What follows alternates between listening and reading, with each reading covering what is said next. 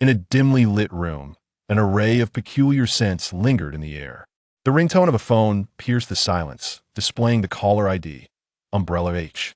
Ye Bai opened his eyes, pushing aside the woman who lay atop him. He rose and approached the table to answer the call. As the voice on the other end spoke, his expression grew increasingly grave. I will leave immediately. I have a channel for smuggling into Myanmar. Don't worry, even if I get caught. I won't implicate you. After hanging up, Ye Bai lit a cigarette and drew back the curtains. Sunlight streamed in, casting his reflection upon the mirror by the window. Before him lay a robust physique, marred by a tapestry of dark tattoos, beneath which lay numerous scars, cuts, burns, and even gunshot wounds. The amalgamation of tattoos and scars bore a strikingly savage appearance, evoking a sense of impact. As his gaze traveled up, he fixated on a scar that traversed his left cheek. Have I truly sunk to such depths? He managed a fleeting smile, the scar on his cheek twisting grotesquely like a centipede. Moments later, as the cigarette burned to ash, he opened his backpack, tossing 2 bundles of cash onto the bed before limping away. Upon exiting the hotel elevator, Ye Bai donned a mask and hat. This attire, once deemed suspicious a few years prior, had now become commonplace. Reaching the street corner, he paused. Across the way stood 2 men in suits, quietly observing him. Ye Bai hesitated. These men appeared familiar, likely associated with Umbrella H. But what brought them here? Were they sent to escort him away or to silence him? Suddenly, a commotion erupted behind him. Ye Bai whipped around just in time to see a massive figure barreling toward him, emblazoned with the characters de Yun. He was knocked to the ground, his vision blurring as the 2 suited men approached. Retrieving his phone and backpack, they exchanged a nod with the driver who had disembarked and swiftly exited the scene. In the final moments before darkness enveloped him, a flicker of regret ignited within Ye Bai. If there is a next life, I shall never again immerse myself in this underworld. In the dimly lit room, Ye Bai abruptly opened his eyes, springing from the bed, his face a mask of shock. Was that just a dream? No, wait. Those women are gone. He flicked on the light. To his astonishment, he found himself in a bright, minimalist bedroom, one that felt strikingly familiar. Where am I? Hold on, my leg isn't lame anymore. Ye Bai looked down. Not only was his leg whole, but the tattoos and scars had vanished, replaced by a slender, fair body. A thought, almost too incredible to fathom, blossomed within him. Moving to the window, he gazed down, and indeed, he was at Aunt Cheen's home. Aunt Cheen, a friend of his mother, had offered him lodging while he attended school in the city. He picked up the Nokia on the table, the time reading April 30th, 2013. Activating the front camera, he beheld his youthful, handsome visage, and it struck him had been reborn. Moreover, he had returned to his student days. Today is Thursday. Shouldn't I be in school? How did I end up sleeping at Aunt Cheen's? Puzzled, memories began to cascade through his mind. I have returned to the moment just before I was expelled from school. A few days prior, Ye Bai's goddess, Shun Mingyao, had been bullied by a wealthy heir at school. In a fit of rage, he and his friends had retaliated violently. The rich heir's family wielded considerable influence, leading to Ye Bai's expulsion that I endured over a decade, finally gaining admission to university, only to be expelled. No, I must go back to school. Not graduating from university was Ye Bai's greatest regret, which subsequently fueled his obsession with university students. Shun Mingyao. She was the light of his youth, and during his school years, he had trailed after her like a devoted dog, lavishing her with affection. Even after his expulsion, he remained undeterred as Shun Mingyao attended university. He rented a room nearby, working as a food deliverman by day and a KTV server by night. He toiled diligently, spending every hard-earned penny on gifts for Shun Mingyao, ensuring she enjoyed life to the fullest. Months later, Shun Mingyao approached him, bruised and battered, revealing that a female bully at school had tormented her. How could he bear to see his cherished goddess treated like a punching bag? He stormed into the school and confronted the woman, landing her in the hospital. The police were called, and Ye Bai took the blame, leading to substantial financial repercussions for his family and a 6-month prison sentence. Upon his release, he found himself unable to contact Shun Mingyao. All lines of communication had been severed. Eventually, he learned that Shun Mingyao had begun dating a wealthy heir at university, the very same individual whose ex-girlfriend had been the one he had attacked. Shin Minjio's misfortune was a result of the heir's infidelity. That Ye Bai finally grasped the bitter truth had been nothing but a fool. From that point on, he descended into darkness. With a gang of brothers, he officially embarked on a life of crime, collecting protection fees at KTVs, running gambling operations, and eventually managing hotels and bathhouses. Step by step spiraling deeper into the abyss in his early days of crime. Due to his handsome features, he earned the moniker Little Hound Nan. Years later, after a confrontation with a rival faction left him scarred, he became known as Scarface. Another year passed, and he was ambushed by a group of inexperienced but ambitious newcomers. Though he survived, one of his legs was permanently impaired. His new nickname? Brother Jean Kun, for he was now independent. Ultimately, his life of turmoil came to an end during a flight from danger, silenced by the very umbrella that had once shielded him. Since I have this chance to start anew, I shall not repeat my past mistakes. That I end this life, I will conduct myself with integrity and live honorably. I must rectify the regrets of my previous existence. The first step was to persuade the school to rescind his expulsion and allow him to continue his education. Attending university was imperative. If his memory served him correctly, the wealthy heir who had bullied Shin Mengyao was named Yang Wenbin. Yang Wenbin's family was involved in real estate and reportedly had an uncle in a high position within the education system. Ye Bai's expulsion was undoubtedly orchestrated by Yang Wenbin. Thus, seeking out the counselor or principal for reinstatement would be futile. On one side stood a farmer's son. On the other, a wealthy heir backed by influential connections. It was clear how the decision would unfold. As Ye Bai pondered how to navigate this predicament, a knock sounded at the bedroom door. "Xiao Bai, are you awake?" Aunt Chin's voice floated in from outside.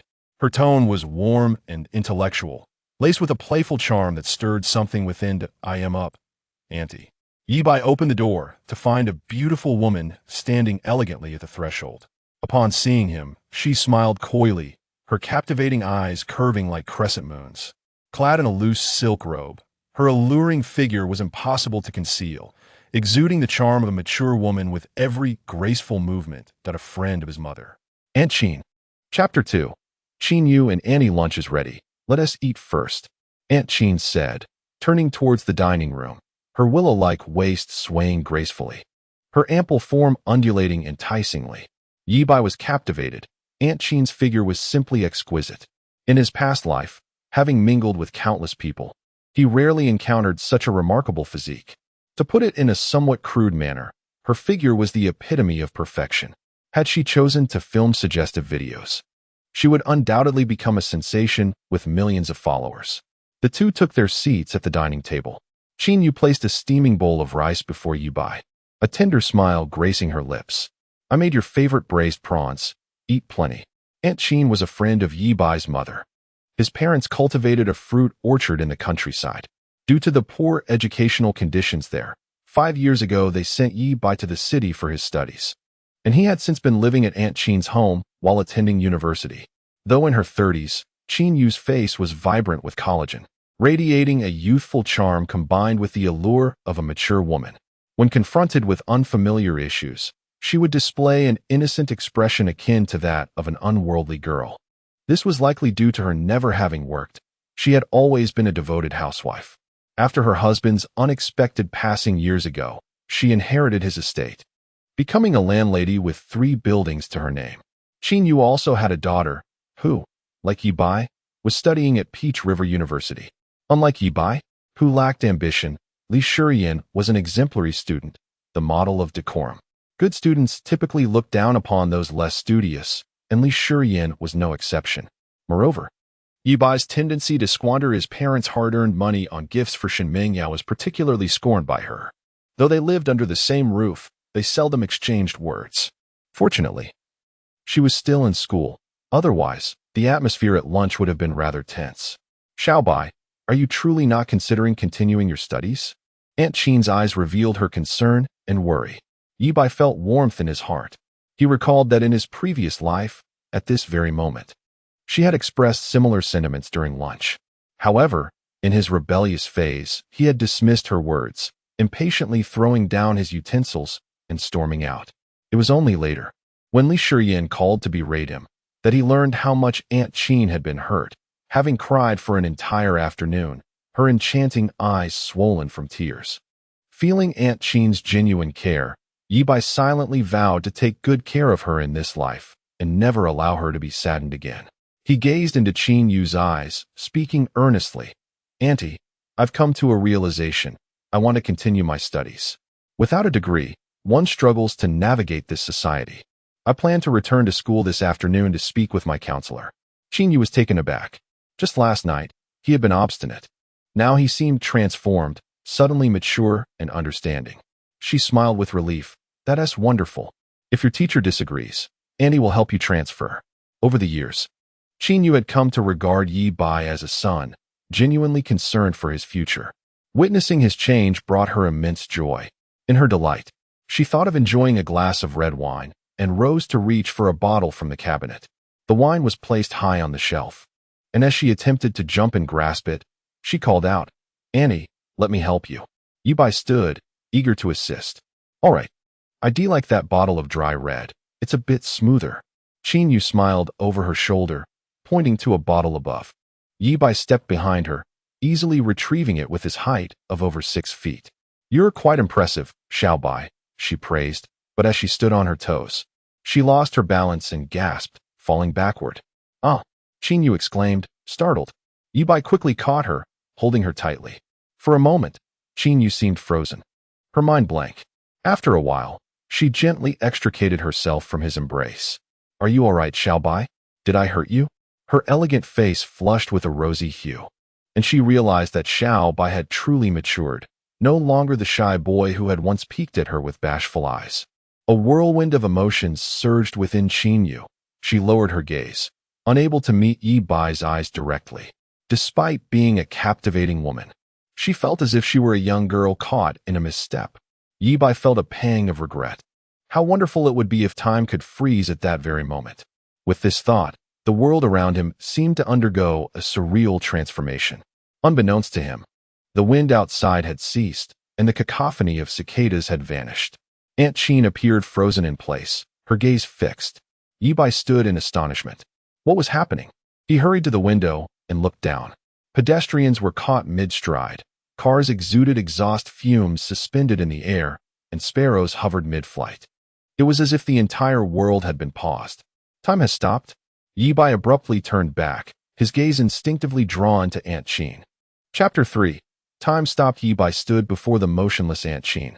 Although he had spent many years with her in his previous life, he had been a naive young man then, blushing and trembling at the mere sight of a beautiful woman, too timid to gaze for long.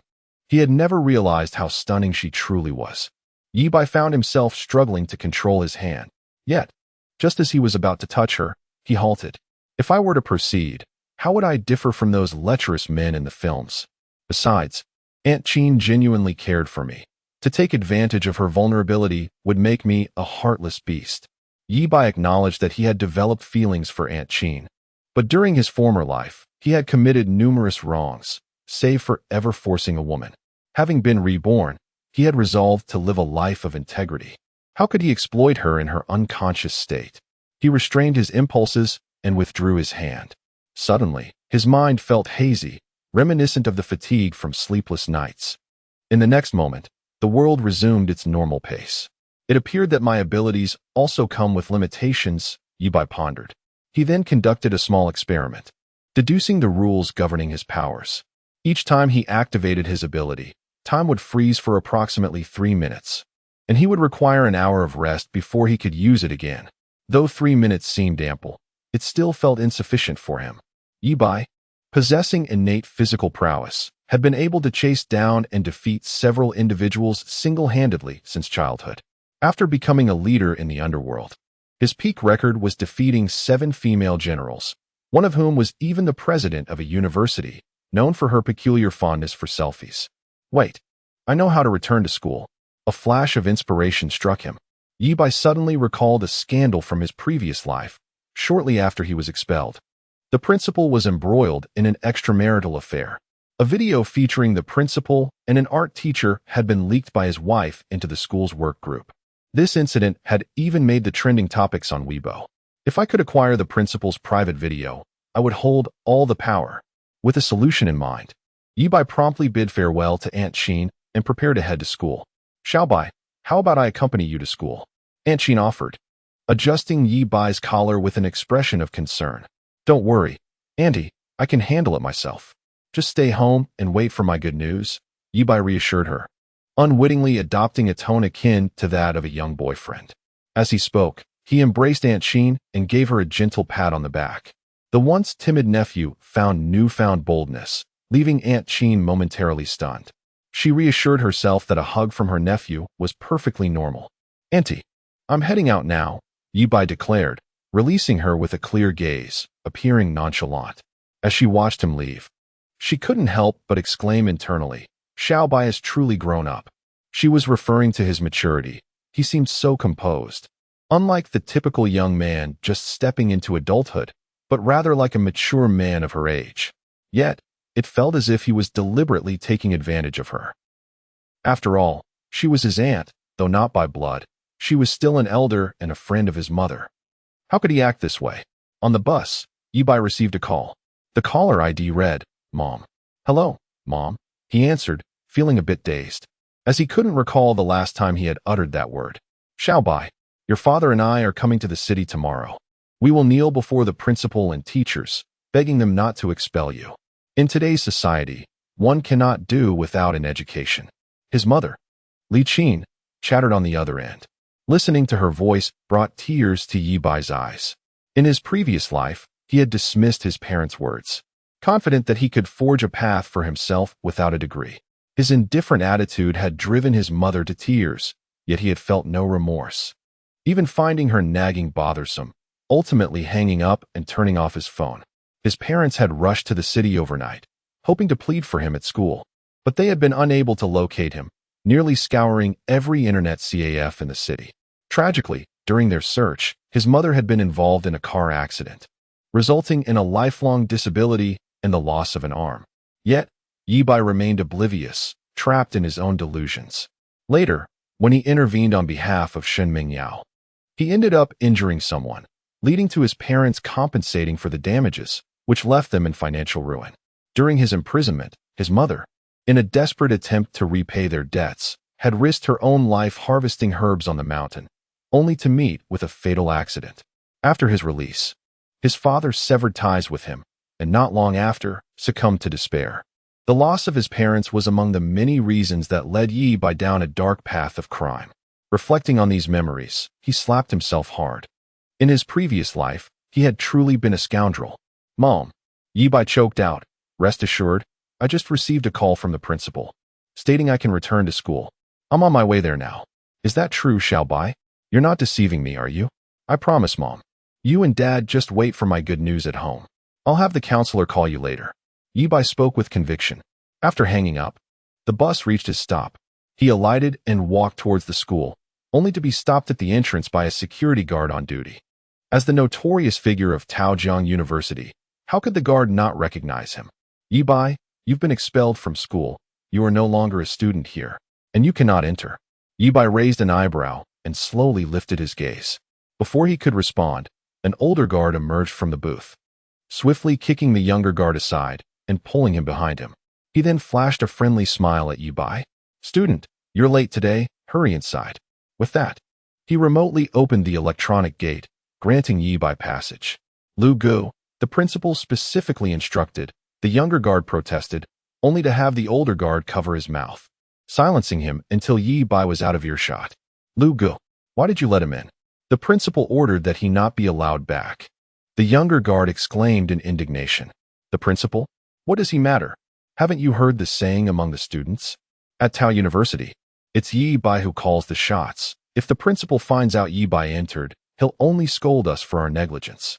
But if you dare to cross him, you might end up in a sack by nightfall, beaten half to death. This little punk doesn't know his place. He could easily kill you in a fit of rage. Why risk your meager salary for such nonsense? Chapter 4. What does Ye Bai have to do with our Mengyao? Ye Bai traversed the academic building, making his way toward the faculty office building, attracting attention wherever he went. Ye Bai was undoubtedly a significant figure on campus, the prominent leader of Taojiang University, as well as the devoted admirer of the campus beauty. Shenmengyao. The news of the notorious school bully's return sent shockwaves throughout the entire school. A thunderous sound of footsteps echoed as numerous students rushed downstairs. In an instant, dozens of students gathered around Ye Bai, all of whom were his loyal companions from school. Brother Bai, what brings you here? Brother Bai, you came to see us? The chorus of Brother Bai resonated repeatedly. Observing the fervent gazes of his brothers, Ye Bai felt a surge of emotions. In his previous life, many of these brothers had become strangers after he left school, their connections severed. However, several had followed him into society after his release from prison. Among his former subordinates, there were those who betrayed him, acted as informants, and others who showed unwavering loyalty during their school days, even enduring hardships for him. Some had taken the fall for him, while others had suffered grievous injuries, and even one had perished in a fire attempting to save him. Brother Bai, without you here, I can't stand this wretched school any longer. Perhaps I should drop out and join you in the outside world, shouted a young man with a bowl-cut hairstyle, his fringe obscuring his right eye. He was tall, nearly 6 feet, with a robust physique concealed beneath layers of fat, exuding an intimidating presence. This was Song Dongfeng, the brother who had perished in the flames to save Ye Bai in his previous life. He was the most formidable member of the Ye Bai group, akin to a legendary warrior from a gangster film. Even Ye Bai's combat prowess paled in comparison to Song Dongfeng's. Patting Song Dongfeng on the shoulder, Ye Bai felt his eyes moisten, silently vowing, "Good brother, I shall never let you down in this lifetime." Upon witnessing this, Song Dongfeng mistakenly believed Ye Bai had acquiesced, and he excitedly exclaimed, "Brother Bai, we can start by collecting protection fees at school, then take control of the local gaming halls and KTVs, establishing our territory. We can dominate the city, then the province, and eventually the entire nation, just like the Wudong society in novels." Hearing Song Dongfeng's words, many of the brothers began to dream and aspire. "Brother Bai, I want to drop out and join you in society too. I've long grown tired of this dreadful school. Together, we can conquer Taojiang City, earn vast sums of money, drive Mercedes, live in villas, and be surrounded by beautiful women. What shall we name our gang?" Someone inquired. Song Dongfeng, who had been waiting for this moment, leaned forward eagerly. "Brother Bai, how about we call our gang the Bai Feng Society? Why not call it Bai Dianfeng?" Ye Bai retorted, exasperated. In his past life, he would have been thrilled by such discussions, eagerly envisioning a life of camaraderie and adventure with his brothers. However, having witnessed the tragic fate that befell his companions, he understood all too well that the path of crime led to dire consequences. Even if one managed to redeem themselves later, the risk of retribution loomed large. Therefore, in this life, he vowed to avoid the dark underbelly of society and lead his brothers down a righteous path. Bai Dianfeng? Song Dongfeng was momentarily taken aback, but then his eyes gleamed with excitement. "That name works too. It sounds wild and fits our gang's spirit." Ye Bai could not help but give Song Dongfeng a playful smack on the back of his head. "What future is there in a life of crime? None of you are allowed to pursue that path. What then shall we do instead?" Song Dongfeng scratched his head sheepishly. "First, focus on your studies and earn your university diplomas. I have returned to continue my education," Ye Bai declared resolutely. "What?" Song Dongfeng was left dumbfounded, feeling as though his grand ambitions had crumbled before they even began. "What do you mean by what? Are you disregarding your elder brother's words?" Ye Bai glared. "Understood," Song Dongfeng replied, albeit reluctantly. Despite his imposing stature and fierce appearance, in front of Ye Bai, he resembled a docile kitten, obediently following Ye Bai's commands with unwavering loyalty. "You all, too, must prioritize your studies. Anyone who dares to drop out will face my wrath. Is that clear?" Ye Bai surveyed the group, who nodded in unison like chicks pecking at grain, offering no dissent. Just like in his previous life, within the Ye Bai group, there was only one voice that mattered, that of Ye Bai. "Brother Bai, your expulsion was orchestrated by that scoundrel Yang Wenbin. He leveraged his connections in the Education Bureau, making it difficult for you to return and continue your studies." A thin, wiry boy named Zhang Lingnan, nicknamed Skinny Dog, pointed out. He was the brother who had taken the fall for Ye Bai in his previous life. "Brother Bai, I have a plan," piped up a short, chubby boy, less than 5 feet tall, his face dotted with acne. His name was Ni Xian, who had lost his right hand in a previous confrontation while protecting Ye Bai. Ni Xian, known for his cleverness, spoke with a glint in his small eyes. Brother Bai, when you enter the principal's office, just sit on the windowsill and pretend to jump. He will surely back down. You clever rascal, Ye Bai praised, recalling how instrumental Ni Xian had been in the development of their group. He always had a knack for ingenious ideas during critical moments. Such audacious tactics could indeed be effective. However, as a former leader of a gang, did he really need to resort to feigning a suicide attempt to return to school? I have my own methods to resolve this now that I am back at school. You all can disperse, he waved, making his way toward the office building. His brothers lingered for a moment, murmuring among themselves, before a throng followed him. In the second year, Class 2 of Electronic Information Engineering, a bespectacled girl with a few freckles, whose features were rather charming, rushed in with palpable excitement. Meng Yao, Ye Bai has returned to school. He is currently heading to the principal's office with a group of his followers. What do you think he intends to do? Is he confronting the principal or trying to enroll again? A girl with a bun hairstyle, who exuded purity and charm, raised her head. Noticing her classmates were all looking her way, she furrowed her brows but remained silent. Suddenly, a loud crash echoed through the room. Shin Meng Yao's deskmate sprang to her feet, slamming her palm onto the desk. She was a formidable presence weighing at least 180 pounds, and her hefty hand nearly shattered the desk. What does Ye Bai's business have to do with us, Meng Yao? Do you lot ever tire of pestering her about him? The moment Ye Bai stirs the slightest commotion, you rush to report to Meng Yao. The tank glared with her large, round eyes, clearly irritated, startled by her outburst.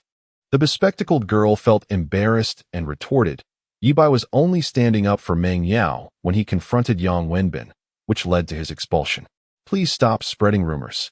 The tank rolled her eyes. Meng Yao merely commented on how annoying Yang Wenbin was, and Ye Bai storms into the classroom to beat him up. He is just jealous of Yang Wenbin's wealth and is trying to play the hero to win Meng Yao's affection. The bespectacled girl was bewildered, as she knew the full story. It was clear that Yang Wenbin had attempted to invite Shin Meng Yao to a movie, but upon being rejected, he had pushed her and insulted her, provoking Ye Bai to intervene 10 minutes later. This was undoubtedly Ye Bai standing up for Shin Meng Yao. Just as she was about to continue her rebuttal, she noticed the tank rolling up her sleeves, her eyes flashing with a fierce light. The bespectacled girl bowed her head to observe her frail figure, and in an instant, a sense of clarity washed over her, prompting her to return to her seat with a hint of reluctance. Meanwhile, Shin Meng Yao remained seated, her gaze calm and indifferent throughout, silent as if she acquiesced to all that her deskmate had articulated. Chapter 5. Ye Bai is merely as sycophant as the surrounding classmates withdrew their gazes. Shin Meng Yao lowered her head and resumed her reading, exuding an air of serene composure. To be frank, Shin Meng Yao prided herself on her clarity of mind, harboring lofty ambitions and a bright future, which led her to disdain individuals like Ye Bai, a mere delinquent, coming from a financially disadvantaged background and lacking any educational prowess. His expulsion from school rendered him an illiterate without even a university diploma. What future could such a person possibly have? It was evident that he would either end up working on construction sites or in factories, descending to the lowest echelons of society. Her previous tolerance of Ye Bai stemmed solely from his status as a school bully. With Ye Bai acting as her protector, others dared not harass her, and those envious girls were left to endure in silence. Now that Ye Bai had been expelled and rendered useless, Shin Meng Yao had no desire to associate with him. The principal's office door swung open, revealing the principal. His countenance darkened as he sat behind his desk, coldly observing the entrance. He had received news of Ye Bai's return to school and his subsequent arrival at the office. Ye Bai, without knocking or announcing himself, strode in confidently and occupied a chair before the principal. Brother Bai, the guys are waiting outside. Just holler if anything happens. Song Dongfeng bellowed from the doorway, casting a chilling glance at the principal, suggesting that at Ye Bai's command, he would storm in with a weapon to confront the principal. The principal trembled with anger, questioning whether Ye Bai was a student or a member of the underworld, as he seemed to disregard the authority of the head of the school. Principal Wang, Let us speak plainly. I wish to return to school, and I kindly request your approval, Ye Bai stated nonchalantly. Impossible. Principal Wong retorted vehemently, his voice resonating with authority. Your actions have caused an extremely detrimental impact. Our school will not accept a troublemaker like you. Is that so? Ye Bai mused, reaching into his pocket only to find an empty cigarette case. He tilted his head and extended 2 fingers, signaling to Song Dongfeng. Upon receiving the cue, Song Dongfeng and Zhang Lingnan entered, one producing a cigarette and the other a lighter. Ye Bai inhaled deeply, exhaling the smoke slowly towards the principal. At that moment, Principal Wong felt a jolt of fear. He no longer saw before him an uneducated delinquent, but rather a formidable figure reminiscent of a gang leader. How could this transformation have occurred in such a brief span since his expulsion just days prior? Unbeknownst to Zhang Lingnan and Song Dongfeng, who were merely captivated by Ye Bai's commanding presence, Principal Wong soon regained his composure, albeit filled with humiliation. How could he have been intimidated by a penniless student? Bang! Principal Wong slammed his palm on the desk, rising in outrage. What do you think this is? Get out, Ye Bai. If you do not leave, I will call the police. Go ahead and call them. I have something to report to the authorities as well, Ye Bai replied with a smile. Report what? Principal Wong was taken aback, but upon seeing Ye Bai's enigmatic smile, he dismissed it as mere theatrics, and Ye Bai feigned dialing the police on his phone. Snap! Ye Bai lightly clapped his hands. Time froze. Instantly, the world stilled. Even the dust hung suspended in the air. Principal Wong's furious and bewildered expression was frozen in a comically absurd manner. Although only 3 minutes had passed, it was ample time. Rumor had it that his wife had discovered certain videos within his photo album. Ye Bai seized the principal's phone, browsed through the album, which appeared quite pristine, containing only a few mundane snapshots. He remained unhurried, aware that this brand-new Huawei phone featured a hidden album function. However, upon accessing the hidden album, it was completely empty. Was the rumor false? Had his wife found them on a computer or camera instead? There was a laptop on the principal's desk, but it had just gone into sleep mode, requiring a password to awaken. Suddenly, Ye Bai had a stroke of genius. He opened the principal's WeChat and searched for the teacher's name to check the chat history.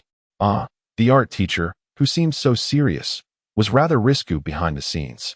Upon clicking on images and videos, a plethora of scandalous photos and videos emerged before his eyes.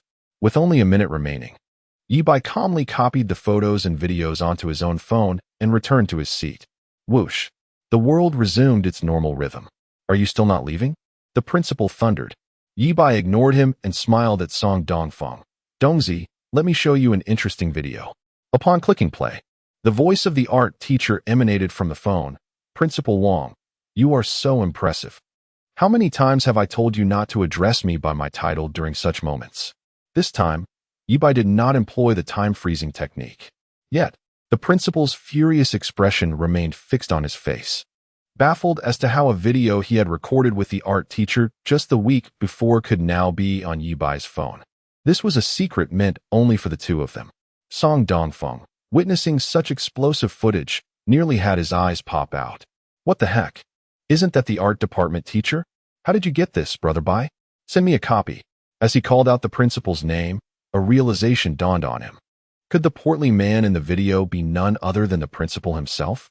Zhang Lingnan, equally exhilarated, exchanged mischievous glances with the principal, giving him a thumbs up, a knowing smile on his face. The brothers waiting outside, hearing the commotion, could no longer contain themselves, surging into the office like a tide, crowding behind Ye Bai to catch a glimpse, chattering excitedly. The forum commenters were right. The chubby ones are always the smallest. So what if they're small? Small can be quite adorable. Caught up in youthful exuberance, the group was in a frenzy over the video. Enough. Quiet down, Ye Bai declared, tucking his phone back into his pocket and tapping the desk. Instantly, the room fell silent. The previously chaotic office now so quiet that a pin drop could be heard. Now, all of you return to your classes. I have a few matters to discuss with the principal. Observing the principal's flushed face, Ye Bai added, the contents of the video must remain confidential. Once you leave this room, there shall be no further discussion, and you are not to inform anyone else. Understood? Understood. Brother Bai. The brothers chorused in unison, retreating like a tide, with Song Dongfeng closing the door behind him. Now he comprehended why Brother Bai was so confident about returning to school. With that video in hand, the principal would surely be at their mercy. From that moment on, Taojiang University would entirely belong to them. Song Dongfeng was filled with ambition, envisioning a grand enterprise that would commence from their academic institution. Chapter 6. The last day of April, the withering high ridge flower Ye Bai, with a smile that was both enigmatic and mocking, addressed Lao Wang. You wouldn't want your wife to see this video, would you? Where did you get it? Did that Valzhou give it to you? Lao Wang, feeling the weight of the situation, replied, This has nothing to do with you. Ye Bai flicked the ash from his cigarette and continued, I wish to return to school. Do you have any objections? Principal Wang lowered his head in despair. His position was maintained only through his father-in-law's influence. And should the video of the art teacher leak, his life would be irrevocably shattered. After a long silence, he muttered, I have no objections. The video. I won't share it with anyone. He was acutely aware that many students had seen it, and if they spread it, rest assured, I will manage my subordinates well. Then it's settled, Lao Wang. From now on, I shall rely on your protection. Ye Bai stood, extinguished his cigarette in the ashtray, and patted the principal on the shoulder before departing. Principal Wang, in anguish, raked his fingers through his hair. He hadn't shared the video with anyone. So it must have originated from the art teacher. He pondered the implications. If the video were to leak, his downfall was certain. But the art teacher would not fare any better. After all, she had a husband. Why would she do such a thing? Was there an affair between her and Ye Bai? In the second year, Class 2 of Electronic Information Engineering, Counselor Li Daong led Ye Bai into the classroom. Find a seat. Li Daong's expression was that of someone who had just lost a loved one. He was deeply troubled. Ye Bai was the most rebellious student, constantly causing trouble, a blemish on his teaching career. When Ye Bai was expelled, he had nearly celebrated at the school gate. Who would have thought that just a few days later, the principal would reverse that decision? Mr. Li, the principal asked me to inform you to call my parents and notify them that I'm back in school, Ye Bai instructed. Understood. Li Daong waved his hand impatiently and left in a huff. Ye Bai paid no heed to his demeanor and returned to his designated seat at the back, reserved for the school bully. Fearing Li Daong might neglect his task, he sent a text home, informing them of his return and suggesting they verify it with the counselor. With all that settled, Ye Bai breathed a sigh of relief. Returning to school meant his mother Woon Ti come to the city and Woon Ti suffer a car accident that left her disabled for life. Without such misfortune, he could live a life unmarred by crime or the underworld, ensuring his father Woon Ti die in despair. Everything was set to progress in a favorable direction. Buzz. His phone vibrated. He opened it to find a message from Shin Mengao. Ye Bai, have you returned to school? Scrolling up, he noticed he had sent her dozens of messages after his expulsion, none of which she had replied to. What a manipulative woman. Ye Bai scoffed. Now that she knew he was back, she sought to exploit him again. He had long seen through her facade and had no intention of engaging with her further. The lecturer began the class, and a classmate at the adjacent desk fell asleep. Ye Bai casually borrowed his textbook. In this new life, I shall study diligently and become an academic achiever. Ye Bai sat upright, determined to pay attention. 10 minutes later, he found himself resting his head on the desk, asleep. Eventually, the class bell rang, waking him. It appeared that even in this rebirth, he was still not cut out for studying. He barely managed to get into college by copying from the top student during the entrance exam. First, he needed to contemplate ways to amass wealth. Having been reborn, he aimed to become a magnate. Yet, a dilemma loomed. Everyone knew that investing in real estate and Bitcoin was lucrative post-rebirth, but how to acquire the initial capital? Ye Bai began to recall the reincarnation novels he had perused in his previous life. Betting on football? But he never followed the sport, merely enjoyed playing it. That avenue was a dead end. Lottery tickets were also off-limits, reserved for high-ranking officials and their families. Stocks were an even greater folly. He, a former delinquent, knew nothing of finance. If he opened a casino or engaged in loan sharking, he was confident he could earn $1 million within a month. However, that would only lead him back down a criminal path. What if he could pause time and empty an armored truck? No. In this life, he must remain virtuous and steer clear of unlawful activities. After much contemplation, until school ended, Ye Bai had yet to conceive a swift and legal money-making scheme. Taojiang University was the finest institution in the region, with most students being locals who did not reside in dorms. Upon dismissal, a group of his friends gathered at the classroom door, surrounding Ye Bai as they exited the school. "Brother Bai, I have an idea to earn 200,000 in a week," Song Dongfeng exclaimed eagerly. "Oh, pray tell." Ye Bai doubted that this rough character could devise anything better than his own plans. "Now that the principal is one of our own, the entire school is under our control. We could collect protection fees from the students. With over 10,000 students at 50 each, that's quite a sum." This plan delighted Ye Bai, who rewarded Song Dongfeng with a hearty smack on the back. "I'll say this once more. I will not lead you into a life of crime. That path has no future. I intend to guide you toward righteousness.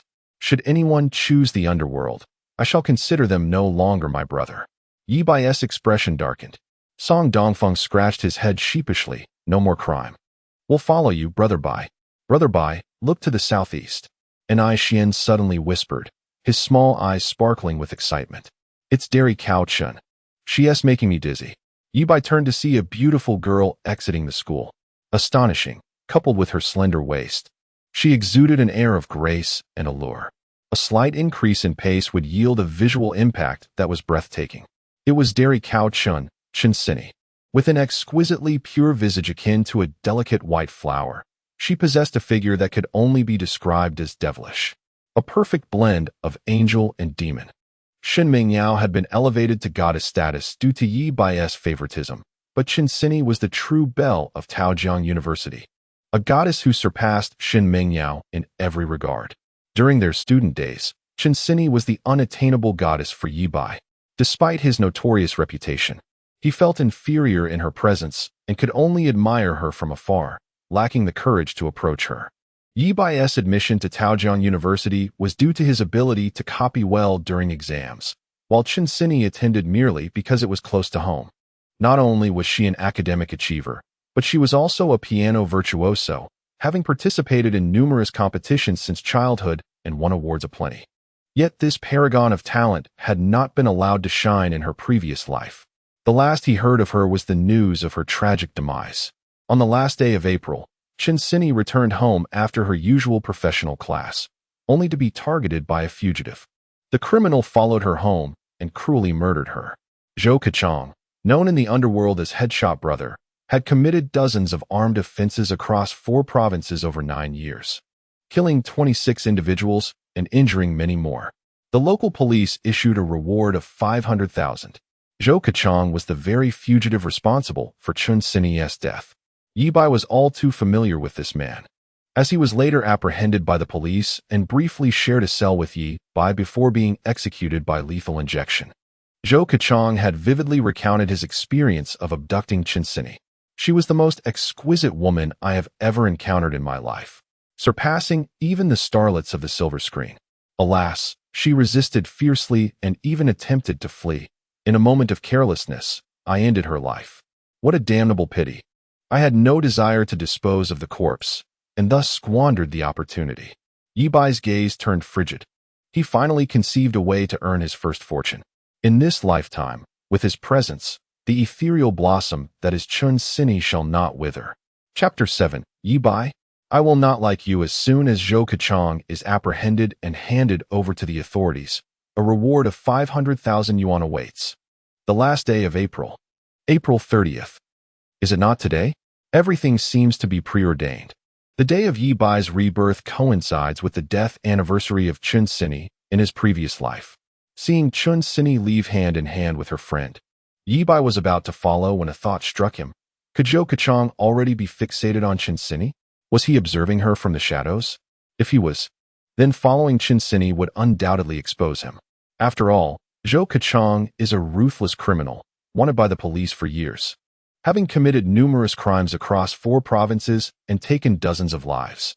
Such a man possesses formidable investigative skills.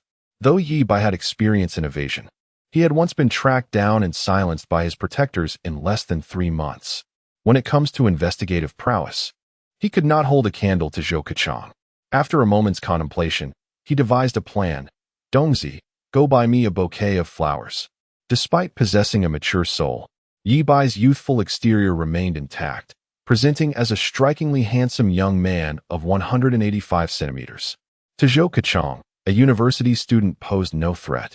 Even if he were to notice Ye Bai, he would likely dismiss him as a lovesick boy covertly following Chen Sini. Ye Bai did not conceal himself, holding the flowers. He confidently trailed behind Chen Sini at a modest distance. Before long, the girls ahead noticed him. "Sini, why is Ye Bai following us?" "I'm a bit scared," remarked the girl with bangs, glancing back at Ye Bai. "Wow, he really is. He.s. even holding flowers. Could it be that he failed to win over Shun Mengyao and has now shifted his affections to Sini?" commented a girl with a ponytail. "I think that's likely. I spotted him staring at Sini just outside the school gate," the girl with bangs agreed. "Don't talk nonsense." Chen Sini's fair cheeks flushed slightly. "Perhaps he.s. just walking with us by coincidence." Ye Bai was at a loss for words. What nonsense was this? When had he ever gazed at Chen Sini in such a manner? Was he truly the kind of lecherous man they presumed him to be? Suddenly, Ye Bai sensed something amiss. He was still several meters away, and the environment was quite noisy. How could he hear their hushed whispers? Moreover, several kilometers away, he could clearly see a couple behind a large window. Was this a benefit of his rebirth, enhancing his senses, granting him the hearing of a cat and the vision of an eagle?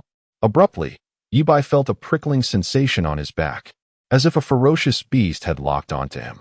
He refrained from looking back, maintaining his composure as he continued forward.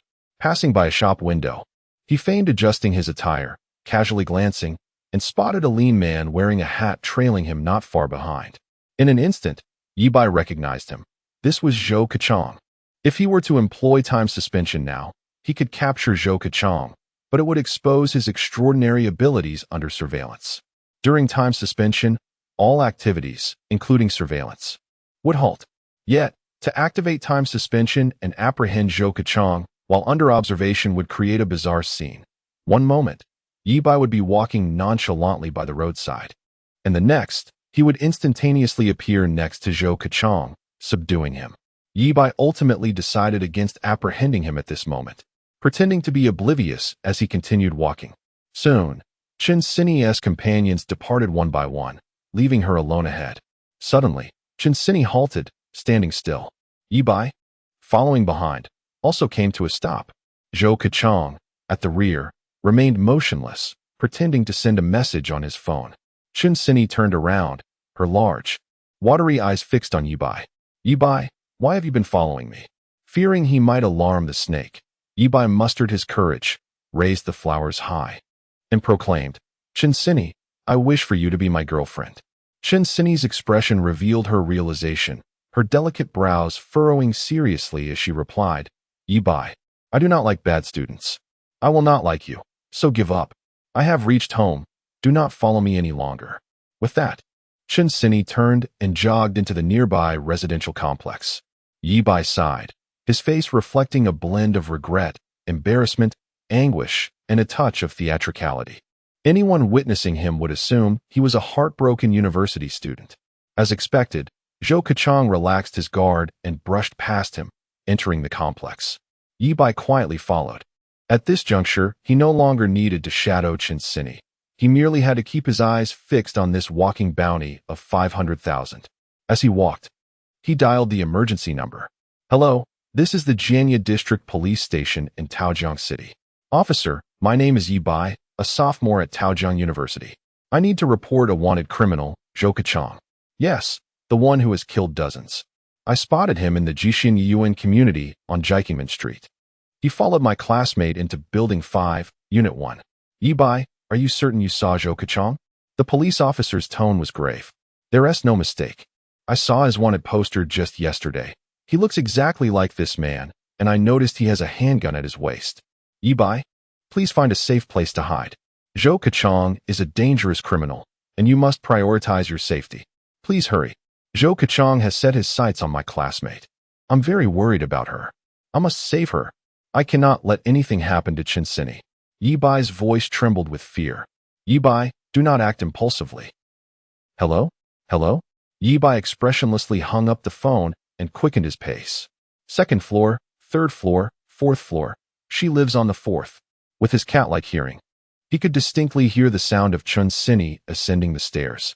Just as he was about to enter the building, he suddenly realized he had only heard Chun Sini's footsteps and not Zhou Kachang's. Ye Bai paused at the door, slowing his breath, remaining utterly still. Meanwhile, inside, in the stairwell, Zhou Kachang pressed himself against the wall, quietly watching the doorway and listening intently, counting Chun Sini's movements as she ascended. Once he confirmed which floor she lived on, Zhou Kachang remained unhurried, still like a statue, peering at the door. Inside, a wall separated the two men, both standing motionless in place. Chapter 8. A direct approach to her heart, an eerie scene unfolded. Two men, separated by a wall, stood rigidly in place, their eyes fixated on the doorway, not blinking even once. After a considerable time had passed, Zhou Kachang confirmed that no one was tailing him and cautiously ascended the stairs. Hearing his movements, Ye Bai retrieved a baseball bat from his bag and followed suit. Initially, he planned to utilize his time-stopping ability in the stairwell to subdue Zhou Kachang. But oddly, there were surveillance cameras present. What kind of influential individual resides in this neighborhood? Ye Bai pondered. Activating time pause in the corridor would risk exposing his powers to the surveillance. After deliberation, he decided it would be best to confront the assailant in Chun Sini's home. On the upper floor, Zhou Kachang arrived at room 401 and gently knocked on the door. Who is it?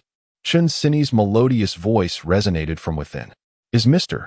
Chun Zhengbin at home? You have a package. Chun Zhengbin was the real name of Chun Sini's father. Upon hearing Zhou Kachang utter her father's name, Chun Sini, without suspicion, opened the security door. As soon as the door cracked open, Zhou Kachang thrust his right foot into the gap. Chun Sini was taken aback, but quickly reacted, attempting to slam the door shut while kicking his foot away. However, it was already too late. Zhou Kachang forcefully pried the door open and surged inside, shutting the security door behind him. Who are you? What do you want? Chun Sini's face was filled with wariness as she slowly retreated, intending to escape into her bedroom, only to be seized by Zhou Kachang, who yanked her hair and slammed her to the ground. Chun Sini screamed for help while desperately struggling, but as a frail woman, she lacked the strength of a desperate criminal. Zhou Kachang swiftly produced duct tape to silence her and bound her hands and feet. After returning home, Chun Sini had changed into loungewear, a snug tank top paired with a white skirt. Gazing at the vibrant, youthful beauty, Zhou Kachang swallowed hard. He approached her, reaching for her short skirt. Chun Sini's face was a picture of terror as her struggles intensified. Zhou Kachang, feeling displeased, struck her face with a resounding slap. The sound echoed repeatedly as he landed a flurry of blows, his palm growing numb from the impact. Chun Sini collapsed to the floor, her hair disheveled, cheeks swollen, blood trickling from her mouth and nose, her gaze becoming dazed and her head spinning. Noting her cessation of struggle, Zhou Kachang grinned savagely and reached for her skirt once more. Yet, in the next moment, Chun Sini fought back with renewed vigor. The fear of impending violation overcame her physical pain. Her mind was consumed with a singular thought. She must not allow the villain to succeed. Damn it! A glint of malice flickered in Zhou Kachang's eyes as he seized a vase from the table, aiming a brutal strike at Chun Sini's head. Ugh! Chun Sini shut her eyes in terror, filled with despair. Upon hearing the sound of the security door closing, Ye Bai's heart raced, and he hastened upstairs. Outside the door, he scrutinized the lock and felt a wave of relief. He retrieved his keychain, straightened the iron loop holding the keys, and inserted it into the lock, pressing his ear against the door to listen for any sounds from within. Thankfully, it wasn't a smart lock. Otherwise, he would have wasted precious time on forced entry. The skill of lockpicking was something Ye Bai had learned from a subordinate in his previous life. Given a piece of wire, he could unlock any door with a keyhole. With his enhanced hearing, he could clearly perceive the sounds of the lock mechanism, his lockpicking abilities now reaching new heights compared to his past. Soon, with a crisp click, the door swung open. Ye Bai lifted his leg and delivered a powerful kick, causing a loud bang as the security door was kicked open from the outside. Zhou Kachang, "Drop your weapon. You are under arrest," came a booming voice from the entrance. Zhou Kachong, raising the vase to strike, was taken aback by the sudden commotion and instinctively turned around, spotting the student who had just confessed his feelings to Chinsini. A contemptuous smile spread across his face, another fool walking to their doom. With a shake of his head, Zhou Kachong drew a gun from his waist. Suddenly, the world froze. Zhou Kachong wore a cruel smile, while Chinsini's pupils dilated, her face a mixture of surprise and concern. They appeared to be characters in a film, frozen in time. As Ye Bai approached Zhou Kachong, he pulled a pair of gloves from his pocket. Perhaps it was a professional habit. Upon discovering his time-stopping ability, he had immediately sought out a pair of gloves to keep on hand. Donning the white gloves, he stood before Zhou Kachong and snatched the gun from his grip. With one hand holding the gun and the other swiftly chambering around, Ye Bai instinctively assessed, the spring needs an additional 2 pounds. Next, he removed all but one bullet from the magazine, placing them into Zhou Kachong's pocket, leaving only a single round in the chamber. He then returned the gun to Zhou Kachong, aiming it at his kneecap and squeezing his finger on the trigger. Not enough. It wasn't secure enough. Even with one leg crippled, Zhou Kachong could still retaliate. Ye Bai was acutely aware of Zhou Kachong's ferocity, despite his extensive combat experience. His current physical condition paled in comparison to his former self, honed by countless trials. Thus, he lacked complete confidence in his ability to subdue Zhou Kachong. Though the latter might lose a leg, a wounded beast often becomes even more ferocious. Ye Bai picked up the baseball bat and aimed for Zhou Kachong's right elbow, striking down with force. Next, he targeted the left elbow and then the opposite kneecap. In the realm of time suspension, sound ceased to travel, rendering the entire sequence silent. Now it was done. Ye Bai nodded in satisfaction. As the saying goes, a gentleman does not stand beneath a dangerous wall. With 3 minutes nearly up, Ye Bai returned to his original position, resuming an air of righteous authority. With a sudden whoosh, the world returned to normal. A gunshot rang out, followed by the sound of a bullet penetrating flesh. This was followed by 3 muffled thuds and blood-curdling screams. Zhou Kachong stumbled and fell to the ground. A mixture of pain and confusion etched on his face. What was happening? Was he hallucinating? He had aimed to shoot that kid. How could he have shot himself in the knee? Moreover, why were his elbows and the other leg in such agony? It felt as if someone had smashed them with a hammer, his bones seemingly shattered, rendering him powerless. Before he could ponder further, Ye Bai lunged at him, swinging the baseball bat mercilessly. Bang, bang, bang. With each strike of the bat against flesh, Chinsini, lying nearby, gazed up with wide eyes, a strange light sparkling within. She found Ye Bai remarkably handsome, as if he radiated an ethereal glow. As the most illustrious girl at Taozhong University, Chinsini had always looked down upon individuals like Ye Bai, deeming them uneducated ruffians, childish and foolish. She believed that girls who were attracted to such delinquents were dim-witted. Yet, in this moment, she finally recognized Ye Bai's allure.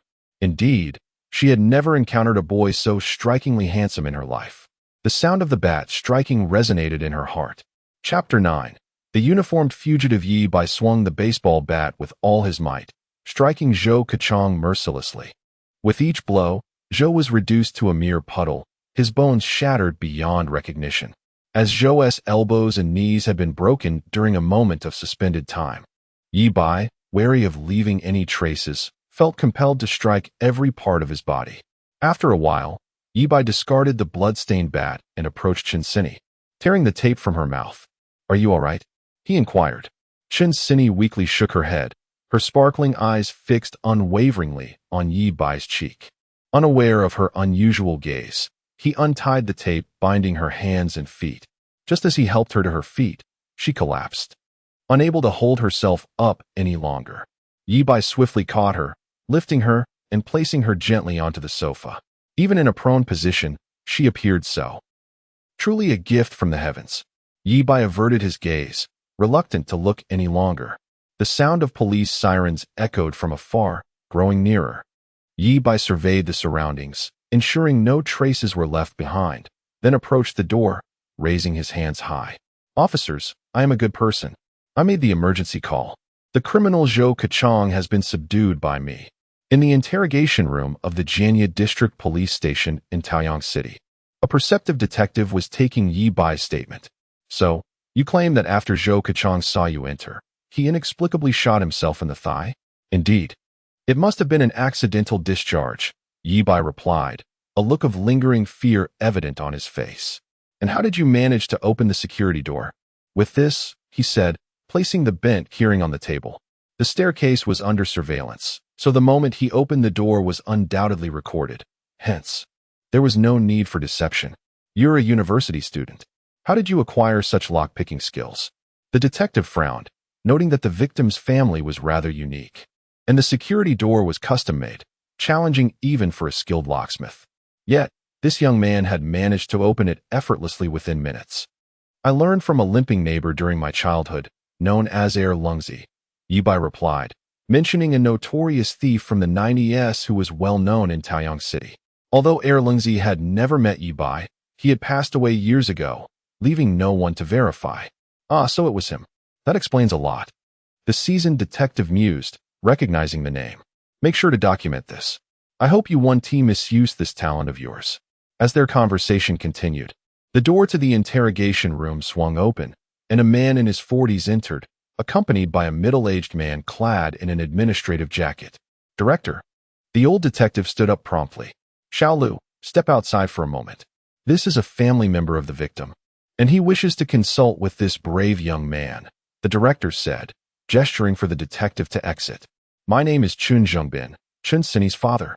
The middle-aged man stated, exuding an air of authority and righteousness. Hello, uncle, Ye Bai replied, rising to his feet. No need for formality, please, sit.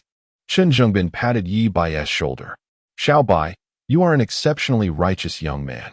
I commend your courage, Chun Zhongbin expressed, his face radiating admiration and gratitude. You saved my daughter. If it weren't for you, Sini might have. His voice faltered, overwhelmed by emotion. No words can adequately convey my gratitude. I promise you 3 requests, but they must not violate laws or principles. As long as it is within my power, I will do my utmost, Chun Zhongbin said earnestly. Uncle, you overstate. I believe anyone would have acted similarly in that situation, Ye Bai replied, studying Chun Zhongbin's familiar face, suddenly realizing where he had seen him before. Wait. Chun Zhongbin, the secretary of the Taoyang City Committee. Ye Bai finally recalled the identity of the man before him. Initially, he thought Chun would merely express gratitude without any substantial reward, but understanding his position illuminated the weight of those 3 promises. In his past life, Ye Bai had never interacted with Chun Zhongbin, only hearing tales of his deeds. By the time Chun rose to prominence, the city's leadership had already changed. If memory served correctly, this leader was investigated a year later for misconduct and discipline issues, ultimately leading to his mysterious suicide. The depths of this situation were daunting, and Ye Bai dared not dwell on it too long. However, he recalled that this leader had a particularly good reputation among the populace, unlike the corrupt officials one might expect. Uncle Chun, I overheard Zhou Kachong mention your name when he deceived Chun Sini into opening the door. I sense his actions were premeditated rather than random, Ye Bai observed. Chun Zhongbin's expression turned serious, as if he had suddenly grasped something significant. Xiao Bai, thank you for your insight. I must address some matters now. Please come to my home for dinner another day. Let us exchange contact information. Chun Zhongbin stood up. The 3 promises I made are permanently valid. After Chun Zhongbin left, the director and several officers entered. Young man, you were quite ruthless. We just received news from the hospital that Zhou Kachong has finally stabilized. He nearly didn't make it, the director said, giving a thumbs up with a grin. Officer, I was terrified. He was a fugitive who had killed dozens, armed with a gun. Ye Bai replied, a pained smile on his face. I understand. I'm not here to trouble you. Although your actions were somewhat severe, they were justified under the circumstances, an act of bravery and self-defense. The director continued to smile. You're aware of the reward issued for Zhou Kachong, right? There's a bounty of 500,000, and the department has decided to grant you an additional 80,000. Thank you, officer. Ye Bai's spirits lifted.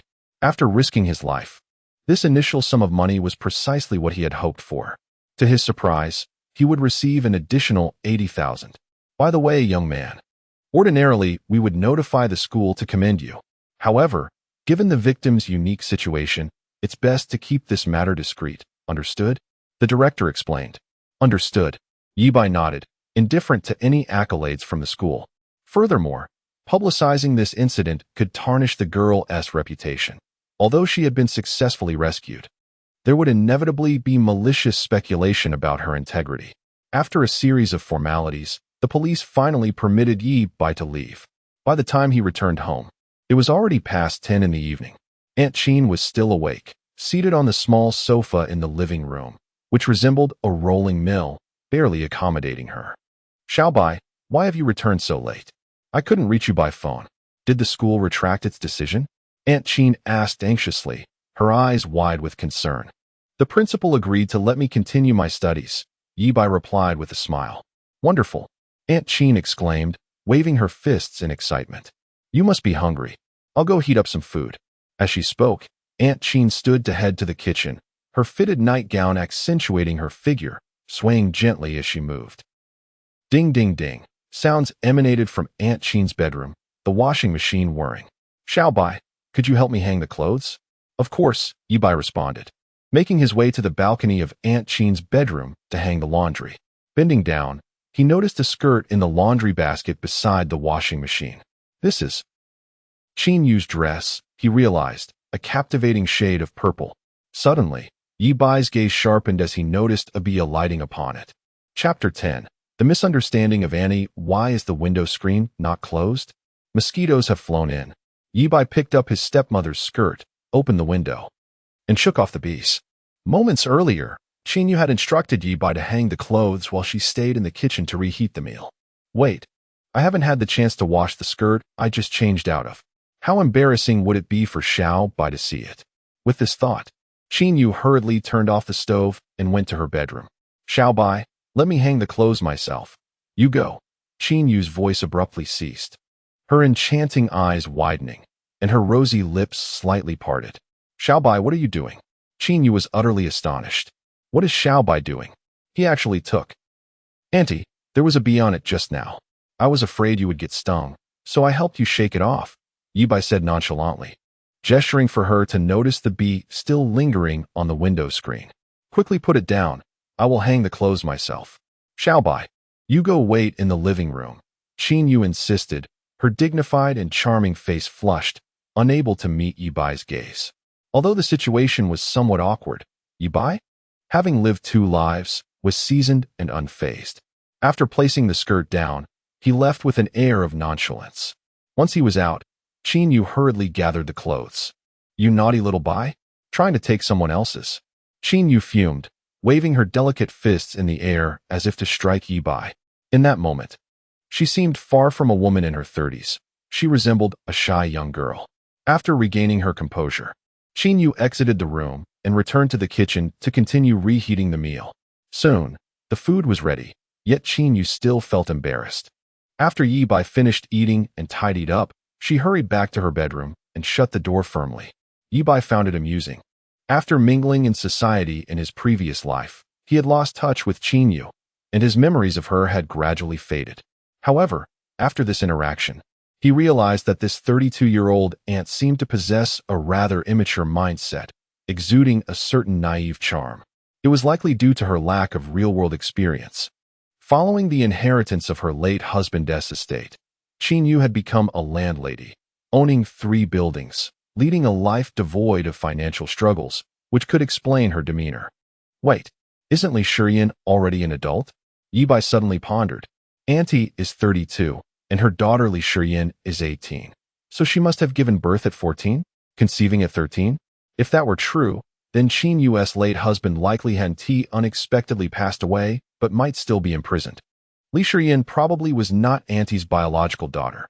She could either be adopted or the child of Auntie's late husband, making her Auntie's stepdaughter. Ye Bai recalled the details of Auntie and Li Shiyan's interactions. Although Li Shiyan called her mom, their daily exchanges bore no resemblance to that of a mother and daughter. Li Shiyan often wore a stern expression, appearing quite mature, while Auntie would bow her head submissively during reprimands, resembling a child who had erred, afraid to retort. One was clearly in her 30s yet acted like a child, while the other, still a young girl, appeared exceedingly mature. This mother-daughter duo was indeed fascinating. After dining and freshening up, Ye Bai lay on his bed, contemplating how to make his first fortune grow, aiming to earn more money. If he recalled correctly, Bitcoin was set to experience a meteoric rise by the end of the year, starting from $13 at the beginning of the year and expected to surpass $1,000 by year's end, with an overall market cap exceeding $1 billion for the first time. Nearly a 100-fold increase. What a tremendous opportunity. He set a goal to earn $10 million before summer vacation. Then, he would invest that money in Bitcoin to reap substantial profits. As Ye Bai grappled with how to amass $10 million, Qin Yu was equally troubled. The thought of Ye Bai having taken her belongings made her cheeks flush and her heart race. Xiao Bai has truly grown up. Recalling his actions at home during lunch, Qin Yu felt a twinge of concern. What if one day he, like in the movies, insisted on? What would she do? He was so strong, she surely couldn't resist. If it really came to that, how would she ever face Qin Jia again? For some reason, along with her worries, Qin Yu felt an inexplicable, subtle thrill. No, this cannot be. I am Xiao Bai's aunt, a friend of his mother. After all these years, I have come to regard Xiao Bai as half a son. Qin Yu shook her head, attempting to dispel those chaotic images from her mind. After a moment of contemplation, she opened her computer and searched online. What to do if my best friend's son takes my belongings? Qin Yu was surprised to find that many people had encountered similar dilemmas, seeking advice online. However, after perusing for a while, she found no reliable suggestions. I should ask Xinu. Xinu was Qin Yu's university classmate and close confidant. Like Qin Yu, she was a stunning beauty, both having attracted countless admirers during their university days. Unlike Qin Yu, who was somewhat naive, Xinu was a pragmatic and astute woman. Not only did she dismiss those suitors, but she also played the protective older sister role, ensuring Qin Yu was well taken care of. With long legs and a tall stature, Xinu entered the modeling industry after graduating, but without a powerful background and unable to accept the unspoken rules. She struggled for years without making a significant breakthrough. However, she had recently transitioned to becoming a streamer, gaining some notoriety online as a prominent figure with millions of followers. Chapter 11. The divine assistance of Auntie's best friend Qin Yu dialed her close friend's number and recounted her predicament. 185. Handsome man with a charming demeanor. Why are you still hesitating, sister? Just go for him. After all, you share no blood ties, and what's wrong with being friends with his son? Isn't that even more thrilling? Her friend's voice was melodious, yet boisterous, reflecting her forthright nature, earning her accolades from fans. Beautiful, with a captivating figure and long legs, yet lamented for her loquaciousness. Really, is that true? Qin Yu stammered in disbelief. Of course, I was just joking. But I can't shake the feeling that you secretly desire something with your handsome nephew, her friend teased. No. Qin Yu blushed and waved her hands dismissively. Yue, I'm earnestly seeking your advice. What should I do now? After a brief pause, her friend replied, I believe that rather than suppressing those feelings, it's wiser to embrace them. If you keep bottling things up, a major issue will inevitably arise. To avoid that, I suggest you help him relieve his stress. All right, I understand what I must do now. Thank you, Yue, I love you. Qin Yu planted a kiss in the air before hanging up, her lovely face radiating determination. On the other end, Yue was momentarily bewildered, having not finished her advice. What did Qin Yu comprehend so swiftly? Did she misunderstand my intentions? I hope she doesn't take matters into her own hands. Surely not. She is a 32-year-old woman, not that naive. Meanwhile, Ye Bai was contemplating his next money-making scheme when a knock echoed through the door. Xiao Bai, are you asleep? Came Qin Yu's voice from outside. Not yet. Please come in, Andy. Qin Yu entered, feigning composure, her expression devoid of excess emotion, yet her restless eyes betrayed her inner tension. Xiao Bai, there's something I wish to discuss with you. Go ahead, Auntie. Well, Qin Yu hesitated, finally inhaling deeply and mustering her courage to speak. Auntie knows that you have grown up. You are no longer the child you once were. It's normal to feel curiosity and yearning towards women. And Auntie understands your inner turmoil. What you took, I am not angry about, but those freshly changed clothes may be unsanitary. As she spoke, Chinyu placed an item on the bedside. This is clean. If you wish to use it, feel free. Having said all she intended, she maintained her facade of calm and exited Ye Bai's room, shutting the door behind her and hastily returning to her own quarters. Oh my gosh, what am I doing? This is so embarrassing. Chinyu's face flushed crimson, her heart racing with a mix of awkwardness and shyness, yet she felt an inexplicable thrill. Ye Bai gazed at the item left by Auntie, somewhat speechless. What does she mean by this? Is she suggesting I use this? He found it hard to believe. How could he, a formidable man, resort to such indecent actions? After all, he had encountered countless women in his past life. What could he possibly lack? Yet, to encounter someone like Auntie is a rarity indeed. Truth be told, Ye Bai found himself quite intrigued by her. Wait, what noise is that? Ye Bai's senses sharpened, and the previously faint sound became clear. Could it be that Auntie is? Ye Bai was taken aback. The typically graceful and beautiful Auntie, acting in such a manner in the dead of night. However, upon reflection, it was understandable, since her husband's passing. Chinyu had been solitary for quite some time, inevitably leading to loneliness. Should I offer her assistance? Ye Bai recalled a storyline he had once observed. After a moment's hesitation, he dismissed the idea. While he harbored feelings for Chinyu, the timing was not yet right. Entering now would only frighten her, leading to strong resistance.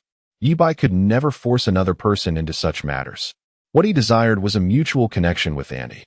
He was confident that through their future interactions, he could win Chinyu over with his charm. However, the sounds piqued his curiosity about what Auntie was currently engaged in.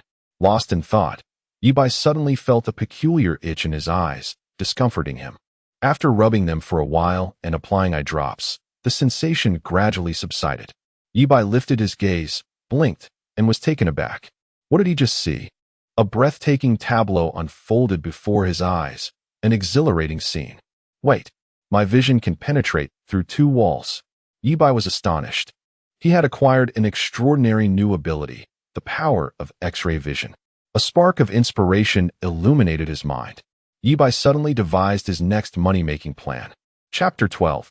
The fusion of angels and demons. Ye Bai contemplated his next money-making scheme. Gambling. The ability of clairvoyance was the superpower every gambler dreamed of possessing. With this skill, he could dominate the casino scene. During the summer vacation, he planned a trip to Macau.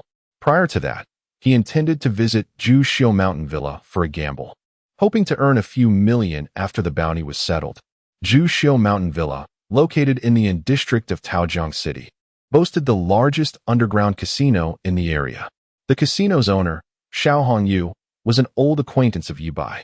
In his previous life, after rising to power, Ye Bai had a conflict with Xiao Hongyu over a construction project.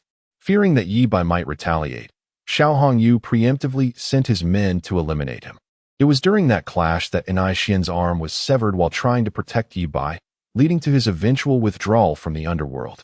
To avenge Anai Xian, Ye Bai employed his charm to seduce Xiao Hongyu's confidant.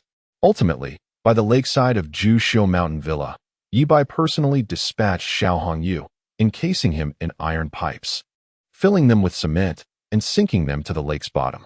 Xiao Hongyu, I hope you recognize your situation in this lifetime. Otherwise, I would not hesitate to send you away once more. Ye Bai vowed to live an honest life, vowing never to return to the dark side. However, one must possess a flexible moral compass. One must act decisively when the moment calls for it. The night passed without incident. When Ye Bai awoke in the morning, his aunt had already prepared breakfast. Xiao Bai, have some goji berry black chicken soup for breakfast.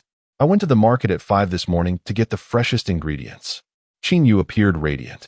Mom, is it really necessary to have something so greasy this early? Li Shiyin emerged from the bathroom, just having washed up, dressed in shorts that showcased her long, shapely legs. She sat down at the table with an expressionless demeanor, ignoring Ye Bai as if he were air. You are still growing. It won't hurt to eat nutritious food. Ye Bai, feeling his height of 185 centimeters was sufficient, smiled and asked, Aunt, Does my body still need to grow? Although Ye Bai referred to his height, Qin Yu misconstrued his words.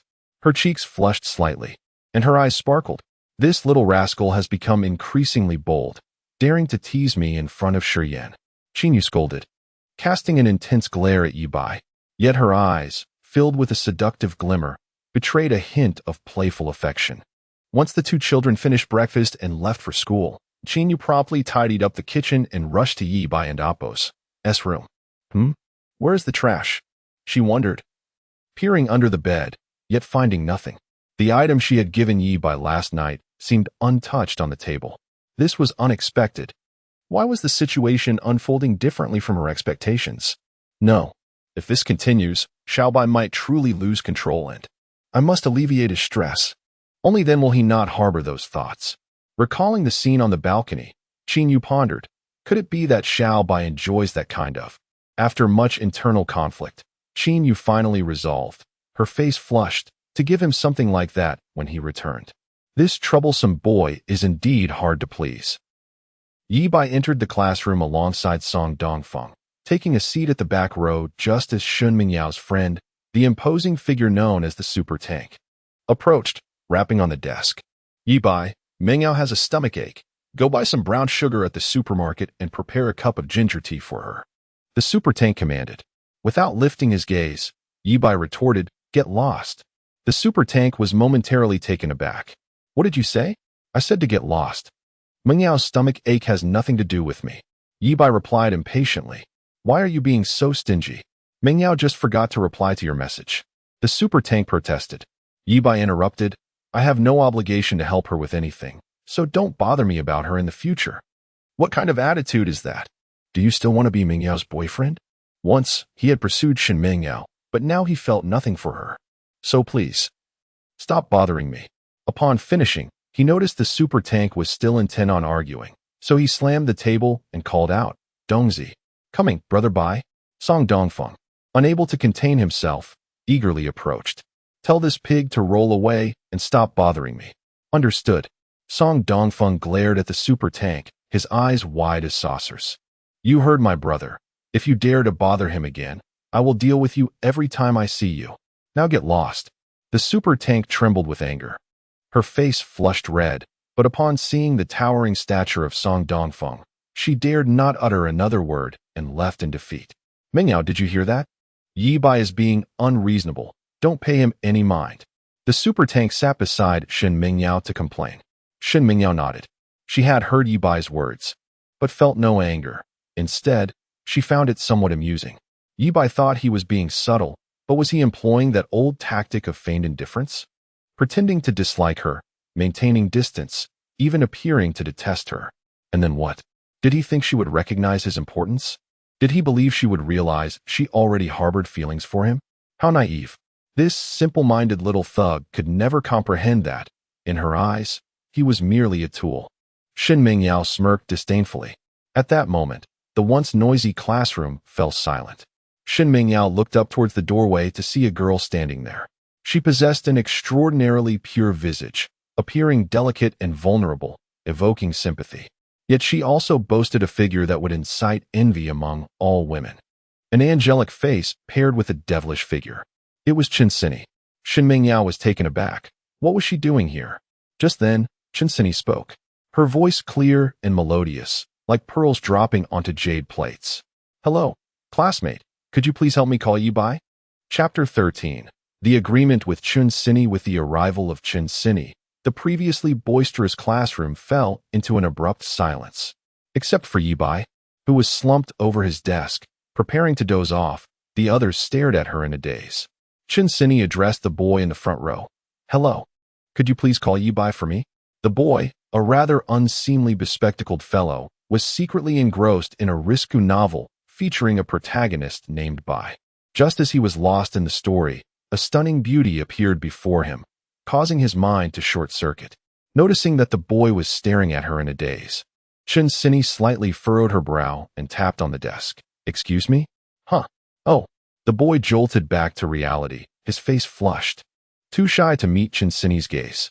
The school beauty was simply too alluring. He turned around and shouted, his voice cracking like an old woman's. Ye Bai? Chinsini is looking for you. As Ye Bai left the classroom to join Chinsini, the boy excitedly grabbed his desk mate by the neck and shook him. Did you see that?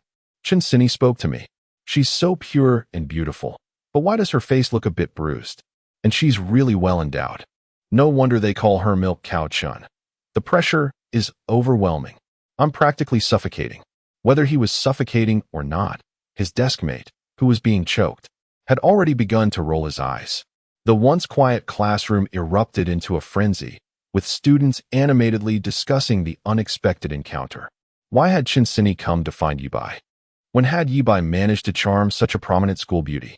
One was a paragon of privilege, excelling in piano competitions, while the other, though a notorious figure at school, was merely an aimless troublemaker, known for brawling. These two belonged to entirely different worlds, and their union was nothing short of sensational. However, one could not deny that they made a striking couple, handsome and beautiful together. No wonder Ye Bai had been unusually cold towards Shin Mingyao today. He had secretly found himself a new sister-in-law. Song Dongfeng was visibly excited. He had long found Shin Mingyao insufferable. She was so pretentious, a true green tea bitch. No matter how well Ye Bai treated her, she accepted it with an air of entitlement, as if she were a wealthy heiress and he her servant. Song Dongfeng had never understood why Ye Bai, with so many admirers, had chosen to pursue Shin Mingyao, but now it seemed Ye Bai had finally come to his senses. Chinsini was marvelous. She was genuine, without pretense, and spoke to everyone with kindness and respect. Such a woman was truly worthy of being our sister-in-law. Shin Mingyao and her hefty friend were left in stunned disbelief. Chinsini and Ye Bai were dating? It was inconceivable. Shin Mingyao's mind rebelled against the thought. How could someone as exceptional as Chinsini possibly be attracted to a petty thug like Ye Bai? They were from entirely different realms. Even though Shin Mingyao harbored disdain for Chinsini, she had to acknowledge her excellence. After all, her father was a high-ranking official in the city.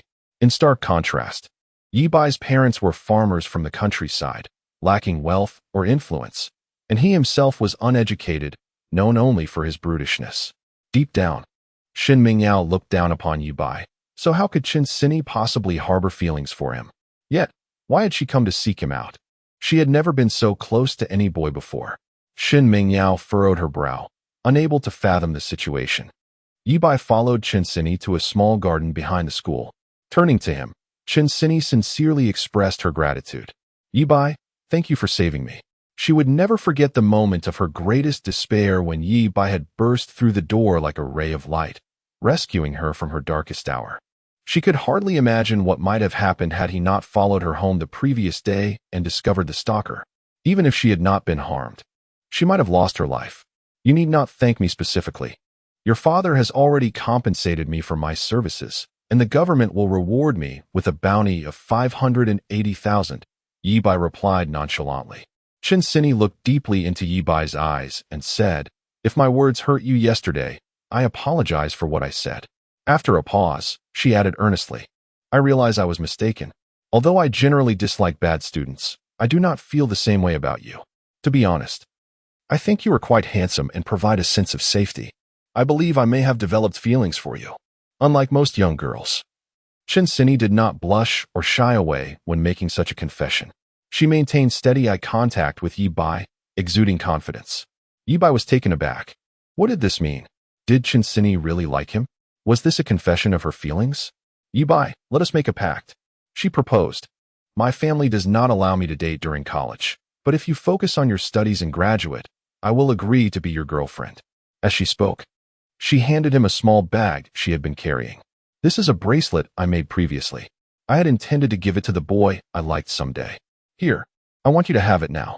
Ye Bai remained silent, feeling that the bag contained not merely a bracelet, but the earnest sentiment of a young girl. Gazing at her earnest yet somewhat stubborn demeanor, he found it hard to refuse. Should he tell her that he had no real feelings for her, and that he had only saved her for the reward? What a joke! Who wouldn't be enchanted by such a stunning beauty? Before entering this world, he had been a devoted admirer, and now the women drawn to him were rarely sincere. Ye Bai had never experienced a sweet romance. As a gentle breeze caressed his face and the warm morning sun enveloped him, his once quiet heart stirred with a ripple of emotion. All right, he said, accepting the small bag. Then it's settled. Chen Sini nodded, turning to leave, her steps seemingly lighter. Chapter 14. The first windfall arrives. 580,000. Upon returning to the classroom, Ye Bai was immediately approached by Song Dongfeng, his face brimming with anticipation.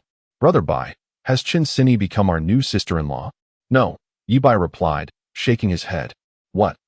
Song Dongfeng's expression fell, as he almost believed he was finally escaping his troubles. Ye Bai added, not yet, but if all goes well, she will be after graduation. Song Dongfeng was momentarily taken aback, then his face lit up with joy. Hooray! So, Brother Bai, does this mean you won't be pursuing Shin Mingyao anymore? Yes. I've come to terms with it. I want to pursue her. She is unworthy, Ye Bai affirmed with a nod. Great, great, great. Song Dongfeng exclaimed 3 times in quick succession, eagerly opening his QQ to share this delightful news with the brothers in the Vitiligo Association group. As expected, nearly 100 members of the group erupted in cheers, creating a festive atmosphere that surpassed even the celebrations of the new year. To be honest, everyone had witnessed the tumultuous relationship between Brother Bai and Shun Mingyao over the years, and no one harbored any fondness for that pretentious green tea BTCH. She relished the kindness Brother Bai extended to her, all the while flirting with Yang Wenbin. Last time, she had even caused Brother Bai to be expelled from school. Such a despicable woman was hardly fit to be Brother Bai's partner, especially when compared to the new sister-in-law, Chen Sini. Many among the brothers secretly harbored feelings for Chen Sini, and now that their goddess was with their esteemed brother, they were at a loss as to whether to feel elated or disheartened. Ding! Ye Bai received a message from the meticulous Zhang Lingnan. Brother Bai, treat Chen Sini kindly. Her favorite color is blue. She loves cream puffs, cannot handle spicy food, doesn't follow celebrities, but enjoys watching movies. Her favorite film is The Legend of 1900, and she admires talented individuals. Brother Bai, please don't misunderstand. I gathered all this information from Chen Sini's best friend. Brother Bai, although Chen Sini appears strong, she can be quite fragile. Promise me, Brother Bai, to be gentle with her from now on, all right? Rest assured, I have severed all ties from now on. She will merely be my sister-in-law in my eyes. Ye Bai was at a loss for words. He never anticipated that Chen Sini was Zhang Lingnan's white moonlight, a fact he had never heard in his previous life. Yet upon reflection, it seemed that all of Zhang Lingnan's past girlfriends bore a resemblance to Chen Sini, all being chubby girls.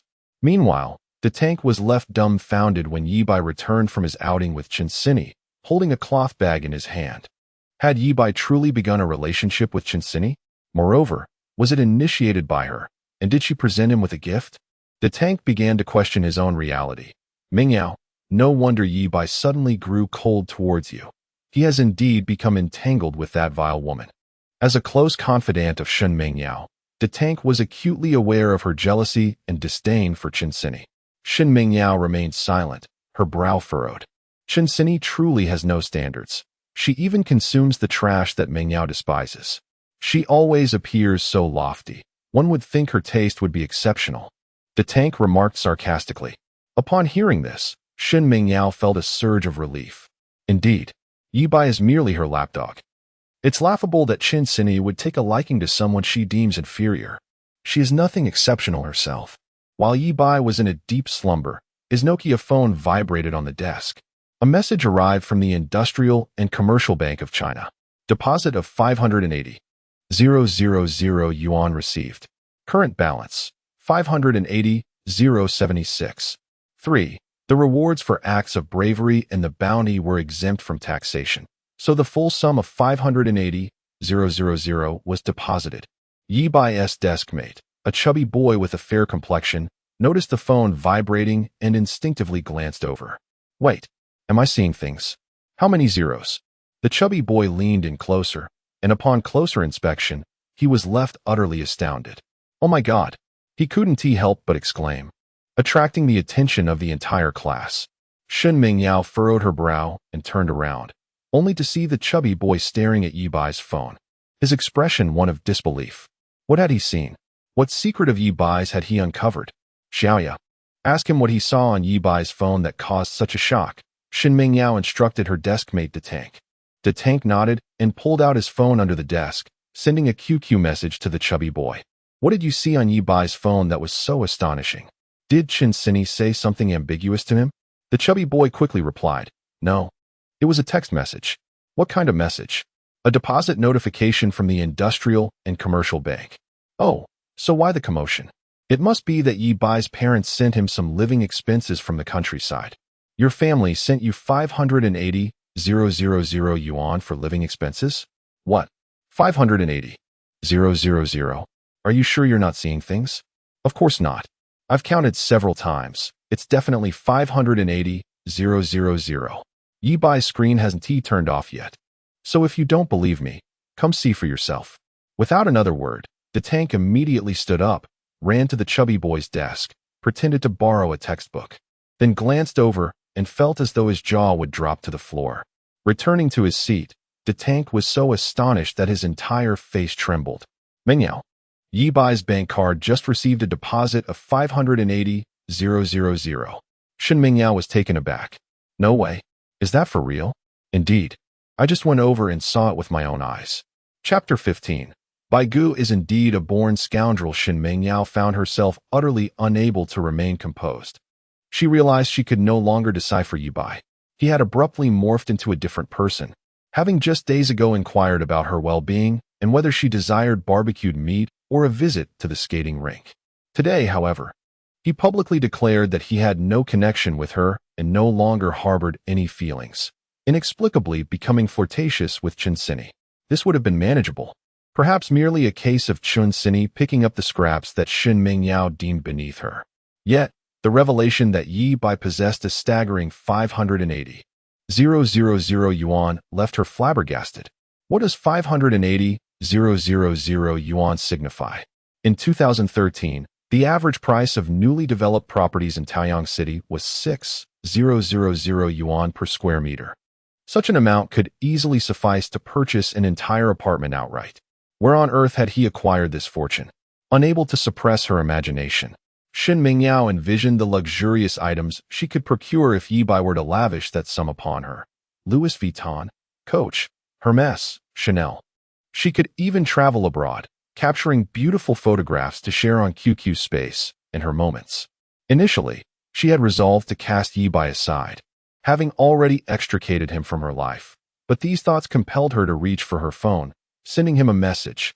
Ye Bai, let us reconcile. I permit you to pursue me. I do not wish to date before graduation, but afterward, I will prioritize you. Shin Mingyao anticipated that her messages would prompt Ye Bai to rush to her side, eager to please as before. However, after waiting for what felt like an eternity without a reply, her irritation began to mount. As his goddess, she had lowered herself to express such sentiments. And yet his response was one of indifference? Frustrated, she sent another message. What do you mean? Then, she was confronted with a glaring red exclamation mark. The most disheartening experience was being cast aside by one who had once adored her. Shin Mingyao was taken aback, incensed. It was usually she who severed ties with infatuated suitors. When had it become her turn to be spurned? It seemed that a man, upon gaining a modicum of wealth, could easily change. He had once professed his singular devotion to her, yet after merely 2.5 years, his affections had waned. What was so impressive about earning 580,000 yuan? What audacity! Gradually, Shin Mingyao regained her composure. Reflecting upon her own allure, she mused that upon entering the workforce post-graduation, she could attract any number of high-caliber partners. Forget 580,000. She could easily ensnare someone with 8 million, or even 58 million in assets. Ye Bai, a mere loser who had stumbled upon a stroke of luck, was laughable in his newfound arrogance. This would be the extent of his life. As Ye Bai scanned the bank notification on his phone, he narrowed his eyes and resolved to initiate the second phase of his money-making scheme that very night. He summoned several brothers to the garden and issued his instructions with precision. Without further inquiry, they quickly departed to carry out their tasks. Soon, the afternoon classes concluded. Ye Bai led the remaining brothers to their secret base, a dilapidated building behind the school. Dozy, have the brothers retrieve the equipment. Understood, Bai Gu, responded Song Dongfeng, waving his hand. A moment later, several younger brothers descended the stairs, each carrying a large travel bag. They dropped the bags on the ground and unzipped them, revealing an array of weapons: batons, baseball bats, steel pipes, and numerous controlled knives. Bai Gu, it's been a while since we've had a proper outing. Who shall we target today? Is someone paying us to cause trouble? Song Dongfeng was brimming with excitement, his fists cracking with anticipation. Indeed, Bai Gu was naturally inclined to a life of delinquency. Though he had claimed to abandon such a lifestyle, he had not prevented his brothers from engaging in it. Just yesterday, he had washed his hands of it, yet today he was back in the fray. Not quite. Ye Bai shook his head, continuing to wait. Shortly thereafter, Zhang Lingnan returned, bearing a black backpack, his face flushed with exhilaration. Bai Gu, I've retrieved the money. 230,000, not a cent more or less. He handed over the bank card and the bag to Ye Bai. Ye Bai nodded, accepting the card while instructing Zhang Lingnan to continue carrying the bag. Upon hearing the substantial sum, Song Dongfeng's eyes widened in disbelief. After seeking Ye Bai's permission, he hurried to Zhang Lingnan's side, unzipping the backpack and gasping in awe. 230,000. I've never seen so much cash in my life. Bai Gu, where did you acquire this money? Song Dongfeng couldn't help but inquire. Through legitimate means, Ye Bai replied nonchalantly. Noticing Ye Bai's reluctance to elaborate, Song Dongfeng dared not press further, though his curiosity gnawed at him. Nevertheless, his admiration for Ye Bai intensified. Truly, he was the leader of White Vitiligo, his good brother who silently amassed such wealth. Incredible. Clearly, his foresight had been astute. Aligning himself with Bai Gu promised a bright future. Before long, Xian returned as well. He waved from the doorway, and outside, a cacophony of engines roared to life.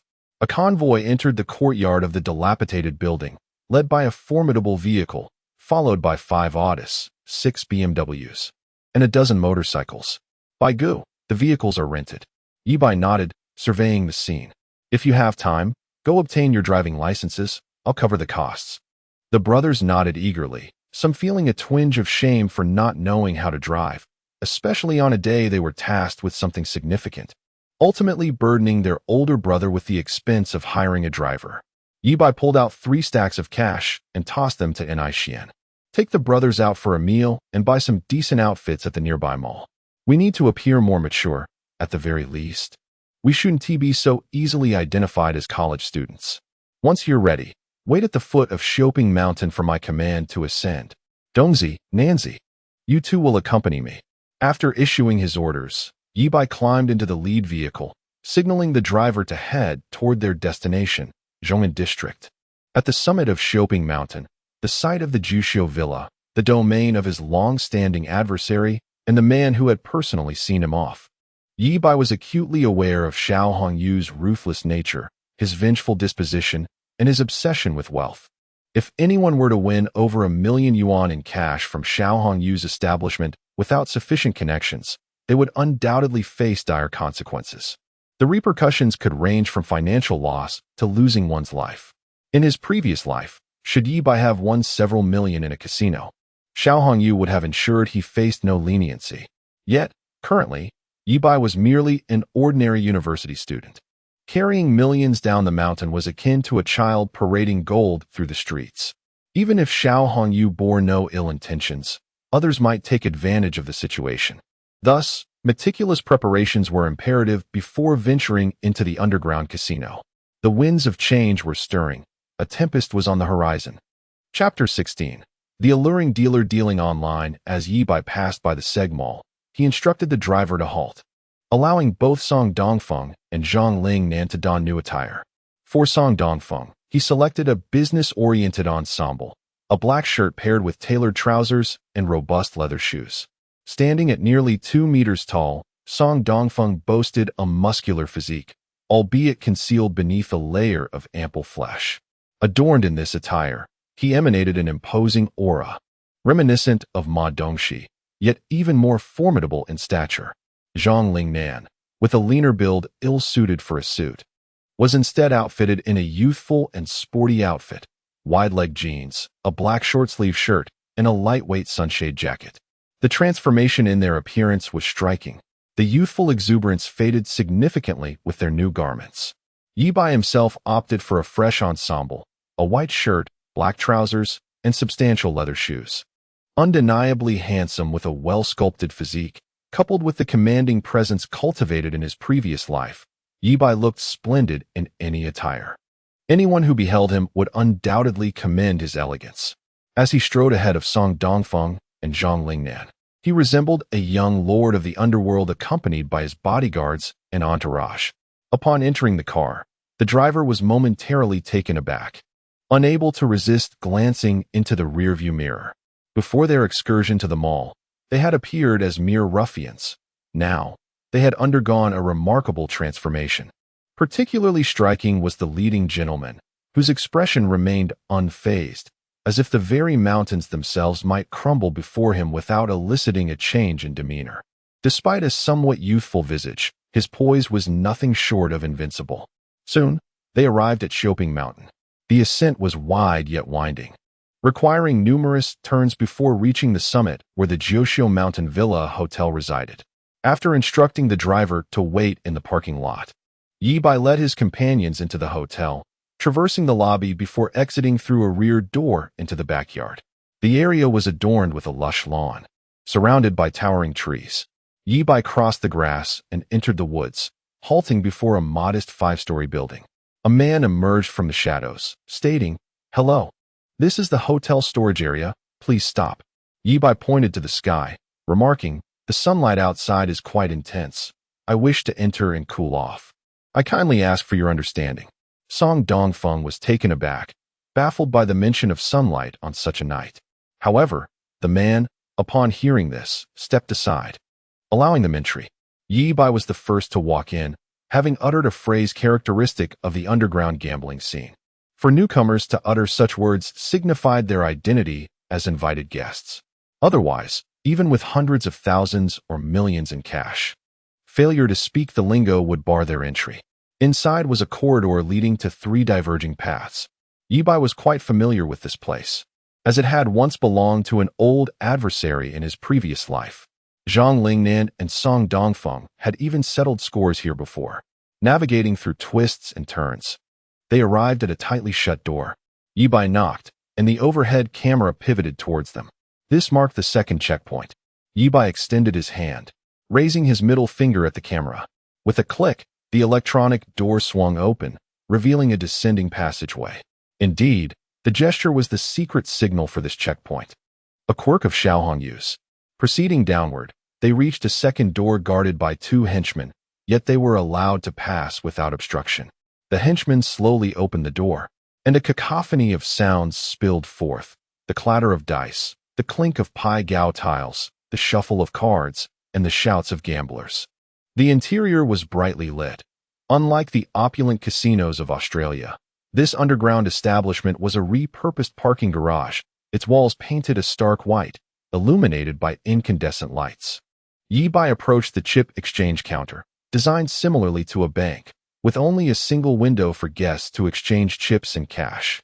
He exchanged 200,000 in chips, 10 1,000 denominations, 90 100 denominations, and $101 chips. Placing his bag on the counter, he noted that 200,000 was the minimum entry requirement for this underground casino, which explained why he had instructed N.I. Xian to withdraw 230,000 in cash. 200,000 was for gambling, while 30,000 was for his companion's attire. The counterfeit detector whirred as the dealer counted the chips. Once the cash was verified and the chips were confirmed, the two exchanged glances, and upon a slight nod from the cashier, the dealer handed over the chips. "Nenzi, take the chips," Ye Bai commanded, leading the way inside. The hall was divided into various sections featuring games such as Jia Jin Hua, Donyo, Big or Small, and Texas Hold'em. With a background in running casinos and lending at high interest, Ye Bai was well versed in these games. However, his favorite remained Jia Jin Hua, a simple yet intense game, combining luck with psychological strategy. Upon reaching the Jia Jin Hua area, Ye Bai chose a 6-person table and declared, "Gentlemen, I hope you don't mind if I join."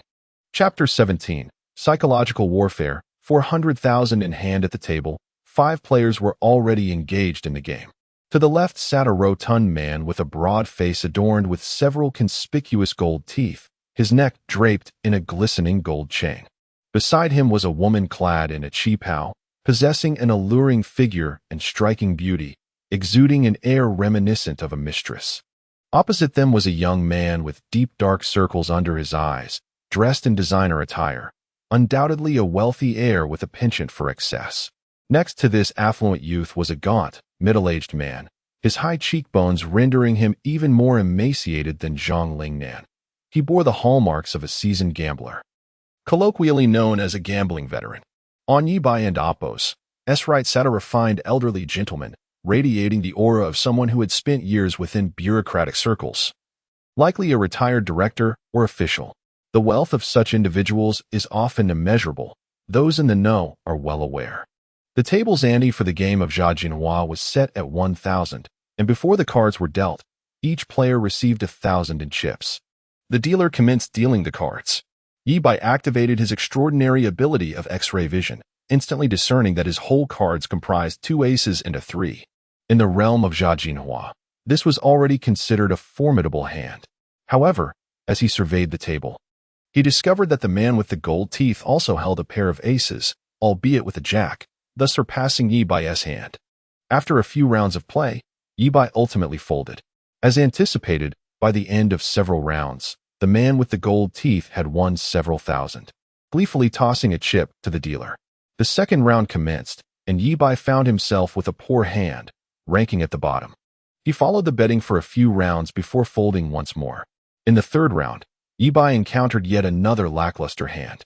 Yet, as the cards unfolded, all players revealed weak hands, and Ye Bai's hand emerged as the strongest, AK7. Damn it, I refuse to believe that I won't receive a good hand again this round. I will go all in. Ye Bai feigned frustration, slapping the table. The other players exchanged knowing glances, having already labeled him a Navi newcomer. As the round progressed, the stakes escalated, reaching nearly 80 to 90,000. The voluptuous woman lost her composure first and opted to look at her cards. Her hand, an 8, was disappointingly low, lacking the courage to pursue further, and she quickly folded. The gaunt man chose to reveal his cards next. He held a king, a respectable hand, and decided to continue betting, doubling his chips. The bespectacled elderly gentleman followed, revealing a jack, but recognizing the slim odds with 5 players still in the game. He also folded. The affluent young man with dark circles revealed his AQJ, the second strongest hand at the table, and opted to continue. With 2 players already in, the man with the gold teeth had no reason not to look at his cards, revealing an A73, the third strongest hand.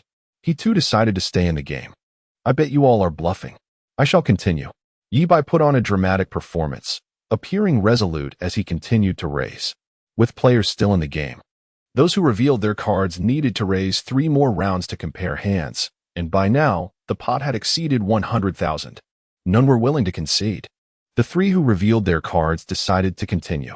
After 3 rounds, the gaunt man could no longer contain himself. Wisely, he chose to compare hands with the man with the gold teeth. The outcome was predictable. The man with the gold teeth emerged victorious, forcing the gaunt man to fold. The man with the gold teeth, basking in his triumph, adopted a smug demeanor. The affluent young man, sensing intimidation, though holding the second strongest hand, suspected that the man with the gold teeth had a pair or better, thus he folded. This left only Ye Bai and the man with the gold teeth in contention. After the man with the gold teeth revealed 2,000 chips, he smiled and said, "Little brother, it's your turn." I refuse to believe it. I bet your hand is weak. Ye Bai sprang to his feet, tossing 5 chips of 10,000 each into the pot. After several consecutive losses, I am certain I will draw a flush this round. I am going all in for 50,000. The man with the gold teeth's smile faded. 50,000 means I must reveal 100,000. To gamble or not to gamble? The man with the gold teeth furrowed his brow in contemplation.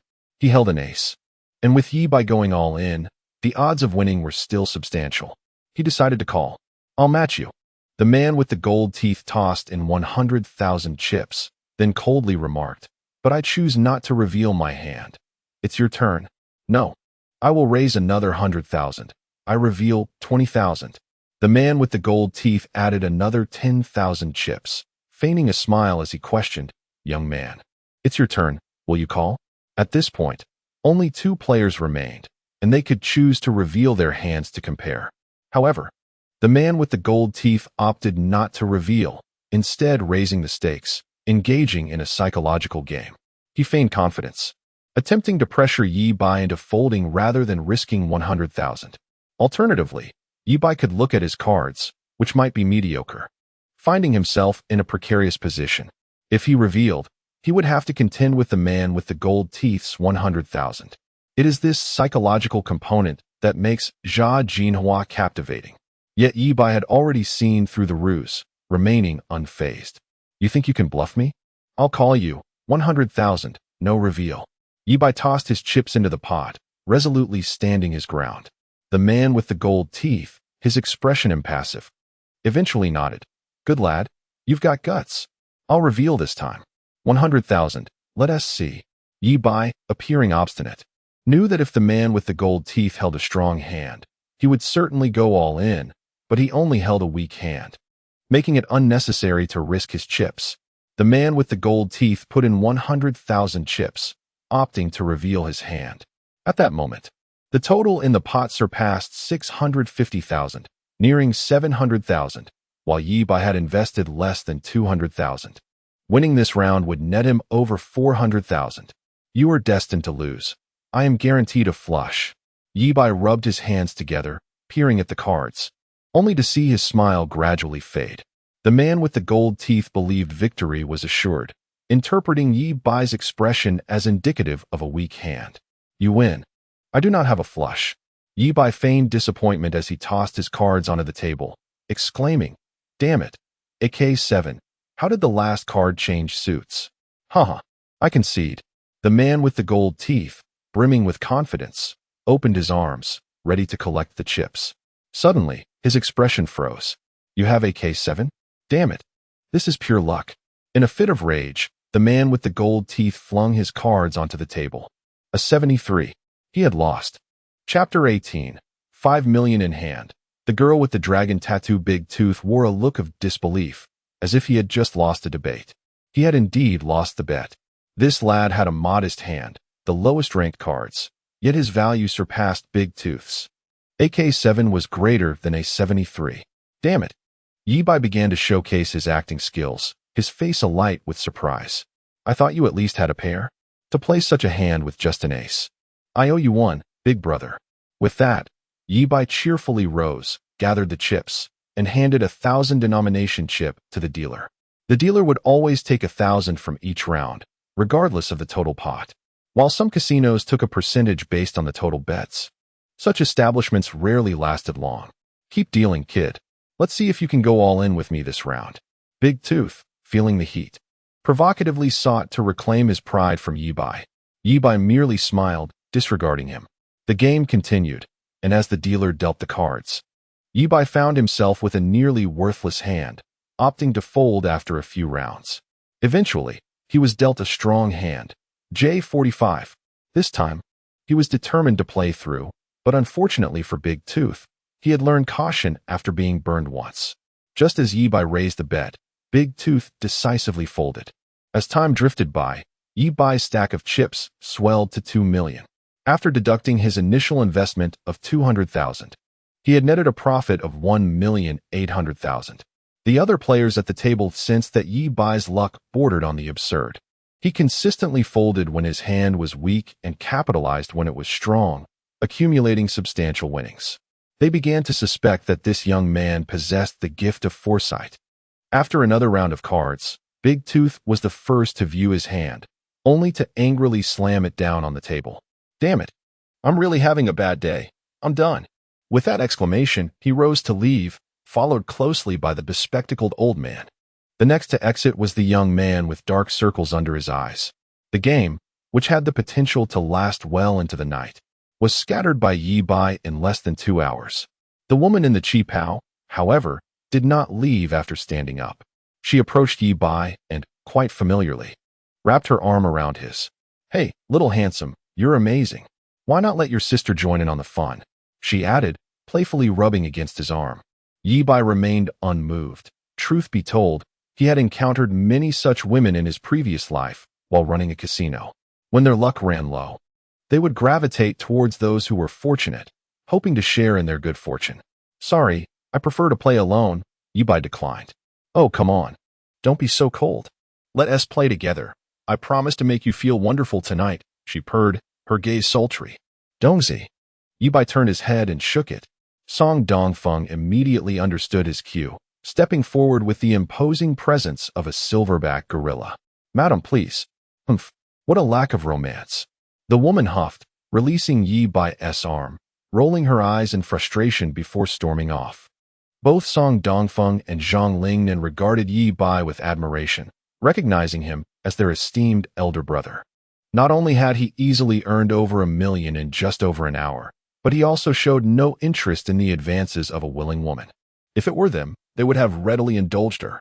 With no further opportunity to play Texas Hold'em, as this table was the highest stakes game available, Ye Bai estimated that even using all his skills, he could only win around several $100,000 in such a game over the course of the night. After a moment of contemplation, he led the two companions to the sick bow area, commonly known as betting on high or low. The dealer was a young woman in her 20s, possessing a strikingly delicate appearance, her face adorned with a constant professional smile. She shook the dice in a cup for a moment before placing it on the table. Please place your bets. Once placed, they cannot be changed. Ye Bai activated his ability to see through the veil of chance. Huh. She's wearing a thong, quite daring. Clearing his throat, he vowed it was not intentional to glimpse the dealer's attire. His control over his abilities was still developing, and such mishaps could occur. Focusing on the dice cup, he discerned a roll of 1, 3, and 4, summing to 8, a small bet. The rules of this casino stipulated a minimum bet of 1,000 and a maximum of 1 million. Ye Bai wasted no time, betting a full $1 million on small. A bell rang as the dealer confirmed the bet and opened the cup. 1, 3, 4, 8 small. Subsequently, 2 staff members began to distribute the payouts. All losing chips were collected, while winning bets were paid out according to the established ratios. The multiple payouts for betting on specific numbers were the highest, but Ye Bai preferred to avoid drawing too much attention to himself. Young lad, you've got guts to wager $1 million all at once. I felt nervous for you, but it paid off. A nearby uncle gave Ye Bai a thumbs up. Just lucky, Ye Bai replied with a smile, glancing at the cup again. This time, the roll was 3, 5, and 6, totaling 14, a high bet. Undeterred, he placed another 100,000 on small. As expected, he lost. If he kept winning, suspicions of cheating would arise, so he opted for a strategy of small losses and larger wins.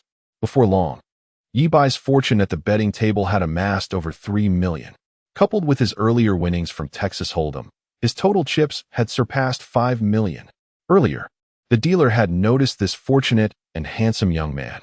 However, in Texas Hold'em, Ye Bai won from the other players, with the casino only profiting from the rake. In contrast, in Sick Bow, the dealer represented the house, meaning all of Ye Bai's winnings came directly from the casino. At that moment, the casino management began to take notice of him. That fresh-faced young man has had an extraordinary run tonight, winning over 5 million. Something feels off. Is he a professional gambler, or has he been sent by a rival casino to disrupt our game? They decided to keep a close watch and instructed Shuezi to replace Xiao Li as the dealer. As if scripted from a movie, the true masters of gambling could discern the numbers inside the dice by the sound of their rolling and collision. This sort of skill typically required a perfect pitch, and the casino suspected Ye Bai might possess such an ability, prompting them to switch dealers on the fly. Ladies and gentlemen, I apologize, but my shift has ended. My colleague will take over from here. The previously alluring dealer, clad in a thong, bowed respectfully to her successor before departing. The new dealer was an exceptionally striking woman. Clad in a Chanel jacket, her expression devoid of any warmth. She approached the table, removed her jacket, and effortlessly hung it on a hook on the wall behind her, drawing gasps from the crowd. Beneath her jacket, she wore a revealing kimono, and on her smooth left shoulder bloomed an intricate tattoo, a majestic green dragon.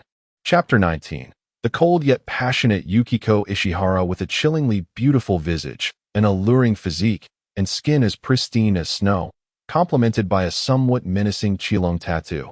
Yukiko Ishihara exudes a striking impact that embodies a unique allure and temptation.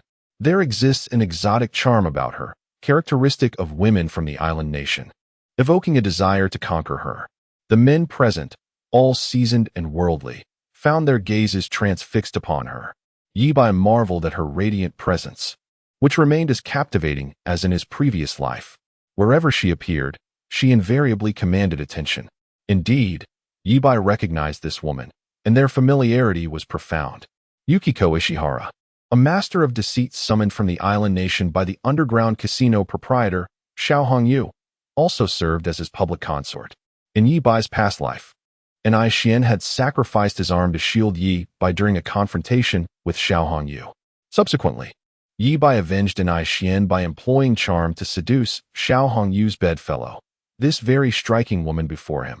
Thus, Ye Bai understood that beneath her icy exterior lay a heart ablaze with passion. She was a woman of contrasting temperaments. Once her body and soul were claimed, she could even offer her life and devotion. After enticing Yukiko, Ye Bai uncovered Xiao Hongyu's closely guarded secret. He was, in fact, impotent and could only be a mere shadow of a man. Although Yukiko presented herself as his partner, she endured an unspeakable solitude behind the scenes. This realization became the cornerstone of Ye Bai's successful seduction of her. In his previous life, after Ye Bai eliminated Xiao Hongyu, the latter's boyfriend sought Yukiko, demanding to know Ye Bai's whereabouts. Yukiko remained silent, ultimately meeting her demise in a pool. It seemed Yukiko was inherently incapable of smiling. Ye Bai had only witnessed a smile upon her face once, when she lay lifeless. With a clatter, Yukiko seized the dice cup and began to shake it. Employing a unique technique, the sound erupted chaotically, rendering it impossible for even the most astute dice expert to discern the numbers. After all, this was the largest casino in the province, and as its renowned dice master, Yukiko possessed formidable skills. However, Ye Bai did not rely on auditory cues. He had activated his X-ray vision. Moments later, Yukiko placed the cup on the table, gazing straight ahead, silent. The attendant called out, "Ladies and gentlemen, please place your bets. Once placed, they are final." The surrounding gamblers regained their focus and began to wager. With a stake of 1,000,000 chips, Ye Bai boldly bet on a small outcome. Yukiko's gaze met his, and he offered a slight smile. Yet, her expression remained stoic, her eyes devoid of any emotion. Ye Bai chuckled inwardly. In their previous life, Yukiko had once remarked that he was her type, feeling an instant attraction upon their first encounter. His attire mirrored that very first meeting, an elaborate fade. Ding! Yukiko pressed the bell and revealed the dice cup. The attendant announced, 216, small 9. Ye Bai had once again emerged victorious, increasing his chips to 6,000,000. The attendant leaned towards Yukiko, whispering something, to which she nodded slowly, acknowledging her understanding of why the casino had summoned her. She had initially thought him an inconsequential player, but realized he possessed remarkable skills, even able to unravel her special dice-rolling technique. Moreover, he was undeniably handsome and charismatic. His gaze clear and devoid of the usual lust, embodying the quintessence of a virtuous gentleman. Although Yukiko felt an affinity towards Ye Bai, she understood that personal emotions must not interfere with her professional obligations. Thus, she resolved to ensure he would lose all his money here. "My apologies, handsome sir," Yukiko thought solemnly as she grasped the dice cup once more. She employed a different technique this time. The sound was methodical and rhythmic as she shook the cup, ultimately placing it down. Inside, the 3 dice spun silently, ceasing only after a brief moment. With such proficiency, even the greatest of gamblers would be unable to discern the outcome. Yukiko's skill was indeed formidable, yet she was unfortunate to face an opponent equipped with extraordinary abilities. 456. Big 15, Ye Bai declared without hesitation, placing another 1,000,000 on the table. Following the reveal, he won once more, bringing his total to 7,000,000. Yukiko's expression darkened, sensing a formidable rival and the immense pressure mounting upon her. Determined to unleash her ultimate technique, she casually rattled the dice cup before placing it down decisively. 235. Small 10. Ye Bai, sensing her intent, remained unfazed and placed yet another million on small. Please place your bets. Once placed, they are final, the attendant shouted, as gamblers began to wager. Many had taken note of Ye Bai, observing that he consistently won whenever he bet 1 million, resembling a professional gambler. Many followed suit, albeit cautiously, fearing he might be a plant for the casino. Ding! Yukiko pressed the bell, gripping the dice cup in preparation. As the moment of revelation approached, Ye Bai's gaze sharpened. Indeed, in the instant she unveiled the cup, Yukiko executed a technique, causing the cup to vibrate at an imperceptible frequency, altering the dice to reveal 336, Big 12. This technique, known as super oscillation, was a closely guarded secret of the Ishihara family. In a previous life, Ye Bai had managed to extract a fragment of this skill from Yukiko through persistence. Though he could not master it to her level, he had adapted it for his own use. Yukiko's technique was indeed unparalleled, rendering her impervious to even X-ray vision. However, Ye Bai possessed access to an alternative power. Snap!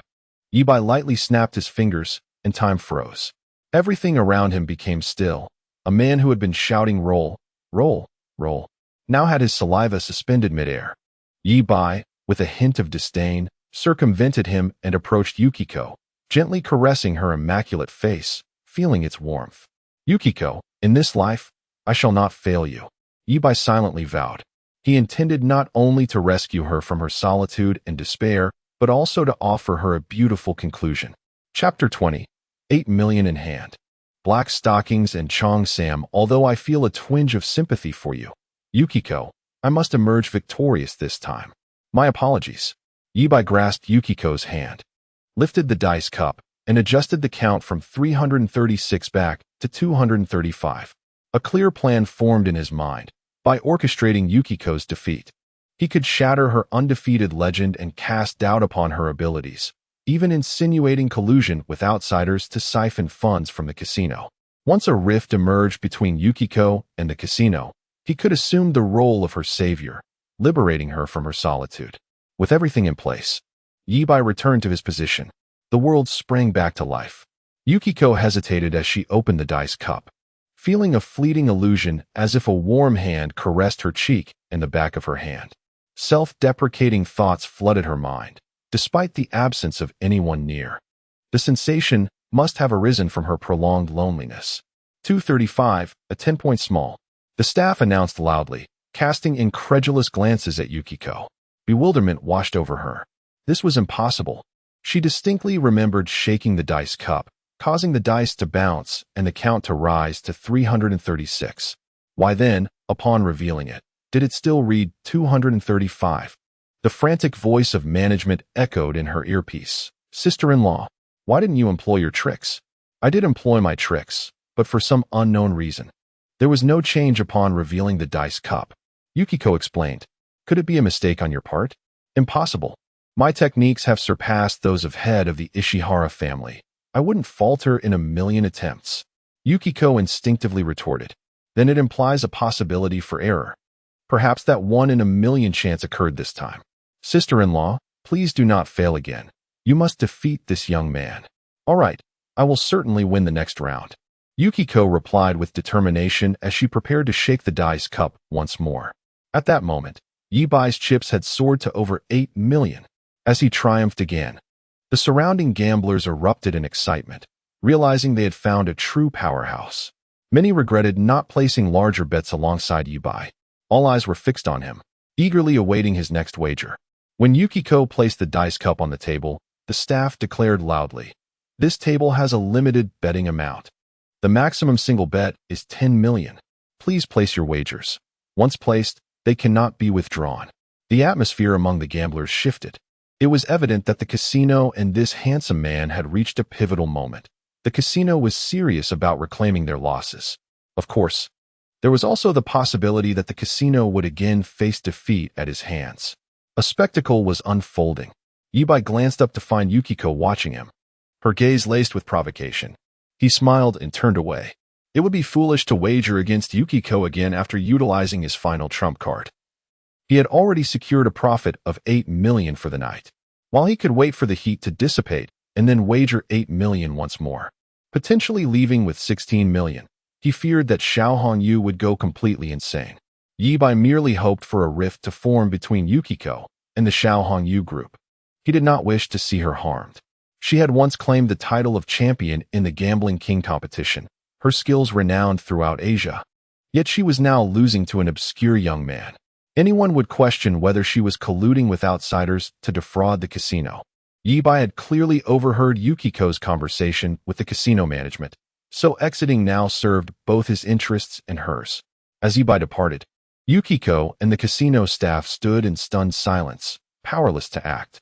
With gamblers reluctant to continue, they could not forcibly compel him to return in front of so many witnesses. Go upstairs and report this to the boss. If even the sister-in-law lost, this matter was shrouded in mystery. The management could hardly contain the situation. In a VIP room upstairs, Xiao Hongyu was entertaining several off-the-record guests with a game of Texas Hold'em. Upon receiving the report, he first inquired, "Is this a disruption from a rival?" Unlikely. If it were, they would surely confront her and compete until the end. Is it someone with a notable background? A stranger? We have yet to uncover their true identity. Then it's likely a traveling professional gambler. Retrieve the funds and cut off both their hands. Xiao Hongyu snorted disdainfully. He would not let any petty thief exploit his territory. 5 years ago, he wouldn't have allowed such a lowly character to see another sunrise. Recent pressures had merely granted this fool a fleeting opportunity. In the relaxation area, Ye Bai and his companions reclined on massage tables, enjoying the ministrations of black-stockinged bunny girls. Under normal circumstances, Zhang Lingnan would have been thrilled by the sensual attentions of such alluring women. However, today, his mind was consumed by the thrilling events that had just transpired. No matter how the lady massaged him, he remained unresponsive. "Brother Bai, I still feel as though I'm in a dream," Song Dongfeng exclaimed. His face a mix of disbelief and admiration. He had known his leader was formidable, but he never anticipated such extraordinary prowess, akin to a cinematic gambling god. Ye Bai remained silent, awaiting the cool-down period of his time suspension to conclude. A fierce battle might lie ahead, and he needed to be thoroughly prepared. "Brother Bai, do you think we might be in danger?"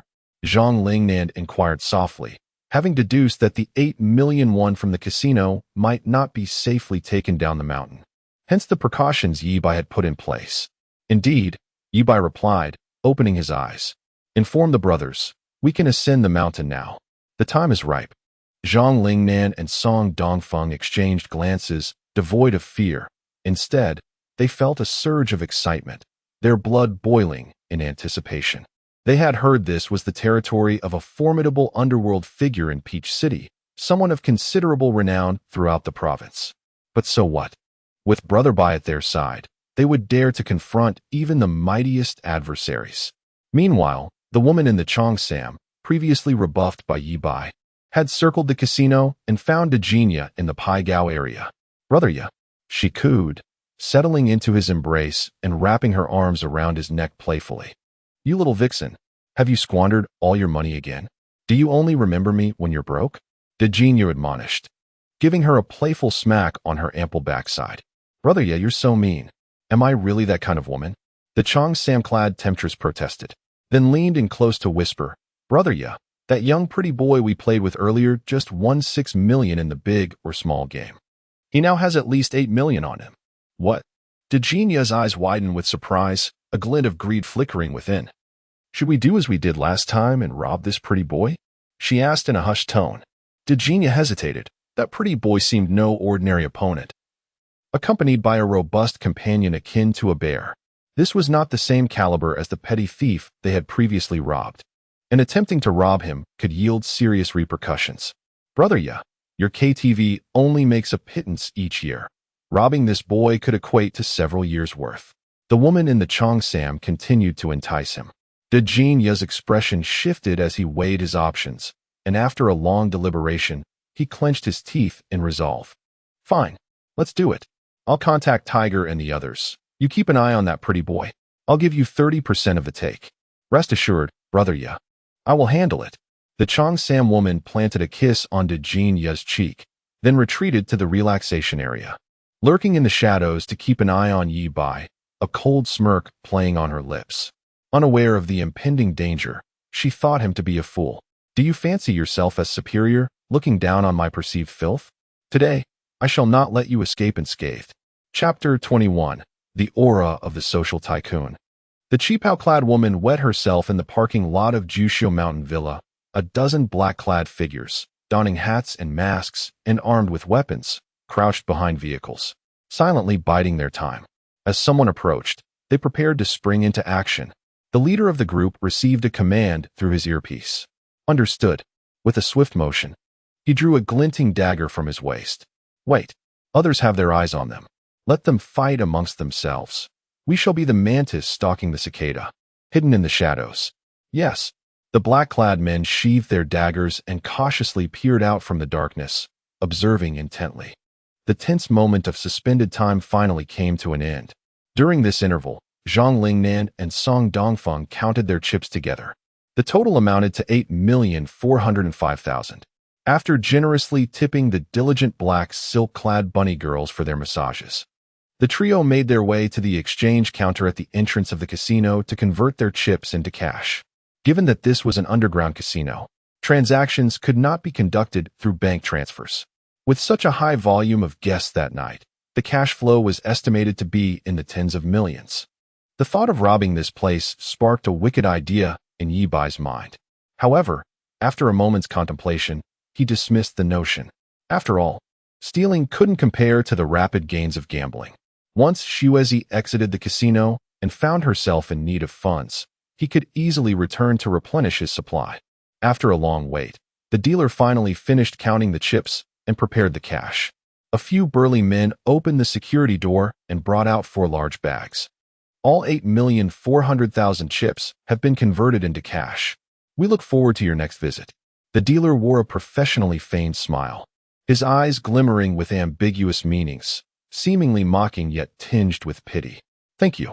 Ye Bai nodded, picking up one bag while allowing Song Dongfeng and Zhang Lingnan to carry the others as they strode out of the casino. Ye Bai felt little emotion. After all, he had once been a social tycoon who built his empire on gambling. He wouldn't bat an eye at 8 million, let alone a few hundred million in cash. However, Song Dongfeng and Zhang Lingnan, recently turned adults, carrying such a substantial amount of cash left them feeling lightheaded, as if they were living in a dream. The trio exited the underground casino and stepped out of the Jushio Mountain Villa. The night had deepened, and this remote mountaintop was desolate, shrouded in silence, devoid of even a ghostly shadow. As they approached the parking lot, before Ye Bai could step forward, the roar of an engine suddenly pierced the stillness. A van surged forth from the darkness and halted nearby. The doors swung open, and 7 or 8 masked men emerged, each brandishing weapons. The leader, a portly man, swaggered over, his machete glinting menacingly. Kid, you've won quite a bit of money. Hand it over, and I'll spare your life. The lead thug rasped. Ye Bai scrutinized the group, feeling puzzled. Was this the caliber of thugs sent by Xiao Hongyu to rob him? In 2013, was this all Xiao Hongyu could muster? Where were his 4 formidable henchmen? Xiao Hongyu was known for his 4 stalwarts, famously called the 4 kings, one of whom had severed an Ai Xian's arm. Why waste time with them? Just hack them a few times, and they'll behave. A woman's voice piped up from behind. Ye Bai turned to see a masked woman standing not far behind, seemingly having followed him from the casino. Despite her disguise, her qipao and distinctive curves were instantly recognizable. She was the same woman who had earlier sought his company. Returning his attention to the portly leader, Ye Bai noticed the ostentatious gold chain around his neck and his nearly bursting shirt. Realization dawned. This was the infamous big-toothed man from the previous card game. A wave of disdain washed over Ye Bai. They were merely a band of petty thieves. It was fortuitous, for he could use them as an example to intimidate Xiao Hongyu's side, deterring any rash actions while he was still unprepared for conflict. Ye Bai raised his right hand, signaling. What? Is that a gesture of surrender? Big Tooth chuckled smugly. You're wise to recognize the situation. Drop the money and crouch down with your hands on your head. Suddenly, a blinding beam of headlights illuminated the scene, followed by a second, third, and fourth. Multiple vehicles converged, flooding the area with light. The roar of engines filled the air, causing Big Tooth's heart to race. Shielding his eyes, he squinted through his fingers and saw several cars and numerous motorcycles forming a tightening circle, slowly advancing. As the encirclement closed in, all vehicles came to a halt, their engines silenced. The cacophony of doors opening erupted as countless men emerged, marching forward in unison, presenting a foreboding sight akin to a dark cloud threatening to engulf a city. Their attire was uniform, black suits paired with white shirts, each wielding various weapons, axes, batons, baseball bats, and machetes. Leading the charge was a small, acne-ridden man whose shirt lifted as he moved, revealing a Glock holstered at his waist. Their expressions varied. Some were cruel, others mocking, while some bristled with excitement, resembling wolves encircling their prey. Brother Bai? Nearly 100 voices echoed as they bent low in unison, the sound resonating powerfully. Big Tooth trembled, his legs shaking uncontrollably, his teeth chattering. In a desperate motion, he slid to his knees before Ye Bai. Brother, it's a misunderstanding, all a misunderstanding. We mistook you for someone else. Seeing their leader kneel so swiftly, the 6 or 7 thugs behind him hesitated for a mere moment before tossing their weapons aside and following suit, sinking to their knees in unison. It was absurd to think they could contend against such overwhelming force. There must be nearly 100 armed men before them, exuding an aura of discipline reminiscent of a cinematic portrayal of organized crime. Please, consider us as nothing. Just let us go. Big Tooth pleaded, attempting to grasp Ye Bai's leg for mercy but lacking the courage, resorting instead to gripping his pant leg cautiously. Ye Bai, unimpressed, kicked Big Tooth over, signaling to Song Dongfeng, who promptly removed the thug's mask. The familiar visage of Big Tooth emerged, his face contorted with obsequiousness and panic, resembling a clown. So, it was this scoundrel all along. I suspected he was no good during the card game. Song Dongfeng spat, a glob of saliva landing on Big Tooth's face. The latter could only grin sheepishly, too afraid to wipe it away, continuously begging for mercy. Brother Bai, how shall we deal with them? Anai Xian stepped forward, lifting his shirt to reveal his Glock, gesturing as to whether they should execute them on the spot. Ye Bai remained silent for a moment before finally speaking. Eliminate them all. Chapter 22. Don't be foolish, sister-in-law. I do not strike women. Anai Xian was taken aback. He had merely intended to jest, to frighten these little scoundrels. Yet Brother Bai was genuinely prepared to eliminate them.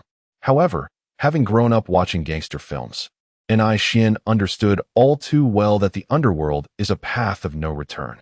Following Brother Bai into this life of crime, he was inevitably destined to shed blood, and thus he had mentally prepared himself for this eventuality.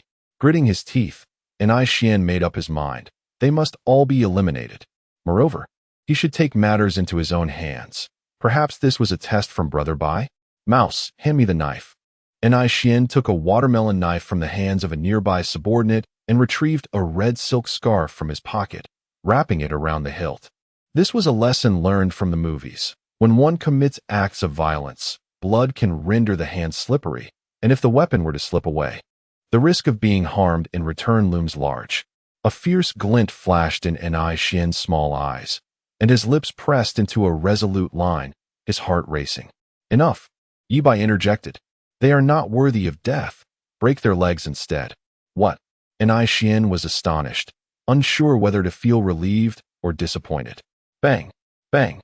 The sound of steel striking bone resonated through the air. Several cries of agony were abruptly silenced, followed by muffled whimpers. Brother Bai, what about that woman? Zhang Lingnan pointed at the woman in the qipao behind them. Her legs trembled uncontrollably, a stream of bright yellow liquid cascading down her thighs, pooling on the ground. Brother Bai, I know I was wrong. Please spare me. I will do anything you ask. The woman pleaded, her voice thick with tears. Ye Bai dismissed her with a wave of his hand, signaling Anai Xian to take care of the matter. She did not genuinely comprehend her mistakes. She merely recognized her fear. Anai Xian lit a cigarette, inhaling deeply before exhaling slowly. Don't be foolish, sister-in-law. I do not strike women. You may leave. Upon hearing this, the woman in the voluminous qipao burst into tears, her fear intensifying. Leave? Who would dare to leave after such words? Had she not seen kung fu? She could already envision herself turning to flee when this short fellow would brandish a shotgun, shooting her in the back and sending her soaring. Not leaving? Very well, then. An Xian seized a baseball bat from a subordinate and charged towards the woman, delivering a vicious blow to her legs, accompanied by the sharp crack of impact. The woman screamed and promptly lost consciousness from the pain. Don't think your ample posterior and provocative appearance will spare you, an Xian spat. He had no understanding of what it meant to pity the fairer sex. He only knew that Brother Bai had just decreed that her legs would be broken, and she was no exception. Moreover, she had previously incited that gold-toothed fat man to attack Brother Bai. Such a venomous woman deserved no mercy. Let us go? Ye Bai waved his hand, and the brothers filed into their vehicles, preparing to depart. Ye Bai issued a few instructions to Song Dongfeng, though slightly puzzled. He faced the ominous parking lot and shouted, "What are you still looking at? Get out here and clean up." The parking lot remained eerily silent. Song Dongfeng scratched his head, climbed into the car, and the convoy sped away. After a lengthy period, a group emerged from the shadows of the parking lot. The leading man bore a look of suspicion. Who were these individuals? Moreover, how had they discovered their presence without making a sound? Hey, Wa, how should we handle these people? A subordinate inquired, pointing at the group led by the gold-toothed man. Bring them back. Those who dare to rob our patrons in our territory must not be easily forgiven, Hey Wa said impassively, seemingly forgetting that their original intent was to rob Ye Bai and sever his hands. They had come well prepared, with nearly 100 individuals. A convoy of luxury vehicles including Mercedes, Audis, and BMWs, along with dozens of motorcycles. Each was armed, many sporting handguns at their waists. They were numerous and powerful. Most of the brothers were still at the casino, so I only brought out a dozen men, unwilling to engage. All were clad in black suits, exhibiting remarkable discipline, reminiscent of the criminal organizations depicted in films. Furthermore, their license plates were obscured, rendering their origin untraceable. Xiao Hongyu furrowed his brow upon hearing his subordinate's report. Where did these newcomers come from? Clearly, they belonged to a formidable criminal organization, far more imposing than any of the other factions in Taojiang City. What was their purpose for such a show of force? Was it merely to win a few million? Unlikely. With their numbers and armament, they could easily seize the casino. Xiao Hongyu racked his brain, unable to fathom the reasoning. Could they be an organization from another city, attempting to establish their dominance in Taojiang? Were they here to flex their muscles? Heiwa appeared hesitant. Very likely. Xiao Hongyu nodded thoughtfully. Perhaps they have set their sights on us, intending to strike. This time, it's merely a declaration of war. Next time, it may escalate to real gunfire. Instruct our brothers outside to return and prepare for the challenge. Yes. Heiwa responded and exited. Xiao Hongyu approached the floor-to-ceiling window and took a hearty swig from his glass. A storm was brewing. The opposition seemed formidable. But so what? He had navigated the criminal underworld for over a decade, ruling Taojiang City. The word fear did not exist in his vocabulary. In a secret hideout, an unfinished building. Apart from the armored vehicle used for transporting money, all other rented vehicles had been returned, and the drivers had been compensated and dismissed. An Xian bore a pensive expression, unable to contain his curiosity. Brother Bai, were you truly considering having me eliminate them? You seem to be enjoying yourself. I was merely playing along with your jest. We are law-abiding citizens, after all. How could we possibly commit murder? Ye Bai clarified. Moreover, such actions cannot be carried out in front of so many witnesses. Remember, everything we did today was solely for self-defense. Breaking their legs is justified retribution against the wicked. Ye Bai's expression turned serious. I have stated that I will not lead you into the criminal world. This is no jest. Do you understand? Understood, understood. The brothers nodded in unison. They all grasped Brother Bai's intent now. Whatever he led them to do, they must never admit to being part of the underworld. Such a life is beneath us. We are members of the Vitiligo Society, organized and disciplined. Xuanzi, why do you have a gun strapped to your waist? Where did you get it? Zhang Lingnan inquired. Hee, I bought it for 5 yuan at a toy store. I thought it matched this black suit perfectly. Just tell me, don't I look handsome? And I shin beamed, showing off his toy gun. Brother Nan, I bought one too. Hee hee. Me too. Many brothers lifted their shirts, revealing their own toy guns. Chapter 23. Auntie in distress, Ye Bai found himself in a state of bemusement. In the pitch darkness, it was difficult to discern that this was merely a toy gun. It was likely that Xiao Hongyu was petrified, thinking he had provoked some formidable power. Everyone had worked hard tonight. Dongzi, distribute 10,000 to each brother. And the three of you take 20,000 each. Ye Bai instructed, and Song Dongfeng immediately produced a bag, unzipping it to reveal stacks of crimson bills within. The brothers held their breath, casting admiring glances towards Ye Bai.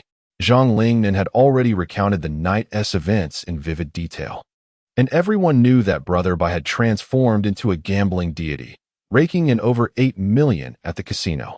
Truly, he was their esteemed elder brother, astounding. Moreover, they had merely accompanied him for a stroll that evening, and yet Brother Bai had generously decided to share the spoils. Where could one find such a remarkable elder brother in this world?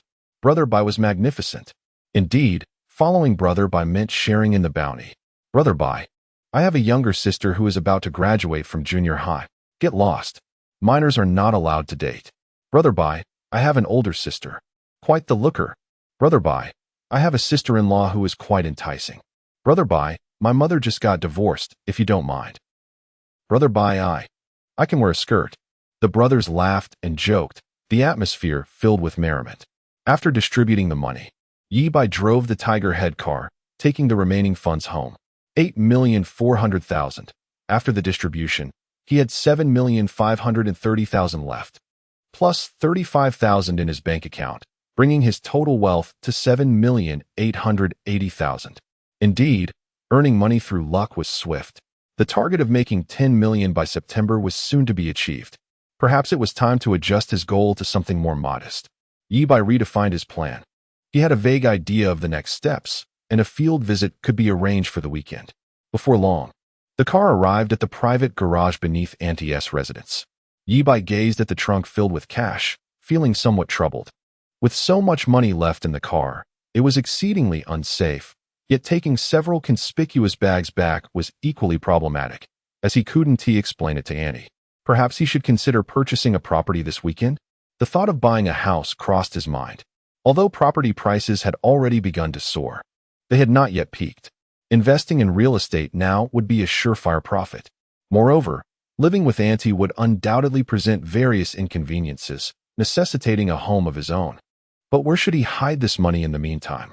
After all, it was gambling winnings, making a direct deposit into the bank unfeasible. As Ye Bai pondered, he suddenly felt a bag in his hand vanish into thin air. What was happening? Where was the money? Ye Bai was taken aback.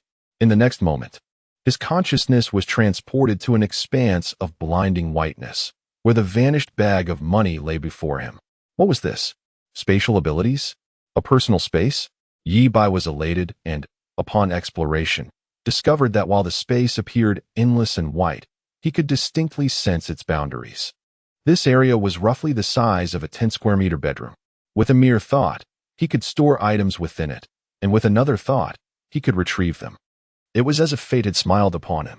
Was this a benefit of being reborn, with abilities activating one after another? Ye Bai transferred all the cash into his personal space. Fortunately, this was Auntie's private garage, free from surveillance, thus ensuring no evidence would be recorded. However, this space was truly a miraculous tool for concealment. Even if a body were hidden within, not even Conan could unearth the truth. Ye Bai's occupational instincts kicked in. By now, it was 1 o'clock in the morning, and the house was silent. Utilizing his super hearing, Ye Bai discerned that Li Shiyan had long since slipped into a deep slumber, her breathing steady. Auntie was still awake, engrossed in her phone. After taking a shower, Ye Bai emerged from the bathroom, only to find Auntie had inexplicably come out as well. Xiao Bai, why are you back so late? Qin Yu questioned, picking up Ye Bai's clothes from the sofa and sniffing them. Why do they smell of perfume? Qin Yu wore a look of suspicion, akin to a wife doubting her husband's fidelity. A classmate's birthday, we went to karaoke. It must have been some female classmate who wore perfume. Ye Bai replied smoothly. Qin Yu seemed unconvinced, but upon lowering her gaze, her face flushed crimson. Now she was utterly convinced. A man returning from a night of revelry would not bear such an innocent demeanor. "Xiao Bai you. Why aren't you wearing pants?" Qin Yu quickly covered her eyes. "Isn't it just after a shower? Besides, Auntie, you've watched me grow up. You're practically family, not a stranger," Ye Bai said nonchalantly, drying himself with a towel while heading back to his room. Qin Yu felt her face heat up and her heart race. Her fingers discreetly parting just enough to steal a glance. Xiao Bai's physique was exceptional. Despite never having seen him work out, he was remarkably fit. Boasting 8-pack abs and a sculpted waist, appearing more alluring than many male stars on screen, radiating an abundance of testosterone. Xiao Bai had truly matured. Returning to his room, Qin Yu's mind was consumed with the image of Xiao Bai from moments ago, and her best friend's wise words echoed in her thoughts. Yu's advice rang true. Tonight, she was determined to help Xiao Bai relieve his stress. With resolve, she retrieved something from her drawer and approached Ye Bai's door. "Xiao Bai, put on some clothes. Annie needs to speak with you." Qin Yu knocked on the door, and upon receiving Ye Bai's response, she entered. "Xiao Bai, Annie knows you're under a lot of pressure and feeling quite distressed. But why didn't you use what I gave you last night? Did you expect something you found in the dirty laundry?" Ye Bai was left speechless, utterly perplexed. If he were indeed an innocent 18-year-old, he might have treasured such a find. However, within this 18-year-old body resided a soul weathered by life's trials. How could he possibly entertain such notions? Ye Bai felt compelled to clarify. "Auntie, that was truly a misunderstanding. I didn't mean to pick that up. There was a bee on it." Qin Yu was unconvinced, wearing an expression of disbelief as she placed the item on the table. "Enough? This is just like what you found in the dirty laundry. Take it." "No, Auntie, I truly don't want this," Ye Bai protested. Qin Yu grew anxious. "You don't believe this is the same thing?" "Absolutely not." Ye Bai's words were abruptly cut off, as if his voice had been seized. Before him stood Auntie. Her elegant and beautiful face was flushed with embarrassment, her eyes brimming with shyness. "See, you little rascal. Now that you've seen it with your own eyes, you should believe me. Here you go." Chapter 24. The misunderstanding intensifies. Ye Bai swore that any man in his position would be unable to resist. It was merely his extensive experience that kept him composed, as he wished for Aunt Qin to willingly give in. Otherwise, the situation would have descended into chaos. "Little brat, are you satisfied now?" Qin Yu suppressed her embarrassment, placing the items on the bedside table, and then hurriedly fled the room, so flustered that she forgot to close the door behind her. Upon returning to her room, she collapsed onto the bed, burying her head in the covers. "What am I doing? It's all your fault, you little white." Qin Yu felt as if her heart might leap from her chest, an extraordinary sensation blossoming within her. Whether it was embarrassment or something else, her eyes shimmered with unshed tears, threatening to spill over at any moment. After a moment, Ye Bai finally regained his composure. How had he not noticed in his past life the intricate emotions swirling within Aunt Qin? Shaking his head in resignation, he was grateful for his strong willpower, capable of withstanding such trials. If this were a comic, the plot would have long since spiraled out of control. The night passed in silence, and upon awakening in the morning, Ye Bai glanced in the mirror, noticing that the contours of his muscles appeared slightly more defined than the day before. It wasn't a matter of bulk, but rather a streamlined elegance that exuded beauty. Dressed, he looked slender, yet when undressed, he revealed a more muscular physique. A sense of inexhaustible energy coursed through him, seemingly more potent than the previous day. He had experienced a similar sensation upon waking yesterday, dismissing it as mere illusion. Yet today, its persistence stirred a realization within him. Despite not having engaged in any physical training, his physical prowess appeared to be gradually enhancing.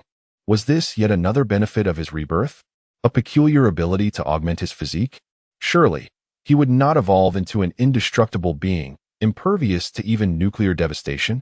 Strangely enough, Ye Bai found himself quite eager to possess such a formidable body. As he exited his room, Aunt Qin was preparing breakfast. "Little Bai, hurry and wash up. Breakfast will be ready shortly." Qin Yu set a plate of fragrant roasted sausages on the dining table, radiating the same vibrant energy as the previous morning. Once he had freshened up, Li Shiyin was already seated at the table, sipping a glass of milk. The sunlight bathed her in a golden hue, enhancing her graceful and poised demeanor. Naturally, she continued to treat Ye Bai as if he were invisible, maintaining a frosty silence and refusing to spare him a glance. Ye Bai remained indifferent, equally ignoring her presence. Fried eggs are ready. Aunt Qin emerged from the kitchen, carrying several plates. The table was adorned with fried eggs, lettuce, and ketchup, a quintessential Western breakfast, complete with sandwiches and milk. Qin Yu rolled a sandwich and handed it to Ye Bai before preparing one for herself. Suddenly, she gasped as her sausage accidentally fell to the floor. How unfortunate. This was the last 3 we had at home, Qin Yu lamented, as she had a fondness for sandwiches, particularly the roasted sausages. Ye Bai, well aware of her preferences, offered his own. It's all right, Auntie, you can have mine. Qin Yu felt a rush of color to her cheeks, sensing an underlying implication in Ye Bai's words. After breakfast, once both children had departed, Qin Yu rushed to Ye Bai's room, neglecting to tidy the kitchen in her haste, determined to seek evidence. To her surprise, the trash bin was immaculate. She discovered something on the bedside table, and her eyes widened in astonishment. Humph, you little rascal, I've caught you now, pretending as if you didn't want it. However, upon closer inspection, her brow furrowed in confusion. Wait a moment, it doesn't appear to have been touched. Shouldn't he like this? Returning to her own room, she hesitated for a while before retrieving a small garment from her drawer. It was something she had seen other women wear online, purchased out of curiosity, but never donned. This was hardly lingerie. It was merely a tattered scrap of fabric suspended from a string. Qin Yu scoffed at the absurdity of such risque attire, perplexed as to which woman would dare wear such a thing. Just this once. You little brat, if this doesn't satisfy you, I truly want to know what to do. Chapter 25. The perfect timing. Ye Bai originally intended to wait until the weekend to implement his next plan. However, upon reflection, he realized that the school was currently filled with his own people from top to bottom, making his return to the campus akin to returning home. Old Wong, arrange for me an extended leave. Handle it personally, he instructed decisively, dialing the principal's number.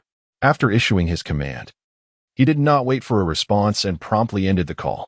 After a moment's thought, he sent a text to the principal, requesting that Song Dongfeng and the others also be granted a leave of absence. It wasn't long before the principal replied with a message. What do you take me for? Don't get carried away. I am the head of the school, not your subordinate. It was evident that the principal was quite irate. Without hesitation, Ye Bai sent a picture of the art teacher alongside the principal, standing by the floor-to-ceiling window. Get it done immediately. Having not yet returned the rented tiger head vehicle from yesterday, Ye Bai set off in it to meet his 3 companions at the central square. Song Dongfeng and Ni Xian were clad in their attire from the previous night, black suits and white shirts. Zhang Lingnan, perhaps thinking he would look dashing, donned a black suit as well, but his slender frame gave him an appearance reminiscent of a monkey wearing a crown. Brother Bai, let me drive. Although I haven't yet taken my driving test, I learned how to drive last summer, Song Dongfeng offered. His skills were still somewhat unrefined, and he had refrained from volunteering to drive the day before due to the significant matter at hand. How could an older brother drive while the younger brothers sat idly? Ye Bai nodded, yielding the driver's seat to him. Where to, Brother Bai? Song Dongfeng asked, displaying a bit of flair as he donned a pair of white gloves he had somehow procured, looking quite dapper. Yongla District, Rainbow Bridge, Ye Bai replied, lost momentarily in nostalgia. The Rainbow Bridge spanned the river, flanked by a row of residential buildings where many tourists frequented to enjoy the riverside view, resulting in a considerable flow of visitors.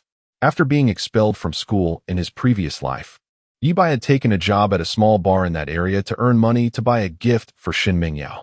He vividly recalled that just days into his employment, the landlord's youngest son had incurred a gambling debt of 5 million and was pursued by loan sharks. In a desperate bid to settle his son's debts, the landlord sold the entire building to the bar owner for 5 million. Little did they know, within a week, that area was designated as a high-tech development zone, and the entire building's value skyrocketed 6-fold. Securing that building would yield a profit of over 20 million. Calculating the time, he surmised that the building was likely sold just within the last couple of days. Soon, they arrived at the Rainbow Bridge. The Liangmu Yuan bar had already opened for business. The bartender, a young man sporting a wild shock of blonde hair and clad in trendy skinny jeans and loafers, greeted them.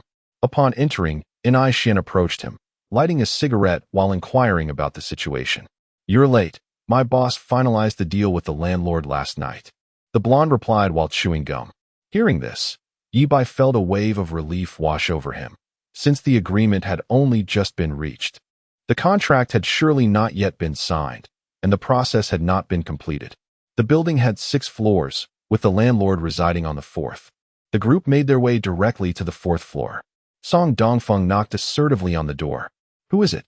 A frail, elderly man with graying hair and bloodshot eyes appeared at the door. His initial shock turned to anger as he scrutinized the 4 of them. "I told you to sell the house within a week to pay off the debt. It's only been a few days, and you can't wait?" The old man spat as he attempted to shut the door. Ye Bai quickly wedged his foot in the door. "Uncle, you misunderstand. We heard your house is for sale, and we've come specifically to buy it.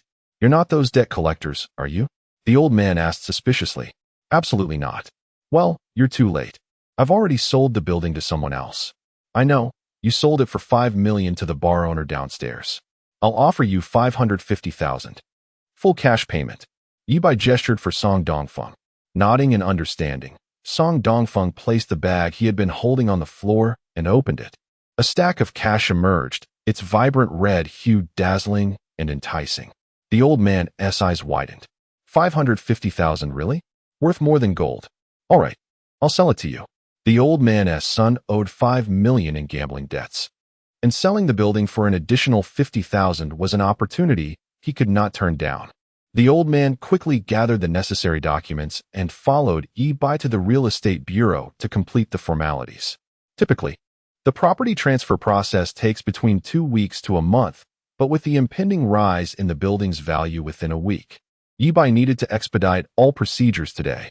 His mind immediately turned to Qin Sini's father, Qin Zhengbin.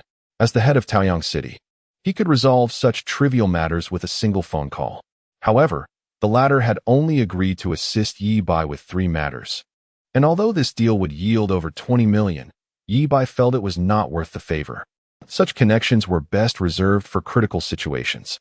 Old Wang, as the head of Taoyang University, should have the necessary contacts to help, Ye Bai thought to himself, and promptly called Principal Wang, explaining the situation. After a prolonged silence on the other end, Wang replied, "I'm sorry, I can't assist with this. I belong to the education system and have no influence over the real estate bureau." "Very well." Ye Bai didn't waste any more words, hanging up the call before sending a video. The video opened with a first-person perspective, showing Principal Wang and the art teacher, their faces clearly visible. Soon after, having admired his own work, Principal Wang replied, "I've already made the necessary arrangements. When you get to the real estate bureau, just call this number 133.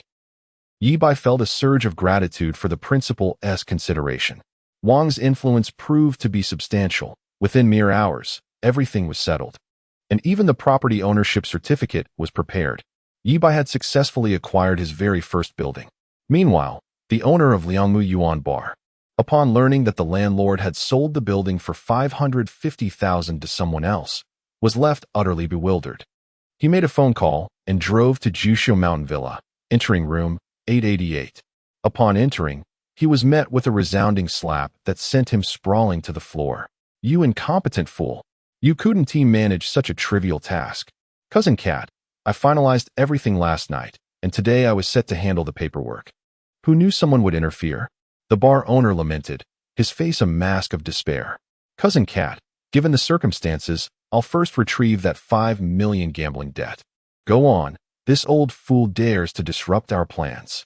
Tonight, summon his son to the casino and give him another million. Understood. Find out who purchased that building. How dare they stir trouble on my turf? I will make them pay." Chapter 26. Brother Bai, the supreme champion after purchasing a property and paying the acquisition tax. Ye Bai found himself with a remaining fortune of 2,200,000. His plans for buying a house and a car had to be temporarily shelved. By this time, it was already afternoon. After a day spent navigating through various procedures, the four of them had not even had a chance to eat lunch. Ye Bai decided to stop at a Sichuan restaurant to resolve their hunger. As he pondered the next steps for making money, he noticed a lewd smile creeping onto Anai Xian's face, accompanied by the sultry voice of a woman emanating from his phone. "Brother Crow, you're so annoying. You want to see me there again? A live broadcast?" Ye Bai's eyes sparkled with sudden inspiration. It was 2013, and the live streaming industry was still in its infancy. In his previous life, the streaming giant, Cattooth Live, had just launched its streaming services 2 years prior. And at this moment, it was still known as YY Live. Douyu Live was merely a channel on a station, while Longzhu Live wouldn't go online until next year. Ye Bai had such clarity on these developments thanks to Anai Xian's obsession with live streaming and his penchant for female streamers. During the peak of the live streaming era in Ye Bai's previous life, Anai Xian, after losing his arm, had reluctantly stepped away from the violent life, immersing himself entirely in building a career. He drafted a business plan and successfully persuaded Ye Bai to venture into the live streaming industry, forming a union and signing several female streamers. Anai Xian proved to be a natural in this field, expertly managing a host of attractive female streamers and earning substantial profits. When short videos surged in popularity, he even cultivated several Douyin influencers with millions of followers. In this life, Ye Bai envisioned creating his own live streaming platform. As a time traveler, he was equipped with foresight and an understanding of the industry's evolution, believing he could seize a share of the market and even emerge as a leader in the live streaming realm. With wealth and traffic, he could even establish his own short video platform. Douyin's parent company, Byte, had seemingly just been founded the previous year, and Douyin would not be unveiled until 3 years later. In the future, Byte would rise to become one of the internet's 3 giants, alongside Tencent and Alibaba, largely due to Douyin. Ye Bai could seize the opportunity to create his own Douyin, perhaps even his own Byte, and ascend to the status of an internet titan. He could start a media company for Anai Xian, recruiting a cadre of female streamers, establishing a union, and initially collaborating with Cattooth Live and Douyu. By the second half of the year, they could rake in a substantial profit from Bitcoin and subsequently launch their own live streaming platform. With this in mind, Ye Bai turned to Anai Xian and asked, "What are you up to?" "Watching a live stream," Anai Xian replied. "What is a live stream?" Ye Bai feigned ignorance. This sparked an overwhelming eagerness in Anai Xian, who excitedly held up his phone to explain. "Brother Bai, this is YY Live, and look at this girl shaking her hips. She's a female streamer." Once Anai Xian finished, Ye Bai remarked, "This seems quite interesting. Why don't we also start a media company and recruit some female streamers?" "What? No way. Brother Bai, you must be joking," Anai Xian exclaimed, leaping up. "Of course not. All right. Anai Xian was filled with excitement. "I plan to hand over the management of the media company to you. Do you have confidence?" Anai Xian's small, bean-like eyes sparkled with enthusiasm. "To be honest, Brother Bai, I've been watching YY Live on my computer since the first year of high school. I've often fantasized that if I had money, I would start a live streaming company and spend my days with female streamers. So while I can't guarantee much, I do have confidence in running a live streaming company. Then it's settled. After we finish eating, we'll go register the company." As soon as Ye Bai finished speaking, Anai Xian began devouring his food with great enthusiasm, as if he wished to consume the bowl itself. After their meal, the four of them promptly headed to the Administration for Industry and Commerce. "What should we name the company?" Ye Bai inquired. "How about calling it Vitiligo Media?" Song Dongfeng immediately suggested. "Get lost." "What about Bai Fengwei?" Nanzai, stuff his mouth with your stinky socks. "Please, Brother Bai, I don't, ugh." After discussion, they unanimously agreed that their new company's name would be Bai Yi Media Company, Limited. As Anai Xian stated, "This is our first company. It must bear the mark of our big brother." Bai Yi, being a homophone of Ye Bai's name, sounded prestigious and was the perfect fit. Soon, they registered the company at the administration office, with a registered capital of 1 million yuan. Normally, one wouldn't expect such efficiency from the administration. But Ye Bai was fortunate to have a kind-hearted principal. Upon hearing that his student was starting a business, he promptly made calls to leverage connections, facilitating the process. "Nanzai, Dongzi, you each get 10 of the shares, and Xiao Xian manages the company with 20. Is that all right?" Ye Bai anticipated that his brothers would agree to this proposal, but to his surprise, they shook their heads vigorously. Brother Bai, you're the one putting in the money to help me realize my dreams. I can't possibly take shares, Bai stated. Brother Bai, I don't understand live streaming, so I can't contribute much. Holding on to shares wouldn't feel right. Zhang Lingnan added. Me too, Song Dongfeng echoed. Ye Bai looked at his three brothers, warmth flooding his heart. Song Dongfeng had previously sacrificed himself to save Ye Bai from the flames. Xian had lost an arm shielding him and had later earned money through the live streaming company. Yet he was willing to forfeit even 10 of the shares without complaint. Zhang Lingnan had even taken the fall for Ye Bai, being wrongfully imprisoned for life on charges of murder, all while only asking Ye Bai to care for his mother and wife. These three were Ye Bai's true brothers from his past life, having weathered storms together. He owed them too much. What did a few shares matter? Since he had the chance to relive his life, he intended to share the wealth with his brothers. Are you going to disregard your big brother's wishes? Ye Bai glared. If you refuse, then consider me non-existent as your big brother. The three were caught in a dilemma, and after some discussion, they decided to each make a concession. Xian, as the company's actual manager, would hold 10 of the shares, while Zhang Lingnan and Song Dongfeng would each take 5. Ye Bai would hold 80. Brother Bai, didn't you just buy a building? Why don't we set up the company there? Xian suggested. Ye Bai shook his head. That place is about to be demolished. The entire building will be sold in a week. Let us rent an office in the Longting building at the central square. All right, I'll take care of that. Xian nodded. Brother Bai, my second uncle is in renovations. I can ask him to help us. It will definitely save a lot of money, Song Dongfeng offered. Brother Bai, Song Dongfeng stammered, struggling to express himself. I can drive you around, act as your chauffeur and bodyguard. Fine, you can take the tiger headbands for now. When we have more money, I'll buy you a new one. Song Dongfeng nodded vigorously. In that moment, the three felt a sense of bright prospects ahead, filled with motivation. Indeed, following Brother Bai meant there was meat to be had. Brother Bai is incredible, the best in the world. Chapter 27.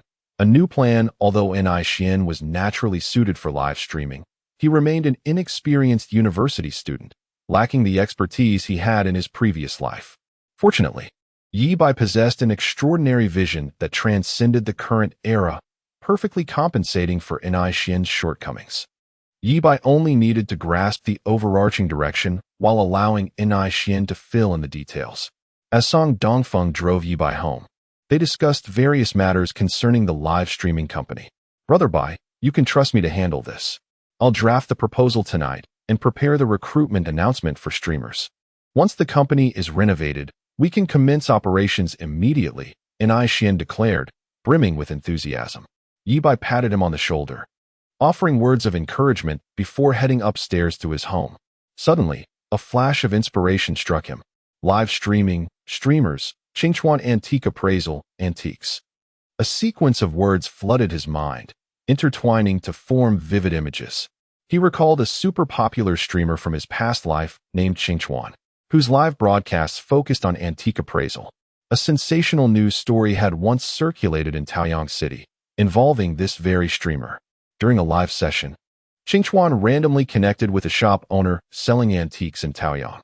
While appraising various items in the shop, Qingchuan unexpectedly discovered that a seemingly ordinary cane hanging on the wall, which had remained unsold for over a decade, concealed a remarkable secret, a bronze sword. It was known as the Wu Wang Fu Chai sword, the 10th of its kind to be unearthed, and it had sold for over 20 million. While antique shops were plentiful, Ye Bai believed he possessed the ability to identify this bronze sword at a glance. Selling the sword could provide the funds necessary to purchase a building on Rainbow Bridge, potentially leading to significant profits within a week. If he could acquire 5 buildings, he would undoubtedly become a billionaire overnight. Ye Bai immediately called Song Dongfeng. Dongzi, inform the brothers to gather at the Antique Street in Yunjin tomorrow morning. I need their assistance. With hundreds of shops lining the Antique Street, it would be impractical for Ye Bai to search for the sword alone, as valuable time would be lost. He planned to have his brothers mark the shops displaying canes, and then he would use his insight to locate the bronze sword. Upon returning home, Ye Bai found his aunt practicing yoga on the mat, dressed in a fitted tank top and yoga pants that accentuated her alluring figure. The perfect ratio of her waist to hips was striking. "Xiao Bai, I saved dinner for you. Just heat it up in the microwave," Qinyu said, glancing back at him as she heard the door open. "Thanks, Aunt. I'll heat it up when I'm hungry," Ye Bai replied, taking a seat on the sofa to admire her yoga practice. As Qinyu transitioned into a cat stretch, she knelt on the mat, raising her head while arching her back. After several repetitions, she suddenly became aware of Ye Bai's intense gaze fixed upon her. A rush of unfamiliar emotions surged within her, a mixture of embarrassment and exhilaration. "Xiao Bai, I need to head back to my room," she stammered, retreating hastily, unsettled by the intensity of his stare. In her room, Qinyu's heart raced as she pondered the evolving nature of her feelings for Ye Bai. Even her dreams were now filled with thoughts of him. What should she do? It felt as if Ye Bai could lose control at any moment, like a ravenous beast ready to pounce. If something were to happen between them, how would she face Qinjie and Shi Yan? Determined to alleviate Ye Bai's pressure, Qinyu recalled that it was said boys enter a phase of indifference after certain experiences. If that were the case, she wouldn't need to worry about him losing control. With newfound resolve, she stood up, struggling to remove her yoga pants. Moments later, she hesitated outside Ye Bai's room before gently knocking. "Xiao Bai, I need to talk to you." "Come in," he replied. Upon entering, she found Ye Bai sitting on the edge of his bed, his gaze penetrating. Panic surged within her, and she lowered her head, unable to meet his eyes.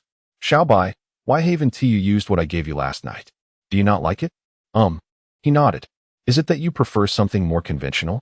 How about this one?" Qinyu blushed, placing a nail on the table. "Here it comes again," Ye Bai thought, sensing the impending turn of events. He was well aware of how this would unfold. His aunt would leave something in his room, overthink, and then, "I really don't want any of this," he admitted candidly. "Isn't this what you like?" Qinyu felt a pang of disappointment, sensing that her carefully prepared gift was being rejected. "I find such actions distasteful. I cannot engage in that. Aunt, let me be honest. I have feelings for you. You invade my dreams." With that, Ye Bai embraced her, wrapping his arms around her waist. Qinyu gasped as she sank into his embrace, overwhelmed by the intoxicating scent of his masculinity. Her mind went blank, as if struck by lightning. Aunt, Chapter 28, Life is Short. Sees the joy. Qinyu's pupils trembled, her mind blank, and her body froze. As she regained her senses, she struggled to rise, but was tightly embraced by Ye Bai. No, Xiao Bai, we cannot do this," she murmured. "Auntie, stop suppressing your feelings. I know you have affections for me as well. Please let go, I beg you." Qinyu's face was etched with desperation. "We cannot proceed in this manner. You are Qinjie's child. How will I face her if we—" "Auntie, we share no blood relation. You and my mother were merely childhood companions," Ye Bai replied. "But that still cannot be. The age difference is too significant. You are still a university student like Shi Yan. If Shi Yan were to discover this, how would she perceive me? Surely, she would think me a disgraceful woman." "Xiao Bai, please remain calm." Observing Qinyu's panic-stricken countenance, Ye Bai sighed regretfully. He sensed that her feelings for him transcended the typical affection between elder and junior. Unfortunately, she remained shackled by societal norms, unable to accept a relationship with someone younger. Perhaps he had been too hasty. The moment was not yet ripe. He released her, exhaling deeply. "I apologize, Auntie. It was my impulsiveness." Struggling to rise from Ye Bai's embrace, Qinyu stifled her inner turmoil. "It's all right, Xiao Bai. I bear you no ill will. Your ability to regain your composure in such a critical moment is commendable." Qinyu contemplated leaving but hesitated, recalling her friend's sage advice. Xiao Bai had managed to restrain himself today, but what of the future? Would he be able to maintain that restraint? What if he were to lose control completely next time? Yet, Xiao Bai was reluctant too. Suddenly, an idea struck Qinyu. One she had gleaned from a drama. Must it truly come to that? After a moment of internal conflict, she resolved firmly. "Xiao Bai, we cannot proceed in this manner. However, I possess an alternative method to assist you." "What method?" Ye Bai raised his head. Qinyu, having spoken, lowered her gaze, unable to meet his eyes. Her delicate fingers nervously entwined. Ye Bai paused, then slowly nodded. Very well, Auntie, I appreciate your assistance. The night passed in silence. Upon awakening the next morning, Ye Bai opened the window, allowing the gentle breeze to refresh his spirit. As he exited his room, he found Auntie and Li Shiyan diligently wiping the dining table. Upon seeing Ye Bai, Qin Yu quickly withdrew her hand, an expression of faint crimson blooming on her otherwise graceful visage. The family of three commenced breakfast. Yet Qin Yu appeared distracted, spilling milk across the table. "Mom, what is wrong with you today? You seem a bit off," Li Shiyan observed, her face marked by suspicion. "Nothing, just had a bit of insomnia last night," Qin Yu replied, hesitating before continuing. "Shiyan, there is something I wish to discuss with you. I'd like to hear your thoughts." "Sure," Li Shiyan nodded. "It concerns a friend of mine in her 30s, a divorced single mother, who has recently begun a relationship with a college student. Such occurrences are rampant online. Recently, a nearly 50-year-old star was reported to be dating a 20-year-old model." Li Shiyan remarked. "Really? Do you believe there is no issue with that?" Qin Yu inquired, a flicker of hope igniting within her. "No, I find them lacking in shame," Li Shiyan replied, her expression one of disdain. "When lonely, one should seek companionship with those of a similar age. Why prey upon an inexperienced young man?" Feeling disheartened, Qin Yu realized that Shiyan would likely be even less accepting of the relationship between an aunt and her nephew, as it involved not only an age gap, but also a generational divide. Li Shiyan continued, "Furthermore, relationships with such significant age disparities rarely yield lasting results. Women in their 30s or 40s begin to decline physically, while young men are in the prime of their lives. Their attraction to older women may stem from novelty, but as the latter ages, discontent may ensue."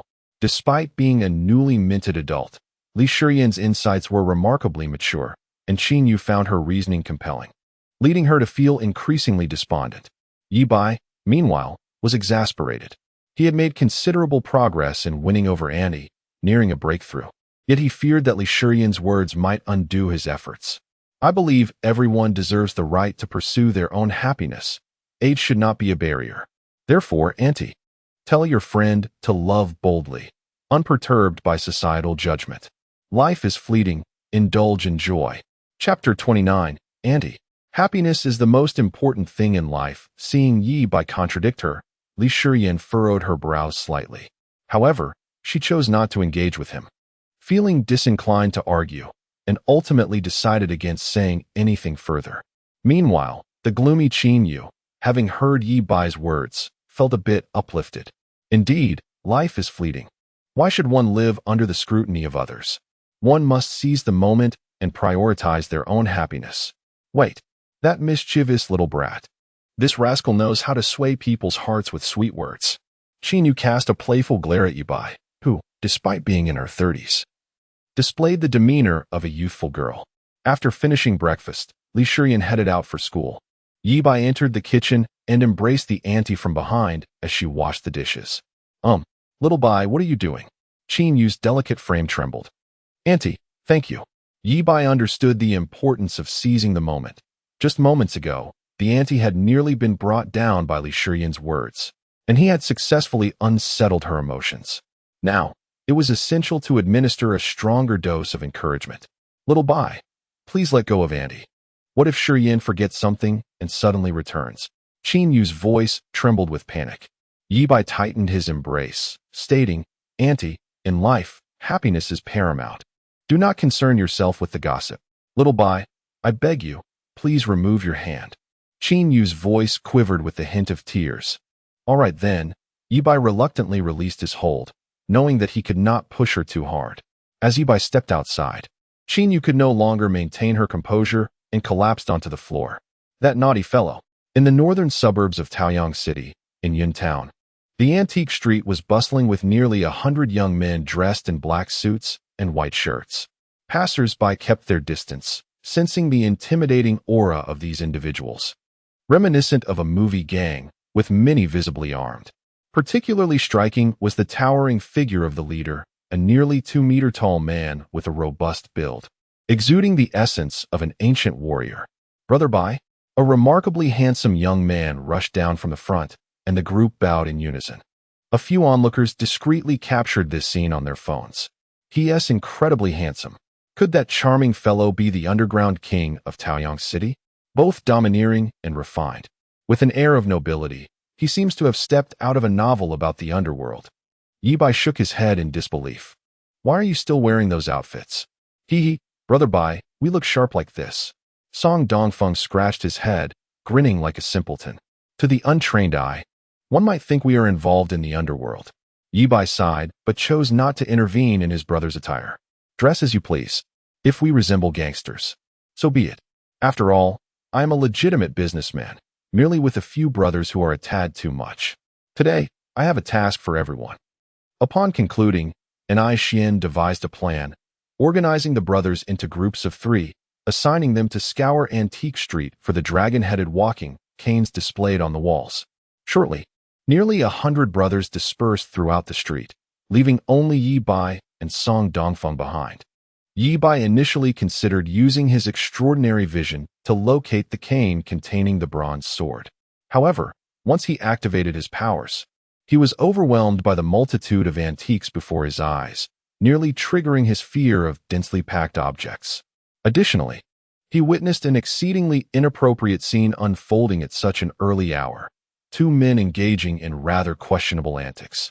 Perhaps it was better to wait patiently. Ye Bai shook his head. Suddenly, his phone rang.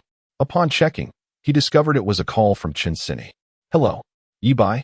Why have you not attended school for 2 consecutive days? Chen Sini questioned directly, her tone tinged with irritation, as if feeling genuinely neglected. They had just reached an agreement, and now he was absent from school. I took a leave of absence. I'm struggling to keep up with the current curriculum and plan to self-study at home for a while, Ye Bai responded promptly. To his surprise, Chen Sini softened her tone. That makes sense. With so many bad influences at school, it would be hard to focus. Staying home might actually enhance your learning efficiency. Ye Bai, do your best. Don't fail your classes and graduate smoothly. Is this encouragement for me to become your boyfriend? After hanging up, Song Dongfeng leaned in. Brother Bai, was that your sister-in-law? It was Chen Sini. Oh, so it was your sister-in-law checking up on you? An hour later, the brothers reconvened after completing their tasks. Anai Xian compiled the information and reported, Brother Bai, there are 78 shops with canes hanging on the walls, but only 19 of them feature the dragon-headed design. Ye Bai nodded in satisfaction. Anai Xian indeed proved to be a talent. Given the right platform and opportunities, he would undoubtedly shine. Well done.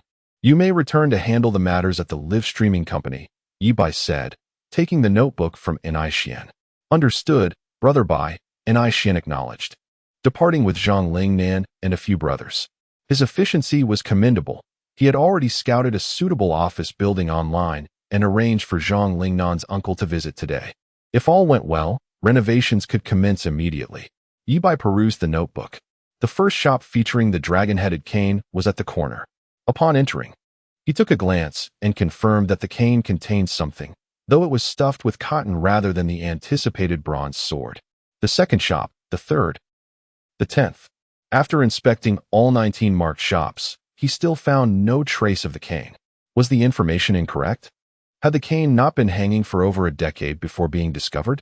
Or perhaps his brothers had overlooked something.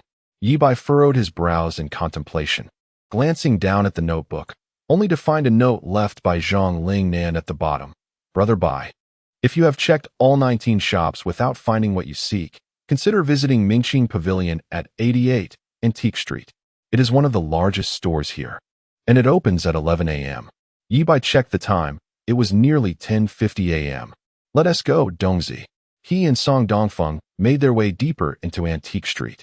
Soon, they arrived at 88 Antique Street. The establishment was indeed impressive, boasting a grand exterior and being the largest space they had encountered that day. At that moment, a woman clad in a qipao bent down to open the roller door, her shapely figure accentuated by the garment, resembling a heart as she leaned forward. Chapter 30. I am Wang Gang. As Song Dongfeng beheld the woman's curvaceous figure, his eyes gleamed with delight. This was precisely the type he favored, women adorned in qipaos and form-fitting skirts. After receiving a nod of approval from Ye Bai, he approached to initiate a conversation. Excuse me, beautiful, are you open for business? The woman in the cheap pal lifted the curtain door, turning around to reveal a face reminiscent of an elderly bull, complete with a scruffy beard. Who are you calling beautiful? I am Wang Gang, a real man. The beauty playfully rolled her eyes. Song Dongfeng was taken aback, staggering back in shock. Ye Bai felt as though something unpleasant had invaded his eyes. He recognized the individual before him. Wasn't this one of the two men he had just seen through his super eagle eye and X-ray vision? Where was the other one? As he pondered, he noticed employees of Mingqing Pavilion arriving for work. Leading the group was a middle-aged man in a suit and bow tie, sporting a pair of small mustaches, exuding a certain charm reminiscent of a British gentleman from a film. Ye Bai instantly recognized him as the valiant warrior who had carried the. Who would have thought that such a suave gentleman was a homosexual with such peculiar tastes? Wang Gang, what are you doing loitering by the door? Come inside for some tea. The British gentleman reprimanded the sexy Wang Gang, then turned to Ye Bai with a warm smile.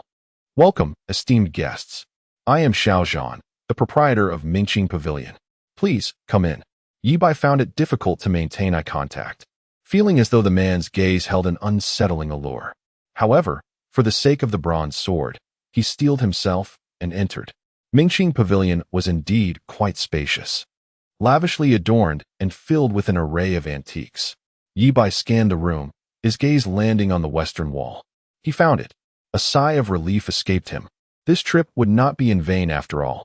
He discreetly approached the western shelf and pointed to a porcelain bowl, inquiring of the attentive Xiao Zhan. How much for this bowl? This is a Qing dynasty bowl with a pastel, overglazed design of gourds and butterflies, once used by Empress Cixi, priced at 188 million renminbi. Xiao Zhan replied with a beaming smile. All right, if you say so, Ye Bai responded, pointing to a calligraphy piece on the wall and asking for its price.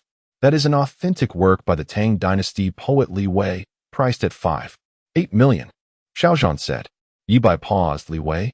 You must mean Wang Wei. Xiao Zhan faltered for a moment before insisting. No, it is indeed Li Wei. If this were Wang Wei's genuine work, the price would be much higher. Ye Bai then pointed to a dragon-headed cane hanging on the wall, asking, what about that one? How much? That was used by the Northern Song dynasty warrior, Yu Saiwa, and is priced at 2.88 million. You mean the legendary Shi Saihua? The pronunciation is Shi, not you. Ah yes, my mistake. You truly are quite knowledgeable, Xiao Zhan conceded. Ye Bai discerned that the entire collection in this establishment was likely counterfeit, with the opulent decor designed to mislead customers. The seemingly refined gentleman before him was nothing more than a fade, lacking the cultural depth that even he, a streetwise individual, possessed. Having attended university, he mused that Xiao Zhan might be a product of a mere 9 years of compulsory education. Boss, my grandfather is celebrating his 60th birthday tomorrow. I am looking to purchase a cane that resembles an antique. Honestly, what is the lowest price you can offer me for that cane? Ye Bai inquired. Upon hearing this, Xiao Zhan's demeanor shifted dramatically. What are you saying? We at Mingqing Pavilion only sell genuine antiques. Get out, you're not welcome here. As Xiao Zhan spoke, he attempted to usher Ye Bai away. Boss, you wouldn't want anyone to discover your connection with Wang Gang. Ye Bai scoffed. Xiao Zhan's face paled. How could he possibly know? He had only just spent the night with Wang Gang. Give me a sincere price, Ye Bai continued. 10,000 to take it, Xiao Zhan offered. 100. Ye Bai countered. 5,000. 100. 1,000. That is my bottom line. I cannot go lower. Xiao Zhan retorted. 100. Seeing Ye Bai's determination, Xiao Zhan gritted his teeth. Deal. Take the item and leave quickly. You're a straightforward man, boss, Ye Bai said, tossing a bill onto the counter and grabbing the cane as he exited. He signaled to a few subordinates waiting nearby. Did you notice which store appeared the most legitimate when you were looking for canes? Brother Bai, I just inquired. And Anew Studio is the most reputable antique shop here. One subordinate replied. Another nodded in agreement. Brother Bai, I concur. I just visited Anew Studio, and it looked the classiest. The proprietress is exceptionally beautiful.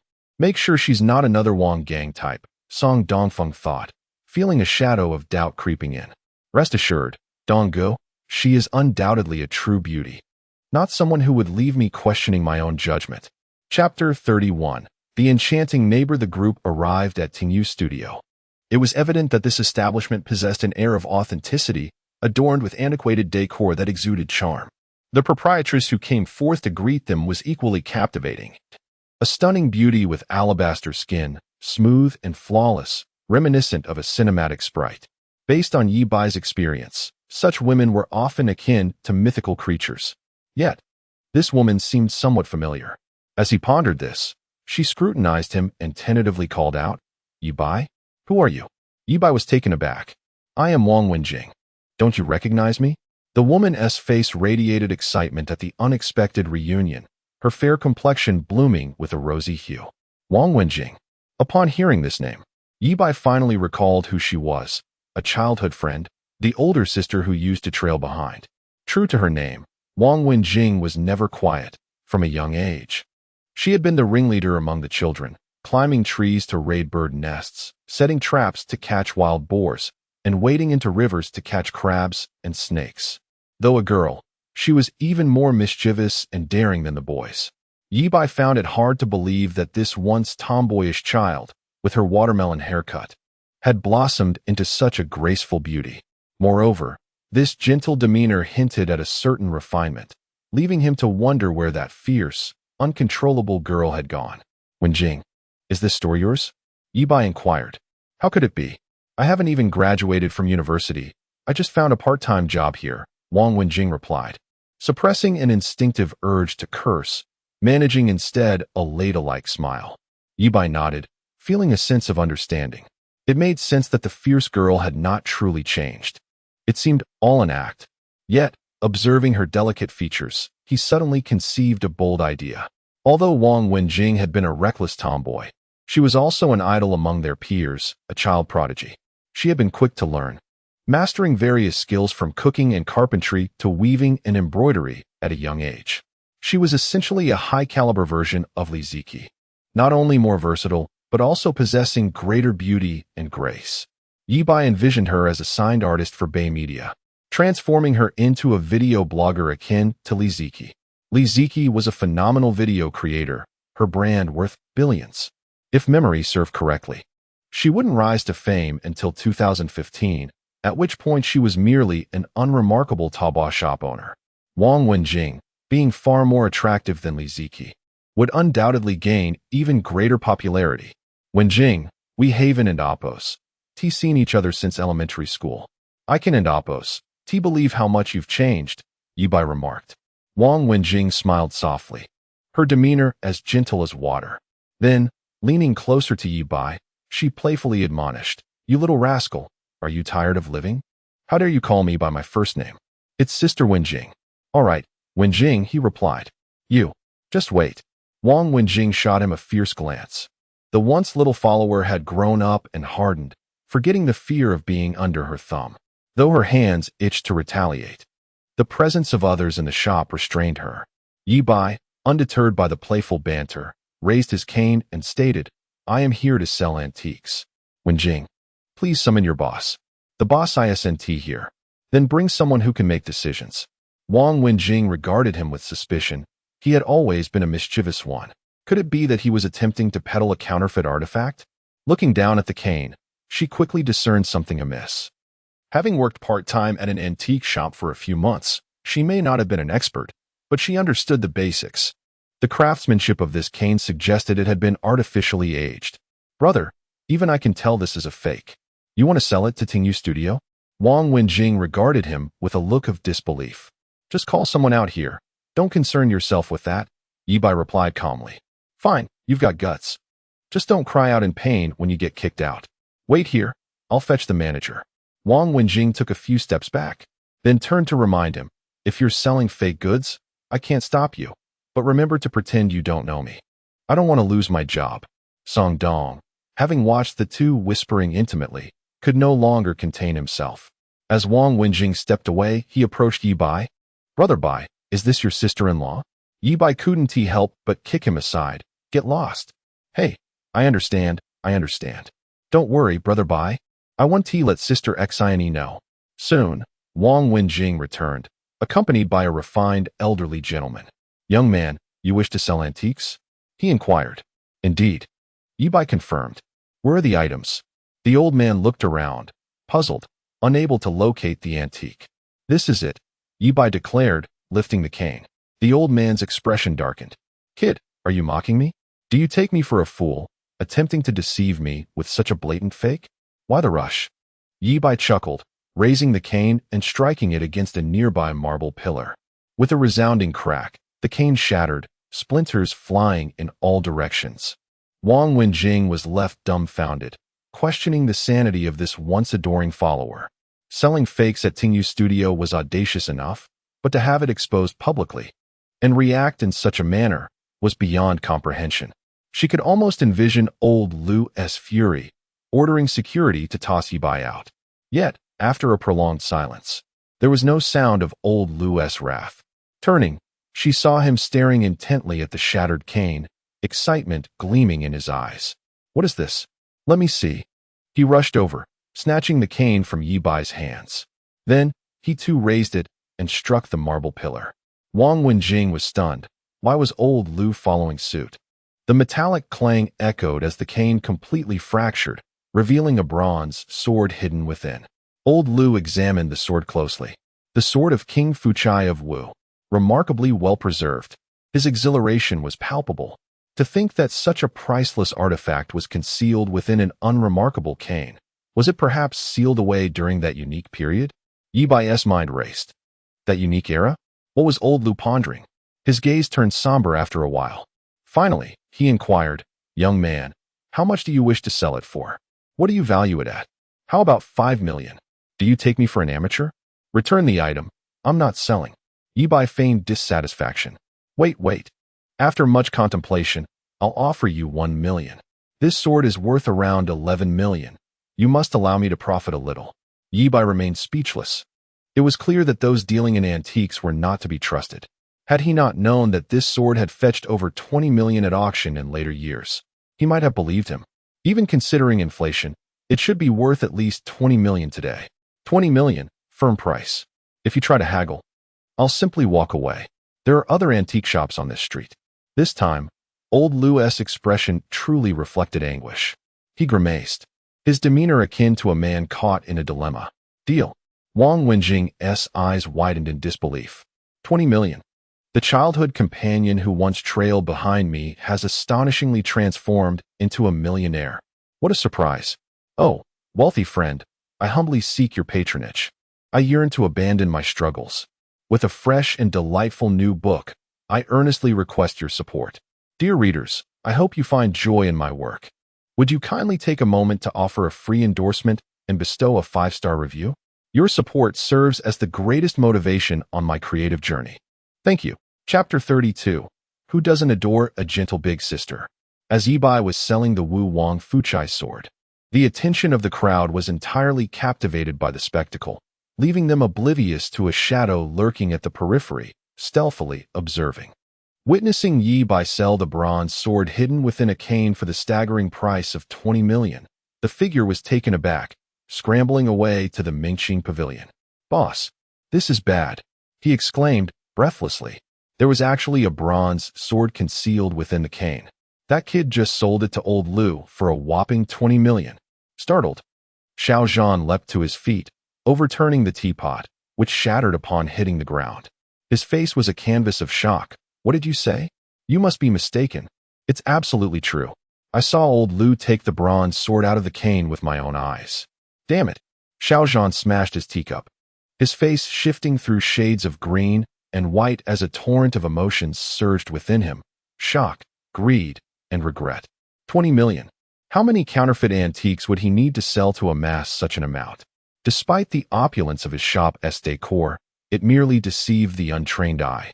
True connoisseurs flocked to the Listening Rain studio, never setting foot in his establishment.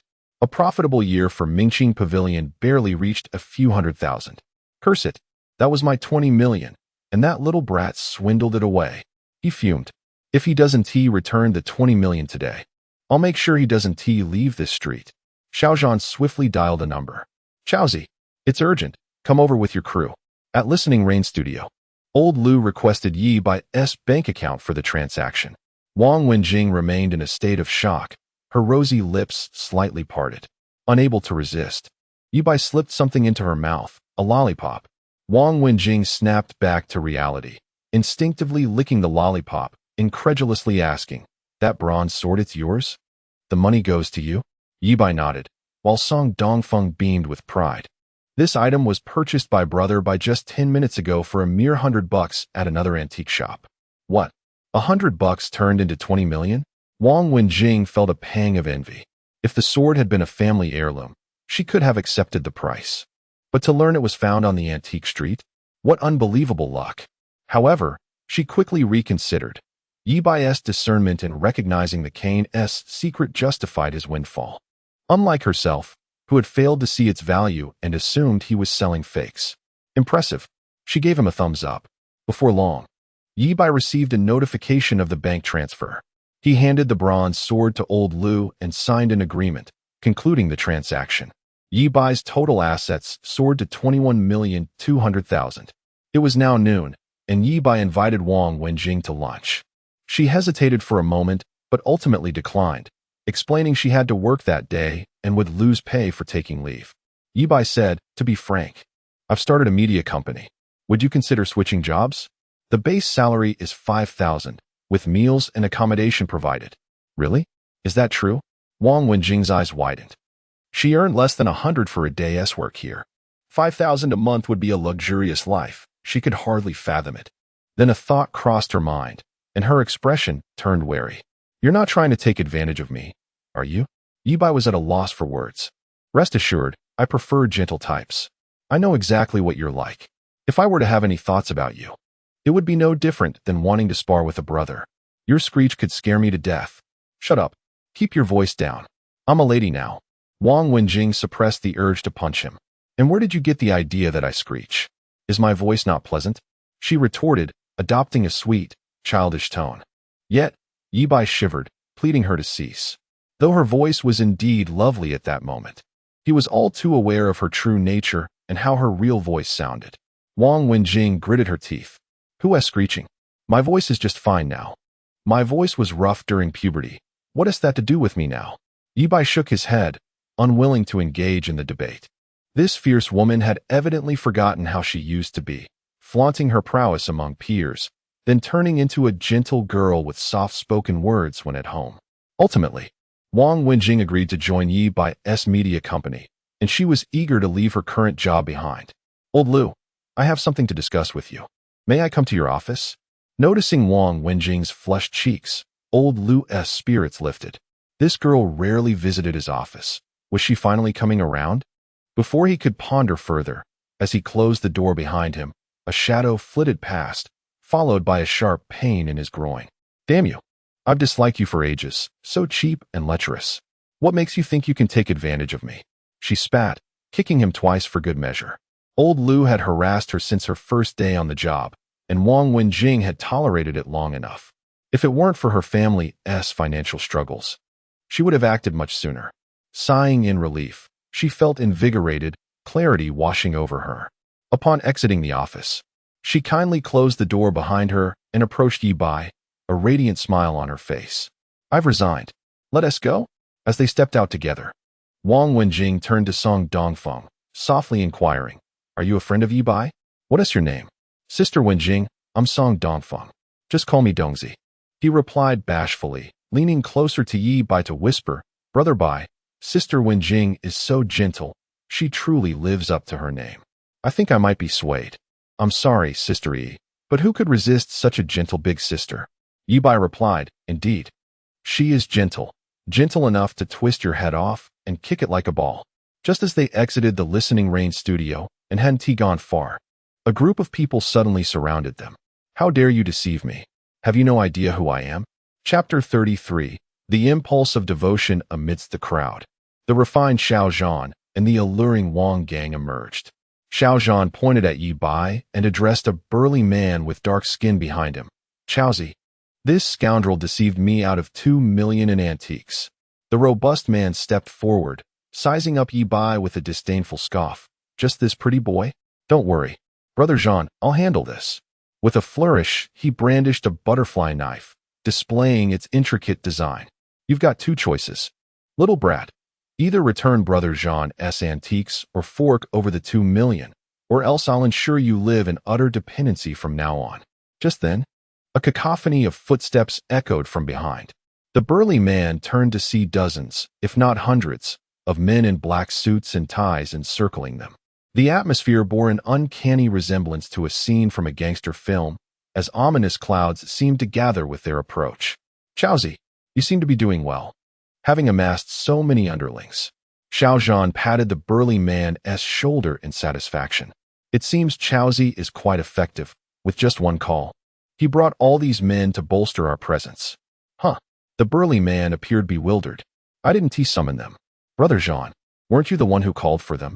The two exchanged a glance, their expressions shifting dramatically. Among the men in black suits, several revealed the grips of Glock handguns tucked at their waists. Their faces bore cruel, bloodthirsty smiles, suggesting that any reckless movement would lead to immediate consequences. This is it. It seems we've struck steel. This is the real underworld. We were merely small-time thugs. The butterfly knife clattered to the ground. Xiao Zhan and Wang Gang grew tense. Wang Gang trembled, whether from fear or excitement, feeling as if he might lose control at any moment. Which path do you traverse? Song Dongfeng strode forward, grasping Xiao Zhan's collar and lifting him as if he were a mere chick. Towering nearly 2 meters, he loomed like an iron tower, dwarfing even the burly Xiaozi. Xiao Zhan forced a smile, more grotesque than tears. Brother, it's all a misunderstanding. I was just joking. The antiques were legitimately purchased by you. It's a legal transaction. Song Dongfeng scoffed, flinging Xiao Zhan to the ground before delivering kicks that sent Wang Gang and Xiaozi sprawling. Their underlings fell silent, their expressions devoid of bravado under the dark muzzles of guns. Ye Bai remained stoic, not even sparing a glance at Xiao Zhan and the others, waving his hand to signal his departure. Consider yourselves fortunate. The boss is in a good mood today. Otherwise, I would have had to break a few of your legs. Song Dongfeng remarked coldly, leading his brothers away. Once they had retreated, Xiao Zhan felt a wave of dread wash over him. Is there such a figure in Taojiang City? Or are they outsiders, formidable players from another city? Uncertain, but the discipline of this organization was palpable, each member armed with handguns, clearly not to be trifled with. Xiaozi swallowed hard. At that moment, a younger member raised his phone, declaring, Brother Chao, I saw them on the Taojiang City forum this morning. Someone mentioned that the leader is the true underground emperor of Taojiang City, a prince of the underworld. Let me see. Xiaozi quickly took the phone, where a post displayed a photograph of Ye Bai stepping out of a Hummer, surrounded by nearly 100 men in black suits and white shirts, all bowing in deference. Imposing. Xiaozi couldn't help but admire. A true man should be like this. The poster claimed that this man was the king of the underworld in Taojiang City, one who commanded respect even from old-school gangsters like Xiao Hongyu, Feng Cheng, and Kai Baozi. There is a high probability that what they say is true, Xiaozi asserted solemnly. Xiao Zhan nodded, feeling somewhat relieved, contemplating that he could boast about this encounter in future drinking sessions. In time, he indeed did so. The underground emperor of Taojiang City, the prince of the underworld, had once spent a fortune in his shop on a cane. The emperor's discerning eye had immediately recognized that within the cane lay a bronze sword, which he swiftly sold at the exorbitant price of 2 million at Tingyu Pavilion. Regrettably, that cane had sat in his shop for years, and he had failed to uncover its secret. The underworld emperor, however, discovered it in one visit. Truly a legendary figure born with a silver spoon. Wang Wenjing hesitated, her gaze complex. It felt as though she had just escaped a fiery pit only to leap into a den of thieves. Ultimately, she couldn't resist asking, Ye Bai, have you joined the underworld? Ye Bai immediately bristled. Don't talk nonsense. I am a legitimate businessman. These are my brothers and classmates who took a day off from university to help me. Song Dongfeng chimed in. Yes, Sister Wenjing, we're not gangsters. We're just members of a school club, the Vitiligo Association. Wang Wenjing was baffled. Vitiligo Association? What on earth? How could students be armed? Is this what you meant? Song Dongfeng pulled a handgun from one of his underlings' waists and fired a shot. Wang Wenjing jumped in shock, instinctively dodging, but then saw flames erupt from the gun's muzzle. Song Dongfeng grinned widely. Sister Wenjing, don't be scared. This is just a lighter we use to intimidate. Wang Wenjing fell silent, finally at ease. She observed that while the men in black suits appeared mature, several had youthful faces with tufts of hair on their lips. Moreover, they no longer bore the fierce demeanor from moments earlier. Instead, they laughed and joked. It seemed that the intimidating aura they had projected was merely a facade. Wang Wenjing mused. Today, as university students truly excel in their performances. Exiting the antique street, before stepping into the Hummer, Ye Bai instructed his brothers.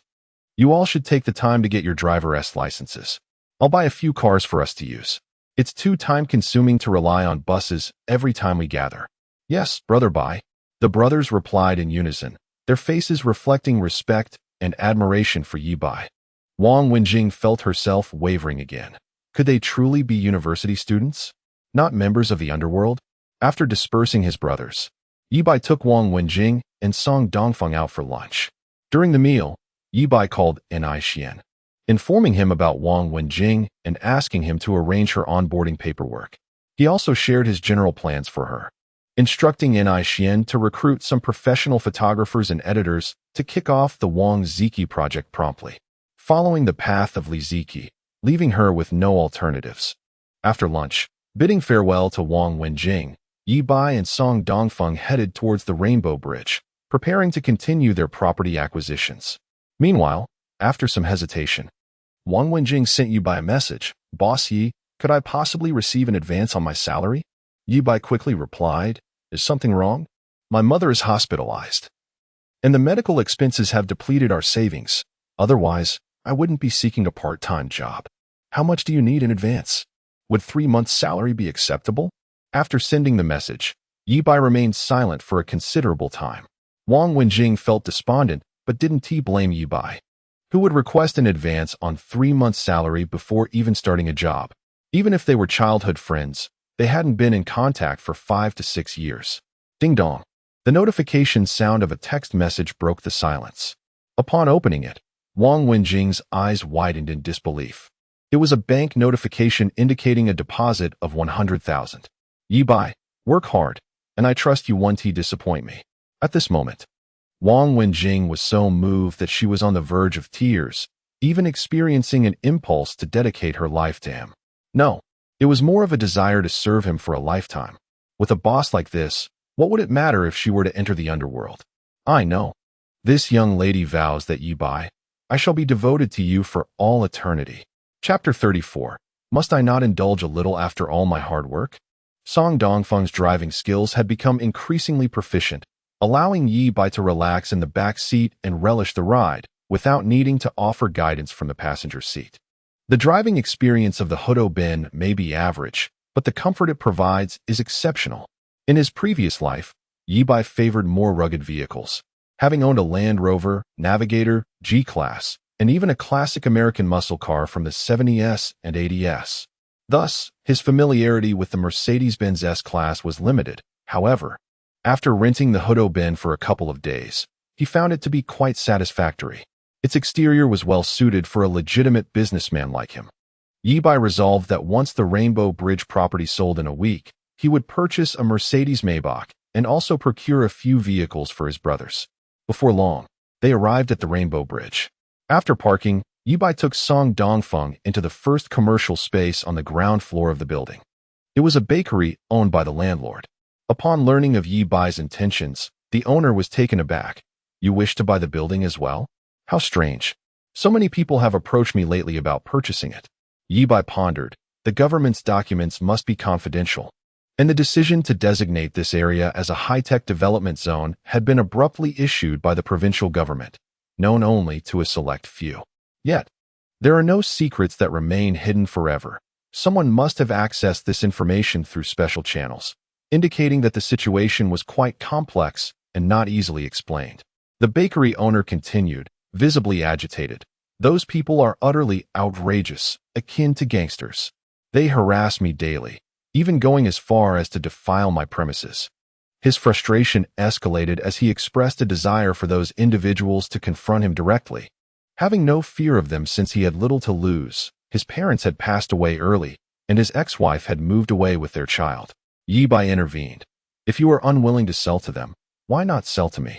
Prolonging this matter will only hinder your business further. It would be wiser to take the money and enjoy life. The owner stared at him incredulously. So, you're suggesting I am not enjoying life now? My bakery operates with nearly no overhead, earning a substantial profit each month, and the rental income from the upper floors is also significant. Am I supposed to sell the building and waste away? Moreover, he questioned whether Ye Bai was in league with those persistent individuals and demanded he leave him to conduct his business in peace. Realizing there was no hope for that building, they moved on to the next. The next establishment was a flower shop, also owned by the landlord. The owner, a woman in her 40s, remarked, "You wish to buy the building? Unfortunately, you're too late. My husband's gambling debts have forced us to sell the property to repay loans."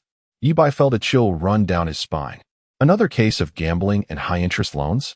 The odds of two families in the same row of buildings selling due to gambling seemed too coincidental.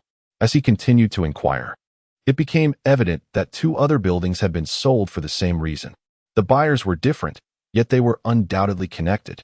Ye Bai felt a sense of urgency and instructed Song Dongfeng, "Dongzi, let us split up. You start from that end and see if anyone is willing to sell. If they hesitate, feel free to test the waters with a higher offer. As long as they are open to selling, I'm willing to pay double the market price." In a week, property prices here would soar sixfold, making any markup a lucrative endeavor. However, Ye Bai knew he could not increase the offer too much. After all, people were not fools, and such a conspicuous attempt to buy would surely raise suspicions. Once they separated, their efficiency skyrocketed. Ye Bai questioned around 10 more establishments, finding either that they had already sold or were adamant about not selling. As expected, among the few buildings that had been sold, one was also due to gambling debts. With his designated area nearly exhausted, he finally spotted a glimmer of hope in the last building. The owner was a disheveled man in his 40s, sporting a messy hairstyle and heavy dark circles under his eyes. While smoking, he responded, "This building has 8 floors. The market price is $6 million. I've already promised it to someone for $650,000. If you want it, I can back out and sell it to you. But what? That would require a price increase. How much more?" $50,000. Ye Bai frowned, feigning hesitation before finally exclaiming, "All right, I will buy it for $7 million. The man nodded in satisfaction. "Okay, that works. I'll inform the other party that I'm no longer selling to them, saving them from preparing any unnecessary documents." As he spoke, he reached for the landline phone. Damn it, if it weren't for my recent bad luck at the tables, I wouldn't even consider selling this property. I plan to take $7 million and turn my fortunes around. At that moment, Ye Bai swiftly approached, pressing the hang-up button with a sharp click. "Let us hold off on notifying them for now. Let us finalize our transaction first. If they bring people to cause trouble, it could jeopardize our deal." The man, initially ready to question Ye Bai's abruptness, paused to consider and nodded. "You make a valid point. Let us head to the Property Management Bureau to finalize the paperwork." Ye Bai never expected to intercept these individuals this way. Had that call gone through, it could have led to complications. The other party would undoubtedly seek to interfere. Therefore, sealing this information and completing the paperwork swiftly was paramount. Though he had successfully outmaneuvered them, Ye Bai knew it would lead to potential trouble down the line. However, what did that matter? As a reborn individual with a loyal group of subordinates and various unique skills, along with the backing of a powerful figure in Taoyang City, he felt undaunted. As they descended the stairs, Ye Bai spotted Song Dongfeng approaching with a cultured elderly gentleman. Upon seeing Ye Bai, Song Dongfeng gave him an okay gesture, filling Ye Bai with relief. This trip had proven fruitful, 2 buildings secured, while the original plan had allocated over $20 million for property purchases. The current situation was fraught with hidden currents and potentially multiple competitors. Securing even a fraction of their holdings was commendable. Ye Bai dialed Principal Wang. "Hello, old Wang. I must trouble you again. You seem a bit reluctant. Shall I send you some invigorating videos to enjoy?" Principal Wang, a beacon in the academic journey, promptly facilitated the necessary calls, ensuring that the Property Management Bureau once again extended a helping hand to Ye Bai. Drawing from past experience, Ye Bai efficiently navigated the process, completing the paperwork for both buildings in less than half a day and successfully obtaining the titles. The total expenditure amounted to $13 million, leaving him with $810,000 in his account after the purchase of 3 buildings. As for the cash won from Xiaohongyu's casino, it had all been utilized. After a long day of toil, it was time to return home and indulge a little. Indeed, he found himself missing Annie quite a bit. Chapter 35. So it's you. Little Kitty. The vehicle sped along, with Ye Bai reclining in the back seat, his head resting against the cushion as he sought a moment of respite. Suddenly, his phone rang. Initially, he presumed it was his aunt calling to urge him home for dinner, but upon glancing at the caller ID, he was surprised to find it was the landlord of the building housing the Liangmu Yuan bar. "Hello, young man. We're moving out tomorrow. Please come by to collect the keys. Just leave them at the bar downstairs. I'll retrieve them tomorrow." There was a brief pause on the other end. Before the landlord continued, "That one do. The building has been sold, and the bar is in the process of moving out. We're currently packing." With the home so close, Ye Bai found it unreasonable to return for the keys. "Then please place the keys in the fire hydrant box." Yet the landlord persisted. "I can't do that. I'm worried they might be lost, and I want to have a good explanation for you. Could you please come back?" Ye Bai narrowed his eyes, sensing something amiss. The tenants had already vacated. The house lay empty. What significance did the keys hold now? This landlord seemed particularly eager for him to return, almost desperate. Without uttering a word, Ye Bai hung up the phone. As expected, his phone rang again. The landlord calling incessantly. Something was definitely awry. Perhaps the group he had outmaneuvered had sought to use the landlord to draw him out. Ye Bai snorted coldly and promptly turned off his phone. The business at hand was complete. He no longer needed to be involved. All that remained was to wait a week for the government documents to be issued, after which he could sell the building at a premium. He was a legitimate businessman and aimed to avoid any dealings with the unscrupulous. "I sincerely hope you all recognize your place and do not push me. I truly desire nothing more than to be a straightforward and honorable businessman." Meanwhile, Song Dongfeng, driving, stole a glance at Ye Bai in the rearview mirror and involuntarily shuddered. Perhaps it was merely an illusion, but he found Brother Bai quite terrifying. His expression was devoid of emotion, yet he exuded a palpable aura of menace, akin to a bloodthirsty beast revealing its fangs, or a lethal blade subtly unsheathed. He bore a striking resemblance to the protagonist Jimmy from the film The Gangster's Paradise, albeit more handsome and significantly taller. In short, it was quite fearsome. "Dongzi, turn the car around. Head back to the Rainbow Bridge." At the Rainbow Bridge, within the landlord's home above the Liangmu Yuan bar, the elderly man with bloodshot eyes ended the call, declaring, "You heard him. He refuses to come and has even turned off his phone. Let my son go."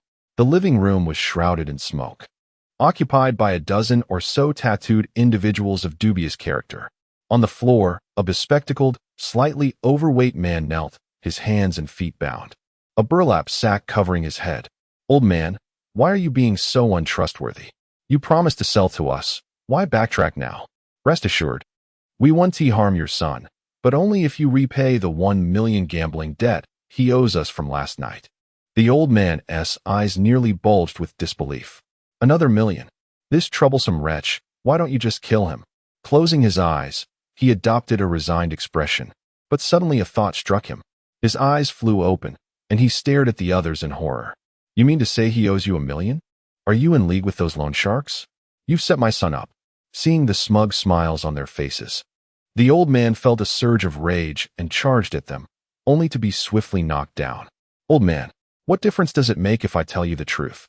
The loan agreement is right here. If you don't repay that 1 million today, I will personally remove your son's teeth one by one and ensure he can never have children."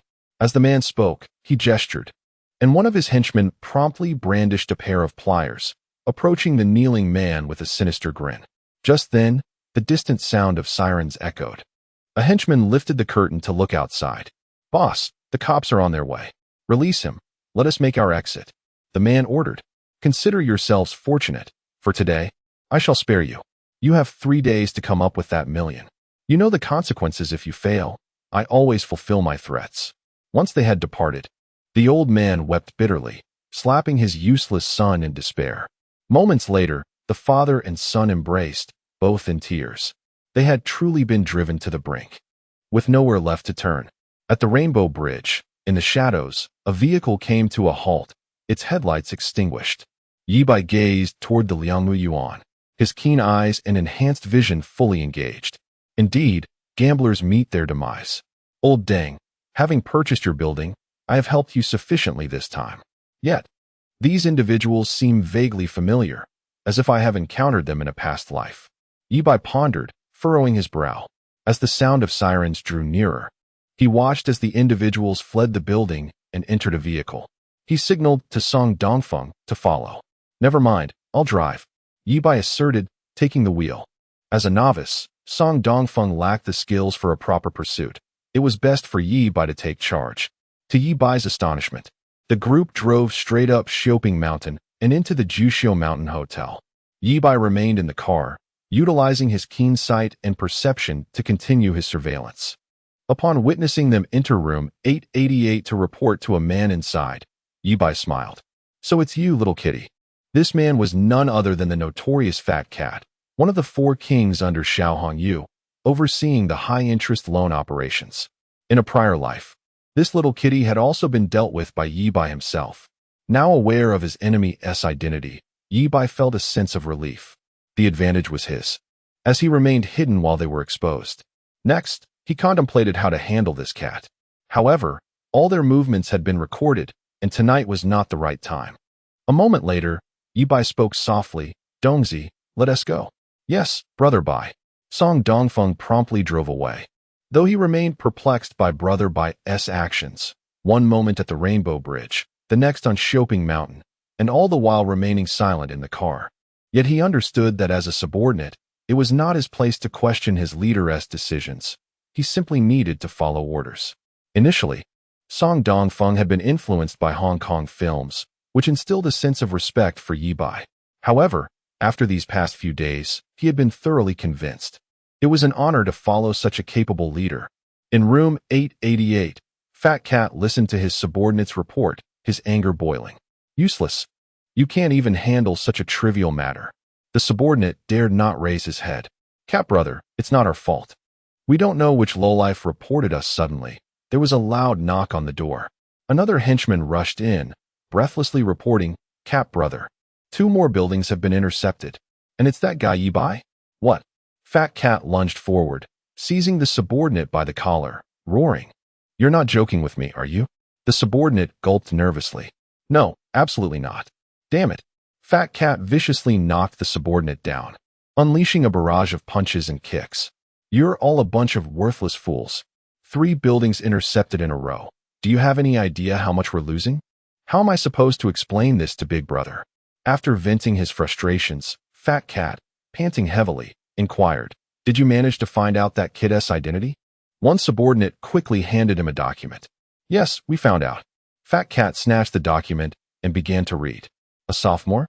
Both parents are farmers from the countryside. The family's assets consist solely of a self-built house in the countryside, farmland, and the 3 buildings that were snatched from us. Are you jesting with me? The younger brother cautiously explained, Brother Cat, such a destitute individual could never amass sufficient funds to purchase a building, nor does he possess the means to acquire insider information. He must be a mere puppet for someone of influence in the city. Brother Cat pondered for a moment before making a decision. Send someone to the school to gather intelligence, uncover this lad's background, and see if we can expose the person behind him.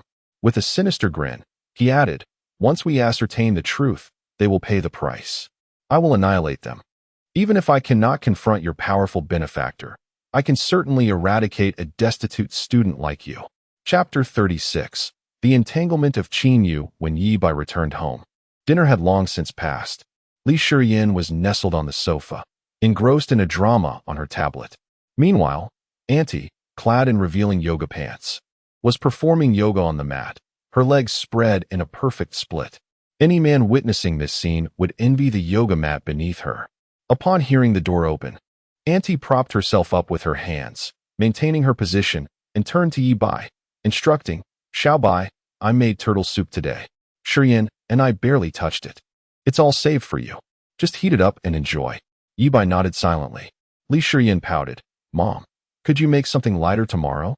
It's either black-bone chicken soup or turtle soup all the time. I'm breaking out. Yu cast a blushing glance at Ye Bai, secretly worried about that little rascal.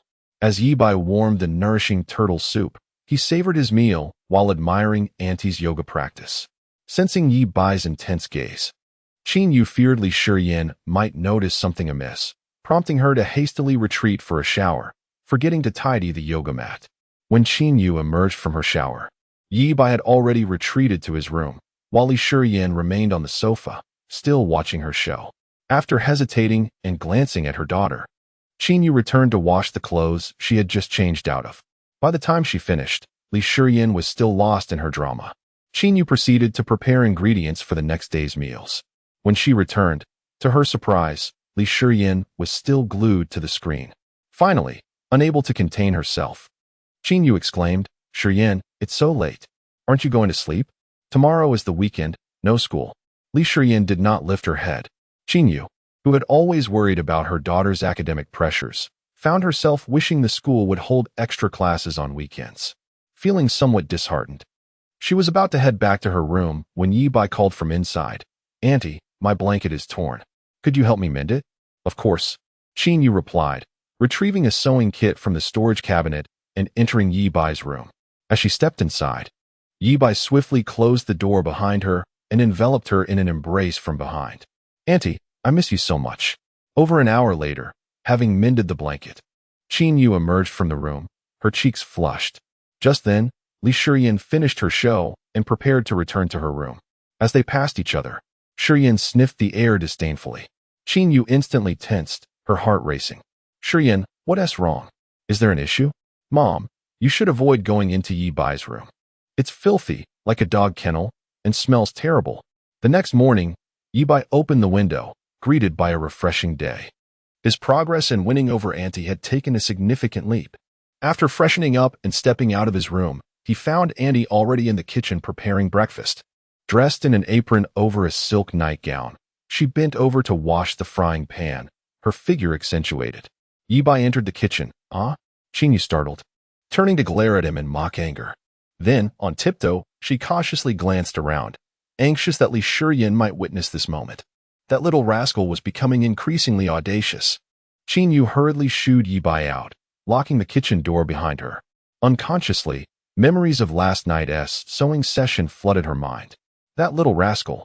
Chapter 37. The beautiful saleswoman who wants to invest currently. Ye Bai and Appos. S entire fortune consists of 3 buildings and 1 million in his bank account. In less than a week, once he sells the properties, a substantial sum will flow in. Bai Ye Media Company, Limited, is also in the process of being established, and Ye Bai merely needs to steer the ship, providing direction to Ni Xian without any further concern. He can afford to be hands-off. Ye Bai decided to treat himself today by spending the 1 million in his account. The first priority was to purchase a vehicle. A car has become a necessity. Although renting a luxurious Hudo Benz is comfortable, it lacks the satisfaction of ownership. The next step is to acquire a new residence. The real estate market has not yet reached its peak. While many online proclaim the impending decline of property prices, the reality is that prices continue to soar. The prosperous bubble of the real estate sector has yet to burst, and purchasing a home remains a surefire investment. However, Ye Bai has another motive for buying property: to rescue the woman from his past who left him with lifelong regrets. That woman, the one who tragically drowned rather than betray him, is Shiera Yukiko. Currently, Ye Bai sees 2 avenues to connect with Yukiko: visiting an underground casino or purchasing an apartment next to hers. On the surface, Yukiko is the woman of Xiao Hongyu, a local tycoon in Taoyang City, but in reality, she serves as a FAA to conceal Zhao's true orientation. Xiao Hongyu owns several properties, one of which is located at the Riverside Taoyang Mansion, where he purchased a spacious flat. Yukiko resides there as well. Xiao Hongyu occasionally returns, but never shares a room with Yukiko. He either sleeps alone or brings his male companions home. The most thrilling moment from Ye Bai's past occurred when he and Yukiko were engrossed in a video game in their room, when Xiao Hongyu unexpectedly returned, intoxicated and collapsing onto the sofa. While Ye Bai continued gaming with Yukiko, Ye Bai called Song Dongfeng. instructing him to return the rented Hudo Benz and meet him at the Taoyang Mercedes-Benz dealership. After breakfast, Ye Bai took a taxi to the dealership, where he found Song Dongfeng already waiting. Upon entering, the saleswomen greeted them with enthusiastic bows, demonstrating an impressive level of professionalism. The cliché notions of disdainful salespeople were nowhere to be found. The employees at this luxury car dealership had undergone rigorous training. Even if they perceived a client as less affluent, they would never show it. Moreover, Ye Bai's striking appearance and enigmatic aura resembled that of a charismatic protagonist from a novel, complemented by the imposing presence of his nearly 2-meter-tall bodyguard in a black suit. As Ye Bai expressed his interest in the latest Mercedes Maybach, the lead saleswoman regrettably informed him that the Maybach series had been discontinued for the year, with a projected re-release in the latter half of the following year. Taken aback, Ye Bai recalled hearing whispers of the discontinuation in his previous life. Not realizing it would occur this year, the lead saleswoman cautiously inquired if he would like to consider the 2012 S600L, which was available for immediate purchase. Upon entering the display area, Ye Bai was immediately captivated by the silver-gray exterior of the vehicle, exuding an air of luxury, professionalism, and grandeur, perfect for someone of his stature as a legitimate businessman. After taking the car for a test drive, he found it exhilarating to drive and incredibly comfortable to sit in. This was the one for him. With a slight nod, he conveyed his decision. Although his demeanor was calm, it emanated a sense of grandeur. The sales staff exchanged excited glances, their faces flushed with enthusiasm. This S600, the top-of-the-line model, was priced at $3.4 million. Ye Bai made the purchase without hesitation. As he signed the contract, several attractive saleswomen cast flirtatious glances his way, but he remained indifferent. In his previous life, many would have lined up for a chance to be with him. As Ye Bai prepared to leave, the lead saleswoman invited him to lunch, but he politely declined. Amidst the envious gazes of the sales staff, Song Dongfeng drove him away. Once outside the dealership, Song Dongfeng finally broke his silence. "Brother Bai, that lead saleswoman was quite attractive, wasn't she? Why did you turn her down?" "Not at all. I simply believe that with your looks and capabilities, you should indulge in more relationships. It's natural for a successful man to have multiple partners," he replied with a grin. Suddenly, a text message chimed in. It was from the lead saleswoman, offering her assistance with any post-purchase inquiries and inviting him to a renowned Sichuan restaurant she knew. Noticing that Ye Bai had not responded, she sent another message asking if he used QQ or WeChat and if she could add him as a contact. Ye Bai shook his head, silencing his phone, showing no desire to engage. Many men assume that the more beautiful a woman is, the more aloof she becomes, but that is not the case. Women possess an innate ability to assess others. They may appear distant towards those deemed less fortunate, yet they are often remarkably open and proactive in the presence of affluent individuals. With the car acquisition complete, the next step was to secure a residence. Ye Bai instructed Song Dongfeng to drive to the sales office of the Taoyang mansion by the riverside. Upon arrival, the sales staff greeted him with even greater enthusiasm. After all, an individual with such an impressive presence, arriving in a multi-million-dollar Mercedes, was unmistakably a high-value client. The sales associate, a striking young woman with large eyes, eagerly awaited his inquiry. Ye Bai got straight to the point. "Has Unit 2702 in Building 5 been sold? These luxurious flats are exquisitely decorated and ready for immediate occupancy, with 2 units per floor. Unit 2701 is the very one Yukiko currently resides in." "Not yet. Would you like to take a look?" the saleswoman offered, preparing to lead the way. "No need. Let us sign the contract. I'll buy it." All right." The saleswoman appeared momentarily dazed, questioning whether she was selling a property or merely a head of cabbage. However, upon realizing that this handsome gentleman drove a luxury car and was accompanied by a formidable bodyguard, she quickly reconciled herself to the situation. In the world of the wealthy, her ordinary perspective was insufficient to grasp the magnitude of transactions occurring. This apartment might even cost less than one of his vehicles. Chapter 38, Sister-in-Law. Don't look back. The average price of houses in Taojiang City hovers around 6,000 yuan, yet Taojiang Mansion boasts only Riverview apartments, occupying the city's most prestigious locale. with prices soaring to an astonishing $13,000 per square meter. Unit 2702 is a spacious duplex, encompassing a generous 200 square meters. Priced at 260 million yuan in full, Ye Bai is acutely aware that investing in property here is a surefire venture, with values poised to multiply in the future. Furthermore, these residences retain their worth, situated near Taojiang's finest primary and middle schools. And just a kilometer away lies the bustling commercial hub, home to Wanda and another major shopping center. Even in the event of a nationwide real estate collapse, property values here have shown remarkable resilience. Ye Bai contemplates acquiring several more units when his finances allow. After settling the payment and signing the contract, Ye Bai finally possesses his first home. The saleswoman hands him the keys, her expression brimming with anticipation as she inquires, "Shall I show you around your new abode?" To be candid, she harbors a desire for something more with this handsome gentleman. Wealth aside, his striking looks make her willing to indulge him even without any strings attached. "No, thank you," Ye Bai declines. He recalls an amusing anecdote from his previous life. In his past, he had harbored ambitions to purchase Unit 2702 as part of his initial scheme with Xiuezi. However, by that time, his reputation had already soared, establishing him as a formidable figure in society, on par with Xiao Hongyu, thus rendering it imprudent for him to intervene directly. Instead, he instructed Zhang Lingnan to handle the acquisition. Unfortunately, the owner of Unit 2702 was not short on funds and held a respectable status, making coercive tactics ineffective. Zhang Lingnan failed in his endeavor, but ended up developing a romantic liaison with a saleswoman.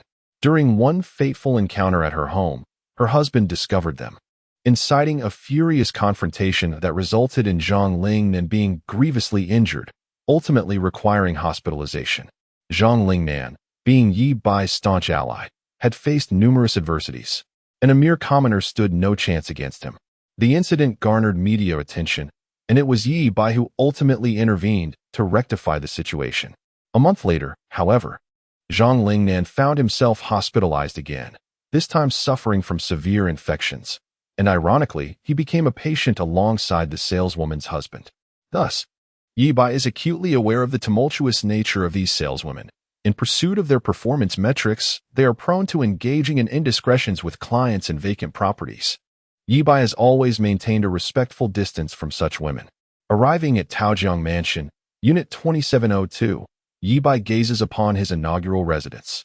The southern wall is absent, replaced entirely by expansive floor-to-ceiling windows, offering an unparalleled view of the Tao River.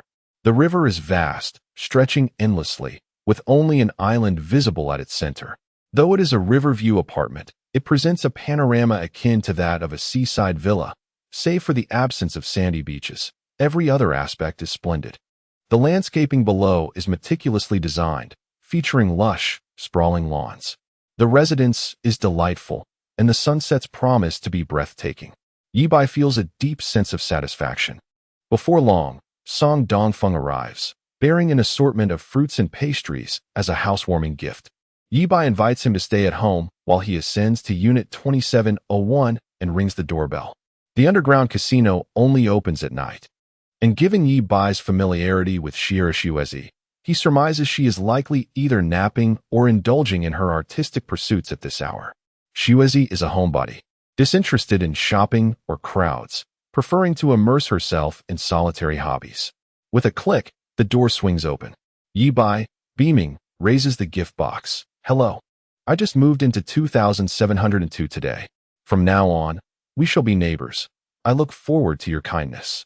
Xiuezi leans out, clad in a loose-fitting home kimono, which, while concealing the dragon tattoo on her shoulder, still manages to be striking. Her cold yet alluring visage, coupled with her alluring figure and porcelain skin, exudes the quintessential charm of a woman from the islands, possessing an innate vulnerability. Their eyes meet, both taken aback, exclaiming in unison, "It's you." Xiuezi, of course, remembers this man well, as he had bested her in her most treasured gambling skills. Although her defeat stemmed from her own oversight, a loss remains a loss. Furthermore, his appearance aligns with her ideal type, embodying the quintessential handsome figure of Huaxia, radiating potent masculinity. Despite shattering her unbeaten streak, Shuizi finds it impossible to harbor animosity towards him. In fact, when Xiao Hongyu's subordinates came to settle the score, she had felt a twinge of concern for him. Ye Bai, brimming with joy, states, "I never imagined I would encounter you here. May I come in?" After a brief hesitation, Shuizi consents. Once inside, she kneels before the tea table and begins to brew tea for him. Fate is indeed remarkable. That night, you left a lasting impression on me. I still think of you and wonder when I might encounter you again at the casino. Little did I know we would become neighbors. Ye Bai, understanding Shuizi's nature, recognizes her aloofness is merely a fade for her shyness. Thus, he resolves to be forthright and express his interest in her directly. Even if she maintains a stoic demeanor and rebukes him to behave himself, he suspects she may secretly revel in his attention. As anticipated, upon hearing Ye Bai's words, Shuizi purses her lips, her expression unchanged. Yet, a tremor in her hand while pouring the tea betrays her true feelings. What woman does not relish compliments, especially from a man she finds appealing? Ye Bai continues, "May I ask, what is your name, miss?" "Shira Shuizi," she replies softly. "You are from the islands?" Ye Bai inquires, visibly astonished, before effortlessly articulating a fluent greeting in Japanese. "Konnichiwa, watashi wa Ye Bai to mushimasu, oyai dekite ureshii desu."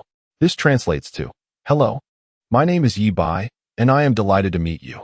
In his previous life, Ye Bai had indulged in numerous works from the islands during his adolescence, granting him a basic understanding of the language. Later, in a bid to win Shuizi's heart, he engaged a Japanese tutor and dedicated several months to diligent study, ultimately achieving fluency. As a native of Kyoto, Ye Bai naturally adopted a fluent Kyoto accent. Shuizi and Appo's eyes widen in surprise, given that Taojiang City is merely a secondary city. Foreign residents are scarce, and she has never encountered another individual from the islands here. This is her first time hearing her native dialect in this place, evoking a profound sense of familiarity. "Are you also from the islands?" Shuizi inquires. Ye Bai responds with a smile, "I am a local, but I have harbored a passion for certain aspects of island culture since childhood, which led me to self-study Japanese."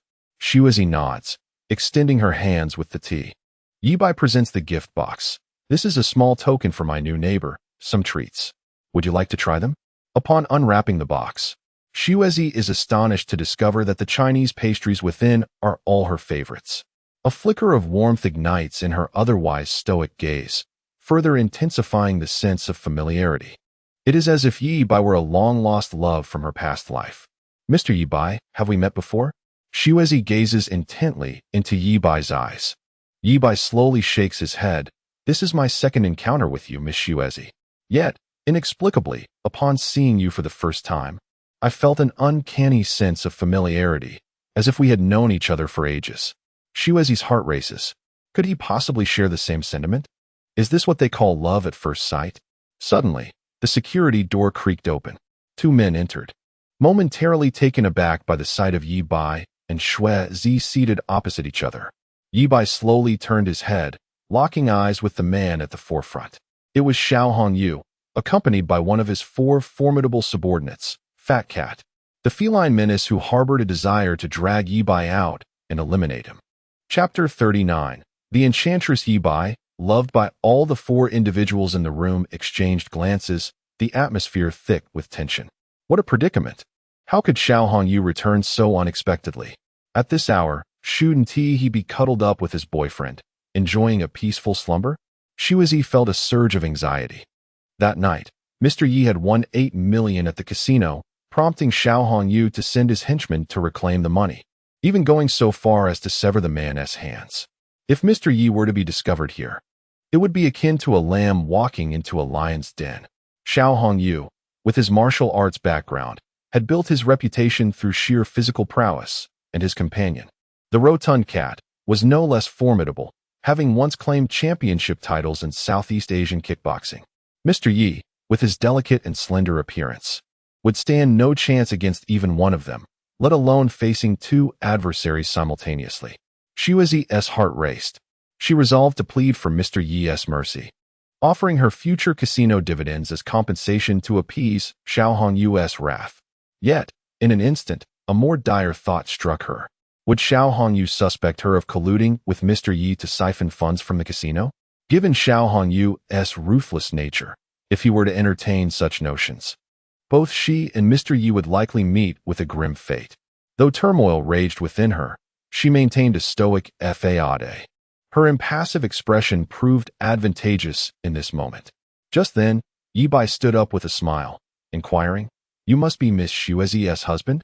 And you are?" Xiao Hongyu's eyes lit up as he beheld Ye Bai in full. What a striking young man. In a typical scenario, a man returning home to find his girlfriend in the company of an unfamiliar handsome stranger would surely feel suspicious and hostile. However, Xiao Hongyu, being a seasoned individual, saw Xuezi merely as a facade, and instead of jealousy, he found himself intrigued by Ye Bai's good looks. Before Ye Bai could respond, Xuezi interjected, "This is our new neighbor who just moved into 2702, here to pay us a visit. His name is O. I haven't yet asked for your name." She turned her back to the entrance, desperately signaling with her eyes. "I am Song Dongfeng. Just call me Dongfeng," Ye Bai replied. Xuezi picked up a box of pastries she had opened earlier and turned to Xiao Hongyu, asking, "This is a small gift prepared by Mr. Song. Would you like to try some?" "Maybe later. I have some urgent matters to attend to," Xiao Hongyu said, offering Ye Bai a warm smile. "Dongfeng, please make yourself at home. I must excuse myself for a moment." He entered the room with cat in tow. Seeing that he had not recognized Ye Bai, Xuezi felt a wave of relief wash over her. "Miss Xuezi, what did you mean by that? Why did you ask me to provide a false name?" Ye Bai feigned ignorance. "He is the owner of an underground casino.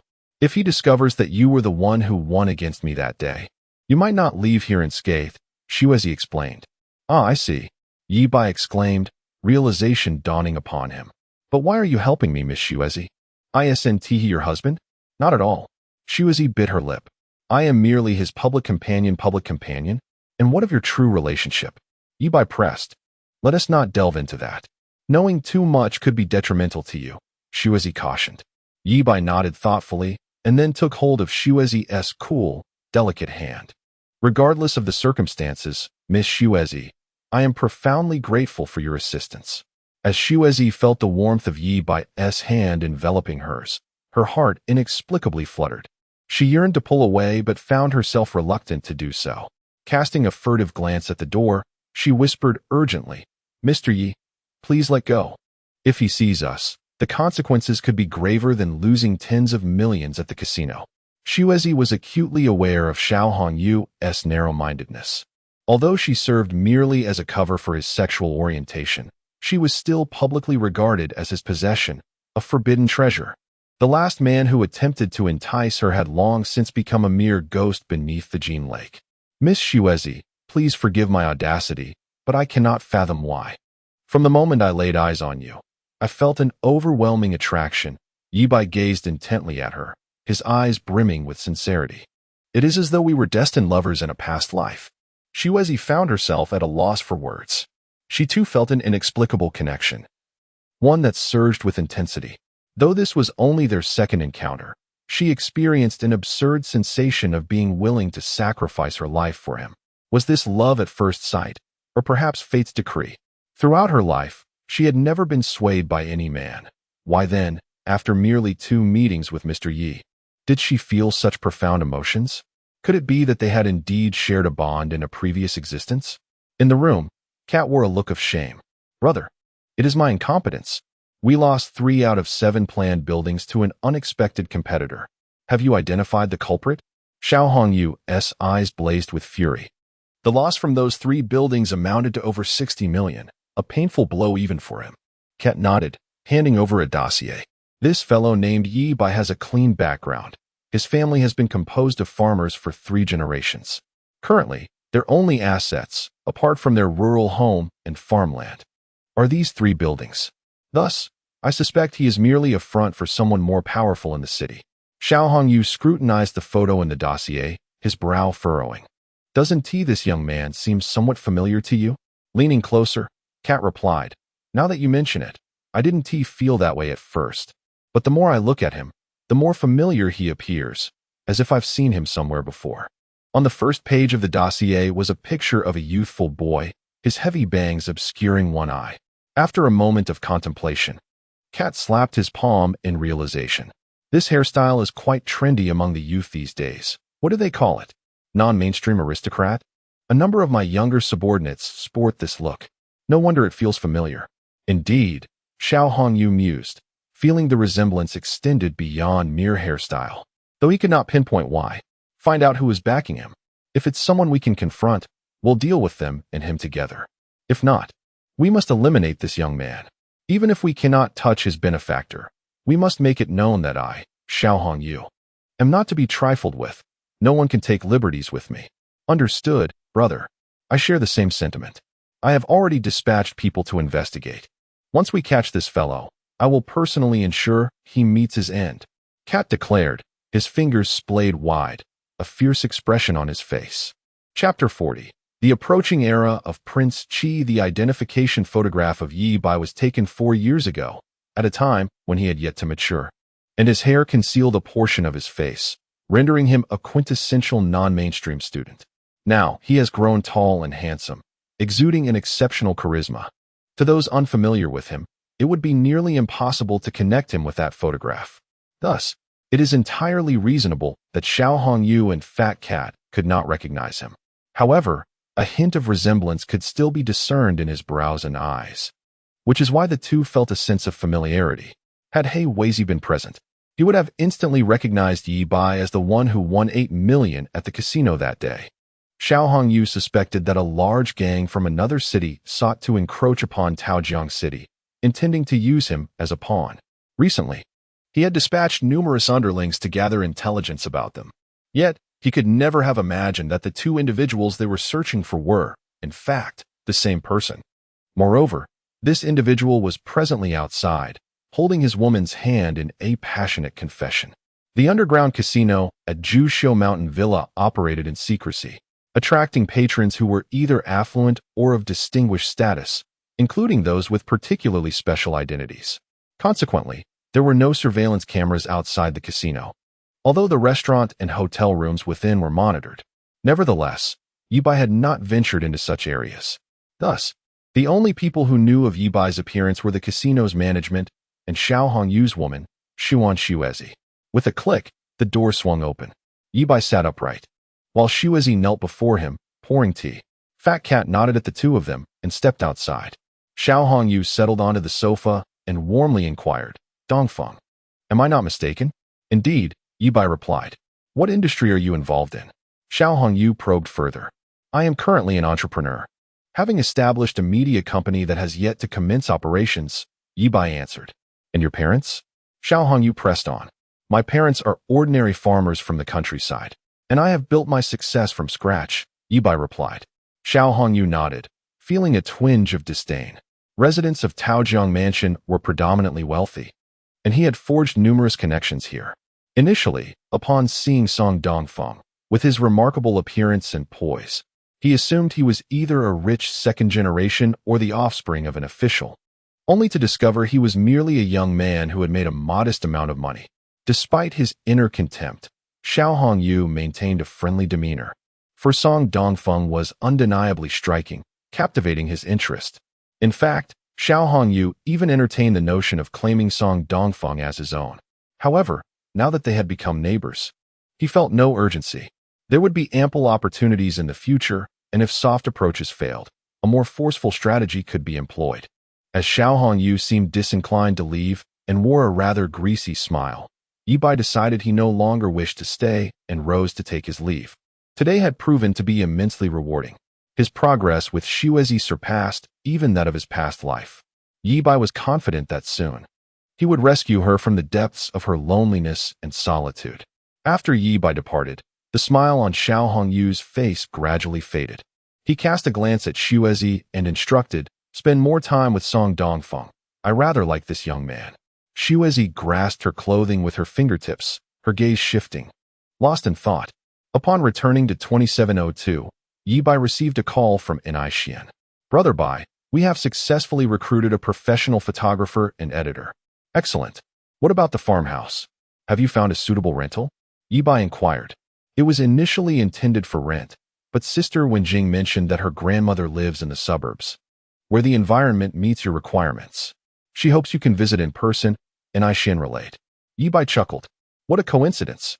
Li Ziki also has a grandmother, who is a pivotal figure in her series of videos. Everything seems to be destined. This lifetime, Wang Wenjing was destined to achieve great fame as Prince Qi. Send me the location of your grandmother's house. We shall meet there. Over an hour later, Ye Bai arrived at the outskirts of Taojiang City, where he met an Aishian, Wang Wenjing, and her grandmother at a quaint farmhouse. The grandmother grasped Ye Bai's hand, tears streaming down her face. Young man, Wenjing has told me everything. Thank you. Without you, Wenjing's mother might have perished in the hospital. Feel free to use this place for as long as you wish. You may shoot at your leisure, she insisted. Ye Bai quickly offered words of comfort, which helped calm the elderly woman. Nevertheless, she kept gazing at Ye Bai, exclaiming how handsome he was and lamenting that if only he could become her grandson-in-law. This left the formidable Wang Wenjing blushing furiously. Ye Bai surveyed the farmhouse and was thoroughly pleased with the environment. A clear stream flowed before the house, bordered by fields of crops. Behind the courtyard lay bamboo groves and peach orchards, with mountains beyond. It was an idyllic location for filming. Perfect, this will be the place, Ye Bai declared, producing a plan he had hastily drafted the previous night. It bore the bold title, Eastern Culinary Lifestyle. The video quality must be high. The visuals must be aesthetically pleasing and imbued with an ancient charm. Mediocrity was not an option. The video account would be named Wang Ziki. The videos were to be published not only on domestic platforms such as Meitu, Bilibili, and Weibo, but also with English subtitles on YouTube. I aim to make Wang Ziki's works a significant force in promoting international cultural exchange. They will serve as a bridge for traditional Chinese culture to reach the world, becoming a world-class symbol of Chinese cultural dissemination. Everyone exchanged glances, astonished by Ye Bai's ambition. Although they were uncertain of its feasibility, their spirits soared with excitement. For our first video, we shall film Lanzhou beef noodles. Wenjing, do you know how to prepare it? Wang Wenjing, no longer concerned about Ye Bai referring to her by name, nodded eagerly. I can make beef noodles, but I'm not sure if it's authentic. No worries. The authentic recipe can be found online. Preparations for the filming commenced. An Aishian produced a traditional white robe, which he had purchased at Ye Bai's request. Wang Wenjing changed into the attire, styled her hair into a bun, and applied some makeup. The photographer directed 2 assistants to position a large table by the stream for kneading the dough, seeking the best angle to capture the ethereal aesthetic Ye Bai envisioned. Filming began. Wang Wenjing kneaded the dough at the table. Though it was her first time cooking under the watchful eye of the camera, she soon found her rhythm after easing her nerves. Indeed, watching a beautiful woman cook was a delightful sight. Moreover, Wang Wenjing exhibited remarkable skill, clearly someone accustomed to culinary endeavors. Ye Bai was immensely satisfied. He could already foresee the tremendous impact Wang Ziki's emergence would have on the world. Wang Wenjing's grace and charm surpassed that of Li Ziki, rendering her far more versatile. Coupled with his reincarnated self as a behind-the-scenes catalyst, replicating Li Ziki and Appo's path would undoubtedly lead to even greater success. In the realm of short videos, the era of Wang Ziki was on the brink of unfolding. After clearly conveying a series of instructions to N.I. Xian, Ye Bai adopted the role of a hands-off manager, allowing Song Dongfeng to drive him home. Having accomplished numerous tasks throughout the day, though he felt no physical fatigue, a sense of weariness lingered in his heart. Ye Bai found himself missing his aunt. Chapter 41. The Loyal Little Brother. Today, everything proceeded remarkably well. Although the luxurious Maybach was beyond reach, a splendid Mercedes S600 was procured instead. Moreover, a breathtaking riverside property was acquired, conveniently situated adjacent to Yukiko Ishihara's residence, laying a solid foundation for Yukiko's strategic plans. The unexpected arrival of Xiao Hongyu and Fat Cat caught Ye Bai off guard, as he had already prepared to take action. With the ability to pause time at his disposal, even the formidable duo of Xiao Hongyu and Fat Cat would be rendered ineffectual.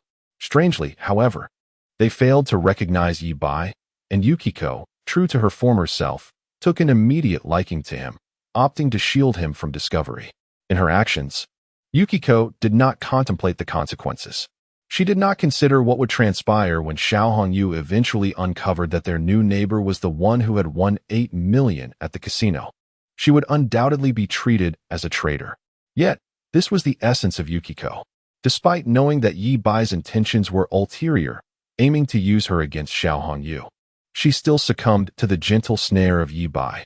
The same Yukiko who, after witnessing her boyfriend drown in the pool, refused to betray Ye Bai. Yukiko, in this lifetime, I shall ensure you endure no harm. Ye Bai now realized a crucial truth. In his quest to rescue Yukiko, he must confront the towering obstacle that is Xiao Hongyu, and a direct confrontation is inevitable. He must take the initiative, extinguishing the looming danger before it could manifest. Yet, even if he employed the time pause to neutralize them, traces would remain, such as surveillance footage or alibis. If only he could pause time for several hours. Ye Bai mused that if he could halt time at home, he could swiftly journey to Juxiu Villa, eliminate Xiao Hongyu, and then return home without a trace. Such a flawless method of assassination would baffle even Sherlock Holmes. Soon, the opulent silver-gray Mercedes S600 halted beneath Auntie's building. Song Dongfeng opened the door for Ye Bai and inquired, "Brother Bai, you seem preoccupied?" "Do I?" Ye Bai was taken aback, surprised that the towering Song Dongfeng could discern his mood. "Indeed, Brother Bai, you have been frowning throughout the journey, seemingly troubled by something. If there is anything you need, just say the word. Your affairs are my affairs, and I will exert every effort to assist. What if I wanted you to help me eliminate someone?" Song Dongfeng paused, contemplating for a moment before responding earnestly. "Who shall it be?" "Yang Wenbin. If Brother Bai gives the word, I shall not hesitate. However, if anything goes awry, you must ensure my mother is taken care of." "Just joking," Ye Bai chuckled, patting Song Dongfeng's shoulder as he turned to ascend the stairs. "Brother Bai, do you not trust me?" Song Dongfeng implored, agitated. "Of course, I trust you." Ye Bai waved dismissively. He certainly had faith in him. This scene was eerily familiar. In his previous life, Song Dongfeng's first kill had unfolded in a similar manner.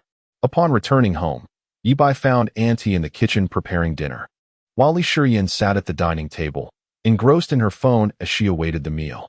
Ye Bai slid open the glass door of the kitchen, witnessing Auntie chopping vegetables. The rhythmic motion of the knife slicing through the ingredients set the ambience. Qingyu turned around, her face lighting up with a gentle and affectionate smile. "Little Bai, you're back. Are you hungry? Auntie has made lamb soup. It will be ready shortly." Ye Bai closed the door and embraced Auntie from behind. "Auntie, did you miss me?" Qingyu was startled, nearly cutting herself with the knife. She responded in a hushed tone, "Little Bai, are you mad? Let go quickly. Shiyan is just outside." Upon hearing this, Ye Bai tightened his grip. "Auntie, will you wear that nightgown?" And Qinyu's face flushed crimson, and she momentarily lost her balance, recalling the events of the previous night. This mischievous boy had no regard for propriety, constantly launching surprise attacks. "No, I cannot wear that." Qinyu firmly rejected. "Little Bai, release me at once. What if Shiyan comes in? If you do not agree to my request, I shall not let go." Ye Bai declared resolutely. "You, little rascal, fine. Auntie agrees. Is that satisfactory?" Suddenly, the kitchen glass door swung open. "What are you two doing?" Li Shiyan stormed in, catching sight of Qinyu chopping scallions while Ye Bai squeezed beside her, peeling garlic. Qinyu felt her heart race, forcing a calm demeanor as she replied, "Little Bai is helping me with the ingredients." Li Shiyan regarded them skeptically. "Then what were you whispering about? What were you afraid I would overhear? What about nails? Is something broken in the house that needs fixing?" "Ye Bai, Qinyu." She turned her back to Li Shiyan and shot a fierce glare at the little rascal. "You misheard. We were not discussing any nails." "Is that so?" Li Shiyan remained dubious. She sensed something was amiss with her mother lately, but could not pinpoint the issue. "But Mom, why are you breathing so heavily while speaking? And why is your forehead so sweaty?" Qinyu's perspiration increased. "Why don't you try cooking a meal in this sweltering heat? Is it not natural to sweat?" Ye Bai interjected to divert the conversation. "Is this any of your business?" Li Shiyan retorted, yet she had no desire to engage further with Ye Bai. huffing as she exited. A moment later, dinner was served, and the three began to eat. As they dined, Li Shiyan suddenly looked up and asked, "Mom, you are not dating someone, are you?" Qin Yu broke into a cold sweat, instinctively glancing at Ye Bai before quickly averting her gaze. She resembled a guilty child, her eyes darting about. No. It seems I was correct," Li Shiyan remarked, exasperated. "Is it that real estate mogul who pursued you earlier? Or the gym owner who sends you flowers daily? I do not oppose you dating, but marriage is out of the question. Mom, you understand, right? Once married, our family property would become joint assets, and my father's inheritance would only belong to the two of us. I do not wish for an outsider to take their share." Li Shiyan spoke with utmost seriousness. "Why, yes, understood," Qin Yu murmured, lowering her head. She furtively glanced at Ye Bai. Yet, little Bai was not exactly an outsider, was he? Chapter 42. Little kitten, why must you press me? As the night deepened, silence enveloped the world. Ye Bai sat quietly at the edge of his bed, patiently waiting. The door creaked open, and Qin Yu, clutching the hem of her dress and blushing, stepped inside. The lights extinguished, and even the moon outside seemed to shy away, retreating behind clouds. Another delightful morning arrived. A gentle breeze wafted through the air, carrying the fragrance of blooming flowers. Ye Bai rose from his bed, neatly arranged the freshly changed sheets from the previous night, and stepped out to wash up. The aunt had already prepared breakfast, lifting her gaze to meet Ye Bai's. Her eyes filled with shyness and a hint of reproach. Li Shiyan emerged from her room, yawning. "Mom, what were you doing last night?" "Washing clothes in the middle of the night woke me up." Her room was adjacent to Qin Yu's, each having a small balcony. Though separated, they were interconnected, and a loud noise could easily travel. As Li Shiyan entered Qin Yu's room, she spotted a lone bedsheet hanging on the balcony. "Mom, why did you change the sheets in the middle of the night?" she questioned, a look of suspicion crossing her face. "Wait, you don't have this style of bedsheet. Does it resemble Ye Bai's?" Qin Yu, overwhelmed with nerves, could feel her toes curling. "Have you been to my room? How do you know what my bedsheet looks like?" Ye Bai inquired. Li Shiyan fell silent, her face cold as she ignored Ye Bai and proceeded to breakfast. While eating, Li Shiyan scrutinized Qin Yu's face for a considerable time. "Mom, what skincare products did you use last night? Your skin looks remarkably brighter, almost radiant after just one night." "Really?" Qin Yu paused, glancing at Ye Bai. She hadn't used any skincare products before bed. Could the rumors online truly hold merit? After breakfast, Li Shiyan departed for school. Although Ye Bai didn't have classes, he didn't wish to worry the aunt, so he stepped out as well, requesting Song Dongfeng to come pick him up. He intended to purchase some necessities for the riverside apartment and perhaps strengthen his bond with Xuezi next door. Having acquired the items and instructing Song Dongfeng to help move them to 2702, Ye Bai stood at the door of 2701, poised to knock, when his phone rang. Upon checking, it was a call from one of his subordinates. "Brother Bai, come to the secret base quickly." "What happened?" Ye Bai inquired. "A group from the streets has infiltrated the school, inquiring about you. We've already subdued them." Ye Bai's expression hardened as he turned back towards 2702, asking for further details while signaling Song Dongfeng to head downstairs. "We're interrogating him, but he is quite tight-lipped. We haven't gotten much out of him yet." "All right, I'll handle it." The Mercedes S600 sped along, arriving at the derelict building behind the school half an hour later. As he parked the car, the subordinate who had called earlier approached him with a serious demeanor. "Brother Bai, this guy is quite arrogant, seems to have a significant background, and has been making threats." Ye Bai nodded, following him into the abandoned building. Ascending to the 4th floor, they found a man bound and shouting defiantly. "You ignorant little punks. Do you have any idea who I am? If you don't release me, when my boss arrives, you'll all be finished." Ye Bai halted before him. "Who is your boss?" The man sneered. "And who are you?" Ye Bai's voice was calm, devoid of anger. "You've come to the school to inquire about me, yet you don't know who I am?" The man scoffed. "So you're Ye Bai, the impoverished wretch with no connections, just a dog for someone else. How dare you oppose us?" Ye Bai began to piece together who had sent this individual. He extended his hand, and a subordinate promptly handed him a hammer. "Release his bindings, but hold his left hand down." "Yes, Brother Bai." Several subordinates complied, freeing the man's hands while firmly restraining him and stretching out his left arm. Realizing what was about to unfold, the man began to struggle in fear. "What do you want? Let me go." Ye Bai raised the hammer and brought it down with force. Bang! Crack! The man let out a blood-curdling scream as his thumb twisted grotesquely. Blood and flesh mangled, sweat pouring down his forehead as he writhed in agony. Then came the index finger, the middle finger, the ring finger, the pinky. Ye Bai's voice remained steady. Switch to the other hand. I'll talk. I'll talk. It was Cat Brother who sent me." Tears and snot streamed down the man's face, fear etched across his features. This was no group of students. They were clearly a band of demons. "Don't rush to speak," Ye Bai interrupted, then instructed, "Dongzi, use your phone to record this, ensuring none of the brothers appear on camera." "Yes, Brother Bai." After a lengthy interrogation, the man lay crumpled on the ground, resembling a defeated dog. Ye Bai commanded, "You know who Fat Cat is. As one of his subordinates, you should be well aware. If he discovers you betrayed him, what do you think will become of you? If you're sensible, say nothing upon your return. Do not let Fat Cat know I'm aware of his pursuit. Understand?" The man remained silent. "Clearly, you still don't comprehend," Ye Bai stated coolly, extending his right hand. The man shivered at the sight, nodding rapidly. "I understand. I understand." Ye Bai did not withdraw his hand, and one of his subordinates handed him a cigarette, lighting it for him. The man exhaled a sigh of relief, struggling to discern who the true gangsters were. Not even Cat Brother, nor their boss, Xiao Laoda, possessed such an imposing presence. A strange thought crossed his mind. Cat Brother and even their entire gang had entangled themselves with a terrifying figure. "Let him go," Ye Bai waved his hand, turning to gaze out the window at the distant mountains. "Little kitten, why are you so unwilling to live a few more days?" Chapter 43, Brotherhood. As the man named Luo Yang staggered away, clutching his hand, Song Dongfeng remained silent for a moment before speaking up. "Brother Bai, were you troubled by this matter yesterday? Should I take care of that fat cat for you?" His expression serious. He made a slicing gesture across his throat with his hand. Growing up watching the Triad series, Song Dongfeng understood a crucial principle. Obstructing someone's financial path is akin to killing their parents.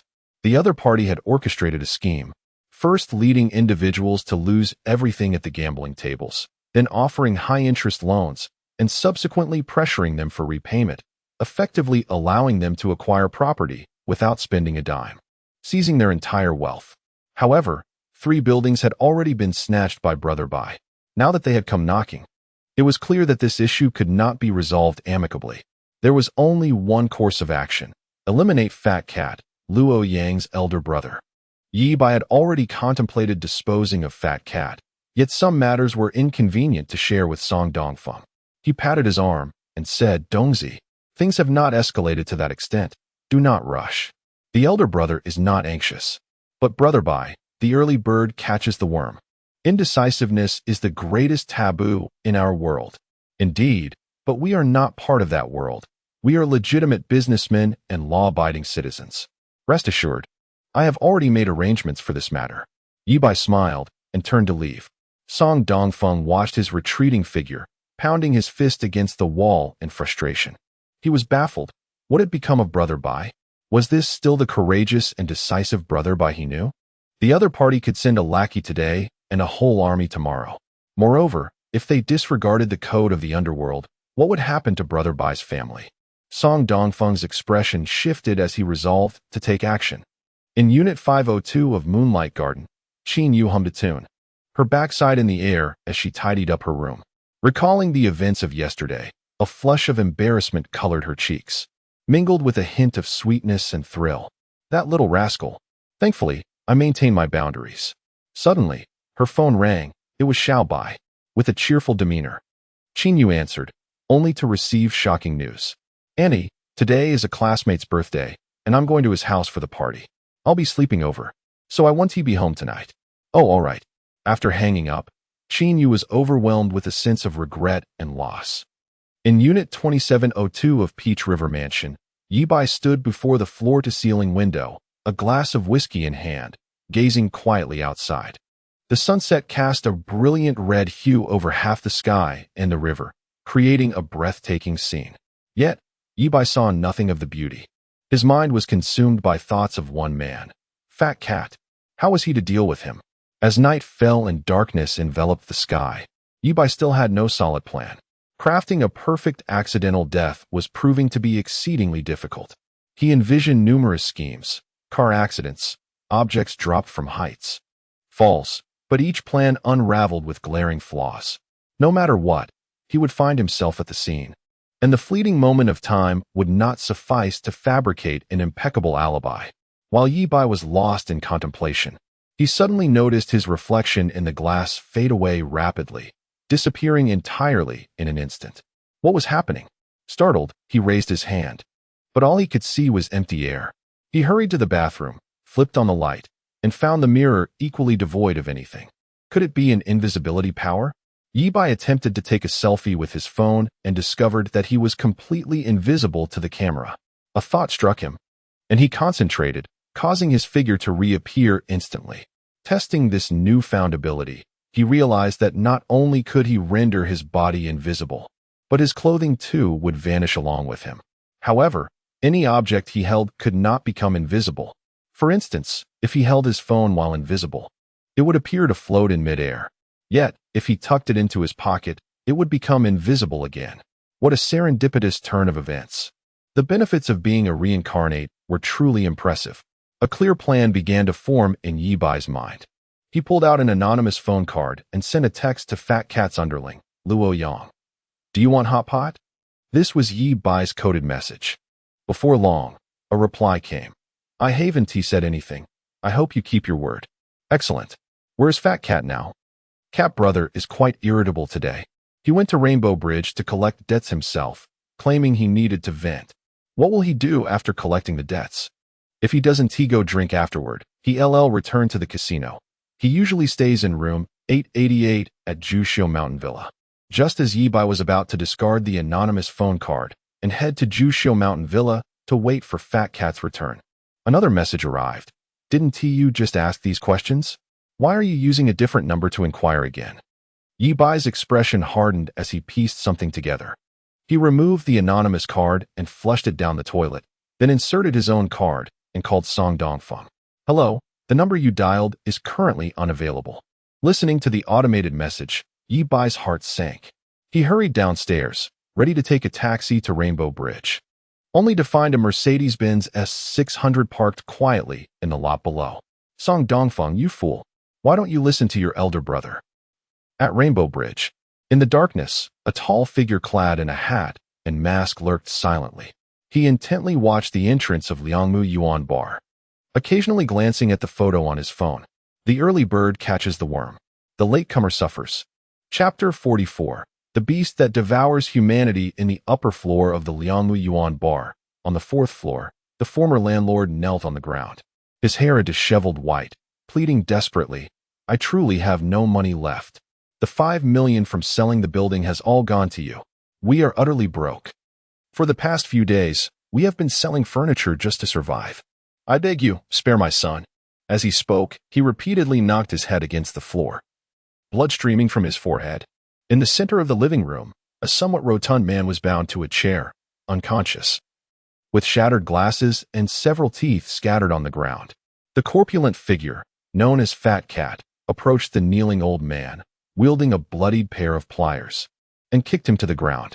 "Old man, who will spare me if I let your son go? Isn't it only just to repay debts?" He sneered, discarding the pliers and bellowing, "Bring me a knife." "No money? Then let's start by taking one of his legs as payment." A young thug promptly handed over a gleaming cleaver. "This worthless piece, a leg is only worth at most 50,000, don't you agree?" Fat Cat chuckled mockingly as he approached the unconscious man. The old man, terrified, crawled over to cling to Fat Cat's leg, pleading, "Please, don't chop off my son's leg. I beg you. We will pay you back. We will pay you back." "Pay you back?" Fat Cat scoffed, looking down with disdain. "Didn't you just say your family has nothing left? What will you repay with? I have an elder sister and 2 younger sisters. I will call them and plead for help. I beg you, grant us a bit more time. If you take his leg, how will he live after I'm gone?" The old man implored. "If you had done this sooner, we wouldn't be in this situation, you worthless wretch." Fat Cat kicked the old man aside and spat on his head. I'll give you one more day. If you can't come up with 2 million, be prepared to collect your son's corpse. 2 million? Wasn't it 1 million? The old man gasped in shock. Fat Cat dismissed him with a wave. Please. We are loan sharks. Don't you think we charge interest? 1 day overdue adds 50,000 in interest. Such high interest. Can't you lower it a bit? The old man protested. Shut up. Fat Cat stomped on the old man's head, fury radiating from him. Do you have any idea how much I've lost because of your betrayal? Do you dare to bargain with me? Do you want me to sever your son's leg right now? The old man stammered. Fat Cat nodded with satisfaction. You best repay. And do not attempt to flee. I will have someone watch you. And if I find you trying to escape, I'll have your son's legs chopped off first. Having made his threats, Fat Cat departed with his entourage. He descended to the street, lighting a cigarette, inhaling deeply, and exhaling with satisfaction, feeling all his accumulated frustrations dissipate. In the shadows, a tall and imposing figure, clad in a hat and mask, observed as the group emerged. He quickly compared the leader to a photo on his phone. Confirming that the burly man matched the image, he swiftly drew a machete from his coat, securely binding its handle with a red cord. Memories of gangster movies from his childhood intertwined with events he had experienced alongside his older brother, igniting a fervor within him. Taking a deep breath to summon his courage, he was about to charge forward when a hand reached out from behind, gripping him tightly. Startled, he instinctively raised his weapon to strike back, only to hear a steady and familiar voice. Dongzi, it's me, Brother Bai. The towering figure halted, turning in astonishment to find Ye Bai standing behind him. Why are you here? Dongzi asked, pulling down his mask and hat to reveal a dark-skinned face, with a fringe obscuring his right eye. Should I just let you act recklessly? Ye Bai replied, recalling the main objective of this endeavor. He pointed urgently towards Fat Cat not far away. Brother Bai, you're just in time. That's Fat Cat. Let us take him down together. Do you have a mask? If not, I can lend you mine. I don't mind going to jail. I can do it without a mask too. Put the knife down first. But, Dongzi attempted to protest. Do you not regard me as your elder brother? Will you heed my words and put down the knife? Ye Bai's tone sharpened. Reluctantly, Dongzi untied the cord and cast the knife to the ground, stubbornly turning his head away, defiance etched on his face. Brother Bai, have you forgotten what Luo Yang said? Fat Cat wants to kill you. I'm well aware. Ye Bai sought to continue educating him, but softened his tone, recognizing that his brother was looking out for him. If we take out Fat Cat now, what happens next? Are we to flee together? With your build, can a mask and hat really conceal you? Anyone who knows you would recognize you immediately. Dongzi defiantly retorted, I've told you I'm not afraid of going to jail. You need not lift a finger. I'll handle him. I'll take the blame. It has nothing to do with you. You are my brother. Would I allow you to go to jail? Deliberate murder could lead to a death sentence. Do I want to see you shot? But if we don't take him out, he'll try to kill you. Luo Yang mentioned that this Fat Cat has killed before in Southeast Asia during his days as a fighter. He is no stranger to bloodshed. Dongzi, Ye Bai asked solemnly. Do you trust your elder brother? I do. Dongzi nodded. This little cat will face his reckoning. I have a plan to deal with him. One that is foolproof and will not implicate us. Really? Dongzi beamed with joy. Has your elder brother ever deceived you? Why didn't you say this sooner? I was quite anxious. Although I've harmed others, I've never killed anyone. Killing? We are legitimate businessmen, law-abiding citizens, and we would never engage in such heinous acts. What about Fat Cat? Trust your elder brother. The wicked shall meet their demise. This fierce cat will not be able to leap for much longer. The two brothers walked side by side, their shadows stretching long behind them. At Xioping Mountain, in the underground casino of Juxiu Villa. Achoo! Fat Cat sneezed violently, then turned abruptly, only to find the corridor behind him empty, devoid of a single soul. Boss Cat, what is wrong? A nearby thug inquired. Fat Cat wore a look of suspicion and paranoia. I don't know what is going on, but ever since I returned from Rainbow Bridge, I've had this nagging feeling that someone is following me, watching my every move. Yet every time I turn around, there is nothing there. Boss Cat, perhaps you're just under too much stress lately? Didn't Boss Xiao yell at you again today? The thug suggested. Indeed. He has been on my case these past few days. It's all that little brat, Ye Bai's fault. Tomorrow, I'll personally pay a visit to Taojian University. Once I find that brat, he'll see what torment truly is. If he returns alive, I'll consider myself a dog-s offspring." After instructing his underlings to maintain order in the casino, Fat Cat parted ways with them and took the elevator to the 8th floor of the hotel. Upon arriving at room 888, he swiped his card and stepped inside, kicking the door shut behind him. However, a sudden gust of wind seemed to push the door open with a creak. Chapter 45. The deity manifested. Annie awaits your return. Fei Mao was perplexed. He felt no wind, yet the door had swung open as if propelled by a gust. Approaching the entrance, he peered around, but found no one in sight. The corridor stretched long before him, and if someone had indeed pushed the door open, they would have had little time to flee. Cursed be it, he thought. Perhaps it was merely a figment of his imagination. He closed the door, switched on the light, and ventured inside. Room 888 was a presidential suite, expansive and lavishly adorned, scarcely distinguishable from the opulent mansions of the wealthy, complete with a kitchen. Upon entering the bedroom, Fei Mao discovered a woman soundly asleep on the bed. Beside the bed stood a trash can brimming with various syringes, while the table was cluttered with many unopened ones. He opened a box on the table, revealing a small portion of white powder inside. Taking a glass jar, he poured in some liquid along with a small amount of the powder, stirring it until it was well mixed. He then unsealed a syringe, drawing the murky liquid into it, stripping off his clothes to reveal his sinewy muscles. He patted his arm, riddled with needle marks, and expertly plunged the syringe into his flesh. "Ah!"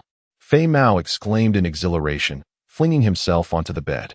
2.5 minutes later, he reclined against the headboard, lighting a cigarette. The woman had awoken, her eyes filled with tenderness as she kissed him on the cheek. "Darling, you're amazing." After speaking, she rose from the bed, rolling her eyes in exasperation, muttering silently, "Useless thing," before retreating to the bathroom for a shower. Moments passed as Fei Mao savored the taste of his cigarette, then rose to administer another injection, collapsing onto the bed once more. In the misty bathroom, droplets of water hung in the air, suspended from the woman's graceful form, her unsatisfied expression frozen in time. It was as if time itself had come to a standstill. Suddenly, invisible hands appeared on the table. A box levitated, pouring a substantial amount of white powder into the glass jar, while a bottle ascended, emptying an unknown liquid into it. One of the syringes from the trash can drifted onto the table, drawing the semi-fluid mixture into its chamber. It then flew back to Fei Mao, plunging the needle into his arm with force. As the syringe pushed down, the semi-fluid surged into his body. Seconds later, the door swung open without a breeze, only to close again. With a whoosh, reality resumed its course. Fei Mao gasped sharply, feeling as though a needle had pierced his arm. Looking down, he noticed a drop of blood seeping from a puncture mark. Did I really inject it that forcefully? He pondered, bewildered. The next moment, his heart raced violently, and he began gasping for air, as if he had swallowed flames. His head fell back abruptly, pupils constricting, eyes rolling back in his head, and he collapsed to the floor with a thud. Upon exiting the bathroom, the woman was met with the sight of Fei Mao writhing on the ground, frothing at the mouth, resembling a patient undergoing an epileptic seizure. She gasped in horror and rushed over, slapping his cheeks. Brother Mao, are you okay? Wake up." But Fei Mao remained unresponsive, gradually ceasing his struggle, his eyes vacant. Testing his breath, she let out a heart-wrenching scream. Fei Mao, one of the 4 ruthless enforcers under Xiao Hongyu, had perished.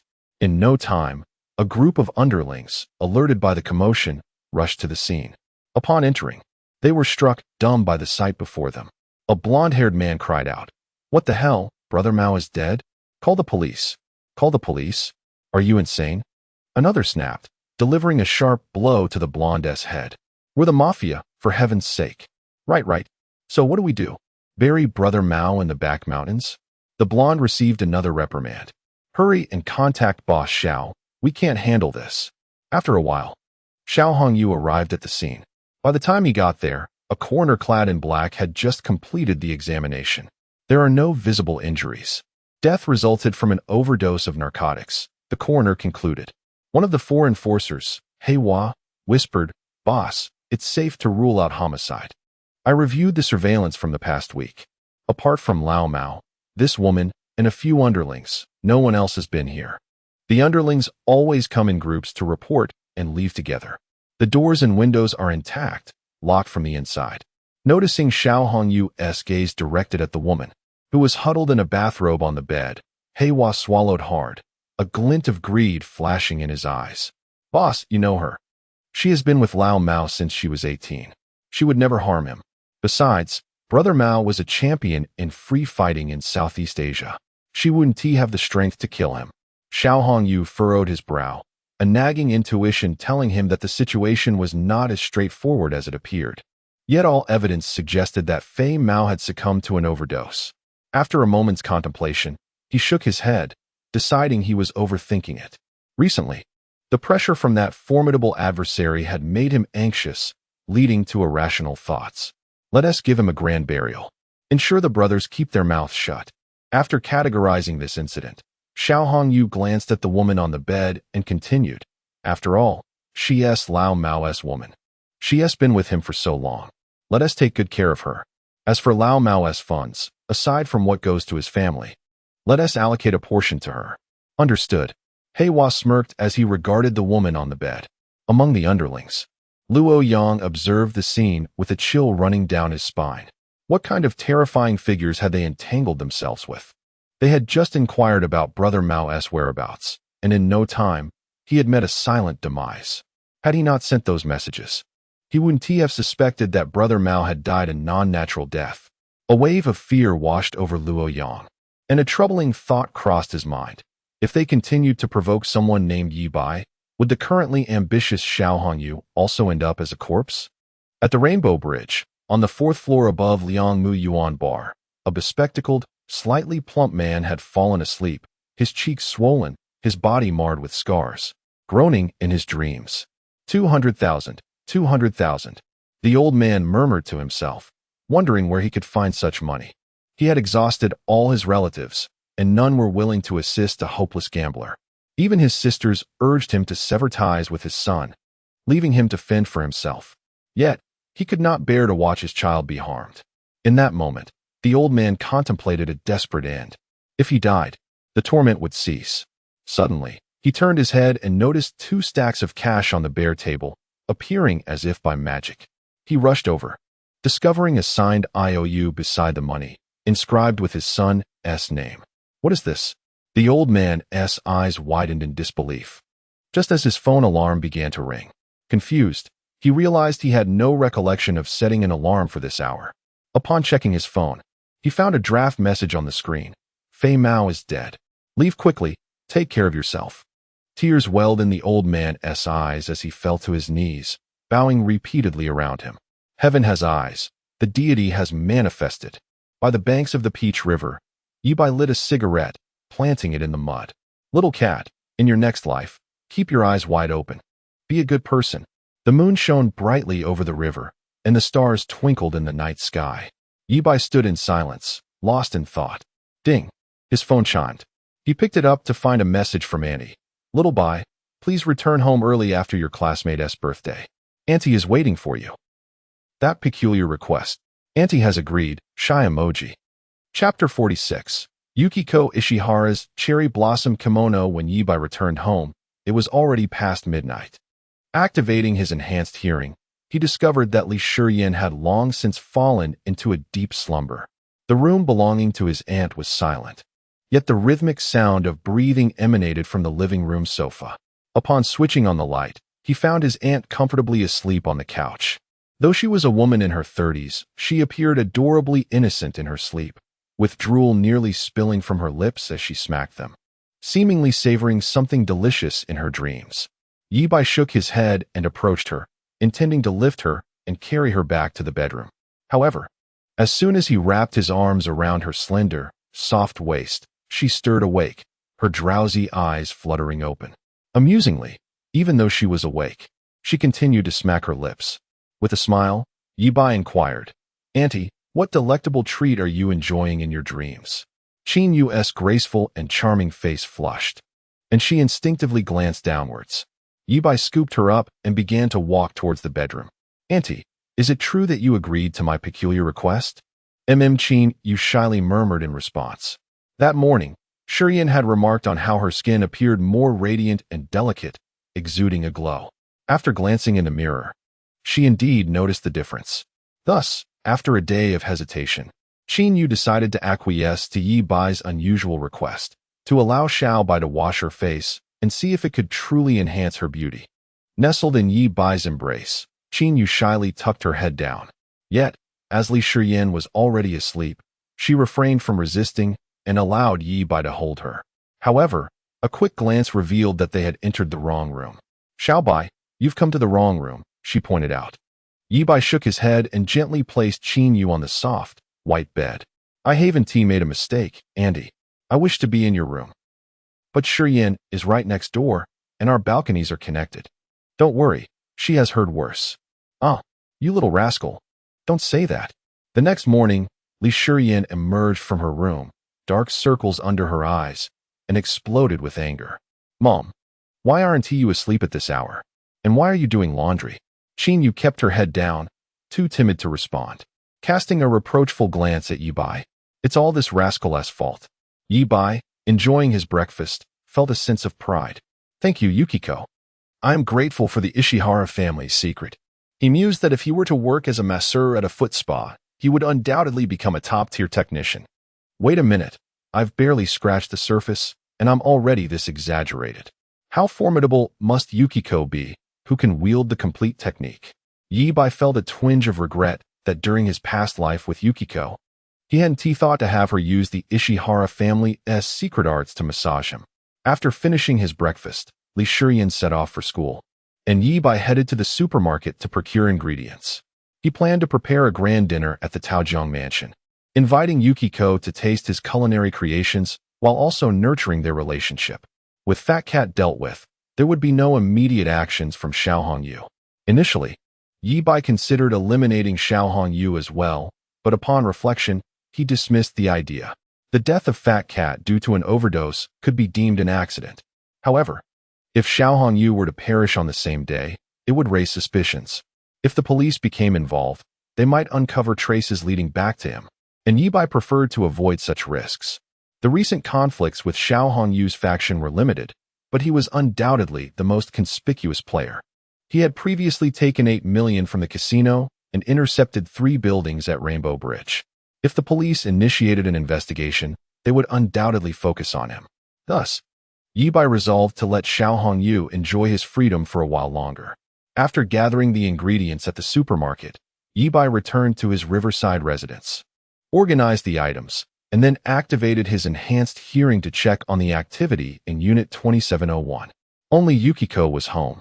Xiao Hongyu had likely spent the night with his boyfriend again. Confirming Xiao Hongyu's absence, he stepped outside and rang the doorbell. It opened quickly to reveal Yukiko, elegantly clad in a kimono. Miss Yukiko, I would like to invite you to my home for dinner, Ye Bai stated. Yukiko shook her head, her demeanor cool. Mr. Ye, I appreciate your kindness, but it is best we maintain our distance. If Mr. Xiao discovers your identity, it would not bode well for either of us. As she attempted to close the door, Ye Bai gently pressed against it, his expression earnest. I wish to express my gratitude for your assistance, Miss Yukiko. It's merely a meal. I assure you I will not disturb you afterward. Though Yukiko's expression remained unchanged, Ye Bai, attuned to her nuances, detected a hint of hesitation in her calm gaze. I can prepare some Japanese cuisine. I plan to make foie gras nigiri for dinner. Would you care to sample it and see if it reminds you of home? Foie gras nigiri was Yukiko's favorite dish, and in his previous life, Ye Bai had traveled to Tokyo to learn this culinary skill at her favorite restaurant to win her heart. The foie gras nigiri had played a significant role in capturing Yukiko's affection. After a moment of contemplation, Yukiko slowly nodded. Then I shall prepare myself. Please invite me over when dinner is ready. As Ye Bai returned to Unit 2702, Yukiko hesitated briefly before entering the bathroom for a shower. Afterward, she donned a cherry blossom kimono and meticulously prepared herself. Soon, evening arrived. Ye Bai was bustling in the kitchen when he heard the doorbell. Upon opening the door, he was immediately captivated. Yukiko stood before him in a refreshing cherry blossom kimono. Her striking features and alluring figure complemented by her porcelain skin and a dragon tattoo subtly visible on her shoulder, exuding a unique allure. Miss Yukiko, welcome. Dinner is nearly ready. Only the soup remains to be prepared. Yukiko seated herself at the dining table, her eyes widening in surprise at the array of dishes laid before her. There were Japanese dishes, Chinese cuisine, and Southeast Asian delicacies, each a favorite of hers. Naturally, there were no Korean dishes, which they both deemed unworthy of being classified as food. Believe it or not, Miss Yukiko, I dreamed of you last night. All these dishes were revealed to me by you in my dream as your favorites. That is why I decided to prepare this dinner for you. Ye Bai's gaze was filled with sincerity. Chapter 47. First, eliminate the correct answers. Shuizi delicately picked up the foie gras and savored it. With just one bite, her eyes sparkled. It was the taste of her hometown, almost identical to the dish served at her favorite restaurant in Tokyo. She proceeded to sample other dishes, each more delectable than the last, all to her liking. Shuizi's eyes shimmered, and she took small, elegant bites, embodying the quintessential grace of a woman from the islands. Mr. Yi, your culinary skills are exceptional. Shuizi could not help but exclaim. An old adage aptly states that to win a woman's heart, one must first conquer her stomach. Shuizi's heart was already captured by Ye Bai. As she faced him, the familiar warmth and affection surged within her. Though her demeanor appeared cool, her emotions were tumultuous, a stirring excitement blossoming within her. Even Xiao Hongyu was unaware of her fondness for such delicacies. Only two genuinely loving individuals, having shared a life together, could possess such an understanding. Was it possible that there truly existed a connection that transcended lifetimes? Did she and Mr. Yi share an unfulfilled bond? How else could one explain all of this? Miss Shuizi, I am glad you enjoy it. Ye Bai replied with a broad smile, secretly grateful to Shen Mingyao. His culinary prowess had been honed through her encouragement. When Shen Mingyao attended university, he rented a place near the campus. Upon hearing her lament about the unpalatable cafeteria food, Ye Bai diligently practiced his cooking skills and presented her with various meals, delivering them to her at school. This routine persisted for 2.5 years, during which Ye Bai cultivated his remarkable culinary talents. Meanwhile, at Jushio Mountain Villa's conference room, Xiao Hongyu gathered his core team. In the front row sat 3 of his most trusted subordinates, Haiwazi, Nyoto, and Lu Sanji. As for Fei Mao, he had permanently departed, now resting in a coffin at the morgue. Haiwazi managed the underground gambling operations. Nyoto oversaw the entertainment industry, including bars and karaoke lounges, while Lu Sanji was responsible for real estate ventures. Fei Mao had previously handled loan sharking and lured unsuspecting victims to casinos. With Fei Mao gone, someone had to assume his responsibilities. Xiao Hongyu addressed Haiwazi, stating, "The casino has always been under your purview. From now on, you will take over old Mao's operations and ensure his associates are well cared for." Haiwazi nodded, invigorated. Xiao Hongyu wielded absolute authority within the organization, and his directives were unquestioned by the others. Both Haiwazi and Nyoto managed extensive operations and looked down on Fei Mao's small-time activities. To them, Fei Mao's only merit lay in his early allegiance to Xiao Hongyu. Without that, he would not have been worthy to be counted among the 4 major players. After a brief hesitation, Xiao Hongyu continued, "I find Fei Mao's death somewhat suspicious.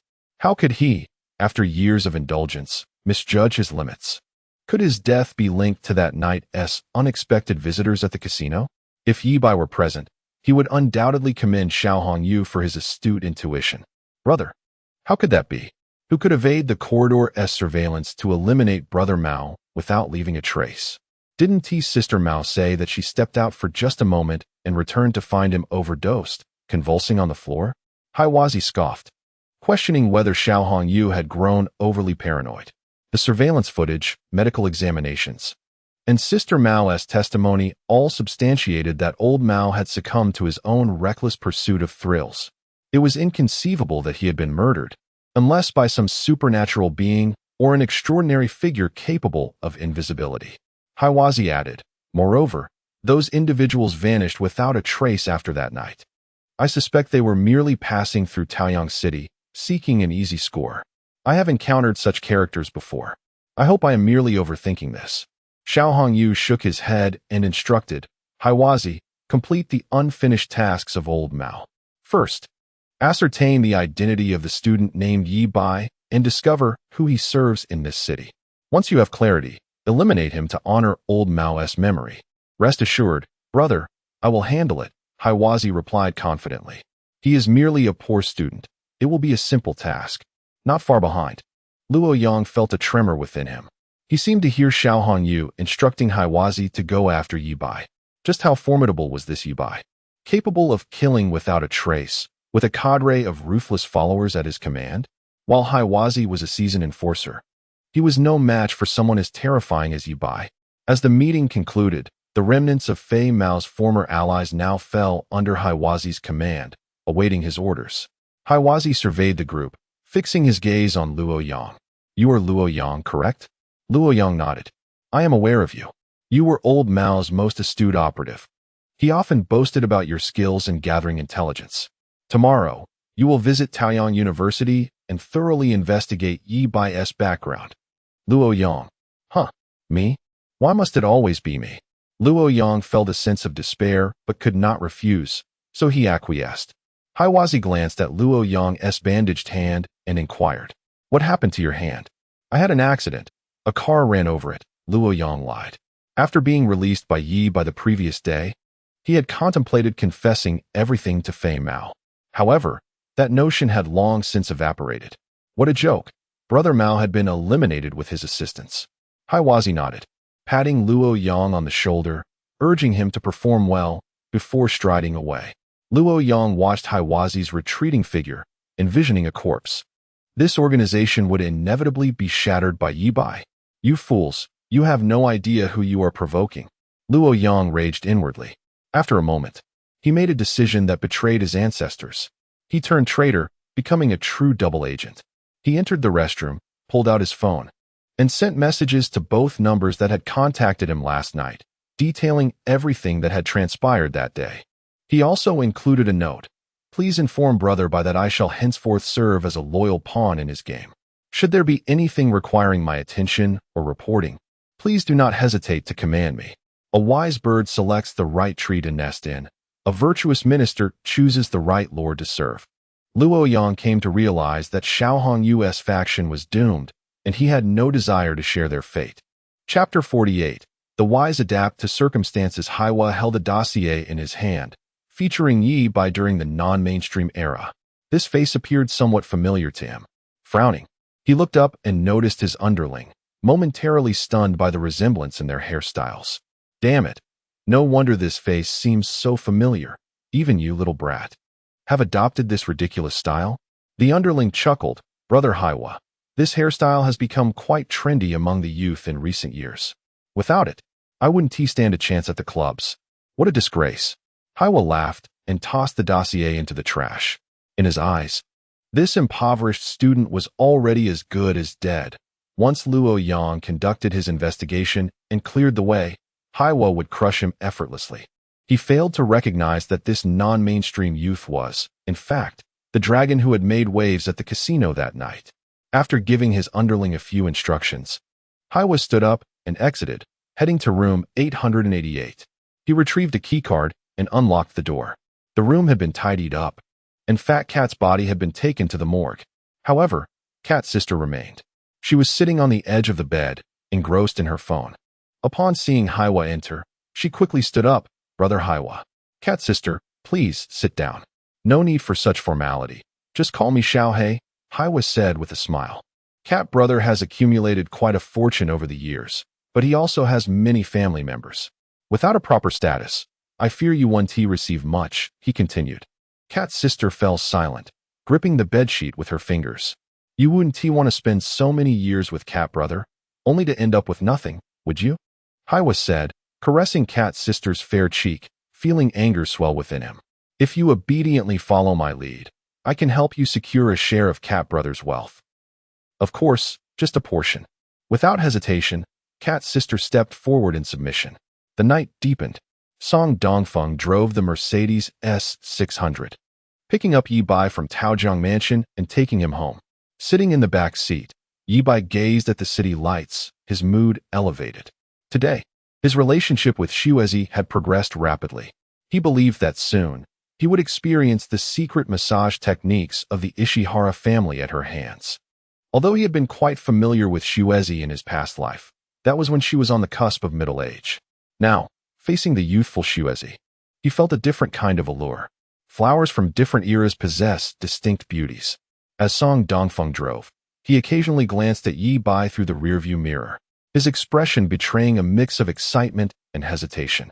It seemed he had a question weighing on his mind, but Ye Bai had instructed him not to chat while driving. And being the loyal underling he prided himself on being, Dongfeng naturally complied. Finally, they arrived at Auntie's residence. After holding back his words throughout the drive, Song Dongfeng could finally speak freely. Brother Bai, how did you manage to do it? To eliminate Fat Cat without a trace? The surveillance didn't capture anything, and the forensic team found no evidence. Did Luo Yang tell you? Yes, he also mentioned wanting to join us and be your lackey. Song Dongfeng produced the message Luo Yang had sent him. Ye Bai read it and scoffed. This traitor is quite perceptive. The wise adapt to circumstances. Song Dongfeng grinned widely. Ye Bai pondered for a moment before asking, is this phone card registered under your name? Yes, it was registered with my ID, Dongfeng nodded. Cancel this card and do not use it again. Get an anonymous phone card solely for communication with Luo Yang. Ye Bai instructed. A fence-sitter like Luo Yang could betray his brother today and might just as easily betray Ye Bai tomorrow if faced with a stronger enemy. Thus, while such a person could be useful, they could not be trusted with any substantial evidence. After reiterating his advice to Song Dongfeng, Ye Bai turned to ascend the stairs. He had long anticipated that matters would not conclude simply, and that a more intense conflict with Xiao Hongyu was on the horizon. However, he did not expect it to unfold so swiftly. Even with Fat Cat dead, Xiao Hongyu had not forgotten to send Haiwa to investigate him, intending for Haiwa to accompany Fat Cat in the afterlife. This old scoundrel had a vengeful disposition. Luo Yang's delay would not last long. Once Haiwa realized that the matter was stagnant and had made no progress, he would take matters into his own hands. The trees desire peace, yet the wind does not cease. Little Black, let us see how this plays out. In his past life, Ye Bai had a conflict with Xiao Hongyu over a construction project, leading to Haiwa laying in wait to ambush him. During that confrontation, Enai Xian had shielded Ye Bai, only to have his arms severed by Haiwa. In the aftermath, Ye Bai had personally sent Haiwa away. In this life, since Haiwa had come knocking again, Ye Bai had no qualms about sending him away once more. After disposing of Fat Cat, Ye Bai felt as though a certain shackle had been broken. Whether one killed one or two made no difference. As long as no evidence was left behind, he would appear as a legitimate businessman, a law-abiding citizen. Upon entering his home, he heard the sound of water splashing in the bathroom.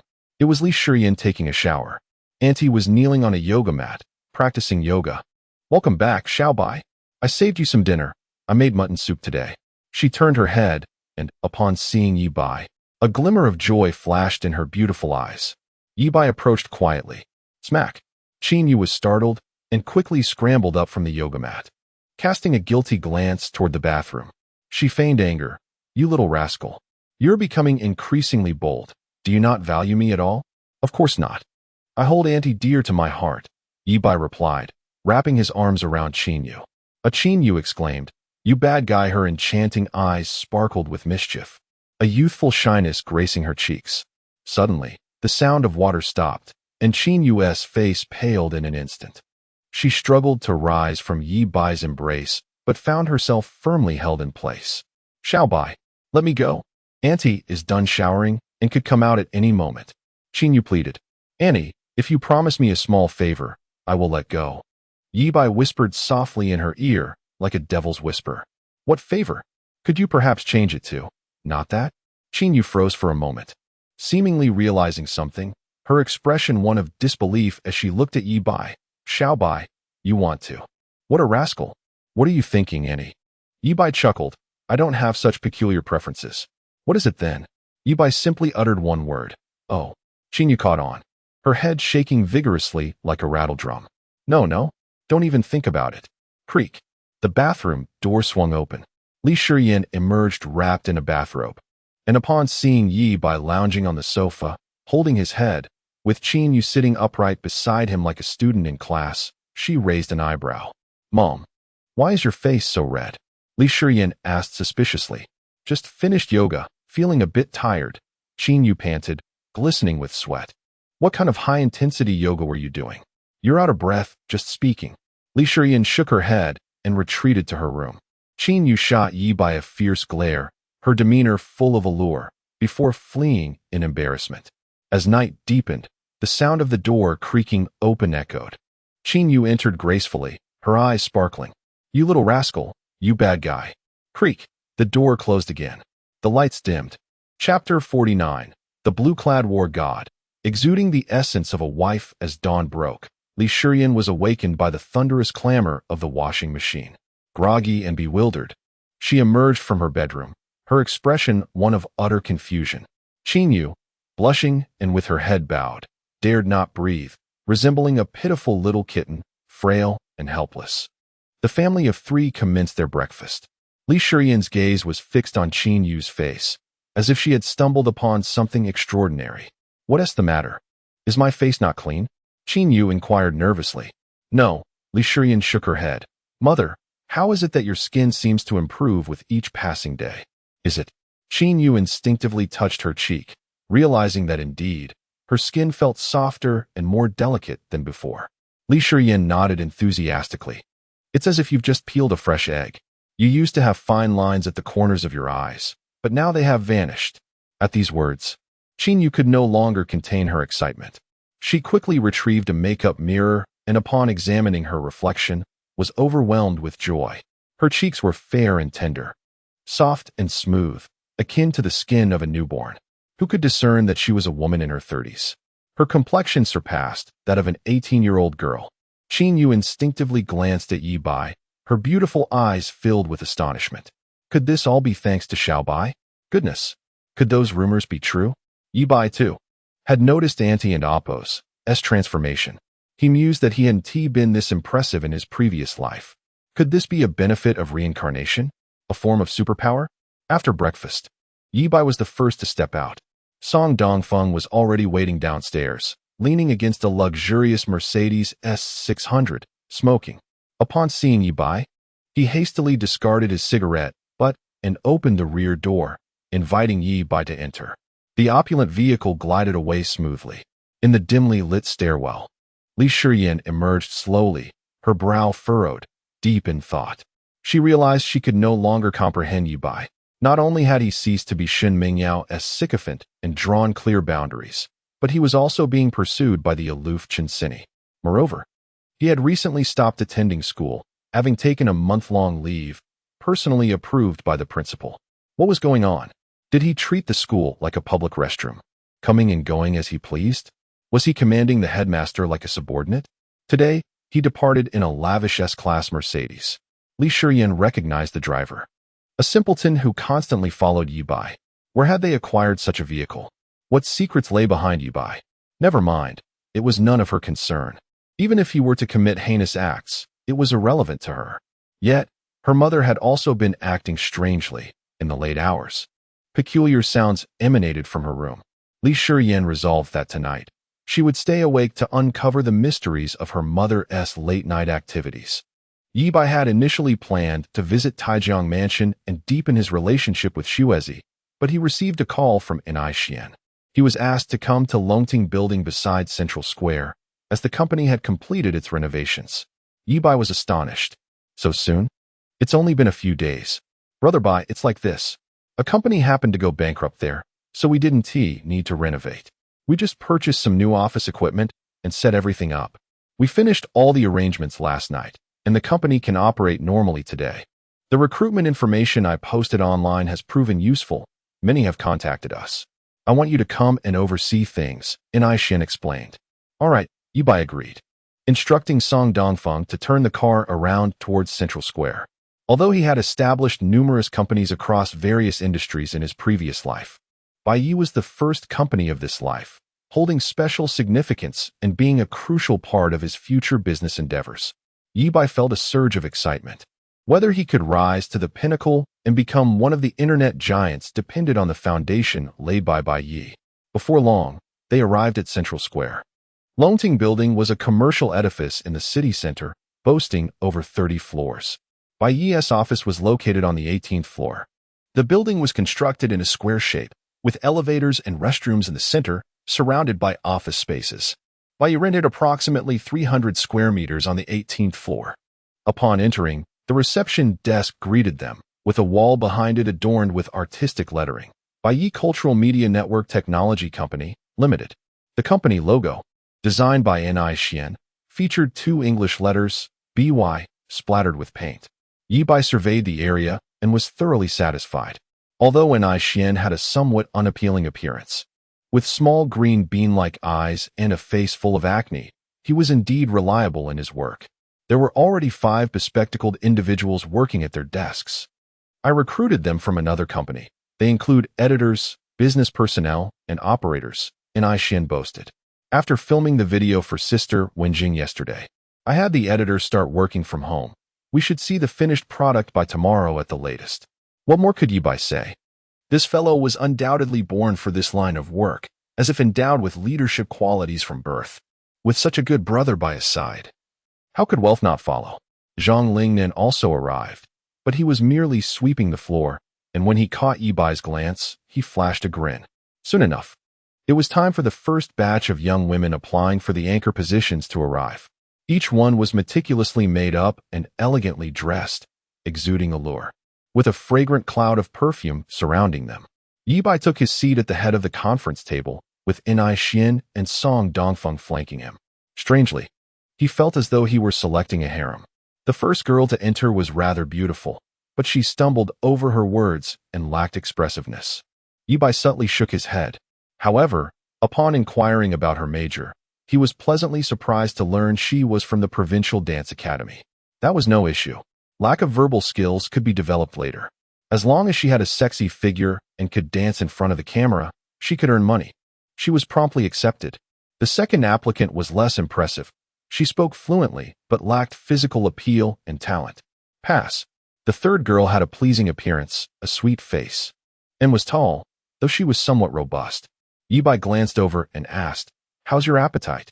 The girl hesitated for a moment, but then responded honestly, "I can eat as much as 2 or 3 grown men in one sitting." Perfect. Welcome to Bai Ye Cultural, Ye Bai declared. He thought of the female streamers in the eating broadcast scene. This girl's appetite was tailor-made for it. Having secured 2 promising candidates, Ye Bai looked forward to the remaining applicants.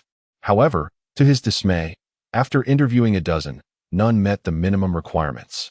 Next, Zhang Lingnan called out as he opened the door. A sweet-faced girl with a curvaceous figure walked in. "Hello, teacher, my name is Suisha." She bowed, exposing a generous expanse of smooth skin. Though her youthful face and clear eyes revealed her college student status, she intriguingly exuded a hint of maturity and the essence of a wife. Ye Bai was taken aback. Wasn't this the blue-clad war god, the Petite Shah? Chapter 50. The new employee with an ample figure before me stands a youthful maiden, splendidly endowed and exuding a certain allure reminiscent of a mature woman, leaving Ye Bai momentarily bewildered. To his astonishment, she is none other than the blue-clad war goddess, Suisha. He glances down at the document in his hand. Suisha, 18 years old, a freshman at XX University's School of Foreign Languages and Culture. Remarkably, she is the 18-year-old sensation. This woman is a marvel of the internet, having skyrocketed to fame through a single video, amassing millions of devoted followers. Clad in a flowing blue dress, she effortlessly sways her hips, generating a fortune of billions. Ye Bai feels a surge of exhilaration, as though fortune itself has favored him. On the very first day of the company's establishment, such a phenomenal internet celebrity has graced them with her presence. Coupled with the imminent rise of Prince Chi, how solid a foundation will Bai Ye Media establish? Ni Xian's eyes gleam with excitement as he whispers, "Brother Bai, she is quite beautiful. I sense great potential in her." Ye Bai nods, suddenly recalling his past penchant for female streamers, and he decides to issue a precautionary warning.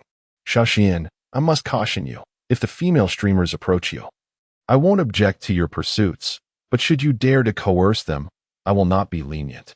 Rest assured, Brother Bai, Xian replies confidently. Our company boasts the finest female streamers, always ready for you. Take Sui Sha, for instance. In my eyes, she is already one of your women, akin to Sister Wenjing. I'll merely indulge in the offerings that come my way. Ye Bai is left speechless by Xian's words. How could he be perceived as such a lecherous man? Yet, upon reflection, he acknowledges that in his previous life, Xian did facilitate introductions with several high-quality, pristine streamers. After introducing herself, Sui Sha stands there, her eyes reflecting the innocent naivety of a college student. Ye Bai inquires, "Can you dance?" "No," Sui Sha shakes her head. "Show me a few moves," he urges. Sui Sha, looking somewhat bewildered, asks, "Huh? What should I dance?" Ye Bai instructs, "Just sway your hips casually. Move however you deem graceful." A sense of awkwardness washes over her as she gazes at the excessively handsome interviewer, her cheeks flushing with shyness. With a bashful demeanor, she raises her hands and gently sways her hips. Although her movements are somewhat clumsy, they possess an inexplicable charm. Ye Bai is thoroughly impressed. Sui Sha appears to be a natural at captivating an audience. "Excellent, you're hired. Welcome to Bai Yi Media." Ye Bai rises and extends his hand towards Sui Sha. "Huh. Oh, thank you," she replies, her expression still adorably naive yet perceptive as she hastens to grasp his hand. In that moment, it feels as though she has seized her future. Her hand is warm, delicate, and soft. Just as a thought begins to surface, Ye Bai quickly suppresses it, attributing it to the inappropriate influences of his past. Meanwhile, Xian observes the handshake with keen interest, his small eyes darting around as he regards Sui Sha with the air of someone envisioning a future sister-in-law. Among the recently employed, Ye Bai merely welcomed them verbally. Yet with Sui Sha, he stood up to initiate a handshake. It's clear he has taken a liking to this young lady. Nonetheless, who could resist the allure of such a remarkable beauty? Xian promptly remarks, "Xiao Su, this is our company's chairman, Mr. Ye Bai." "Ah, hello, Chairman Ye." Sui Sha exclaims, her face a mixture of surprise and honor as she bows respectfully. A wave of youthful vitality radiates from her flawless skin. "Keep up the good work. I see in you the potential to become a significant internet celebrity," Ye Bai encourages, giving her a pat on the back. "Really? Thank you, Chairman Ye, for your faith in me." Sui Sha's cheeks flush with excitement, though it's unclear whether it stems from eagerness or shyness. Subsequently, Ye Bai interviews 5 or 6 more candidates, but perhaps his luck has been exhausted with Sui Sha, as the following applicants are far less impressive. Thus concludes the inaugural interview session for Bai Yi Cultural Media, resulting in the hiring of 3 promising talents. Ye Bai instructs, "Nan Zai, have them all come in. I will delineate the paths they are to pursue." Zhang Lingnan nods and steps out to summon the trio. Ye Bai's gaze lands on a girl with a slightly awkward demeanor, yet striking beauty and an alluring figure. Zhang Yusin, 23 years old, a graduate of the Provincial Dance Academy. In Zong, Ye Bai addresses Xian, "Let us enhance her verbal skills, but ensure she doesn't neglect her dance training. She should learn the trending dances from A Station and B Station, as well as contemporary styles from X country and Europe. Her future role will be that of a sensual, highly skilled dance video blogger, aiming to release a high-quality dance video every 2 days, ideally during the evening hours." After a pause, Ye Bai continues, "In the beginning, if her communication skills are lacking, she can focus on dancing and speaking less. Once her language abilities improve, I will arrange specialized training for her on how to engage fans and encourage them to generously support her." The strategies for live streaming and financial engagement were insights gleaned from Xian's past experiences, of which Ye Bai has absorbed enough to grasp the basics. He entrusts this knowledge to Xian, confident in his ability to master it swiftly. Next, he turns his attention to a girl named Xiao Momo, who possesses the appetite of 3 adults. During her interview, she wore a loose sun-protective garment, but now, feeling warm, she has removed it. Ye Bai realizes that she is not the bulky type, but rather has a perfectly proportioned, voluptuous figure. She resembles a plus-sized version of Sui Sha, embodying a distinctly Western allure that would undoubtedly captivate audiences abroad. With her well-defined features and sweet visage, she is poised to attract a substantial following, as many internet users are drawn to such curvaceous beauty. Chapter 51. Let Ye Bai play the role of Chao Ji? Ye Bai gazed at Xiao Mo and remarked, "Your identity is that of a food exploration influencer, embodying the persona of an avid eater. Initially, we can film in Taojiang City. As our city boasts a plethora of distinctive culinary delights, we could produce a video each day for half a year." After a moment's contemplation, Ye Bai added, "We can simultaneously conduct live broadcasts while filming, streaming during our explorations, and later editing the replay into a briskly paced video." Finally, Ye Bai turned his attention to Sui Sha. "Your future role will be that of a fashion media influencer, specializing in videos that showcase your physique and beauty. You might consider taking dance lessons, not necessarily to master it, but to learn a few moves that effectively highlight your alluring figure. Furthermore, it is advisable to avoid live streaming, as we wouldn't want the audience to shatter the illusion and maintain an idealized perception of you." Su Ishan nodded eagerly, her eyes reflecting admiration. Mr. Yi is so professional. Although he appeared to be around her age, his maturity and composure were striking, exuding a unique masculine charm that was almost overwhelming. Initially, she had been apprehensive about interviewing at a new company, but witnessing Ye Bai's confident discourse dispelled her worries entirely. With such a knowledgeable boss, perhaps she could truly become a significant internet celebrity. The other two girls shared similar sentiments, and in that moment, their hearts brimmed with hope for the future. After providing further details, Ye Bai instructed Anai Xian to escort the three young women out for arrangements. He then proceeded to the chairman's office. Despite the modest size of the entire company, Ye Bai's office was lavishly appointed. A full wall of floor-to-ceiling windows offered a breathtaking view of the central plaza. Ye Bai had always favored such an ambience in his previous life. When free, he would summon his secretary to lean against the glass, admiring the scenery below. Knock, knock. The office door was rapped upon. Anai Xian entered, holding a laptop, his expression brimming with excitement. "Brother Bai, the video of Wenjing and the Lanzhou beef noodles has been edited.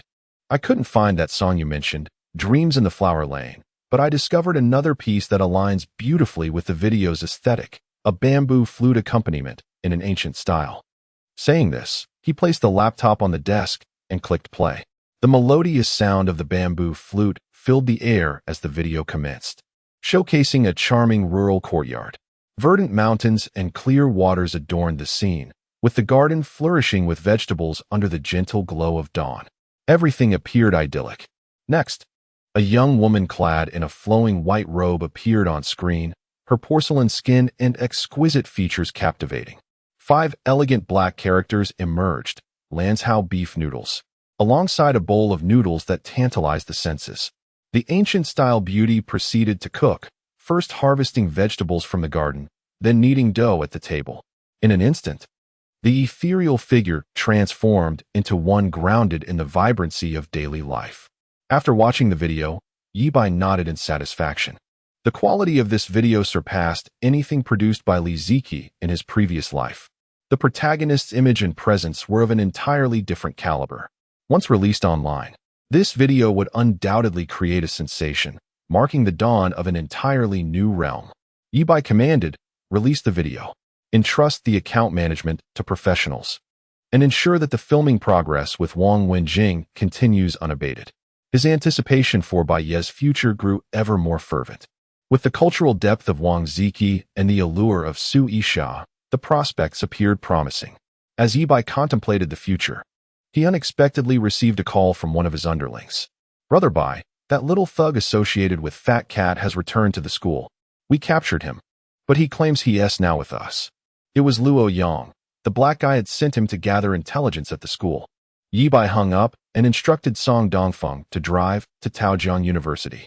When they arrived at the entrance, they did not proceed further, as unfamiliar vehicles required a pass. However, Ye Bai's visage served as his ticket. As the car window descended, the elderly security guard at the entrance, upon seeing Ye Bai's face, quickly opened the gate. Watching the Mercedes glide through, the guard marveled. "Goodness gracious, Ye Bai has made it big. He's driving a Mercedes worth millions. Even the principal pales in comparison." The old guard commented to the young guard, who stood wide-eyed. I heard this morning that the principal was running errands for Ye Bai. I thought it was a rumor, but it seems there's some truth to it. Last time, you wanted to oppose Ye Bai. If it weren't for me, you might have found yourself hospitalized right now. The young guard mumbled, could the rumors be true? Is Ye Bai really some underworld prince, the underground emperor of Taojiang City? Regardless of the veracity of the rumors, both understood that Ye Bai was no longer just a school thug, but a genuine figure in the social hierarchy. Upon arriving at the university's garden, Ye Bai spotted Luo Yang being restrained on the ground by several underlings. He showed no resistance, lying there quietly. Brother Bai? Brother Bai? The underlings greeted him enthusiastically. Ye Bai nodded. Release him. The underlings complied, allowing Luo Yang to rise, a smug expression on his face as he addressed the nearby underlings. I wasn't lying. Was I? I've told you all along that I'm with Brother Bai now. We're all on the same side, and you didn't believe me. He then turned to Ye Bai, bowing slightly. Brother Bai? Ye Bai waved for his brothers to step back and signaled to Song Dongfeng. Song Dongfeng approached Luo Yang and searched him, retrieving his phone. After confirming it wasn't recording, he powered it down. Ye Bai also scrutinized Luo Yang with his discerning gaze, ensuring no other electronic devices, such as miniature cameras, were present. Brother Bai, did you see the message I sent yesterday? Luo Yang inquired, his expression obsequious. The black guy sent me to investigate. What should I report back to him? Ye Bai pondered for a moment before responding. Delay as long as you can. When you can't anymore, let me know, and I will naturally send someone to handle him. Brother Bai, why not just eliminate him? Luo Yang suggested, mimicking a throat-cutting gesture. And take care of Xiaohong Yu as well. Song Dongfeng scoffed. Are you instructing Brother Bai on how to conduct his affairs? No. Luo Yang quickly retorted. What level am I to advise Brother Bai? Ye Bai chose not to disclose that Fat Cat had just been dealt with and that the atmosphere was tense, making it unwise to take further action. Return for now and report anything unusual immediately. Ye Bai instructed, then turned to Song Dongfeng. Dongzi, did you complete the task I assigned you yesterday? Song Dongfeng nodded, stepping forward to provide Luo Yang with a new anonymous phone number. Use this number for future contact. Yes, Donggu. As Luo Yang departed, Ye Bai checked the time. It was already afternoon. He realized it was too late to connect with Xuezi. He contemplated having Song Dongfeng take him home, feeling a bit nostalgic for his aunt. Suddenly, Song Dongfeng interjected, Brother Bai, I heard our department's English lecturer is on maternity leave, and a stunning new instructor has joined. Would you like to take a look? Not interested, Ye Bai replied, shaking his head. He was not the type to be swayed merely by the presence of a beautiful woman. Very well, Song Dongfeng sighed in disappointment. I heard the new English lecturer is the girlfriend of Yang Wenbin's cousin. I was wondering if Brother Bai might consider poaching her to give Yang Wenbin's cousin a taste of his own medicine, as he was the one who facilitated your expulsion. Yang Wenbin's cousin? Yang Huizhong? Ye Bai halted, intrigued. What is the new English lecturer's name? Chen Yujia, Song Dongfeng responded. So it was her. Ye Bai was lost in memories. He knew this woman well, so well, in fact, that he could recall every freckle on her skin. Brother Bai, where are you going? To attend English class. Chapter 52. The English teacher entangled from a past life when Ye Bai returned to school to conduct an English open class. It caused quite a stir, with students turning their attention towards him. Everyone was aware that he had taken an extended leave, personally arranged by the principal. How could he return to school so soon? Although curiosity piqued, most dared not inquire, for matters concerning the school's authority were beyond their purview. Ye Bai entered the lecture hall and settled in the last row. Shortly thereafter, Song Dongfeng rushed in, drenched in sweat, cradling a bouquet of fresh flowers. Brother Bai, the bouquet of bellflowers you requested is ready. Upon witnessing this scene, a classmate known as Big Tank sitting beside Shin Mengyao in the second row sneered. Mengyao, you've been ignoring Ye Bai lately. He realizes that his ploy of feigned indifference is futile and can't sit still anymore. Knowing today is your birthday, he brought flowers to celebrate with you. Shin Mengyao's lips curled into a slight smile, feeling a sense of satisfaction. Indeed, what did it matter if Ye Bai had earned 580,000? He remained nothing more than her devoted admirer. Not long ago, he had publicly distanced himself from her. claiming to have no feelings for her. Now, realizing his tactic had backfired, he returned like a hungry dog. How absurd. Big Tank continued. Meng Yao, listen. To deal with such a spineless boy, you must not show him any kindness. When he comes to present the flowers, you must reject him firmly, leaving him embarrassed. So he understands that our little fairy is not to be trifled with. Big Tank's frustration flared up at the memory of Ye Bai's earlier humiliation of him in public. If he wished to pursue Meng Yao, he should have first endeared himself to Big Tank instead of adopting such an attitude. Seeing Shun Meng Yao nod lightly, Big Tank felt a surge of delight and anticipated Ye Bai's arrival with the flowers, ready to witness his humiliation. In the last row, Ye Bai inhaled the fragrance of the bellflowers. They were Chun Yujia's favorite. During their last encounter before his flight from reality, Ye Bai had promised her that he would bring her a bouquet of bellflowers the next time they met. In his past life, Ye Bai had known many women. Yet after the collapse of Ye Bai Group, Chun Yujia was the only one who extended a helping hand, offering her savings as escape funds and even willing to flee with him. The ringing of the class bell interrupted Ye Bai's thoughts. He looked up to see a young woman entering the classroom, dressed in a white blouse and tailored skirt. Her long, slightly curled, light brown hair cascading down. She was fashionable and exquisite, reminiscent of the screen star Lu Tianxian, yet somehow even more captivating, exuding both innocence and allure. What young male student could remain unaffected by such an enchanting English instructor? Ye Bai's gaze was drawn to Chun Yujia's long, beautiful legs, and memories of their past flooded back. From a young age, Chun Yujia had trained in ballet, competing in numerous competitions and winning countless awards. Had it not been for her joint issues, she would have shown on stage rather than teaching. In his previous life, when Chun Yujia became an English instructor, Ye Bai had already been expelled. Their first encounter occurred years later, when Ye Bai had risen in status to become a prominent figure in society. Yet, after years of hardship, he was no longer the dashing young man he once was. He bore a jagged scar across his face, limped on one leg, and was marked by scars and tattoos. Meanwhile, Chun Yujia bore a vivid tattoo of a bouquet of bellflowers on her left cheek. Ye Bai could not comprehend why someone with such beauty would choose to mar it with a tattoo. Only later did he learn that the bouquet concealed a scar from a knife wound on her face. Their meeting was a cliché tale of a hero saving a damsel in distress. He had scared off a group of would-be assailants. As time passed, their relationship deepened, leading them to intimacy. Ye Bai had assumed that someone like Chun Yujia, an art student, would be more liberal, but to his surprise, she was inexperienced.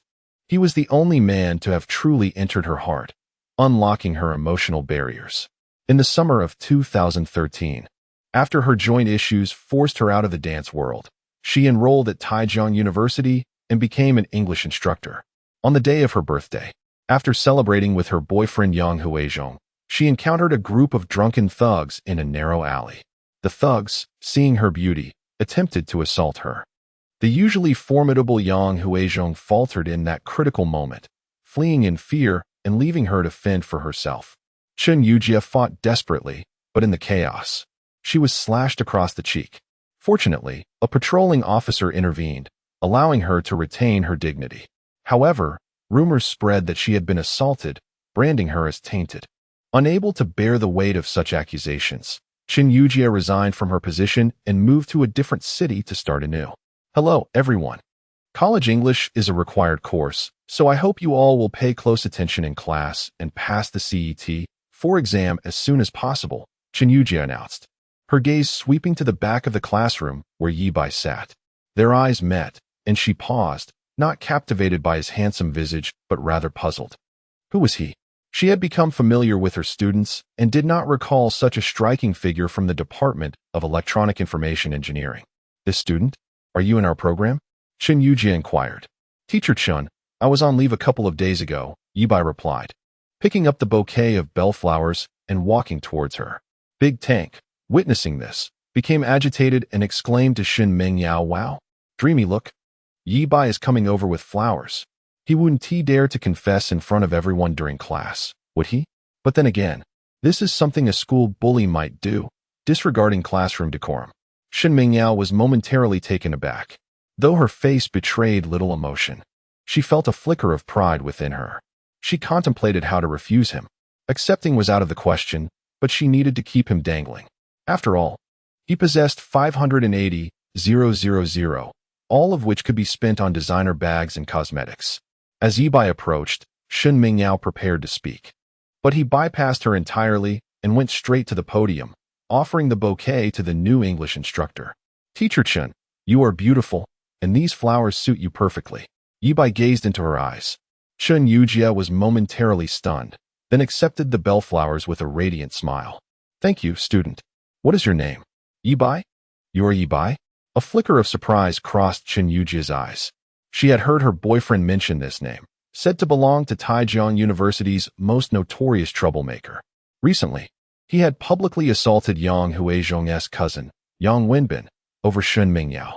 Yang Huizhong had claimed he had spoken to Principal Wang about expelling Ye Bai. Yet for reasons unknown, the principal had allowed Ye Bai to return to school despite the pressure.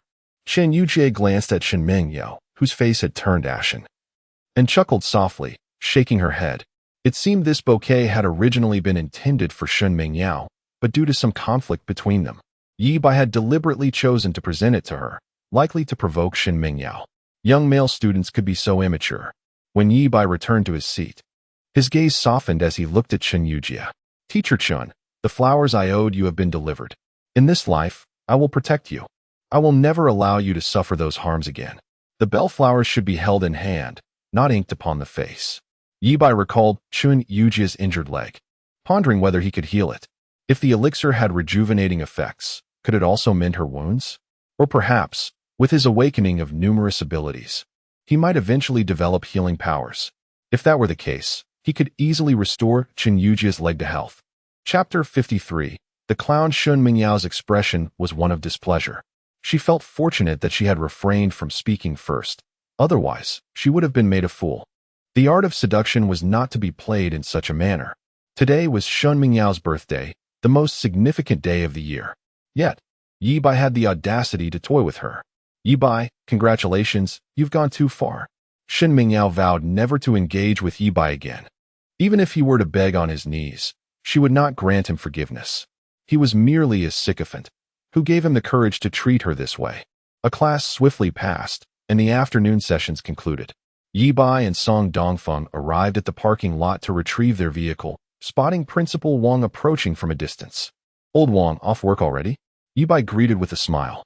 As Song Dongfeng opened the car door, Ye Bai slipped into the luxurious and grand Mercedes S600, waving goodbye to Principal Wang. Principal Wang stood there, his face a mask of anger. Once the Mercedes had driven away, he revealed the key to a Passat that he had been hiding behind his back. Was there no justice in the world? He bitterly threw the key to the ground.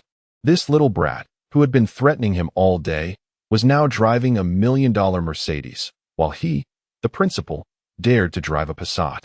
Old Wang felt like he had become Ye Bai's errand boy. During dinner time, the roads were congested with students, and the Mercedes could only crawl forward. Ye Bai rolled down the window, smoking a cigarette.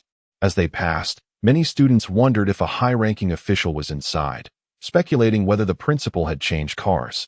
Upon closer inspection, they realized that the infamous school bully, Ye Bai, was seated in the back, with his loyal follower, Song Dongfeng, behind the wheel. Among the students were Shun Mingyao and her deskmate, Big Tank.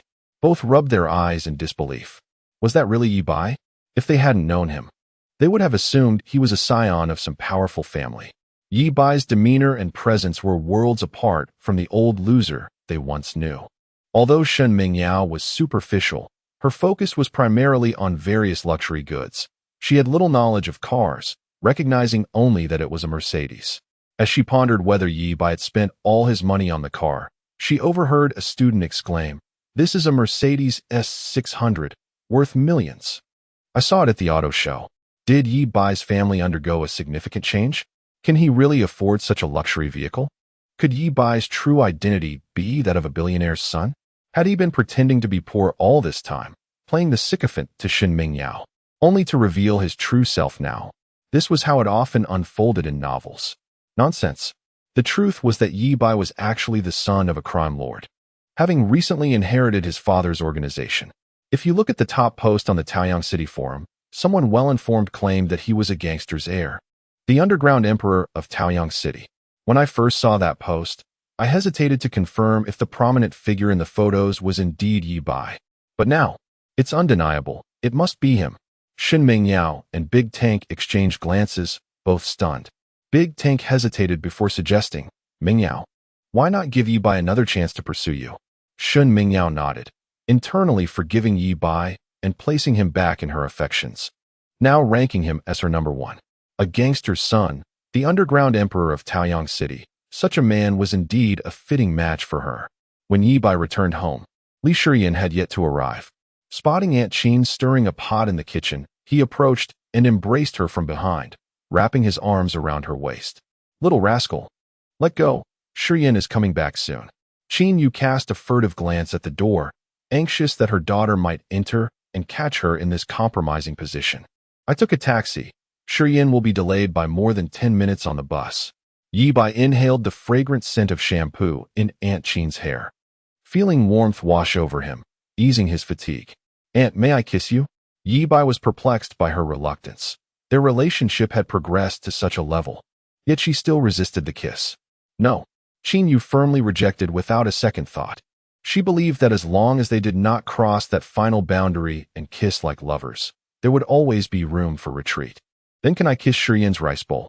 Qin Yu was momentarily taken aback. What did he mean by Shiyan's rice bowl? But then she quickly connected the dots. You little brat. Qin Yu scolded, playfully twisting her body. It seemed she had forgotten that Ye Bai was still holding her from behind. Suddenly, the sound of the front door opening interrupted them as Li Shiyan returned.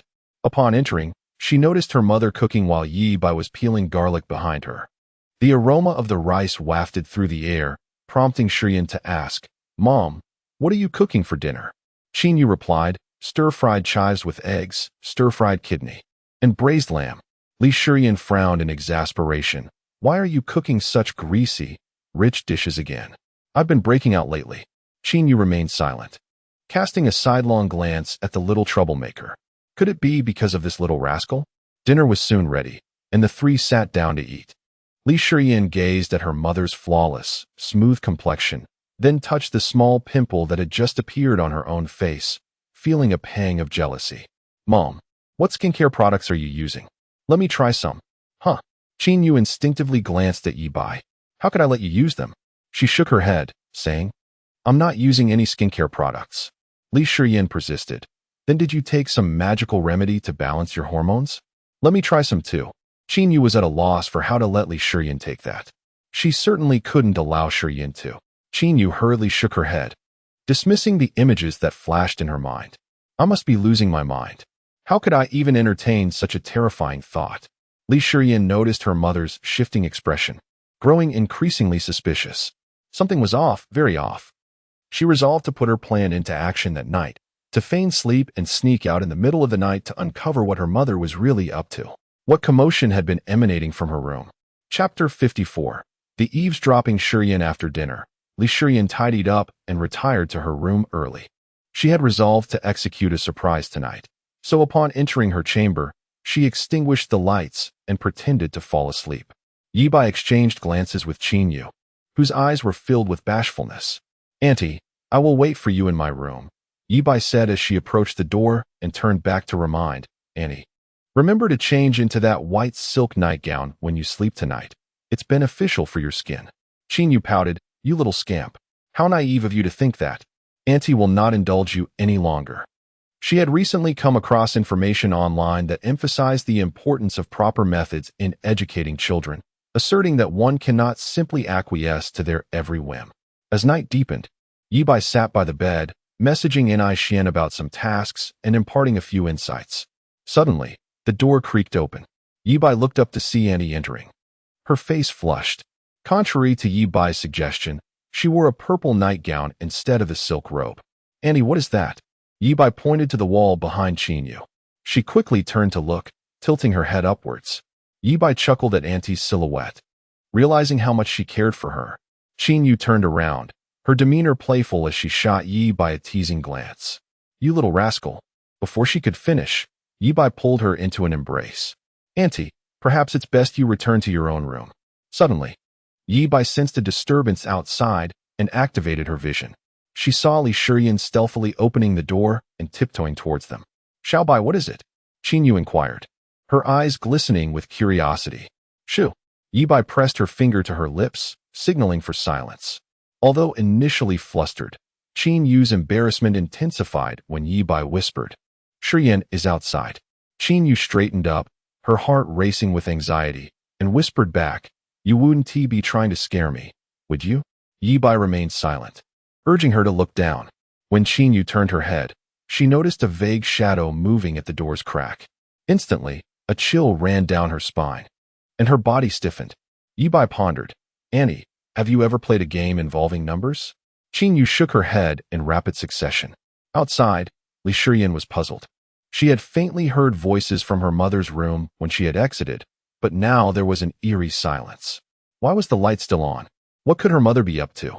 Just then, she heard a peculiar sound from within, and after a moment of confusion, she realized it was her mother exercising in secret. Her face flushed with embarrassment as she quickly retreated to her room. Though mature in thought, she was still a young lady, and the notion of her mother exercising alone was enough to make her shy.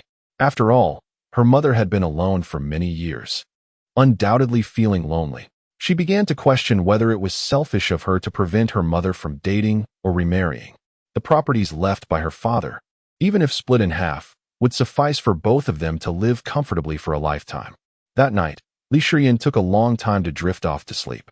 The following morning, during breakfast, her troubled expression went unnoticed by Qin Yu and Ye Bai, who were exchanging secret glances. Qin Yu appeared like a young girl who had just fallen in love, a mix of shyness and joy illuminating her features. After much contemplation, Li Shiyan resolved, Mom, I support your desire to find a boyfriend. If you wish to marry, that is acceptable. However, before you embark on a relationship, you must introduce him to me for my approval. Only when I ascertain his character can you be together. Qin Yu's eyes sparkled with excitement, glancing at Xiao Bai, and asked, Is it permissible to date someone younger than me? Li Shiyan considered this and replied, That is fine, but he must be no more than 5 or 6 years younger. You cannot, however, follow your friend's example and pursue a college freshman. Oh. Qin Yu's enthusiasm waned as she lowered her head. Li Shiyan, sensing her disappointment, earnestly explained, Mom, you must understand. Many young men today lack ambition and dream of being supported by beautiful older women. I worry that if you date someone significantly younger, you might fall prey to deceitful individuals, resulting in both financial and emotional loss. But what if he isn't after money? Qin Yu pressed on. Li Shiyan's expression turned serious. One can never truly know another's intentions. Qin Yu pouted, mumbling under her breath in frustration. Ye Bai found the scene amusing, observing the dynamic between the mother and daughter. Their roles had seemingly reversed. The 18-year-old daughter operated with the maturity of a seasoned adult, while her mother, in her 30s, resembled a naive young girl. Yet, Ye Bai could empathize with their situation. The history shared between them had unfolded while Auntie lay in his embrace. Li Shiyan, having grown up in a tumultuous environment following her parents' divorce, had matured quickly, understanding the harsh realities of life from an early age.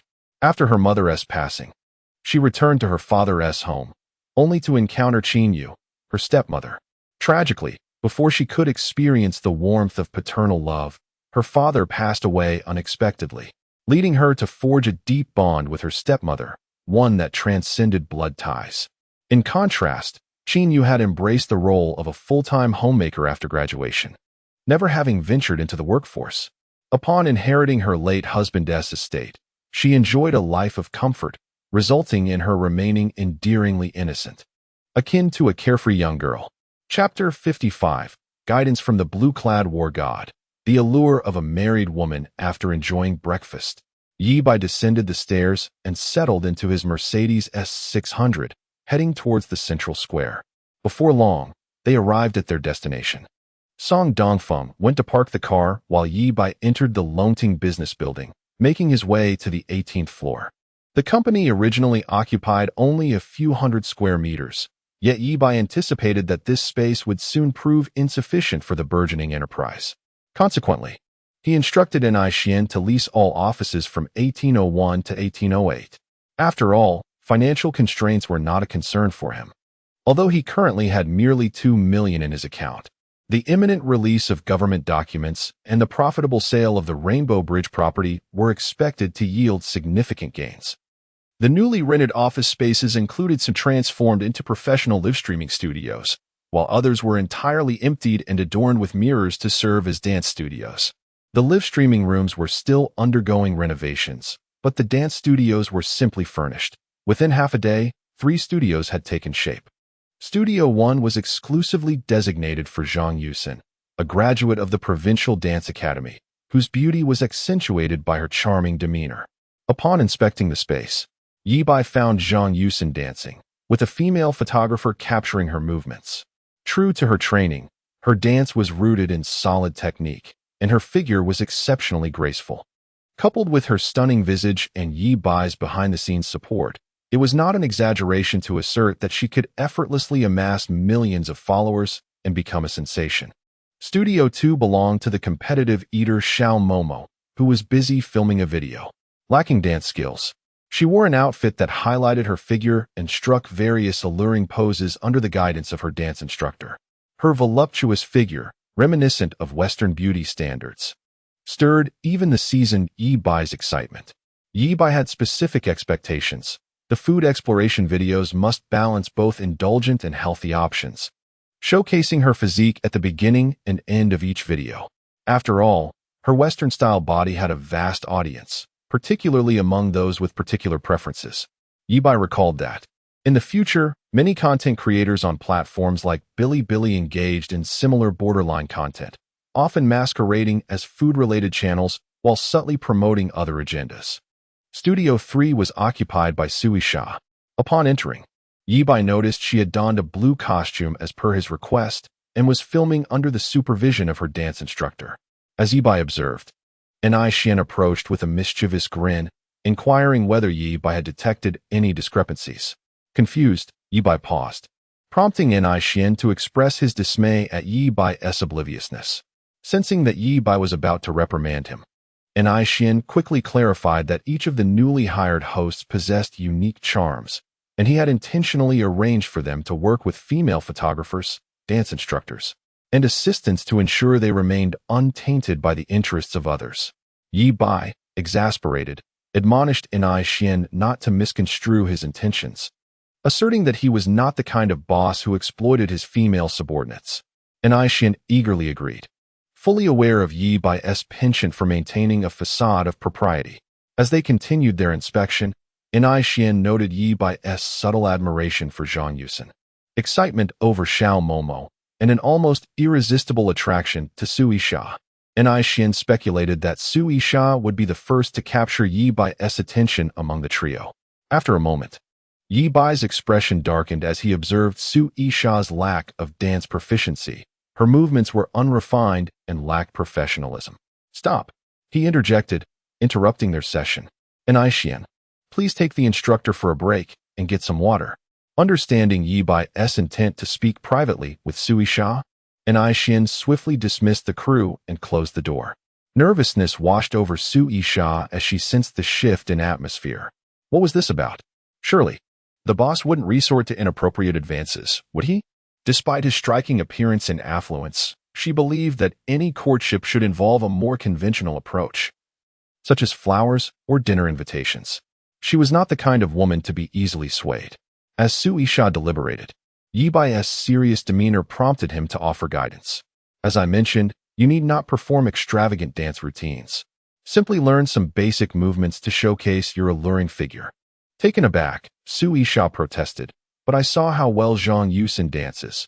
Surely that's what the audience desires. She lowered her gaze, feeling insecure in comparison to Zhang Yusin's performance. Ye Bai shook his head. Do you recall how you moved during your audition? Show me. He picked up a camera and began recording. Sui Sha hesitated before raising her arms and twisting her body awkwardly. Yes, that's the right idea, but it still lacks the desired allure. Ye Bai replied, dissatisfied. Despite multiple attempts, Sui Sha became increasingly frustrated, perspiring and on the verge of tears as Ye Bai remained unimpressed. Review the footage, he instructed, maintaining a stern expression. As Su Isha cautiously approached to view the video, her heart sank. She, too, found the results lacking compared to her peers. Suddenly, inspiration struck Ye Bai. I have a method that may yield satisfactory results, but it might require some compromise on your part. Are you willing? Enthusiastically, Su Isha nodded, eager to seize any opportunity to fulfill her aspirations of becoming an internet sensation. Seeing her willingness, Ye Bai nodded in approval. However, when he unexpectedly made a move towards her, Su Isha was taken aback, feeling both resistance and an undeniable attraction to his striking features. Though somewhat reluctant, she found it hard to remain angry, her cheeks flushed with embarrassment. Excellent. You're entering the right mindset for filming. Continue. Ye Bai commanded. Su Isha instinctively began to move under the camera's gaze, albeit with a hint of reluctance. Turn. Look at the camera. Ye Bai continued to direct her. Once the filming concluded, Ye Bai reviewed the footage, nodding with satisfaction. Very good. Take a look for yourself.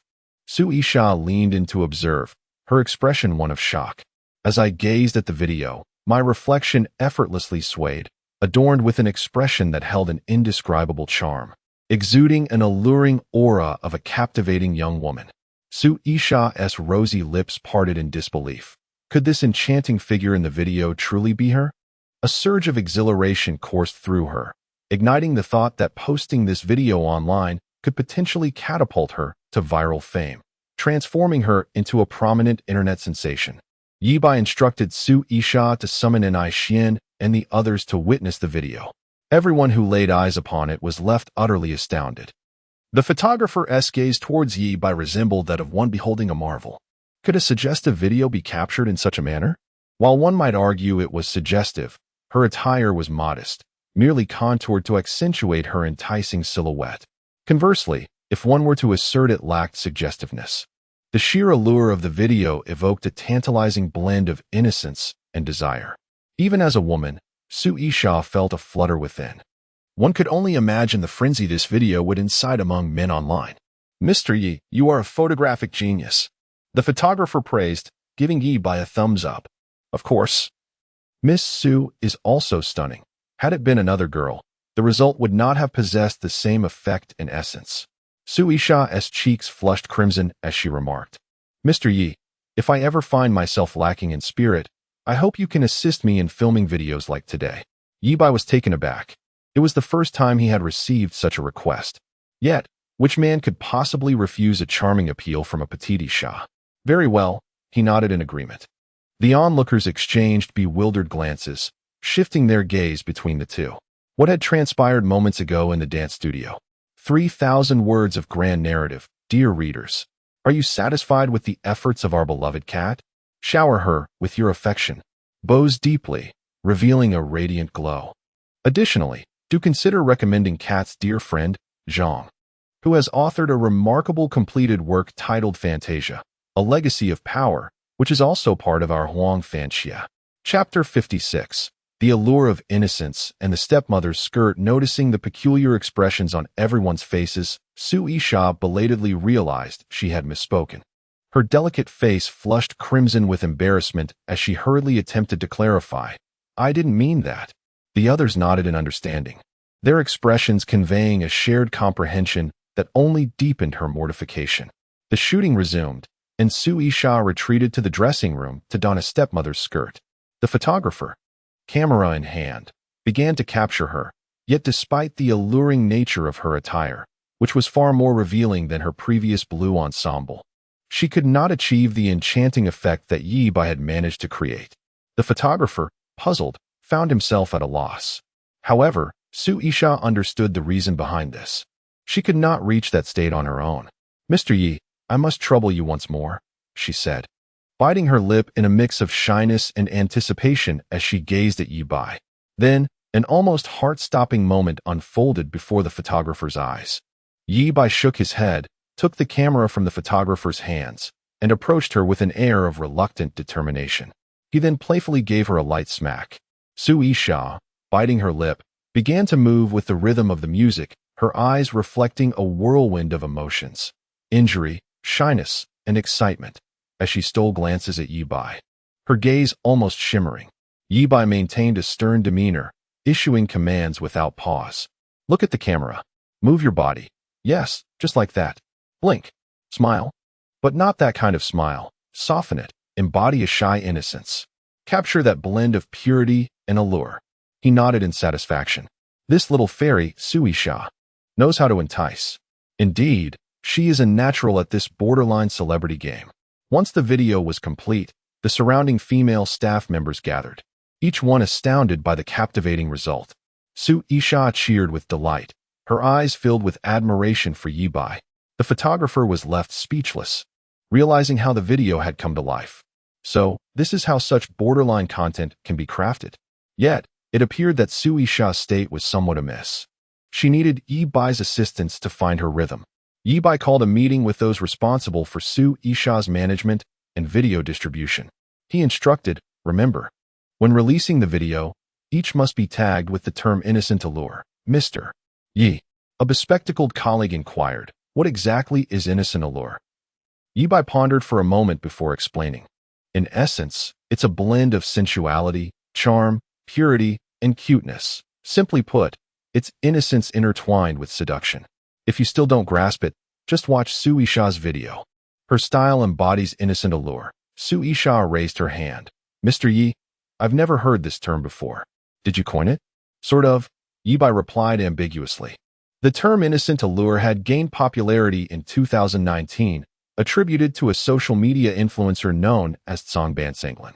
However, Ye Bai had introduced the concept back in 2013, claiming it as his original creation. Ye Bai then presented a second video featuring Sui Sha dancing in a body-hugging skirt. When you release this, alongside and oppos, innocent allure and oppos, you must also tag it as and oppos, stepmother and oppos, s skirt, and oppos, stepmother and oppos, s skirt? A video marketer questioned, puzzled. Ye Bai elaborated exactly. Think about it, those young, alluring stepmothers in various dramas are often seen wearing such body-hugging skirts. The group nodded in realization, particularly recalling the seductive stepmothers in South Korean dramas, each flaunting their curves in such attire. Mr. Ye, did you invent the term stepmother's skirt as well? Sui Sha gazed at him with admiration sparkling in her eyes. Indeed, Ye Bai shamelessly affirmed. In the realm of rebirth, one cannot label it as theft. The first to mention it claims it as their own. An enthusiastic marketer exclaimed, I have a feeling Sui Sha's videos will undoubtedly explode across the internet, and the concepts of innocent allure and stepmother's skirt will resonate far and wide. The room was filled with nods of agreement, with no dissenting voices. Indeed, both of Sui Sha's videos were exceptionally enticing. They captivated audiences of all genders, leaving women feeling a flutter of excitement and men captivated by her charm. Coupled with the fresh and fitting concepts of innocent allure and stepmother's skirt, these ideas were destined to sweep across the internet, inspiring numerous influencers to replicate them. As for Bai Media, the company that introduced Sui Sha and these concepts, it was poised to bask in the limelight. After the meeting, Ye Bai received a phone call and departed the company. Sui Sha returned to dance studio number 3, practicing her moves in front of the mirror, attempting to recapture that elusive feeling. Yet, without Ye Bai's assistance, she found it impossible to enter that state. Little Sue felt a twinge of distress. Surely, she could not rely on Mr.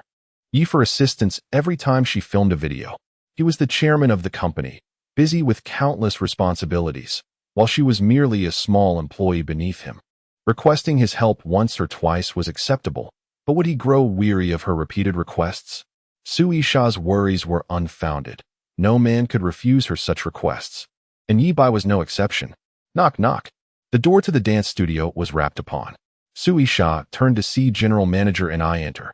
As the highest-ranking individual beneath the chairman, Sui Sha quickly greeted him respectfully. Mr. and I. Ah, no need for that, Sister Sha. Just call me Xiao and I, or Xiao Xuanzi. And I Xian replied with a warm smile. Ah? Sui Sha was taken aback. Although An Xian appeared youthful, he usually exuded an air of authority. What could have prompted this change? Sister Sha, I've removed you from your position in the work area, An Xian stated. Mr. and I, did I do something wrong? Sui Sha panicked, just as she felt a glimmer of hope for fame. How could she suddenly be dismissed from the company? Not at all, Sister Sha, you're overthinking. I've arranged a private office for you right next to Mr. Ye's.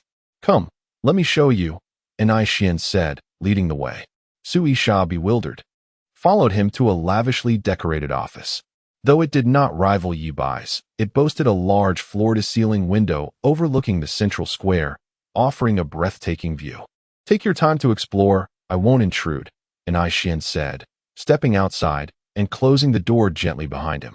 Realizing the significant shift in Anai Xian's demeanor, Su Isha finally understood. Could it be that Mr. Anai misinterpreted my relationship with Mr. Yi?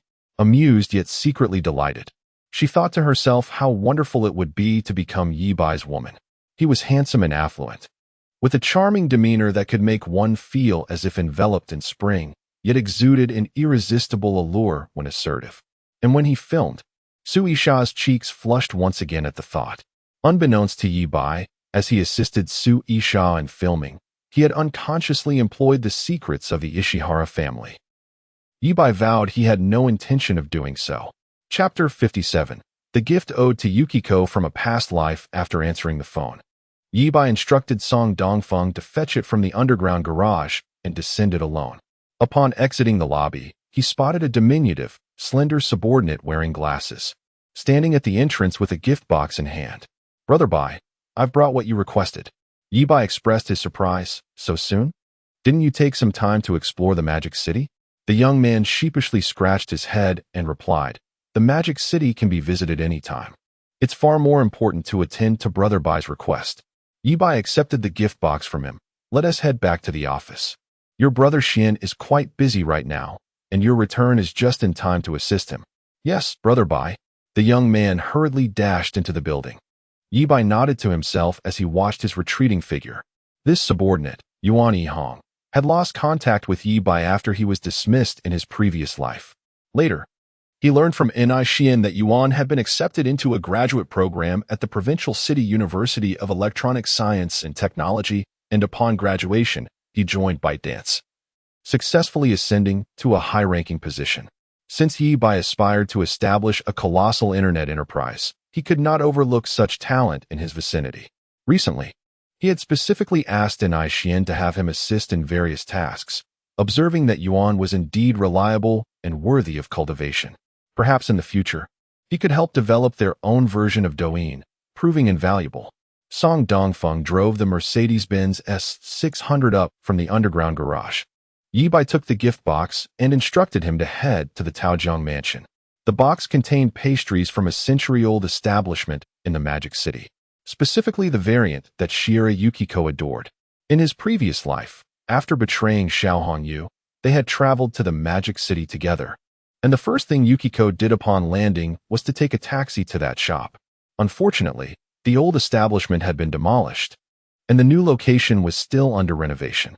Ye Bai could never forget the look of disappointment in Yukiko's eyes at that moment.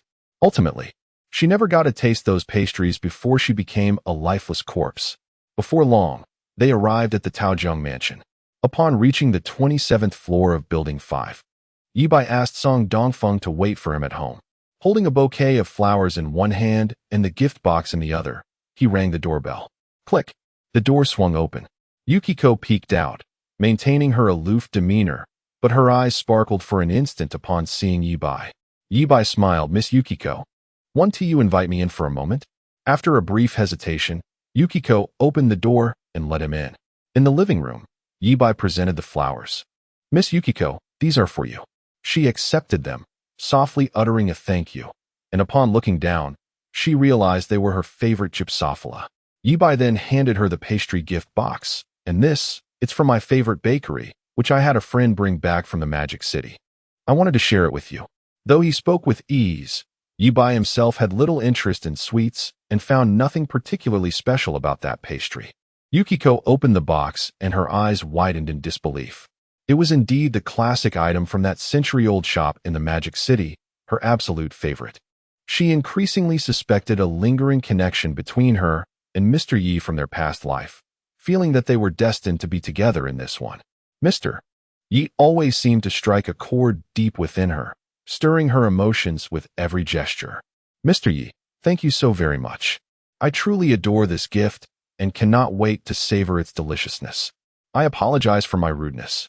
Saying this, she opened the box, took out a piece of pastry, and offered it to Ye Bai, while she also took a piece for herself, slightly turning away and taking dainty bites. Today, she was not dressed in a kimono. Instead, she wore a light, form-fitting camisole that accentuated her snowy skin and revealed her dragon tattoo on her shoulder. Below, she donned a particularly short white floral skirt. The combination of her cold beauty, alluring figure, the allure of an island woman, and the fierce dragon tattoo created an unparalleled Yukiko. Feeling Ye Bai's intense gaze upon her, Yukiko was engulfed by a peculiar emotion, partly ambiguous, partly sweet. Yet, the thought of the ruthless Xiao Hongyu doused her burgeoning warmth like a bucket of cold water. She knew that a relationship with Mr. Yi was impossible. If she were to betray Xiao Hongyu and be discovered with Mr. Yi, it would undoubtedly lead to Mr. Ye's brutal demise. "Mr. Yi, you mentioned before that after our dinner, you wouldn't disturb me again. Perhaps it would be best for us not to meet any further. It would be beneficial for both of us." After much internal conflict, Yukiko finally voiced her thoughts. Yet, for reasons unbeknownst to her, she felt a pang of sadness after speaking, reminiscent of cherry blossoms from her homeland. Just as Ye Bai was about to respond, Yukiko's phone rang. She glanced at the caller ID, her expression tightening momentarily before she answered hesitantly. "Hello." Xiao Hongyu's voice came through. "Yukiko, prepare a few appetizers and open the bottle of my cherished red wine from the third shelf of the wine cabinet to let it breathe. I'm bringing a distinguished guest home and will arrive shortly." "Understood," Yukiko replied, hanging up the call. "Mr. Yi, you should return home quickly. Xiao Hongyu will be back soon." "I'm not leaving." Ye Bai shook his head slowly. Yukiko grew anxious, fearing for Ye Bai's safety, and swiftly explained the risks. "Even though Xiao Hongyu and I don't have a substantial relationship, I am still perceived as his woman. If he finds us together, he will undoubtedly investigate your identity, discover you as the one who won 8 million at the casino, and suspect collusion between us. At that point, fearing retaliation from the Shira family, he may refrain from harming me, but will certainly inflict cruelty upon you." Ye Bai understood Yukiko's concerns. Xiao Hongyu was narrow-minded and malicious. While he might not harm Yukiko, he would not tolerate any man approaching her. Ye Bai smiled. "Miss Yukiko, are you worried about me?" "Yes." Yukiko nodded. "The last person who attempted to seduce me has long since become a mere skeleton beneath Jinhu. It's all right, Miss Yukiko. Xiao Hongyu cannot touch me, and I will ensure your safety." Ye Bai stood up and extended his hand to her. "Come with me. Let us leave Xiao Hongyu behind. Trust me." However, in Yukiko's eyes, Ye Bai was merely a handsome young heir. She could not bear to drag him into danger.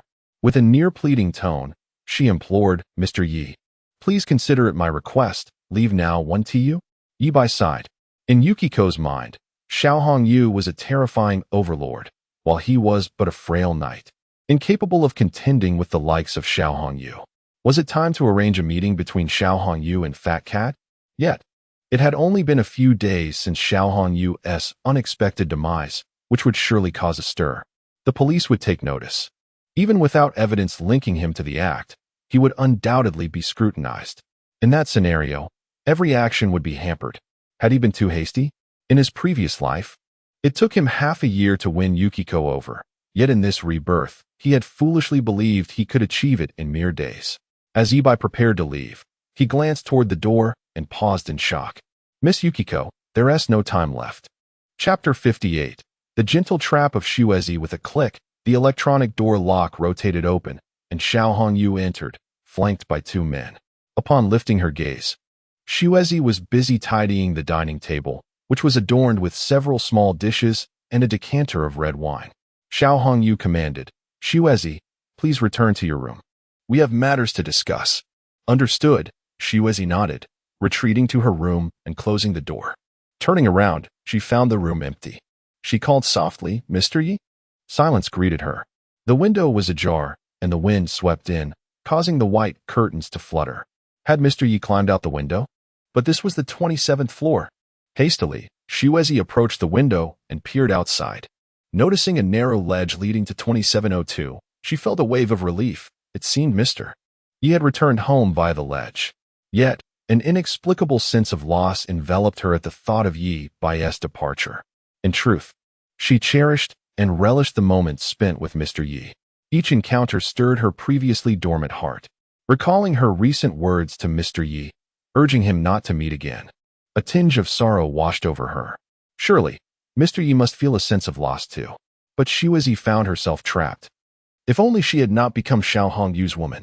Lost in thought, a pair of arms suddenly encircled her from behind, pulling her into a tight embrace.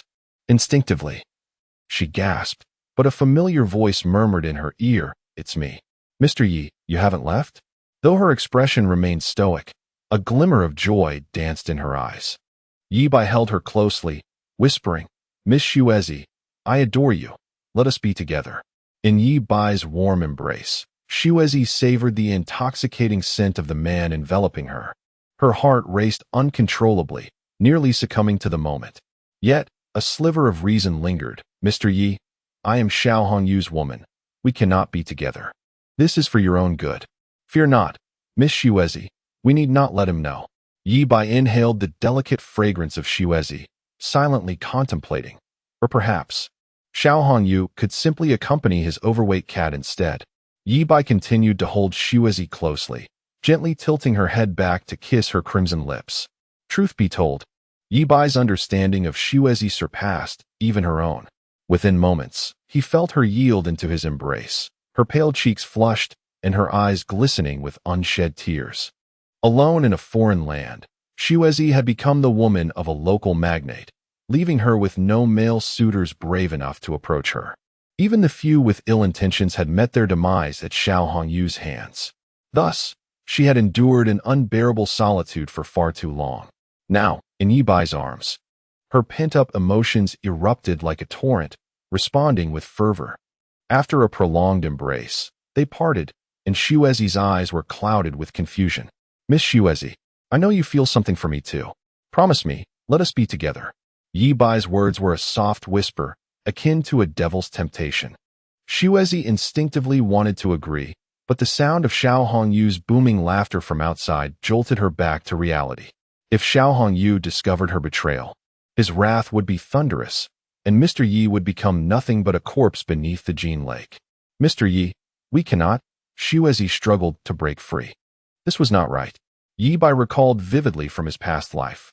After sharing a kiss with Shiwezi, events spiraled out of control. Upon reflection, he understood. In their previous existence, Shiwezi had been even more isolated and oppressed than she was now. Moreover, she had known that Ye Bai was a powerful figure, equal to Xiao Hongyu, and recognized that his intentions were not entirely pure. He sought to challenge Xiao Hongyu. Shiwezi longed to break free from Xiao Hongyu's grasp, and coupled with her undeniable feelings for Ye Bai, she had been swept away. In this life, however, Shiwezi saw Ye Bai merely as a minor player. She feared that a deeper connection would lead to irrevocable consequences, potentially endangering him. Ye Bai sighed in resignation. Although he yearned for Shiwezi, given the current circumstances, such desires were impractical, unless he resorted to force. Yet, how could he bring himself to harm a woman who would rather die than betray her integrity? Seeing the distress etched on Ye Bai's face, Shiwezi felt a pang of sympathy. "Mr. Yi, though I cannot give myself to you, I can." Ye Bai paused in surprise. "Very well, then I shall rely on you, Miss Shiwezi." Suddenly, Ye Bai thought he heard the name of Chun Sinye's father, awakening him with clarity. His gaze sharpened as he focused on the wall. Activating both his super hearing and X-ray vision, he observed Xiao Hongyu, wineglass in hand, conversing animatedly with the two men he had brought along. One man was short and portly, wearing a jovial expression akin to a smiling Buddha. The other was thin and serious, his demeanor grim. Hiring mercenaries was inherently unreliable. Who could have anticipated that Zhou Kachong, a notorious fugitive, would be unable to handle even a young girl? Xiao Hongyu downed a portion of his wine and continued, "Please convey to the higher-ups that I request another chance. This time, I will send my most trusted associates to abduct his daughter, threatening him for that item." "It is already too late," the gaunt man replied solemnly.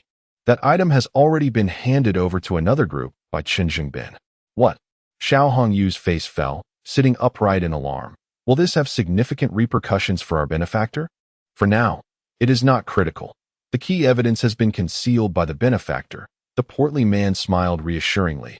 Thus, you need not worry too much. Presently, the benefactor is not disappointed in you. Xiao Hongyu exhaled in relief. However, the benefactor was displeased with Chun Jingbin's actions and was quite furious, stating that he was ungrateful. The portly man's smile faded as he continued. The benefactor has instructed that once the dust settles, arrangements will be made to eliminate his daughter. Understood, Xiao Hongyu nodded. I shall send my men disguised as Zhou Kechang's associates to exact revenge by eliminating his daughter. After a moment's thought, Xiao Hongyu added, I discovered that Chun Jingbin's daughter is participating in a piano competition. How about we take her out on her way to the provincial capital next month? That works. Both the portly and the gaunt men nodded in agreement. Ye Bai ran his fingers through Xuezi's hair, lost in contemplation. It turned out that Zhou Kechang was a mercenary hired by Xiao Hongyu. During the incident where Ye Bai rescued Chen Sini, he had overheard Zhou Kechang deceitfully asking if Mr. Chen Zhengbin was home. At that moment, Ye Bai had harbored suspicions and had warned Mr. Chen. The complexities of this situation were profound. In his previous life, after Chen Sini was brutally murdered by Zhou Kechang, Chen Zhengbin was investigated for disciplinary issues and subsequently mysteriously committed suicide out of fear of guilt. As for the identity of the benefactor, Ye Bai neither knew nor wished to know. He had no desire to become embroiled in such high-stakes conflicts. However, the fact that Xiao Hongyu intended to eliminate Chen Sini was something Ye Bai could not overlook. After all, Chen Sini was destined to be his girlfriend. Ye Bai had never forgotten the promise made to her. Chapter 59. New grudges and old hatreds. Xiao Hongyu suddenly inquired, by the way, have you discovered the identity of the person who saved Chun Jingbin's daughter?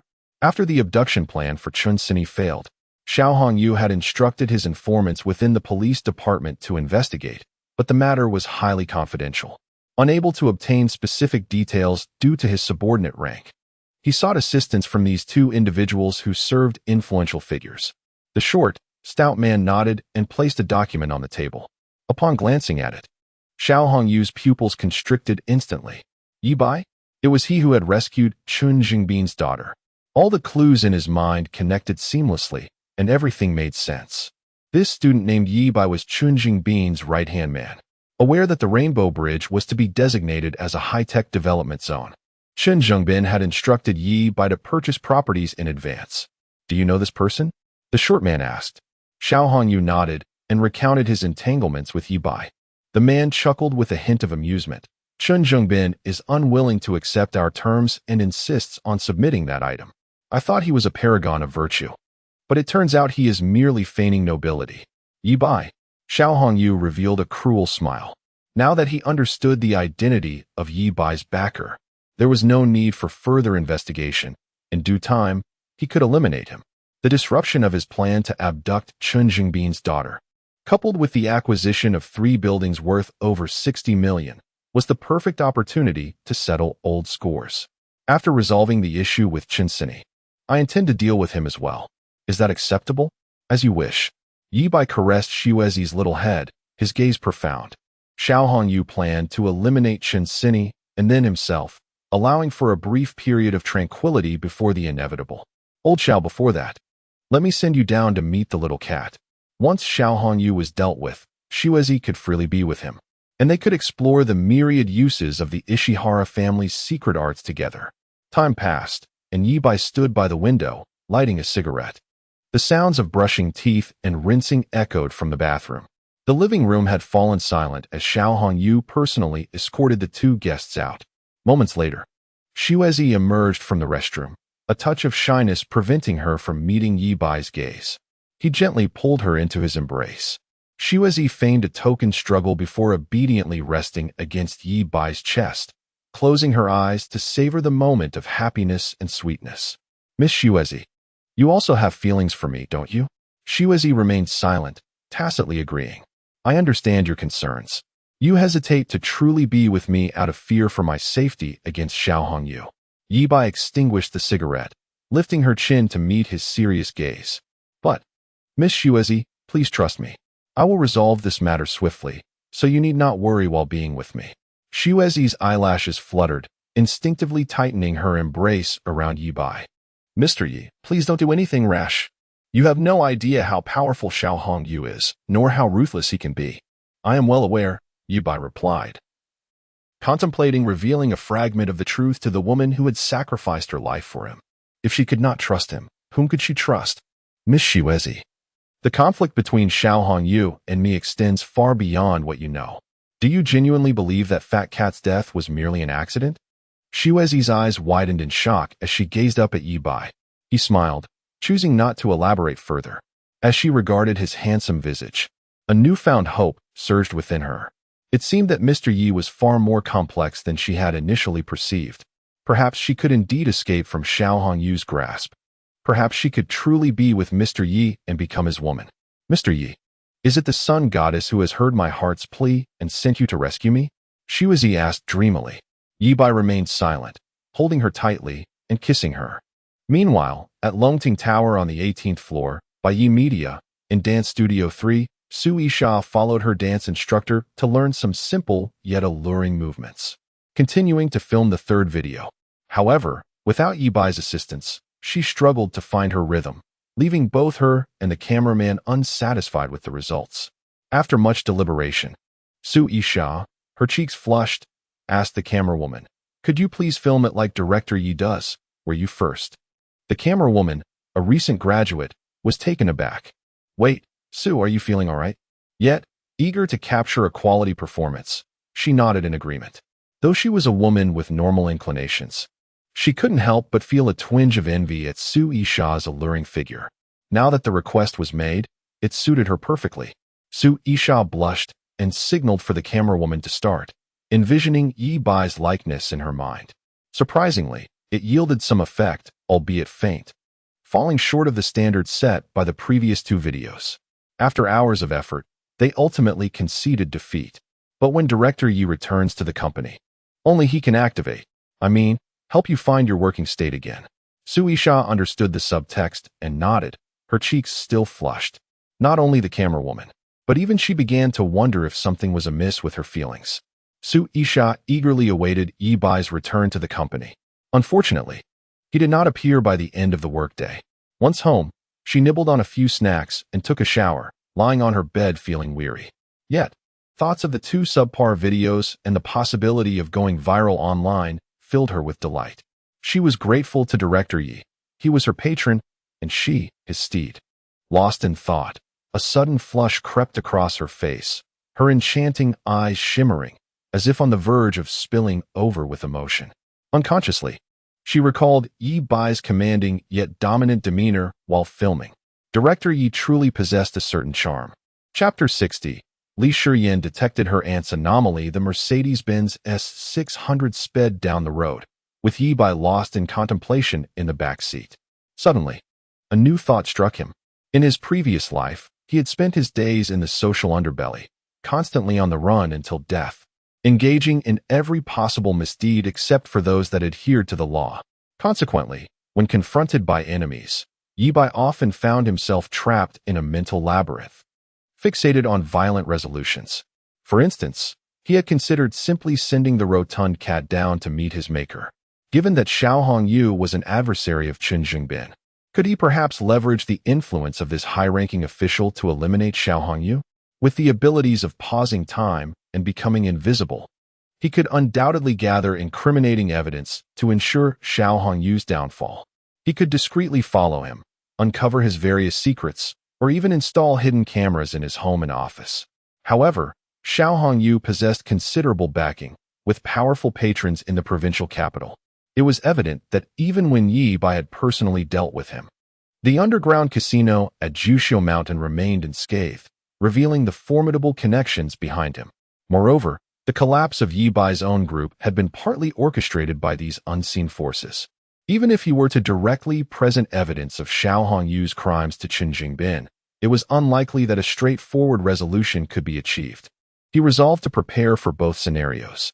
Should Chen Jingbin fail to bring this malevolent force to justice, he would have no choice but to take matters into his own hands for the sake of the public. The underground casino run by Xiao Hongyu had devastated countless families, Ridding the world of him would indeed be a commendable act. Having pondered this, Ye Bai instructed Dongzi, "Tomorrow, take a trip to Taichung Town and procure some surveillance equipment." Taichung Town, located in the outskirts of Taojiang City, was a technological hub with a thriving electronics market where one could find many rare gadgets. Understood. Song Dongfeng replied promptly, without inquiring about Ye Bai's intentions. Soon, they arrived at his aunt's residence. Ye Bai reiterated his instructions, advising Dongzi to proceed with his tasks without needing to check in with him, and then he saw him off. Upon returning home, Li Shiyin was seated on the sofa engrossed in her phone, while her aunt busied herself in the kitchen, peeling garlic on the floor, the kitchen door ajar. Revealing her earnestness, "Auntie, let me help you with the garlic," Ye Bai offered, stepping inside and closing the kitchen door behind him. Bang! Although Qin Yu sensed that Ye Bai had ulterior motives, she was still startled and shot him a fierce glare. "You little rascal, keep it down. What if Shiyin hears us?" Ye Bai grinned mischievously. "What is there to fear, Auntie? It's just a bit of noise. Shiyin has heard far worse." Qin Yu's cheeks flushed with embarrassment. "You little troublemaker, stop saying such things. It's all your fault." Seeing her flustered demeanor, Ye Bai was tempted to steal a kiss, but he noticed her sniffing the air. "What is that smell?" she asked, drawing closer to him and inhaling the scent from his neck. Her expression shifted. "Why do you smell like a woman's perfume?" "Really? That can't be true." Ye Bai replied nonchalantly, sniffing his collar and confirming the presence of a fragrance. It was from Xuezi. Noticing his aunt's growing irritation, Ye Bai quickly seized the moment. "Could it be that it's your scent lingering on my neck, Auntie?" He clapped his hands, feigning revelation. "It must be from a certain aunt." Qin Yu swiftly covered Ye Bai's mouth, her elegant face turning crimson. "You little rascal, always teasing me." Embarrassed, she dared not mention the perfume on his neck again. Ye Bai sighed in relief, successfully diverting suspicion. After dinner, once Li Shiyin had fallen asleep, Ye Bai quietly slipped into his aunt's room. "Xiao Bai, you should really return to your own room. My room is too close to Shiyin's. What if she hears something and eavesdrops?" Qin Yu expressed her concern. "All right." Ye Bai nodded, sweeping Qin Yu into his arms and using his foot to close the door behind them. Meanwhile, Li Shiyin found herself restless, reflecting on her day and realizing her own selfishness. Her mother was getting older. She could no longer control her life. If her mother wished to date or marry, so be it. It would merely mean an additional stepfather for her. After some time, still unable to sleep, Li Shiyin decided to visit her mother's room for a heart-to-heart. She gently knocked on the door, but no one responded, and the room was shrouded in darkness. Had her mother gone to bed so early? She recalled her mother usually staying up late, often making noise in the middle of the night. Suspicious, she hesitated to enter uninvited. What if her mother was exercising? That would be so awkward. Turning to head back to her room, a gentle breeze swept through the terrace, and the door creaked open behind her. Startled, Li Shiyin glanced back to find the door ajar, yet silence enveloped the room. Stepping inside and turning on the light, she discovered the bed neatly made, showing no signs of having been slept in. Where could her mother be? Searching the house thoroughly, she found no trace of her mother. Yet, the shoes at the entrance were intact. Her mother couldn't have gone far, could she? Surely, she wouldn't go out barefoot, and her phone was still in the bedroom. After much deliberation, she approached a place she had long avoided, the door to Ye Bai's room. The light was still on, and she could hear faint sounds within. Knock, knock. As Li Shiyin rapped on the door, all noise abruptly ceased. "Ye Bai, do you know where my mom is?" Ye Bai's impatient voice came from inside. "How would I know? Why don't you ask your mom?" Li Shiyin clenched her fists in frustration. This ungrateful wretch. Suddenly, a peculiar sound emanated from within. Chapter 61. Li Shiyin discovers the truth. The voice faded almost instantly. Li Shiyin stood frozen at the doorway, doubting her own hearing. Yet, in the next moment, another peculiar sound emerged. Even the dimmest of minds would grasp the situation. This pervert. Another individual was hiding in the room, watching a movie. Li Shiyin's cheeks flushed with embarrassment and irritation. She despised Ye Bai, and there were two primary reasons she never ventured into his room. The first was her disdain for Ye Bai's servile attitude towards Shen Mengyao, lavishing her with gifts bought with the hard-earned money of his parents who toil in a rural orchard. The second reason stemmed from an incident several years prior when she had approached Ye Bai's room to borrow a textbook, only to stumble upon him engrossed in a film. Since that day, she vowed never to enter his room again. Now, hearing such sounds, it was clear to her that Ye Bai was once again clandestinely indulging in his cinematic pursuits. Ugh, how revolting! Displaying a face of utter disdain, Li Shiyan hastily distanced herself from his door and scoured the house once more. Naturally, she found nothing amiss with her mother, but a troubling realization struck her. The shoes at the entrance were all accounted for, yet her mother's slippers were conspicuously absent. Li Shiyan furrowed her brow in contemplation. Suddenly, a lightning bolt of insight illuminated her mind, connecting various clues into a coherent narrative. Her mother must be in a romantic relationship. No wonder she had been acting so oddly lately.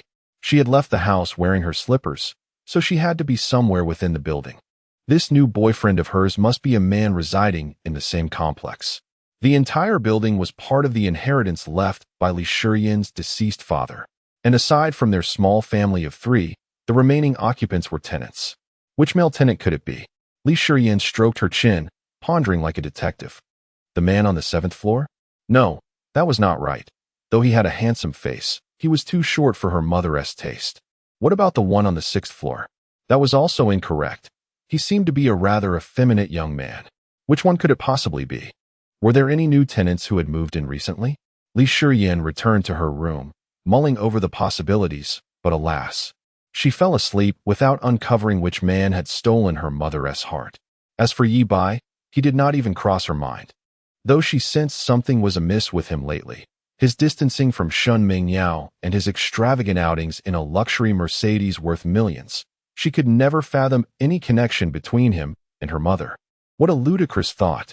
They were separated by an entire generation, and although they shared no blood relations, her mother had grown up alongside Aunt Qin, being close friends. Furthermore, Ye Bai had been boarding with them for 3 years. Her mother had long since regarded him as a surrogate son. There was simply no way anything could transpire between them. Another delightful evening slipped away. Xiao Bai embraced the wind, engaging in his morning exercises. The weather was splendid, invigorating the spirit. During breakfast, Li Shiyan wore an expression of hesitance, stealing glances at Qinyu.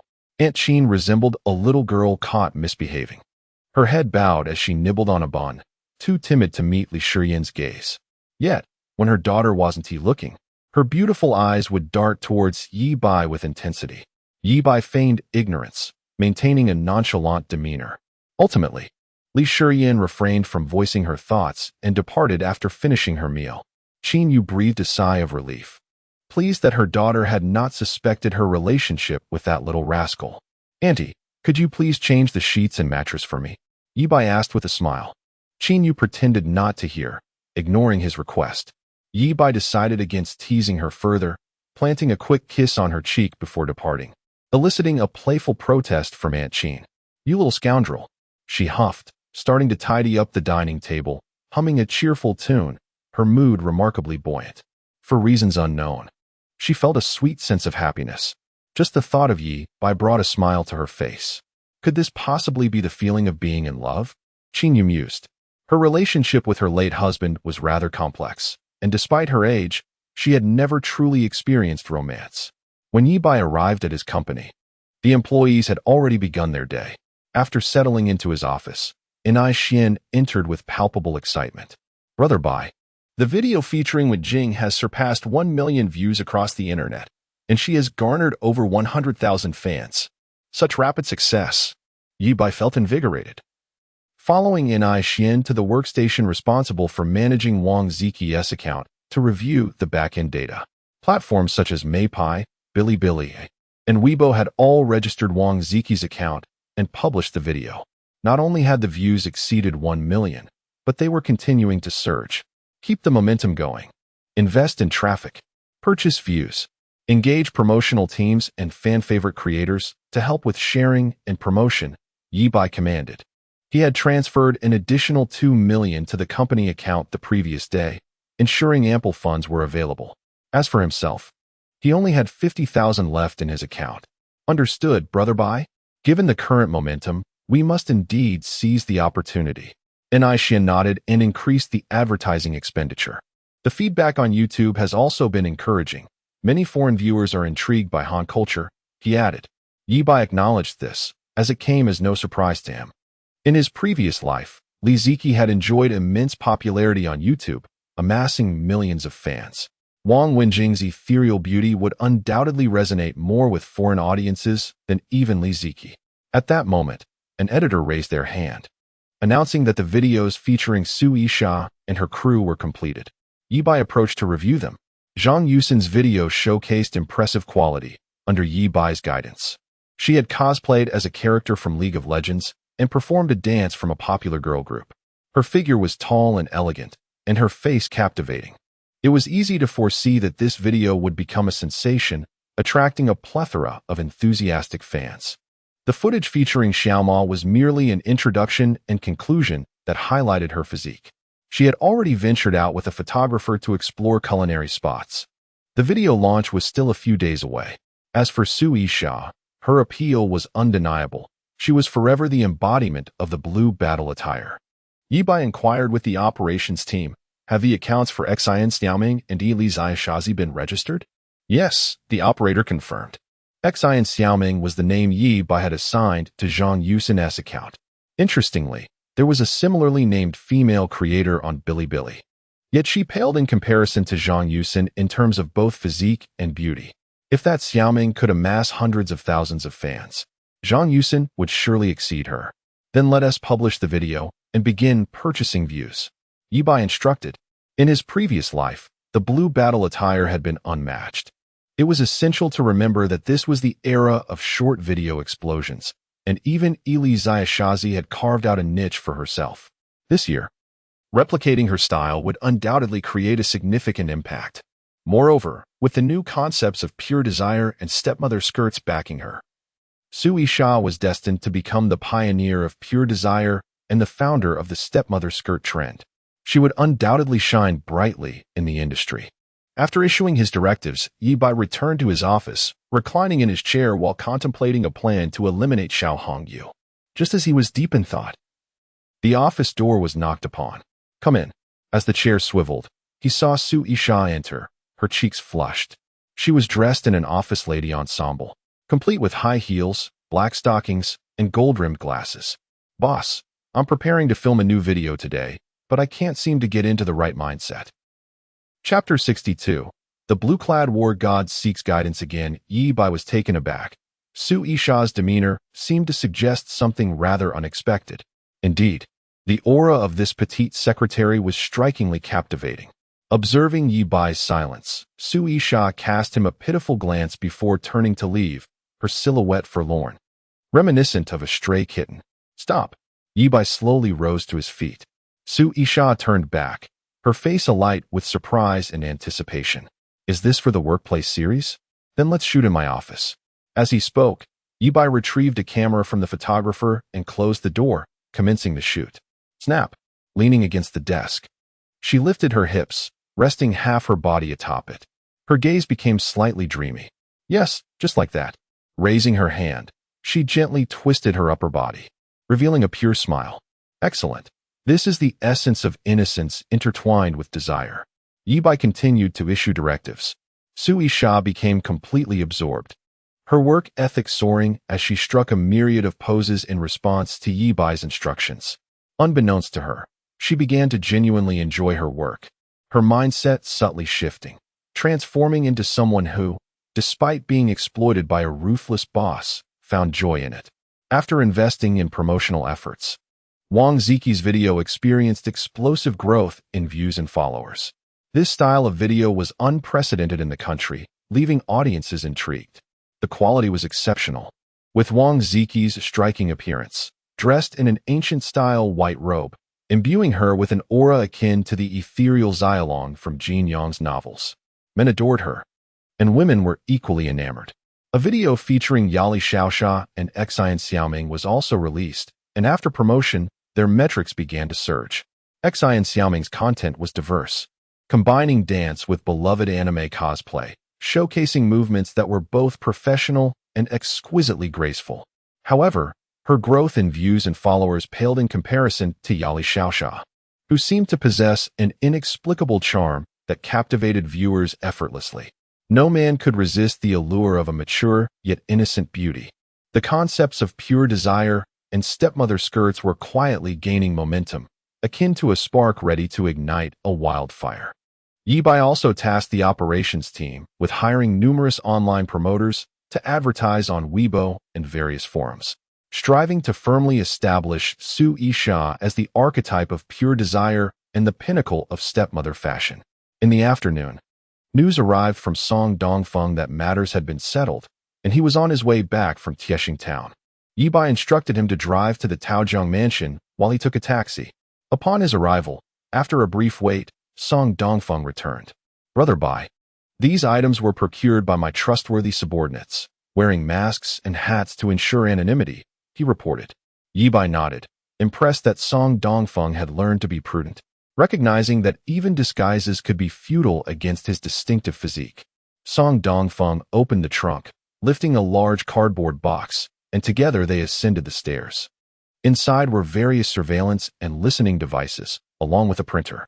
After organizing the equipment, Ye Bai used his X-ray vision to confirm that only Xuezi was home before retrieving one of the items and pressing the doorbell for 2701. With a click, the door opened, revealing Xuezi in a kimono, her expression neutral, yet her eyes sparkling with delight upon seeing Ye Bai. "Mr. Yi," without uttering a word, he embraced her and entered, lowering his gaze. After a long moment, they parted, and Xuezi's fair face was flushed with color.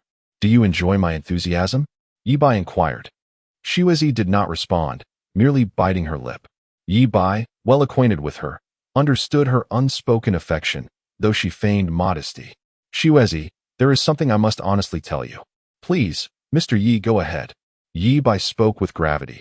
"I have mentioned my irreconcilable conflict with Xiao Hongyu, which I intend to resolve, so you can feel secure being with me. Therefore, starting today, I must gather evidence of his criminal activities, and you will assist me, correct?" Without hesitation, Xuezi nodded. Very obedient. Ye Bai leaned in to plant a kiss on her cheek. He then retrieved a ladder to the living room, climbed up, and installed a hidden camera within the chandelier. Xuezi stood nervously at the door, peering through the peephole to keep watch. Though Ye Bai had already activated his X-ray vision and super eagle eye, rendering him unperturbed by the potential return of Xiao Hongyu, he did not dissuade Xuezi's caution. Next, he installed hidden cameras in Xiao Hongyu's study and bedroom, with the bedroom camera positioned directly facing the bed, certain it would capture intimate moments between Xiao Hongyu and his boyfriend. After bidding farewell to Xuezi, Ye Bai stowed the surveillance equipment in his personal space before driving alone to Shopping Mountain. He parked in a secluded area devoid of cameras, contemplating the situation before venturing deeper into the woods to activate his invisibility powers. Caution was paramount. He then hiked up to the Joshio Villa, reaching the highest floor, which was not accessible to the public, housing the offices and meeting rooms of Xiao Hongyu's senior executives. Ye Bai discreetly installed surveillance in the meeting room before proceeding to Xiao Hongyu's office, where he set up another hidden camera and awaited his arrival. He was aware of the safe in Xiao Hongyu's office, but lacked knowledge of the password. In his previous life, even under torture, he had failed to extract it. However, Xiao Hongyu had a daily habit of keeping accounts, with his ledger stored inside the safe, compelling Ye Bai to remain patient. Time passed, and the night deepened. Xiao Hongyu entered his office, immediately sensing something amiss, as if he were being watched. After a thorough search turned up nothing, he shook his head, locked the door, drew the curtains, and approached the bookshelf, extracting a book. With a mechanical whir, the electric safe door slowly opened to reveal a wall-embedded safe. Lacking a key, it required a password for access. As Xiao Hongyu prepared to input the code, that unsettling feeling of being observed resurfaced. "Who is there?" Xiao Hongyu's gaze sharpened, and he whirled around. Chapter 63. The alliance of Ye Bai and father-in-law Lao Deng. Xiao Hongyu felt a pair of eyes fixated on him from behind. Startled, he turned around, only to find nothing but emptiness in the office. He was utterly alone. Truly, it was as if he had seen a ghost. He searched the office again, and there were no signs of life, not even a fly. Furrowing his brow, He pondered that perhaps he had become a touch paranoid since Fat Cat's departure, to the point of imagining shadows where none existed.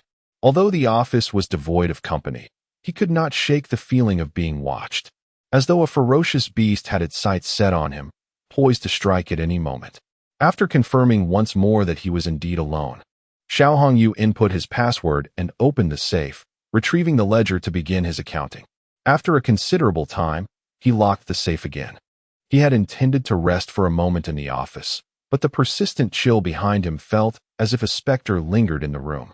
Despite being a formidable figure in the underworld, having clawed his way up from the depths of despair, he was overtaken by goosebumps and could no longer remain in the office. He hastily departed. As the door closed behind him, the office chair creaked ominously, as if someone had suddenly taken a seat.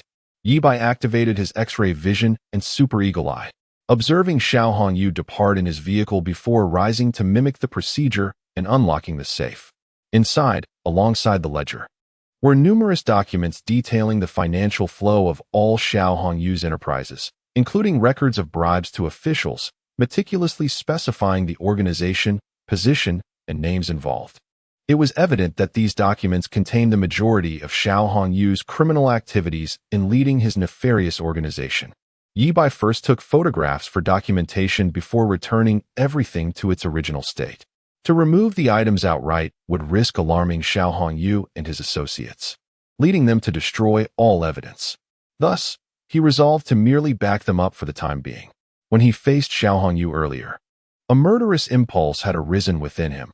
He could easily have killed Xiao and concealed the body within his spatial realm. However, after careful consideration, he chose restraint. Despite wearing foot and hand coverings to avoid leaving traces, there was always the risk of hair or skin cells being left behind. Additionally, he had driven to this location, and the surveillance would have recorded his movements. Moreover, even if he eliminated Xiao Hongyu, others would inevitably rise to fill the void, and the criminal organization would persist. A new Xiao Hongyu would inevitably carry on the vendetta against Chen Zhengbin and seek to harm Chen Sini. This organization would continue to target Ye Bai, who had thwarted their multi-million-dollar real estate interests. Thus, Ye Bai aimed to see if he could uproot this organization entirely and bring them to justice. Having gathered sufficient evidence, Ye Bai returned to the woods, deactivated his invisibility, and drove down the mountain. He first returned to Taijiang Mansion, printed all the photographs, and then made his way to Jikingman Street. After parking his car, Ye Bai entered a public restroom, locked the door, rendered himself invisible, and stealthily exited, walking towards the Jixin Yuyuan community where Chen Zhengbin resided. He noticed that security had tightened significantly, with 5 guards stationed at the entrance. Residents were required to swipe their cards to enter, and any unfamiliar faces were promptly halted until the intended resident came to register them.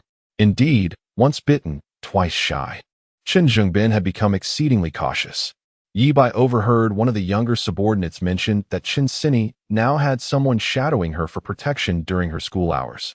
Upon entering the community, Ye Bai arrived at Chen Zhengbin's building and observed 2 men loitering outside, smoking, while a gray Passat parked nearby held several individuals. The scent emanating from these individuals was all too familiar to Ye Bai. He instantly recognized them as members of the special police. In his previous life, he had dealt with such individuals extensively, having been pursued by them for months during his fugitive days. The downstairs area, which had once been open, now boasted electronic access control. Ye Bai bided his time and, after a few minutes, slipped in behind a resident. Once on the 4th floor, he pressed against the wall, entering a blind spot of the surveillance cameras. From his pocket, he produced a balloon filled with paint and hurled it upwards with force. With a resounding pop, the balloon struck the camera, bursting and coating the lens with vibrant paint. Ye Bai then placed a document folder at the door and knocked firmly. "Who is it?" A stern voice called from within. No response came. The door remained shut, and mere seconds later, 4 or 5 special police officers rushed upstairs, 2 of whom continued their search without pausing. The lead officer, upon noticing the camera obscured by paint and the document folder at the entrance, turned pale with anger. "Useless fools. I instructed you to keep watch at the entrance, yet you allowed someone to slip past." The captain scolded. opening the folder only to discover it contained no dangerous items, just photographs. However, the contents of those photographs were too alarming for him to dare examine. Moments later, the officers who had just ascended returned, shaking their heads solemnly, indicating that nothing had been found. The captain knocked on the door. "Sir, there is no unusual activity outside." The security door opened to reveal a dignified middle-aged man, Chen Zhengbin. The captain presented the folder. "Someone left this for you at the entrance." "What did you find?" Chen Zhengbin inquired. The captain's expression was filled with shame. "Nothing. We were stationed downstairs, and no strangers entered. I suspect it may have been a resident of this building." Chen Zhengbin opened the folder and glanced at the top photograph. His gaze sharpened, and he slowly closed it. He looked at the smeared camera, deep in thought. "It's fine. This person likely means no harm. Thank you for your efforts." He patted the captain's shoulder reassuringly. The captain straightened, saluted, and replied, "Protecting you is our duty." With that, he led his team downstairs. Upon returning home, Chen Zhengbin found his daughter Chen Xini and wife in the living room, both wearing anxious expressions. "It's all right. It was a false alarm. You can all go back to sleep," he reassured them, waving them off. Once his family retreated to their bedroom, he returned to his study to examine the contents of the folder. The more he read, the more grave his expression became. To his astonishment, the folder contained irrefutable evidence of Xiao Hongyu's criminal activities. The final photograph depicted Xiao Hongyu escorting two men, one stout and one slender, away from the scene. This image had been captured during a moment when Ye Bai, with the assistance of Xuezi, had harnessed sheer willpower to pause time, allowing him to step out, take the photograph, and then return to continue his collaboration with Xuezi. Chen Zhengbin narrowed his eyes, realization dawning upon him. The henchman operating in Taoyuan City was none other than Xiao Hongyu, who had established an underground casino at Jushu Mountain Villa. It appeared many individuals had been compromised, and such a significant operation had been concealed from him for so long. Having previously served in another city, Chen Zhengbin had only recently been reassigned to Taoyuan City, hence his foothold was not deeply entrenched, while the second-in-command held most of the power. As he continued to peruse the contents, he discovered that the last item was not a photograph, but an A4 sheet of paper printed with a message. "Zhou Kachong was sent by Xiao Hongyu. They seek revenge. Chen Xini is in danger.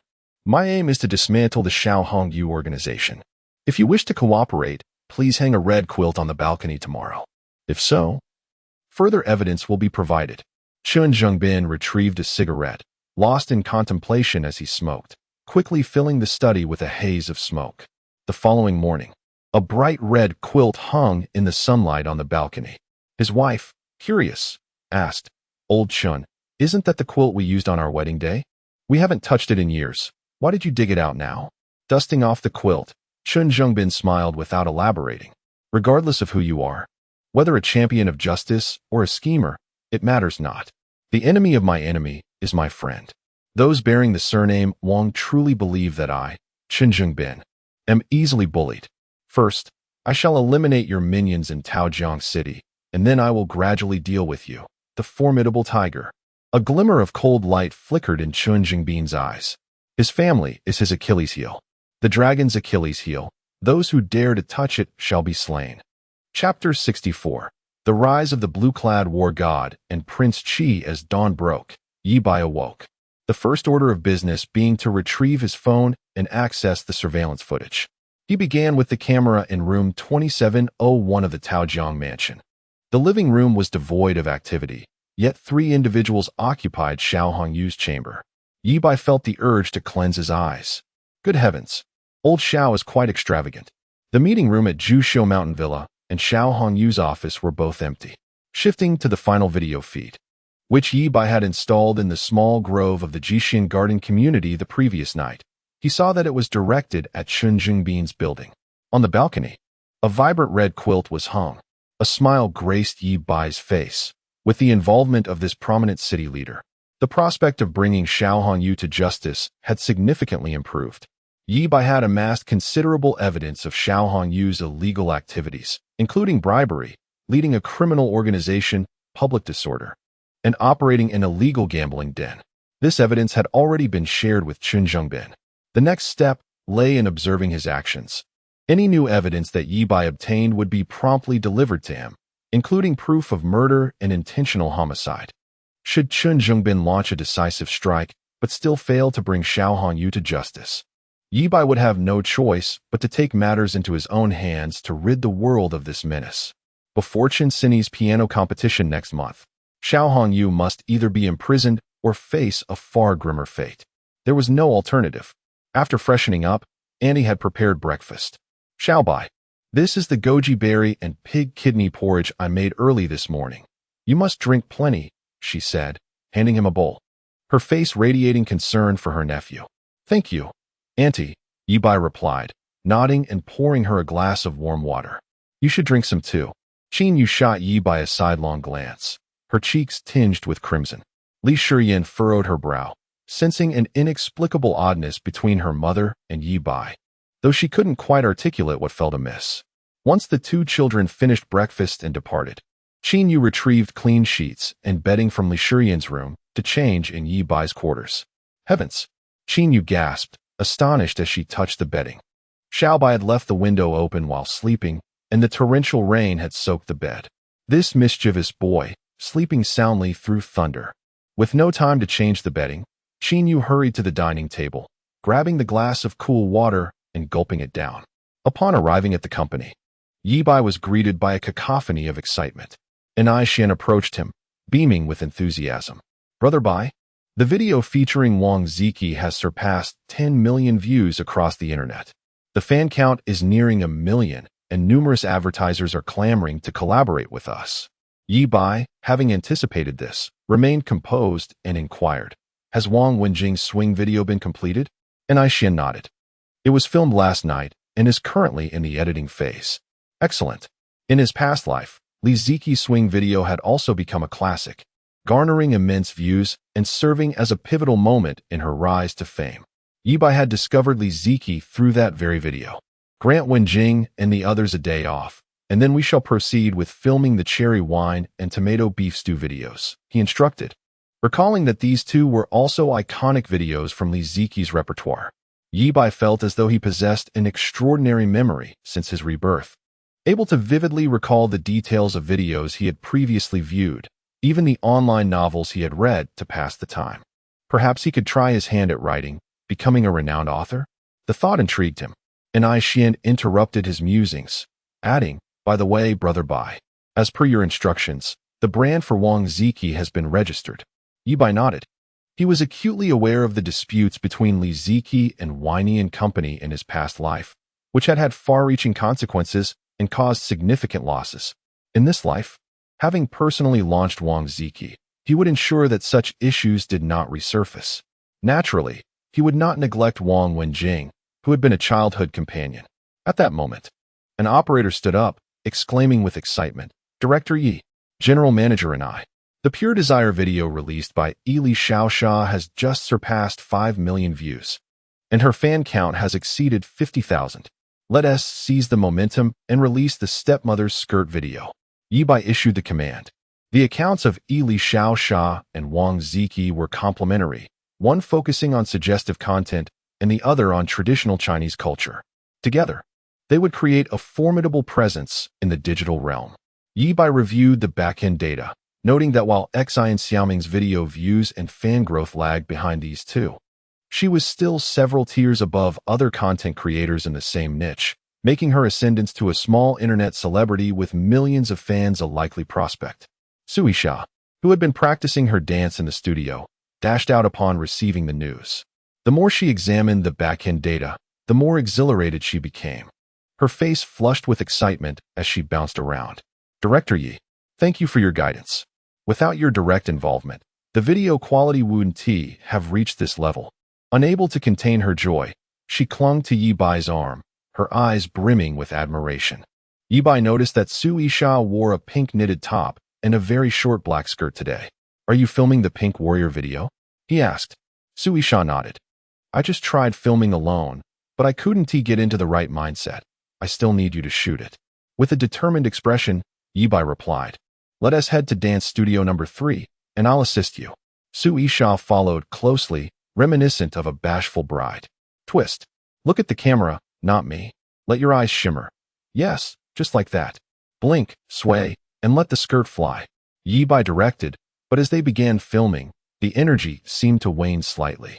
Suddenly, Ye Bai realized he had forgotten to close the studio door, and their voices spilled out. The onlookers exchanged glances, sensing something was amiss despite knowing the two were earnestly filming a video. And Ai Xian, cradling a thermos, wore a satisfied smile. Indeed, I knew Brother Bai was the right choice. He knows how to have fun. Chapter 65. Aunt's close friend, Sinew. 1 week after the video release by Wang Ziki, the view count for the Lanzhou beef noodles surpassed 50 million across all platforms. The video showcasing the swing set was also released, rapidly gaining traction and ultimately eclipsing the beef noodle video with a staggering 80 million views, and it continued to grow slowly. Wang Ziki's total followers across the internet successfully exceeded 3 million. Meanwhile, Wang Ziki's performance on YouTube was also commendable, with videos surpassing 1 million views and an increase of nearly 100,000 followers. Simultaneously, the video featuring Little Sha Z in blue began to sweep across the internet, achieving an even greater level of popularity than Wang Ziki. With just a few casual twists, she gained 1 million followers overnight. Wang Ziki's videos, however, were difficult to emulate, as not only was the cost of imitation high, but reaching such a standard proved elusive. Those who attempted to follow suit found themselves failing miserably. In contrast, the imitation of Little Sha Z was easily accomplished, leading countless fringe influencers to release similar videos. The concepts of pure desire and stepmother skirts became a sensation online. Yet, Ye Bai had already orchestrated a plan, employing various online influencers to firmly associate the origins of these trends with Little Sha Z. It could be asserted that Su Yisha's growth in followers and video views was, for a brief period, even more alarming than that of Wang Ziki. However, this trend was ephemeral. The fleeting nature of fringe traffic meant that Su Yisha would ultimately settle as merely a prominent internet celebrity with millions of followers. Wang Ziki, on the other hand, was different. Her videos were imbued with the rich cultural heritage of China, elevating her to an unparalleled status. Wang Ziki would ultimately become an irreplaceable symbol, a vital force in promoting international cultural exchange and bringing traditional Chinese culture to the world. It can be said that while Little Sha Z may fade from prominence, Wang Ziki would endure and thrive. In a previous life, this had indeed been the case. Li Ziki and Weinian had experienced a rift, resulting in a hiatus of more than 1,200 days without any videos or presence on the internet. Yet, upon her return, she ascended to the pinnacle of popularity. On the day of her video release, she topped the trending searches on Weibo, and her Douyin followers surged by over 10 million in just a week, reaching an astonishing 60 million followers. Ye Bai was eager to witness how far Wang Ziki would ascend with him as her behind-the-scenes supporter this time around. Although Xiao Momo and Zhang Yusin had not yet reached such phenomenal levels of popularity, they were experiencing rapid growth in their follower counts. Particularly, Xiao Momo was introducing a fresh concept of food exploration combined with fringe elements. Within just 3 days of releasing her video, she had already amassed hundreds of thousands of followers. Her Euro-American style and alluring physique garnered her a significant male fanbase online. Naturally, there were also comments from younger viewers questioning her weight and leg size, which were swiftly countered by seasoned male fans with remarks like, "What do kids know?" And clearly, just a naive boy, making such phrases the catchphrase among Xiao Momo's followers. Bai Mei Media also entered the public eye for the first time, its notoriety surging rapidly. Companies even approached with offers to acquire Bai Mei Media, with quotes reaching as high as 20 million. Investing a mere million could yield a 20-fold return in a short period, such as the allure of internet traffic. Yet, Ye Bai was acutely aware of Bai Ye's intrinsic value. He would not sell the company for 2 million, let alone 20 million or even 2 billion. Instead, he opted to rent the entire 18 floors to expand the company, encouraging Ai Xian to continue recruiting streamers and video creators. Meanwhile, a document from the provincial government quietly emerged. The banks along the Rainbow Bridge and the islands in the river were designated as high-tech development zones, with plans to transform the river island into a technological hub. real estate prices began to soar, prompting Ye Bai to prepare to list 3 buildings for sale at the Housing Management Bureau. On this particular day, just as Ye Bai was about to leave with various documents for the Property Bureau, a special guest arrived at his home. Ding dong. The doorbell rang. Although Qin Yu was not particularly sharp-witted, she remained vigilant and did not open the door immediately. Instead, she peered through the peephole. Upon getting a glimpse, her face lit up with joy, and she hurriedly opened the door, throwing herself into the embrace of the visitor. "Yo, what brings you here? You didn't even inform me. I merely wished to surprise you." Her voice was melodious yet boisterous, exuding a sense of warmth akin to that of a spirited northeastern girl. The visitor was none other than Qin Yu's university classmate and dear friend, Synyu. She was also the one whom Qin Yu had consulted regarding the troubling matter of Yi by taking items from the laundry basket. Having previously navigated the modeling industry, Synyu possessed an impressive physique and graceful demeanor, standing at a height of nearly 178 centimeters, her long legs striking and elegant. In Qin Yu's embrace, she resembled a domineering CEO with her petite partner, a captivating dynamic. In contrast to Qin Yu's naivety, Synyu was a pragmatic and astute woman, consistently playing the role of the protective older sister. Qin Yu joyfully guided Synyu inside, preparing fruits and brewing tea, relishing the rare visit. "Well, I plan to stay here for a while. Do you have a room for me?" Synyu gestured towards her suitcase. "Of course." Qin Yu nodded enthusiastically. After a moment's thought, she inquired, "Did you bring your streaming equipment?" "Oh, don't even get me started." Synyu rolled her eyes, reclining on the sofa and propping her long legs up on the coffee table, only to reconsider, realizing this wasn't her own home. "I've terminated my contract with the company and plan to take a break. I won't be streaming for a while. My former employer wields significant influence in the industry and has threatened to blacklist me. I'm uncertain about how things will unfold." "Really?" Qin Yu's graceful face was filled with concern. "What happened?" "It's that despicable boss I mentioned before. He has always had his eye on me, and after a company gathering, when his threats and coercion failed, he even attempted to force himself on me. You know my temperament. I've endured his antics for too long. I exploded, and he ended up in the hospital for half a month. So, I broke my contract, though I had to compensate them with several million." Synyu shrugged nonchalantly. "You really seem to have a knack for confronting bosses wherever you go. You did the same at the modeling agency and ended up blacklisted." Qin Yu pouted. "Oh, now the little girl is lecturing me?" Synyu teased, playfully tickling Qin Yu. She fell back onto the sofa, retreating swiftly. But her slight frame was no match for Sinyu's playful strength. The scene of 2 contrasting yet exquisite beauties engaged in such playful antics was undeniably captivating, leaving any onlooker spellbound. After a round of laughter, Synyu remarked, "What can I say? I always encounter those lecherous old bosses. How can one resist taking action against such repulsive advances? Indeed, you cannot fault yourself." Qin Yu nodded in agreement, despite her lack of workplace experience. She had watched numerous workplace dramas and loathed the archetype of the sleazy older man. Synyu continued, "I heard that a media company called Bai Mei has recently gained traction in Taoyang City. I plan to check it out. If their boss isn't a lecherous old man, I might consider working there. Perhaps some of you have noticed that the new book by Cat has been placed in a black room. Woe is me. The new book has been completely revised from start to finish, with the protagonist's identity changed to that of a sophomore student, but the plot remains largely unchanged. Just remember this setting, as it won't affect your reading later on. I hope I can win the revival contest. I will not give up. Poor Cat seeks your support and affection, asking for a hug." Chapter 66. Aspiring to seize the future, Synyu inquired, "Have you heard of Bai Media?"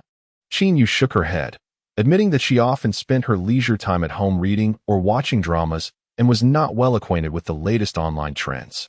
"No way. Bai Media is the rising star of the internet industry in Taoyang City, a leading presence. You, as a local, are unaware of it?" Synyu expressed her astonishment, pulling out her phone to show Qin Yu a video of Wang Ziki. The video showcased a distinctive style, presenting a brand new avenue. The pastoral aesthetic, seamlessly integrated with nature, highlighted the allure of traditional Chinese culture. Not only was the video of high quality, but Wang Ziki's appearance and physique were also exceptional. It was evident that she was not merely posing. She exhibited genuine versatility, excelling in culinary arts, crafts, and textiles alike. I adore women like her. I've become her fan, and I can only imagine how captivated the men must be, Sinew exclaimed with increasing enthusiasm, confidently declaring, I am certain that Wang Ziki will become the most prominent internet celebrity, and in a league of her own. Although Chinyu did not fully grasp the context, she recognized Wang Ziki's impressive qualities. In this little shotzi, Sinew continued, unveiling another video featuring Sui Sha in a blue outfit, dancing provocatively. This video creator had recently eclipsed Wang Ziki, becoming a phenomenon, dubbed the originator of the pure desire trend and the founder of the stepmother skirt. What are pure desire and stepmother skirt? Chinyu inquired curiously. Sinew explained, look at this woman. She exudes a blend of innocence, allure, and charm. Though her face suggests youth, her figure is enticing. Embodying the essence of a mature woman and a wife, that's what pure desire is about. She then displayed another video of Sui Sha. The dress she wears is known as a stepmother skirt. Think about it, aren't the glamorous stepmothers in our collective imagination often clad in such figure-hugging attire? As a fan of films and dramas, Chinyu pondered and realized that indeed, the seductive stepmothers from the Korean dramas often donned such skirts. Sinew then shared a food exploration video by Xiao Momo. I never imagined food videos could be filmed this way. This creator incorporates numerous elements, restaurant visits, culinary delights, an insatiable appetite, and a voluptuous figure. Goodness, her backside is enormous. Chinyu gasped, covering her mouth in surprise. She felt her own figure was ample. Yet this woman was even more exaggerated. Moreover, rather than appearing overweight, she exuded a sensuality reminiscent of Western channels. Rumors circulated within the industry that these three creators were all meticulously crafted by the mastermind behind Bai, with their styles, trajectories, and content all strategically planned by him. Sinew's eyes sparkled. This person is nothing short of a genius. He has pioneered such a fresh video style, and it has garnered widespread acclaim. The concepts of pure desire and stepmother skirt were both his innovations, applied to Shotzi, and now the entire internet is imitating them. Indeed, it's quite impressive. Chinyu nodded in agreement. That's why I wish to join Bai, to see if he can provide me with a clear path to success, Sinew expressed. Aren't you already successful? You have over 1 million followers on your streaming platform, Chinyu queried. 1 million isn't much. Sui Sha can easily gain 1 million followers in a single night with just a flick of her hips. Sinew scoffed. Besides, don't be deceived by my so-called percentage of fans. Most are actually dead accounts, inflated by my previous company. The real active followers number only in the tens of thousands. My highest video views barely reach that figure, and my live streams attract only a handful of viewers. Sinew continued, her mood dampening. That lecherous old man is trying to manipulate me. If I were a top influencer with millions of followers, the company's star attraction, he wouldn't dare behave that way. Upon hearing this, Chinyu felt a pang of sympathy and embraced Sinew. She had always believed her friend to be a popular streamer, not realizing the hardships she endured behind the scenes. Sighing, Sinew said, I've already made contact with the general manager of Bai, and they seem quite welcoming. So I plan to explore this opportunity. I hope the owner is trustworthy and not another lecherous old man with ulterior motives. After contemplating, Chinyu raised her chin and suggested, in that case, I shall support you. Let us abandon live streaming altogether, so those lecherous men cannot take advantage of you. Sinew chuckled, pinching Chinyu's delicate nose. One must ultimately rely on oneself. Would your daughter truly support you? The family fortune is not solely yours. Chinyu was about to say more when Sinew interrupted, shifting the topic. Why don't you consider creating videos as well? You embody the very essence of pure desire, and I believe you surpass Shotzi in that regard. Plus, wearing a stepmother skirt would undoubtedly outshine her. Absolutely not. Chinyu vehemently shook her head. I prefer not to be in the spotlight, and besides, I am not lacking in wealth. Sinew found herself at a loss for words. It was utterly exasperating. At times, she envied this naive girl, who seemed to have a charmed life. Just after graduating, she had caught the eye of a wealthy gay man, entering into a marriage of convenience that spared her from fulfilling wifely duties. no need for intimacy or children, while earning a substantial monthly salary. Such fortune was akin to being a widow at a young age. However, not long after, her surface-level husband indeed passed away. In his will, the inheritance was to be shared between her and their daughter, leaving those greedy relatives utterly helpless. She would live a life free from financial worries, forever enveloped in a world of innocence, happiness, and beauty. As for Sinew, her own upbringing was fraught with challenges. She had persevered to attend a prestigious university, breaking free from her fate.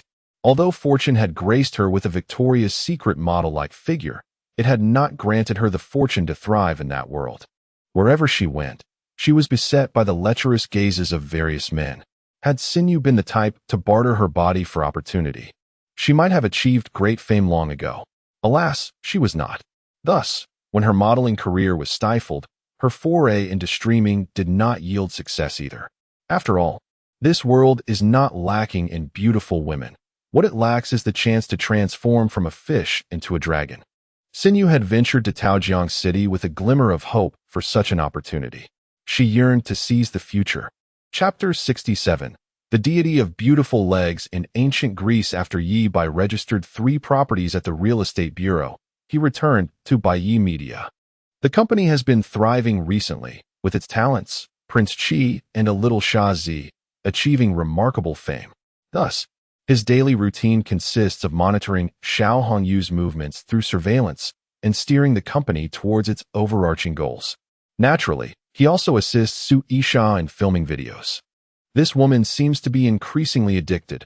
Without a daily shoot from Ye Bai, she feels utterly restless. At times, he wonders if she is deliberately enticing him. The employees have grown accustomed to the working dynamic between Director Yi and Su Isha. By the floor-to-ceiling windows, Ye Bai holds the camera, directing Su Isha to strike various poses. Press your hands against the glass. Turn your head. Yes, that's the vibe. Innocent yet fiery, with a hint of playful charm. As she perches on the desk, legs crossed, he captures close-ups of her feet and heels. Smile? I've told you countless times. Not that kind of smile. Keep it sweet and adorable. Ye Bai continuously issues commands, and whenever he notices Su Isha's enthusiasm waning, he playfully slaps her to reignite her spirit.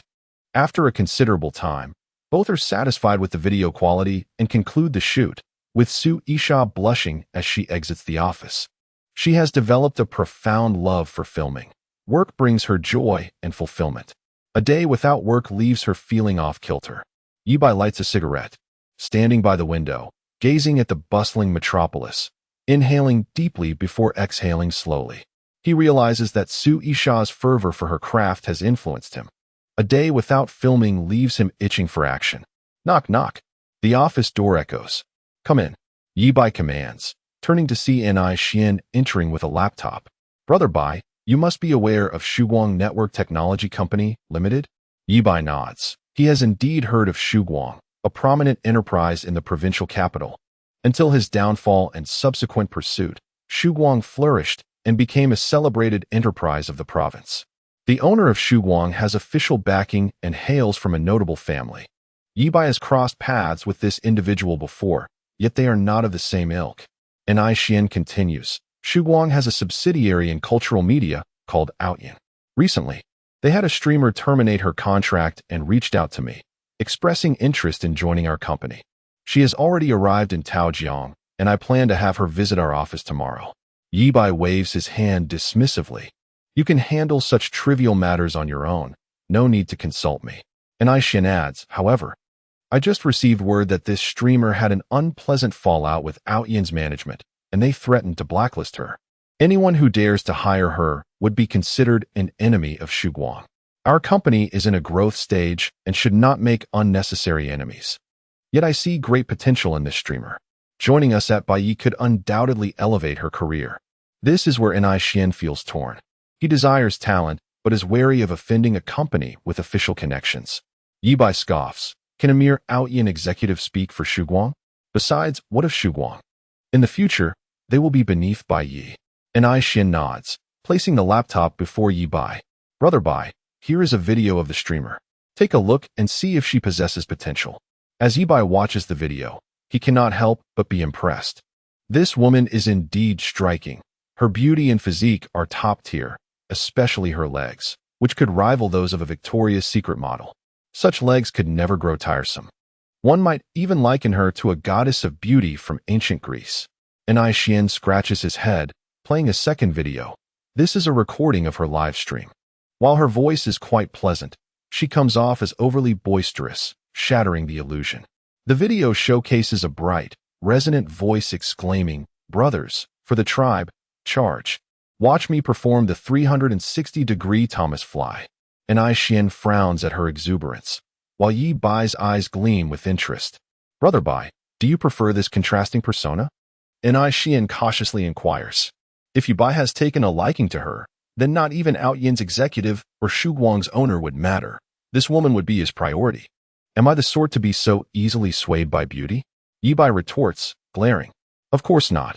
You are the most upright and serious man at Bai Yi. Anai Xian quickly replies, stifling a chuckle. Internally, he muses about Ye Bai's recent interactions with Su Yisha, which seem to contradict his assertions. As Ye Bai observes the streamer, he recalls a renowned gaming streamer from his past life, Zhou Shui, once dubbed the goddess of otaku. Although she later faced downfall, she certainly enjoyed a period of immense popularity. The streamer, named Xiao Yuyu, bears a striking resemblance to her type. Yet, in terms of both physique and beauty, Xiao Yuyu far surpasses Zhou Shui. She is on an entirely different level. Such a rare gem. Why did she never rise to prominence in his previous life? Was she truly silenced by Outyan? Ye Bai feels a pull towards Xiao Yuyu, but not in a lustful manner. He envisions her as a valuable asset. Currently, Zhou Shui is merely appearing in Dota 2 commentary, but has yet to make a significant impact. If Xiao Yuyu were to replicate her journey, Zhou Shui would be overshadowed. I shall recruit her, Ye Bai declares without hesitation. Very well. I will notify her to come to the office tomorrow morning. Anai Xian hurriedly exits, contemplating that Xiao Yuyu may well become the second prominent figure in their ranks, perhaps even eclipsing Su Yisha's appeal. He muses about how to ingratiate himself with her upon her arrival.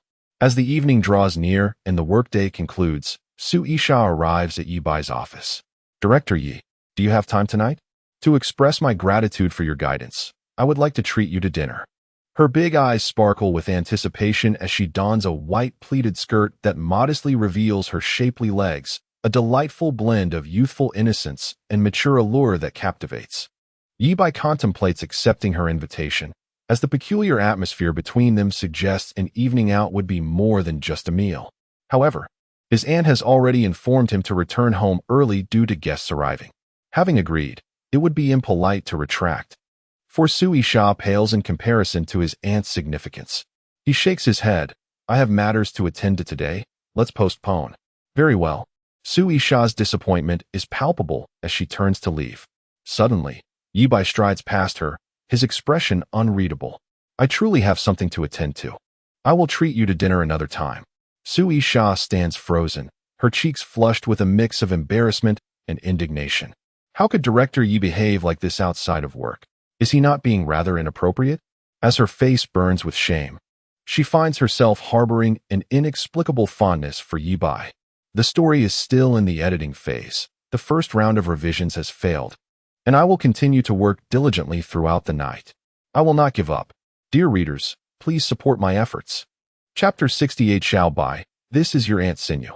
Song Dongfeng opened the door of the Mercedes S600, and just as Ye Bai was about to get in, Anai Xian called out to him from behind.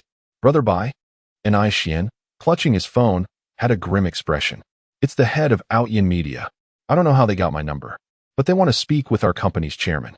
Seeing Anai Xian's demeanor, Ye Bai understood that the Outyan representative was likely approaching with an air of condescension.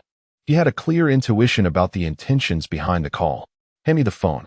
Ye Bai took the phone and coldly uttered a single word to the other end. Speak. Is this Director Yi? I've heard that you plan to acquire Sinew. A greasy, lewd voice came from the phone. As expected, the caller's attitude was haughty and dismissive, completely disregarding the rising star that was Bai Yi. You small company might not be privy to the latest news in the industry. I'm calling to inform you that Sinew has already been blacklisted by me. You can figure out the rest on your own. Some things don't need to be spelled out. Ye Bai chuckled lightly.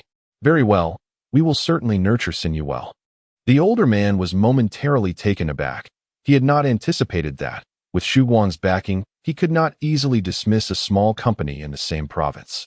All right, small workshop or not. Just because you got a bit of traffic doesn't mean you can forget your place. Ye Bai, uninterested in further conversation with such a petty individual, returned the phone to Xian. Tell him to get lost as far away as possible.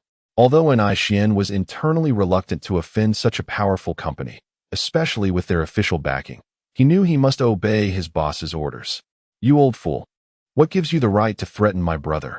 Xian muttered angrily, moving aside while venting his frustrations. The more he cursed, the more animated he became, his small eyes sparkling with enthusiasm. The other party had no opportunity to retort, yet they hung up the phone, unable to swallow their indignation.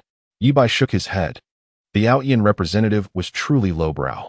Attempting to use Xu Guang to intimidate him, it was likely that he was merely a small fry within Xu Guang itself. And so what if the owner of Xu Guang threatened him? Their official backing was inconsequential. Ye Bai had the support of the top brass from Taojiang City behind him. Chen Zhengbin was not only a partner, but also a future father-in-law. At home, Qin Yu was busily cooking in the kitchen. Xin Yu was also assisting by peeling garlic. But her long legs made it difficult for her to squat down. She could only bend over, her pert backside prominently displayed. While they were occupied, Xin Yu suddenly recalled something. Oh right, Xiao Yu, how did you end up handling that matter we discussed last time? What matter? The one with my little nephew who stole from you.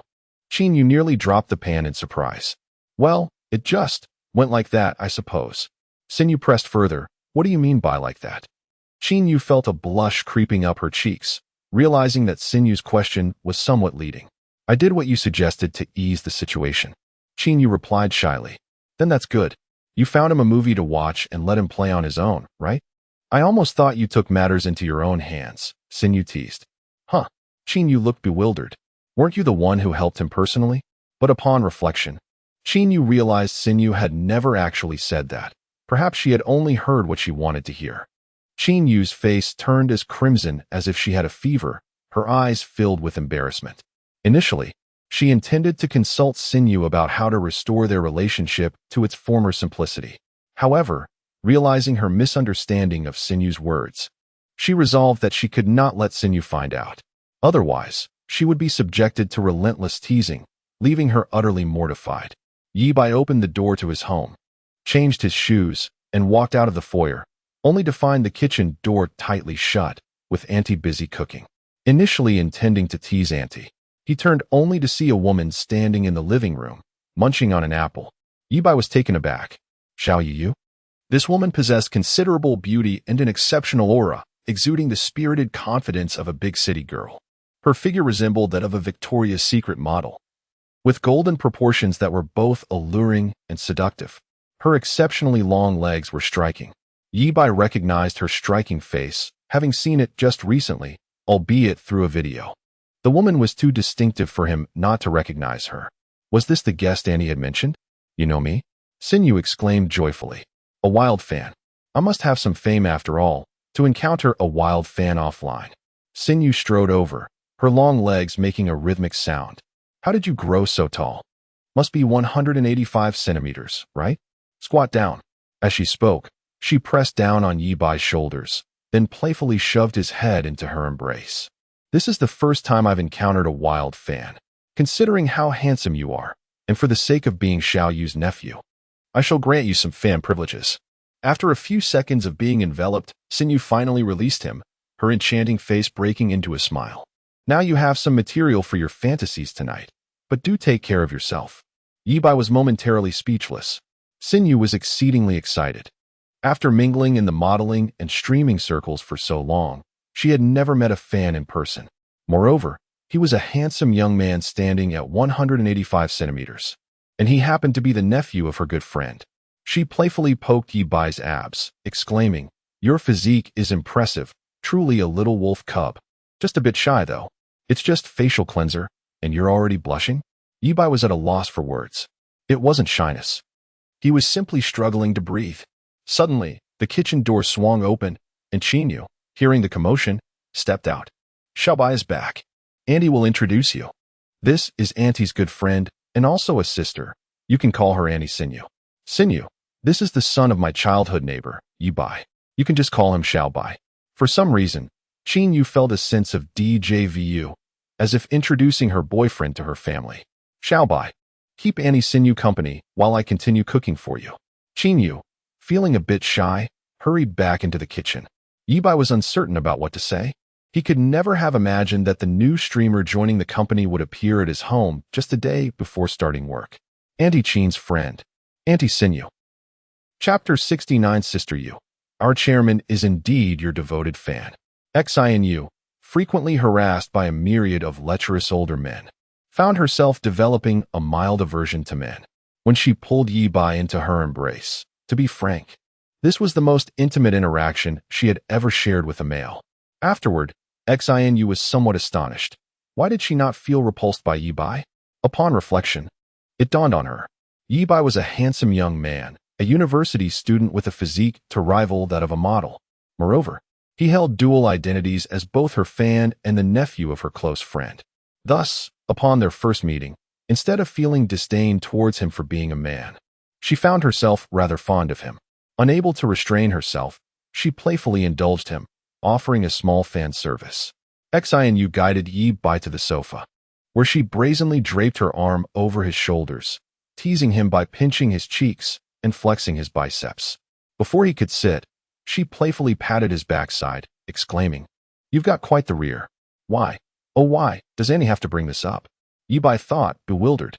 Furthermore, Auntie Xianyu was so brazen and unashamed, directly questioning him about it. "It's not as you think, Xiao Yu. It's all a misunderstanding," Ye Bai attempted to clarify. In an instant, Xianyu tugged at his face. "You cheeky boy, calling me Xiao Yu. I am your elder. Refer to me as Auntie Xianyu." Choosing to let it slide, Ye Bai acquiesced. "That's more like it." Xianyu beamed, extending her long legs and playfully patting him. "As my fan, and given my alluring figure, have you ever secretly fantasized about me?" "No," Ye Bai shook his head. "The moment you speak, all fantasies vanish." "Ugh, so you're a little black fan." Xianyu huffed, somewhat disheartened. She believed her voice was quite pleasant, even if it was a tad loud and boisterous. Yet, fans often lamented that she was wonderful. Except for her mouth. Ye Bai's remark only confirmed her thoughts. He was undoubtedly a diehard fan. Though annoyed, it endeared her to him even more. After pondering for a moment, she leaned closer to Ye Bai's ear, exhaling softly. "You little rascal, don't go pilfering from your Qin Yu auntie again. If you desire such things, come to your Auntie Xianyu. I'll generously provide." Ye Bai felt utterly flabbergasted, sensing that he could never clear his name. "It truly is a misunderstanding. I genuinely do not wish for that." Xianyu gently tousled his hair. "Oh, come now. You're at that age where I know precisely what you're thinking. Countless fans have messaged me, eager for a taste, even offering money. I simply refuse. So, relish your little secret." Ye Bai was at a loss. He began to grasp Xianyu's personality.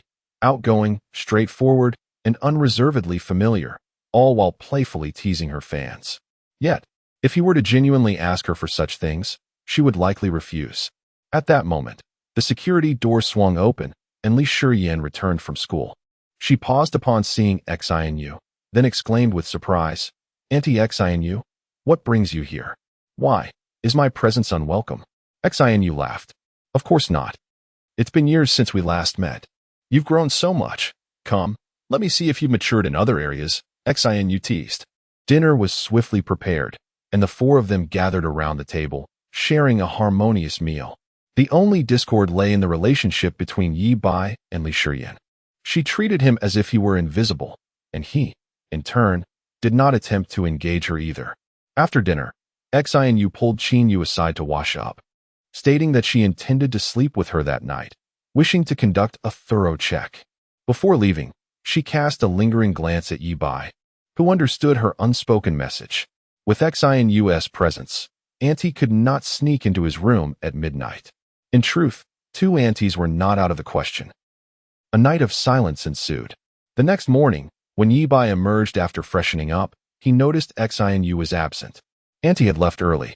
claiming she had an interview at a newly established company called Bai Media. Bai Media? I've heard of them, Li Shiyan remarked. That company has been making waves lately, producing several prominent internet celebrities. You're aware of it, Shiyan? Qingyu was surprised. Indeed. Recently, Bai Media's Wang Ziki and Li Xiao have gained immense popularity. Many girls around me are clamoring to become internet celebrities, eager to join Bai after graduation. Li Shiyan scoffed. They ought to take a good look in the mirror and assess their worth. Nonetheless, I must admit, Bai Media's videos are of exceptional quality and innovation. It's said that their success is largely due to the strategic planning of their boss, who is indeed impressive and should be able to assist anew. Qingyu nodded, suddenly struck by a thought. Her eyes twinkled as she joked, Bai Media? Bai Yi. Reversed, isn't that Ye Bai? Xiao Bai, what a coincidence. This company can't possibly be yours, can it? Ye Bai realized how unexpectedly clever Andy had become. He had no inclination to play the humble card, pretending to be modest while concealing his identity from his family. Just as he was about to confess, Li Shiyan scoffed. The boss of Bai Yi? Him? A slacker, always causing trouble at school, playing the lapdog for those scheming girls, and relying on others' exam papers to get through college. Does he even compare to the boss of Bai Media? Ye Bai felt as though Li Shiyan resembled a mindless antagonist from a novel. Initially, he intended to clarify, but he suspected that doing so would only invite more ridicule from her. Thus, he chose to remain silent. Once Inu returned from her interview, Li Shiyan would undoubtedly be left with egg on her face. Seeing Ye Bai's silence, Li Shiyan rolled her eyes in boredom. She was not an unintelligent villain. She was deliberately provoking Ye Bai to see if he would reveal anything. After witnessing him drive away in a Mercedes S600, she found his recent secrecy suspicious. Whispers around school claimed he was connected to the underworld. Li Shiyan speculated whether Ye Bai had truly delved into such circles, perhaps befriending a gang leader. Hence the luxurious car. She aimed to provoke him, hoping to elicit a reaction, yet she was met with nothing but silence. Meanwhile, at Bai Media, Xian encountered Inu in the conference room. Standing before the towering goddess with legs that seemed to stretch endlessly, Xian, at barely 5 feet 7 inches, felt like a mere footnote. Feeling the overwhelming presence of the Victoria's secret goddess, Xian's eyes sparkled, not from lust, but from determination. Such a stunning beauty, despite her contrasting demeanor, was precisely the type his boss adored. With her physique and looks, she could easily become the next big thing. With a glint of mischief in his eyes, Xian resolved to assist his brother in winning over the leggy beauty. After all, he was his brother's loyal wingman. The fact that Sui Sha had managed to be with his brother every day was largely thanks to his efforts. Sister Yu, our chairman is indeed your loyal admirer. The very purpose of establishing this media company was to get closer to you and have the opportunity to meet you. Upon learning of your parting with Aotion Media, the chairman issued a direct order for me to ensure your signing. Is that so? Inu replied, unimpressed. She had heard such platitudes too often. Such words were merely niceties, and those who believed them were foolish. Indeed, yesterday the head of Outyin called, issuing threats, claiming that if we dared to accept you, it would be tantamount to opposing Shuguang technology with intentions to dismantle our company. Without hesitation, the chairman told him to leave, asserting that they would protect little Yu, warning that no one should dare to bully her. Xian, fearing that Xinyu might not believe him, took out his phone to show her the call log. Look at this phone number. It belongs to the head of Outyin, doesn't it? Xinyu glanced at it, confirming its authenticity. However, she felt no sense of gratitude. Instead, her wariness heightened instantly. Could this be yet another lecherous old man with ulterior motives? Perhaps the call was not a gesture of support, but rather a conspiracy to plot against her. The call log indicated they had spoken for half an hour. Could they be scheming about how to ensnare her? Perhaps they were even deliberating on the order of their approaches. Just as Xinyu pondered these thoughts, she noticed someone entering through the door behind her. Xian immediately rose, his expression full of respect, exclaiming, "Brother Bai?"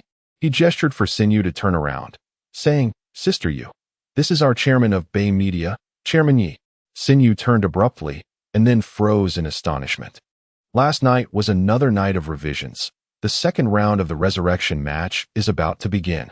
We shall see if tomorrow's review will allow me to emerge from the little black room. Pray for me, my dear ones. Please send me your love and support. Chapter 70. You are truly wonderful. I really like you. Synyu turned around and was greeted by the sight of a man dressed in a white shirt and black trousers, his feet adorned with oversized leather shoes. She was somewhat taken aback.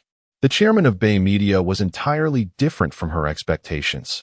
He was not an older gentleman, but rather a young lad. His appearance, however, was somewhat unrefined. This ensemble, which was both businesslike and trendy, should have been quite handsome, yet his slender frame rendered the clothes insufficiently supportive.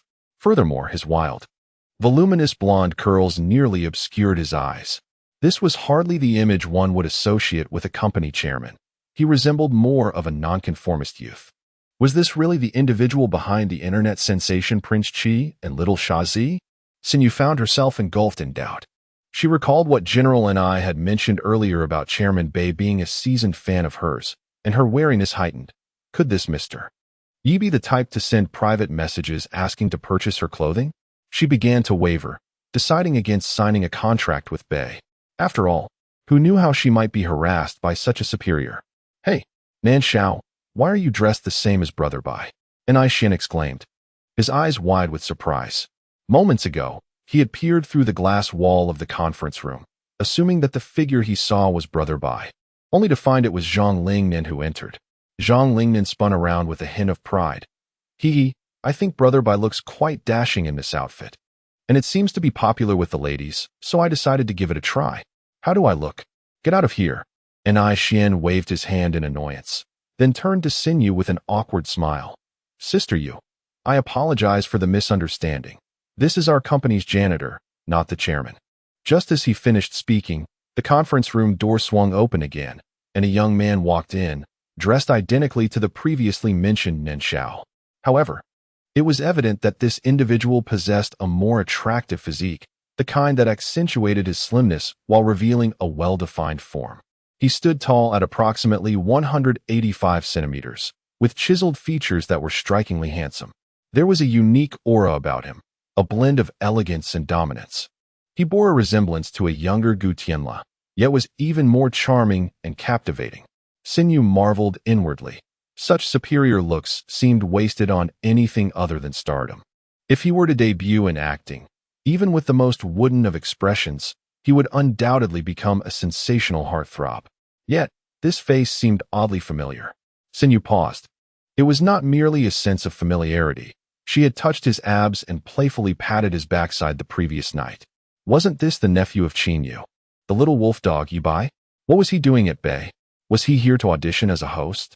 She watched as General Ni and the nonconformist Nen Shao both bowed respectfully, addressing him as Brother Bai. Their faces bore a hint of reverence, reminiscent of loyal subordinates before a powerful leader. Anai Xian introduced him. Sister Yu, this is our chairman of Bai Media, Mr. Yi. Synyu felt as if her CPU was about to overheat. The little wolf dog of Qin Yu was actually the recently celebrated chairman of Bai Media? Synyu, it's a pleasure to meet you, Ye Bai said, flashing a warm, inviting smile as he extended his hand. Ah, Chairman Yi, hello? Synyu stammered, quickly shaking his hand. Being a discerning woman, she understood the importance of addressing him by his title in public. At that moment, she felt an uncanny sensation.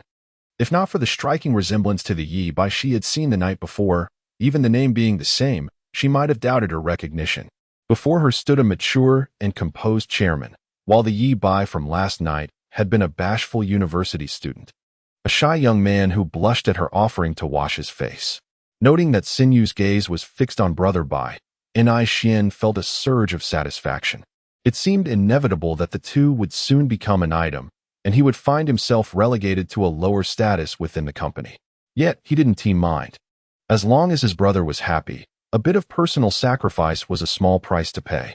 Brother Bai, you two have a chat, Anai Xian said, pulling Zhang Lingnan out of the room.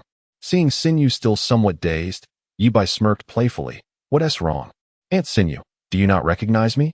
At that moment, the dignified chairman transformed back into the playful nephew. Synyu breathed a sigh of relief.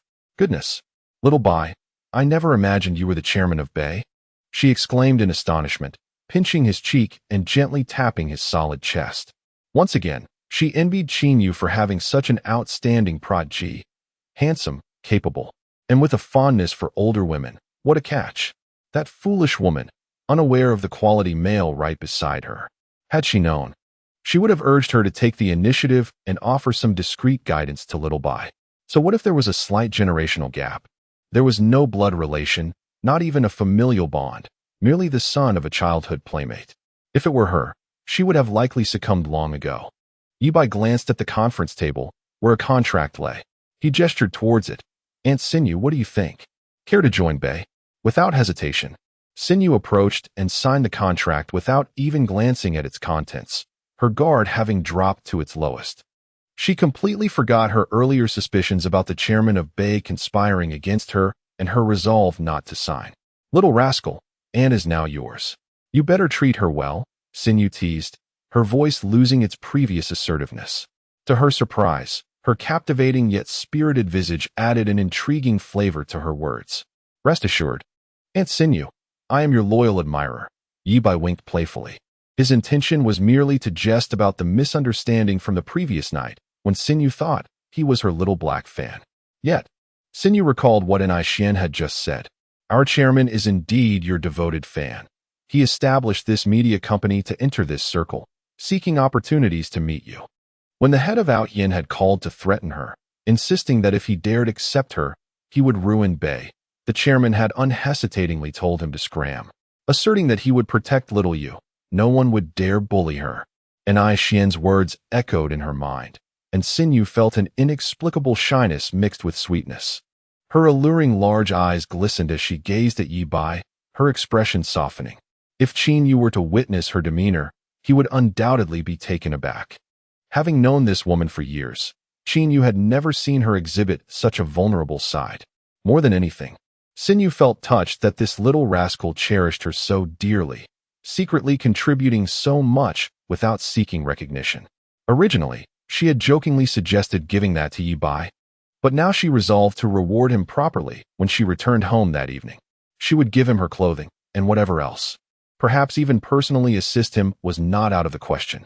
Little Bai, do not lock the door tonight. Aunt has a little gift she would like to offer you. Sinew said, her gaze sultry, her voice laced with shyness as she lowered her head. Chapter 71. The Eruption of a Turbulent Arena? A Brother's Self-Cultivation. Ye Bai wore a perplexed expression. What could have caused Aunt Xian, who seemed perfectly fine, to suddenly fall ill? Nevertheless, he did not dwell on it, for he was all too familiar with such women. They might boast of their boldness, yet when it came to action, they would shy away, claiming to be conservative and proper. Women are enigmatic beings, some present a stoic facade, maintaining a distance from men, appearing dignified and aloof, while secretly burning with passion. Perhaps even seasoned warriors in their own right. Others might indulge in risque banter, but remain remarkably reserved in private, possibly even untouched by a man's hand. With his extensive experience, Ye Bai could discern that Xian belonged to the latter category. Upon viewing her video the previous day, he realized she was in the same league as Zhou Shuyi, yet Xian surpassed her in both image and demeanor, exuding authenticity and cleanliness. Thus, Ye Bai resolved to guide Xian down a path similar to Zhou Shuyi's. After all, that particular girl from the technical school did not deserve her position and was entangled with a scoundrel. It would be best to leave her with no options. Having previously steered Wang Wenjing towards the path of Li Ziki, Ye Bai felt a twinge of regret regarding Li Ziki and contemplated assisting her when the opportunity arose. However, he held no remorse towards Zhou Shui. Summoning Xian, the head of operations and the head of the business department, to a conference room, Ye Bai outlined his vision for Xian's future. Have you heard of GameWind? Xian nodded. Yes, it's a popular paid television channel for gaming content, broadcasting various esports events. I watch it frequently. Good. I plan to have Xiao Yu join GameWind as a commentator. With his remarkable memory, Ye Bai was acutely aware of how Zhou Shui had risen to fame. Initially a member of a girl group, she gained notoriety in 2013 for her commentary on Dota 2 competitions, and by 2014, She had swiftly abandoned her longtime comrades to leave the group behind. Xiao Yu, I haven't seen you stream much. Do you play games? At this, Xian Yu shot him a playful glare. You cheeky boy. As a devoted fan, you should know whether I can play games. Yet, for the sake of maintaining her composure in front of her superior, she refrained from revealing her skills. I can play MOBAs like LOL and Dota 2. That settles it. Ye Bai nodded, instructing the business director. Please send Xiao Yu's resume to GameWind and see if they are willing to accept her. If they refuse, explore other avenues, bribe the higher-ups or whatever it takes. I want to see Xiao Yu on the commentary stage within a week. The business director nodded, feeling the weight of expectation. Watching Ye Bai assert his authority filled Xian Yu with delight. He is so impressive. Will I really have to call him Xiao Yu Annie from now on? No. Xian Yu, compose yourself. You are not a lovesick fool. You've only just met him, yet you're already overthinking. Yet, he was a loyal fan who supported her from the shadows, striving to become the chairman of a leading media company while still a sophomore. Moreover, he had even angered a company with official backing to protect her. Ye Bai truly was remarkable. Despite being just a boy in university, he emanated a profound sense of security. After the meeting, the employees returned to their respective tasks, and Xian, being considerate, provided Xian Yu with the same treatment as Su Yisha, arranging for her to have a spacious office. As Xian Yu's future role was that of a game commentator and streamer, Xian planned to convert her office into a streaming room. The property management called, expressing interest from several parties in the 3 buildings Ye Bai had listed for sale. Returning to his office, Ye Bai initiated discussions over the phone. He had originally invested 18.5 million in the 3 buildings, which had been purchased at a premium when the market price was around 15 million. Following the government's announcement, property prices near Rainbow Bridge began to soar, with one building already attracting a bid of 10 million. However, Ye Bai dismissed such offers with indifference. He recalled that after being dismissed from his previous job at Liangmu Yuan Bar, he remembered that building was bought by the bar owner for 5 million and sold 6 months later for a staggering 30 million, yielding a 6-fold return. Thus, he resolved that each building's selling price should not fall below 25 million, and selling all 3 would bring him closer to becoming a billionaire. Ye Bai felt a thrill of excitement. While he had amassed far more wealth in his previous life, the sense of fulfillment derived from earning through legitimate means was incomparable to the illicit gains of the past.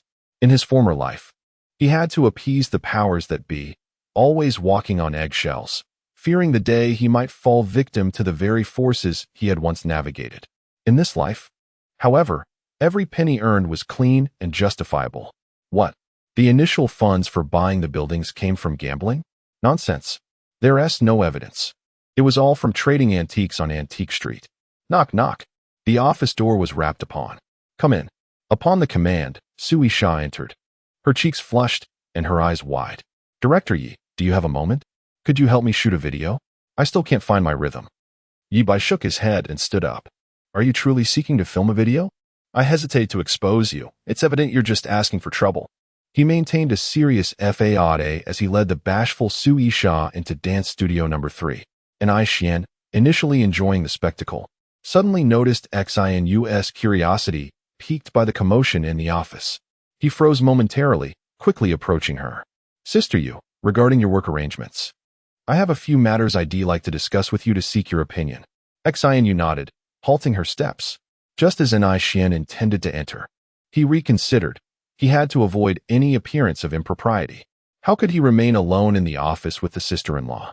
Thus, he called in another operations and business personnel to join them. He brought up the rear and, upon entering, firmly closed the door. Simultaneously, he texted Zhang Lingnan. Quickly close the door to dance studio number 3. From now on, everyone is forbidden from discussing Brother Bai and Sister Sha's matters in front of Sister Yu. Whenever Brother Bai and Sister Sha are filming, ensure the door is closed and keep Sister Yu occupied to prevent her from discovering anything. As one of Brother Bai's most loyal subordinates, not only did he need to serve as a wingman, but he also had to manage the relationships between Brother Bai and each of his sisters-in-law, preventing any potential upheaval. In dance studio number 3, Ye Bai remained oblivious to the high level of professional decorum his subordinate had just exhibited. He was fully engrossed in his work, diligently filming a video with Su Isha. Smack. Second round of the resurrection match failed. Continue editing, resubmit for review, and commence the third round of the resurrection match. I can do this. I will emerge from the little black room. Chapter 72. Truly. The two ants are excellent friends. After Ye Bai finished filming the video with Su Isha, he had been off work for quite some time. Today, they had filmed 5 or 6 borderline videos, and Su Isha had changed her outfit over a dozen times. By the end, Ye Bai, blessed with good stamina, felt unfazed.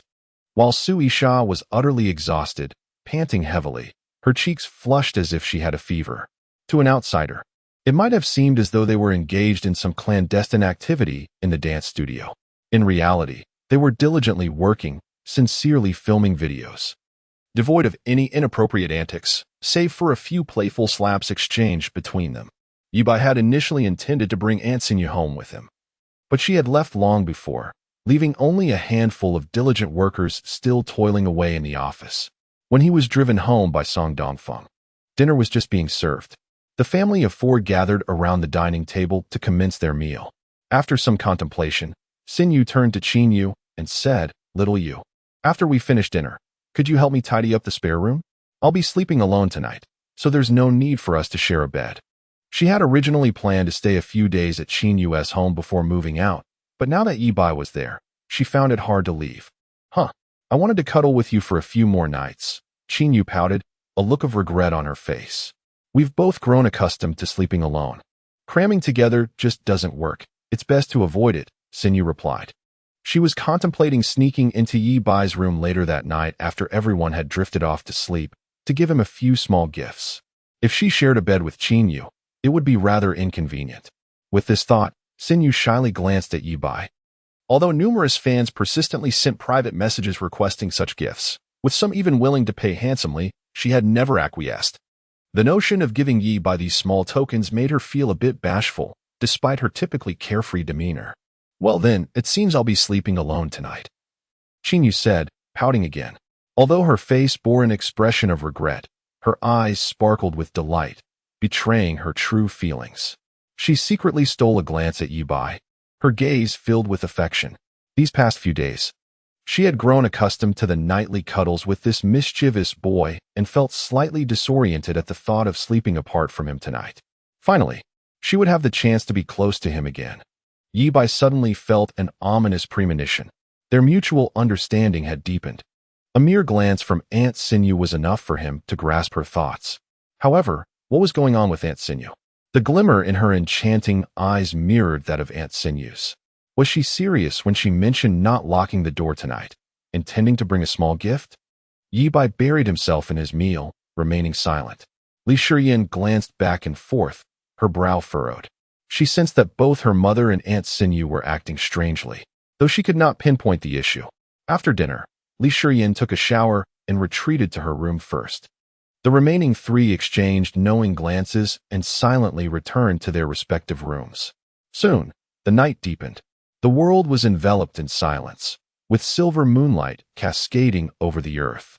Creak! Qin Yu's bedroom door opened. Dressed in a lace nightgown, she bent over, her figure accentuated, tiptoeing out. Creak! Aunt Sinyu's door also opened. Clad in a lace robe that highlighted her model-like silhouette and long legs, she held several small garments. The 2 women froze in place, their gazes locking, each mirroring the other's surprise. "What are you doing?" they chorused in unison. "My stomach hurts. I'm heading to the bathroom," Qin Yu answered. "I just finished my shower and need to wash some intimate garments," Aunt Sinyu replied. Then, both wore skeptical expressions. "Isn't there a sink on your private balcony?" Qin Yu questioned. "Don't you have a bathroom in your room? Why come out?" Aunt Sinyu retorted. Qin Yu's eyes darted, and she rushed to the storage closet, retrieving a pack of tissues. "My bathroom is out of paper. I came out to grab some." Aunt Sinyu nodded, explaining, "I don't have detergent in my room, so I thought I'd check the communal bathroom." She then emerged with a bottle of hand soap. The 2 women stood at their respective doorways, maintaining a calm facade as they exchanged goodnights before retreating to their rooms. Once the doors closed, both leaned against the walls, exhaling relieved sighs. Thank goodness I am clever. I didn't let little you catch on, each thought with a sense of pride in their quick thinking. However, they soon furrowed their brows, sensing something amiss, yet unable to articulate what it was. Minutes later, Aunt Sinu's door creaked open first. She stood at the threshold, cautiously scanning her surroundings before striding toward Ye Bai's room. Creak! A door opened behind her. Aunt Sinew turned sharply to find Chin Yu standing there, equally bewildered. Little you, why are you still awake? They both asked in unison. Aunt Sinew raised the dry garments in her hand. I finished washing. I'm looking for a hanger. Chin Yu touched her stomach, her lovely face scrunching up in discomfort. I don't feel well. I wanted to get some hot water. They nodded in understanding. One fetched hot water while the other sought a hanger, before returning to their rooms once more. A few moments later, two creaks echoed in unison. Aunt Sinew and Chin Yu stood at their doorways, exchanging glances, both drenched in sweat. Oh no, what if little you discovers my secret with Ye Bai and tries to catch me in the act? That would be utterly humiliating. Oh dear, what if little you senses my intentions and seeks to catch me in the act?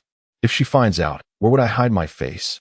Though Chin Yu was typically scatterbrained, her mind raced with clarity in moments like this.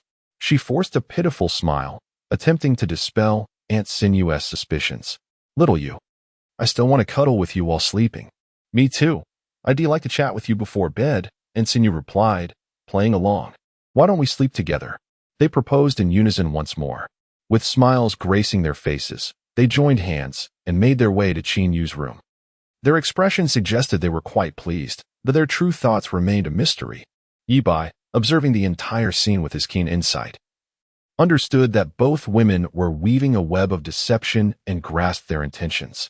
A myriad of thoughts swirled through his mind, yet he found no words to express himself. Aunt Chin and Aunt Sinew, truly, were the best of friends, their names even bearing a striking similarity. He found himself wishing he could simply open the door and exclaim, since you are such good friends, why not all come in together? 3 of them in his room would be just perfect for a lively game of cards. If push came to shove, he could even summon Li Shiyan for a round of mahjong, making it a delightful gathering of 4. Chapter 73. Brother, let me go down and accompany the old cat. Regardless of which aunt arrives, Ye Bai is amenable. If both come together, that would be even better. However, should neither show up, Xiao Bai would be displeased. Observing that the two had whispered to each other and subsequently fallen asleep, it seemed unlikely that anyone would come. Ye Bai resolved to prepare for slumber when suddenly his phone rang. Upon checking, he felt a sense of perplexity. Why was Song Dongfeng calling at this late hour? Brother Bai, there's a situation. Luo Yang texted, stating that the black kid intended to do him harm and planned to strike tomorrow. Song Dongfeng's voice bore a grave tone. What is happening? Ye Bai sat up. That day at Shuezi's house, he had distinctly overheard Xiao Hongyu's scheme to eliminate Chen Sini before turning his attention to him. Yet, with a month remaining until Chen Sini's piano competition, was he so impatient as to act against him first? Did he not fear raising alarms? Song Dongfeng continued to explain. Luo Yang mentioned that tonight, Xiao Hongyu had convened a meeting with a group of key players, and as a former trusted subordinate of Fat Cat, he had gained the black kid's favor and was included in the gathering. The black kid seemed to possess some peculiar obsession. He harbored a particular fondness for anything belonging to Fat Cat. He not only took care of Cat's sister, but also showed exceptional kindness to those who had once served under Fat Cat. Ye Bai interrupted Song Dongfeng. Exasperated. Get to the point. I am not interested in such gossip. Yes, Song Dongfeng quickly resumed. Ye Bai listened quietly until he finished, his expression unchanged. I understand. You need not concern yourself with this matter. Upon hearing this, Song Dongfeng became anxious. But Brother Bai, the black kid plans to kill you tomorrow. We cannot just sit idle. We must take the initiative. Ye Bai elucidated. Have you forgotten about the little cat? Are you planning to disregard your elder brother's words? I said not to worry, so I have my arrangements. Song Dongfeng, reassured by Ye Bai's words, chuckled. He knew that as long as Brother Bai expressed such sentiments, the black kid was as good as dead, just like that unfortunate cat, leaving without a trace. After hanging up, Ye Bai accessed the surveillance footage. The pinhole cameras had captured every detail. Half an hour prior, at Juxiu Mountain Villa, in the conference room, Xiao Hongyu occupied the main seat. Flanked by three formidable figures, the Black Kid, Niu Tu, Lu Senji, along with a cadre of key players. Xiao Hongyu initially relayed some arrangements from a certain noble, then turned his attention to the Black Kid. For now, do not concern yourself with Ye Bai. I have investigated his background and confirmed that he is Chun Zhengbin's white glove. Upon hearing this, the Black Kid felt liberated from the need for further investigation. As it meant he could directly move to eliminate Ye Bai, he promptly volunteered. Boss, tomorrow I will go to Taojiang University, drag that little brat Ye Bai out, give him a good beating, and then deal with Chun Jiang. To him, confronting a mere university student seemed like overkill, akin to using a cannon to shoot a mosquito. Thus, he scarcely regarded Ye Bai as a threat. Once he dealt with Chun Zhengbin's daughter, he would send Ye Bai down to accompany the old cat. Xiao Hongyu waved his hand dismissively. However, the Black Kid was unwilling to wait. Anything belonging to Fat Cat piqued his interest. He was eager to conclude unfinished business. Yet, Xiao Hongyu was resolute, and the Black Kid dared not defy him. Nevertheless, being sharp-witted, the Black Kid understood his elder brother's vengeful nature and devised a plan. Brother, the three buildings that Ye Bai intercepted, given the current circumstances, may ultimately be valued at far more than our initial estimate of over 60 million. There is a significant possibility it could soar to over 90 million. Xiao Hongyu's eyes widened in disbelief. You're not jesting, are you? Indeed. The government's documents were released just days ago. The 5-story building across from Rainbow Bridge has already skyrocketed to over 10 million per unit. And it continues to rise rapidly, the Black Kid declared. His intention was to provoke Xiao Hongyu's ire, but to his surprise, he had inadvertently spoken the truth. Furious flames ignited in Xiao Hongyu's eyes.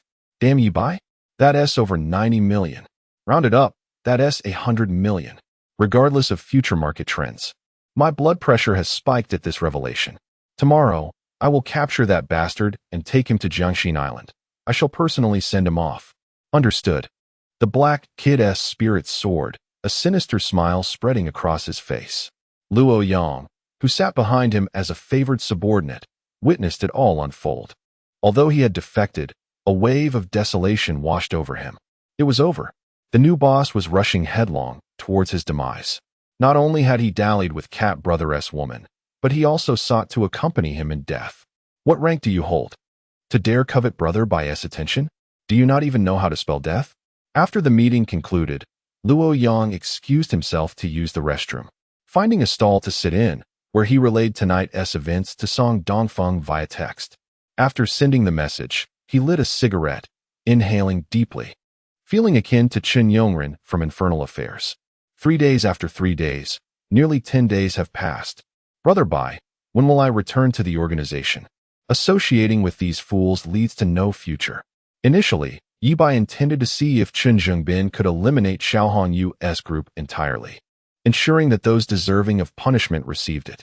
However, given the Black Kid's hasty rush towards death, Ye Bai felt no qualms about ridding the world of a menace, sending him down to meet Fat Cat, to share tales of Cat's sister's pleasures. Ye Bai inserted an anonymous SIM card and texted Luo Yang, "Do you want to eat hot pot? Where's the Black Kid now?" The first sentence served as a code for the former Black Luo Yang. Startled, Luo Yang instantly comprehended that the formidable Brother Bai was poised to strike once more.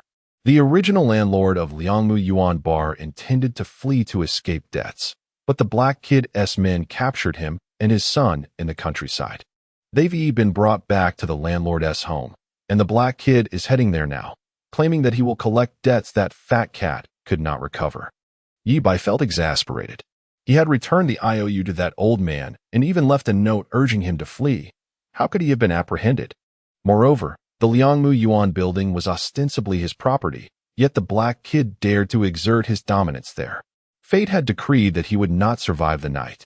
Ye Bai descended and hailed a cab, making his way to the vicinity of Rainbow Bridge. He located an internet CAF, entered the restroom, activated stealth mode, and then swiftly approached Rainbow Bridge. With his X-ray vision and super eagle eye activated, he observed the scene on the 4th floor of Liangmu Yuan Bar, where the old man knelt, a vivid red handprint on his face, blood oozing from the corner of his mouth. Meanwhile, his useless son writhed on the ground, clutching his wrist and howling in agony, with 3 bloody fingers scattered on the floor. The black kid wore a vicious grin, kicking the old man to the ground. He then unfastened his trousers and urinated on the old man. "You old fool. My cat brother is dead. Not only do you refuse to repay the money owed, but you also attempt to flee. Does your conscience not ache?" Third round of the resurrection match has also failed. Initiating the 4th round. I will never let down my supporters. I will not abandon this book. I will surely succeed. Revive my. Chapter 74. Time stopped. He is a god. The old man was drenched in the foul stench of urine, yet he dared not resist. Trembling, he pleaded, "We have repaid the money. We have returned it. Brother Cat has given us the IOU. Please spare us." "You have returned it? Where is the money?" Black Boy asked, turning to his lackeys. "Did any of you see the money? Did you embezzle it?" One lackey quickly responded, "Brother Black, if this old fool had repaid the money, why would he run away?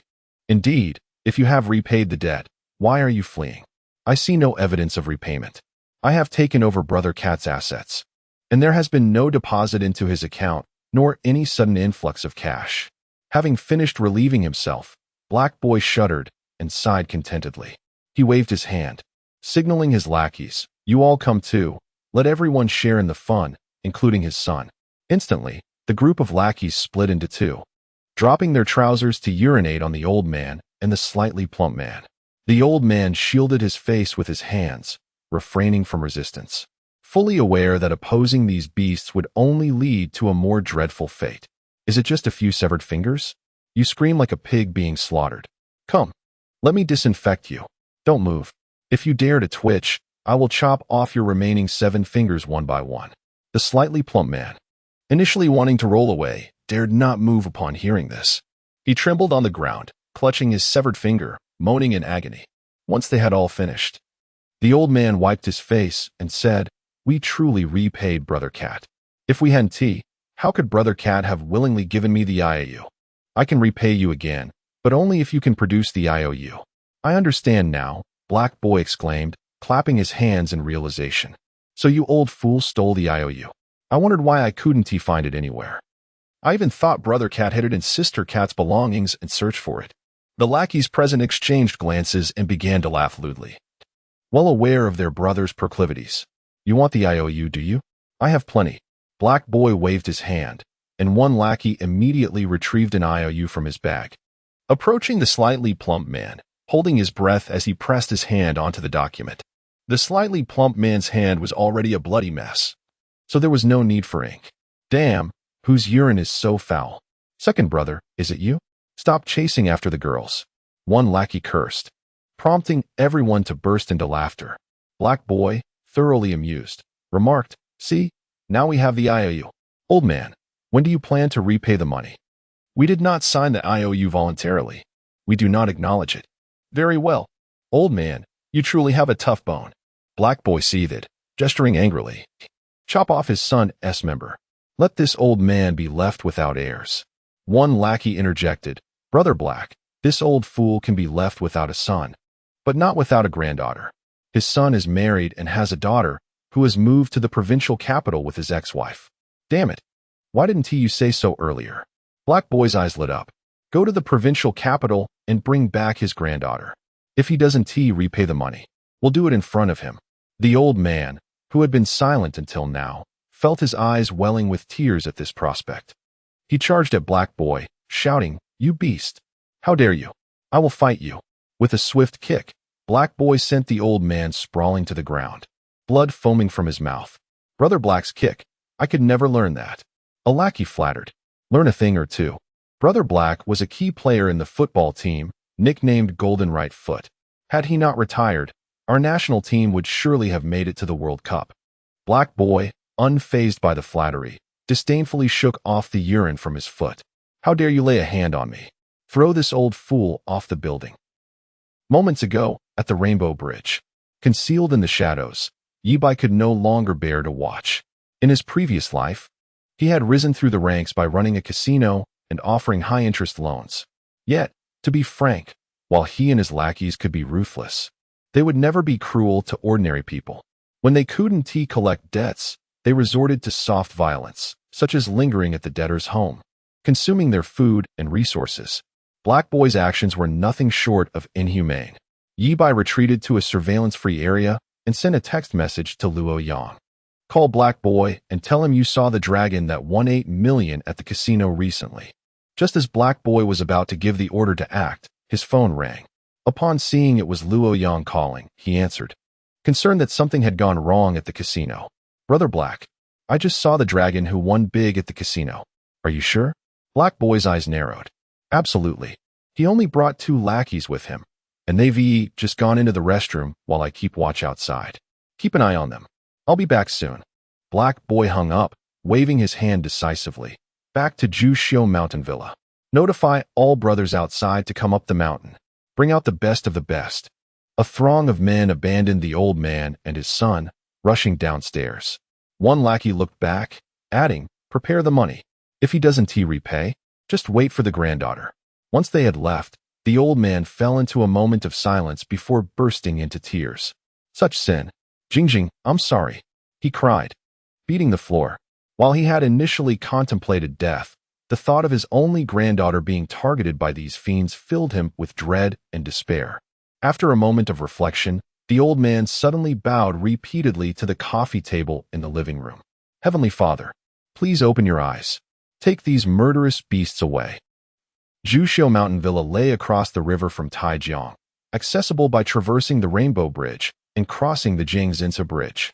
Black Boy entered a luxurious land cruiser, speeding across the Rainbow Bridge while making calls to his brothers, urging them to return to the mountain.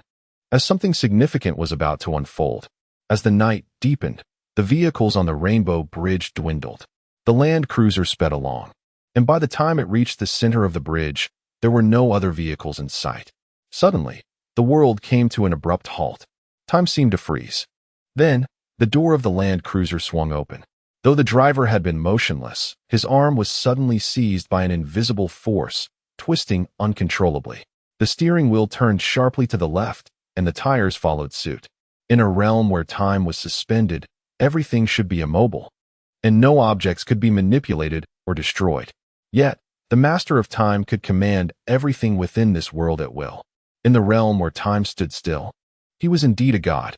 Chapter 75. The Judgment of Death, the Unfortunate Sister Cat.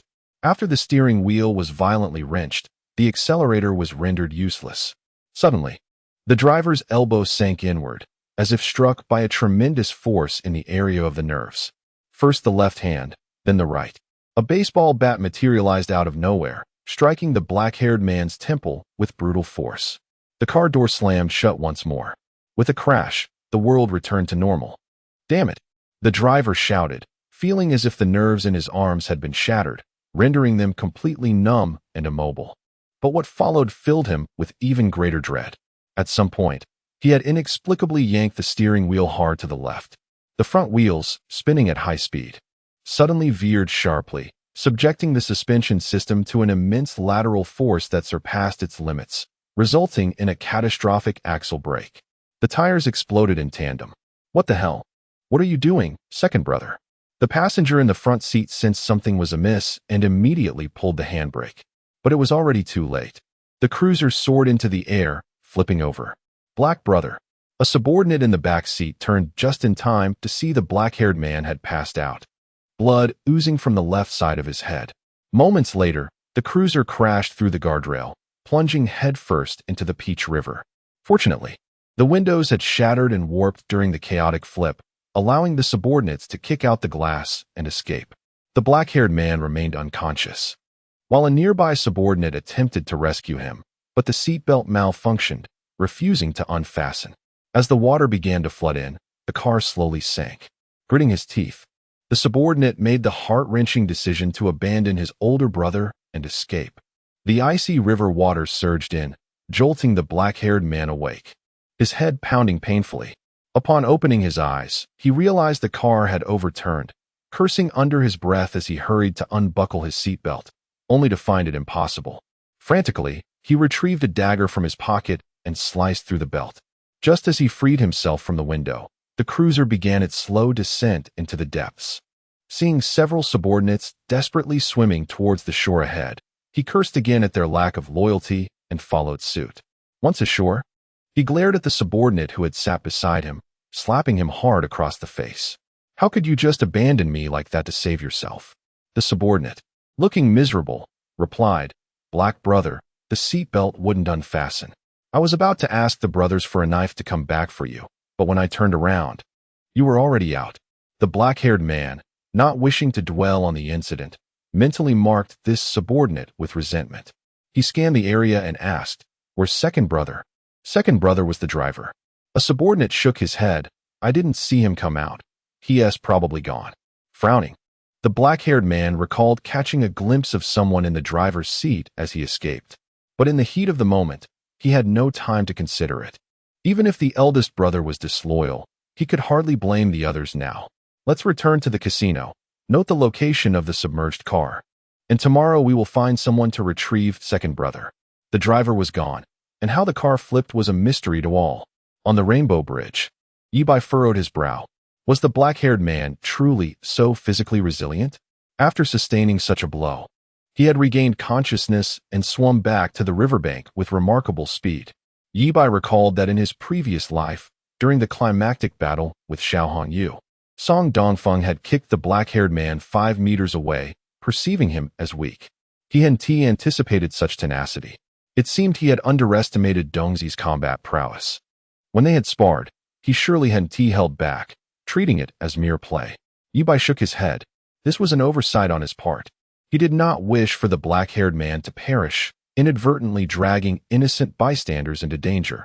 He had intentionally chosen this location, only to have him evade disaster. Yet, it appeared that fate had other plans for the black-haired man tonight, and surviving this encounter would only lead to further peril. The black-haired man and his subordinates hailed a taxi and hurried towards Xioping Mountain. The driver, appearing to be a good person, ensured a safe journey. Upon arriving at the underground casino of Juxiu Mountain Villa, they found a chaotic gathering of subordinates, all clamoring loudly. Frowning, the black-haired man bellowed, "I summoned you for important matters. Why all the noise? Do you not fear alerting the enemy?" Instantly, silence fell over the crowd.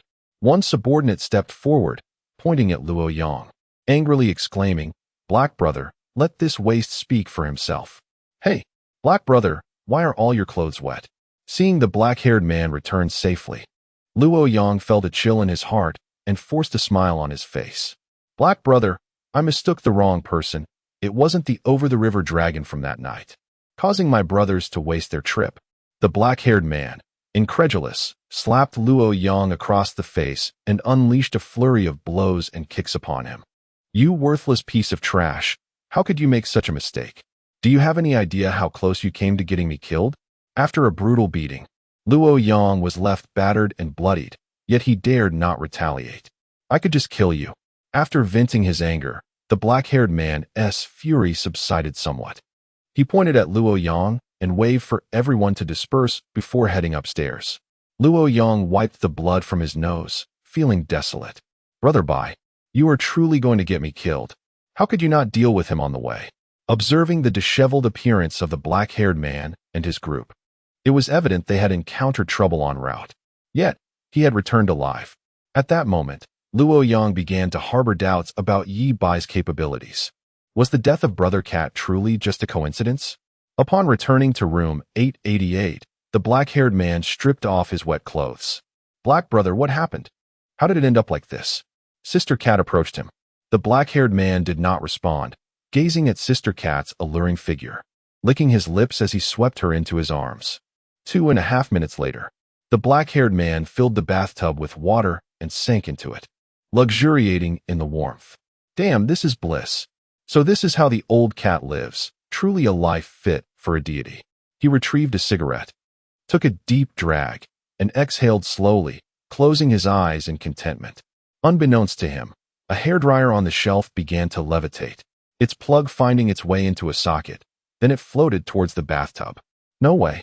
The black-haired man frowned, muttering, "Luo Yang used to be with the old cat." That night the over-the-river dragon appeared. He was not at the casino. How could he claim to have seen the over-the-river dragon? He doesn't even know what the person looks like. This bastard is suspicious. He is an insider. A surge of alarm coursed through the black-haired man as he snapped his eyes open, only to hear a plop. Looking down, he was horrified to see the hairdryer had fallen into the bathtub, immediately emitting white smoke as sparks began to fly, accompanied by a cacophony of crackling sounds. The black-haired man barely had time to scream before his body stiffened, collapsing into the tub. Sister Cat, hearing the commotion, rushed in, naked, and was greeted by the sight of the black-haired man already enveloped in smoke, his skin charred.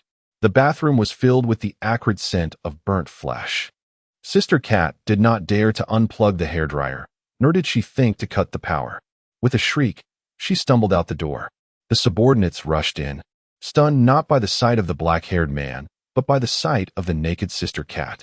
One well-meaning subordinate hastily found a towel to drape over her, only to receive furious glares from his brothers, one even kicking him from behind. They entered the bathroom to find the black-haired man in dire straits, quickly shutting off the power and pulling him out. At this juncture, the black fellow had long since met his demise and was ready to be feasted upon. Amidst the throng, Luo Yang struck himself fiercely across the face, internally lamenting, "Brother Bai, you are my deity, my eternal divinity. How dare my junior question your greatness?" Someone grasped Luo Yang's hand, offering solace.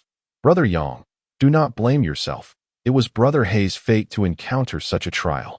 Luo Yang, "Indeed, I have lost once more in the resurrection match, and my appeal has been dismissed again. Yet, I shall persevere. I will never yield.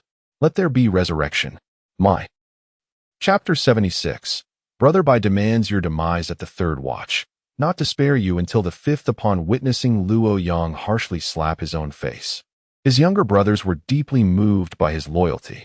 Although Brother Yang had only followed Brother He for a short while, his demeanor suggested an unwavering allegiance. The unexpected demise of Brother He left Yang engulfed in self-reproach. As he swelled his own face with blows, his eyes reddened with grief. Truly, Brother Yang was a commendable brother to Brother He, living up to the trust placed in him. In this perilous world, such loyalty among brothers is indeed rare. Indeed, Brother Yang, it was Brother He's own misfortune. Taking a bath could lead to his electrocution, so it is hardly your fault. Brother Yang, take heart. The pressing matter is to arrange a dignified farewell for Brother He. And let us not forget Sister Cat. She too requires our care. What Sister Cat? You, a mere bystander, should know it is now Sister He. You are all mistaken. It is now Sister Yang. Brother Yang, with Brother He gone, you must look after your elder sister well. Luo Yang felt as if he was about to dig through the floor with his toes. Despite his own role in Brother He and Appo's demise, why was he now deemed the most loyal of younger brothers? Yet, his lengthy undercover life had honed his acting skills, and he wiped the moisture from his eyes, his face etched with sorrow. Contact Boss Xiao. We must summon him here promptly. Call the funeral home. We require a grand burial for Brother He with a coffin of golden silk nanmu. One timid younger brother raised his hand. Brother Yang. A coffin of golden silk nanmu may cost several million. A quick-witted younger brother immediately interjected. Brother Yang. It seems that golden silk nanmu does not resist moisture or pests. Shall we consider alternatives? Very well, you arrange it. In any case, it must be a grand funeral, with plenty of beauties to accompany Brother He in the afterlife. Arriving were Brother He's direct younger brothers, their faces ashen. They first dispersed the onlookers, then isolated Sister Cat and the first to arrive on the scene for questioning. All testimonies aligned. There were no outsiders present. Brother He had met with an accidental death. Sister Cat, in tears, swore on her ancestors that no strangers had entered the room. Only the two of them had been there before Brother He's passing. Brother He's younger brothers reviewed the corridor's surveillance footage from recent days, confirming that no third party had appeared.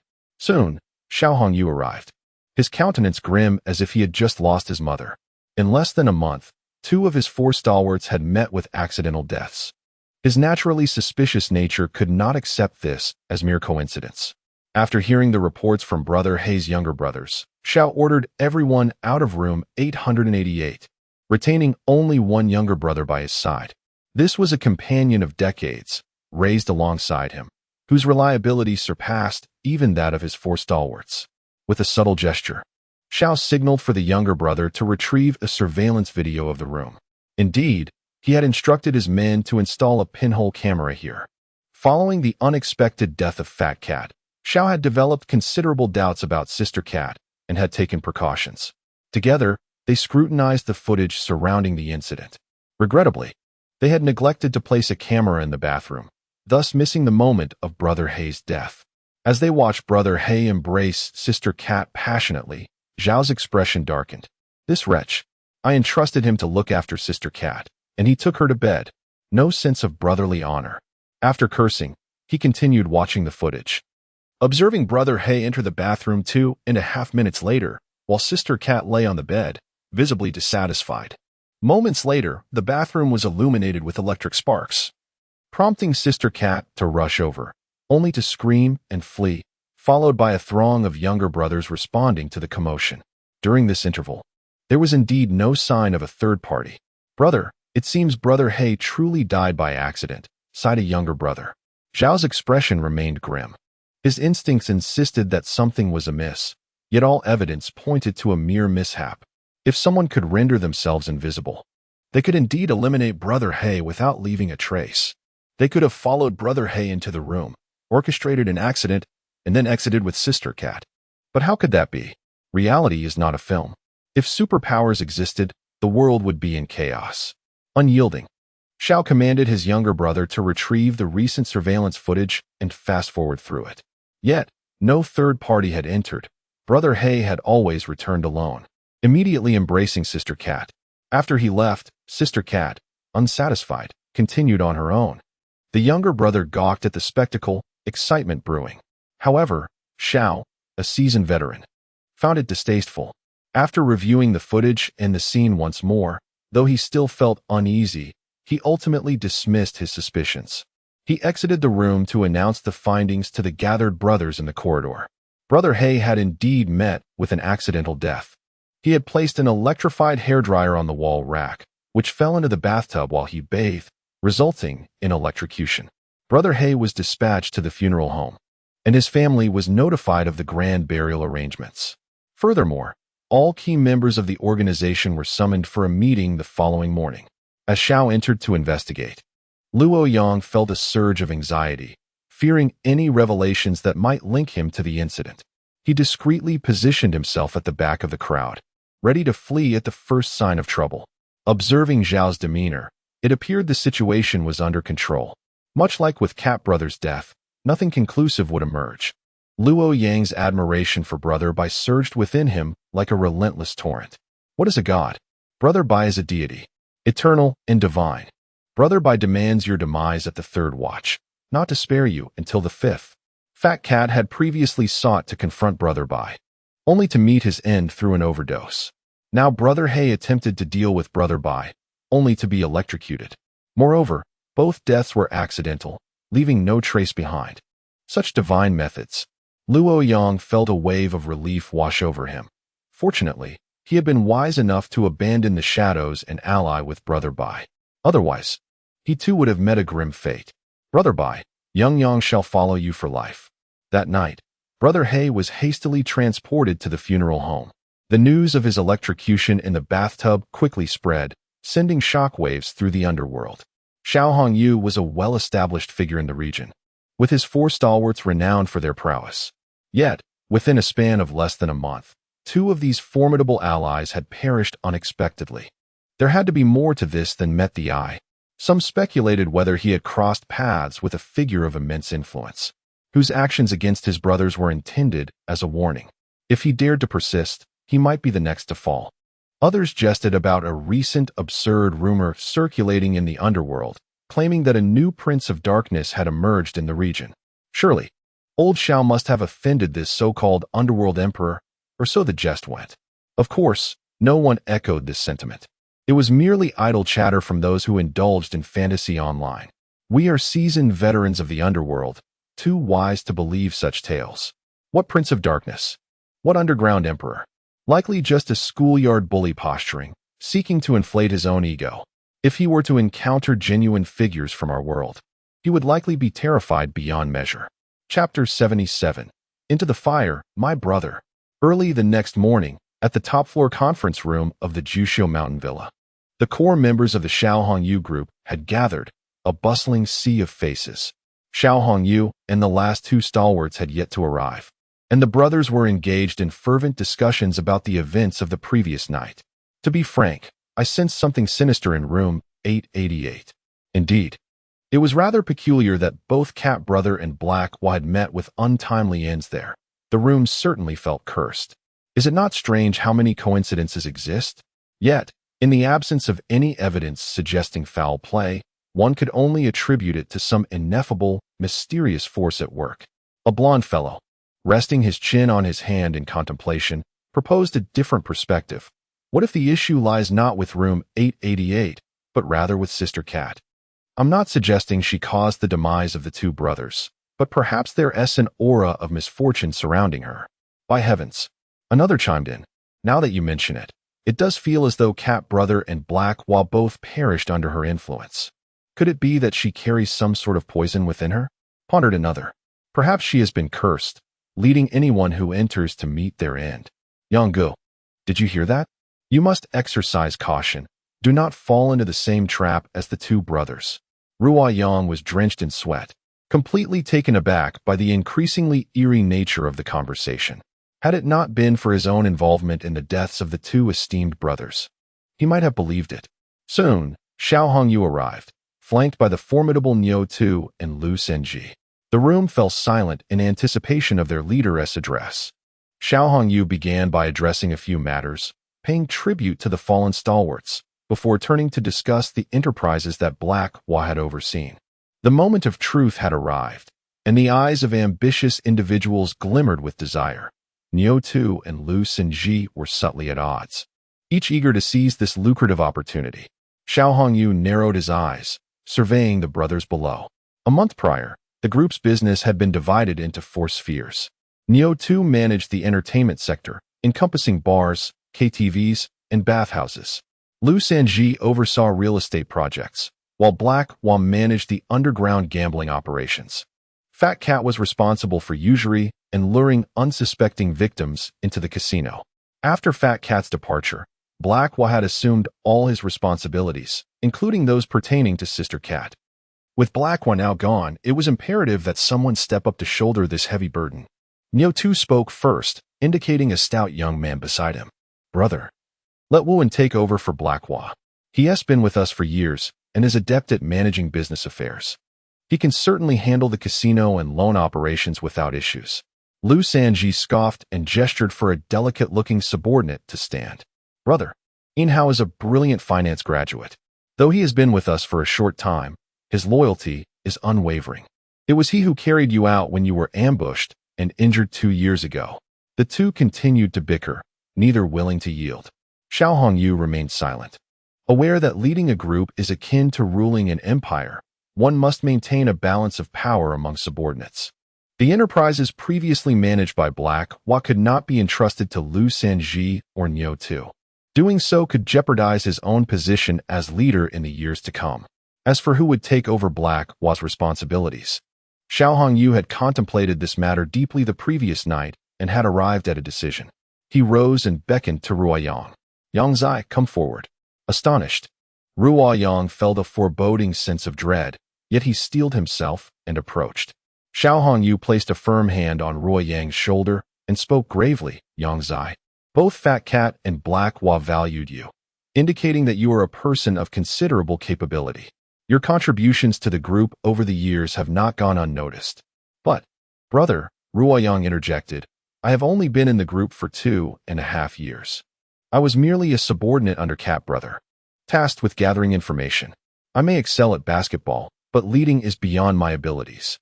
Xiao Hongyu locked eyes with Ruo Yang and continued, thus, I am entrusting you with all the affairs previously overseen by Black Wa and Fat Cat. Are you capable of bearing this weight? Ruo Yang felt as though he were being forced into a corner. He wanted to refuse, but the intensity of Xiao Hongyu's gaze instilled fear of dire consequences should he decline. Reluctantly, he gritted his teeth. Standing tall under the scrutinizing gazes of Niu Tu and Lu Senji, and shouted with all his might, into the fire, Brother Xiao? Excellent. Xiao Hongyu nodded in satisfaction, raising Ruo Yang's arm and surveying the room. From this day forth, there shall no longer be 4 stalwarts under my command, only 3 kings. At his command, all the core members rose to their feet, erupting in thunderous applause. As Ruo Yang beheld the faces beaming with heartfelt congratulations, he felt not elation but a wave of desolation wash over him. Days stretched into weeks, and he found himself lamenting. When will I return to the organization? I have become a leader among these men, yet there appears to be no future here. The higher I rise, the more eyes are upon me. I cannot shake this trepidation. As the applause began to fade, Xiao Hongyu patted Ruo Yang's arm, advising Yang Zai, promptly assumed the responsibilities left unfinished by Black Hua. That student named Ye Bai, find an opportunity to capture him and bring him to Jiangxin Island. I wish to personally see to his departure. At this last remark, Xiao Hongyu seemed to recall the 90 million that had been intercepted, gritting his teeth in anger. But, brother, Ruo Yang protested, must you hold on to such grudges? Why fixate solely on Ye Bai? Do you understand the weight of his existence? Even I, one of your 3 kings, am merely a pawn in his game. As he gazed upon Xiao Hongyu, seated in his commanding position, exuding authority and dominance, Ruo Yang felt as though he were staring at a corpse. By the way, ensure that Sister Cat is well taken care of. As for the inheritance of Fat Cat and Black Hua, ensure she receives her fair share, not a penny less, Xiao Hongyu ordered casually. Ruo Yang nodded, and after the meeting concluded, he made his way to room 888. After hesitating outside the door for a moment, he finally stepped inside. Sister Cat, draped only in a towel, sat at the edge of the bed, lost in thought.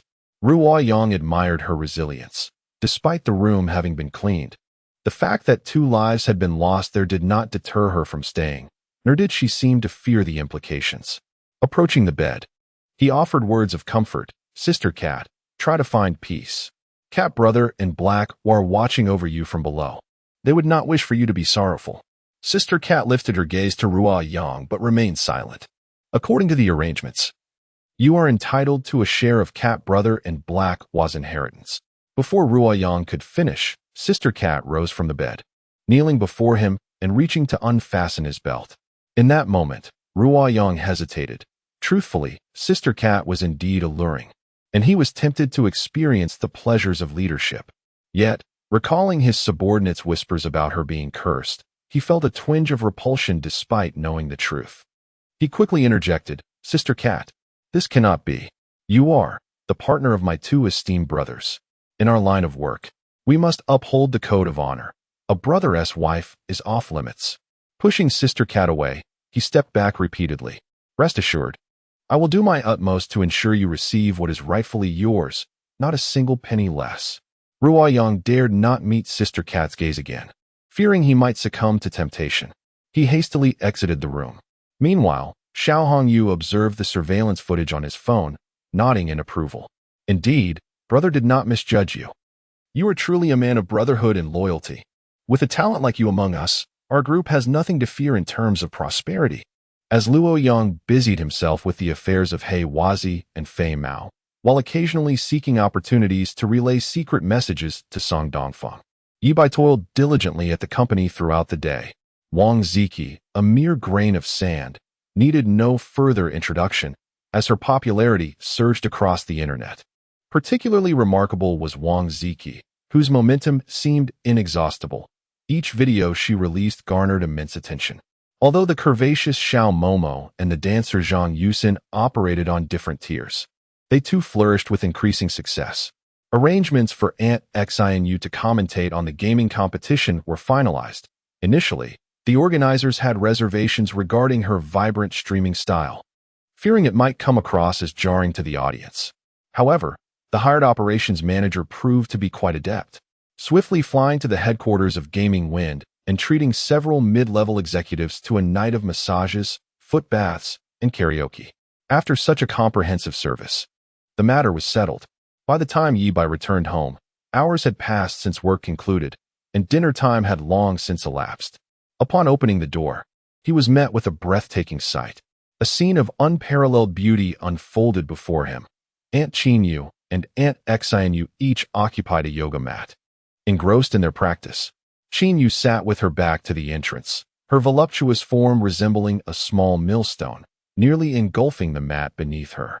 Xinu faced sideways, performing a cat stretch, her model-like physique accentuated by the contours of her yoga pants, her long legs radiating brilliance.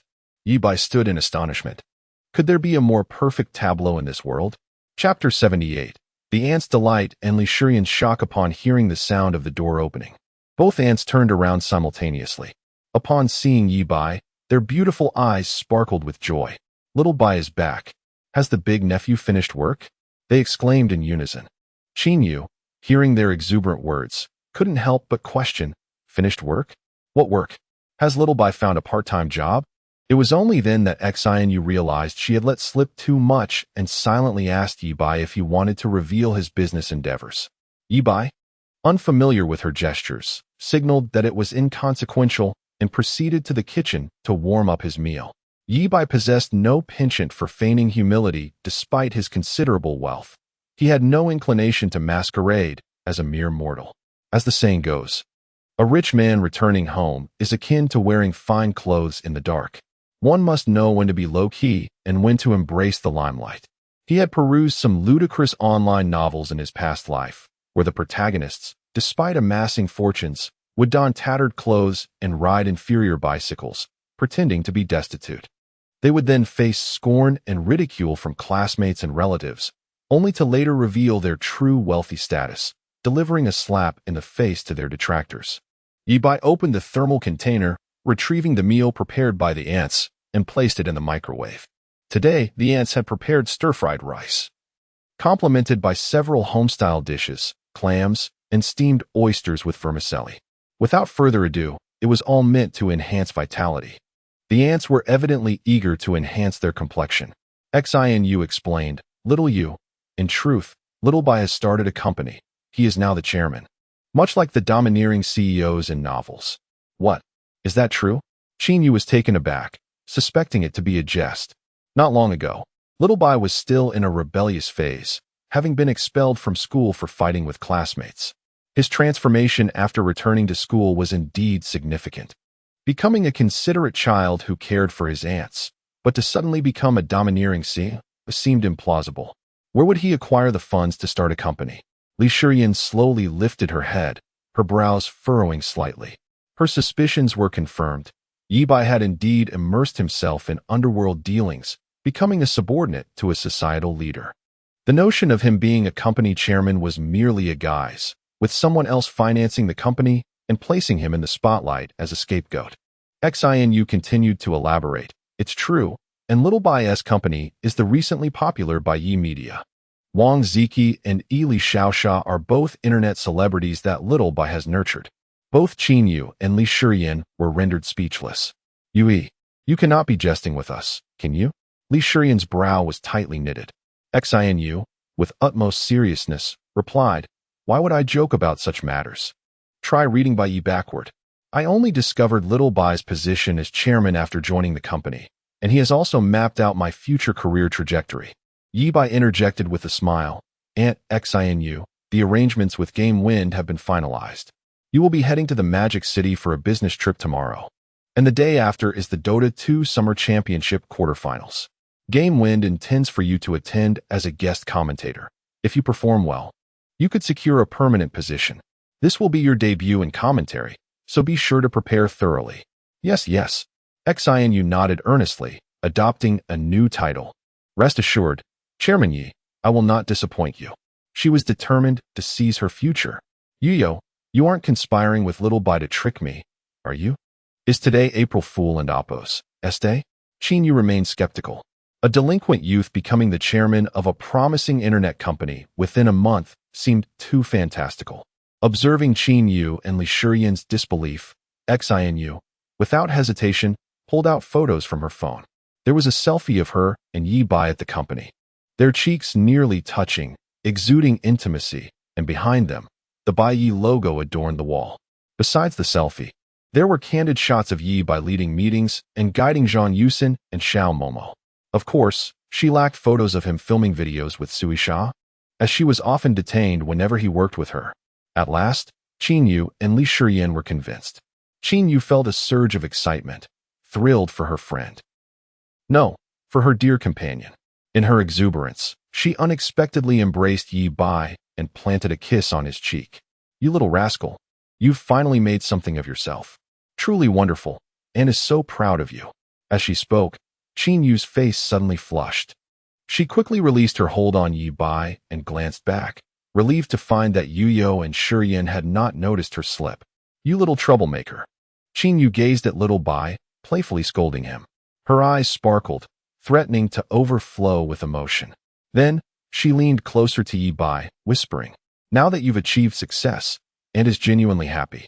Tonight, Aunt will reward you properly. Ye Bai's spirit surged. Aunt, can we take that step now? He had awaited this day for far too long. You little scoundrel, how fanciful your thoughts are. Qin Yu narrowed her beautiful eyes and softly cautioned. The ultimate boundary must not be crossed. This way, there remains a possibility for our relationship to be salvaged. When you eventually find a girlfriend, you won't need Aunt's assistance anymore. At that point, we can return to a normal relationship. Ye Bai smirked. Aunt, you should steadfastly uphold that boundary. When your dear friend eventually takes precedence, you'll have reason to lament. Qin Yu failed to notice Ye Bai's expression after saying this. She contemplated how little Bai would eventually date, marry, and have children, leaving her behind. Unaccountably, her heart felt heavy.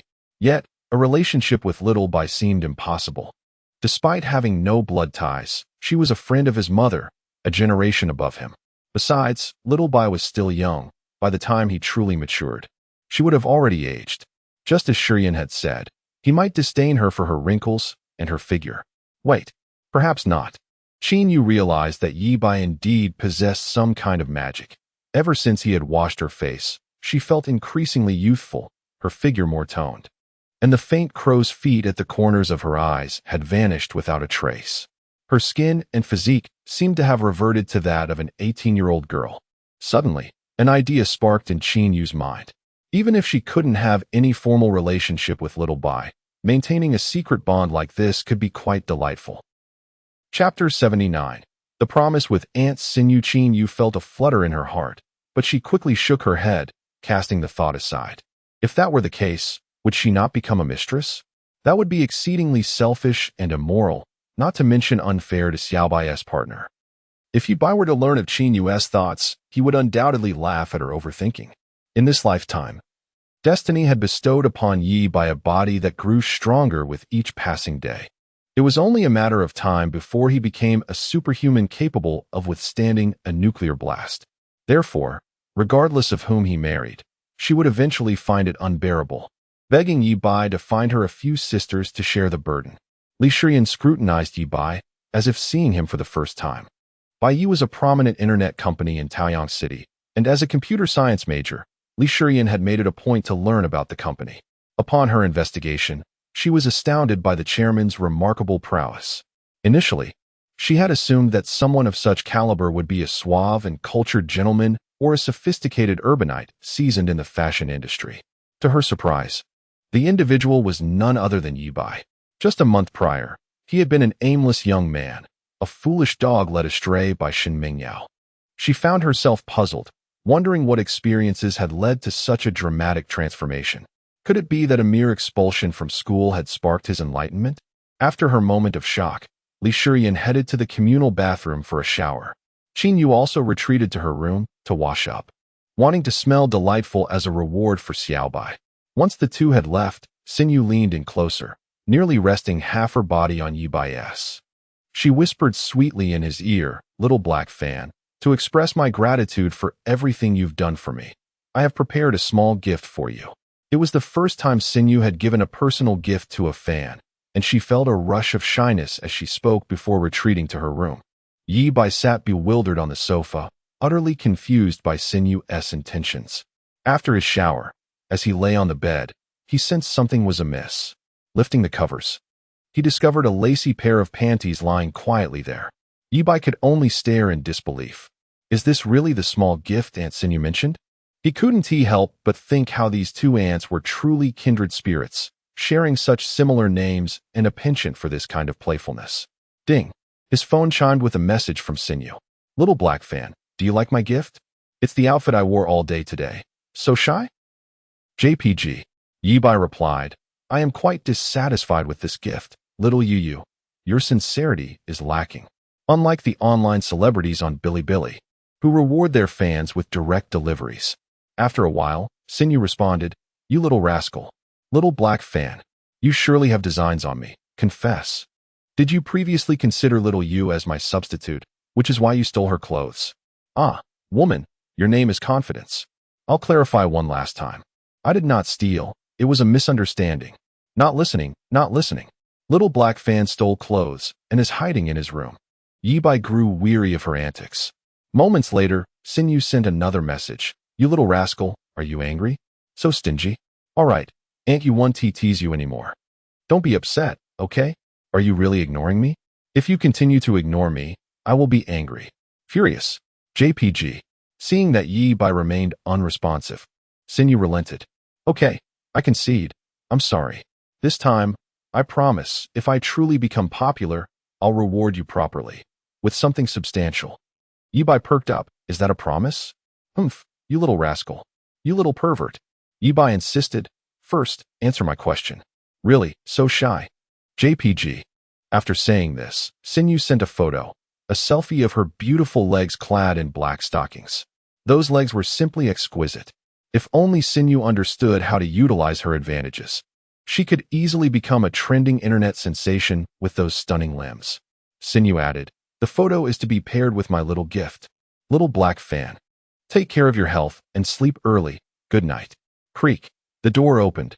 An ant entered gracefully, her lovely face glowing with a rosy hue. She wore Ye Bai's favorite stepmother dress, accentuating her perfect figure.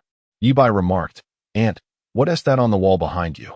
You little rascal, trying that again? Yu pouted but obediently turned around, tilting her head back to look, her curvaceous figure subtly arching. Have you seen what Ant is wearing now? Are you satisfied? Oh, exceedingly satisfied. Ye Bai quickly tossed the gift from Aunt Sinew under the bed and stepped forward to embrace Yu from behind. Little rascal. The following morning at Bai Media, Xian was in the conference room, interviewing a new batch of streamers. Suddenly, a flustered administrative assistant hurried in, whispering something in Xian's ear. His beady eyes narrowed. Apologies, I have a matter to attend to. Please proceed with the first round of interviews. Xian stood up, instructed the operations manager, and exited the conference room with the administrative assistant, heading to the company's front desk. From a distance, he spotted 7 or 8 tattooed men, exuding a menacing aura as they loitered around, pushing and shoving. A few young women attempting to use the restroom hesitated, intimidated by their presence. The leader sneered at Xian, spitting a thick phlegm onto the polished floor. Are you the one in charge of this company? Xian suppressed his fury. I am the general manager of Bai Media. May I inquire what brings you here? The man lit a cigarette, speaking disdainfully. Does your company not understand? This area belongs to our brother Tianxiao. You're operating a business here without paying respects? Xian realized they had come to collect protection money. A thought crossed his mind. Could this be retaliation from Shuguang Technology? In the past, he would have dealt with such scum with a knife. However, as the general manager, he represented the company's image and could not behave like a thug. Besides, with Sister Yu on a business trip and Sister Sha still in the office, any altercation could put her in harm's way. How would he explain that to Brother Bai? Xian forced a smile. I acknowledge that this situation is indeed improper on my part. Gentlemen, how about this? If you could share where Brother Tianxiao is, I will prepare a gift and pay him a visit. Smack. The man slapped Xian across the face, glaring with eyes like copper bells, berating him. What are you? To have the right to meet Brother Tianxiao? Please leave a 5-star review, dear readers. The book has already been through the dark room, so no need to hold back. I am now fearless. Chapter 80. A big tree attracts the wind. Trouble approaches and Xian clutched his swollen cheek, veins throbbing on his forehead. He was on the verge of losing control. He yearned to retaliate, but considering the setting, his workplace, and the fact that he was alone, he realized that engaging in a brawl would only disadvantage him and potentially harm Sha.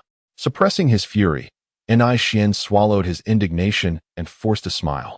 Brother, I have prepared a gift for you to take back to Brother Tianxiao. Would that be acceptable? The man displayed a satisfied grin. Now you're speaking my language. It seems you understand your position. Anai Xian nodded, pressing further. Brother, what sum do you think would be appropriate to send to Brother Tianxiao? What do you mean by that? The man's expression shifted to one of suspicion. Do you think we are some sort of gang here to extort protection money? Did we ever ask you for money? Are you trying to frame me for extortion after giving me money? Anai Xian was momentarily taken aback. Had the underworld become so astute? He indeed harbored such thoughts, but he never anticipated that they would be so easily discerned. Then, brother, what do you suggest I do? The man clapped his hands, and a subordinate immediately placed a suitcase on the front desk. Upon opening it, it was brimming with red banknotes. We are not here to ask for money.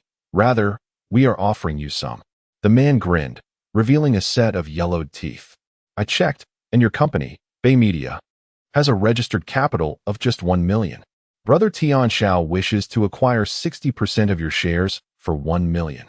He will not involve himself in the company's operations, but will merely take dividends, while you maintain control. Is that agreeable? 1 million for 60% of your company's valuation of 600,000. Though we are at a disadvantage, let us consider it a friendship. From now on, we are family, and Brother Tianxiao will protect you. Should you face any insurmountable troubles, he will assist you. Anai Xian could hardly suppress his laughter. Bai Media was thriving. The company was already profitable, and the earnings from the online influencers were substantial. Recently, an internet company had offered 50 million for a buyout, which Brother Bai had decisively rejected. This so-called Brother Tianxiao was clearly attempting to take advantage of Bai, treating them as easy prey. Noticing Anai Xian's silence, the man continued. You may not realize that the area around Central Square is rather chaotic. Without Brother Tianxiao's protection, you will inevitably face disruptions. Today, they might vandalize your place. Tomorrow, they could resort to theft, and who knows what else. There might even be unsavory characters eyeing your influencers with ill intentions. With Brother Tianxiao's backing, you need not worry. He will handle it all. This was a blatant threat. However, the man was shrewd, speaking in a manner that left no room for counterargument. Anai Xian wore a conflicted expression. I cannot make that decision. I will call the chairman and have him come to discuss this with you. Go ahead, the man said, tilting his chin. As Anai Xian prepared to call the office, the man stopped him. Make the call in front of me, and put it on speaker. Reluctantly, Anai Xian complied, dialing Ye Bai's number and activating the speakerphone. Hello, Chairman Ye. A man named Tianxiao has sent someone to propose buying 60% of our company for 1 million. Would you be able to come and discuss this with them? On the other end, Ye Bai could hardly believe his ears. Who were these fools? Just as he was about to tell Anai Xian to send them away, he sensed something was amiss. Anai Xian had referred to him as Bai Gu earlier, but now he was addressing him as Chairman Ye, indicating he was in a precarious situation. Ye Bai quickly understood the gravity of the situation. Anai Xian might be under duress. And this call was taking place right under their noses. 1 million is a bit low, but I had been considering liquidating some shares. Tell them to wait. I will come discuss it with them shortly. After hanging up, Ye Bai immediately contacted Song Dongfeng, instructing him to gather all their brothers at the company. Who was this Tianxiao, trying to encroach on Bai?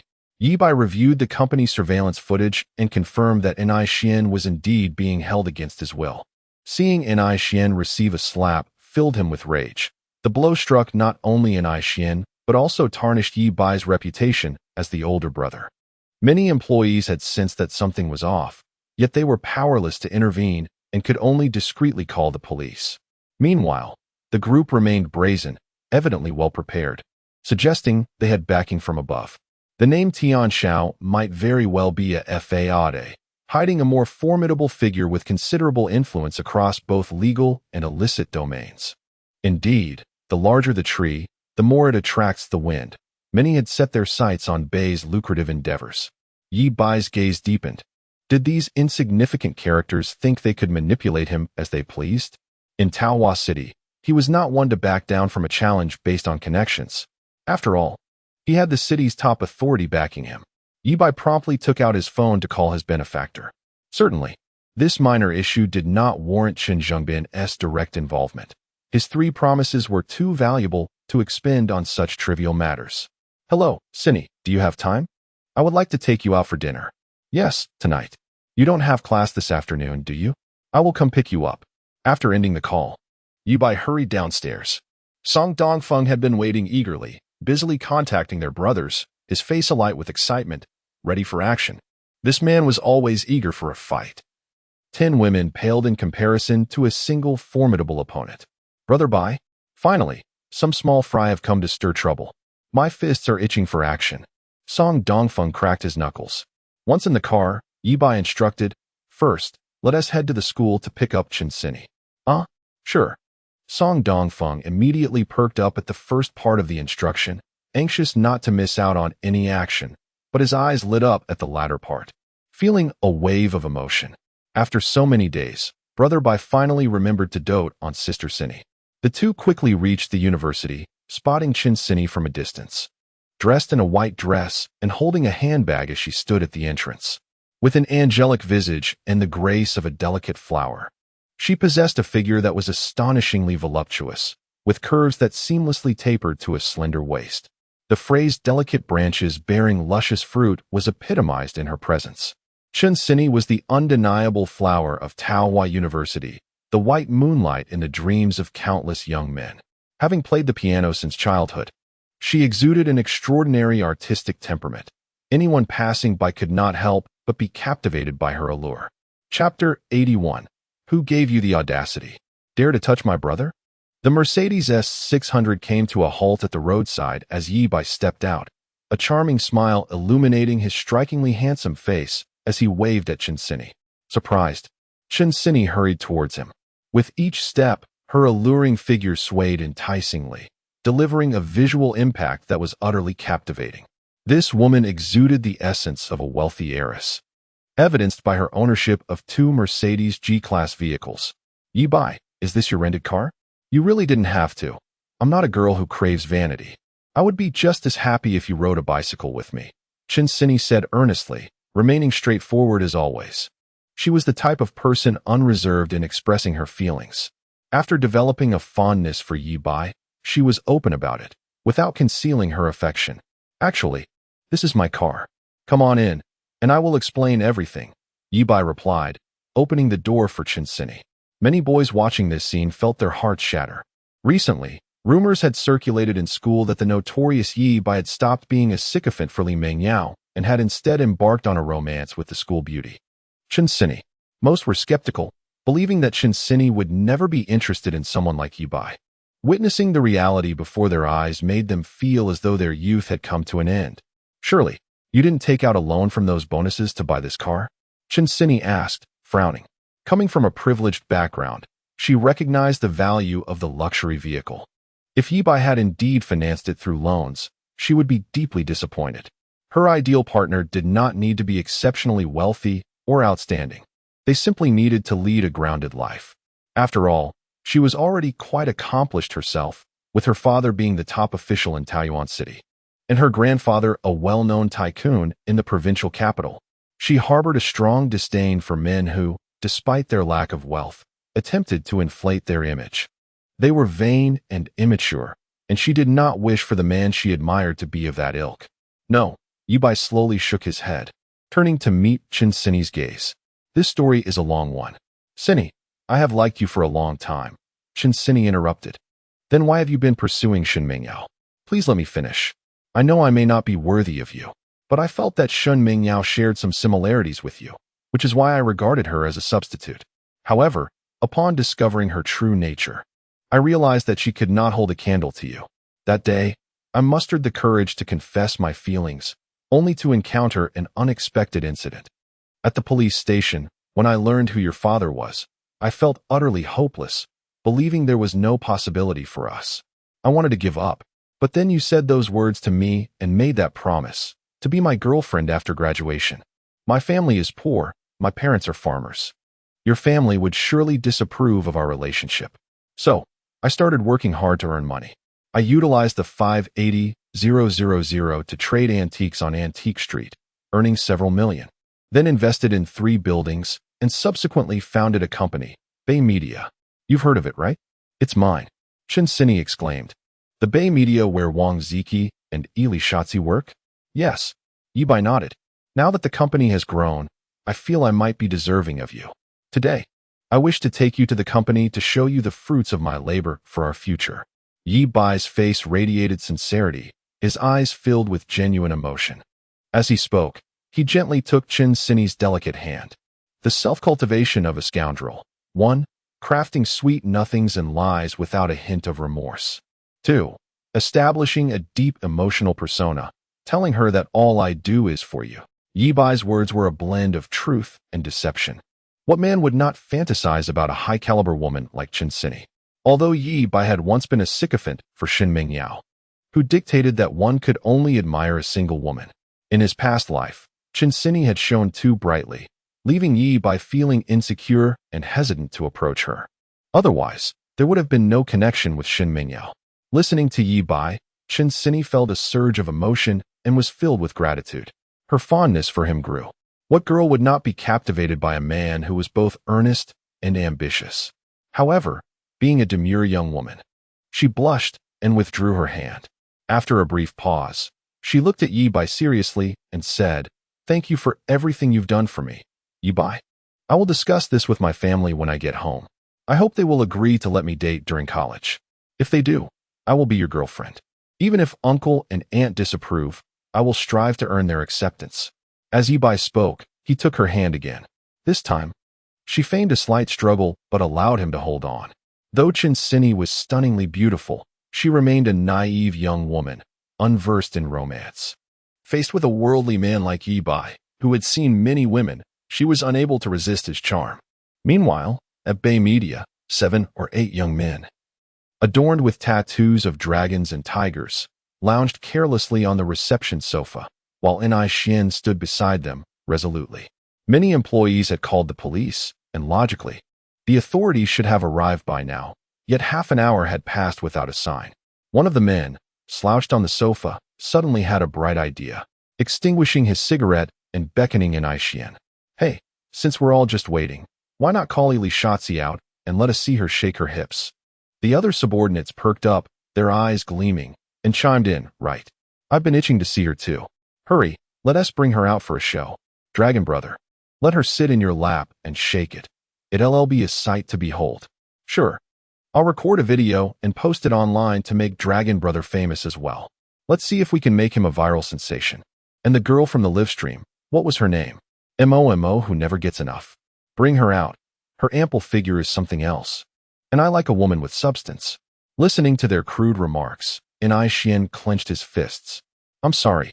Sha Jia and Momo are on a business trip and R&T in the office. You can't just say they R&T here. You think we'll buy that?" The lead man glared, signaling to his subordinates, "Go look around. If this little brat dares to deceive us, I'll show him what." The subordinates promptly searched the office area. Unbeknownst to them, the entire 18th floor belonged to Bai. And while Xiao Momo was out on a business trip, Su Isha was practicing dance in her exclusive studio. After a thorough search, the subordinates returned, shaking their heads in disappointment. The man known as Dragon Brother smacked his lips in frustration. At that moment, the door to Dance Studio 3 at the end of the corridor opened, and Su Isha, glistening with sweat, stepped out. Unaware of the commotion in the company, she was heading to her office for a drink when she was taken aback by the group gathered at the front desk. "What the hell? Little Shatsi," Dragon Brother exclaimed, rising excitedly, his eyes greedily scanning Su Isha. To his surprise, she was even more captivating in person than on video. "Come here. Let me give that backside a pat and see if it's as bouncy as in the videos." As Dragon Brother beckoned her, Su Isha stood frozen, not moving towards him, prompting him to approach her. Suddenly, a cigarette ashtray flew through the air, striking Dragon Brother hard on the head. "Damn it. I could tolerate you slapping my face, but you dare to lay a hand on my sister-in-law. Have you lost your mind? Dragon Brother, you son of a—" N.I. Xian's eyes burned with fury as he lifted the ashtray and struck Dragon Brother's head repeatedly with all his strength.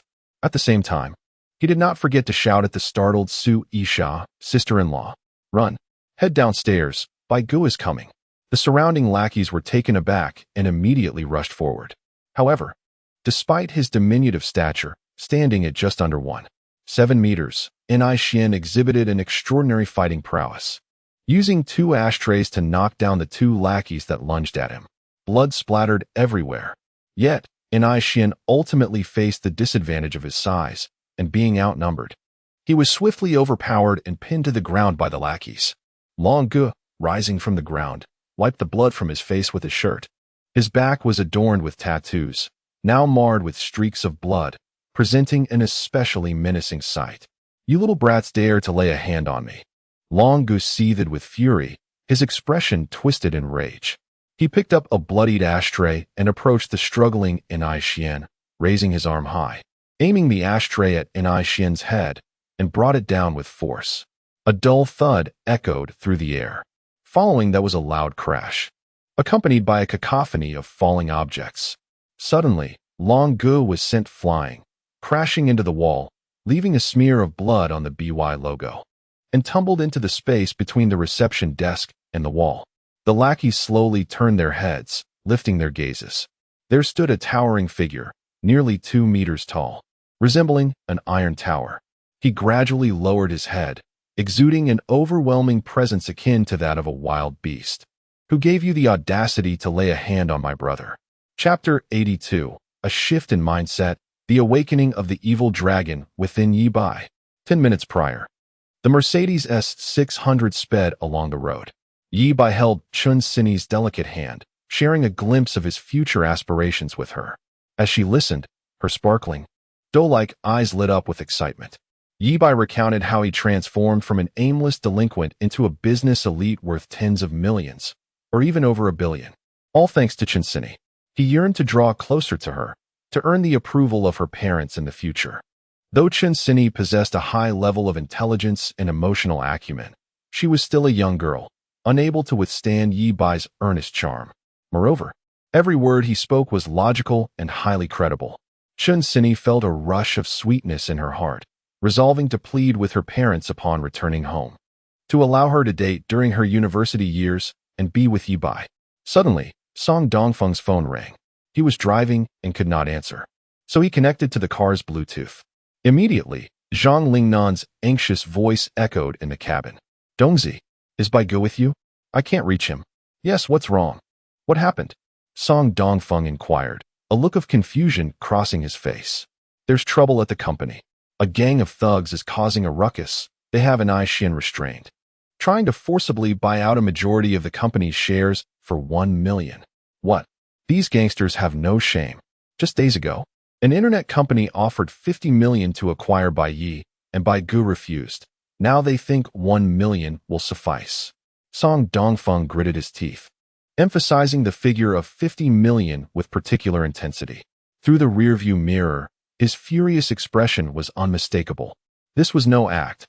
He was genuinely enraged. Zhang Lingnan continued, "I'm on my way to the company with my brothers. You need to hurry there with Bai Ge. If we arrive late, Xiao Xian might be in danger." The call ended abruptly. Ye Bai remained composed as he pulled out his phone to check the surveillance footage. He saw several tattooed thugs lounging on the sofa near the reception, while Ni Xian wore a forced smile beside them. Chun Sini leaned in for a closer look, her innocent face contorting into a fuming expression. These gangsters have gone too far. This was the company Ye Bai had painstakingly established for her, a symbol of their pure and unblemished love. Yet now, just as the company began to flourish, these thugs were swooping in to plunder. "I'll call my dad," Chun Sini exclaimed, her anger boiling over as she reached for her phone. "Wait," Ye Bai interjected, "this is a minor issue I can handle myself. There's no need to trouble your father. I don't want him to think less of me or believe I'm incapable." Chun Sini nodded reluctantly, putting her phone away. She thought it was merely Ye Bai's pride at play, unaware that his true intention was to leverage her presence. With her by his side, he felt unafraid of their adversaries' underhanded tactics. After all, her face in Taojiang City was akin to a golden ticket, commanding respect from all. Zhang Lingnan's call had been orchestrated by Ye Bai, with Song Dongfeng playing along to create a scenario that would lead Chun Sini to believe this was an urgent situation, rather than Ye Bai needing her assistance. As Chin Sini appeared like an irate little wildcat, Ye Bai felt a flicker of guilt within him. I truly am despicable. Dear Sini, I sincerely apologize for deceiving you. In the future, I shall compensate you doubly, cherishing and adoring you as you deserve. Soon, they arrived at the central square, with the Mercedes halting in front of the Longting building. The three exited the vehicle just as Zhang Lingnan and several brothers rushed over, panting heavily. Bai Ge, let us head upstairs. As they entered the elevator, Ye Bai furrowed his brow and asked, Is it just you guys? Where is everyone else? Zhang Lingnan replied, We took a taxi, but the others couldn't get one. They squeezed onto a bus. Ye Bai envisioned a comical scene of nearly 100 young men in black suits and white shirts, armed at their sides, crammed onto a bus, cursing and threatening to take revenge. The driver, perhaps overwhelmed, might have inadvertently driven the bus straight into the police station. Did you all have to get your licenses? Zhang Lingnan quickly clarified.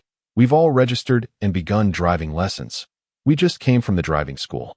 Ye Bai nodded, contemplating the need to purchase a few vans or business vehicles for them once they acquired their licenses. It was rather lowly to have to squeeze onto a bus every time they gathered. Ding! The elevator reached the 18th floor. Upon stepping out, they found Ni Xian pinned to the ground by a group of thugs. Sui Sha attempted to assist, but was shoved down as well. A man, his back adorned with a dragon tattoo and blood streaming from his forehead, staggered toward Ni Xian, clearly intent on smashing his head with an ashtray. Without needing Ye Bai's command, Song Dongfeng surged forward, colliding with the man just as he lifted his arm, sending him flying. Though aware of Song Dongfeng's formidable combat skills, Ye Bai was still taken aback. He realized that in their previous life, when Song Dongfeng fought him, he had clearly held back, merely playing around. In reality, Song Dongfeng was a powerhouse, effortlessly dispatching foes in skirmishes with other gangs. No one truly knew the extent of his capabilities. Who gave you the audacity to lay a hand on my brother? Song Dongfeng and Appo's voice boomed. Then he struck with lightning speed, knocking two of the thugs down with a few swift punches, rendering them unconscious. By the time Zhang Lingnan and his brothers charged in, the 8 troublemakers were all sprawled on the floor. What a pitiful display of strength. How dare they trouble us? Song Dongfeng scoffed, his appetite for more action still unsated. Bai Ge, you finally made it. Ni Xian exclaimed as he rose from the ground, wiping the blood from his face. Are you seriously hurt? Ye Bai inquired, concern etched on his face. I'm fine, Ni Xian replied with a grin. Yet, seeing him smeared in blood reminded Ye Bai of a moment from their past life, when Ni Xian had taken a blade for him, bloodied but still smiling, assuring Ye Bai he was okay as long as he was unharmed. Ye Bai's expression remained calm, yet his fury simmered beneath the surface, an intense rage rising from within. Have I been too low-key? Has everyone taken me for granted? They dare to treat my brother this way? What will happen tomorrow? Will they attempt to take my brother's life? Since his rebirth, Ye Bai had resolved not to repeat past mistakes, to avoid the unpromising path of the underworld. He had become cautious, weighing every decision carefully. Eliminating Fei Mao and He Hua was a preemptive strike against those who sought to harm him. Had he truly become more cautious, or had he, Ye Bai, grown fearful? Why must you force my hand? Ye Bai's gaze deepened, flames of determination igniting within him. If that is the case, then I shall no longer remain in the shadows. Let all of Taojiang City know the name of Ye Bai. Let them understand that I am not a frail cat, but rather an insurmountable, fearsome dragon. Chapter 83. The pressure of Chin Sini's authority, Su Isha attempted to rise from the ground, but her arm was severely scraped when she was pushed down, rendering her powerless. Just as Chin Sini was about to assist her, Ye Bai stepped in and helped Su Isha to her feet. Are you all right? Su Isha's eyes shimmered with tears, a tumult of fear and grievance swelling within her. Moments ago, Ni Xian had urged her to escape. Yet recalling the kindness both Ye Bai and Ni Xian had shown her, she could not abandon Ni Xian in his time of need and rush to help instead. Despite her ample figure, she was still a delicate girl, easily toppled by a single slap. Now, gazing into Ye Bai's concerned eyes, Su Isha felt an overwhelming urge to collapse into his embrace, to weep and seek solace. However, upon noticing Chun Sini behind him, She resolutely quelled that thought. That girl was strikingly beautiful, her figure enviable, radiating an air of grace that spoke of her affluent upbringing. Surely, she was Yi Dong's girlfriend. Only such a stunning woman could be worthy of him. As for Sui Sha, she felt like merely an ordinary girl elevated by Yi Dong's fame. I'm fine, Sui Sha murmured, shaking her head and gently pushing Ye Bai's hand away, creating a slight distance between them. A wave of self-doubt washed over her. She chastised herself for harboring such unrealistic fantasies of becoming Yi Dong's girlfriend, especially with a paragon like Chen Sini by his side. Sini, the company has a first aid kit. Please help her tend to her wounds, Ye Bai instructed. Chen Sini nodded, helping Sui Sha to the office to address her injuries. Ye Bai then turned to the bloodied Anai Xian and asked, "Aren't you going to disinfect that?" "Brother Bai, you underestimate me. I'm not injured. This blood is from the thugs I retaliated against with an ashtray," Anai Xian replied nonchalantly, a hint of bravado in his tone. Relieved to see he was unharmed, Ye Bai let out a sigh. At that moment, their other companions arrived, nearly 100 of them crowding into the hallway. "Brother Bai, we hope we're not too late. Is Xian all right? He's covered in blood. Get lost. This is just the blood of those punks I took down. Did you think these few ruffians could hurt me? You clearly don't know how tough I am, do you? Come, let in Appos, spar." The other employees, initially curious, were now even more frightened by the spectacle. Two girls, who had merely sought the restroom, were on the verge of wetting themselves in fear and dared not approach. "Is Yi Dong part of a gang?" Someone whispered, their face pale. "I think I want to resign." Smack. Suddenly, a slap resounded above them. The perpetrator glared. "What's wrong with being part of a gang? We're on Yi Dong's side. Don't forget how good he's been to us. Our treatment here surpasses that of any tech giant in Shanghai." The slapped individual chuckled sheepishly. True. Yi Dong has treated us well and is quite approachable." The two girls, upon hearing this, felt their fears dissipate. Indeed, what was there to fear when they were all on the same side? Hand in hand, they approached the door, gazing at their toes, timidly addressing Ye Bai. "Yi Dong, we need to use the restroom." Before Ye Bai could respond, the brothers promptly parted, creating a path and smiling warmly. "Ladies, please, go ahead. Don't be afraid. We're all classmates of Brother Bai from Taojiang University." Ye Bai watched as the two employees made their way to the restroom, then turned to Anai Xian with a directive: register a security company and have the brothers join, providing them with social insurance and salaries. Let's designate a section on the 18th floor as the company's base, allowing the brothers to clock in and out in shifts. Their primary task will be to protect the employees of Bai. We will cultivate more internet celebrities in the future, and we cannot overlook safety. Having a group of brothers stationed here will ensure we are prepared for any eventualities. Shut off the surveillance and bring them to Dance Studio 3 for questioning. We need to uncover who sent them, Ye Bai ordered. Following his command, Zhang Ling turned off the monitors, and the brothers dragged the 8 ruffians, resembling discarded dogs, into the studio. Anai Xian poured a basin of cold water over Long Ji's head. With a sudden jolt, Long Gu awoke, instinctively ready to retaliate. But upon seeing the encircling crowd, he froze in place. "Who sent you? Who is this Tian Xiao you speak of?" Anai Xian interrogated. "I advise you to release us. My people are not to be trifled with," Long Gu retorted, still projecting an air of superiority despite being surrounded. Such lowly ruffians were beneath Ye Bai's concern. He gestured for Zhang Lingnan to take over. "Subdue him," Zhang Lingnan commanded, and several brothers stepped forward to restrain Long Gu. As he struggled, a sharp pain shot through his chest, and he realized he had inadvertently crashed into the wall, breaking several ribs. Zhang Lingnan pried Long Gu into Appos' mouth open and stuffed a still-burning cigarette inside. The sound of sizzling filled the air as the cigarette extinguished in his mouth. "Your defiance suggests you don't comprehend your situation," Zhang Lingnan sneered, instructing a subordinate to fetch a box of toothpicks. He extracted one and, under Long Ji's terrified gaze, inserted it into the gap between his fingernail and skin. "Ah!" Long Gu screamed, veins bulging on his forehead. "Will you speak?" Zhang Lingnan asked coldly. Long Gu clamped his mouth shut, gasping for breath. "Your resolve is commendable. Let us see if your underlings share your tenacity." Zhang Lingnan's icy gaze fell upon a recently awakened subordinate, who trembled in fear, having been apprehended before the toothpick could pierce him, and let out a wail akin to that of a slaughtered pig. I'll talk. I'll talk. Moments later, Ye Bai narrowed his eyes, realization dawning upon him. So it's you. What unfortunate luck you have, Lao Shao. I had hoped to grant you more time, but your underlings are less than cooperative. The mastermind behind this debacle was indeed a man named Tian Xiao, full name Lu Tian Xiao. His father, Lu Hu, known as Lu Sanjiang, was one of the 4 formidable figures under Xiao Honyu's command. Lu Tian Xiao had established a media company, yet due to his lack of acumen, it was on the brink of collapse. After all, what capabilities could the son of a gangster possess if he only knew how to exploit female streamers? Consequently, he set his sights on the flourishing Bai media. Long Gu was merely a pawn in his scheme. The absence of police intervention was due to his prior arrangements.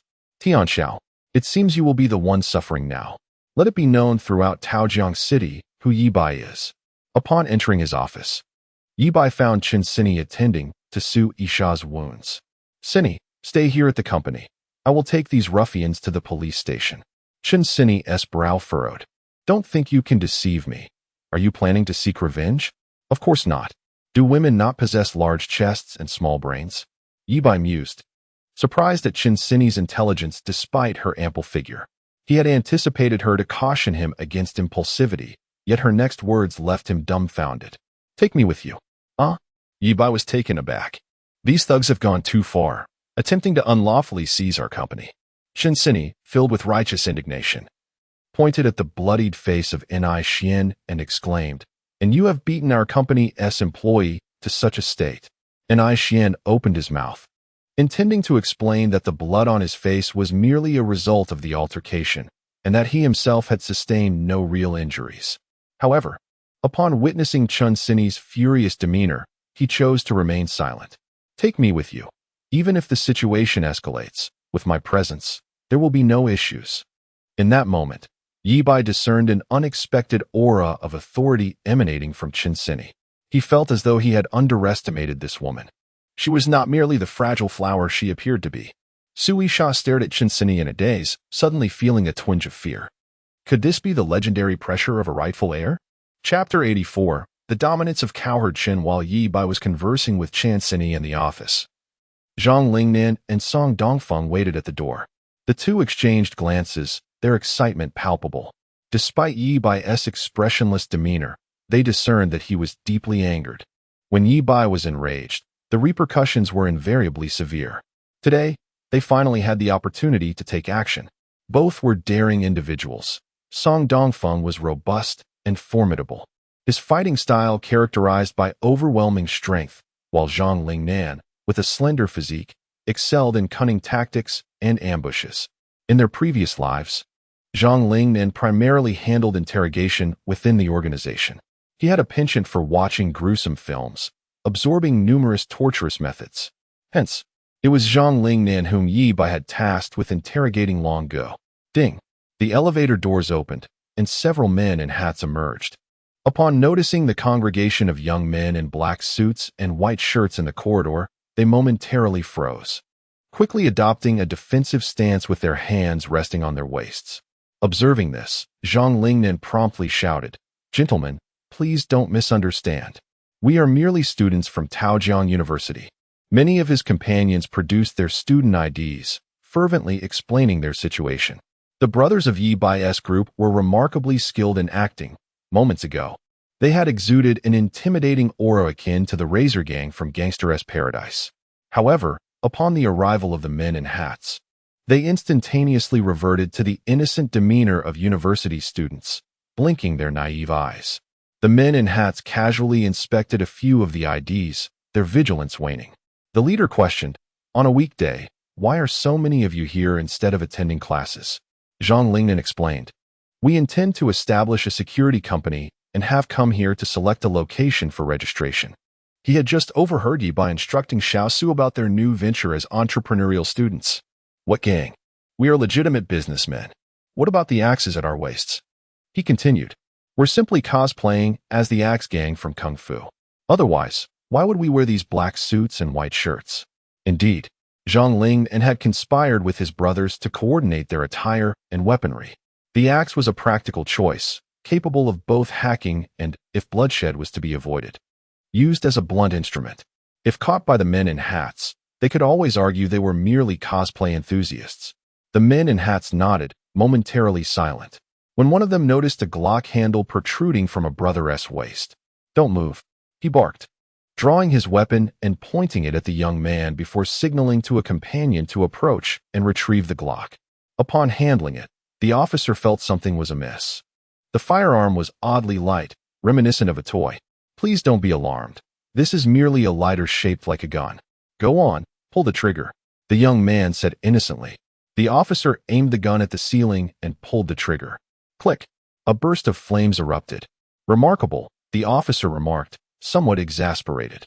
"We received reports of disturbances here." "Yes," Zhang Lingnan replied quickly, "but the villains have already been subdued by us. This media company is run by our classmate, and we're here to establish a security firm, coincidentally encountering some gangsters attempting to extort and vandalize." Zhang Ling enumerated the offenses, concluding with, "Gentlemen, does this not qualify as heroic action? Might we receive a commendation or a reward? Classmate Xiao Wang, please assist in carrying those ruffians out for the gentleman." Zhang Ling then directed a nearby young man. The officer, puzzled by the choice of words, observed as 8 individuals, resembling lifeless dogs, were dragged out. The leading officer exchanged a glance with Long Gu, an inscrutable expression crossing his face. "Did you truly beat them to this extent? Who were the assailants?" "Take them all in for questioning," the officer declared sternly. "It is not for you to decide who the villains are. That is our jurisdiction. They are the ones I subdued. Arrest me instead." Zhang Lingnan shrugged, having resolved to protect Ye Bai at all costs, even if it meant taking the fall for him. Feeling scrutinized by the officer's dubious gaze, Zhang Lingnan bristled. "What with that look, officer? Don't let my slender frame deceive you. I am a disciple of ancient Chinese martial arts. My master, nicknamed the Devil Muscle Man, won the championship in Southeast Asia in 1974 for freestyle fighting. I can handle these ruffians as if it were child's play." The officer felt that this student was mocking him. How audacious for a university student to disregard the authority of the men in hats. Without hesitation, he slapped handcuffs on Zhang Lingnan, coldly stating, "Take him away." He had resolved to teach this punk a lesson upon their return to the station, not to mention the considerable benefits he had received from Lu Tianxiao. Just then, a remarkably handsome young man emerged from the crowd, clad in a simple yet stylish white shirt and black trousers, exuding an air of sophistication and charm. "Gentlemen in hats." This student acted heroically, subduing the gangsters who disrupted our company. "Treating him as a criminal seems rather inappropriate," Ye Bai asserted, prompting his brothers to encircle him, with some blocking the elevator to prevent any escape. "What are you doing? You dare to label others as gangsters? I see you are the true thugs here." The officer barked, "Gentlemen, without evidence, do not make baseless accusations. I am an entrepreneurial student, a legitimate businessman. These individuals are my classmates and employees. We merely stand united. On what grounds do you accuse us of being gangsters?" Ye Bai retorted, pulling over a bloodied Xian. "These gangsters assaulted my employee. Should you not be arresting them instead of wrongfully accusing innocent individuals? Who is to say who is good or bad? We must investigate the situation before reaching a conclusion. It is not simply determined by your words." The leading officer replied, signaling for his men to approach. Just then, a clear, melodious voice rang out. "Let us see who dares to apprehend my boyfriend." Turning to the source of the voice, the officer was met by an extraordinarily beautiful girl with an alluring figure.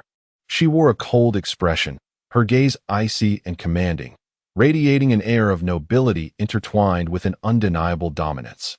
Chapter 85. Even the supreme deity cannot save you, Uncle Hat. Noticing the girl seemed somewhat familiar and exuded an unusual aura, furrowed his brow and inquired, "Who are you?" With her chin held high, Chen Sini replied, "I am a sophomore from the Political Science Department of Taojiang University." Upon hearing her name, Uncle Hat felt a sense of recognition, as if he had encountered it before. Suddenly, the man beside him widened his eyes in astonishment and quickly leaned closer, whispering, "Captain Huang, She is the girl who was nearly murdered by the wanted criminal Zhou Kachang not long ago. I was on duty that day. Captain Huang gasped, his expression turning to one of horror. Are you saying this Chen Sini is the daughter of Secretary Chen? Nodding in affirmation, Uncle Hat confirmed. After a brief moment of silence, Captain Huang's frosty demeanor melted away, replaced by an affable smile. He turned to Ye Bai and remarked, what you say makes perfect sense, and these individuals appear highly unsavory. I have a general understanding of the situation. These villains caused a disturbance and were subdued by your classmates, correct? Ye Bai nodded, a cold smile forming within. Why the sudden shift from arrogance to humility? Zhang Lingnan interjected, Uncle, please don't smile so awkwardly. I preferred your previous defiant demeanor. Captain Huang's smile faltered, but then, as if nothing had happened, he stepped forward to remove the handcuffs from Zhang Lingnan. He gestured for his subordinates to apprehend Long Guo and the others. With a smile, Captain Huang addressed Zhang Lingnan. Could you accompany us for a moment? Once we clarify the situation and confirm your act of bravery, I shall apply for your commendation. I am Bai Ye, the owner of Bai Ye Media and a party to this case. I will also accompany you, as I possess evidence regarding the various crimes committed by these gangsters. Ye Bai asserted. Chen Sini, speaking up, entwined her arm with Ye Bai's. Captain Huang's eyelids twitched violently, realizing the gravity of the situation. Who could have anticipated that the owner of Bai Ye Media was, in fact, the boyfriend of Secretary Chen's daughter? Damn Lu Tianxiao, he had unwittingly offended Secretary Chen's son-in-law. Had he known, he would have declined the invitation at the Supreme Royal City KTV yesterday. Students, please proceed, Captain Huang said with a beaming smile. Once Ye Bai and Chen Sini entered the elevator, he waved his hand, signaling his men to escort Long Guo and the others inside. Just before the elevator doors closed, Ye Bai and Song Dongfeng exchanged a knowing glance and nodded slightly. As the elevator descended, Song Dongfeng recalled Bai Ye's earlier instructions, his blood boiling with fervor. Tianxiao, today I shall show you why the flower blooms so red. Brothers, let us go. Ye Bai drove his Mercedes S600 closely behind the police car, while Chen Sini sat quietly in the passenger seat. Noble is the individual, rather than the profession. Chen Sini discerned that there seemed to be some underhanded dealings between Captain Huang and the gangsters. She feared that upon arriving at the police station, they might tamper with evidence. She initially intended to call her father, Chen Jingbin, to report the matter and seek his intervention. But recalling Ye Bai's previous comments and considering his pride, she chose to dial another number instead. Hello, Uncle Chui, it's Sini. Something happened today. A group of bad guys came to my boyfriend's company, attempting to usurp shares and resorting to violence. Before she could finish, the voice on the other end interrupted. Sini, when did you start dating? How old is he? What does his family do? Chen Sini glanced at Ye Bai, her cheeks slightly flushed. Uncle Chui, you've met him. He is the classmate who saved me last time. Bai Ye? What a fine young man, quietly securing our Sini's heart. Huh, does your father know?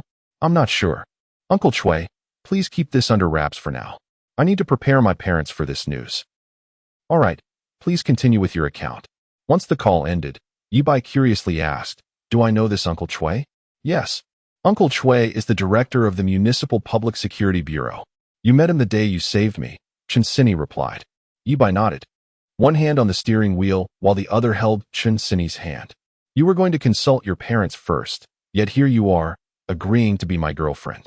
Humph, consider yourself lucky, Chen Sini teased. The notion of dating during university was merely her pretext. She realized that she had developed a fondness for Ye Bai, though she wasn't ready to immediately commit to being his girlfriend. After spending time together, she recognized that Ye Bai embodied all her ideals for a future partner. The seeds he had sown by saving her had finally taken root and flourished. As for her parents' approval, what of it? Once Chen Sini made her decision, there was no turning back. In the police car, Long Guo gritted his teeth, lamenting, Brother Huang, those brats broke my ribs and even inserted toothpicks under my nails. You must seek justice for me. Silence. Who is your brother? Do not address me so casually. Captain Huang retorted coldly. Seeing Long Ji's bewildered expression, Captain Huang added, prepare yourself for what lies ahead. Even your so-called Tianxiao cannot save you. This matter has escalated significantly. You have provoked individuals whom even Lu Sanzi dares not offend. Long Ji's face paled in an instant. What was the true identity of that young man? Soon, they arrived at the precinct. Captain Huang politely escorted Ye Bai and the others inside, leading them to an interrogation room while dragging Long Gu and his accomplices into separate rooms. Ye Bai, may I see the evidence you hold? Captain Huang inquired. Please hold on, Ye Bai replied, declining the request. Captain Huang nodded, refraining from further inquiries. The group waited in silence until a middle-aged man in his 40s entered, holding a thermos and followed by several stern-looking officers. Captain Huang snapped to attention, saluting Director Cui. Director Cui cast a fleeting glance at him, nodded slightly, then turned to Ye Bai and Chen Sini with a warm smile. What a remarkable young man you are. I sensed your extraordinary nature during our first encounter, but I never imagined you were this exceptional. Director Cui patted Ye Bai on the shoulder, beaming with delight. Chen Sini understood his words and protested, Uncle Cui? Ha! The little girl has grown up, Director Cui chuckled before adopting a serious tone. Now, please recount the specifics of the situation. Ye Bai nodded and summarized the events, then presented the recordings from his phone. The footage captured the moment Long Gu raised an ashtray to strike an Aishian. Listening to Long Ji's initial threats and the subsequent vulgar remarks directed at Xiao Momo and Su Yisha, Director Cui's expression darkened. These criminal elements are nothing but the scum of our nation, the dregs of society. Captain Huang felt a chill in his heart. He understood that the case had been classified, and Long Gu was doomed. He hoped Long Gu would be wise enough not to implicate Lu Tianxiao and not drag him into this mess. Long Gu, indeed a clever individual, bore the brunt during the interrogation, claiming that he had been tempted by the soaring prospects of Bai Media and had sought to leverage Lu Tianxiao's name for coercive dealings. Ye Bai had anticipated this. If Long Gu did not act wisely, Lu Tianxiao would undoubtedly seek out Long Ji's family and ensure they educated him on the meaning of wisdom. Meanwhile, at the Supreme Royal City, KTV, this establishment not only ranks among the most esteemed commercial venues in Taojiang City, but it is also the enterprise of Lu Tianxiao, the son of Lu Sanzi. Many female hosts from Lu Tianxiao's media company were selected from this very place. A taxi came to a halt at the entrance, and Song Dongfeng, accompanied by two subordinates, alighted, casting a disdainful glance at the sign before striding inside. Subsequently, a steady stream of taxis arrived, discharging young men clad in black suits and white shirts. Even from a distance, when the bus stopped, numerous youths alighted and made their way directly into the Supreme Dynasty. The marketing staff stationed in the lobby were grinning from ear to ear. It was truly an extraordinary day. Business was booming, and such a plethora of unexpected patrons had emerged. Just how much commission would they earn? This was a windfall. A hint for tomorrow. The protagonist is set to indulge in a feast. Once this segment of the narrative concludes, it will likely take place tomorrow, or at the latest, the day after, when the protagonist is poised for revelry. Chapter 86. The KTV Princess as a part-time streamer in the opulent office on the top floor of the Supreme Dynasty KTV. Lu Tianxiao stood before the floor-to-ceiling window, gazing down at the bustling streets below. He held a half-filled glass of brandy, his expression impassive, reminiscent of a stern monarch. Beside him stood a bunny girl. Although Lu Tianxiao had yet to reach 30, his appearance was unremarkable. However, standing at a height of 6 feet, he exuded an aura akin to a wealthy heir from a South Korean film.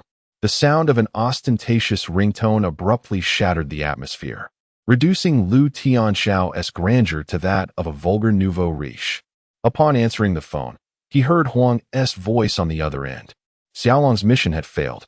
He had encountered formidable opposition and would likely face several years of imprisonment. Lu Tianxiao's surprise was evident. Is it really that serious? Can't you bail him out? Huang replied, I can't ensure my own safety. Bai Media has powerful connections we cannot confront. How powerful? Lu Tianxiao stammered. Chen Zhengbin's son-in-law. Does that suffice? Lu Tianxiao was dumbfounded, and after a moment, he exclaimed, well, that's indeed formidable. After hanging up, Lu Tianxiao cursed vehemently, hurling his phone to the ground and seizing the bunny girl's hair. During his school years, Lu Tianxiao had been notorious for his lack of academic ambition, preferring to engage in reckless bravado and form cliques. Hence, upon graduation, Lu Sanji set him up with a business KTV and secured numerous high-quality resources from the group's entertainment sector.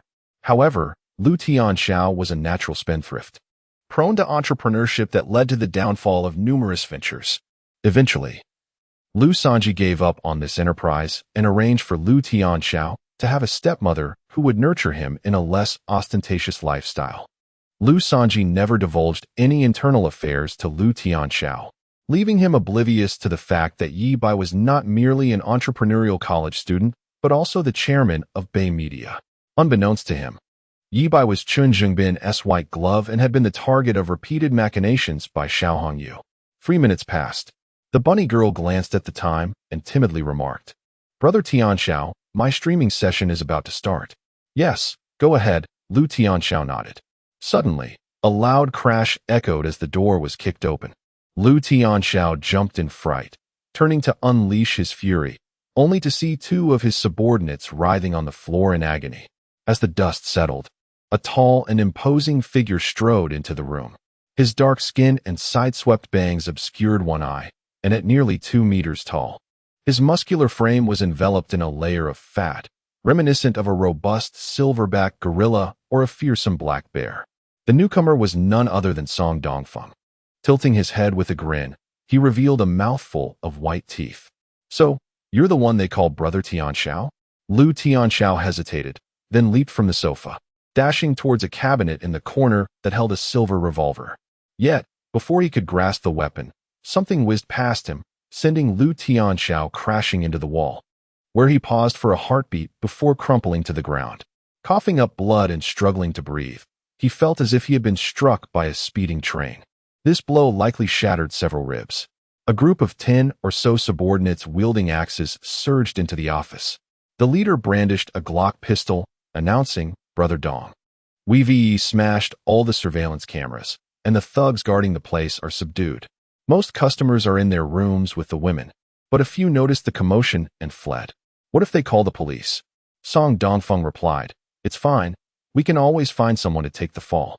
We are legitimate businessmen seeking justice, not gangsters, so we cannot trouble ordinary patrons." After a moment's thought, he added, "Tell all the brothers that today's events must not implicate Brother Bai. We are merely dealing with these thugs on behalf of an Aishian." The subordinate nodded, excitement gleaming in his eyes. This was exhilarating. Brother Dong was invincible, a force to be reckoned with. In less than 10 minutes, they had stormed through the Supreme Dynasty. No one could withstand even a single punch from Brother Dong. Many were incapacitated in an instant, their insomnia cured on the spot. Song Dongfeng seized Lu Tianxiao as one might handle a chick, lifting him to eye level. Lu Tianxiao dangled helplessly, his mind still reeling, too weak and frightened to resist. He managed a feeble smile. "Big brother, I believe there is some misunderstanding. I don't know you. I haven't offended you, have I? Brother Tianxiao, I hear you're quite eager to acquire shares in Bai." Song Dongfeng's words sent Lu Tianxiao's heart plummeting. Cursed be it. It was that student named Ye Bai who had sent these men for revenge. Clad in black suits and white shirts, these individuals wielded axes, appearing more like gangsters than Lu Tianxiao's own crew, reminiscent of a cinematic axe gang. Wasn't he Ye Bai Chun Zhengbin's son-in-law? How could someone from the legitimate world command such terrifying subordinates? Song Dongfeng continued, "As the saying goes, one should reciprocate kindness. Since you wish to spend 1 million to purchase shares in Bai, it's only fair that I use 1 million to acquire the Supreme Dynasty. Wouldn't you agree?" This was utterly outrageous. What a farce. Regardless of Bai's current fame, it remained an internet company with a registered capital of only 1 million. The Supreme Dynasty was a tangible enterprise. The entire building belonged to them. Did he truly believe he could purchase it for a mere 1 million? Had he lost his mind? Yet, Lu Tianxiao dared not voice his thoughts for fear of retribution. With a clap of his hands, one of his subordinates approached, carrying a silver suitcase, which he placed on the floor and opened, revealing stacks of red bills. The more Lu Tianxiao looked, the more familiar the suitcase seemed. When he noticed the broken zipper, His eyes widened in realization.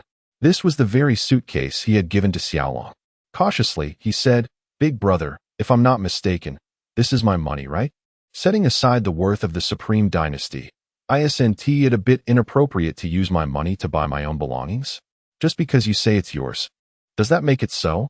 Is your name written on it? Song Dongfeng shot back, glaring at Lu Tianxiao and pinning him to the sofa. He then produced a property transfer agreement and a shop transfer contract. "Sign here." Lu Tianxiao remained motionless, still clad only in his underwear after being attended to by the female streamer. Song Dongfeng glanced over and ordered loudly, "Liangzi, it seems Brother Tianxiao has a bit of an issue. Fetch some scissors and give him a circumcision." "Understood, Brother Dong." One subordinate rummaged through the office drawers until he found a pair of gardening shears. Snip, snip. Liangzi approached with a deranged grin, ready to carry out his orders. Get a few people to hold Brother Tianxiao down. Chapter 87.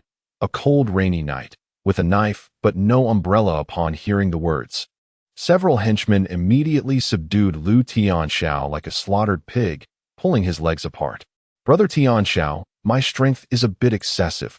Bear with me," Liangzi said, gripping him tightly with his left hand while placing a pair of scissors ominously in his right. "Brother Tianxiao, if I accidentally cut a bit too much, reducing 6 centimeters to 3, don't hold it against me. My eyesight isn't great. I'm nearsighted." Noticing Lu Tianxiao's tightly pressed lips in silence, Liangzi ceased his threats. Truth be told, it was his first time engaging in such an act, and anxiety coursed through him, causing his hands to tremble. Yet, with Dong Gu watching closely, he could not afford to miss this opportunity to impress. Who knew when he'd get another chance? If one does not act ruthlessly, one cannot stand firm. Liangzi steeled himself, a hint of ferocity flashing in his eyes as his right hand poised to strike. Wait. Lu Tianxiao's gaze fixated on Liangzi, fully aware that he was preparing to act. Having been through this age himself, he understood all too well that the youth of this generation were the most unpredictable. They wielded their power without restraint, fueled by a sense of brotherhood. They would not hesitate to harm themselves, even at the behest of this Dong Gu. "I'll sign." Lu Tianxiao's legs trembled as he nervously swallowed, nearly losing control. He had always felt inadequate and deeply insecure. If he were truly cut, he might end up reduced to nothing more than a mere outlet in his next life. What was the Supreme Dynasty compared to his life? Besides, swallowing this indignation for the moment, what good would signing a contract do? The Supreme Dynasty was right here. Did they dare to come and take it? If this were to reach Boss Zhao's ears, he wouldn't need to lift a finger. He could simply send someone to deal with these ignorant boys. Seeing Lu Tianxiao sign the contract, Song Dongfeng smiled broadly. Brother Tianxiao is indeed perceptive, grasping the nuances of the situation. "Brothers, retreat." With a single command, the group withdrew like a receding tide. The female streamer, huddled in the corner, cautiously approached, attempting to assist Lu Tianxiao. "Brother Tianxiao, are you all right? Get lost." Lu Tianxiao shouted in fury, kicking the woman down. Just as he was about to put on his pants, he suddenly sensed something was amiss. After a moment's hesitation, he commanded the bunny girl, "Come here." Sometime later, Lu Tianxiao sat on the sofa, his complexion ashen. "It's over. There's no movement. I've been frightened into a condition." At the Yongla District Sub-Bureau, the Sub-Bureau chief cautiously accompanied Chief Chui beside him. The treatment here was worlds apart from that in the interrogation room, with Brother Long Team, Huang, had become mere attendants, continuously serving tea and even washing a plate of cherries for Chinsini. Buzz. Chief Chui's phone vibrated. He discreetly opened it, and his previously languid eyes sharpened like a blade. Yet, in an instant, that piercing gaze vanished. Rising, Chief Chui said, "Ye Bai? Uncle has some urgent matters to attend to, so I must take my leave." He then turned to the sub-bureau chief with a calm reminder, "As police officers, we must always remember, do not wrong an innocent person, nor let any villain escape. We must honor the uniform we wear and the badge we bear." "Yes, rest assured, Chief." Soon, the statement was completed and the case was classified. The gang, led by Lu Helong, attempted to forcibly seize shares of Bai Media.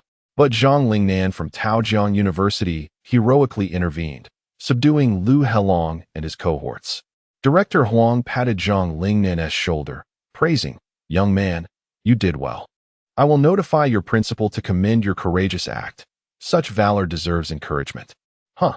Zhang Lingnan, momentarily dazed, took a while to process this. He then cast an admiring glance at Chen Sini. Truly, she was remarkable. Previously, he had regarded Chen Sini as a dream. But now that notion had vanished into thin air. He almost wished to slap himself, realizing he was nothing but a toad wishing to eat swan meat. Such a perfect woman deserved only someone like Bai Go. "Sini, please send my regards to Secretary Chen." Director Huang wore a flattering smile. Chen Sini nodded nonchalantly as they exited the police station. Ye Bai's phone vibrated twice. Upon checking, it was a message from Song Dongfeng. "Bai Go, the wild boar has been ensnared." Ye Bai pondered. Now that they had seized the Supreme Dynasty, the conflict with the Xiaohongyu group had deepened. Presumably, that old man would soon learn of the news and might even take matters into his own hands. Let us eliminate the root of the problem and send all the high-ranking members of the Xiaohongyu group down to reunite with Old Cat. Should he position Luo Yang to take over the entire group? Resolving this, Ye Bai contemplated finding an excuse to send Chen Sini home. "I truly am a heartless scoundrel. Just when I've used Sini, I think to send her away. I must be damned." Glancing at Chen Sini's remarkable figure, he silently amended, "Big Sini, tonight's tasks are indeed pressing. In the future, I shall surely make amends." Just as Ye Bai was about to speak, Chen Sini, looking apologetic, said, "Ye Bai, I can't join you for dinner tonight." "Why?" Ye Bai felt a surge of joy. "My dad must have found out by now. And knowing you're my boyfriend without calling me means he is quite upset. I need to go home and prepare my mother to support me." As she spoke, she unexpectedly embraced Ye Bai, enveloping him in a soft, warm hug. Influenced by her mother's secret teachings, a thought flickered in Ye Bai's mind. If such a perfect model like her were to come to him, all because of Auntie. She has led me astray from the path of a righteous man. Chen Sini gazed earnestly into Ye Bai's eyes. "I promise to make it up to you another day. My boyfriend." "Very well." Ye Bai feigned regret. "I hope Uncle Chun will accept me. Remember to speak well of me." Ye Bai first drove Chen Sini home before hastily heading to Taojiang Mansion. Upon returning home, he activated his X-ray vision, only to find 2,701 completely empty. Not only was Xiaohongyu absent, but even Shuezi was nowhere to be found. Checking the surveillance, both the study and meeting room in Jushu Mountain Villa were vacant. Ye Bai sent a message to Luo Yang via a prepaid phone card. "Craving hot pot?" Soon, Luo Yang replied, "I'm in the restroom now. It's convenient to talk." "Where's Xiaohongyu?" "Someone from the provincial capital came today, seemingly sent by Xiaohongyu's backers, to relay some matters before leaving. Xiaohongyu has called Lu San and Nyodo to a small meeting on the hotel rooftop. Although I appear to be on equal footing with Lu San and Nyodo, Xiaohongyu has yet to fully trust me. That Xiaohongyu would be so cautious, convening a meeting on the rooftop, indicated that the noble had imparted something significant. They might be planning something earth-shattering, perhaps even taking direct action against Qin Zhongbin. Have you seen Shirayuki, that skilled gambler from the islands?" "She is at the casino." Ye Bai ceased to respond, driving to Shoping Mountain, parking in an open area halfway up the mountain, and slipping into the small woods. Activating his invisibility, he dashed toward the Jushu Mountain Villa at the summit. Since the higher-ups of the Xiaohongyu group were all gathered there, it would save him the trouble of searching one by one. He could take them all down in one fell swoop. With them dispatched, he could store them in his spatial pocket. Unbeknownst to anyone, not even a grade school detective like Conan could uncover the truth. Drizzle, gentle rain begins to descend from the sky. On this chilly, rainy night, armed yet without an umbrella, it seems today's feast will be elusive. The plot remains unfinished. Surely, dear readers, you can surmise who the protagonist shall first indulge in. Chapter 88. The thunderous strike. Ye Bai sprinted to the summit of Shoping Mountain, poised to enter the Jushu Mountain Villa, when he suddenly sensed something amiss. A Santana was parked amid the thickets by the roadside, with 5 men crammed inside, their gazes intently fixed on the direction of the villa. Despite their ordinary attire, They were unmistakably plainclothes police officers, their familiar demeanor sending a chill down Ye Bai's spine. Activating his X-ray vision and super eagle eye, he scanned the vicinity and discovered that the villa had been completely encircled, with similar vehicles stationed in all directions, filled to the brim with officers. Among them was Uncle Chui, the director Chinsini had mentioned. Beside Director Chui sat a middle-aged man clad in an administrative jacket, his handsome features and imposing aura marking him as an unmistakable figure. This man was none other than Chun Sini's father, Chun Zhengbin, the paramount leader of Taoyang City. Was Chun Zhengbin preparing to take action against Xiao Hongyu? Ye Bai's heart skipped a beat. No wonder Director Chui had momentarily changed countenance while checking his phone at the Yonla substation. He must have received the notification for Xiao Hongyu's arrest. Chun Sini, believing her father was aware of her relationship with Ye Bai yet refrained from inquiring, was undoubtedly furious. Ye Bai had assumed the same. After all, it was common for fathers-in-law to harbor discontent towards their sons-in-law, especially when the latter bore a notorious reputation. Yet, unexpectedly, Chun Zhengbin was preoccupied with a significant matter, leaving no room for concerns about his daughter's romance. "Ah, old Xiao, your luck is indeed remarkable. I had intended to send you on your way, yet now you are to face the law's judgment." With Chun Jingbin already taking action and laying down an intricate web, he was undoubtedly prepared for this moment. Old Xiao would either face the bitter tears of imprisonment or the grim fate of a bullet. Ye Bai chose not to act hastily, allowing his future father-in-law to claim the credit for ridding society of this menace. Chun Jingbin's gaze remained solemn and composed as he fixed his attention on the entrance of Juxiu Mountain Villa.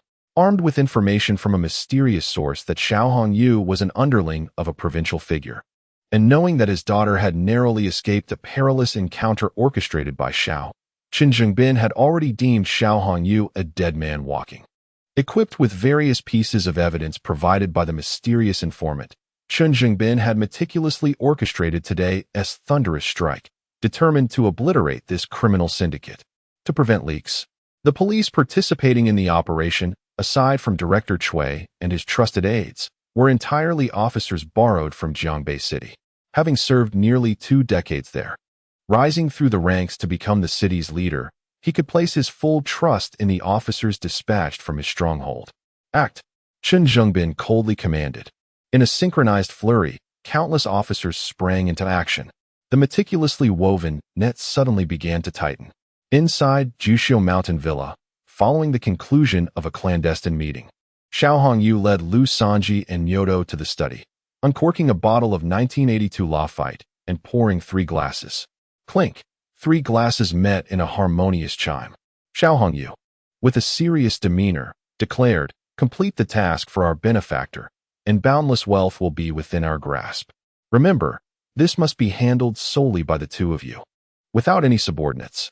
Exchanging glances, Lu Sanji and Nyoto nodded vigorously, downing the red wine in one go, their spirits igniting with fervor. They felt as though they had returned to the days when they fought alongside Xiao Hongyu for dominance. What was a city leader to them? Merely an ordinary man beneath that title. If they could eliminate him, the benefactor's favor would allow their syndicate to expand into the province's capital. Golden mountains and silver rivers lay before them. Suddenly, an uproar erupted outside, accompanied by the sharp crack of a gunshot that pierced the night. The 3 men's expressions shifted dramatically. Dingling, Xiao Hongyu's phone rang, and upon answering, an anxious male voice blared through. "Boss, we're surrounded by the cops. Run." Then another voice echoed, "Don't move. Raise your hands. Who are you calling?" Click. The call ended abruptly. It was undoubtedly Chun Zhengbin. He had struck first against them. Xiao Hongyu's face darkened. "The benefactor has received news. He dispatched a batch of officers to the provincial capital. I thought he intended to stir trouble there. But in reality, he deceived everyone, circling back with us as his target all along. What do we do now, boss?"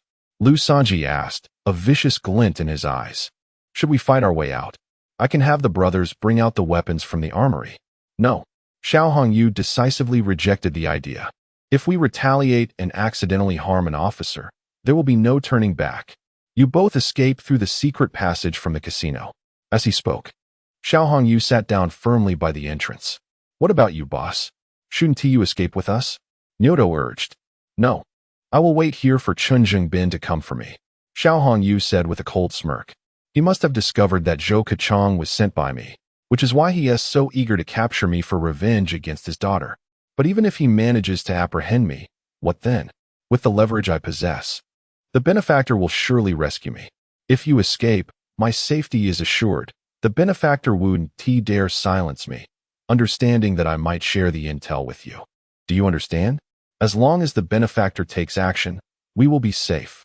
Run. Get out of here. Lu Sanji and Nyoto exchanged resolute glances and nodded. Take care, boss. The two dashed out of the study, reaching a corner where they removed a wall painting, revealing a hidden helm embedded in the wall. Turning the helm, a small door appeared in the wall's corner. Once they slipped inside, the door slowly closed behind them. Outside Jushio Mountain Villa, on the lawn, an unseen observer watched the commotion within. Lu Sanji and Nyoto actually escaped through the secret passage? Why isn't Xiao Hongyu fleeing? The distance was too great, and numerous walls obstructed Ye Bai's super hearing. Regrettably, he lacked the ability to read lips, unable to discern their conversation. Yet his eyes, akin to those equipped with X-ray vision and self-targeting capabilities, followed Nyoto and Lu Sanji closely. He watched as the duo emerged from the secret passage into the underground casino, which had once served as a B2 parking lot. Upon arrival, they parted ways, sprinting in different directions. Lu Sanji's escape route led towards Chunjungbin, and Ye Bai had already spotted the exit of the secret passage situated in the flower bed behind Chunjungbin. After a moment's contemplation, he sent a text to Chunjungbin using an anonymous SIM card, then reversed direction to pursue Nyoto. Soon, Nyoto reached the secret passage's exit, concealed within a rockery. Pushing aside the disguised stone slab, he cautiously emerged, glancing around with heightened vigilance. Not detecting any anomalies, he dashed into the woods. Chunjungbin, just wait and see. Nyoto scoffed, planning to rendezvous with Lu Sanji before executing their scheme to eliminate Chunjungbin. True to his name, Nyoto was as robust as an ox, charging through the trees like a wild bull on the rampage. Before him lay a 3-meter-wide creek. Nyoto quickened his pace, leaping over the water's edge. Then, in an instant, he vanished from sight, disappearing from this world. In the next moment, Nyoto found himself in a vast, wide expanse. Chapter 89. Purifying Shuezi in this space. Time seemed to stand still. Upon entering, Nyoto became a statue, utterly motionless. Concealed by the brook, Ye Bai observed Nyoto from his personal realm. With a mere thought, Nyoto suddenly materialized, still infused with the momentum of his leap, tracing an arc through the air before crashing violently into a large tree. Rising from the ground, bloodied and bewildered, Nyoto questioned whether he had encountered a ghostly wall. He distinctly remembered leaping over the brook, yet was now confronted with the sight of the tree. Before he could comprehend the situation, he vanished once more. This marked Ye Bai's inaugural attempt to enclose a living being within his personal space. After several trials, he discerned the capabilities of this realm. Time indeed remained eternally suspended within, allowing for the storage of living entities while maintaining their kinetic energy. Thus, if someone nearby were on the brink of death, one could simply draw them into this space, seek a remedy, and subsequently release them. Furthermore, the stored objects retained their momentum. One could hurl several steel rods from the rooftop, descend, and retrieve them from the space, unleashing a barrage of projectiles upon adversaries. Bullets could also be contained. Ye Bai's mind wandered, contemplating the myriad applications of this personal space. Coupled with invisibility and the pausing of time, it truly rendered him invincible. It was only Ye Bai's inherent kindness that prevented him from transforming into a ruthless figure, obliterating all who opposed him. Meanwhile, Chun Jungbin lit a cigarette, gazing intently at Jushio Mountain Villa, where gunfire erupted once again. He urged the two officers accompanying him, "You should assist as well." "Sir, Director Chui tasked us with ensuring your safety," one officer replied, visibly conflicted. Chun Jungbin interrupted, "Nonsense. I hail from a police background. Do I truly require your protection? Besides, the villa is completely surrounded. Do you think Xiao Hongyu can scurry away like a rat through tunnels?" The officers, unable to defy their superior's command, reluctantly drew their weapons and joined the pursuit. Ding ding. Chen Jingbin's phone chimed with a message from an unfamiliar number. I am the red cotton quilt. Lu Sanji has escaped. The exit of the secret passage lies in the flower bed behind you in the woods. Chen Jingbin turned sharply, his keen gaze directed towards the thicket. It was a message from the enigmatic figure. The matter of the red cotton quilt was known only to a select few. Xiao Chui, send 2 men to the woods behind my vehicle. Lu Sanji has fled through the secret passage. He swiftly contacted Director Chui via earpiece, scanning his surroundings. He picked up a dry stick and cautiously ventured into the woods. Upon reaching the thicket, he heard the sound of an iron gate opening, and a lean man stepped out.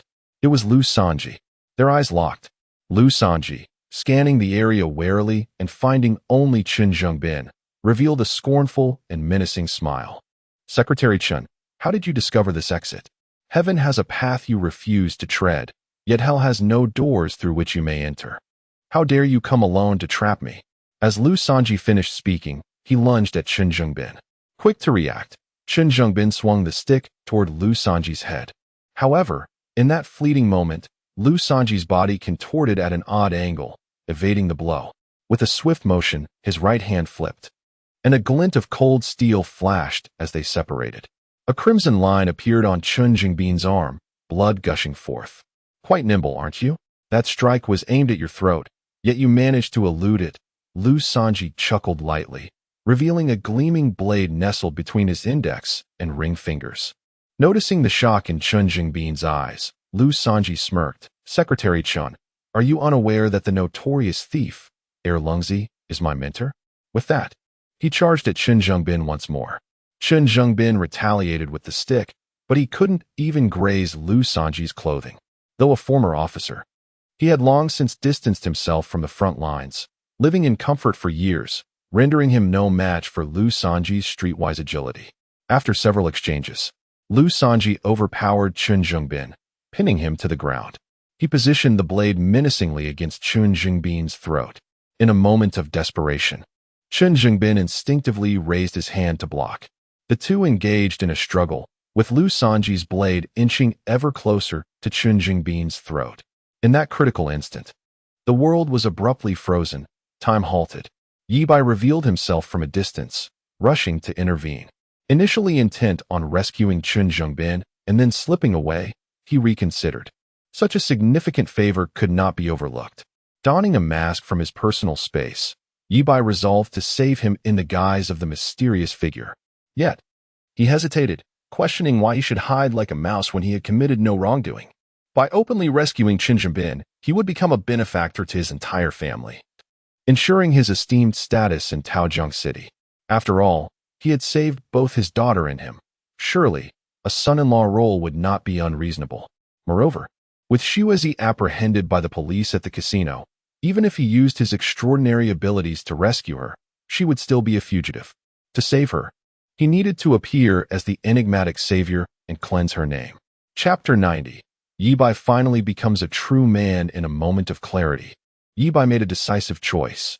He removed his mask and struck the blade from Lu Sanji's hand, then retrieved a baseball bat from his spatial pocket. With a whoosh, the world resumed its normalcy.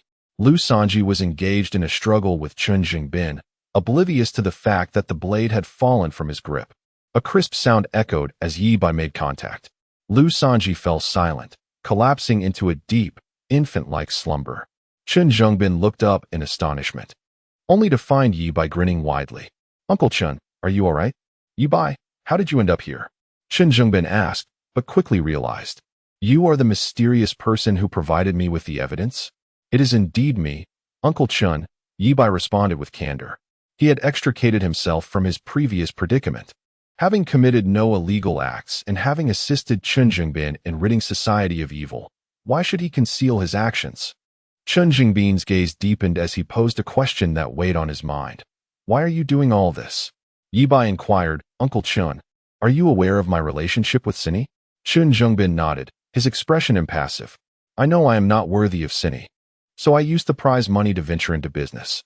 I made a profit reselling antiques and purchased 3 buildings at the Rainbow Bridge. Little did I know that those buildings had already caught the eye of Xiao Hongyu. After I outmaneuvered him, he sent people to eliminate me. Fortunately, one of his subordinates, Shira Yukiko, not only lived nearby, but was also my godsister. Unable to bear the thought of me being harmed by Xiao Hongyu, she helped me install surveillance in his home and hotel. With the recorded footage, I not only thwarted Xiao Hongyu's plot against Cine, but also gathered crucial evidence. After Ye Bai finished explaining, Qin Zhengbin observed him closely, unsure of how much to believe. However, Ye Bai felt indifferent. All his actions were aimed at punishing evil and promoting good. He had not violated any laws and had even saved Qin Zhengbin and his daughter. Could he be ungrateful? At that moment, a few police officers rushed in, handcuffing Lu Sanji. Qin Zhengbin instructed them to escort Ye Bai out of the woods. When Ye Bai looked up, he saw Yukiko, handcuffed and being led out of the hotel by a female officer. Ye Bai quickly interjected, "Uncle Chun, that is Shira Yukiko, who assisted me.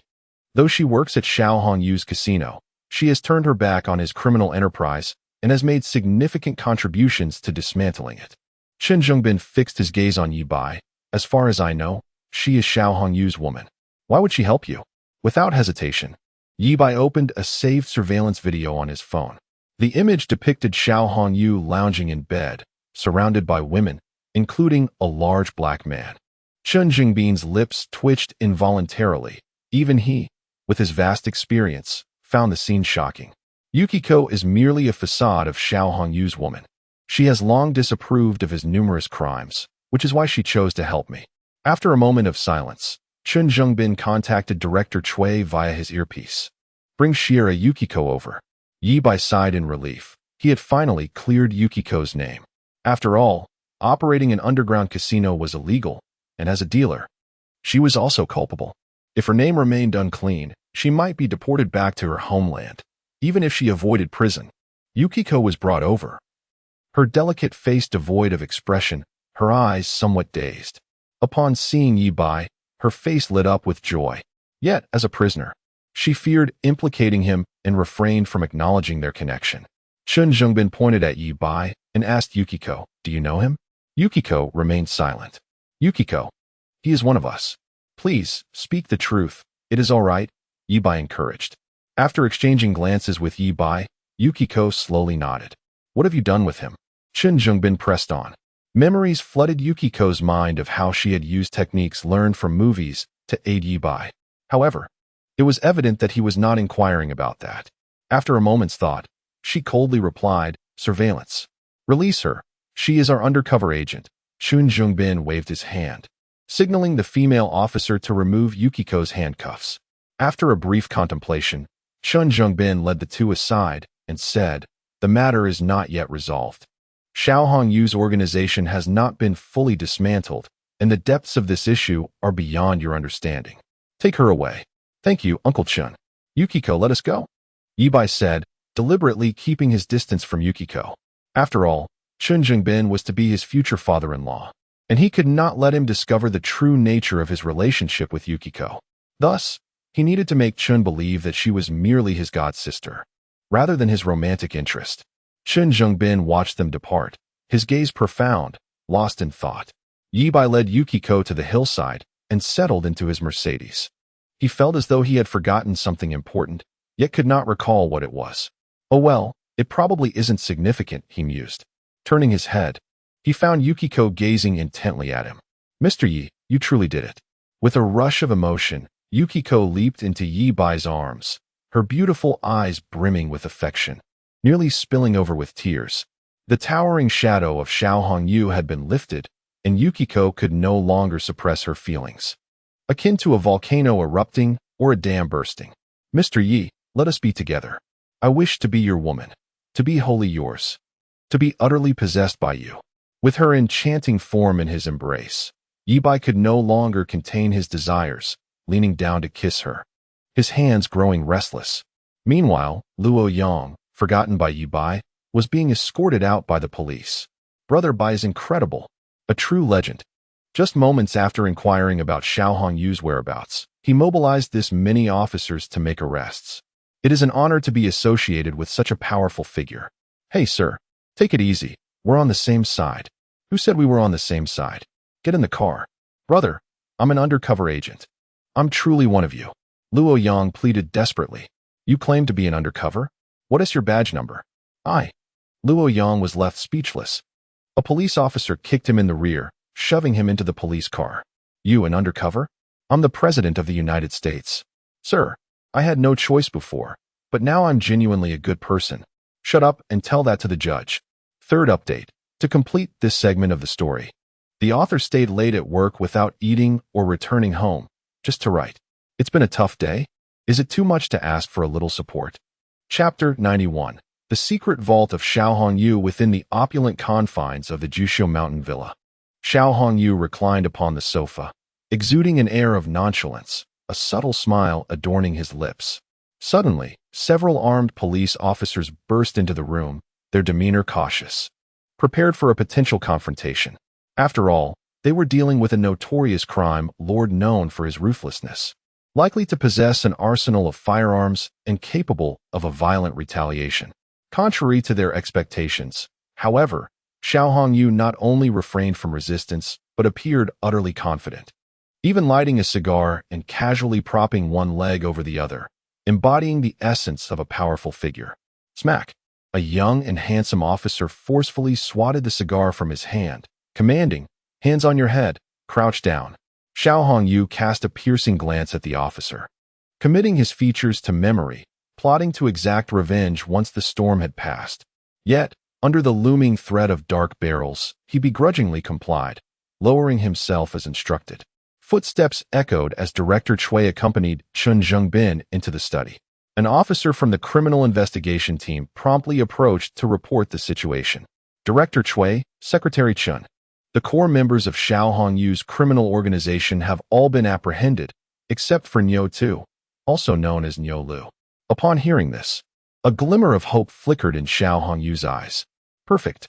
As long as Niu Tu remained at large, the influential figure who had employed him would be wary of any secrets being exposed and would not risk sending someone to silence him, instead opting to ensure his freedom. Chen Jingbin, his expression inscrutable, glanced at Xiao Hongyu before moving to the bookshelf.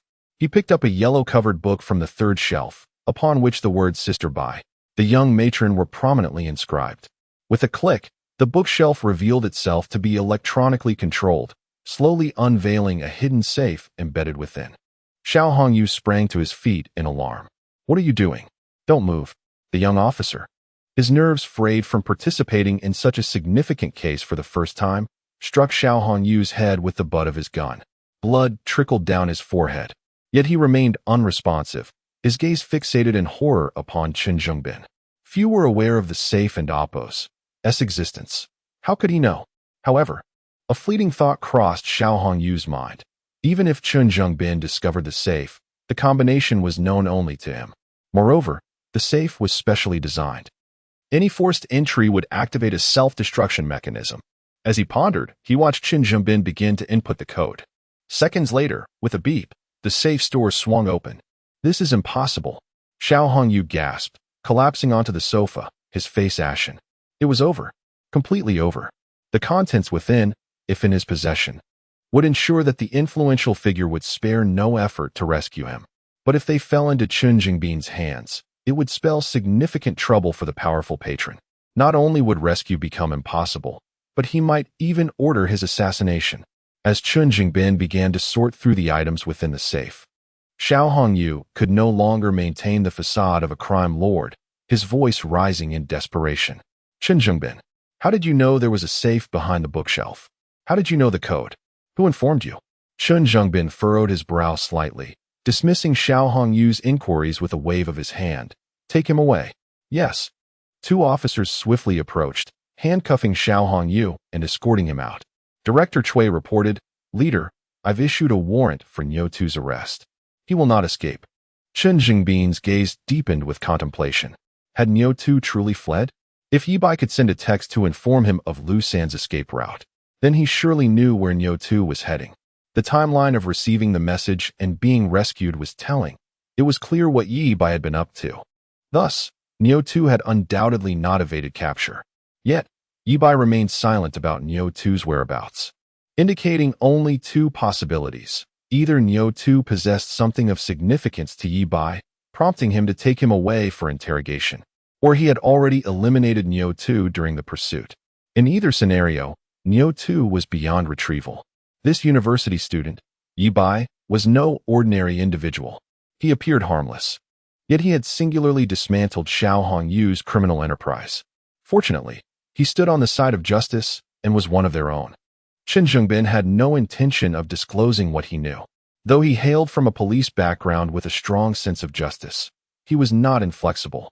As long as Ye Bai's actions served to vanquish evil and uphold righteousness, there was no need to delve into the minutiae. Moreover, Ye Bai had not only saved Cinny, but now him as well. Even if he harbored secrets and posed a potential threat, as long as he was an ally, standing together on the same front was paramount. Individuals like Ye Bai, capable and formidable, were akin to a sharp blade poised to pierce the heart of the enemy.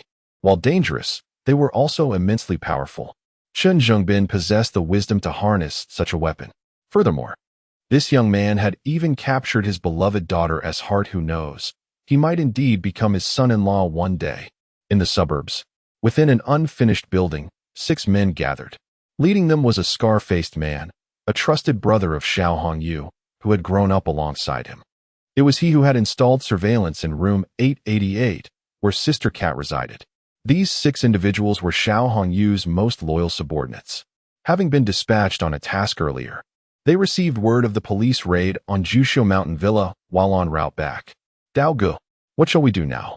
One inquired. The scar-faced man replied solemnly. Let us wait a moment. The boss mentioned that a mysterious benefactor from the provincial capital would come to his aid. And if that person does not come? If not, then we will rescue him ourselves. Dao Gu surveyed the room, his voice resolute. If necessary, we'll hijack a prison transport and flee with the boss to Myanmar. But Dao Gu, we don't even have the money to escape. Smuggling to Myanmar costs 30,000 per person. Someone lamented. The police's sudden raid caught them unprepared. They hadn't even brought cash, and their bank accounts were frozen. Clearly, the authorities had anticipated the group's every move and were well prepared. Dao Ji's expression reflected discontent. What is there to panic about? The boss's vault contains not just cash, but mountains of gold bars and a considerable cache of firearms, including submachine guns.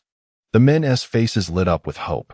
Then let us retrieve some submachine guns from the vault to aid in rescuing the boss. Dao Gu slowly shook his head. Only the boss knows the vault's location. Rest assured, he has stashed away enough wealth to last us 10 lifetimes. If the mysterious benefactor fails to intervene, we will rescue the boss and embark on a new life in Myanmar. The atmosphere shifted as hope rekindled in their eyes, uniting them under a common purpose. On the table behind them lay 6 handguns scattered amidst a pile of ammunition. A single bullet stood upright, a flicker of cold light glinting ominously. Chapter 92. Consuming snow. The Public Security Bureau of Taojiang City was bustling this evening, reminiscent of a festive celebration. Hundreds of detainees had been brought back, and the bureau was nearing its capacity.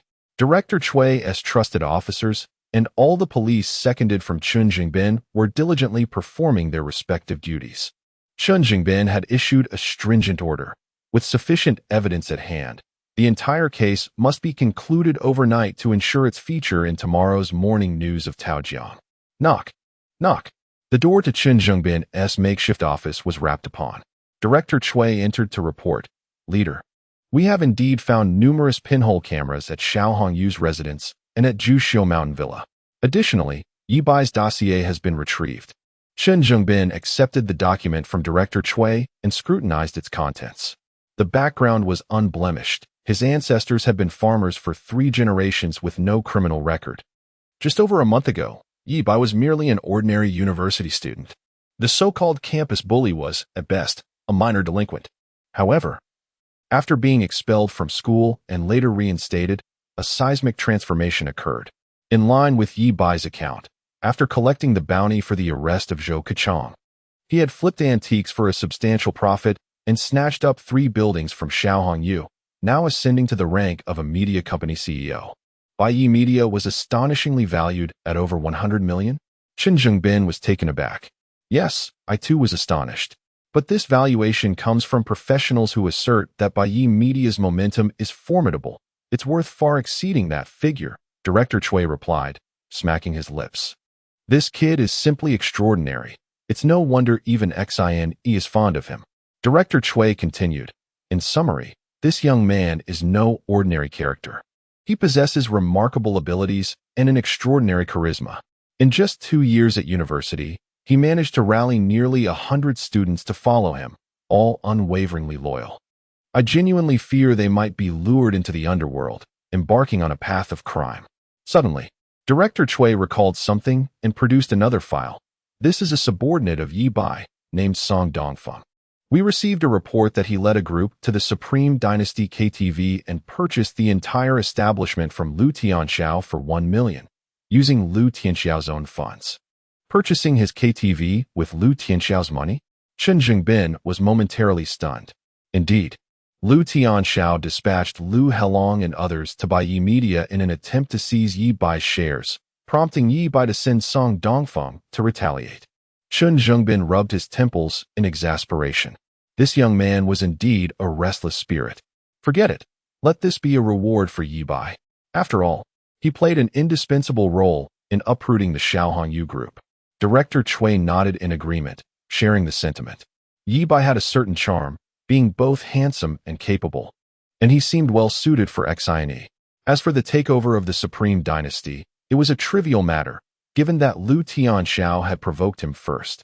Your father and his superior were both sent away by him. What right did he have to covet someone else's business? The outcome he faced was entirely deserved. On second thought, seizing is not an appropriate term. Anything acquired from the underworld cannot be termed as such. It was rightfully earned through his own prowess. In the office hall, an old detective approached with a grave expression. Director Chui, my instincts tell me there's something amiss regarding the deaths of Fei Mao and He Hua. Director Chui was taken aback, recalling the findings from the investigation into Ye Bai. Fei Mao had clashed with Ye Bai and subsequently overdosed, resulting in his untimely demise.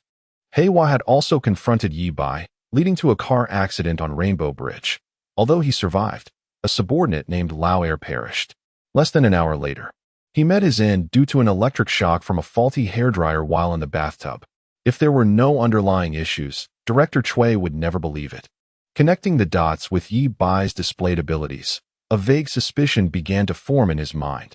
Although lacking concrete evidence, his instincts were seldom wrong.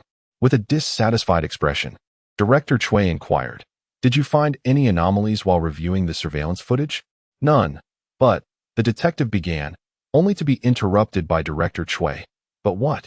If there's no issue, then let it be. Are you so idle?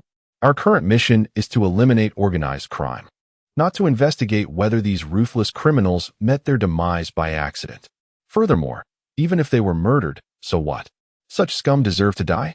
Having witnessed the darkest facets of humanity, Director Chui understood that distinguishing between justice and evil could not rely solely on appearances or cold procedures.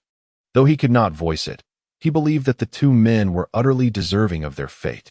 The crimes they committed warranted execution 100 times over. Was it permissible for them to kill while others could not retaliate? Director Chui bellowed, boldly, I warn you, if you persist with this nonsense, get out. You're just wasting time. Fei Mao and He Hua have been cremated. Their families have raised no objections. Only you do. Grumbling, the detective departed. The old officer's face shifted between shades of pale and green before he ultimately set aside the files on Fei Mao and He Hua, joining the ranks interrogating Xiaohongyu's subordinates. Taojiang Mansion, 27th floor. Ding! The elevator door slid open. Ye Bai and Xuezi emerged, entwined in a fervent kiss. After a prolonged moment, they parted. Xuezi, breathless, gazed at Ye Bai with sultry eyes, almost melting. Ye Bai inquired, shall we go to your place or mine? Xuezi glanced at the door marked 2701, a flicker of disdain crossing her features. That is not a home. It is a prison for Xuezi. Upon hearing this, Ye Bai gently pressed his lips to her forehead. I apologize, my dear. That was an ill-chosen word. In a few days, let us seek a place together. A home that belongs solely to us. Xuezi nodded, snuggling closer to Ye Bai. She had never experienced such bliss. After arriving in Huaxia, She felt like a drifting leaf without roots, yet now she had found her anchor. Ye Bai scooped Shuezi into his arms, opened the door, and kicked it shut, heading straight for the bedroom. Cradling her soft, pale form, he collapsed onto the bed, a surge of heat igniting within him. Although he had long ago reached a harmonious union with Shuezi in a previous life, his understanding of her body surpassed even her own. Yet embracing the youthful Shuezi and witnessing the shyness in her eyes stirred new sensations within him. Shuezi, Mr. Yi, please, do not pity Shuezi. The chapter continues, with further content omitted. Chapter 93. The gift prepared by Annie as Ye Bai and Shuezi reached a harmonious state of existence. In Moon and Garden, room 502, a sensuous woman lay asleep on the sofa. It appeared she was indulging in a delightful dream, savoring delectable treats, as she subconsciously smacked her lips. After a prolonged period, Qin Yu stirred gently from her slumber. Oh, how did I accidentally fall asleep? Her enchanting eyes brimmed with moisture. Originally seated on the sofa awaiting Xiao Bai's return, she had unexpectedly drifted off. Upon checking her phone, she gasped, "It's so late. Xiao Bai hasn't he returned yet?" Given that mischievous boy's character, he would undoubtedly cause trouble upon discovering her sprawled on the sofa. Qin Yu entered Ye Bai's room and turned on the light, only to find it empty. An inexplicable wave of profound loneliness washed over her. She had begun to miss Ye Bai, while she once managed to endure solitude. After having tasted the sweetness of Ye Bai's affection, how could she suppress her yearning? Could that rascal be upset with her? Recalling yesterday's events, she remembered how she had rejected Ye Bai's excessive request. That scoundrel had argued that it was not crossing the line and that foreigners behaved that way. Terrified, she had pinched Xiao Bai and nipped his shoulder before fleeing in a panic. What a petty fellow. Yet, dear Annie simply could not take that step with him. She feared that if she did, there would be no turning back, and the path ahead would lead to an abyss. Unbeknownst to her, while she was still entangled in her thoughts, her home was being infiltrated by a captivating woman from an island nation. I must find a way to make it up to Xiao Bai, she resolved. Opening her shopping app, she searched for QQ lingerie and began to browse. She decided that next time, she would don such serious attire. After all, it was indeed serious, as it was worn by police officers and teachers. How could it be anything but?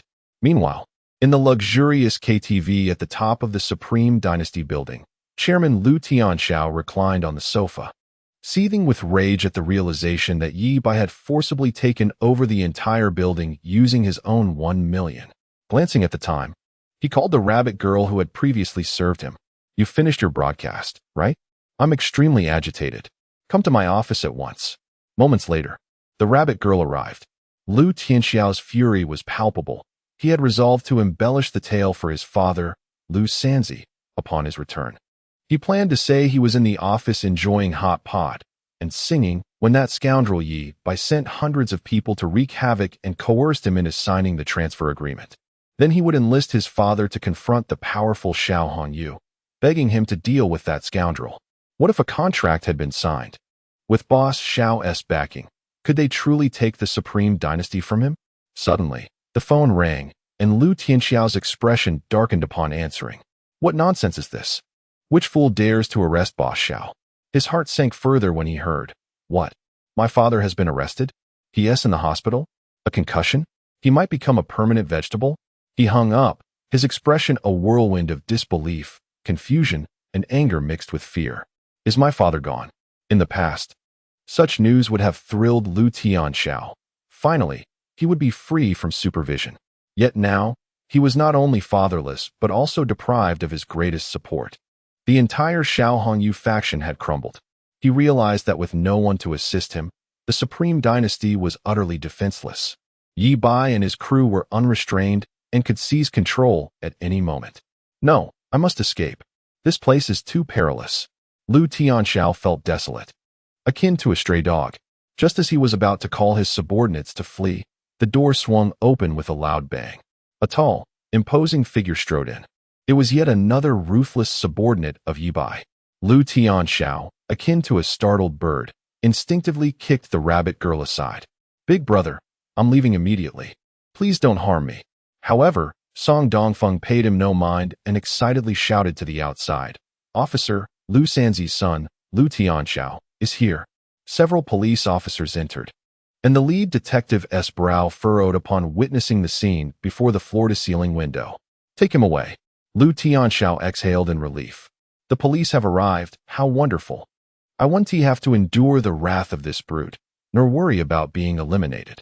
As he was escorted away, he cast a smug and provocative glance at Song Dongfeng, as if to say, "Come at me if you dare." Upon exiting the Supreme Dynasty, Lu Tianxiao suddenly realized something was amiss. Officers, wait. I'm not wearing pants. Let me get dressed first. What does it matter? It's not like anyone would notice if you don't, the police replied, their expressions revealing their impatience. Once Lu Tianxiao and his men were loaded into the police car, the convoy slowly departed. A group of people emerged from the shadows, gathering at the entrance. Gazing at the opulent lobby of the Supreme Dynasty, Song Dongfeng's face was alight with excitement. Brothers, this KTV is now our territory. Brother Bai has declared that from now on, 50% of all profits from the Supreme Dynasty belong to us, distributed according to each person's contributions within Bai Bianfeng. Indeed, following Brother Bai meant there would be rewards. I will follow Brother Bai for life. Truly, Brother Bai was remarkable, able to collaborate with the police and take down Xiao Hongyu and his faction in one fell swoop. How many could achieve such a feat? Just as he finished speaking, a hard slap struck his head. What are you babbling about? We are not a gang. We are legitimate businessmen. The Bai Bianfeng Association is merely our university club. I'll register it with the student council soon. Yes, indeed. We are all upstanding citizens, not a gang. With a clatter, an axe fell from his pant leg, which a subordinate coolly retrieved, tucking it back into his waistband. Noticing a bewildered onlooker, the subordinate smiled sheepishly. Don't be alarmed. I'm a barber, and it's perfectly reasonable to carry a hair-cutting axe, right? Chapter 94. Chun Sini's Mother's Doubts Morning. Taojiang Mansion, 2702. Ye Bai and Xuezi lie entwined on the living room sofa. Naturally, the two have long since laid bare their hearts to one another, and at this moment, they are completely unclothed. Xuezi sits with her back to Ye Bai, her soft curves nestled in his embrace. He rests his chin on the azure dragon tattoo on her shoulder, watching the morning news broadcast from Taojiang City on the television. The footage displays the police arresting Xiao Hongyu and others at Juxiu Villa last night, captured by body cameras. Under the leadership of the Municipal Committee and Government, the city's Public Security Bureau conducted meticulous investigations, resulting in the capture of several members of the criminal organization led by Xiao Hongyu. Xuezi feels as if everything that has transpired since yesterday is but a dream. The Xiao Hongyu group has truly been dismantled. When she was arrested yesterday, Xuezi believed she would end up in prison, as she was indeed the public companion of Xiao Hongyu and the dealer in an underground casino. To her surprise, Mr. Ye's mere words cleared her name completely, transforming her into an undercover agent. Truly, Mr. Yi is a remarkable individual in every regard. Mr. Yi, you are indeed a hero sent by the Sun Goddess to save me. As she speaks, Xuezi bestows another tender kiss upon him. What is this Sun Goddess nonsense? Yet, Ye Bai cannot voice such thoughts in front of a woman from the islands.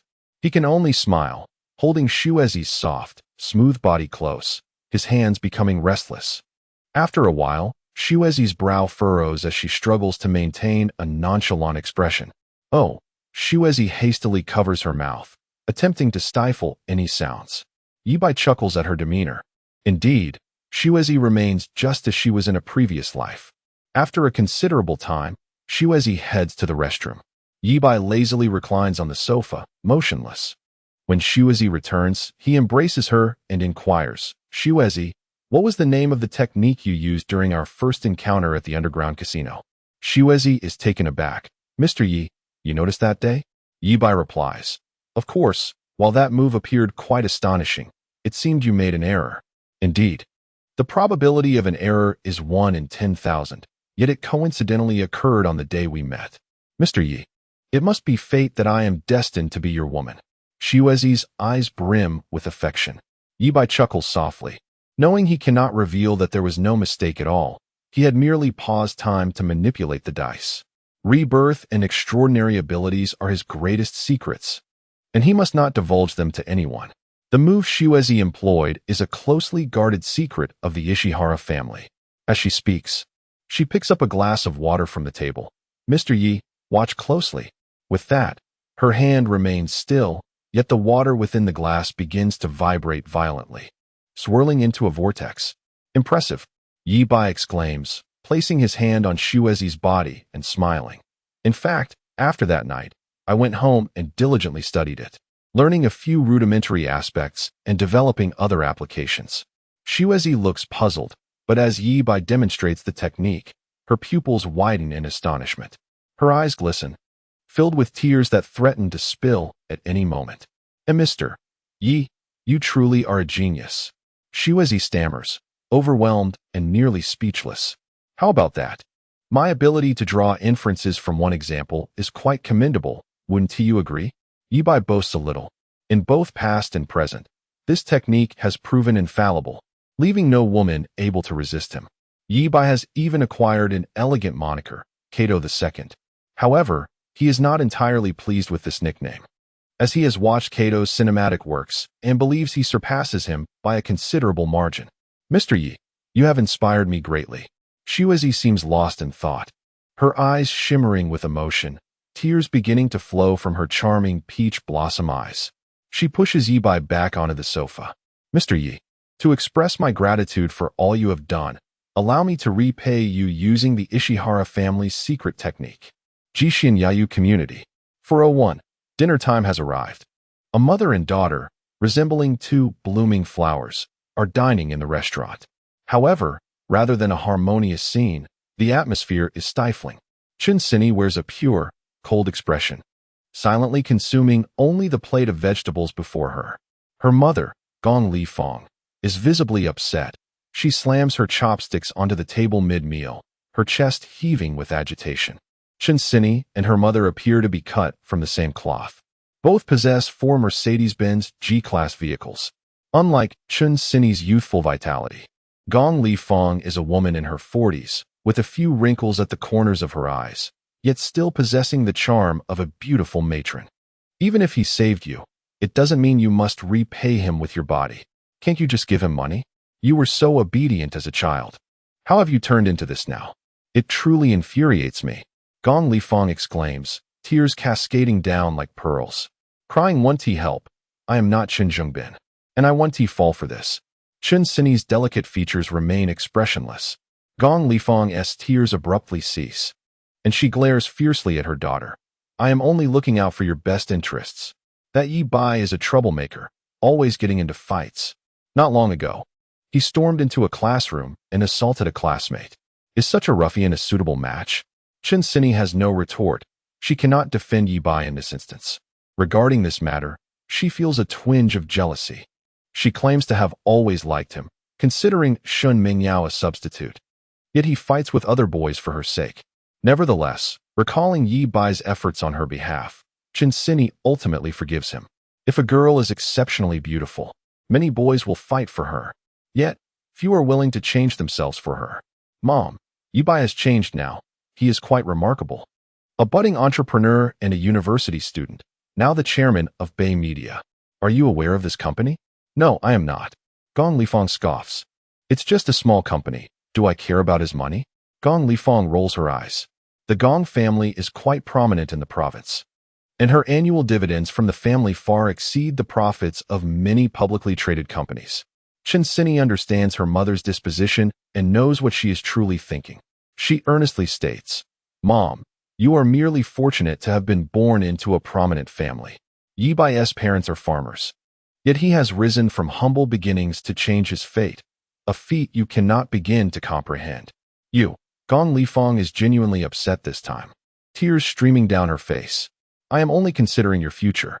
You both come from different environments, and you will inevitably face various conflicts in life. I admit he is decent among young people, but his background is concerning. If he were to become my son-in-law, I would be unable to hold my head high when I return to my family. My sisters would surely mock me." Chun Sini shakes her head. What era are we in? Still clinging to the notion of highborn families? The Gong family may be wealthy, but I perceive most of them as unworthy of their status. They are merely fortunate to have a good background, lacking in character compared to ordinary people. Gong Lifang, unable to counter her daughter's arguments, angrily turns away, wiping her tears. Creak.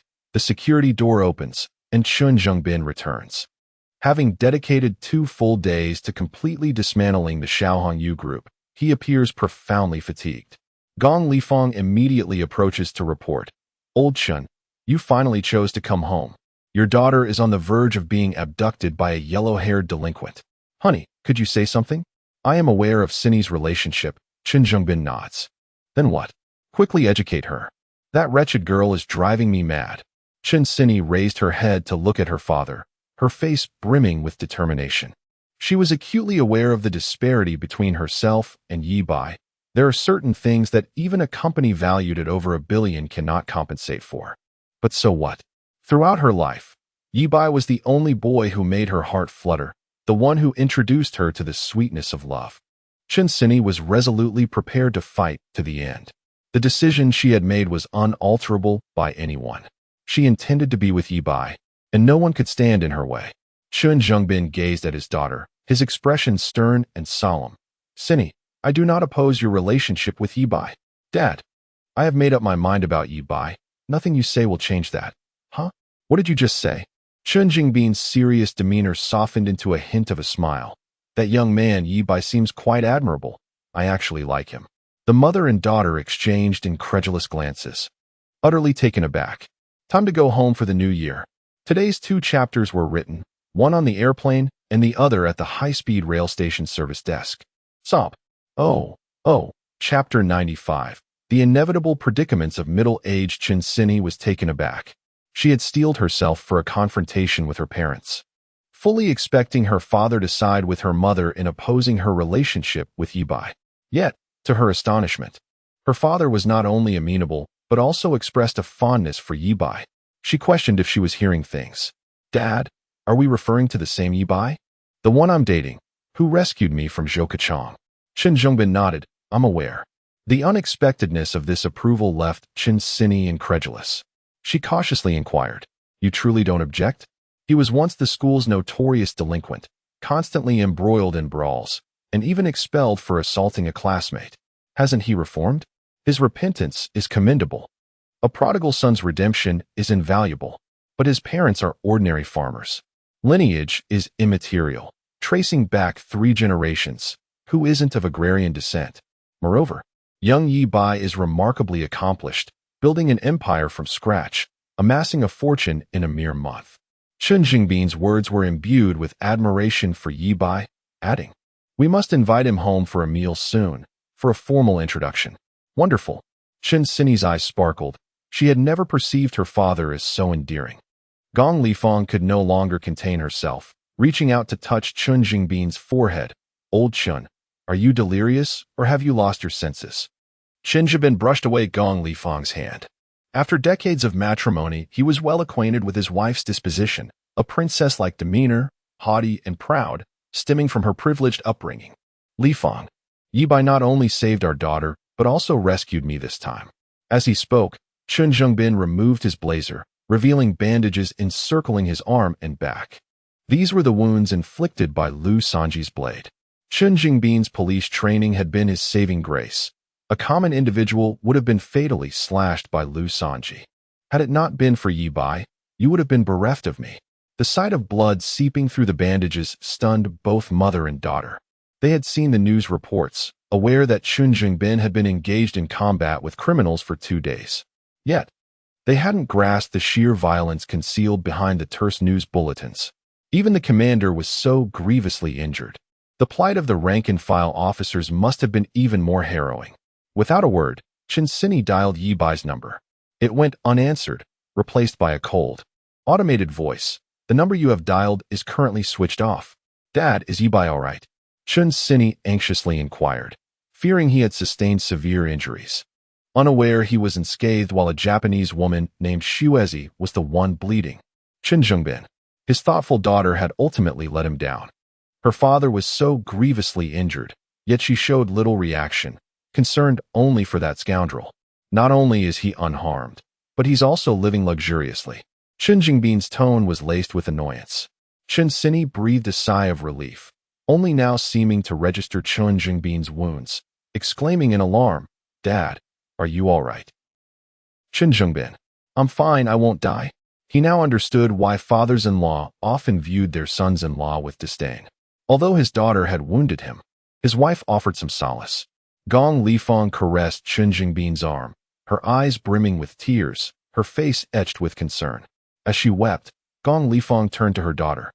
"I won't interfere with your relationship, but I forbid you from engaging in that kind of intimacy. Disregard my words now, and you'll regret it later. That boy is trouble. He'll break your heart."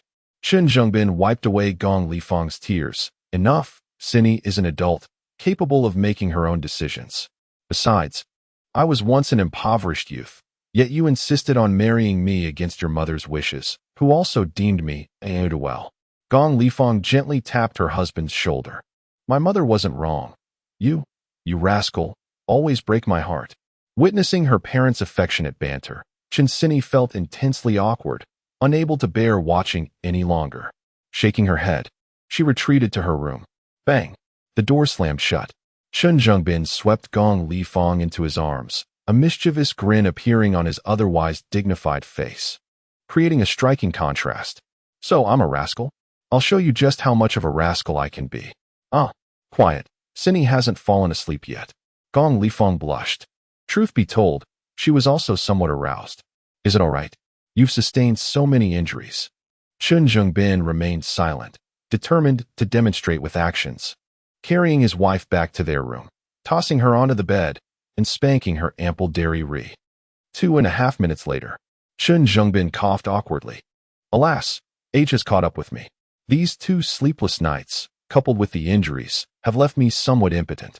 Gong Lifeng turned away in anger, her back to him. "You have so many excuses. Last time, you blamed it on too much alcohol. The time before, you claimed to have caught a cold. The time before that, you said it had been too long, and you couldn't handle the stimulation." Chen Jingbin fell silent. The predicaments of middle age were indeed inescapable. A Mercedes-Benz S600 sped along the highway. Ye Bai sat in the passenger seat, still savoring the afterglow.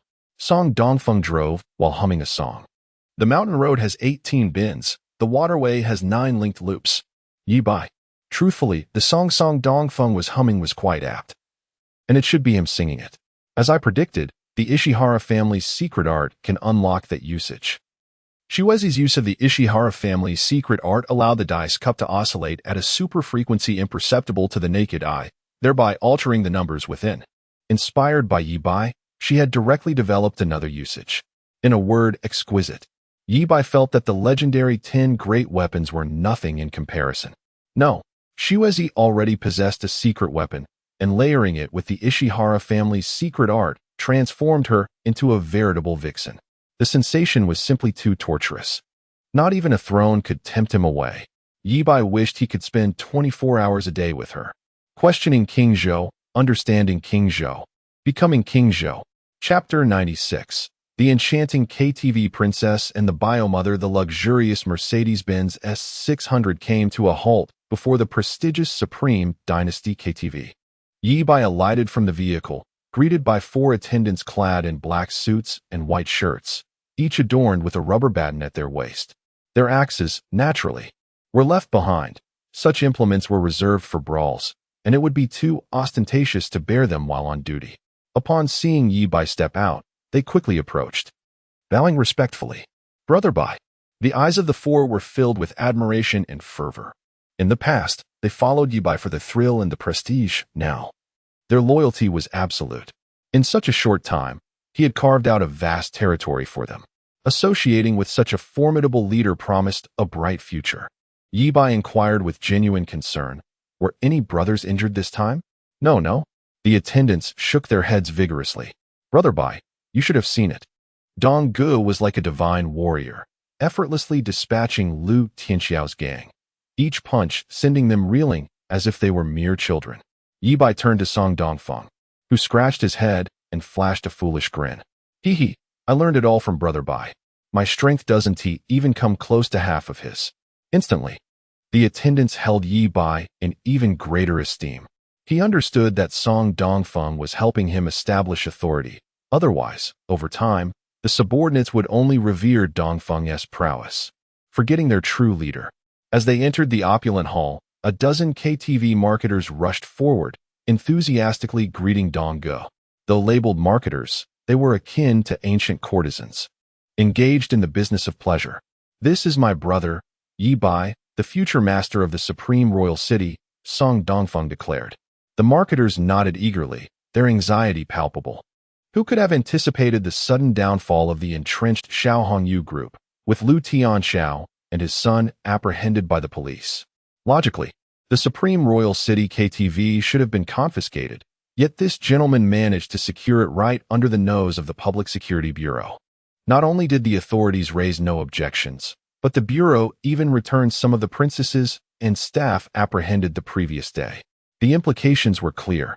The new emperor's stance on the establishment remained uncertain, and some marketers and princesses had already hastily switched allegiances to other venues. Only those deeply entangled with the supreme royal city remained. Ye Bai discerned their thoughts and calmly instructed, "Things will remain as they were. On my premises, drinking is permissible, but any form of illicit transactions between employees and customers is strictly forbidden. As for drugs, we will resolutely oppose them.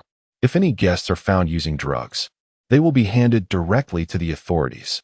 "Yes, understood, Brother Bai." The marketers felt a chill run down their spines, gaining a clearer understanding of the new emperor's character. In simple terms, making money was acceptable, but only within the bounds of the law. Although this approach might cost them some old clientele, such a clean environment could potentially attract a new crowd. Of course, while overtly forbidding transactions between princesses and customers was essential, outside the supreme royal city, if a princess secretly accepted a customer's educational fund, it would be deemed a personal matter, unrelated to the establishment. In the chairman's office on the top floor, Ye Bai stood before the floor-to-ceiling windows, observing the bustling street below. Song Dongfeng sidled up, whispering and gesturing toward the glass, his expression one of disdain. "Brother Bai, should we consider renovating this room?" "No need. Let Nanzi manage it from now on. I want to be here often," Ye Bai replied, stepping back from the window. No desire to sit on the sofa either. Knock, knock. The office door was rapped upon. Turning around, he saw a marketer enter with a beaming smile. "Brother Bai, we've prepared some small gifts for you." With a wave to the outside, a procession of alluring princesses entered, a delightful array of characters from bunny girls to teachers, doctors, flight attendants, and even Spider-Man and Ultraman. "Brother Bai, these are the finest quality princesses of the supreme royal city." Ye Bai frowned. In his previous life, he would have indulged without hesitation, but in this new existence, he was surrounded by exquisite women of unique charm. He chose to maintain a respectful distance from such biomothers. Noticing Ye Bai's expression, Song Dongfeng glared at the marketers. "What do you take my brother for? Get out." "Yes, yes." The marketers bowed and apologized, leading the group of beauties out. "Wait," Ye Bai called out. The princesses halted in unison, turning back with hopeful eyes. Prior to their arrival, they had been briefed that this gentleman was a magnate far superior to Lu Tianxiao. If one could gain his favor, they might transform from a mere wildflower into a phoenix. Initially, they assumed the new emperor would be an elderly man, but upon seeing Ye Bai, each was captivated, some feeling a thrill rising within them. What woman could resist such a wealthy and powerful figure? Yet, they were taken aback to find Ye Bai barely acknowledge them. Now, upon being called, each hoped to be selected by the new emperor. Ye Bai instructed, "Tomorrow, take them to Bai Media for an interview with an Aishian. Sign those with potential as broadcasters." The marketers were taken aback. Did Brother Bai intend to use them for personal gain? These were the valuable resources they had accumulated over a decade. Yet, they dared not defy the new emperor's wishes, nodding begrudgingly. In the outskirts of Taojiang City, within a dilapidated building, the air was thick with grime as 5 men gathered around a poker table. Scattered around were remnants of takeout boxes, and the floor was littered with cigarette butts. Creak. The door swung open, revealing a scar-faced man. The group immediately dropped their cards to greet him. "Dao Gu, how is the situation?" Is the mysterious benefactor from the provincial city willing to help our brother? The scar-faced man shook his head, his expression grim. Our brother's informant from the police station relayed that the son of a gun from the provincial city not only won't come to our brother's aid, but is likely to send someone to silence him, ensuring he meets his end in prison. What? Then what should we do? The subordinates began to stir with anxiety. Dao Gu spoke solemnly. Our brother suspects that arrangements have already been made in the detention center. When he is transferred there tomorrow, the situation could turn dire. The Public Security Bureau plans to move him to the detention center tomorrow. We will act then, ambush the prisoner transport, and rescue our brother. Dao Gu slowly surveyed the group. Tomorrow, we'll confront the police. If anyone is afraid, now is the time to back out. I won't hold it against you. Some hesitated. To withdraw now would mean a stint in prison of only a decade or so if caught. However, ambushing a prisoner transport and engaging the police in a firefight could lead to a death sentence. Yet, thoughts of Xiao Hongyu's secret vault, filled with more cash and gold than one could spend in 10 lifetimes, spurred them on. If they could rescue Xiao Hongyu and escape to Myanmar, their futures would be secure. Let us do it. Dao Gu, do you look down on us? Tomorrow, we'll take down those damn cops. The 5 men erupted in fervor. No one stepped back. Dao Gu smiled. Excellent. We'll ambush the transport. Let us do it. Chapter 97. The gift from Annie to Ye Bai is herself. After arranging the future developments of the Supreme Imperial City, the sky had completely darkened. As Ye Bai settled into his Mercedes S600, heading towards the Peach River mansion, he received a call from his aunt. Xiao Bai, are you coming home tonight? Auntie's voice brimmed with anticipation. No, Auntie, I have something to attend to tonight. Well then, Qin Yu's tone fell into disappointment, yet she stubbornly inquired. But Annie has prepared a gift for you. Are you truly not planning to return? Ye Bai felt a flicker of interest at her words. Auntie and Apos, gift. Is it an invitation to cross the final boundary with me? No. Is it one of those gifts from foreigners? Neither. Oh, then I won't be coming back. I truly have matters to attend to. Ye Bai's demeanor resembled that of a heartless scoundrel. After a brief silence, Qin Yu's voice trembled, as if her enchanting eyes were beginning to well with tears. Xiao Bai, I'm sorry. Auntie is truly scared and dares not take that final step with you. Please don't be angry, all right? Auntie, I'm not angry. Then will you come home? Auntie misses you. Sensing his aunt's sorrow, Ye Bai's heart softened. Auntie, I will come home tonight. Great. Xiao Bai, Annie will wait for your return. Qin Yu exclaimed, overwhelmed with joy. Upon hanging up, Ye Bai noticed through the rearview mirror that Song Dongfeng's small eyes were filled with words unspoken. Ultimately, he could not resist asking, Brother Bai, were you just on the phone with Li Shiyan's mother, Auntie Qin Yu? As Ye Bai's most loyal brother, Song Dongfeng was well aware of his stay at his mother's friend's home, and that the woman was none other than the mother of the campus belle, Li Shiyan. No. It's just an aunt residing upstairs, Ye Bai denied. Given Auntie's evident concern about their relationship being discovered, he had to maintain her image in public. All right. Ye Bai sensed a hint of regret in Song Dongfeng's tone. He found himself at a loss for words, understanding his friend's thoughts. This fellow had always been loyal in his previous life, and, upon encountering beautiful women, would encourage Ye Bai to pursue them. For Song Dongfeng, Ye Bai's success in such matters brought him greater joy than if he himself had married. Song Dongfeng had, of course, met Auntie before, and in his mind, such an exquisite woman was meant for his brother to enjoy. Previously, due to Qin Yu's elder status, he had refrained from saying much, fearing Ye Bai's anger. However, having just overheard the conversation, he had already concocted a series of dramatic scenarios in his imagination. For instance, we each have our roles. You call me little sister, and I call you grandmother. Or I consider you my brother, and you wish to be my father, and so forth. Soon enough, the Mercedes arrived at Auntie's building. Just as Ye Bai approached the staircase, Song Dongfeng called out to him, Brother Bai, now that you've won over the aunt from Shanghai, don't miss out on the beautiful aunt beside you. With that, fearing reprimand, he sped off in his car. Upon returning home, the living room was shrouded in darkness. Xian Yu had gone to Shanghai to commentate on a Dota 2 match, and Li Shiyan had long since gone to bed. The door to Auntie's room creaked open, and she peeked out, her small head appearing as she stealthily beckoned Ye Bai to come inside. Once he entered, she swiftly closed the door behind him. "Auntie, what about the gift you mentioned?" Qin Yu, clad in a loose nightgown, slowly began to remove it. To Ye Bai's astonishment, she revealed that she was wearing. Seeing Ye Bai gaze at her intently, Qin Yu's delicate face flushed crimson, her eyes shimmering with emotion. "Xiao Bai, do you like this gift from Annie?" Ye Bai remained silent, choosing to express his sentiments through actions. "Turn off the lights." "I won't. I want to see Andy." "All right, fine. As you wish." After a moment's hesitation, Qin Yu softly continued, "Xiao Bai, tonight, apart from the final boundary, whatever you desire, Annie will comply." At the mention of the foreigners, Qin Yu was alarmed, shaking her head vigorously. No, that is not acceptable."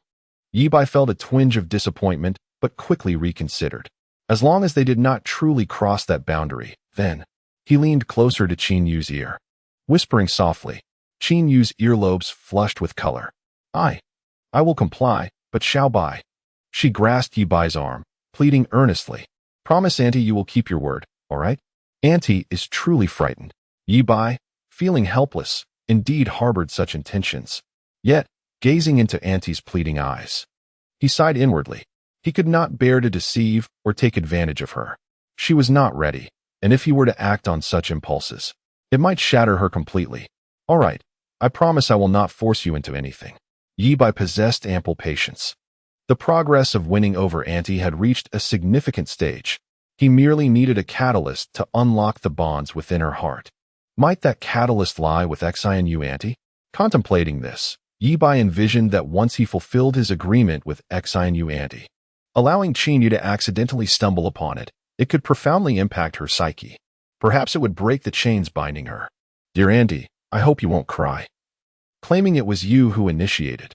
The following content, comprising 10,000 words, has been deemed unappealing to readers and will be omitted.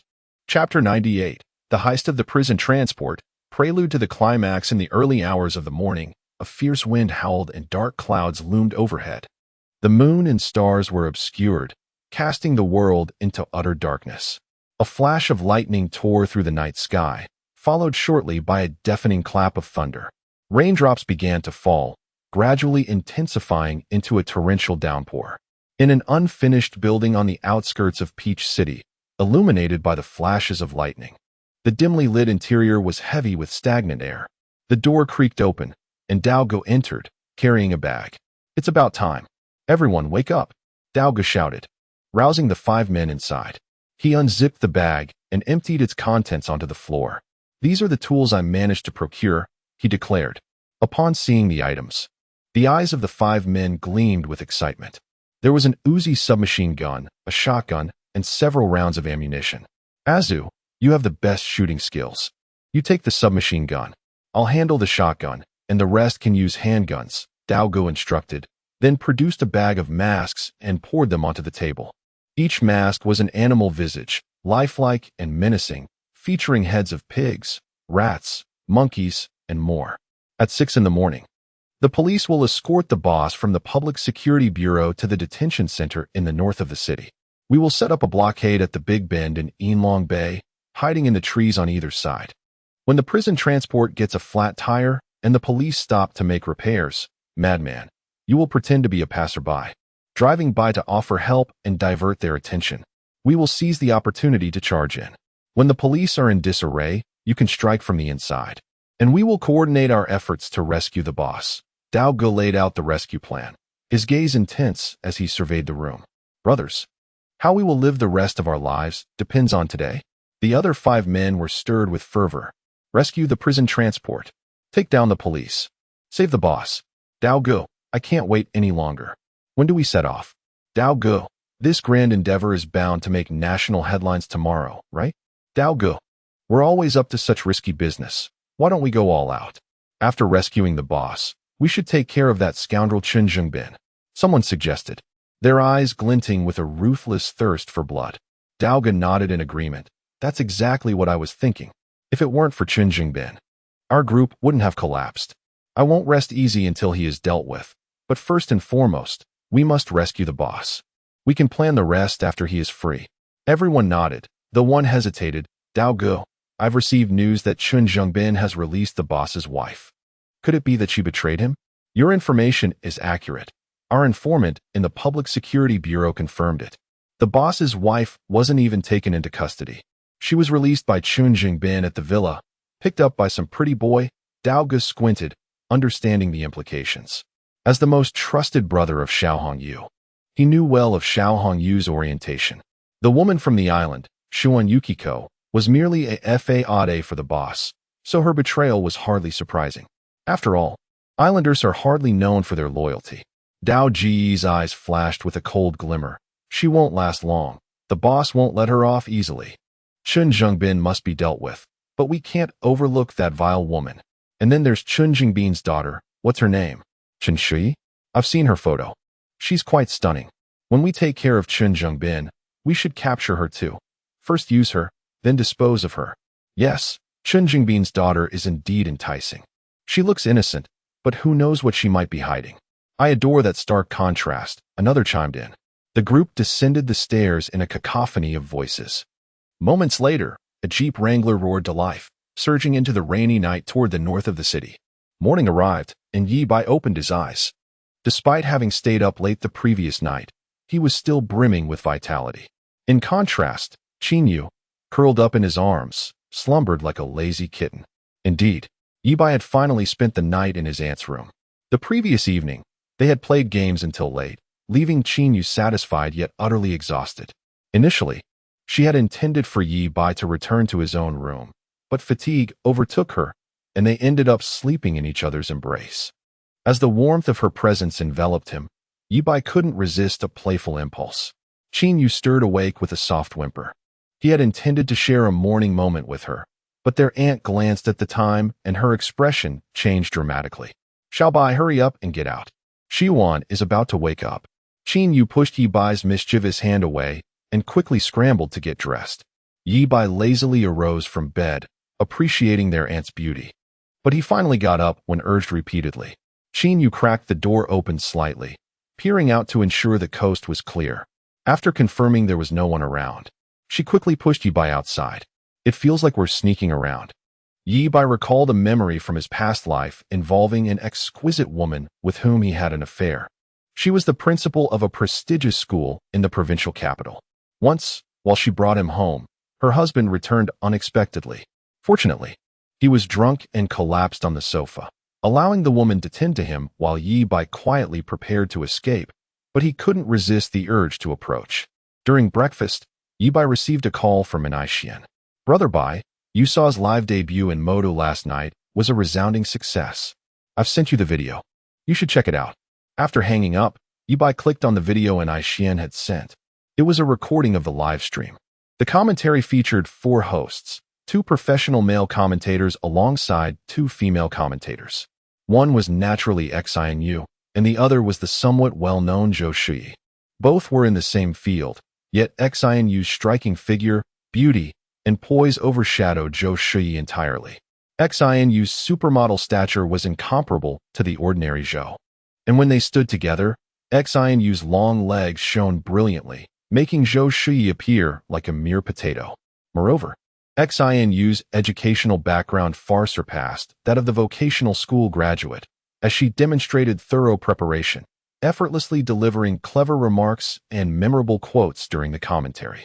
In contrast, Zhou Shui's commentary lacked substance, merely a cacophony of noise. Hearing the commotion, Qinyu leaned in beside Ye Bai to watch, exclaiming, "Wow, Yu looks stunning. Absolutely radiant. Those long legs. Heh, I adore them. When she comes back, I must have a good feel." Ye Bai nodded. When she returns, we can both enjoy. Li Xuan also wanted to watch, but held back due to her strained relationship with Ye Bai. And Xian sent another message. Brother Bai, you saw was incredible last night. Firing on all cylinders. Her name is already trending on Weibo. Along with the message, and Xian sent a screenshot showing that the 9th trending topic was the long-legged female commentator of the Dota 2 match. Wow, Yu is fantastic. Qinyu cheered for her best friend, but then she suddenly sensed something amiss, turning her head with a puzzled expression. Wait, what does Yu mean? That must be a typo. Everyone calls her Yu Jia at the company. Ye Bai remained unfazed. Is that so? Qin Yu's eyes darted around, still suspicious. However, with her niece present, she hesitated to voice her doubts. Perhaps I'm overthinking it. How could Yu possibly have any secrets with Xiao Bai? After all, there's a generational gap between them. Qin Yu completely forgot that she was also Ye Bai's aunt, and that their relationship had nearly crossed a line the previous night. What transpired could be succinctly summarized by the tale of Yu. Ye Bai instructed Ni Xian, please edit the highlights from the live stream recording and arrange for its dissemination to attract traffic to Xinu's video account. Engage those renowned gaming streamers to assist in sharing the video. Before long, breakfast concluded, and Ye Bai descended the stairs, intending to return to school today. It was time to advance the progress with Counselor Chen Yujia. Ye Bai planned to rescue her from the grasp of those thuggish individuals on her birthday, altering her fate. He aspired to make her his own and to test whether the remedy that could rejuvenate his aunt might also heal her leg injury. As the anticipated day approached, he needed to maintain his presence, necessitating occasional returns to the school. Upon reaching the ground floor, he spotted Song Dongfeng standing beside a Mercedes, engrossed in his phone, utterly oblivious to Ye Bai's approach. What are you looking at? Ye Bai inquired. Song Dongfeng lifted his head, his expression grave and his countenance deeply troubled. Brother Bai, something significant has occurred. Xiao Hongyu has escaped. Note, the narrative flow has been maintained, and extraneous elements have been omitted. Chapter 99. The anxious hearts and the obedient Aunt Ye Bai was taken aback. Was this some kind of joke? He had already been captured and taken to the Public Security Bureau. How could he possibly escape? Were the officers there nothing but incompetent fools? On the way to the detention center, Xiao Hongyu's remaining loyalists had ambushed the prisoner transport vehicle and rescued him. Song Dongfeng handed his phone to Ye Bai, urging him to check the latest announcement from the Taojiang News. It reported that the notorious crime leader Xiao Hongyu had been abducted at Yinlong Bay by a group of individuals wearing animal masks, warning citizens to remain vigilant and to contact the police with any leads. Moreover, there were surveillance videos circulating online since the morning. Song Dongfeng pulled up one such clip, which depicted a sharp turn at Yinlong Bay. A convoy of police cars approached from the distance, but as they navigated the bend, several vehicles suffered tire blowouts, forcing the convoy to halt by the roadside. A Jeep Wrangler came to a stop, and a man in work attire stepped out, with Yuanhang Auto Repair emblazoned on the back of his uniform. He waved at the officers from afar and exchanged words with them, before retrieving a toolbox from the trunk and walking over to inspect the tires. Suddenly, a barrage of gunfire erupted, and several officers fell to the ground. The others quickly sought cover behind their vehicles, trying to locate the source of the attack and retaliate. However, the assailants were cunning. Gunfire erupted from the opposite side of the road, causing more officers to drop, leaving the remaining personnel crouched on the ground in fear. Surrounded and outgunned, the police, armed primarily with handguns, were powerless against the fierce onslaught.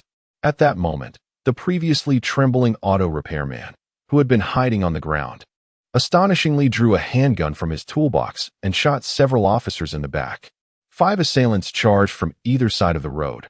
One, wearing a pig mask, wielded an Uzi submachine gun, while another, in a cat mask, brandished a shotgun that sent an officer flying several meters away with a single blast.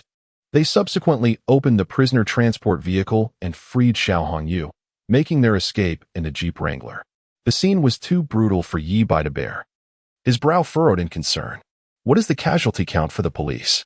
It was reported that the officer struck by the shotgun had died on the spot, while 3 others were critically injured and 4 suffered minor wounds.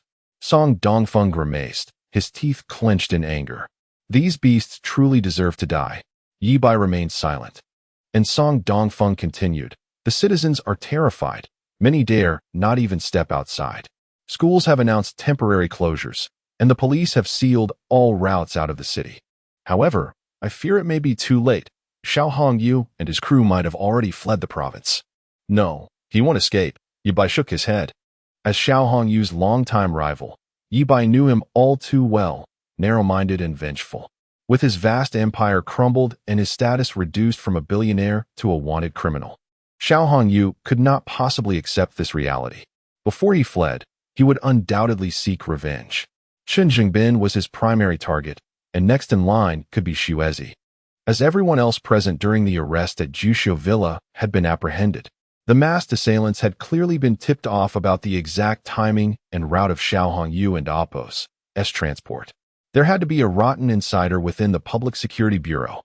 It was possible that someone had informed Xiao Hongyu of Xuezi's release. Xiao Hongyu likely wouldn't come after me, as he was unaware that I had orchestrated the group's downfall. In his eyes, I was merely a minor player who had seized 3 buildings. He was now on the run from the entire nation. Surely he wouldn't come after me for revenge? With tensions rising, Xiao Hongyu would surely target those he loathed the most. But as the saying goes, better safe than sorry. Ye Bai immediately called Qinyu. Aunt, did you see the morning news? Yes, those gangsters are terrifying, Qinyu replied, her voice trembling. Ye Bai urged, you and Shiyan stay indoors. Do not open the door for any strangers. Do you understand? Yes, Aunt, I will listen to you and not worry you. But please come back early. It's too dangerous outside. All right. Ye Bai ended the call and instructed Song Dongfeng, gather some brothers to guard downstairs. No suspicious individuals are to be allowed upstairs. Anyone attempting to enter must be thoroughly checked. Song Dongfeng nodded seriously and immediately contacted his subordinates. Yet, Ye Bai felt this was still insufficient. While Song Dongfeng could easily overpower ordinary people, Xiao Hongyu and his gang were armed and dangerous. Even the strongest fighter would falter against bullets. After some deliberation, he dialed Chun Zhengbin's number. Uncle Chun, it's me, Ye Bai. I suspect Xiao Hongyu will seek revenge against you. Until he is recaptured, please keep Cinny from attending school and have the Public Security Bureau set up defenses at your home for your protection. I understand, and I have already laid a comprehensive trap near my home. My only fear is that Xiao Hongyu may not come. Chen Zhengbin paused, then added, there is corruption within the Public Security Bureau. Although Xiao Hongyu is unaware of your involvement, the woman named Xuan Xuezi poses a significant threat. Xiao Hongyu likely knows she is an undercover agent. Thank you for the warning, Uncle Chen. Ye Bai inquired slowly, are your 3 promises still valid? Always. Very well. I would like to invoke the first promise. I hope you can deploy officers to protect Xuezi and my family. I can grant your request, but it will not count towards the 3 promises. Thank you. Ye Bai smiled. Realizing that his father-in-law was not as stern as he appeared, he possessed a genuine warmth. By the way, Uncle Chun, do the police have any leads they could share? I believe I could be of assistance. Ye Bai, I know you are capable, but you should not involve yourself in this matter. Xiao Hongyu and his men are heavily armed and extremely dangerous. Fully equipped SWAT teams could face casualties, let alone you. Chen Zhengbin flatly refused. He recognized Ye Bai's exceptional abilities, having witnessed him eliminate Fat Cat and Black Boy without leaving any trace or evidence, even eluding surveillance. Although Chen Zhengbin was unsure how Ye Bai achieved this, he believed that against overwhelming firepower, all was in vain. If Ye Bai confronted Xiao Hongyu and his gang directly, it would likely end in disaster. Chapter 100. The Goddess of Fortune, Xuezi. After hanging up the phone, Ye Bai shook his head in resignation. Chen Zhengbin possessed a normal person's reasoning, yet how could he comprehend that extraordinary abilities still existed in this world? It mattered not if Xiao Hongyu wielded a gun. Even if he possessed an atomic bomb, he would still kneel before the suspension of time. Old glass, where on earth are you? As long as you remain alive, my heart shall not find peace. Ye Bai began to regret his earlier decisions. Had he known that day at Jushu Villa, he would not have left the task of eliminating Xiao Hongyu to his father-in-law, Old Deng, who would have anticipated that Xiao could escape. Ye Bai started to reflect on his approach. Henceforth, when faced with such adversaries, he must act decisively, eradicating threats before they could manifest. As long as there existed no evidence, even if everyone suspected him, it could not be traced back to him. Was it the case that, after being silenced by the umbrella in his past life, he had returned to this world somewhat timid? From this moment on, he would no longer hold back. Certain paths were destined to be traversed, and he would no longer evade them. Ye Bai collected his thoughts and dialed Xuezi, instructing her to remain at home and not venture outside. After ending the call, a sense of unease lingered within him. Although Chun Jungbin had agreed to have security personnel protect Xuezi and her aunt, he still felt insufficiently reassured. If those masked individuals could rescue Xiao Hongyu from the hands of the security, could they not attempt to breach their defenses again and harm Xuezi or her aunt? A sudden thought struck Ye Bai. With someone within the Public Security Bureau already compromised by Xiao Hongyu, was it truly safe to rely on the police for the protection of Xuezi and her aunt? After deliberating, Ye Bai resolved to go to 2702 and personally escort Xuezi to her aunt's home, ensuring the safety of the two women and his daughter. As for the potential conflict between Xuezi and her aunt, that mattered little in such dire circumstances. Special times called for special measures. Moreover, Xuezi might serve as a catalyst, accelerating his plans to reconcile with her aunt and help her break free from the shackles of her inner turmoil. Ye Bai called Chun Jungbin again to rescind his earlier request. After a moment of silence, Chun Jungbin replied, Ye Bai, I understand your concerns. I can refrain from sending security personnel to your home, considering Xiao Hongyu is unaware of your actions, and your family should be safe. However, Xiwan Xuezi is in danger. Are you certain you wish to withdraw her protection? Absolutely. I only trust myself now. Fine. I respect your decision. I hope you do not come to regret it. After hanging up, more than a dozen brothers summoned by Song Dongfeng had already arrived, granting Ye Bai some comfort. He instructed them to maintain their vigil while he drove to fetch Xuezi. Soon, he arrived at the Taoyuan mansion. Upon reaching the ground floor, he noticed the police had established a defensive perimeter with numerous plainclothes officers disguised as ordinary citizens, some pretending to walk dogs, others posing as gardeners pruning trees, and still others dressed as sanitation workers cleaning the area. Various ordinary vehicles were parked nearby, housing more security personnel. This was likely a strategic deployment by the police. Given that Xiao Hongyu resided in the vicinity, they were laying in wait, hoping to catch him off guard. Ye Bai parked his car, swiped his access card, and entered.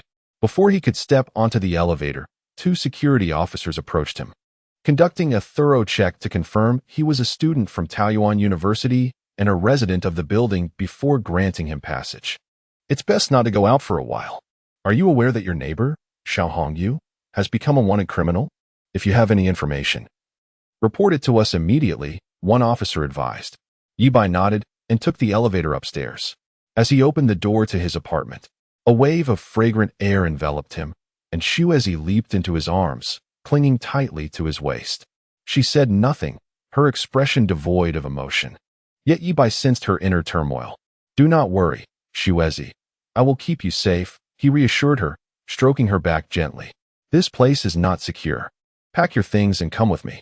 The day after their passionate encounter, Xuezi moved all her belongings from 2701 to 2702, ensuring she would not need to return to Xiao Hongyu's residence. Ye Bai activated his perceptive vision, discovering several security personnel lying in wait within 2701. Xuezi looked up at him and uttered a statement that took Ye Bai by surprise. Mr. Yi, I know of a place where Xiao Hongyu might go. Ye Bai quickly inquired where? Shopping Mountain.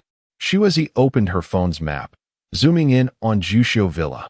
The mountain adjacent to Shopping is called Longshou Mountain, and there is a path behind Juxiu Villa that leads directly to it. Xiao Hongyu has often asked me to drive him to the end of that road, after which he would venture into the mountains alone with a backpack. What could be the significance of this? Ye Bai asked. Xuezi nodded slowly. I once overheard Xiao Hongyu discussing something with one of his trusted subordinates named Dao Gu at home, revealing that he has a secret vault containing not only cash and gold bars, but also firearms.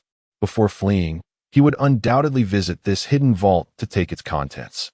Ye Bai narrowed his eyes. You suspect his secret vault is located in Longshou Mountain? Yes, but now I am uncertain whether I should inform the police. If I'm wrong and they waste resources at Longshou Mountain, it could provide Xiao Hongyu an opportunity to escape. Xuezi hesitated, unsure of her own deductions. But Ye Bai was convinced that Xiao Hongyu's secret base was indeed in Longshou Mountain. He recalled a significant event, several years after sending Xiao Hongyu away. A once-in-a-century torrential downpour struck Taoyuan City, resulting in landslides and flash floods on both Longshou and Shopping Mountains. Months later, valuable gold worth millions was discovered at the foot of Longshou Mountain. At the time, Ye Bai had given it little thought, but now, with Xuezi's revelation, everything aligned. Xuezi, you truly are my goddess of fortune, Ye Bai exclaimed, lifting her into the air and spinning her around joyfully. Xuezi looked bewildered, unsure of the reason behind his exuberance. Now that he had discovered Xiaohongyu and Apos' whereabouts, the immense weight on Ye Bai and Apos' shoulders lifted and clarity flooded his mind. If he wished to protect the women he cherished, where could be safer than his personal space? Ye Bai had long since harnessed the capabilities of his personal space through the Nyo 2 experiment. Living beings placed within would enter a state of suspended time. He could simply place Xuezi and her aunt into his personal space, and, once Xiaohongyu was dealt with, release them. Xuezi, do you trust me? Yes. She nodded eagerly. Previously adrift, she had now found her anchor in Ye Bai. In this world, he was the only one she could place her complete trust in. Deep within her heart, a thought lingered. For Ye Bai, she would not hesitate to face death. Ye Bai held Xuezi tightly, kissing her delicate lips. In the next instant, her figure vanished. He gazed toward Shoping Mountain, a cold smile gracing his lips. Old glass, this time, not even Jesus could save you. Mark my words. Chapter 101, Exposure. Urgent. Danger for Auntie. A few hours earlier, in the suburbs of Peach River City, an unfinished building stood solemnly. A modest van arrived and came to a halt beneath the structure, from which 6 men donned in animal masks leaped forth. The leader, wearing a feline mask, brandished a shotgun. Upon exiting the vehicle, he scanned the surroundings cautiously, and upon detecting no immediate threats, he assisted a middle-aged man, shackled and fettered, from the van. This man was none other than the now A-level wanted criminal, Xiaohongyu. As the feline mask was removed, it revealed a face marred by a vicious scar, and the man's demeanor was charged with excitement. Brother Dao, thank you for your hard work, Xiaohongyu exclaimed, patting Dao's shoulder. Noticing the handcuffs on his wrist, the man in the pig mask produced a key from his pocket. Brother, I obtained this from that deadbeat. The situation was urgent, and I couldn't deliver it sooner. I understand, and I appreciate your efforts, Xiaohongyu nodded. Dao had meticulously orchestrated their escape. They had changed vehicles 7 or 8 times, departing in a Jeep Wrangler but returning in a Wuling Hongguang. Once the pig mask had freed him from his shackles, Xiaohongyu inquired, "Is this place safe?" Dao affirmed. "Rest assured, brother, this location is remote, devoid of surveillance. This building has been abandoned for over a decade. No one will come here." The group ascended the stairs, where Dao had already prepared an array of delicacies and beer to welcome Xiaohongyu back. After indulging in food and drink, Xiaohongyu violently shattered a porcelain bowl on the ground. Damn it, that beast Chen Zhengbin. I truly regret not having killed his entire family sooner. Rage burned in Xiaohongyu's crimson eyes. Dao should have informed you. I plan to smuggle everyone into Myanmar. The cash and gold bars in the secret vault will be sufficient for our resurgence there. However, before we depart, the beast Chen Zhengbin must be dealt with. Otherwise, I cannot quell this rage. Upon hearing this, the younger brothers clamored in agreement, asserting that they would follow their brother's lead and ensure Chen Zhengbin's demise before they left. Without him, they would still be living a life of indulgence, feasting and reveling without a care in the world. Brother, our inside man reports that Chen Zhengbin has laid a trap in his residential area. With just the 7 of us, we cannot breach his defenses. Dao's expression turned serious. I suggest we let Chen Zhengbin stay alive for a while longer and settle accounts later. Before that, we have 2 other despicable individuals to deal with. Who? Xiaohongyu asked sternly. Sister-in-law, Shira Yukiko, Dao replied. Xiaohongyu's pupils constricted at the mention of her name. Dao quickly divulged the information from their insider. On the day the villa was attacked, everyone was captured, but Shira Yukiko was inexplicably released by Chen Zhengbin, and a pretty boy took her away from him. She is undoubtedly a traitor. Realization dawned upon Xiaohongyu, and with gritted teeth, he spat. That vile woman. No wonder Chen Zhengbin knows the safe is hidden behind the bookshelf, and even knows the code. She must have installed a pinhole camera in my office. Dao continued. Our insider also revealed that Shira Yukiko has moved to 2702, directly across from your residence. Song Dongfeng. She's involved with him? Xiaohongyu was taken aback. The exceptionally handsome Song Dongfeng was a man Xiao Hongyu had once coveted, even urging Yukiko to get closer to him. Little did he expect that the shameless woman had gone to bed with him. What Song Dongfeng? Dao was momentarily puzzled. Our insider investigated the owner of 2702. His name is Ye Bai. If I'm not mistaken, the person who intercepted 3 buildings from Old Cat was also named Ye Bai, right? Xiao Hongyu felt as if he had been struck by lightning, frozen in place. The pieces of the puzzle began to connect in his mind. He was indeed Ye Bai. No wonder he found the non-mainstream boy's face familiar when he saw the files. After all, he had come to visit his home. How infuriating. The school's archival photo of Ye Bai had been taken years ago, presenting a markedly different person, compounded by the dim light, leading him not to recognize him. Regret surged within Xiao Hongyu. Had he recognized Ye Bai back then, he would have eliminated him immediately, rather than allowing matters to linger. It seemed that Chun Zhongbin had been targeting them for a while, first sending Ye Bai to intercept the Rainbow Bridge buildings, then orchestrating his seduction of the treacherous Shiera Yukiko, leading to her betrayal. Dao continued, moreover, didn't Brother Sanzi build a building for his son and open a KTV called Supreme Royal City? On the day Chun Zhongbin made his move, this establishment, along with the entire building, was seized by Ye Bai. Xiao Hongyu's fury ignited further, urging, let's eliminate him and Yukiko first. Dao nodded in agreement. Our inside man has gathered information on Ye Bai, revealing 2 of his hideouts, one at Peach River Mansion and another at Moon Peace Garden. Ye Bai has been boarding at the home of a woman named Qin Yu since high school. She is a friend of his mother, and Ye Bai has a close relationship with her family. Even after purchasing a spacious apartment at Peach River Mansion, he still returns to Moon Peace Garden nearly every night. Excellent. Xiao Hongyu contemplated for a moment before declaring, we shall split into 3 teams. Azu will lead a group to eliminate Shiera Yukiko at Peach River Mansion, while the madman will take a team to Moon Peace Garden to deal with that mother and daughter. Dao, accompany me to the vault. We will transport some cash and firearms for our brothers. Once we handle Chun Zhongbin, we will return to empty the vault before heading to Myanmar. After a moment's thought, Xiao Hongyu added, regardless of which team encounters Ye Bai, incapacitate him, but do not kill him. I cannot quell my rage without personally ending his life. Naturally, they would savor the kill beforehand, but that was a detail he preferred to keep from his younger brothers. Dao produced a collection of recent photographs, featuring not only Shiera Yukiko and Ye Bai, but also Qin Yu and Li Shiyan. The scene then shifted back to before Ye Bai met Yukiko. After he exited the elevator, 2 security personnel exchanged glances and nodded slightly. One of them moved to a concealed spot and sent a text message. Ye Bai has returned to 2702. The operation begins. Moments later, the commander responsible for the ambush plan received an urgent task from the Public Security Bureau.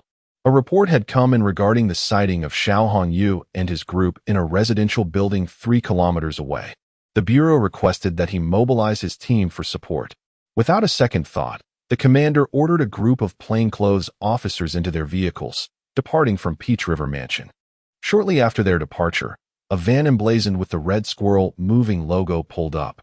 3 movers, wearing hats, disembarked and used a key card to access the building. They then boarded the elevator and pressed the button for the 27th floor. Ding! The elevator doors opened, and the trio exited, brushing past an extraordinarily handsome man. Chapter 102. Shiyan, if I become your father in the future, I will surely treat you well. Ye Bai stepped into the elevator, poised to press the button for the first floor when an unsettling realization struck him. There were only 2 households on this floor. Could it be that the fugitive Xiao Hongyu had summoned a moving company to assist in his escape? As the elevator doors began to close, a hand abruptly thrust itself in, halting the doors. Oh no, wrong floor. We meant to go to the 28th, came the voice of a man. And as the doors opened, Ye Bai beheld a moving worker clad in a cap, who regarded him with an apologetic, guileless smile. Sorry, brother. Could you wait just a minute? We need to head up to the 28th floor first. Ye Bai replied coldly, you can take the stairs. The man paused, then nodded slightly. All right, my apologies. He turned to make his way to the stairwell. However, in the next instant, he spun around, drawing a handgun and pointing it at Ye Bai, barking, come out. Ye Bai remained silent as an invisible portal of space unfurled before him. He had the ability to manipulate objects within his personal space at will, having already relocated Shuezi to a corner, thus ensuring her safety. Don't shoot. I'll come out. Ye Bai feigned fear, his face contorting into an expression of trepidation as he slowly exited the elevator. The doors closed behind him, obscuring the sole camera within. The corridor was devoid of surveillance, allowing Ye Bai to act without concern. Azu, gun trained on Ye Bai, commanded coldly, "Monkey, tie him up and stuff him in a bag. The boss wants him alive." At that moment, the other two movers also brandished their weapons, and one of them, upon hearing this, holstered his gun and approached with a roll of tape. But as he drew near, Ye Bai struck like lightning, delivering a kick that sent the man hurtling like a soccer ball, crashing through the door of the electrical room with a thunderous bang. Have I really become this powerful? Ye Bai pondered. His physical prowess had been steadily enhancing, and he was uncertain to what extent he had evolved. Yet, he was confident that his unarmed combat ability now surpassed that of Song Dongfeng. Fortunately, his everyday strength remained relatively unchanged. It required a mere thought to unleash his primal might. Otherwise, he wouldn't dare engage in games with Auntie or Shuezi for fear of losing control and causing harm. How dare you fight back, and with such strength? Are you even human? Azu exclaimed in disbelief, disregarding Xiao Hongyu's instructions and firing back. Bang! Bang! 2 shots rang out. Yet Ye Bai stood unmoved, his body unscathed. The bullets seemed to vanish into thin air. Could I have missed? This was impossible. Azu was confident in his marksmanship. Before his discharge, he had been the sharpshooter of his unit. Bang! Bang! Bang! Azu fired 3 more shots. But it appeared as though a black hole loomed before Ye Bai, absorbing every bullet. Azu was left dumbfounded, instructing the other man to fire as well. They emptied their magazines, yet all the bullets sank into oblivion. This defies logic. Are you a man or a ghost? Fear crept into Azu's expression. Though a ruthless criminal, he still possessed the primal human instinct, fear of the unknown. Ye Bai remained silent. Whoosh! A bullet shot forth from the portal, retaining its momentum, and pierced Azu's forehead, exploding his skull. The other man, seeing this, panicked and fled towards the emergency exit. Whoosh! Another bullet was discharged, striking true to his heart.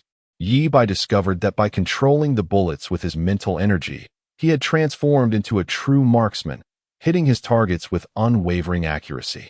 After all, no coordination of hand and eye could rival the direct control of mental power. Approaching the electrical box, he found the previous assailant lying on the ground. His chest caved in, struggling for breath, blood spewing from his mouth mingled with viscera. Observing that his intake of air was dwindling, it was clear he would not survive. Ye Bai shook his head and turned to leave.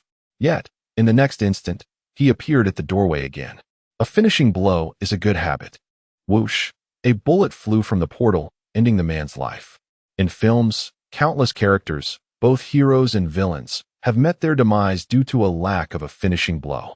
Since Ye Bai had resolved never to hold back again, he would ensure not a single one of them lived. After dispatching 3 men, Ye Bai felt no turmoil within. This was not a disregard for life, but rather a recognition that these vile criminals, who dared to kill lawmen, deserved to be executed multiple times over. Thus, in their presence, there was no need for restraint. He would eliminate them without hesitation. It was a form of vengeance for the brave officer who had sacrificed his life. Wait, what did that man just say? The boss wants a live capture? Their target is not only Shuezi, but also me. Have I been exposed? Anxiety surged through Ye Bai as he hastened downstairs, racing towards Auntie's home in his Mercedes. He dialed Song Dongfeng's number. Dongzi, is everything all right? Brother Bai, where have you been? Everything is fine here. Don't worry, my brothers and I will protect your sister-in-law and niece, came Song Dongfeng's reassuring voice. Ye Bai sighed in relief, but was immediately alarmed by the sound of a gunshot echoing through the phone. Hello? Dongzi, what happened? There was silence on the line, and Ye Bai's heart sank. His worst fears had materialized. Regret washed over him. Why hadn't he simply killed Xiao Hongyu? Why hadn't he thought to secure Auntie and Shi Yan within his space for their utmost safety? Brother Bai, I'm sorry, I accidentally dropped my phone. came Song Dongfeng's voice from the other end. Ye Bai thought, this fool.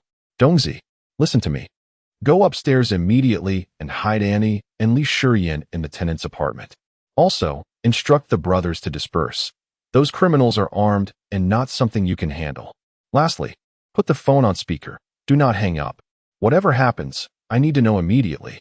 Understood, Song Dongfeng replied, and Ye Bai could hear him running, shouting orders to the others as he ascended. Bang, bang, bang. The sound of frantic knocking echoed.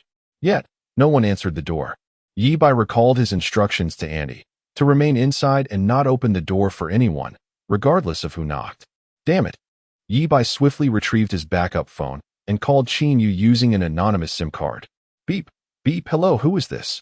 Fortunately, Auntie did not reject unfamiliar calls. Auntie, open the door. Follow that big guy outside upstairs. He is one of my people. Ah, Xiao Bai? All right, what is happening? The door swung open. Song Dongfeng's voice came through. Auntie, it's Brother Bai. Li Shiyan interrupted. No time for chatter, upstairs now. Then, the sound of the door closing and the three of them ascending the stairs reached his ears. Bang, bang, bang. The knocking resumed. No one responded. The trio knocked on door after door, but none opened. As the seconds ticked by, Ye Bai grew increasingly anxious. Since Xiao Hongyu had discerned his role in the group's downfall, with his vindictive nature, he would undoubtedly seek revenge. Thus, Auntie and the others were in grave danger. Only 3 criminals had arrived at Taojiang Mansion. The others might already be en route to Annie's home. Bang, bang, bang. At long last, someone opened the door. Landlady, is there something you need? Let us discuss inside, came Li Shiyan's calm and collected voice. Ah, all right. The sound of the door closing resonated. Ye Bai let out a sigh of relief. Little Li Shiyan, unexpectedly, proved to be of some assistance at a critical moment. Although she was unaware of the reason behind Ye Bai's instruction to hide in the tenant's abode upstairs, she did not press for answers, but promptly followed the directive. Little Shiyan, once I become your father, I shall surely reward you handsomely. Alas, I faltered in the first round of the resurrection match. I shall now embark on the second round. Chapter 103. The sister-in-law and Bai Ji's niece, or perhaps 2 sisters-in-law. The Mercedes S600 sped along the road. As Ye Bai drove, he pondered the inescapable truth surrounding the 3 ruthless criminals who had perished at the Taojiang Mansion. Blood splattered across the ground. Even if he had managed to store the 3 corpses in his personal space, there was no time to thoroughly cleanse the crime scene. Surely, neighbors would have heard the gunfire, and the police would arrive swiftly. Therefore, it was imperative to confer with Chun Zhengbin beforehand. Although Ye Bai and Apos' actions were in self-defense, they had indeed killed a wanted security officer, which theoretically posed no complications. However, the internal corruption within the security bureau could lead to unforeseen troubles if someone chose to act against Chun Zhengbin. After a moment of contemplation, Ye Bai dialed Chun Zhengbin's number. Hello, Uncle Chun. I just encountered the 3 criminals who abducted Xiao Hongyu on the 27th floor of Building 5 at Taojiang Mansion. Chun Zhengbin gasped in shock. What? Xiao Hongyu actually sent someone to confront Xiwan Shuezi? Are you all right? We're fine, Uncle Chun. What I am about to share may be hard to believe, but it is the truth. Go ahead.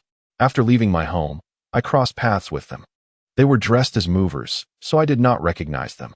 However, once I entered the elevator, one of them blocked the door and threatened me with a gun, demanding I exit. This is all factual. Even the elevator's surveillance captured the incident, and I have no reason to fabricate anything. Faced with an armed assailant, I dared not act recklessly and carefully exited the elevator. I was terrified, fearing I would fall into their hands. Unexpectedly, the 3 criminals turned on each other for reasons unknown, shooting one another. One was shot in the head, another in the heart, and the last, after being wounded, fled into the distribution room, where he ultimately succumbed as well. After hearing Ye Bai's account, Chun Zhengbin fell silent for a moment before responding. Are you certain they all perished by each other's hands? Ye Bai affirmed. Yes, it is indeed hard to believe, but it is the reality. I hope you can send someone to the crime scene swiftly. Their deaths have nothing to do with me, and I wish to avoid any complications. Understood. I will dispatch a team immediately. Chun Zhengbin, having collaborated with Ye Bai to dismantle Xiao Hongyu's organization, had developed a certain rapport with him. Therefore, upon hearing his words, he comprehended that Ye Bai had indeed been the one to eliminate the three criminals. Chen Zhengbin was astounded. He recognized Ye Bai's exceptional abilities but had never imagined them to be to such an extent. To emerge unscathed from the fire of three merciless criminals was nothing short of remarkable. If Ye Bai claimed they had all died by each other's bullets, the truth was easily surmised. It was evident that Ye Bai had seized one of their weapons during their distraction, using that individual as a shield while he exchanged gunfire with the other two. In the end, he emerged without a scratch, while the three criminals lay lifeless. Such skill, such audacity, rivaled even the finest special forces soldiers. Reflecting on his prior advice to Ye Bai to avoid meddling, Chen Zhengbin found it amusing. Who would have thought that in such a short span, Ye Bai would prove his prowess and slap him in the face? Ye Bai, what exactly is your background? A common rural family could not possibly raise someone of your caliber. Chen Zhengbin suspected that Ye Bai's apparent background was merely a fade, concealing the fact that he was perhaps a carefully nurtured heir from a prominent family, sent to Taojiang City for training. Otherwise, how could one explain his rapid rise to wealth and his extraordinary skills that rivaled those of elite soldiers? Shaking off his thoughts, Chen Zhengbin continued, Ye Bai, are you still at the crime scene? Ye Bai replied, no. During the infighting, the three criminals revealed some information, and I have been exposed. Their target was not only Xuezi, but also me. I fear Xiao Hongyu may send someone to harm my family, so I am currently on my way home. Be cautious. I will handle matters at Taojiang Mansion.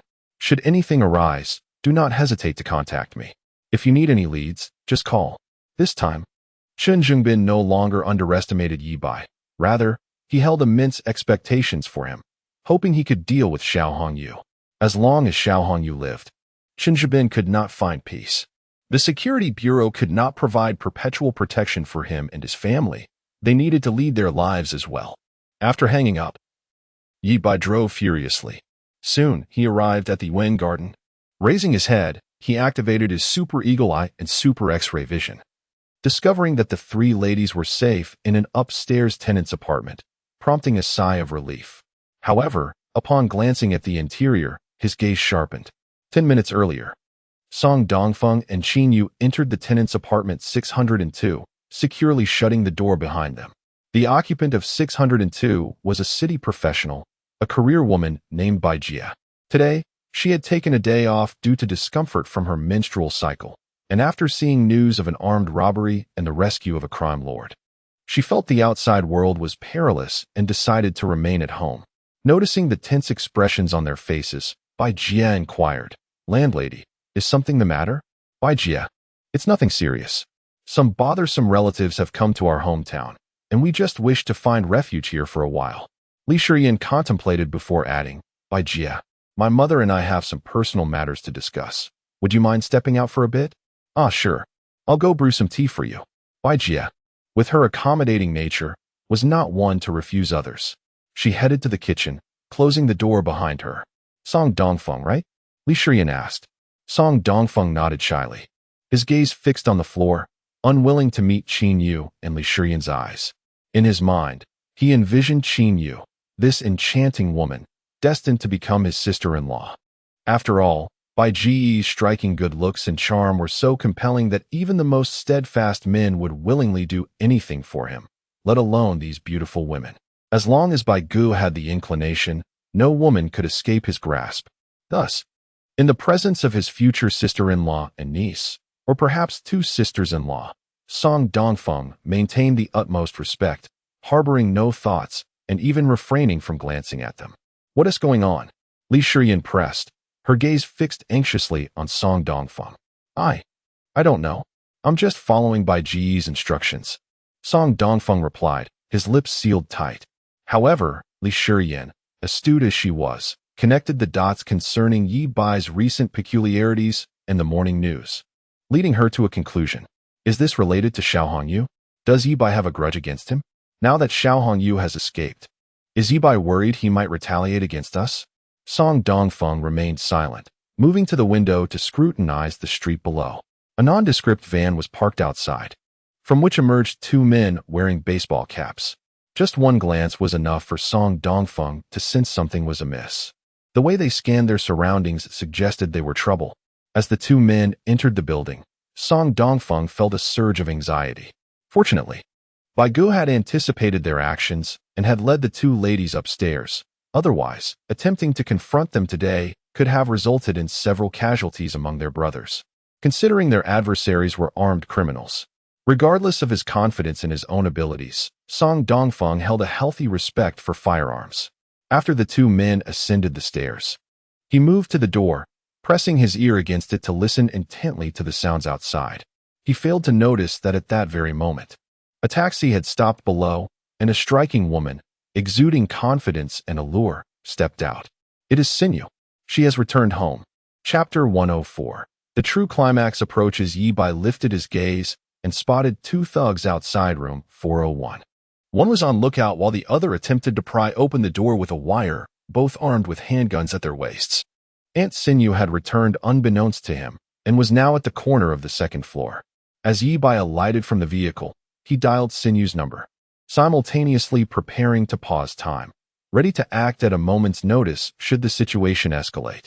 Sinew answered the call, continuing her ascent up the stairs without missing a beat. The shrill ringtone echoed in the stairwell, causing the two thugs to instinctively place their hands on their weapons, eyes trained on the staircase below. Hello. Our chairman finally deigned to call me. I performed splendidly in the commentary competition this time, even trending on Weibo. Some people can't even spare a call. Do they intend to renege on that promise? Humph, Sinew teased. Do not return home. Continue upwards and knock on the door of room 602. Whatever you see at the door, pretend you haven't. Ye Bai had reached the ground floor, refraining from entering the building, and gazed intently at the unfolding scene within. What do you mean? Sinew paused, momentarily taken aback. As she turned the corner on the third-floor staircase, she encountered two men in caps, coldly scrutinizing her with their hands resting on their waists. A chill ran through Sinew, but she quickly grasped Ye Bai's meaning, maintaining an unaffected demeanor as she continued her ascent. What do you mean? Have you forgotten who I am? She retorted, her voice laced with irritation. Ending the call, she approached the two thugs with an apologetic smile and feigned curiosity. Are you looking for the landlord? She's not home. Would you like me to call her? No need. One of the men replied curtly. Very well then. Sinew nodded and proceeded upstairs. The silent thug felt the weight of his gun, exchanging glances with his partner, silently questioning if they should act. The latter shook his head, signaling for restraint. Watching Sinew ascend, the two men resumed their quiet vigil, only moving when they heard her reach the 6th floor, the sounds of a door opening and closing echoing. At that moment, the thug produced the wire and began to unlock the door. They entered, scanning the empty rooms, but found no one home. What now? We can't leave empty-handed, one exclaimed, frustration evident. If we fail the mission, how do we face the boss? True, let's wait for her return. The two chose separate rooms to conceal themselves. Downstairs, Ye Bai exhaled in relief and ascended to room 602. Before he could knock, Song Dongfeng, who had been guarding the door, spotted him through the peephole and swung it open. Inside, two women and a girl were visibly on edge. Sinew and Chinyu clung to each other, fear evident. But upon seeing Ye Bai, they instinctively released their hold, yet hesitated to approach him for comfort. Both women exchanged dubious glances, but Chinyu's concern took precedence. Xiao Bai, how did you incur the wrath of someone like Xiao Hongyu? My apologies, Auntie, for putting you in such a precarious situation. The story is quite lengthy. I contributed evidence to the police regarding the collapse of the Xiao Hongyu group, and he holds a grudge against me. However, you need not worry. The matter will be resolved shortly. The police have set a trap. They will not escape. As Ye Bai finished speaking, the distant sound of sirens filled the air. Did you call the police? He inquired. Everyone shook their heads. Ye Bai looked down, realizing that two thugs hiding on the 4th floor believed they had been discovered and were now fleeing. Dongzi, ensure their safety here, until I notify you otherwise. Do not leave this door. Rest assured, Bai Gu. Song Dongfeng nodded. Ye Bai opened the door and followed the fleeing thugs. Chinyu, filled with worry, wanted to caution him to be careful, but feared her voice might be overheard.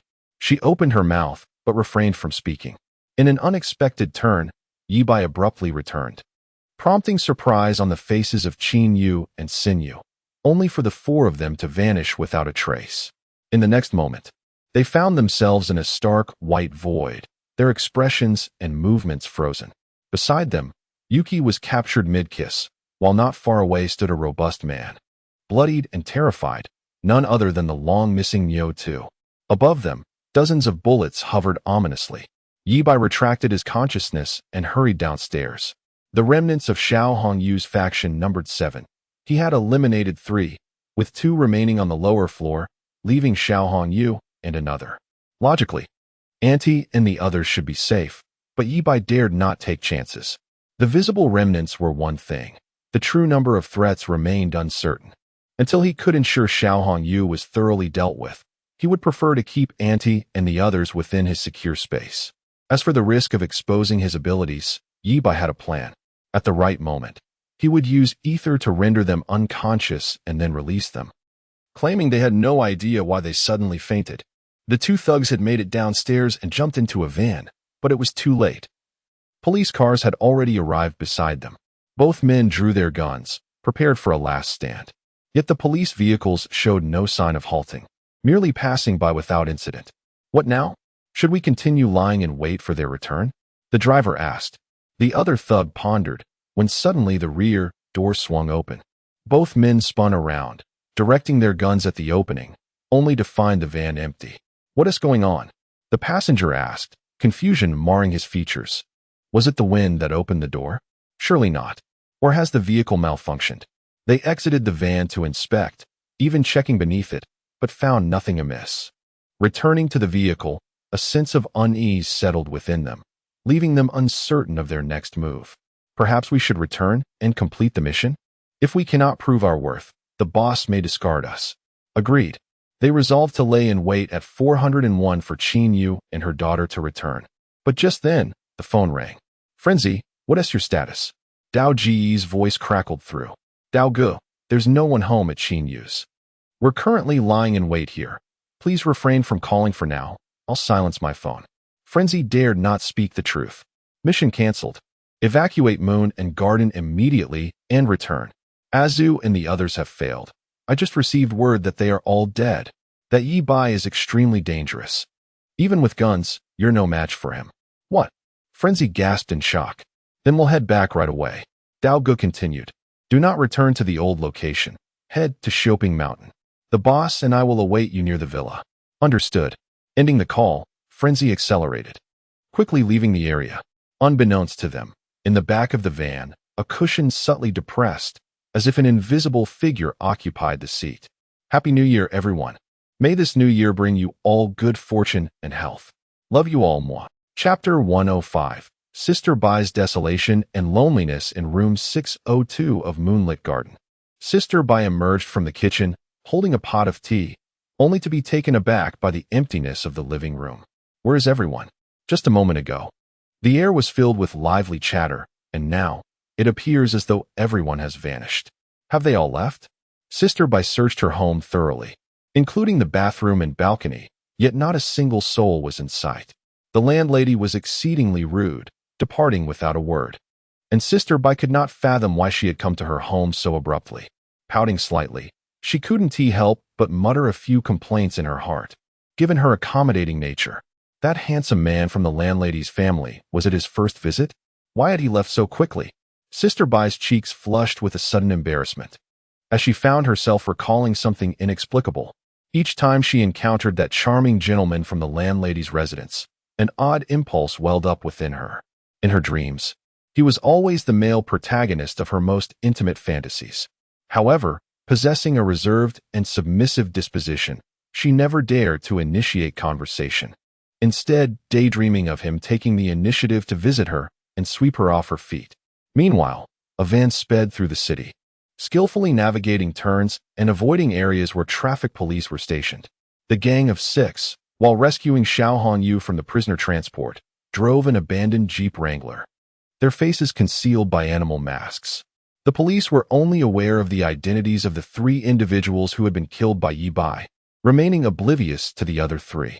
Consequently, The van experienced no hindrances, successfully reaching Shopping Mountain and stopping at a distance from Jusho Villa, which had been sealed off.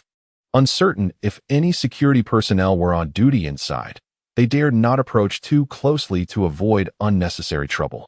The driver, known as Madman, glanced back into the van and remarked, "Ah Juan, do you ever get a strange feeling, as if someone is watching us from behind? Yet, when we turn around, there's nothing there, much like the protagonists in horror films encountering ghosts." Ah Juan, also turning to look, shivered slightly. "To be honest, I felt that way too. It gave me goosebumps and raised the hair on my neck. Surely, it can't be the vengeful spirit of the deceased officer, can it?" Madman replied, "Don't frighten yourself. The officer's 7 days haven't even passed yet." The two exchanged murmurs as they dialed Xiao Hongyu's number. "Big brother, we have arrived at the villa." Xiao Hongyu's voice echoed through the phone. "You weren't followed, were you?" Ah Juan assured him, "No, rest easy, big brother." With Madman's counter-surveillance instincts, who in Taoyang City could tail him without being detected? Besides, Shopping Mountain is quite remote. Since the villa was sealed, there have been no guests. And throughout our journey up the mountain, we saw not a single soul, not even a shadow. Good. Circumvent the villa and head to the back. There's a path leading to Longsho Mountain. I'll have Ah Dao wait for you at the entrance." After giving his instructions, Xiao Hongyu hung up. Following the directive, Madman maneuvered the vehicle to the rear of Jusho Villa, arriving at the path leading to Longsho Mountain. Upon arrival, the three men waited in silence. After a while, Dao Gu emerged from the nearby woods. Highly vigilant, he had arrived earlier but had cautiously observed for a considerable time, ensuring they weren't being followed before stepping out. Dao Gu commanded, "Drive the car into the woods, then follow me up Longsho Mountain." Madman nodded, parking the vehicle before joining Ah Juan to follow Dao Gu up the mountain. Leading the way, Dao Gu suddenly turned back, his sharp eyes scanning the surroundings. "What's wrong, Dao Gu?" Ah Juan inquired. Dao Ji's expression grew serious. "I have a persistent feeling that someone is watching us from behind. It seems we are being followed." "Hey, Dao Gu, you feel it too?" Ah Juan nonchalantly replied. "On our drive here, I sensed it as well. Like a pair of eyes were fixed on us. Yet when we turned around, nothing was there. Madman and I even joked if it was the ghost of that officer seeking vengeance." As Ah Juan spoke, his voice trailed off, and his demeanor shifted to one of gravity. If one or two of them felt this way, it could be dismissed. But for all three to sense they were being followed left no doubt. They were indeed being tracked. The trio turned to glance back, their expressions heavy as they scrutinized the path up the mountain. Yet, the area was open, the road clearly visible, devoid of anyone trailing behind. The dense thickets on either side of the road might conceal an animal, but a human could not possibly navigate through without being ensnared by the thorns. Could it be a drone? Dao Gu and Madman exclaimed in unison, looking up towards the sky, yet they saw nothing amiss. What is going on? Are we truly just being paranoid? Dao Gu pondered, and gradually, the oppressive sensation of being watched faded away, allowing him to breathe a sigh of relief before continuing up the mountain. Behind them, concealed in the shadows, Ye Bai furrowed his brow, casting his gaze elsewhere. Sometimes, human intuition and sensory perception are remarkably acute. Even ordinary individuals can sense another's gaze, let alone these seasoned criminals. If I were to open a portal in front of me, would it shield my presence from their awareness? With a thought, Ye Bai conjured an invisible portal before him.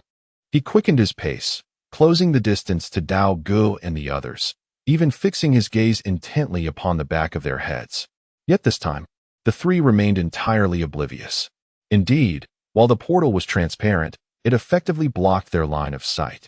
With the portal open, Ye Bai felt no fear of these men suddenly turning their weapons towards him. Ahead, Dao Gu led the two men upward. The terrain of Longsho Mountain was significantly steeper than that of Shopping Mountain. Upon reaching the mid-slope, they could overlook the entirety of Shopping Mountain. Before long, they reached a small path nestled in the woods, meandering deeper into the forest, far from the main road. A quaint wooden cabin emerged, cloaked by the trees. Xiao Hongyu sat at a stone table outside the cabin, his expression stoic as he smoked a cigarette. Approaching, Madman bowed his head, his face filled with shame. "Big brother, Our mission has failed. It's not your fault, Xiao Hongyu replied, rising to pat Ah Huan and Madman on the shoulders, a wave of melancholy washing over him. Not long ago, he had been a powerful figure surrounded by countless subordinates, wealthy beyond measure, and indulging in the company of handsome men every night without repetition. Chapter 106. Eliminate the old glass, the secret vault, worth billions. Yet in an instant, the organization collapsed, like a tree falling, scattering the monkeys, leaving only these three individuals before him.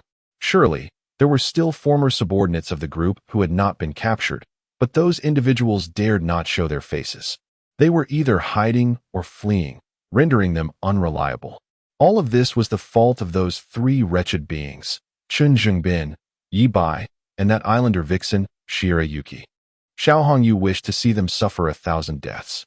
Initially, he had dispatched 2 teams, confident he could exact revenge, intending first to eliminate Yuki, then to brutally toy with Ye Bai before mercilessly killing him.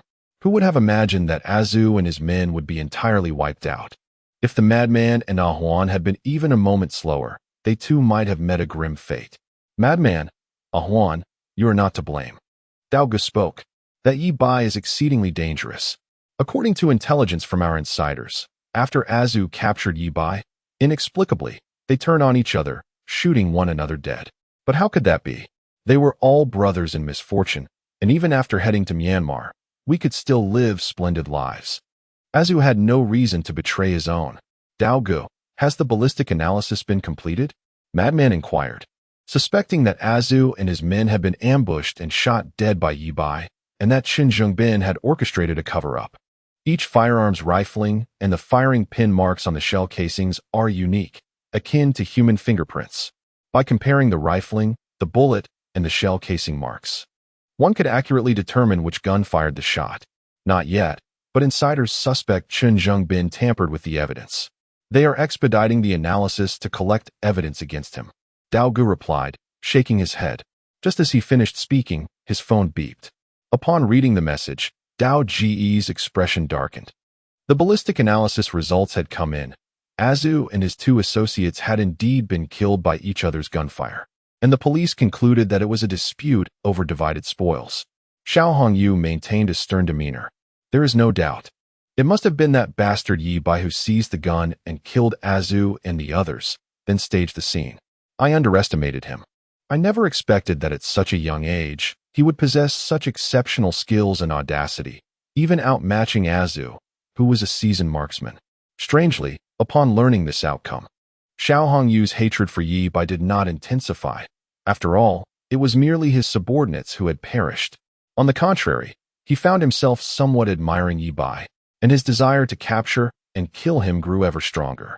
Of course, old glass was of little use, merely serving as a socket. Xiao Hongyu opened the backpack on the stone table. Instantly, 6 gleaming gold bricks were revealed. Madman and Ah Huan gasped, their eyes alight, fixated on the gold. Dao Gu discreetly gripped his handgun, ready to fire if he sensed any unusual behavior from the 2. I, Xiao Hongyu, have dominated Taoyuan City for nearly 20 years, accumulating considerable wealth. I possess hundreds of such gold bricks. These 6 were intended as pocket money for my brothers upon their safe return from their tasks, but alas, Azu and his men will never come back. After a pause, Xiao Hongyu continued, Madman, you and Ah Huan each take 1. Thank you, big brother. The 2 exclaimed joyfully, each taking a gold brick. Each brick weighed 1 kilogram and, at current gold prices, was worth over 200,000. Dao, you should take 1 as well. Use the remainder to raise funds and issue a bounty. Whoever can eliminate Ye Bai shall receive the reward, Xiao Hongyu commanded. Dao Gu did not move, shaking his head. Big brother, what use is money to me now? I'll forfeit my brick and add it to the bounty for killing Ye Bai. Upon hearing this, Madman and Ah Huan pondered and realized the truth in his words. Although the police were currently unaware that they had killed officers during a robbery, it did not mean they would remain oblivious forever. Moreover, as Xiao Hongyu's loyal subordinates, they had committed countless crimes, and should they be caught, they would face at least a decade or more in prison. Thus, having money in the country would not grant them comfort. Only by avenging their brother and eliminating Qin Zhengbin, Ye Bai, and Shirayuki. And then fleeing with Xiao Hongyu to Myanmar, could they live the life of luxury they desired? Exchanging glances, they stepped forward and returned the gold bars. Big brother, I'll add mine to the bounty as well. We must ensure that Ye Bai meets his end. Indeed, I cannot find peace until that scoundrel Ye Bai is dead. Xiao Hongyu smiled with satisfaction at this display. Very well, I shall procure additional gold bars to raise the bounty to 10 million. Whoever brings me Ye Bai's head shall receive 5 million, and whoever delivers him alive shall receive 10 million. Xiao Hongyu's desire for revenge remained unquenched. Just then, a strange voice interrupted. No need for such trouble. The living Ye Bai has already arrived. A strikingly handsome figure, exceptionally refined and tall at 185 centimeters, emerged slowly from the woods. It was Ye Bai. This visage was unforgettable to all present. Xiao Hongyu had seen him once and could never forget, while others had scrutinized his photograph countless times, wishing to see him suffer. With a swift motion, 3 firearms were aimed at Ye Bai. Yet Ye Bai remained composed, showing no sign of fear. With the existence of the spatial door, even a blink would signify his defeat. After tracking Dao Gu and his men to this location, Ye Bai did not reveal himself immediately. Instead, he activated his X-ray vision and Super Hawkeye, searching for Xiao Hongyu's secret vault. At last, he discovered a hidden basement 20 meters beneath the wooden cabin, filled with gold bricks. Had it not been for this vault, Ye Bai would have swiftly dispatched Xiao Hongyu upon their first encounter. Old Xiao, the 10 million you just mentioned should still stand. Yes? Now that I am here.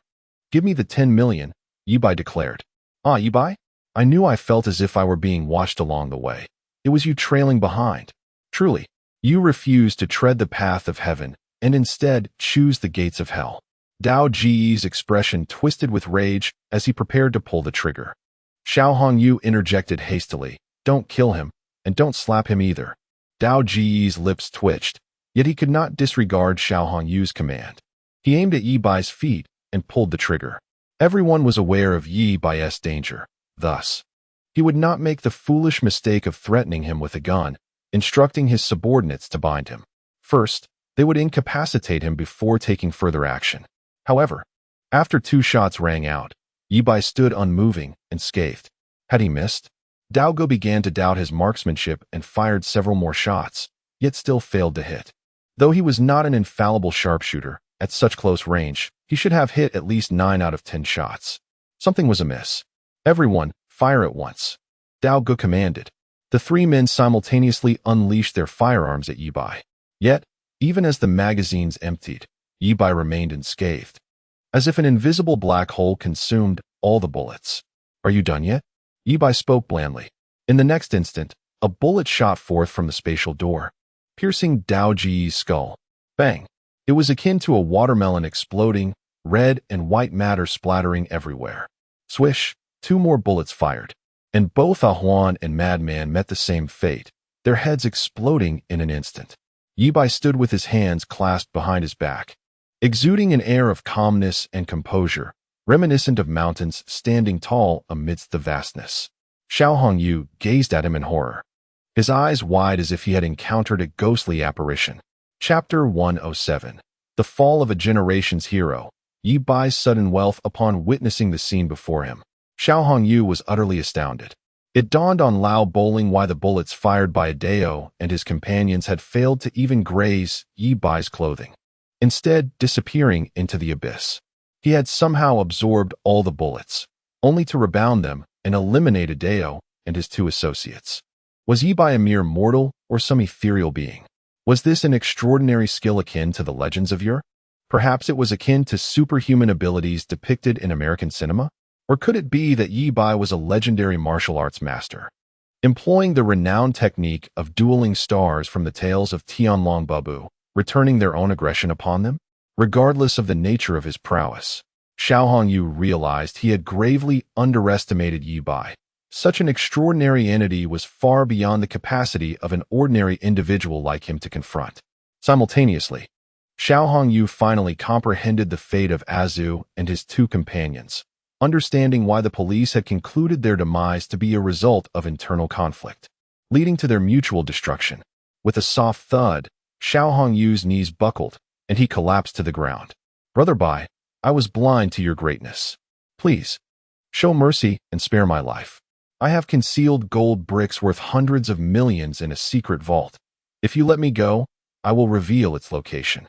Rest assured, I will never trouble you again, nor will I disclose your capabilities. No, please do not release me.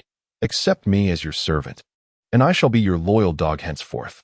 Faced with this extraordinary being, Xiao Hongyu's spirit of resistance evaporated, and his once unyielding demeanor crumbled like dust. His pleas for mercy resembled those of a mangy dog. The aura of a formidable social figure vanished without a trace. Ye Bai remained silent. From the portal, a bullet emerged, piercing Xiao Hongyu's heart. Ye Bai, may you suffer a fate worse than death. Xiao Hongyu's curse fell silent as he collapsed, eyes filled with regret. It was unclear whether he regretted crossing Ye Bai or lamented his failure to confront him with all his might sooner. Ye Bai's gaze swept across the four lifeless bodies on the ground, his heart betraying no emotion. Xiao Hongyu's organization had undoubtedly led to the ruin of countless families, each of his henchmen harboring innocent souls lost. Such scum deserved execution 100 times over. By eliminating them, Ye Bai was merely enacting celestial justice. The brave officer who had sacrificed his life would find solace in witnessing this reckoning from the heavens. Old Bowling, to have met your demise at my hands in both lives is your fate. In your next life, strive to be a better person. Ye Bai entered the wooden cabin, his keen vision scanning for the mechanism that would reveal the hidden passage. He shifted a wooden barrel at the corner, pried up a floor tile beneath it, and uncovered a metallic handle. Pulling the handle elicited a series of clicks as the floor in the center of the room gradually opened, revealing a dark entrance. Moments later, lights flickered to life within. The passage was a winding staircase leading downward, culminating in a massive metallic door, secured by a fingerprint scanner. Ye Bai observed the door. It was at least 30 centimeters thick. To force it open would likely cause the tunnel to collapse. He returned to the surface, severed Xiao Hongyu's right hand, and approached the iron door, testing each finger against the scanner until, finally, his little finger granted him access. It was a testament to Old Bowling's cunning. The image of her delicately opening the door with her slender fingers sent a shiver down Ye Bai's spine. The secret vault was modest in size, roughly 20 square meters, resembling a small air raid shelter from the last century, repurposed by Xiao Hongyu.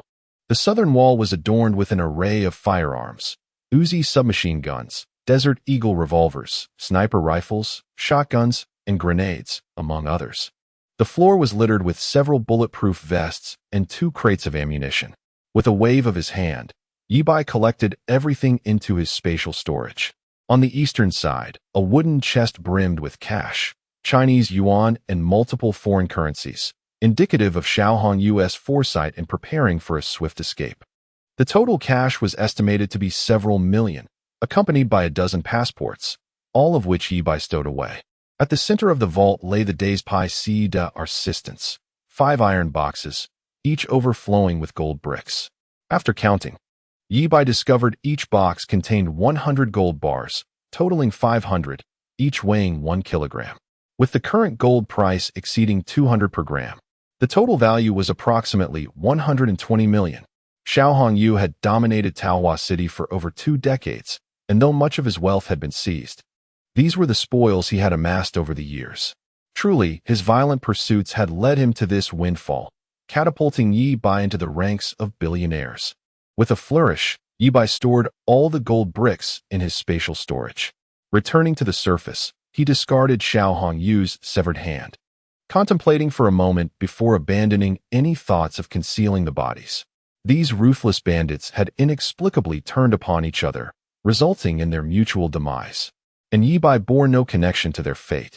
He had worn gloves throughout the ordeal, leaving no fingerprints, and any traces of his presence would be washed away by the rain. Moreover, he had donned shoe covers while entering the cabin and vault, ensuring no evidence was left behind. As for how long it would take the authorities to discover the bodies, that was a matter for fate to decide. After the closure of Juxiu Villa, no one ventured to Xiuping Mountain, let alone Longzhou Mountain.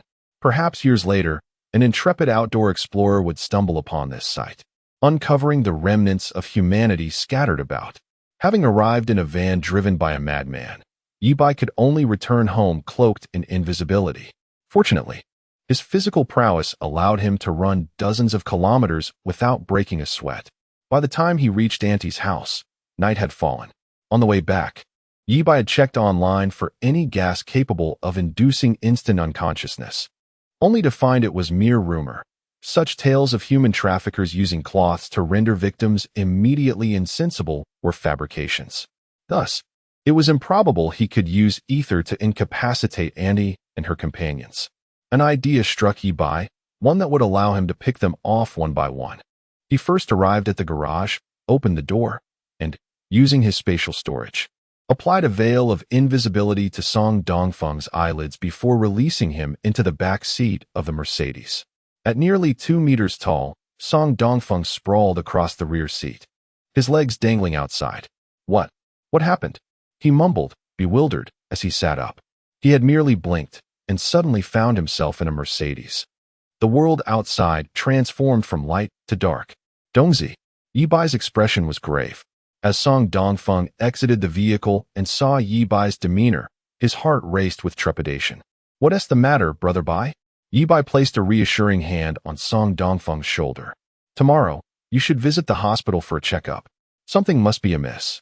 You fell into a deep slumber without waking, no matter how much we called you. Chapter 108. A passage to Aunt Sinew upon hearing the words. Song Dongfeng forced a smile that barely masked his concern. Brother Bai, please don't frighten me. I'm in excellent health, eating well. How could I suddenly faint? Ye Bai shook his head in puzzlement. I find it quite strange too. With your physique, it should be impossible for you to experience low blood sugar. Nevertheless, you should get checked out to ensure peace of mind. Just look at the time. You've been unconscious for quite a while. As Song Dongfeng glanced at his phone, a chill ran through him, and his gaze became somewhat dazed. Brother Bai, I can't possibly have a terminal illness, can I? Witnessing how close he was to alarming his good friend, Ye Bai hurried to reassure him. It's unlikely. It could simply be a result of stress and anxiety. Don't worry too much. You're still young, and there's no reason to believe you have any major health issues. You're right. Song Dongfeng managed to muster a smile that was more painful than a frown. Just as he was about to leave, a thought struck him regarding Xiaohong Yu, prompting him to ask anxiously, Brother Bai, is there any news about the 3 sisters-in-law? 3 sisters-in-law? Ye Bai asked, taken aback. Song Dongfeng chuckled, momentarily shoving aside his fears of terminal illness, and began to enumerate with fingers, Aunt Qin Yu, Sister Yu, and Aunt Qin Yu's daughter, Li Shiyan. Enough of that. Ye Bai kicked him lightly. Rest assured, Xiaohong Yu has been dealt with. He will never return. Song Dongfeng detected the underlying meaning in Ye Bai's words, his spirits lifting as a wide grin spread across his face. Brother Bai, you're incredible. I knew there was nothing my big brother couldn't resolve. All right, off you go now. Tomorrow morning, get a physical examination, and in the afternoon, come pick me up for school, Ye Bai instructed. Song Dongfeng paused, bewildered. Back to school? Aren't we going to the company? Ye Bai replied, I have an English class to attend. Song Dongfeng raised his eyebrows and grinned. I get it. Brother Bai, you've taken a liking to the new counselor, Qin Yujie, and you want to transform her from a counselor to a guide. Uncertain of where he picked up such flirtatious banter, Ye Bai waved him off and ascended the stairs. Once back home, he first made his way to Aunt Sinew's room. Initially, Ye Bai intended to deceive her as he had with Song Dongfeng, but upon reflection, he recognized that Sinew was far too astute to be easily misled like the foolishly naive Song Dongfeng. However, while direct deception was not feasible, he could certainly disorient her in an instant, rendering her incapable of rational thought. An idea struck him. He took a shower to cleanse himself, then entered Sinew's room, closing the door behind him before lying down on her bed. With a mere thought, Sinew materialized from her spatial realm, nestling into Ye Bai's embrace. She gazed up at the ceiling in bewilderment, then peered out the window, finally locking her eyes onto Ye Bai's face. Am I dreaming? One moment I was hiding in the neighbor's house, and the next, I find myself in your arms. Little Yu, you're awake, Ye Bai said, holding her close. Sinew's body tensed as she felt Ye Bai's firm chest, her heart racing uncontrollably. completely flustered. Little Yu, can we fulfill our promise now? Ye Bai inquired with a smile. Synopsis, resembling a helpless little kitten, looked at Ye Bai's handsome face, and an audacious thought crossed her mind. Since it was merely a dream, why not indulge in a little fantasy with little Bai? She muttered to herself, and then boldly. Ye Bai was momentarily taken aback. Yet, with Synopsis willingly offering herself, he was more than happy to play the part of a benevolent gentleman. However, just at the crucial moment, Synopsis shyly interrupted him. Her cheeks flushed. Little Bai, I'm not quite ready yet. This is all happening too fast. Feeling somewhat defeated, she thought, Synopsis, you really are lacking in courage, only able to speak boldly while hesitating to act, even in a dream. Ye Bai was undeterred, having come this far. He was unwilling to halt. Little Yu, have you forgotten our agreement? Once you achieve fame, you promised me a tangible reward. Remember, I haven't and Oppos. T truly become famous yet. I merely performed well in a commentary competition. I'm not actually a star yet, she replied. In her mind, she resolved that once she surpassed 5 million followers across all platforms, she would reward herself to him. Synopsis felt her cheeks burn. These words, which she would never dare to utter in front of Ye Bai, seemed to lose their weight in the realm of dreams. But, Auntie, you've seen it. I am currently very. Then what should I do? Perhaps Synopsis bit her lip, deciding to take the plunge. After all, it was just a dream. Even if she couldn't truly act as she wished, what was the harm in helping him in this manner?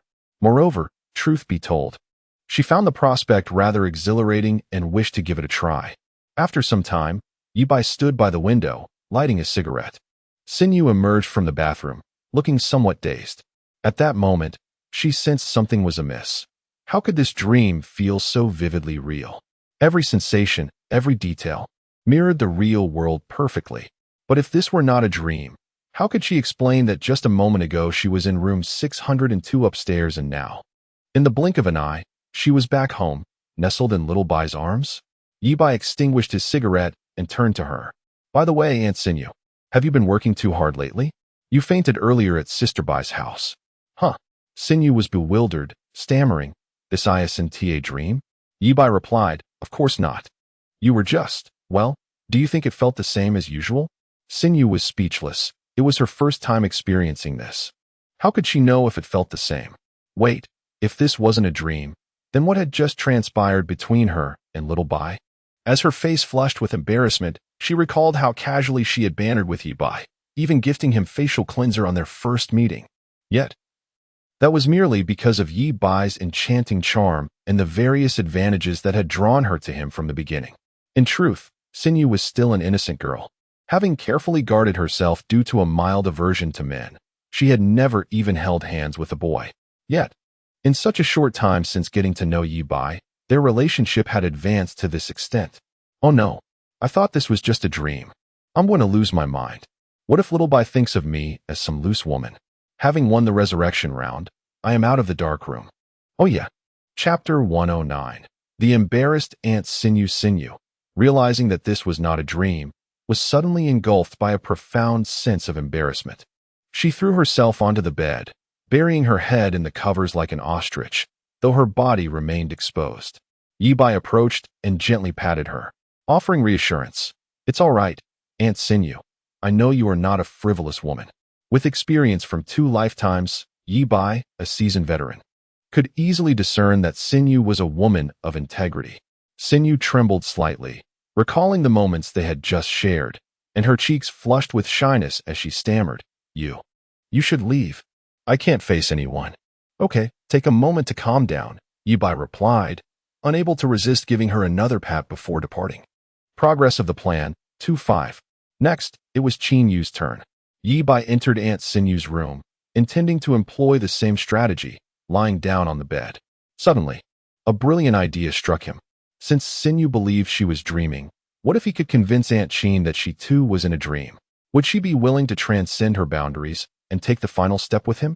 As he envisioned this scenario, Ye Bai felt a surge of excitement. With a mere thought, Aunt Qin's garments materialized from his spatial pocket and landed on the bedside table.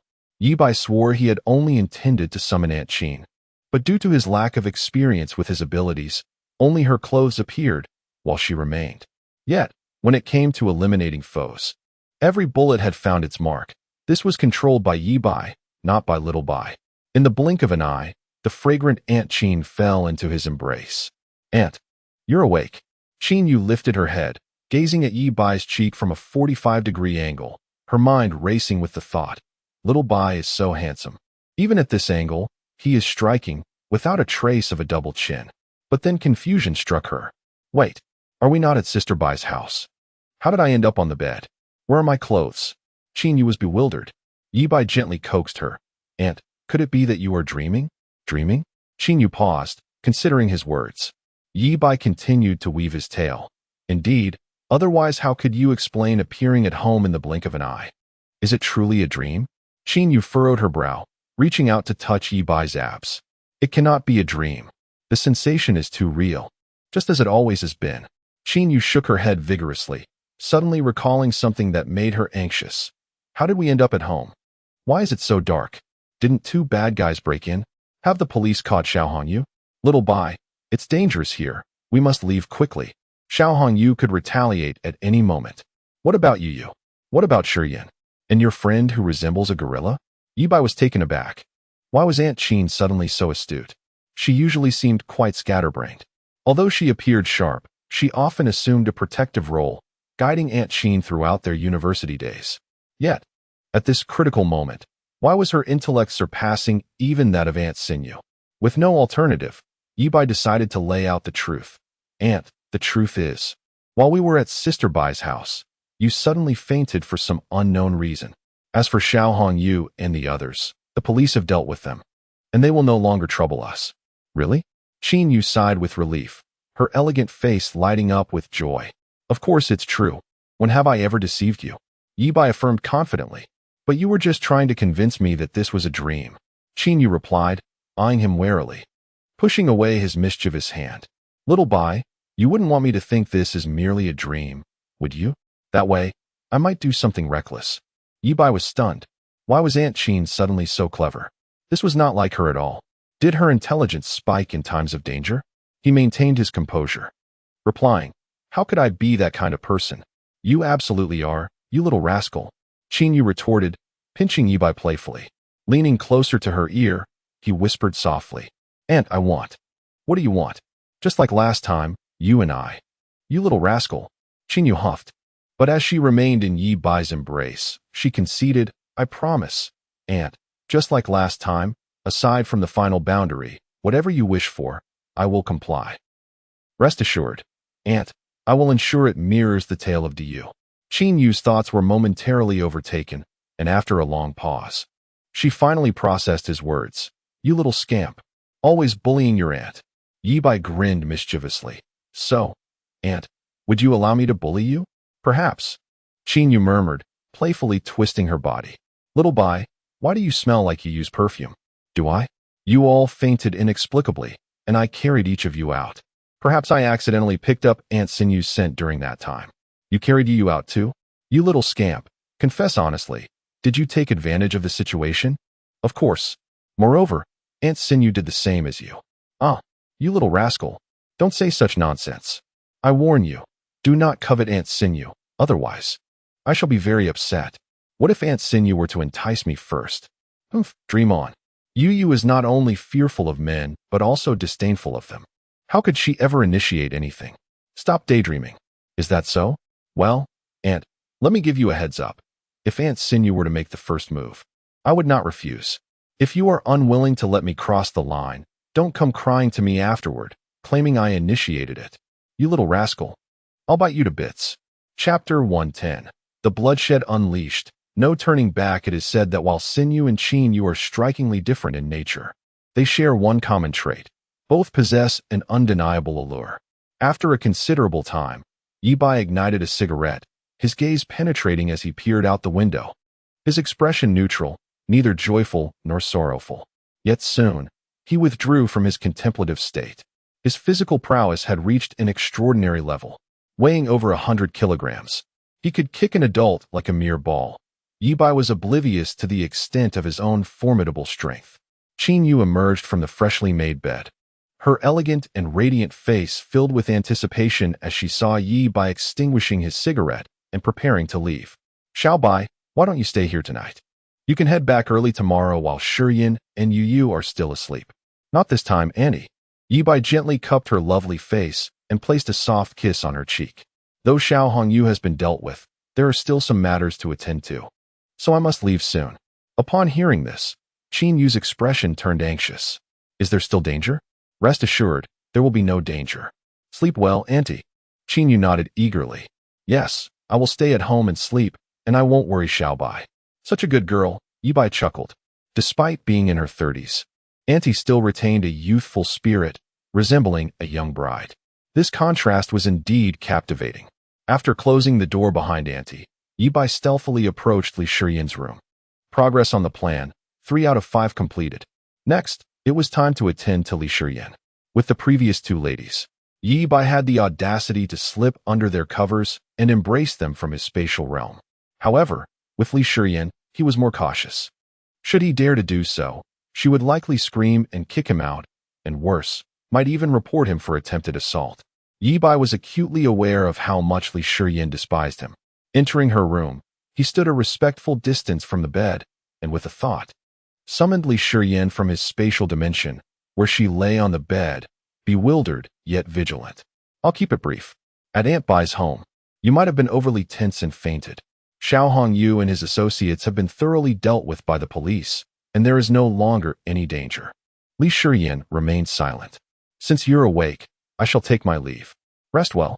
Ye Bai shrugged, ready to depart. Wait. Li Shiyan called after him. Ye Bai, I do not know how you have entangled yourself with someone like Xiao Hongyu, nor am I interested, but I wish for you to move out. My mother and I are defenseless women, unable to get involved in your affairs. Now that this danger has passed, what if there is another incident? Do not worry. There will be no next time, Ye Bai replied solemnly, without turning back. From now on, he would never again be indecisive or lenient. Upon sensing the slightest hint of danger, he would act decisively and eliminate the threat without hesitation. No longer would he afford his enemies opportunities. He might extend a hand, but would they do the same for him? Possessing such extraordinary abilities, Ye Bai feared no one in this world, confident that he could eliminate any adversary without leaving a trace. As long as there was no evidence, he would remain an innocent and law-abiding businessman. Those who spoke of rules would find themselves bound by them. Those who disregarded them would no longer have a chance to discuss them. If you wish for me to move out, I can do so at any time, provided Auntie agrees. Ye Bai strode out unabashedly. Li Shiyan watched Ye Bai and Apos' retreating figure. Her brow furrowed in thought. Had she truly fainted without reason? She could not accept it. Her mind felt clear, as if she had merely blinked and found herself transported home from Aunt Bai's house. In a blink, day had morphed into night. Something felt amiss. Yet she could not grasp what had transpired. Ye Bai harbored significant secrets. Li Shiyan retrieved her phone and searched for information regarding Xiao Hongyu. She had a classmate living near the highway toll station, so she called to inquire. Currently, the city was under lockdown, and numerous police officers were conducting thorough searches of every vehicle attempting to exit the city. There had been no official reports of Xiao Hongyu's arrest, and the state of martial law had not been lifted. Why then did Ye Bai so confidently assert that Xiao Hongyu would not trouble them again? Could it be that Ye Bai had dealt with him? Ye Bai, what is your secret? Had Ye Bai known the thoughts swirling in Li Shiyan's mind, he would undoubtedly have given her a thumbs up. This clever girl was truly a high-achieving scholar. Like Chen Sini, Li Shiyan excelled in her studies, ranking among the top 10 in the province, capable of gaining admission to the nation's elite universities. However, both chose to remain close to home and enrolled at Taijiang University. While Taijiang University was the best institution in Taijiang City and ranked favorably in the province, it still paled in comparison to the highest academic institutions. Ye Bai had heard Aunt mention that Li Shiyan planned to complete her undergraduate studies and then pursue a master's at a top university.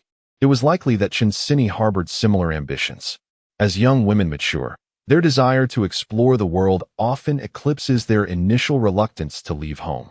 Progress on the plan, 4 out of 5 completed. The final step was to resolve matters with Xuezi. Ye Bai drove his Mercedes S600 swiftly towards Taijiang Mansion. After some contemplation, he dialed Chun Jingbin's number. Hello, Ye Bai, is there any new information? Uncle Chun, I have received news that Xiao Hongyu has illegally crossed into Myanmar and will never return. Is this information reliable? Extremely reliable. Xiao Hongyu will never return. You need not worry about him posing a threat to you and Sini any longer. On the other end, Chun Jingbin fell silent for a moment, seemingly grasping the implications. Understood, Ye Bai. Thank you for informing me of this. I will lift the citywide lockdown shortly, but the warrant for Xiao Hongyu remains active. Very well. Furthermore, although Xiao Hongyu's group has collapsed, he was merely a pawn thrust into the spotlight. Behind him lies a formidable force. Therefore, Ye Bai, I will do my utmost to conceal your involvement in this matter. For the time being, exercise caution and avoid drawing attention from those individuals. Thank you for the reminder. Uncle Chun, Ye Bai recalled the influential figure spoken of by Xiao Hongyu and his associates. After resolving the matter with Xiao Hongyu at Longsho Mountain, Ye Bai had scrutinized all their communication devices, eager to unveil the identity of this so-called benefactor and root out any moles within the Public Security Bureau. Regrettably, they had remained exceedingly cautious, erasing all communication records. Ye Bai collected their phones into his spatial realm, intending to occasionally review them to see if anyone would reach out. While unaware of who the powerful figure backing Xiao Hongyu was, Ye Bai understood that by rescuing Qin Sini from Zhou Kachang, he had already placed himself in opposition to them. Thus, the inevitable confrontation with this benefactor loomed on the horizon. Ye Bai had devised a clear plan to assist Qin Jingbin in ascending to greater heights while dismantling every influence this benefactor had in Taijiang City. If he could uncover the true identity of this individual, he would strike with thunderous force to eliminate them. To protect my women and daughter, every threat must be extinguished in its infancy. A glimmer of cold resolve flickered in Ye Bai's eyes. Having already unleashed the bloodshed, there was no reason to hold back. Any who dare obstruct his path, regardless of their identity, shall meet their demise. Chapter 111. Yukiko and Apos. Gratitude. Just as Ye Bai was about to hang up the phone, Chun Jingbin continued. Ye Bai, do you have time tomorrow afternoon? I suppose I do, Uncle Chun. What is the matter? Chun Jingbin replied. Then why don't you come over for dinner at my house tomorrow?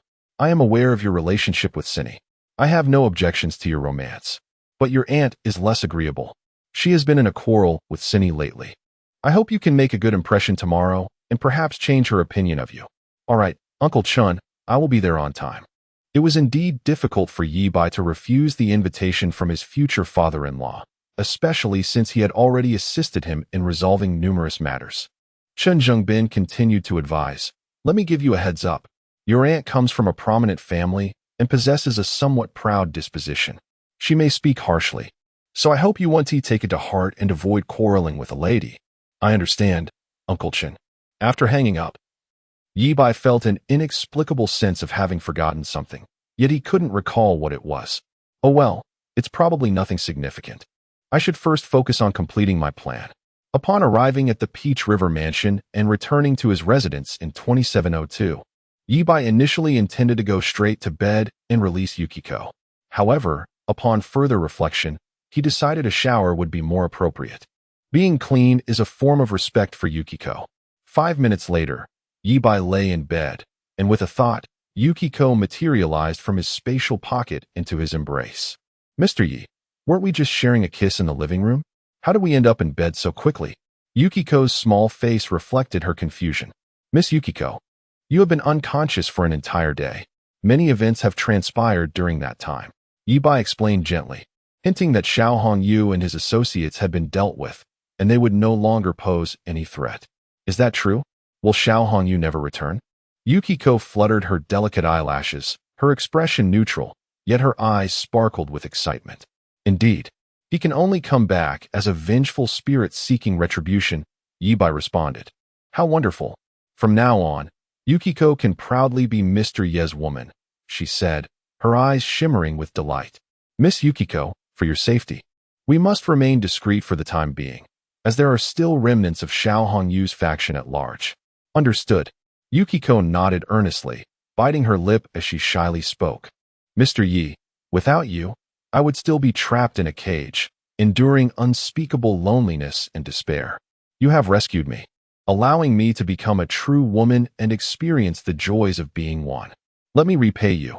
Recently, Yukiko had secretly learned a great deal online, eager to let Ye Bai experience the feeling of being an emperor. Ye Bai patted her small head. Then I shall rely on you, Miss Yukiko.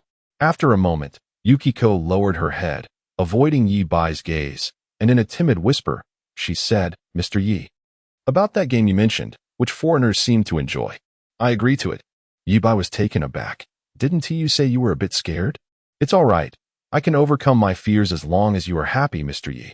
Moreover, I have consulted experienced foreign friends, and they said that it's actually. Although I lack experience, I have made ample preparations and will not disappoint you, she assured him. Then I appreciate your efforts, Miss Yukiko. It may be a bit challenging for you. It's nothing, please don't pity me. The completion rate of the plan, 5-5. Yukiko was unconcerned about having been unconscious for a day. She was simply relieved that the heavy burden on her heart had been lifted, allowing her to be at ease as Ye Bai's cherished woman. Just like in her previous life, Yukiko remained willing to sacrifice everything for Ye Bai, even her own life if necessary. To ensure Ye Bai's happiness, she was even prepared to fulfill his extravagant requests. In the Public Security Bureau's temporary detention center, a man forgotten by fate grasped the iron bars, pleading with a passing officer, Sir, I assure you, I'm one of your own. Please let me make a phone call to prove my identity. The officer was a young man, strong in responsibility and justice, who had just graduated from the police academy last year. Initially, when Luo Yang was brought in, he had insisted he was an undercover agent. But Chong Lu had been skeptical and sought verification, only to find Luo Yang unable to provide any substantial information. Fearing he might wrongly accuse an innocent person, Chong Lu had inquired with Director Chui about the existence of an undercover operative, only to be met with a scolding. The director had made it clear that there was indeed an undercover agent in this operation, but she was a woman who had been released on the day of Xiao Hongyu's capture. What sort of trick is this Luo Yang trying to pull? Chong Lu thought, warning him sternly, I advise you to stop trying any schemes. Cooperate and you may receive a lighter sentence. Otherwise, you'll face the full consequences. Best to confess what you've done. Luo Yang implored, Brother Lu, I'm truly an undercover agent. Please, let me use your phone just once, and I'll call right in front of you. Chong Lu studied him, feeling he didn't seem to be acting. But recalling his mentor's warning that criminals were exceedingly crafty, he hesitated. What if Luo Yang intended to relay some crucial information? Chong Lu could not bear that responsibility. Stubborn fool. Chong Lu scoffed and strode away. Luo Yang watched his retreating figure, despair etched across his face. Y&T Brother Bai, who had the power to command the city's leaders to apprehend Xiao Hongyu, intervened to rescue him. Brother Bai, you haven't forgotten me, have you? Surely not. Luo Yang squatted on the ground, trembling with fear and helplessness. Or perhaps Brother Bai refrained from rescuing him for a deeper purpose. There were rumors that Xiao Hongyu had escaped from prison. Could it be that Brother Bai feared that releasing him would expose his identity as an undercover agent? This must be a form of protection. Luo Yang felt a sudden clarity. Indeed, Brother Bai was always thoughtful, even concerning the safety of his subordinates. Brother Bai, forever a god. Chapter 112. The dragon in the prison. At the break of dawn the following day, Luo Yang was once again summoned for interrogation, during which he recounted his deeds within the Xiao Hongyu group. Naturally, he meticulously concealed everything pertaining to Ye Bai. Luo Yang was a discerning individual. Knowing that Brother Bai played the role of the shadowy mastermind behind the disintegration of the Xiao Hongyu group, he dared not utter another word. After the interrogation, he was shackled and escorted to the detention center. As one of the last to be transferred, Luo Yang had initially been regarded by the Public Security Bureau as one of the three formidable kings under Xiao Hongyu's command, and the only one left who could still be interrogated. They had thought they had captured a significant fish. However, after questioning Luo Yang and a few lesser individuals, it became evident that he had only recently ascended to his position, having served merely as a lackey for the late Fat Cat, one of the four notorious kings. Just a month prior, he had spent only 2.5 years within the group and had never even collected debts from loan sharks. He was merely a low-level henchman, with few offenses to his name, likely to face a sentence of only a few months to a year at most. It was perplexing how such a small fry had managed to rise to the ranks of the three kings, standing shoulder to shoulder with established figures like Lu San and Nyo Tu. Upon his arrival at the detention center, all personal belongings, including clothing and watch, were confiscated. He was then outfitted in prison garb and had his hair shaved to a buzz cut. As he was led into the cell, a wave of trepidation washed over him. Would he encounter violence? Though he might not possess even a fraction of Brother Bai's charisma, he considered himself somewhat of a pretty boy and feared the worst from the prison bullies. 7259. What are you dawdling at the door for? Get in, the guard barked, pushing Luo Yang inside. As he stepped into the cell, his eyes scanned the fierce-looking inmates, sending his heart racing. He quickly lowered his head. His greatest asset was his ability to wield the power of others. His rise to being one of Xiao Hongyu's three kings was purely due to luck, reliant on his true elder brother Ye by dismantling two of the four notorious kings. Luo Yang had never even participated in any major gang conflicts. His skills were subpar, far inferior to those of the juvenile lackeys. Faced with the predatory inmates, his heart pounded with anxiety. Suddenly, the inmates in the cell stood in unison. Luo Yang's heart leapt, and he instinctively prepared to plead for mercy, ready to yell for them to go easy on him.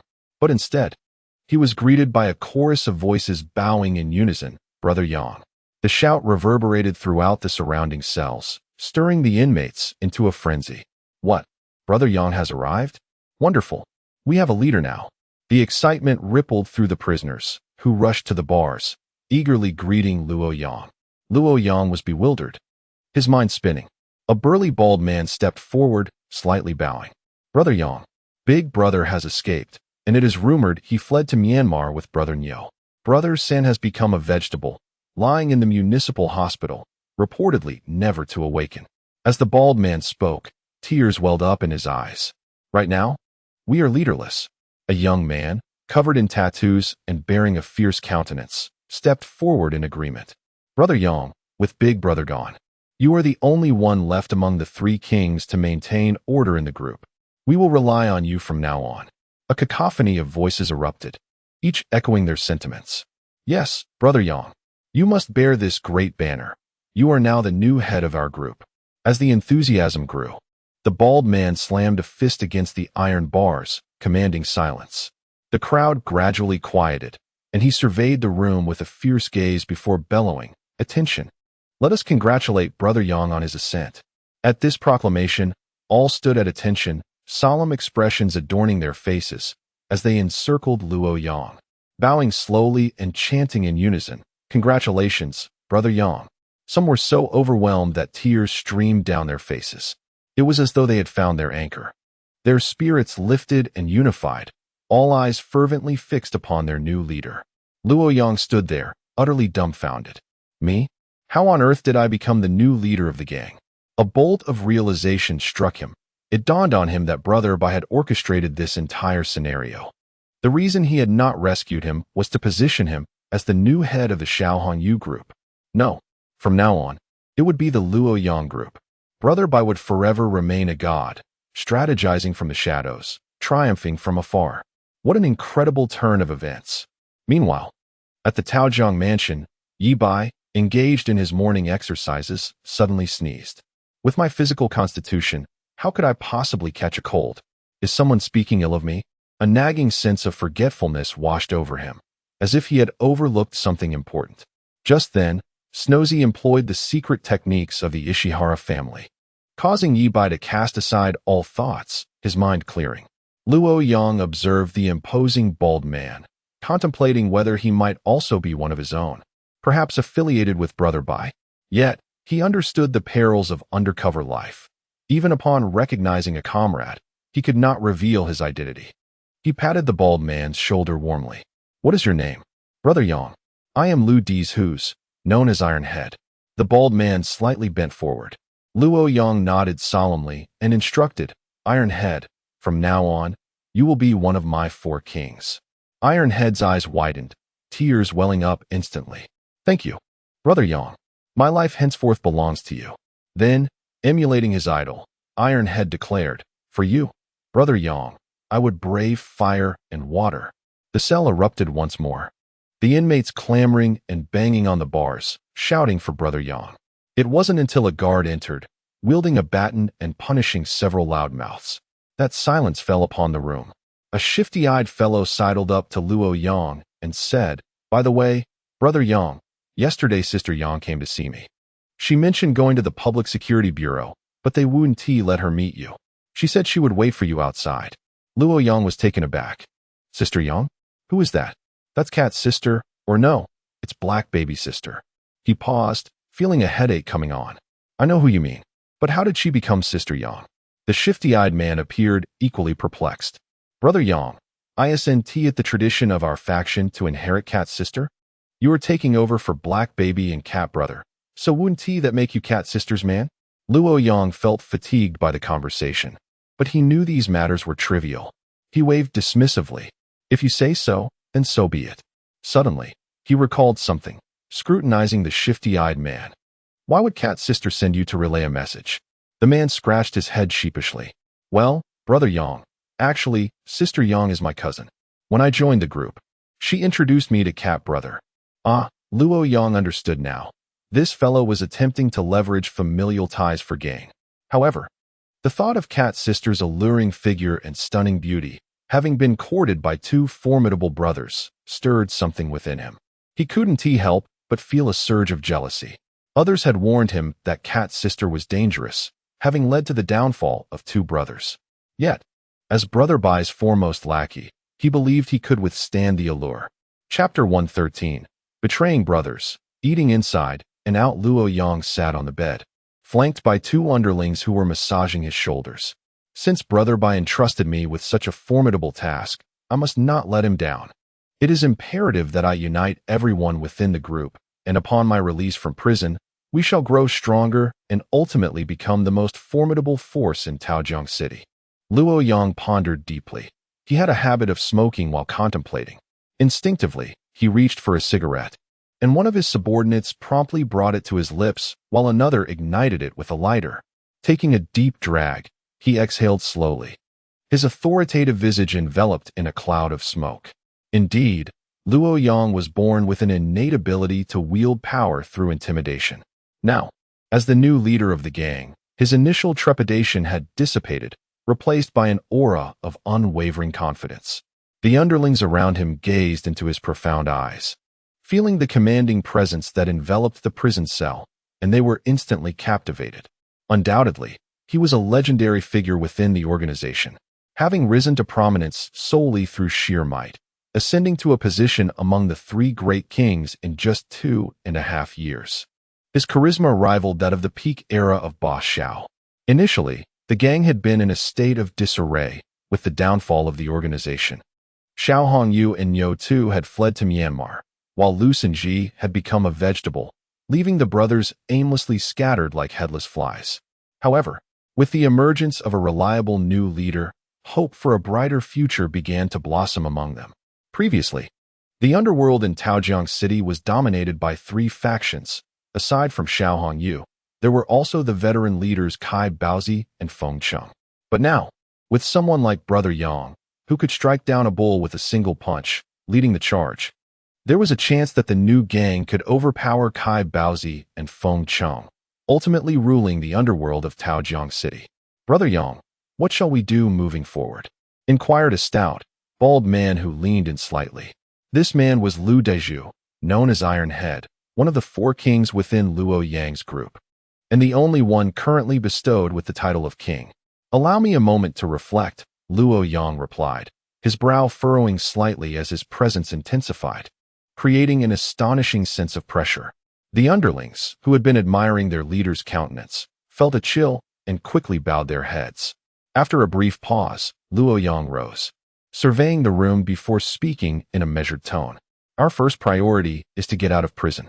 Only by doing so can we devise a plan to safeguard the legacy of the past and initiate a new dynasty. Therefore, my suggestion is to focus on self-preservation and develop cautiously." Iron Head quickly asked, "What do you mean by self-preservation?" Luo Yang replied, we must confess to certain wrongdoings. But all responsibility should be shifted onto Boss Xiao and the others. We will assert that they coerced us into these actions. Wouldn't that violate the code of brotherhood? Ironhead looked troubled. Fool, Luo Yang admonished. Since Boss Xiao and Niu Tu have already fled abroad, they are now A-class fugitives facing dire consequences if captured. It is highly unlikely they will return. And with Lu Sanji in his current state, he will never awaken. Shifting blame onto them will have no repercussions for us. On the contrary, it will ensure our survival. I believe that Boss Xiao and the others, upon learning of our actions, would not be angered but rather relieved. Who would wish for their hard-won legacy to crumble overnight? Luo Yang had more to say, but there was no need to articulate that brothers would not willingly relinquish their hard-earned foundations. As the words sank in, everyone nodded in agreement. That makes sense, they echoed. The legendary man had a clear and concise thought process, and with just a few words, he opened their eyes to the situation. With such a wise and courageous leader, how could the group not flourish? In Taojiang Mansion, room 2702, the morning sun streamed through the floor-to-ceiling windows, casting a golden hue across half the room. Xuezi wore rabbit ears atop her head. Her expression was minimal, yet her eyes sparkled with a captivating allure. Mr. Yi, are you satisfied with Xuezi's wake-up service? Absolutely. I couldn't and Appos. To be more pleased. Ye Bai nodded with a smile. Though Xuezi and Appos' face held little expression, the depth of her gaze was extraordinarily engaging. Moreover, as the champion of the Gambling King competition, her talent was astounding.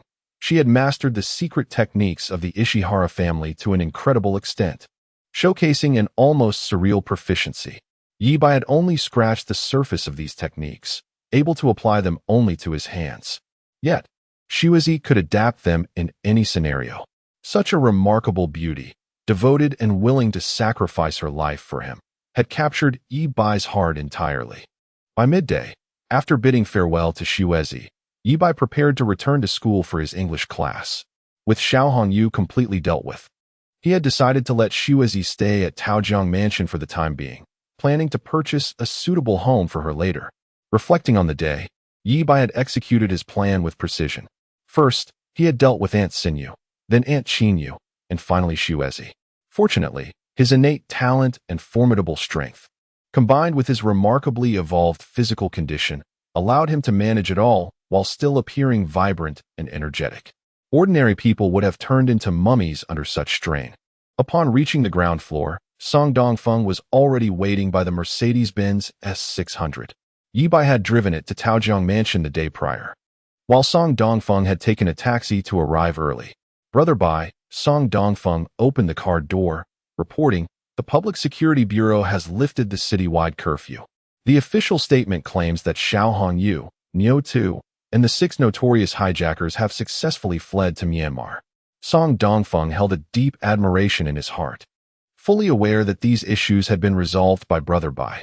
Nevertheless, the authorities were cooperating by providing a smokescreen. It was no exaggeration to say that Brother Bai had become the underground emperor of Taojiang City. In a city where few could match the blend of influence and cunning he wielded, it was indeed a privilege for Song Dongfeng to follow such a remarkable leader. Chapter 114. Putting a green hat on him upon arriving at Peach River University. Song Dongfeng had just parked the Mercedes when Ye Bai received a call from the housing authority. Ever since Ye Bai put the 3 buildings of the Rainbow Bridge up for sale, he had been receiving inquiries from potential buyers. This time, they even offered a staggering price of 26 million per building, nearly 80 million for all 3. Xiao Hongyu's vault contained gold bricks worth over 120 million. Even if he were to launder them, incurring some loss, he could still net around 100 million. With such wealth at his disposal, why not keep the 3 buildings for himself? Nowadays, the property prices around the Rainbow Bridge have skyrocketed, and rental rates have multiplied several times. Those 3 buildings are like golden geese, providing a substantial monthly income. Moreover, the real estate sector is flourishing and has yet to reach its zenith. With an abundance of funds and no urgent need to liquidate assets, Ye Bai began to contemplate his own development plans. It is indeed an opportune moment to venture into real estate. Having made his decision, Ye Bai instructed the housing authority to withdraw the listings. No sooner had he canceled the listings than an unfamiliar call came in. It was obvious that a buyer had gotten wind of the news. Ye Bai did not wish to engage further and promptly hung up. However, the caller persisted and rang back. Ye Bai hung up again, but the calls kept coming. Initially considering blocking the number, he reconsidered and decided it would be more effective to refuse directly over the phone, thus dissuading the caller. "Hello, is there something you need?" Ye Bai answered, the voice on the other, and let out a cold laugh. "It takes quite the audacity to hang up on me, Kai Zhaoyuan." In all of Peach River City, Ye Bai frowned. Kai Zhaoyuan, the youngest son of Kai Leopard? Kai Leopard is a veteran tycoon in Peach River City, having risen from a humble fish vendor in the seafood market to a powerful figure in the real estate industry over the decades. He has developed the commercial district around the Central Plaza, including the Longting building, which is currently leased to Bai Mei. Kai Leopard's wealth and standing in the community are somewhat superior to Xiao Hongyu's. In a previous life, Ye Bai had dealings with Kai Leopard, but by the time Ye Bai began to make a name for himself, Kai Leopard had already transformed into a legitimate businessman and even served as a representative in the Provincial People's Congress. Of course, his hands were not entirely clean, as he had passed on the underworld dealings to his son-in-law. Both in stature and affluence, Ye Bai and Kai Leopard were not peers, and naturally, Kai Leopard did not regard Ye Bai, the upstart, as a threat. However, Ye Bai could not avoid conflict with Kai Leopard in his previous life when he secured a government project through his own protection that was originally in Kai Zhaoyuan's hands. In a subsequent encounter, Kai Zhaoyuan, accompanied by his brother-in-law, ambushed Ye Bai. Both were left crippled by Song Dongfeng, with Kai Zhaoyuan reduced to a state incapable of self-care. Ye Bai had anticipated facing significant challenges ahead, but to his surprise, Kai Leopard remained indifferent. After incurring some losses, Ye Bai sent a subordinate to take the fall for him. Ye Bai was aware that the situation would not simply fade away. He had been preparing in secret, waiting for the right moment to strike against Kai Leopard's organization. Unexpectedly, Kai Leopard had connections to someone far more powerful than Ye Bai's own protectors, orchestrating a grand conspiracy that led to the swift demise of Ye Bai's group. In the ensuing chaos, Song Dongfeng sacrificed himself to save Ye Bai. After escaping the police's pursuit, Ye Bai infiltrated Kai Leopard's lair and eliminated him, avenging Song Dongfeng's death. Thus began his life on the run. "Ye Bai, I initially intended to purchase the 3 buildings from you at market value, but since you have chosen to reject my offer, I shall not be polite any longer. I give you 3 days to sell me the 3 buildings at 5 million each. Otherwise, I will ensure you live in a state of utter dependency." Kai Zhaoyuan's words snapped Ye Bai back to reality. He chuckled softly. This young man was just as arrogant as in his previous life. Without a word, he hung up the phone and blocked the number. It appeared that Kai Zhaoyuan was destined to repeat the fate of his past. Why provoke me now, especially when I am no longer inclined to grant anyone a second chance? Ye Bai's gaze deepened, since Kai Zhaoyuan dared to threaten him. Wishing to render him incapable of self-sufficiency, Ye Bai resolved to ensure that he met the same fate as before, reduced to a state of utter helplessness. Any threat must be extinguished in its infancy. 3 days to comply? I won't grant you a single day. Ye Bai had asked Song Dongfeng to check. There was an English lecture scheduled for that afternoon. After parking the car, they entered the classroom, where Chun Yujia was already teaching. She was impeccably dressed in fashionable office attire, adorned with gold-rimmed glasses, perfectly embodying the fantasy of every male student enamored with a beautiful teacher. Chun Yujia's features bore a resemblance to Lu Tiansheng, but were even more exquisite, exuding both innocence and allure. Having trained in ballet since childhood, she possessed an elegant demeanor alongside a supple yet resilient physique. Taking a seat in the last row of the lecture hall, Ye Bai gazed at Chun Yujia with tender affection. In his previous life, the woman he felt most remorseful towards was Shuezi, who had drowned in a pool while protecting him. Chun Yujia had also sincerely cared for Ye Bai. During the early days of his flight after the collapse of his group, he had sought refuge in Chun Yujia's home. This remarkable woman not only offered her life savings to help him escape, but was also willing to join him in his perilous journey. Ye Bai noticed that as Chun Yujia moved around the podium, her right leg appeared stiff, unable to extend fully.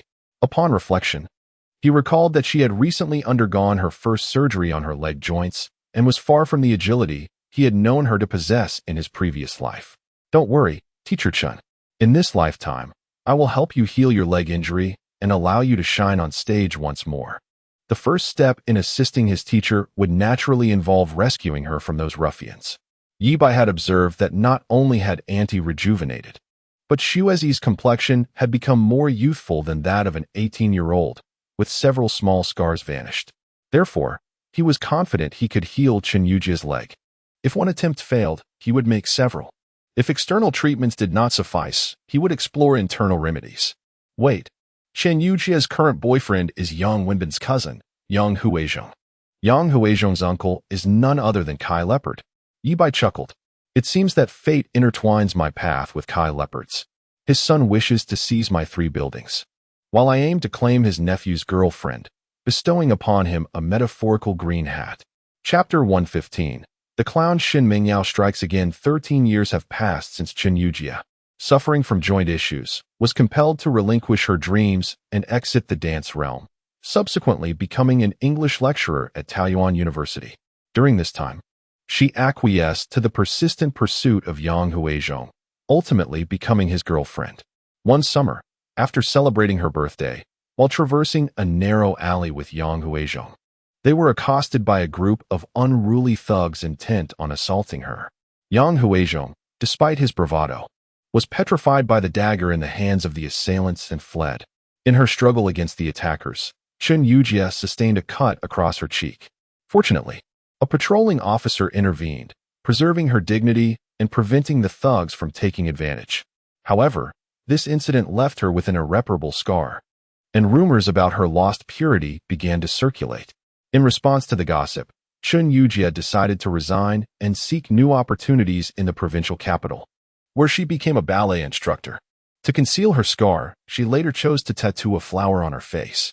It seems she had an innate allure that attracted unsavory characters.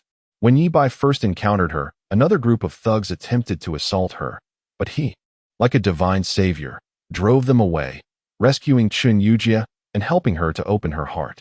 As their relationship blossomed, Ye Bai was surprised to discover that despite her artistic demeanor, Chen Yujia had bestowed upon him the gift of her first time. Although she had dated Yang Huizhong for 6 months, they had never even held hands. Ye Bai chuckled at the irony, noting that both brothers from the Yang family were hopeless romantics, yet neither had succeeded. The English lecture lasted 90 minutes, and soon after the first half, Chen Yujia announced a 10-minute break.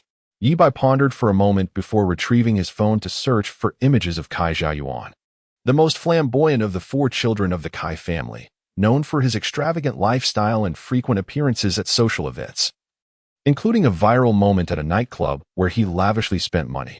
East Z, gather a dozen sharp-minded brothers, and head to Tianshang Rinjian, Jin Yuan Foot Bath, Yun Shui Yao, Handu Bar, and other places Kai frequents, Ye Bai instructed, fully aware of his former adversary's haunts. If we stake out these locations, we are certain to locate him. Once we find this individual, we shall discreetly follow him to ascertain his whereabouts tonight. He then sent Kai's photo to Song Dongfeng, who nodded in understanding, albeit without grasping the full context. Ye Bai's methods required no explanations for his subordinates.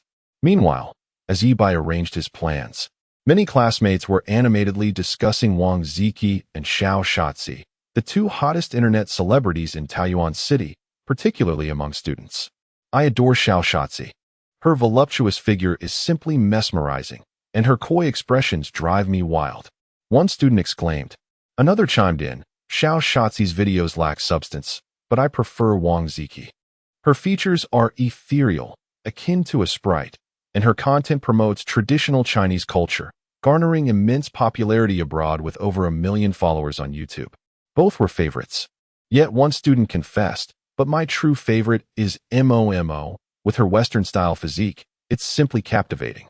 This ignited a spirited debate among the group, causing one young man to redden with embarrassment as he retorted, "What nonsense. It's the slightly plump ones that are truly exquisite. What do you know?" In the front row, Shin Mingyao was drawn into the commotion, glancing back with curiosity. Her robust friend remarked, "Bai Media is truly impressive. They've produced 4 major influencers within just a month. Megyo, why not apply? If you become a big star, I could ride your coattails as your assistant. Though Shen Mingyao remained silent, she felt a stirring within. Having seen Ye Bai driving a lavish Mercedes and the rumors circulating about his supposed ties to the underworld, she began to believe he had ascended to great heights. She sent him several messages, including, Ye Bai, I'd love to catch a movie. Will you take me? And I heard a new hot pot restaurant opened in the university town. Will you take me there? In the past, Ye Bai would have rushed to her side like a devoted puppy, but now, he didn't even bother to reply. Shen Mingyao, initially undeterred, soon learned from a classmate with a bar-owning family and connections to the underworld that Ye Bai was merely a small-time player, not the notorious figure he was rumored to be. Realizing she had been deceived, Shen Mingyao understood that Ye Bai remained the same old underachiever who had merely stumbled upon a windfall of 580,000, renting luxury cars to feign wealth. She glanced at him, finding him engrossed in his phone, pretending to be deep in thought, and shook her head in disillusionment. Such individuals, she mused, would always remain stagnant, forgetting their roots upon acquiring a modicum of wealth. Determined to move forward, she instructed her friend, Hui, please help me craft a resume for Bai Media. Her friend eagerly set to work, submitting the application online. Expecting a lengthy wait for a response, Shen Mingyao was astonished when Bai Media replied within 10 minutes, inviting her for an interview. Let us schedule it for tomorrow morning. I have no classes then, she exclaimed, her cheeks flushed with excitement. With her looks, securing a position at Bai Media seemed inevitable, and with the right promotion, she could become a sensation rivaling Xiao Shotzi and Wang Ziki. Chapter 116. The Enchantress Ye Bai, abandoned like a dog? As the two conversed, the tank-like figure received a message on QQ. Upon opening it, her eyes immediately sparkled with excitement. Mingyao, Luan has sent me a message, she exclaimed. She mentioned eavesdropping on Ye Bai and Song Dongfeng's conversation, where your name was mentioned, and she even dispatched over a dozen underlings to prepare for something. Could it be that he has realized his manipulative tactics backfired and is now eager to make amends? Perhaps he intends to celebrate your birthday and declare his feelings for you in an extravagant manner? Such attempts to salvage a situation are futile. I refuse to entangle myself with a man of his caliber, Shen Mingyao scoffed. If Ye Bai were truly a notorious figure, a prince of the underworld in Taojiang City, she might consider a relationship. After all, being the woman of a powerful man has its allure. However, Ye Bai was merely a lowly individual who had stumbled upon some fortune. She found him utterly unworthy. Once she became a prominent internet celebrity, what kind of affluent bachelor would be out of her reach? Furthermore, who does Ye Bai think he is to neglect her? Shen Mingyao vowed that even if every man in the world perished, she would never develop feelings for Ye Bai. Soon, the English lecture concluded. After Chen Yujie exited the classroom, Ye Bai followed closely behind, observing her with a careful eye. Ye Bai was determined not to gaze at Chen Yujie's alluring figure, but rather at her injured right leg, which was noticeably stiff as she walked. After some time, as Chen Yujie was about to return to her office, Ye Bai called out to her. Teacher Chen, he said. Chen Yujie turned, her youthful visage delivering a striking blow to Ye Bai's senses. He noted that while she lacked the charm of a mature woman, her face radiated youthful vitality. Had she ventured into the entertainment industry, she would undoubtedly overshadow even Lu Tianxian. Chen Yujie nodded slightly, her expression frosty. Student, do you need something? Ye Bai inquired. May I have your contact information? It was a commonplace request for a student to connect with a teacher, yet Chen Yujie, perceptive and astute, sensed ulterior motives behind his request. Notably, she had caught Ye Bai stealing glances at her posterior when passing a reflective surface. Though she felt a pang of discomfort, the presence of other students dissuaded her from confronting him. As Ye Bai clung to his request for her contact information, Chen Yujie's irritation began to mount. Before their meeting, she had already heard her boyfriend's cousin, Yang Wenbin, criticize Ye Bai, labeling him a school troublemaker and a violent individual. Upon their first encounter, she perceived him as a naive young boy. However, after witnessing him ogling her, her impression of him plummeted. She found his handsome appearance marred by his lewd and immature demeanor. I'm sorry, but I cannot accept contact from students, Chen Yujie replied coldly. Noticing Ye Bai's intent to protest, she directly confronted him. Do you have feelings for me? Ye Bai was taken aback by the question, observing his silence. Chen Yujie's demeanor grew even more distant. First and foremost, I am your teacher. Please treat me with the respect I deserve and refrain from harboring any inappropriate thoughts or following me around to gawk at me. Secondly, you do not fit my type. I prefer mature and optimistic men. Lastly, I already have a boyfriend, so I kindly ask you to maintain your distance. With that, she turned and returned to her office. Ye Bai was left in a state of shock. Is teacher Chen really this fiery in her youth? She is indeed a little firecracker. He had only intended to observe her leg injury, contemplating potential treatment, yet he had unwittingly been labeled a pervert. This misunderstanding was quite significant. Despite Chen Yujie's unfriendly attitude, Ye Bai bore no resentment. After all, she was a woman who had genuinely cared for him in a past life, and he possessed ample patience. As afternoon turned to evening, at the residence of the city's top official in Taojiang, Chen Zhengbin had returned home early in anticipation of Ye Bai's visit for dinner. Initially, he had hoped to enlist his wife's help in preparing the meal. However, Gong Lifeng sat impassively on the sofa, unmoving. Whoever wants to cook can do so. Old Shun, let me tell you, even if Ye Bai saved you and Cinny, that does not mean you should sell your daughter. I remain steadfast in my stance. I do not oppose it, but do not expect my support. With no choice but to don an apron after nearly a decade away from the kitchen, Chen Zhengbin began to prepare the meal himself. Gong Lifeng, arms crossed, contemplated how she could intimidate Ye Bai upon his arrival, hoping to dissuade him from pursuing her daughter. While one ought to repay a life-saving grace, there were alternative means, perhaps offering him money or securing a job for him post-graduation. Even adopting him as a godson would be acceptable. However, allowing him to corrupt her beloved daughter, whom she had raised with such care, was out of the question. Gong Lifeng recalled a friend, who, much like herself, had only a daughter. That girl had once been enamored with a scruffy young man, insisting she would marry no one else, ultimately leading to an unwanted pregnancy. Gong Lifeng had met the boy once. He was unkempt and unimpressive, with gaudy hair and a crooked smile. Yet, her friend's daughter was infatuated, claiming he was cool like some celebrity named Gui X. Naturally, her friend had become a laughingstock among their social circle. With such a cautionary tale in mind, Gong Lifeng was adamant that her daughter should not be involved with a similarly dubious character. As evening approached, the doorbell rang. Without a doubt, it was Ye Bai. Gong Lifeng pretended not to hear, remaining seated on the sofa. After a moment, the sound of the door opening broke the silence.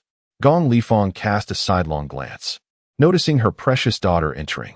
Mom, didn't you hear the doorbell? Chen Cinny complained, carrying 2 bags of fruit, with Ye Bai trailing behind, laden with milk, pastries, and 2 bottles of wine. Hello, Auntie. Ye Bai greeted politely. Gong Lifeng dismissed him with a glance, her disinterest palpable. However, upon turning her gaze away, she was struck dumb, then swiftly turned back, staring at Ye Bai with wide eyes as her pupils began to tremble. My heavens, this is Ye Bai? He is nothing like I had imagined, remarkably handsome, impeccably dressed, exuding an exceptional aura. His appearance resembled that of a young star she had once admired. Yet he surpassed even her youthful crush in charm and presence. Gong Lifeng was left speechless. Where was the scruffy young man she had anticipated? This striking visage belonged to someone who would have stirred her heart in her own youth, far more attractive than her husband had been at his prime. Not only was Gong Lifeng astonished, but Ye Bai was equally taken aback. He now understood why the Chun family's dairy enterprise was so prosperous. It was clearly inherited from his formidable mother-in-law. The pair of mother and daughter were breathtakingly stunning, affluent, and generous, owning 4 Mercedes-Benz G-Class vehicles between them. Child, since you are here, why bring anything? Come, sit with Annie. Chapter 117. The allure of the top succubus, starting off with maximum favorability from the mother-in-law. Gong Lifeng hurried to greet him, receiving the gift box from Ye Bai's hands. She had initially presumed that Ye Bai was merely a lowly, unruly young man. Yet she was taken aback by his striking handsomeness, resembling a refined nobleman. Such an image and aura are rare even among aristocratic families.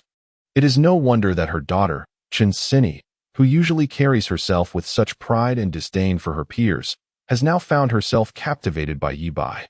To be candid, this exceptionally charming young man stirred feelings of affection within Gong Lifang herself. Were she 20 years younger, or perhaps a charming widow, she would undoubtedly be enchanted by this dashing young man.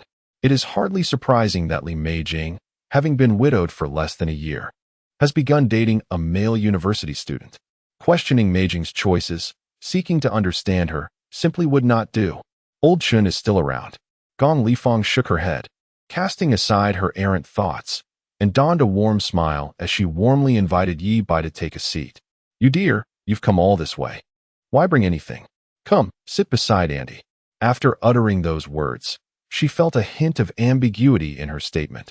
A faint blush graced her mature and alluring face, her eyes sparkling with a beguiling glimmer. Fortunately, both her beloved daughter and son-in-law remained oblivious to her moment of embarrassment. With a quick glance over her shoulder, Gong Lifang noticed old Chin busy in the kitchen, oblivious to the outside commotion, and she breathed a sigh of relief. Auntie, you truly look youthful and beautiful. Standing next to Cindy, you don't appear as mother and daughter, but rather like two sisters, Ye Bai complimented with a smile. While his words might have seemed flattering, they were indeed truthful. Although Gong Lifang was in her 40s, her skin was impeccably maintained, smooth and delicate, rivaling that of an 18-year-old. Alas, the slight crow's feet at the corners of her eyes betrayed her true age. Her figure was voluptuous, possessing a curvaceous allure that had not diminished with time. The duo stood side by side, akin to a sculpted masterpiece, yet their styles were strikingly different.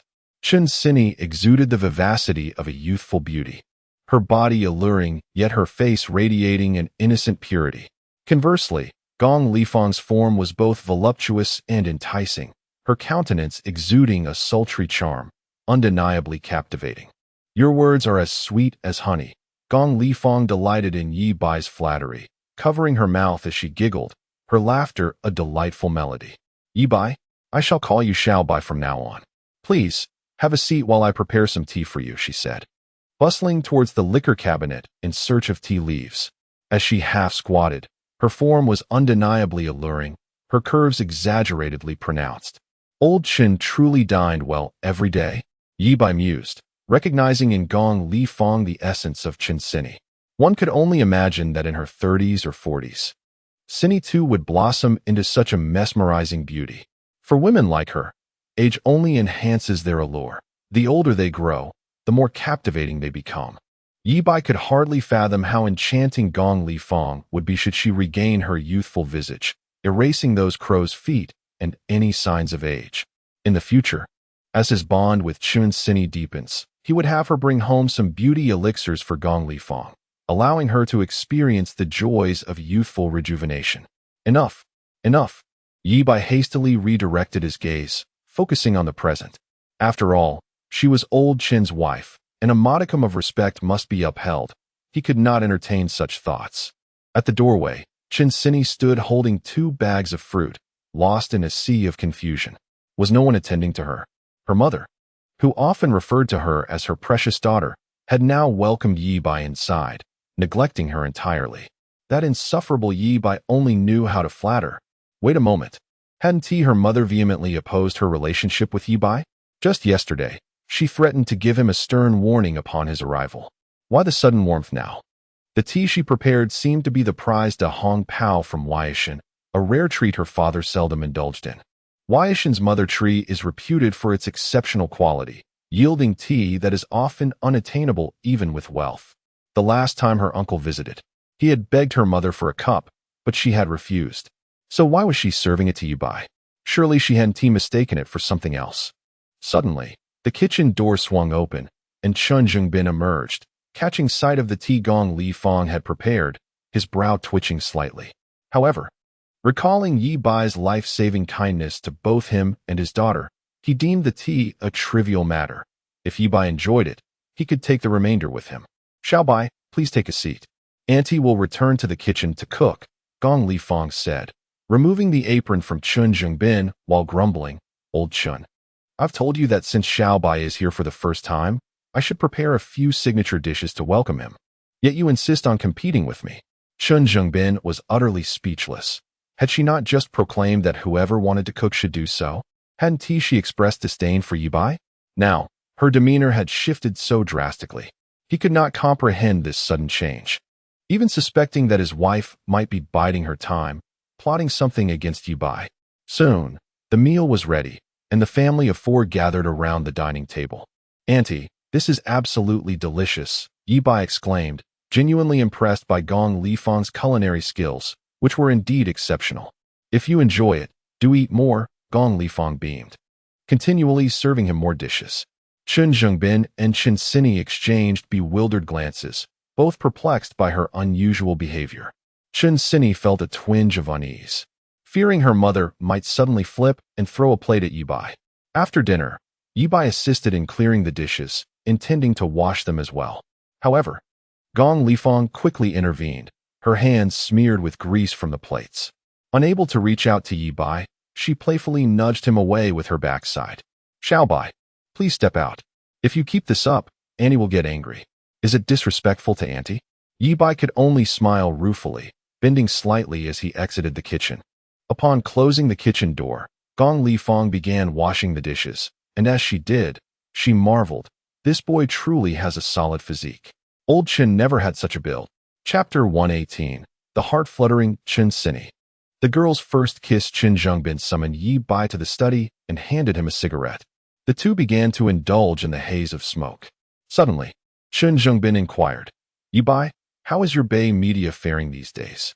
Ye Bai responded, "It has been profitable for quite some time now." Chen Zhengbin continued, "Is there a substantial amount of capital available for circulation?" Ye Bai nodded, jesting, "I have over 100 million in gold bricks waiting to be cashed in, so funds are certainly ample." Chen Zhengbin instructed, "There are 7 buildings near the southern end of the Rainbow Bridge, closest to the riverbank. Aside from the 3 under your management, the remaining 4 have all been acquired by Xiao Hongyu through various means and are now sealed off as auction properties. The city plans to auction them all next month. Prepare a sum of capital, and at that time, secure them all and develop that area." Ye Bai's heart tightened, and he nodded earnestly. "If you find yourself short on funds, just inform your uncle. I'll go to the bank to endorse you and assist you in securing a loan." Chen Zhengbin patted Ye Bai on the shoulder. "Thank you, uncle." Ye Bai expressed his gratitude swiftly. This was indeed the treatment reserved for a favored son-in-law. Ye Bai began to formulate a preliminary plan to establish a shopping center there. The Rainbow Bridge already attracts substantial foot traffic, with many upscale neighborhoods nearby, along with several commercial streets and food alleys. Developing a shopping center in that location, integrating the surrounding commercial resources, could yield annual rental income ranging from tens of millions to several hundred million. Ye Bai shared his thoughts with Chun Zhengbin, eager to hear his opinion. However, Chun Zhengbin shook his head and replied, "I merely see you as a good child with a sense of justice, considering entrusting this project to you, as it would benefit both the nation and the people. Handing it over to certain entrepreneurs in the city, like Kai Baozi or Feng Cheng, would likely lead to an economic bubble without substantial outcomes, ultimately leaving behind a derelict building. Tianhao Shangyuan district in the western part of the city is a prime example of this. Tianhao Shangyuan district is a historical legacy. At that time, Chen Zhengbin was still serving in Jiangbei City. His predecessor, against all opposition, awarded the project to Kai Baozi, and what was the result? Tianhao Shangyuan district was left unfinished. Countless ordinary citizens found themselves trapped within, unable to escape. Kai Baozi profited handsomely through a shell construction company and exited the scene unscathed. It is rumored that the head of that construction company fled abroad, yet his whereabouts are likely known only to Kai Baozi. Ye Bai solemnly declared, "Rest assured, uncle, I will not disappoint you. Work hard. I believe in you." Chun Zhengbin encouraged, giving Ye Bai's shoulder another reassuring pat. After conversing for a while longer, Ye Bai glanced at the time, realizing it was quite late, and prepared to take his leave. Gong Lifang was reluctant to part ways, repeatedly urging him to stay the night. Naturally, Ye Bai declined the warm invitation of his mother-in-law. "Well then, Xiao Bai, remember to visit often. Sini, go see him off," Gong Lifang instructed, standing at the door to bid farewell, her eyes filled with reluctance. Chen Zhengbin could no longer contain himself. Li Fong, have you taken the wrong medicine today? Gong Li Fong shot him a glare. What nonsense are you talking about? Aren't you the one who disliked Ye Bai? How could I dislike such a charming young man? He is quite endearing. Gong Li Fong responded, her face a picture of confusion. Chen Zhengbin, at a loss for words, pressed on, aren't you averse to delinquents? Ye Bai is the biggest troublemaker at Taojiang University, always getting into fights, and he was even expelled for brawling. Hasn't he turned his life around? Now he is the chairman of a media company valued at over $1 billion. You used to look down on his small company, didn't you? What are you saying? Anyone who rises from humble beginnings deserves admiration. His origins are not ideal. Both his parents are farmers, yet he has achieved so much. How many scions of affluent families possess such capabilities? Lao Chun, I warn you, I am very pleased with this son-in-law, and I will not tolerate any disdain towards him. Gong Li Fong declared, her eyes flashing, as she found herself increasingly fond of Ye Bai, wishing for her precious daughter to marry him as soon as she graduated from university. Chen Zhengbin felt a headache coming on.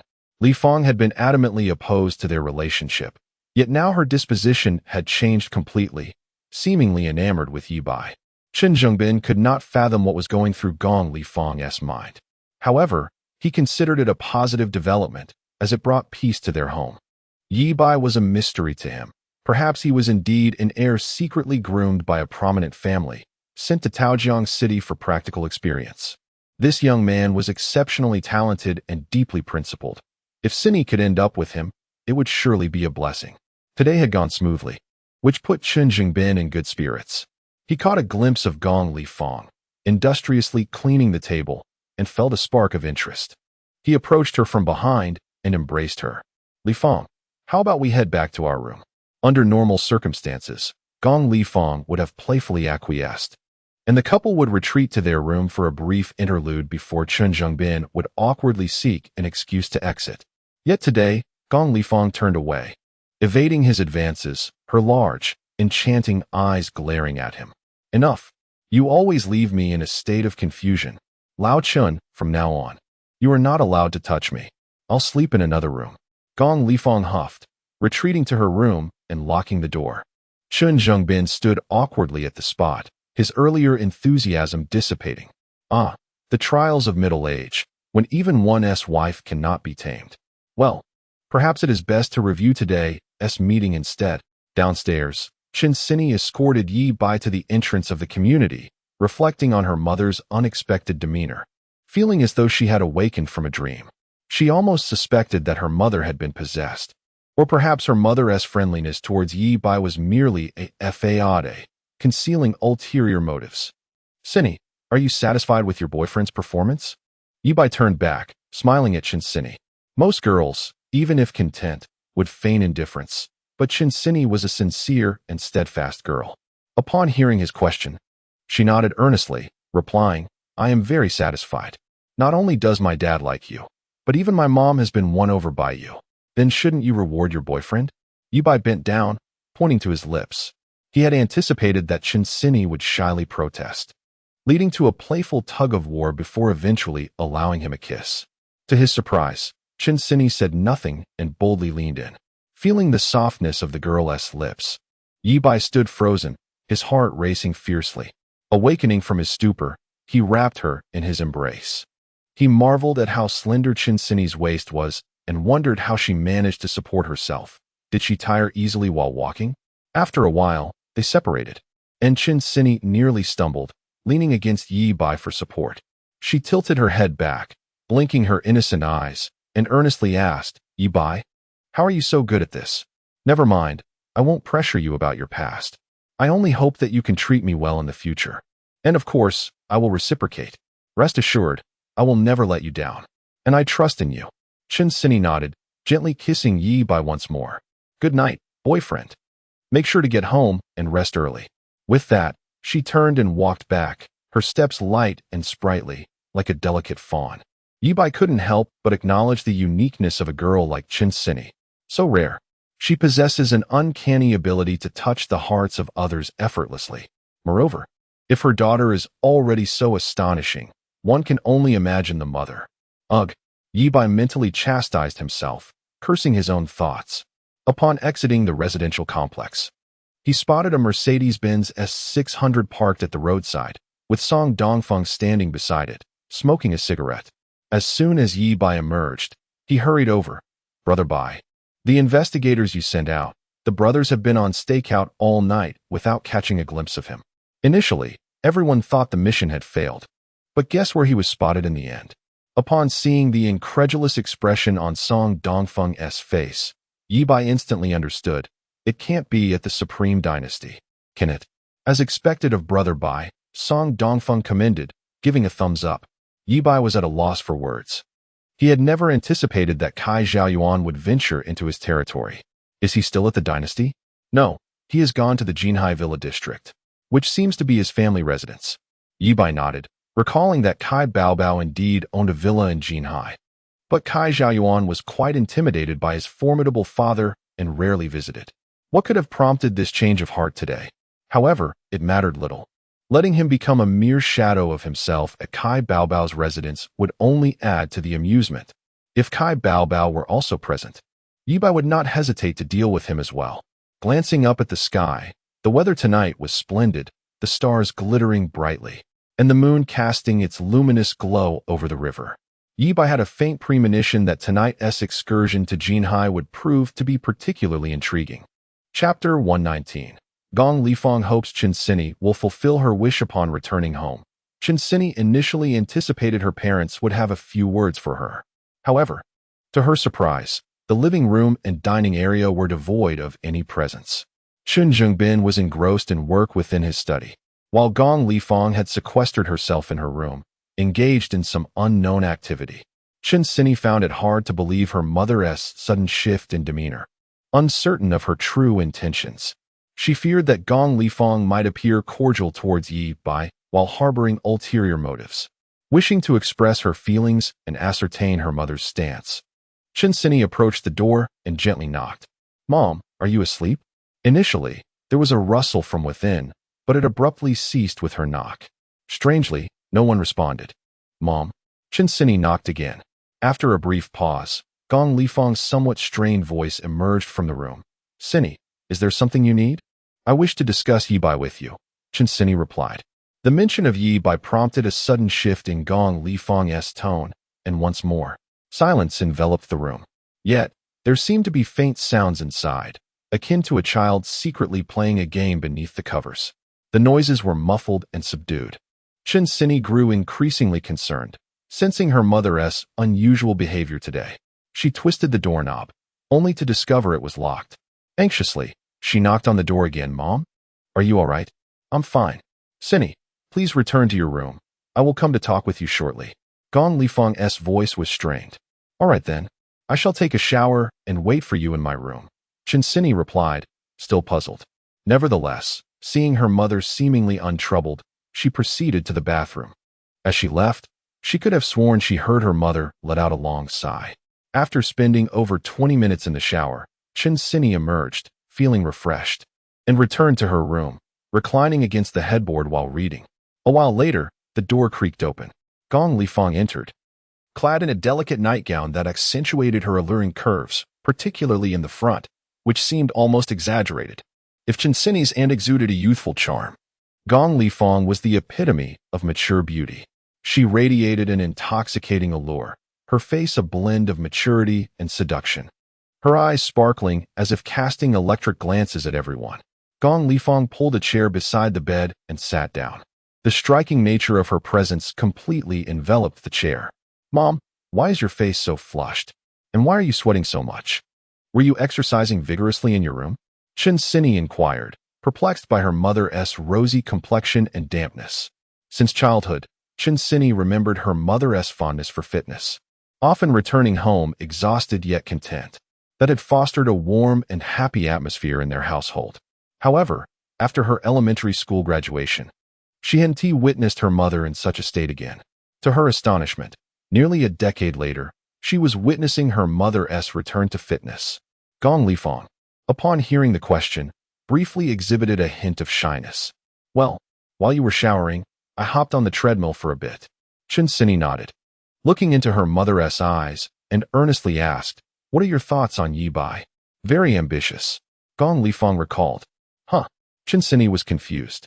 Gong Lifeng startled herself with her response and quickly added, "Ye Bai possesses considerable ambition. Of course, every successful individual does. Desire is humanity's most potent driving force." Chen Sini pressed on, "I meant, what do you think of him as a person? Handsome, tall, fit, with a strong physique." Chen Sini felt exasperated. "Mom, can you not be so superficial? I'm asking about his character." Gong Lifeng, upon hearing this, became slightly irked, her large, alluring eyes widening. "Well, you're not being superficial, are you? If Ye Bai were only 5 feet tall and resembled Wu Dalong, would you still offer yourself in gratitude for his saving grace?" Gong Lifeng intended to tease her daughter, but to her surprise, Chen Sini pondered this seriously and nodded in agreement. "Indeed, Ye Bai is quite handsome. If he were short and unattractive, I would certainly implore you and Dad to reward him financially, or perhaps I would serve him in my next life." Gong Lifeng was rendered speechless. "By the way, Mom, are you truly not opposed to my relationship with Ye Bai?" Chen Sini asked. Gong Lifeng nodded. "Of course not. Where else could one find such an exceptional son-in-law? Good-looking, polite, capable, and most importantly, in great shape, unlike your father." Chen Sini was left bewildered. "What do you mean by good shape?" They were discussing Ye Bai, yet her mother had diverted the conversation to her father. Moreover, it felt odd. Her mother seemed more enamored with Ye Bai than she was herself. Was Ye Bai truly that likable to the elders? Gong Lifeng leaned closer to Chen Sini, her voice conspiratorial. "Sini, have you and Ye Bai, you know?" Chen Sini was taken aback. "What do you mean by you know? Why are you acting as if we're best friends discussing our boyfriends?" Chen Sini, being a modest girl, felt her cheeks flush with embarrassment. "Mom, what nonsense are you talking about? Come now, it's nothing to be ashamed of. What can't you share with your mother?" Gong Lifeng's gaze was intense. Chen Sini insisted, "Mom, stop. I'm getting upset. How could it be so soon? You and Dad have always taught me that girls shouldn't be like that before marriage. Just recently, you both didn't support my dating in college. Did I? That must have been your father's stubborn beliefs." Gong Lifeng adamantly denied ever saying such things. After a moment's thought, she continued, "You truly haven tea? More truthful than gold." "Well then." Gong Lifeng's face fell, leaving her puzzled about what had disappointed her. "Sini, it's a new era. Don't cling to outdated notions. Your mother supports you, and Ye Bai in whatever you choose to do. After all, you will marry him. Engaging in intimacy beforehand is perfectly fine if you share a genuine connection." Chen Sini could hardly believe that this open-minded woman was her mother. She began to suspect that her mother had undergone a transformation. How could one person change so drastically? What Chen Sini failed to realize was that her parents' desire for their children to succeed stemmed from their hope that their offspring could achieve what they themselves could not, fulfilling their unaccomplished dreams through their children and mending a part of their regrets. Chapter 120. Infiltrating the Jinhu Mansion.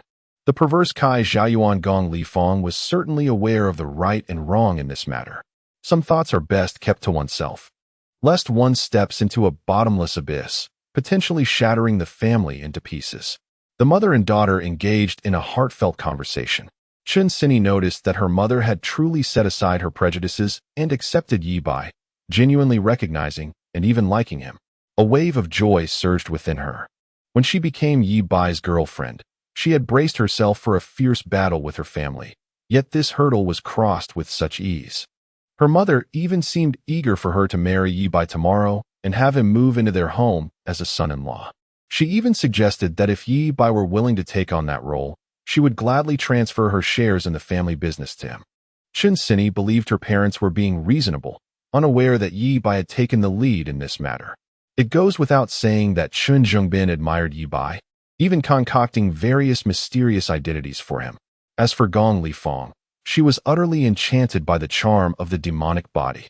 It is well known that women in their 30s and 40s. Time was slipping away, and both mother and daughter were feeling drowsy. Gong Lifeng bid goodnight and prepared to return to her room. Just as she reached the door, a thought struck her. She turned back, leaning against the doorframe, her eyes sparkling with mischief. "Sini, if you and Ye Bai, you must tell me right away, okay? All the details and your feelings. Share everything with me. After all, you are your mother's precious daughter. I worry about everything concerning you. Oh, Mom, are you ever going to stop? Shinsini was utterly mortified, burying her head in the blanket. Yet, deep down, she harbored a hint of anticipation. Although she was a naive young woman, she was not foolish. Just moments ago, when she and Ye Bai had embraced downstairs, she felt she knew him inside and out. Was he not the kind of top-tier boyfriend her friends often spoke of? Meanwhile, in Jinhu of Taoyang City. Jinhu is the largest freshwater lake in Taoyang City, a renowned affluent area. Besides the well-equipped high-rise residential complexes, there are also villa districts surrounding the lake. A Mercedes S600 was parked on the commercial street outside Jinhu. Ye Bai stepped out of the car, instructed Song Dongfeng to find a place to park and wait, and then walked into the commercial street. Upon arriving at a public restroom, he took advantage of the solitude to enter a stall, using his X-ray vision to scan the area, ensuring there were no hidden cameras before activating his invisibility and stepping out of the stall. Wait, what did I just see? Ye Bai turned to see. In the furthest stall, a pair of men, one dressed in women's clothing, a little boy in drag. Am I really in Taoyang City and not in a land of abundance? Ye Bai was at a loss for words. It is said that there are only wrong names and no wrong nicknames. Indeed, the city could be likened to a land of abundance. Not wishing to meddle in others' affairs, he shook his head and hurriedly left, maintaining his invisibility. He entered the Jinhu mansion, traversed the high-rise residential area, and soon arrived at the lakeside, where the villas came into view. In his previous life, Ye Bai had dealt with Kai Baozi here and knew exactly which villa he resided in. He quickly found his way to Kai Baozi's home. Glancing around, he noticed a faint light on the second floor, but the third floor, where Kai Baozi lived, was shrouded in darkness, uncertain whether he was asleep or simply not home. However, Kai Xiaoyuan was undoubtedly present. Song Dongfeng's underlings had tracked him to the vicinity of Jinhu Mansion and witnessed him enter this villa. Equipping himself with gloves and shoe covers, Ye Bai scaled the wall and entered. He initially contemplated using his primal strength to leap directly to the second-floor terrace, but abandoned the idea to avoid leaving footprints. After circling the villa, he finally located an open window. Gently, he climbed inside, only to discover it was the maid's quarters, where a woman lay soundly asleep. However, she had not even closed the door, nor had she changed her clothes, appearing more like she was in a stupor than simply asleep. Stepping out of the room, Ye Bai ascended to the third floor and headed straight for Kai Baozi's chamber. The door was ajar, and the neatly arranged bedding showed no signs of occupancy. He then searched through Kai Baozi's study, but found no one there either. No wonder Kai Xiaoyuan felt bold enough to return home. It turned out Kai Baozi was not present. But where could Kai Xiaoyuan be? In his own room? If Ye Bai recalled correctly, Kai Xiaoyuan had been confined to the second floor after being incapacitated by Song Dongfeng in his previous life. After he single-handedly dealt with Kai Baozi, he had also taken Kai Xiaoyuan with him. Ascending to the second floor, Ye Bai traversed the corridor until he reached the largest bedroom at the southernmost end. The door remained ajar, with a soft, alluring pink light spilling through the crack. Faintly, he could hear a couple inside engaging in playful banter. Ye Bai's ears perked up as he activated his super hearing, instantly clarifying the sounds within. Oh, you naughty one, making me wear this. Little firecracker, you're a vixen. If not this, then what? Come on, a moment of passion is worth 1,000 gold. Rascal, why are you in such a hurry? How can I not be? That old man is finally away in the provincial city. We can finally enjoy ourselves without fear. So, Kai Baozi had gone to the provincial city? All right. I shall let him off the hook for now. However, something felt off about the conversation between the two. Ye Bai had an inkling, though it was hard to believe. All right, I'll indulge you, you little rascal. Ye Bai moved to the door, peering through the gap. What he witnessed next shattered his worldview. Kneeling on the bed before the woman was none other than Kai Baozi's mistress. Ye Bai recognized this woman. She had initially been Baozi's kept woman, brought back home after the demise of his lawful wife. Given Kai Baozi's cunning nature, he would never marry her for fear of losing his assets. After all, who could understand the depths of the human heart? Who knew if a mistress belonged to that part of the female demographic? Though this woman had no legal ties to Kai Xiaoyuan, she was still undeniably Kai Baozi's woman. Yet, at this moment, they were entangled together. Well, Kai Xiaoyuan, you've truly outdone yourself. Ye Bai's eyes lit up with inspiration for a clever plan. He no longer needed to intervene directly. If Kai Baozi were to discover that Kai Xiaoyuan was entwined with his mistress, he would likely beat him into a pulp. In his previous investigation of Kai Baozi, Ye Bai had dispatched underlings who discovered the woman was cheating on him, but not with Kai Xiaoyuan. Rather, it was with one of Kai Baozi's brothers-in-arms. Ye Bai planned to expose the affair, knowing Kai Baozi was a man of deep loyalty. He would likely take drastic measures against the brother who had once shielded him from bullets and saved his life. Of course, he would spare the woman. This illustrated that Kai Baozi indeed possessed a sense of loyalty, albeit one primarily directed towards women. Old Kai, I wonder how you would react upon witnessing this scene? Ye Bai produced his phone, capturing the unfolding drama through the door's crack, clearly documenting the wild couple within. This was simply too entertaining. Chapter 121. Kai Xiuan's alluring stepmother Ye Bai stood outside the door, holding his phone and capturing images through the crack. From a distance, it appeared as though a phone was levitating in midair, taking photographs autonomously. It was no wonder that Kai Xiaoyuan managed to win over such a woman. His assets were considerable among the average populace, yet they paled in comparison to Ye Bai's stature. What astonished Ye Bai, however, was that in merely 2 minutes, Kai Xiaoyuan had concluded his encounter. Why the haste today? The woman appeared somewhat dissatisfied. Kai Xiaoyuan coughed awkwardly and explained, I had too much to drink last night, which affected my performance. Just give me a moment, and I assure you I will excel. The woman muttered her discontent, turning away to occupy herself with her phone. It seemed this fellow was merely a fade, good-looking yet ineffectual. Ye Bai shook his head in disdain, realizing why this woman would later engage with others indiscriminately, even sharing a bed with Kai Xiaoyuan's brother. After finishing the video, Ye Bai chose to leave without lingering. Much later, when Kai Xiaoyuan's session came to an end, just as the two were about to resume, the phone on the bedside began to ring. Kai Xiaoyuan glanced at the caller ID, activated the speakerphone, and lit a cigarette. A raspy voice emanated from the receiver. Brother Yuan, I have unearthed some peculiar details about Ye Bai. What is so peculiar? Kai Xiaoyuan asked nonchalantly. The raspy voice continued. His ancestors were farmers for 3 generations.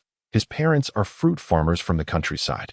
Just over a month ago, Ye Bai was expelled from Peach River University for assaulting a classmate. Coincidentally, this individual is someone you know. Kai Xiaoyuan flicked the ash from his cigarette. Oh, who? Your cousin, Yang Wenbin. Kai Xiaoyuan chuckled. That good for nothing. No wonder he sought me out recently, claiming he wanted to teach a classmate a lesson. Kai Xiaoyuan, who valued familial ties only when it served his interests, would not lend aid to Yang Wenbin, as it would also mean taking responsibility should anything go awry. The raspy voice continued. The incident of Ye Bai's expulsion was facilitated by another cousin of yours, Yang Huizhong, who had a word with the president of Peach River University. But for some unknown reason, President Wang suddenly had a change of heart, choosing to reinstate Ye Bai despite the pressure from Yang Huizhong. Subsequently, Ye Bai seemed to have experienced a meteoric rise, flipping antiques for millions, purchasing 3 buildings on Rainbow Bridge, and recently establishing a company named White Knight Media, which has catapulted several internet celebrities to fame, with the company's valuation exceeding $1 billion. The woman beside him abruptly turned, her eyes sparkling with interest. Startled, Kai Xiaoyuan quickly covered her mouth to silence her. The raspy voice continued. Then, on the day Xiao Hongyu fell from grace, Ye Bai suddenly signed a contract with Liu Tianxiao, the son of Liu San, acquiring the Supreme Dynasty KTV. Kai Xiaoyuan frowned, realizing that Ye Bai was indeed no ordinary individual. How could a destitute student amass such wealth in a month? Unless, of course, he had allied himself with powerful figures. I conducted a thorough investigation and bribed a mid-ranking official in the Public Security Bureau to obtain a piece of information before Ye Bai's rise. He saved the life of Chun Zhengbin's daughter, which leads me to suspect Kai Xiaoyuan's eyes widened in comprehension. You suspect Ye Bai is Chun Zhengbin's puppet? Precisely. Therefore, Brother Yuan, I advise against employing any underhanded methods to acquire those 3 buildings. A normal acquisition would be prudent, otherwise, we could incur the wrath of Chen Zhengbin, which would not bode well for us. Kai Xiaoyuan understood that offending a powerful figure was ill-advised, especially when his family was in a transitional phase from gray industries. Yet, as Kai Yuan contemplated his father's intentions for the journey to the provincial capital, a cold smile crept across his face. What of Chen Zhengbin? No matter, if my father's mission is successful, the Kai family will not fear anyone in Peach River City. Even formidable opponents like Feng Cheng, with his connections in the provincial capital, will have to bow before us. Kai Xiaoyuan scoffed. No worries, we shall proceed as planned. In 3 days, if Ye Bai refuses to relinquish those 3 buildings willingly, we shall break his legs first. If he still resists, we will then break his hands. What if he remains obstinate? The raspy voice inquired. A glint of coldness flashed in Kai Xiaoyuan's eyes as he replied. Then we shall shatter his 3rd leg. And what of Chen Zhengbin? Chen Zhengbin is of no consequence. Proceed without hesitation. I will take responsibility for everything. All right, Brother Yuan, just watch. He is merely a fortunate pauper. I have 1,000 ways to deal with him. Kai Xiaoyuan ended the call, and the woman, brimming with excitement, exclaimed, I know about White Knight Media. It has been especially popular lately. The 2 most famous internet celebrities in Peach River City, Wang Ziki and Li Xiaosha, are both products of White Knight Media. I suggested to the old man that he should acquire shares in the company, but he showed no interest in internet enterprises. How popular are these 2 internet celebrities? Kai Xiaoyuan inquired, intrigued. His extravagant lifestyle left him somewhat detached from the online realm. The woman immediately pulled out her phone, showcasing videos of Wang Ziki and Xiaosha. Kai Xiaoyuan's eyes lit up. Indeed, these 2 women were undeniably captivating. One embodied classical beauty, her features flawless and enchanting, while the other exuded a seductive allure, making the woman in his arms seem rather mundane by comparison. There was also Mo and Xine Xiaoming, both from White Knight, equally in demand.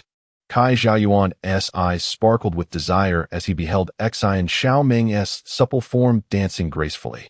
And Mo's voluptuous figure was astonishing, a true gem by Western standards. Xiaoyuan the woman cooed, leaning against Kai Xiaoyuan and playfully pouting. If you acquire White Knight Media, will you make me an internet celebrity? All right, whatever you wish. Kai Xiaoyuan's eyes gleamed with ambition. He had not anticipated that the young man named Ye Bai held such a lucrative asset as White Knight Media. Setting aside the company's worth, he was genuinely envious of those 4 internet celebrities. With that thought in mind, Kai Xiaoyuan promptly called the raspy voice back. Get your hands on White Knight Media as well. You handle it personally, and if Ye Bai refuses, break his fingers one by one. Kai Xiaoyuan should feel fortunate that Ye Bai had left early. Otherwise, upon hearing such words, he would not have left him for Kai Xiaoyuan to deal with, but rather would have been dispatched on the spot. Chapter 122. From now on, Kai will be your dog in the Jinhu commercial street. Ye Bai emerged from the restroom stall, having regained his invisibility. This trip to Jinhu had indeed been intriguing. Initially, he intended to incapacitate Kai Xiaoyuan, but unexpectedly stumbled upon his affair with Kai Baozi's woman. Ye Bai was eager to see Kai Baozi's reaction upon viewing the video. There was no need for him to intervene. Kai Baozi would undoubtedly render Xiaoyuan a cripple upon discovering the footage. Ye Bai planned to package the video as a multimedia message and send it directly to Kai Baozi. His memory was remarkably sharp now. All he needed was to recall, and he could effortlessly retrieve the phone number of his past nemesis. However, it was now 2013, and he was uncertain whether Kai Baozi was still using the same number. After some contemplation, Ye Bai dialed the number using an anonymous phone card. After a few beeps, the call connected, and a deep male voice resonated. Hello, who is this? Ye Bai recognized that voice. It was indeed Kai Baozi.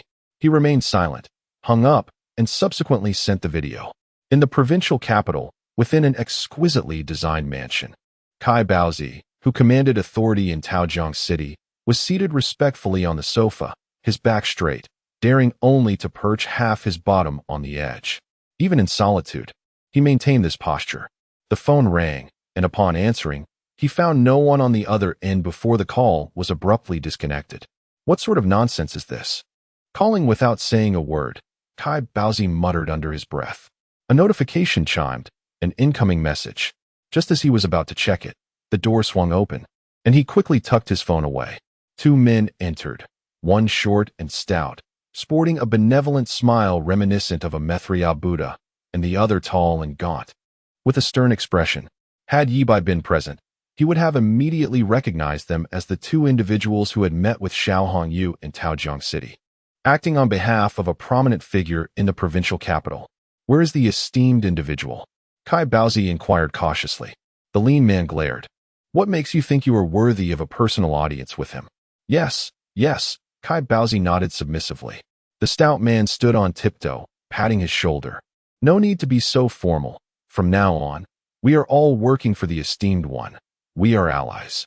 Hearing this, Kai Baozi's face flushed with excitement. He quickly grasped that the esteemed one had accepted him as a subordinate. Despite the apparent balance of power in Taojiang City, with three forces vying for dominance, Kai Baozi believed he was slightly stronger than Xiao Hongyu. However, 2 months prior, the protective umbrella behind him had suddenly collapsed, causing his status to plummet. Numerous factions were eyeing the Kai group, eager to seize a piece of the pie. Fortunately, fate had smiled upon him. Not only did Xiao Hongyu's downfall provide critical evidence to Chen Jingbin, but it also inflicted significant losses on the esteemed one. Now, with the esteemed one as a new ally, Kai Group's stability was assured. Kai Baozi understood that the esteemed one valued him as a potential enforcer, tasked with closely monitoring Chen Jingbin in Taojiang City. From now on, I shall be the esteemed one's loyal dog. Whoever the esteemed one orders me to bite, I shall leap upon without hesitation.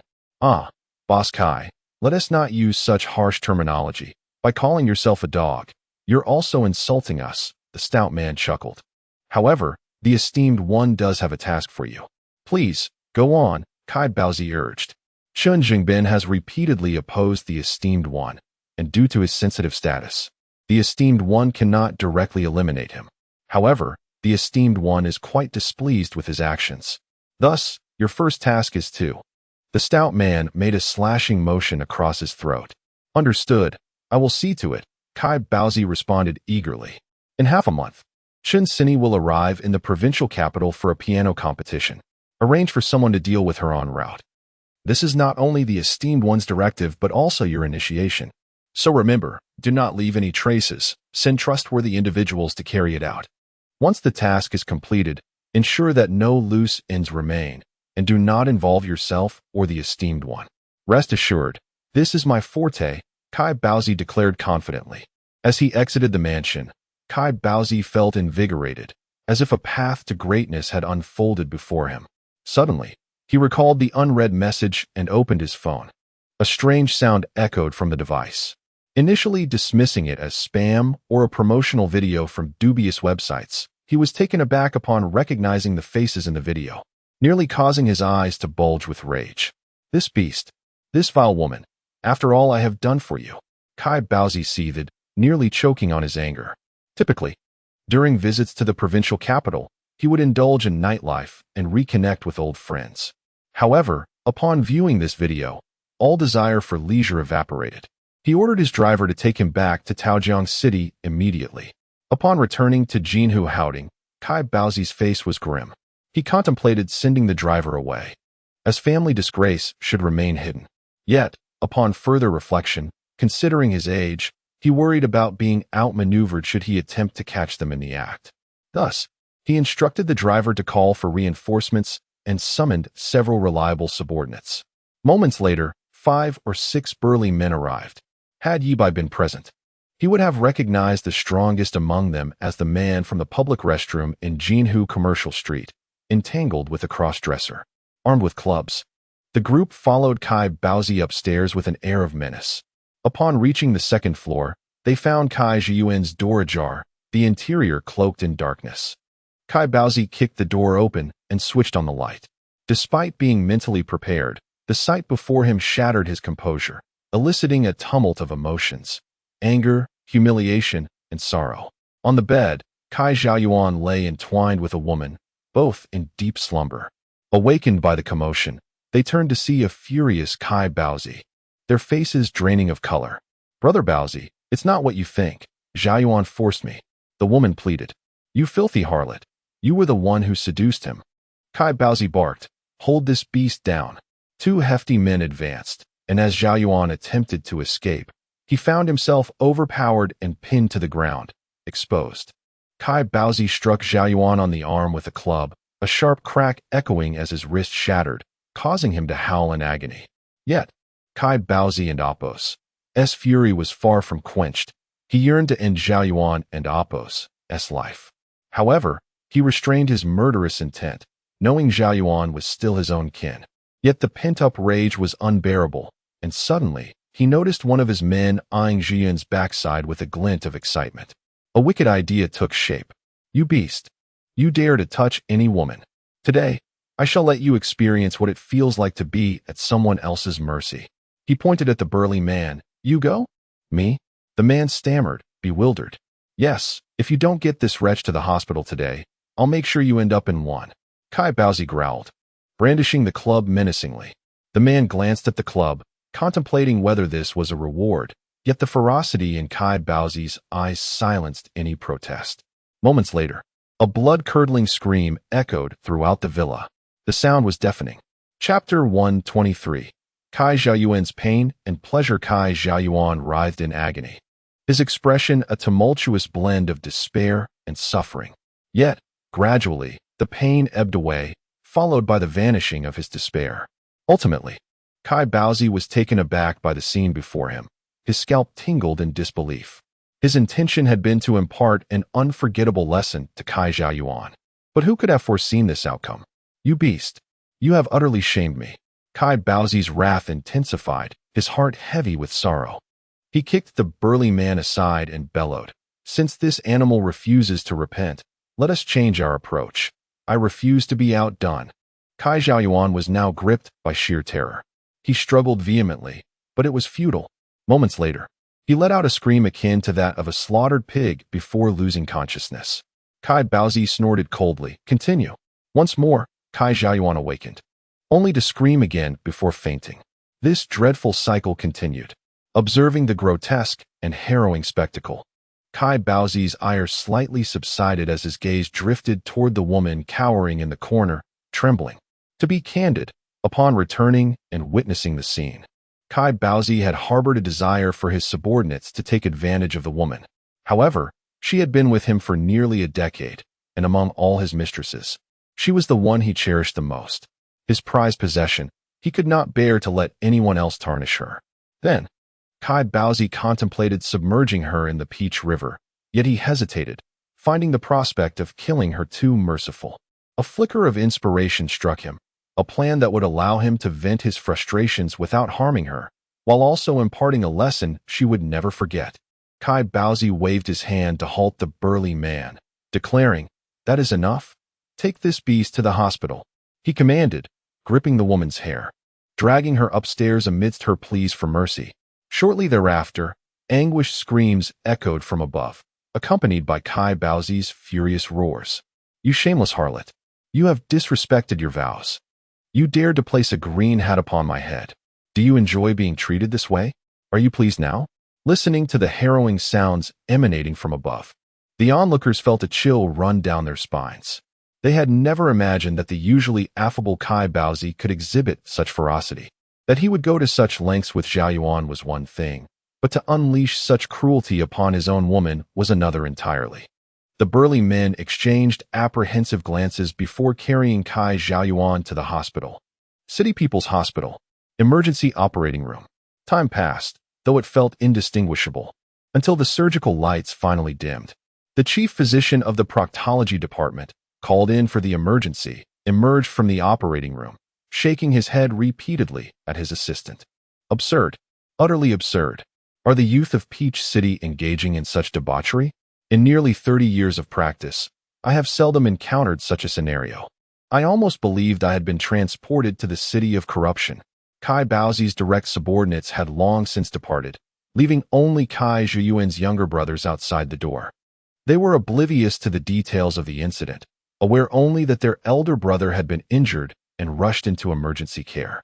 Upon hearing the doctor's remarks, they began to piece together the nature of their brother's predicament.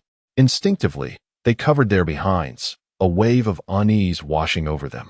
A few of the more handsome young men, with golden hair, were particularly anxious, fearing that someday they might be called upon to make a similar sacrifice. Moments later, Kai Xiaoyuan was wheeled out on a hospital bed, the effects of the anesthetic beginning to wane. He furrowed his brow, his face pale and devoid of vitality. Yet, upon closer inspection, one could discern a glimmer of, "Brother Yuan, are you all right? Brother Yuan." His younger brothers gathered around, pushing the bed toward the inpatient department. "Brother Yuan, what happened to you to cause such injuries?" The lead brother inquired. Kai Xiaoyuan remained silent, simply gasping for breath. Though he was caught in a web of pain and pleasure, today marked the most humiliating day of his life. A dark cloud enveloped his gaze as seeds of hatred took root in his heart, swiftly blossoming into a towering tree. Throughout his life, Kai Xiaoyuan had harbored a profound fear of Kai Baozi.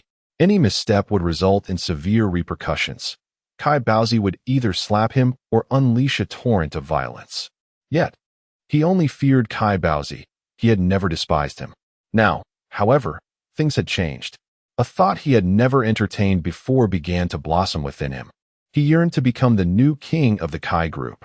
Kai Xiaoyuan's expression shifted as he contemplated emperors of the past, such as Emperor Yang of Sui and Emperor Taizong of Tang. The lead brother continued, "Brother Yuan, you are gravely injured.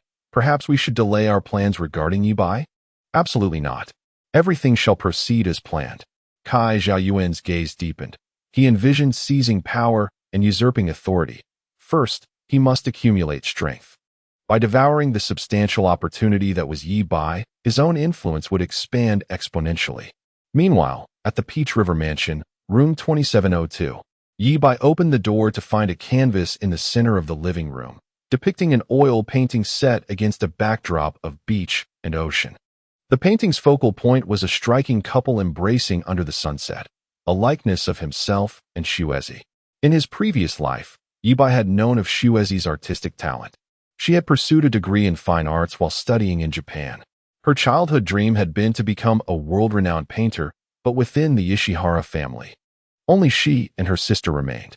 One of them needed to inherit the family legacy, to allow her sister to pursue her dreams. Xuezi sacrificed her own aspirations to become a master of deception. Ye Bai glanced at the sofa and found Xuezi asleep, clad in a revealing fitted tank top and tight shorts. Her alluring curves, a striking contrast to her delicate waist, were captivating.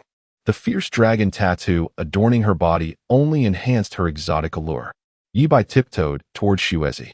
She stirred awake in an instant, her expression lighting up with joy. "Why, Mr. Yi, you're back."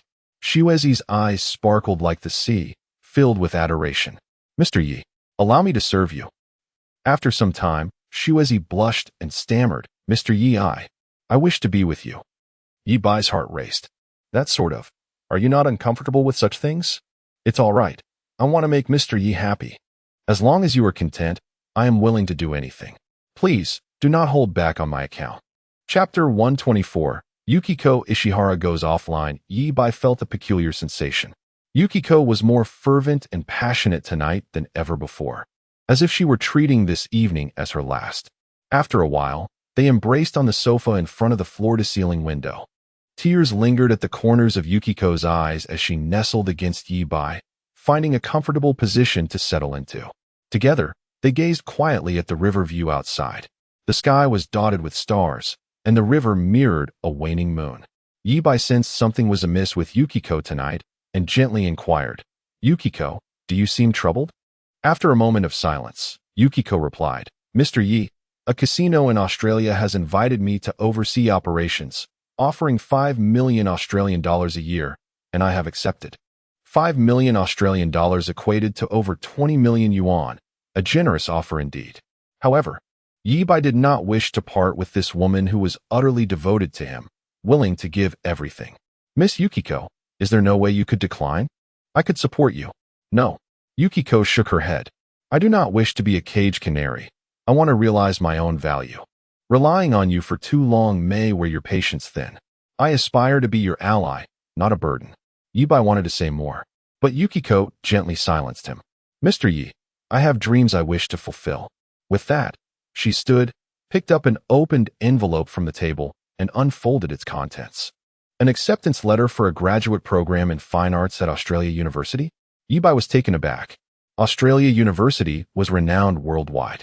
He had recognized Yukiko and Appo's artistic talent, but had not anticipated her silent achievement of being accepted into their graduate program. Such academic prowess earned his admiration.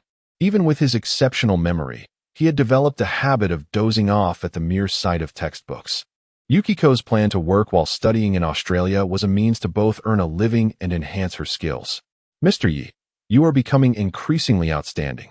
I wish to keep pace with you and become a woman worthy of you, she said, her eyes filled with affection.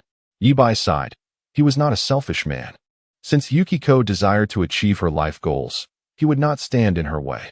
Miss Yukiko, I will miss you. Mr. Ye, I will miss you too. Do not worry. I am already unable to part from you. Like an octopus, Yukiko clung tightly to Ye Bai, assuring him, I will return to serve you every month. Morning arrived. Shin Mingyao rose early. After meeting with a friend, they headed to the central square for breakfast before making their way to Longting Building. Today was Shin Mingyao's interview day, and her friend, eager to be her assistant, naturally accompanied her. As they entered the elevator and pressed the button for the 18th floor, a graceful woman stepped inside just before the doors closed. Dressed in a fitted dress and high heels, she accentuated her curvaceous figure. Shin Mingyao's eyes sparkled as she approached cautiously, asking, Are you Sister Xiaosha? Sui Sha turned to glance at her, smiling politely. Are you here for an interview? Shin Mingyao nodded vigorously and, taking out her phone, asked, Sister Xiaosha, I admire you greatly. May we take a photo together? Of course, Xiaosha agreed with a nod. Shin Mingyao raised her phone to capture the moment. Despite her figure being less remarkable than Xiaosha's, her pure and beautiful face made her a charming presence.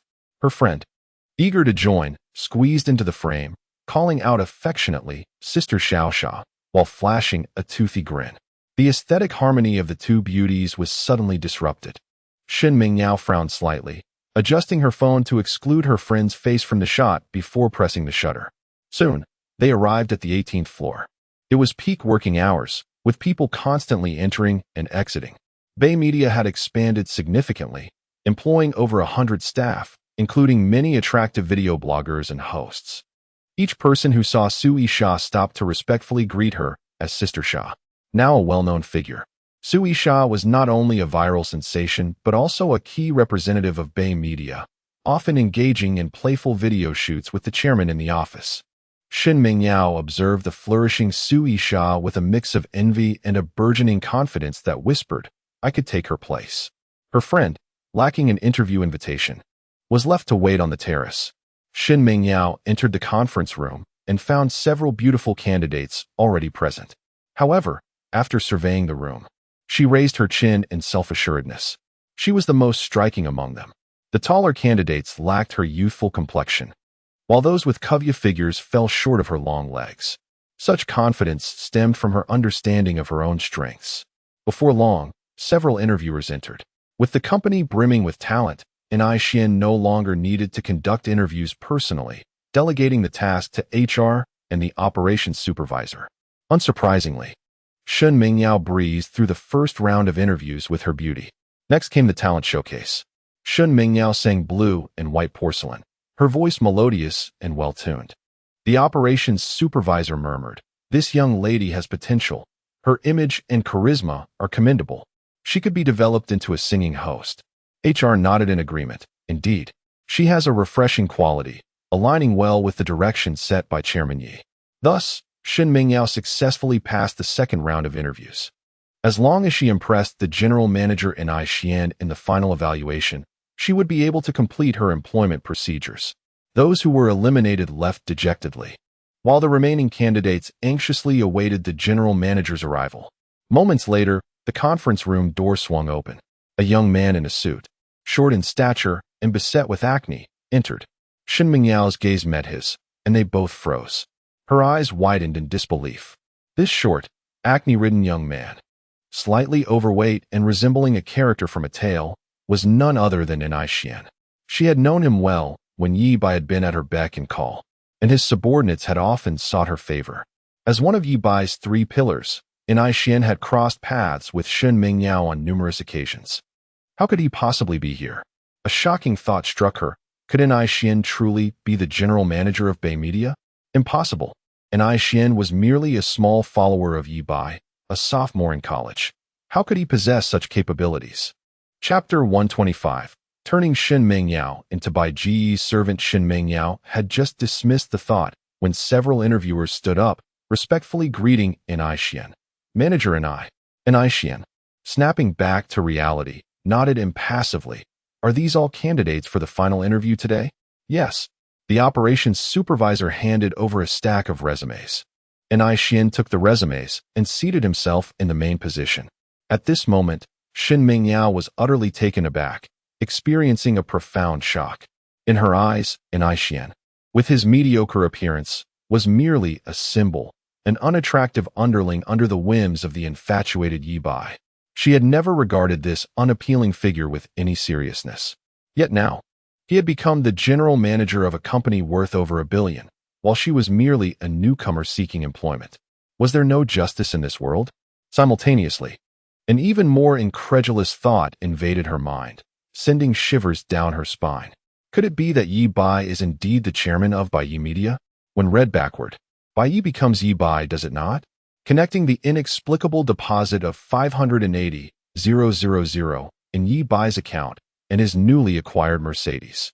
Could it be that Ye Bai's Mercedes was not merely a fade of borrowed grandeur, but rather a testament to his success in founding Bai Ye? For a chairman with a net worth exceeding $1 billion, purchasing a vehicle worth several million is as effortless as an ordinary person buying a handbag. Reflecting on Ye Bai's recent aloofness towards her, Shen Mingyao initially believed Lu Hui's assertion that Ye Bai was playing hard to get, deliberately distancing himself to make her realize his importance.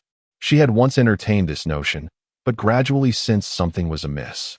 Who plays such games of emotional manipulation in reality? Shen Mingyao began to suspect that he might truly have lost interest in her. To be fair, while she considered herself a paragon of beauty, she had to concede that, in the presence of an exquisite figure like Xiao Shotzi, she paled in comparison. Moreover, Bai Media boasted a total of 9 such captivating beauties. No, to be precise, there were 4. Besides the enchanting Xiao Shotzi, there were also Wang Ziki, Xian Xiaoming, and Mo. With so many alluring women surrounding Ye Bai, it was hardly surprising that he might stray. Ugh, what a scoundrel! He had professed to love her alone for life, declaring he would marry no one but her. Yet here they were less than 2.5 years later, and he had already turned his affections elsewhere. For reasons unknown, a surge of inexplicable rage welled up within Shen Mingyao, as if something that belonged to her had been stolen away. Bai initially wondered if he had mistaken the identity of the interviewee, thinking she merely resembled Shen Mingyao, but upon reviewing the resume, his hopes were dashed. Bai felt a headache coming on. Truth be told, he had always harbored disdain for Shen Mingyao, but since his older brother had taken a liking to her, he had kept his opinions to himself. After learning that Bai Gu had let her go, Bai felt an urge to pop champagne and celebrate. Not only was Bai Gu free from being someone else's dog, but his friends could also escape their plight. He had thought he would no longer have to interact with this green tea BTCH, yet here she was, applying for a position. Bai considered throwing her out to humiliate her, but feared that Bai Gu might still harbor feelings for her, which would not bode well for him. Should he allow her to pass the interview, only to torment her later, seeking revenge for Bai Gu? As he pondered, an insidious idea struck him. He swiftly took out his phone and sent a message to Ye Bai. Bai Gu, a classmate just informed me that Shen Mingyao was in a car accident last night and is currently in the emergency surgery room. Should we go check on her?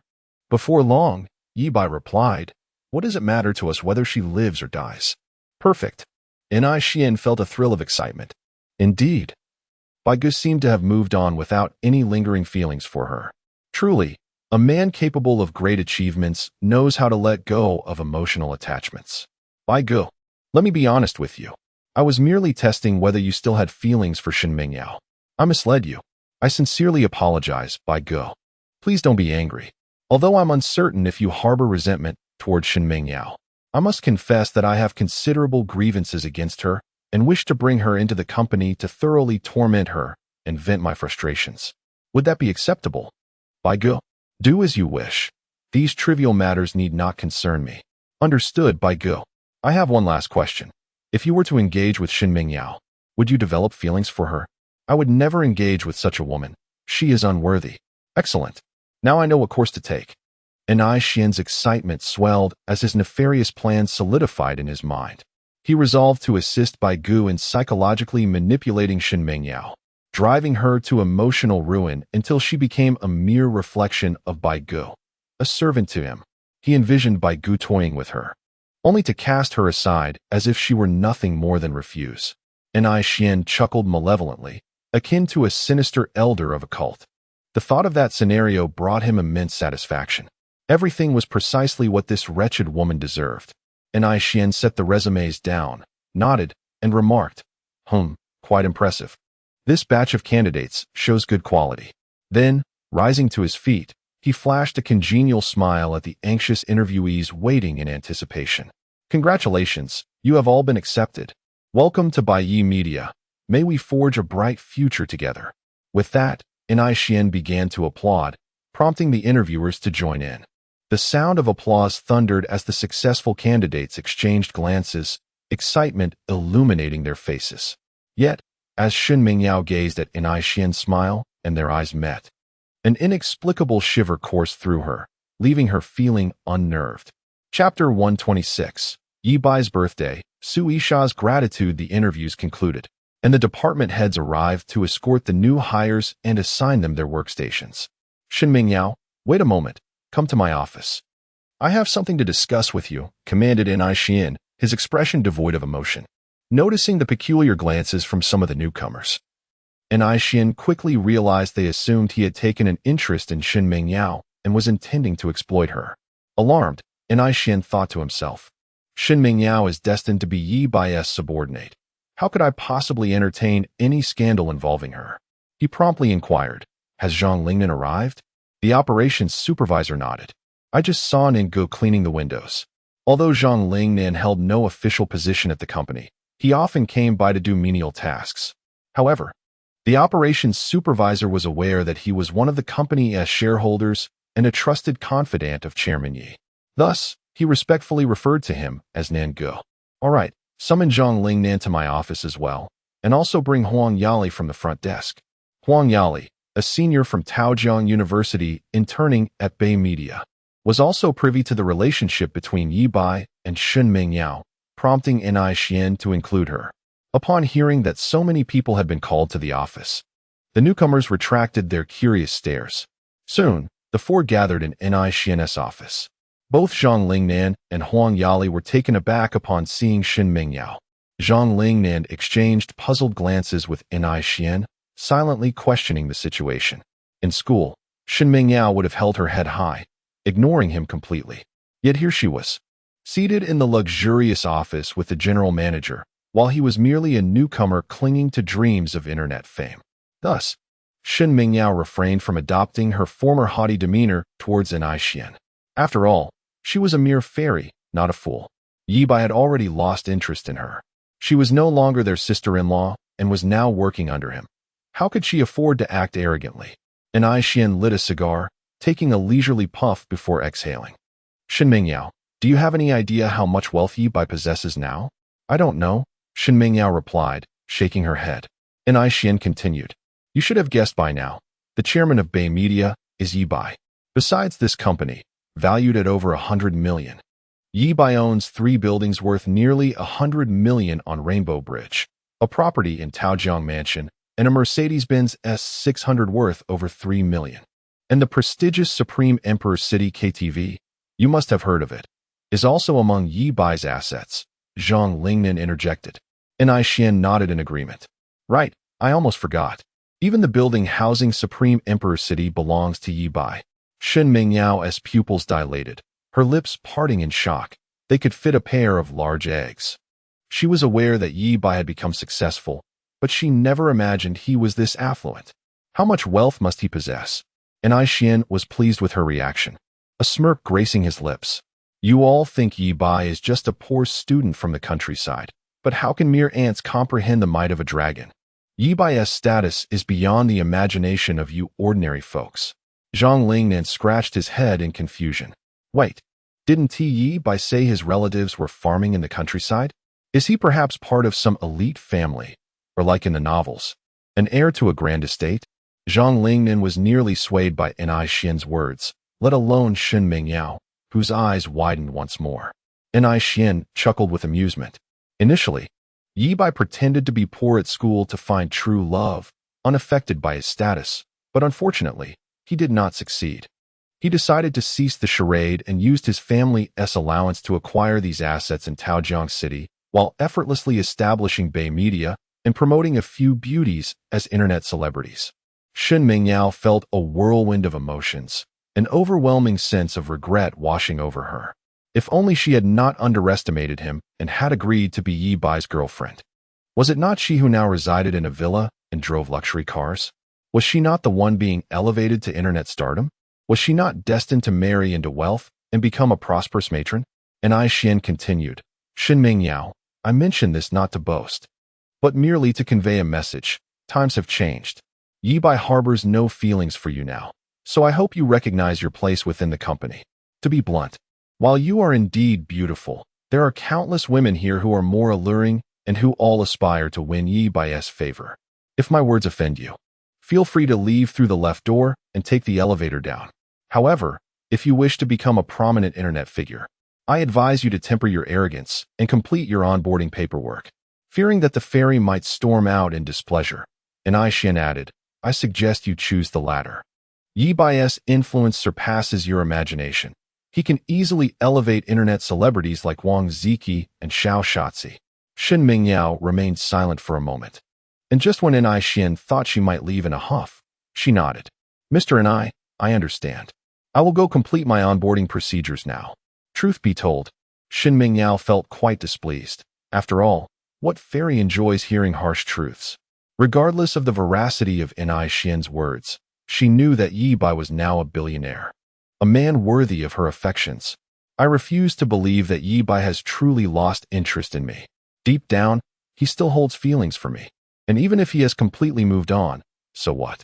If he could love me once, he can love me again. Just wait and see. I will undoubtedly become the mistress of Bai Media. Once I am Ye Bai's woman, will Xian, this so-called general manager, dare to act so arrogantly before me? Soon, I will drive luxury cars, reside in opulent mansions, and fill my home with lavish possessions. When they see me, they will all bow respectfully and call me sister-in-law. Ye Bai arrived at the company, entered his office, and opened his computer to review the performance data of his internet celebrities. He was aware that Shen Mingyao had joined the company, but he felt utterly indifferent. The moment he realized he was merely a jester in his past life, he had completely lost interest in her. In Ye Bai's eyes, Shen Mingyao was rather pitiable. In his previous life, the wealthy second-generation student had juggled 2 relationships. And when Shen Mingyao discovered she was the other woman, she did not immediately break up with him. Rumor had it she later extorted a considerable sum from him before fleeing to America. In her perspective, men were tools for women to exploit. She would never love anyone but herself. The wealthy second generation was a fool. Having spent 2.5 years with Shen Mingyao without even tasting the fruit of their relationship, losing a significant amount of money in the process, only to later lament on social media, branding her a vile woman seeking fame, claiming she was either frigid or a lesbian, incapable of feeling anything for men. Knock, knock. The office door was rapped upon. Come in. Ye Bai lifted his gaze to see Su Isha entering, dressed in a light pink stepmother dress that accentuated her graceful figure. She blushed as she spoke. Chairman Yi, you haven't been to the company for several days. I wanted to film a video with you. Is that truly your intention? Ye Bai hesitated to expose her ulterior motive. However, he found joy in filming the video with Su Isha. Just as he picked up the camera, his phone rang. Noticing it was his mother calling, he answered, Hello, Mom. Bai, tomorrow is your birthday. I'll send you 300 yuan. Take Aunt Chinyu and Shurian out for a nice meal. Is tomorrow my birthday? Ye Bai paused for a moment, glancing at the date. Tomorrow marked June 18th in the Gregorian calendar and the 11th day of the 5th month in the lunar calendar, which indeed was his birthday. Mom, there's no need to transfer any money. Your son is financially secure now and no longer requires your support. You and Dad can enjoy your retirement. Li Qin playfully chided. Oh, you little rascal, always joking. You have money? Where did that come from? Just refrain from getting into fights. That is all we ask. If your father and I retire, who will earn to help you build a house and find a wife? Listening to his mother's words, Ye Bai felt a warm surge of affection. Since she was skeptical, he chose not to elaborate further. He had a plan. With summer vacation approaching, he decided to wait until then to contact a construction team to build a villa for his parents in the countryside. He would also purchase a luxury car for his father to enjoy. To return home with wealth is like walking in splendid attire under the cover of night. Ye Bai had no intention of feigning poverty when he possessed riches. Nearby, Su Isha observed Ye Bai conversing with his mother, her eyes shimmering with intrigue. Tomorrow is Mr. Ye's birthday? She pondered. I owe my current situation entirely to Mr. Ye's support. Without his benevolence, I would still be a financially struggling student. Too timid to indulge in extra sausages on my pancake. One must understand the value of gratitude. I must repay Mr. Yi in a meaningful way. Su Isha resolved to prepare a special gift for Ye Bai. Chapter 127. The Awakening of Shun Mingyao. The great tank retreats from the environment. Su Isha leaned against the floor-to-ceiling window, her figure creating an alluring curve. She suddenly turned her head, revealing a sweet and innocent smile. Excellent. This is precisely the feel we need. Ye Bai held the camera, capturing her from various angles. Su Isha was truly astonishing. Despite being merely a university student, she exuded an aura of a mature woman. Ye Bai, seasoned in his craft, could easily discern that Su Isha was still a fledgling. It could only be said that she was inherently suited for this profession. Her ability to entice men was instinctual, with every glance and smile radiating charm. When Su Isha first joined, she displayed a hint of naivety, but under Ye Bai's mentorship, her performance during video shoots improved remarkably, and her overall allure transformed. Of course, she could not achieve this solely on her own. Each time they filmed, she still required Ye Bai's guidance. Ye Bai soon realized that the current Su Isha, in terms of her demeanor, beauty, and physique, had surpassed the peak of her previous life by a considerable margin. He began to suspect that the Su Isha he knew from his past was not the same person. This one was a high-spec version. Very well. Let us move to the next pose. Toss your hair. Adjust your glasses. Turn around and twist. Not like that. It's too stiff. Why does your energy seem to wane again? Ye Bai approached her. Su Isha's cheeks flushed a rosy hue as she tightly pressed her lips together. Her gaze towards Ye Bai sparkling. Excellent. That's the expression we desire. If you were to glance at the comments section on Bilibili and Weibo, you would see that netizens adore this little expression of yours. Ye Bai was thoroughly satisfied, his camera clicking away. Although Su Isha was in a professional mindset, she was keenly observing Ye Bai's expressions. It seemed that while filming, Ye Bai also derived enjoyment. Su Isha's mind was a whirlwind of thoughts. She suddenly realized what kind of birthday gift to give Ye Bai. This time, she would express her gratitude for his recognition of her talent. Shin Mingyao exited the office and found HR to complete her onboarding procedures. Although she had a profound entanglement with Ye Bai, in Shin's eyes, she was merely a pawn of Bai Gu, a slave to Bai Gu. Thus, she naturally did not qualify for the same privileges as Su Isha and Xianyu, lacking an independent office and instead being relegated to the bustling open workspace with other newcomers. As Shun Mingyao settled at her desk, she gazed at the bright-eyed newcomers dreaming of their futures, a cold smile creeping across her face. These individuals were merely laborers working for herself and Ye Bai on entirely different levels. Although she sat there now, it wouldn't be long before she occupied a lavishly decorated office as the boss lady. Before that, she needed to strive to showcase her value to Ye Bai. Quickly plunging into her work, Shin Mingyao opened her computer and began perusing the electronic employee handbook. So engrossed was she in her tasks that she failed to notice her phone vibrating incessantly. After some time, she snapped back to reality, realizing that the great tank had sent her countless messages and made several missed calls. Only then did Shin Mingyao recall that her good friend was waiting on the company terrace. How inconsiderate. She was working, yet the great tank had bombarded her with calls instead of heading back first. With a frown of dissatisfaction, Shin Mingyao noticed it was lunchtime. She leisurely made her way downstairs to purchase an iced coffee, sipping while browsing a fashion magazine at the CF. Half an hour later, after finishing her drink, she finally arrived at the company terrace. Pushing open the glass door, she was met with a particularly strong wind, causing the great tank, shivering at the table, to sneeze. A string of green mucus dangling from her lips. The great tank sniffed, drawing the mucus back in. Shin Mingyao grimaced, feeling a wave of nausea. "Mingyao, why did you take so long?" Shin Mingyao interrupted her, feigning sadness. "Hui, it's over." "What? You didn't pass the interview?" The great tank's heart sank. As she had hoped to become Shin Mingyao's assistant, dreaming of enjoying the good life alongside her once she became a big internet celebrity, who would willingly accompany her to an interview early in the morning if it weren't for the money. Who would want to freeze on the terrace? Such a useless person, looking good, yet failing to pass an interview. However, the great tank refrained from expressing her anger, knowing that Shin Mingyao still held some utility. She slammed her hand on the table, exclaiming, "This Bai media is truly blind. Mingyao, let us shoot our own videos and not deal with their nonsense." Shin Mingyao, no longer wanting to witness her friend's outburst, got straight to the point. "Hui, listen to me. I have good news and bad news.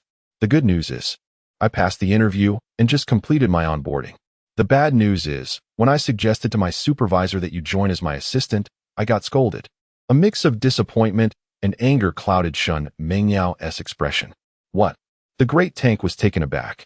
"Don't worry, Hui. Once I become a big internet celebrity and have a voice, I'll definitely bring you back as my assistant first thing." Shin Mingyao began to weave dreams of the future. The great tank, initially irritated, found solace in those words.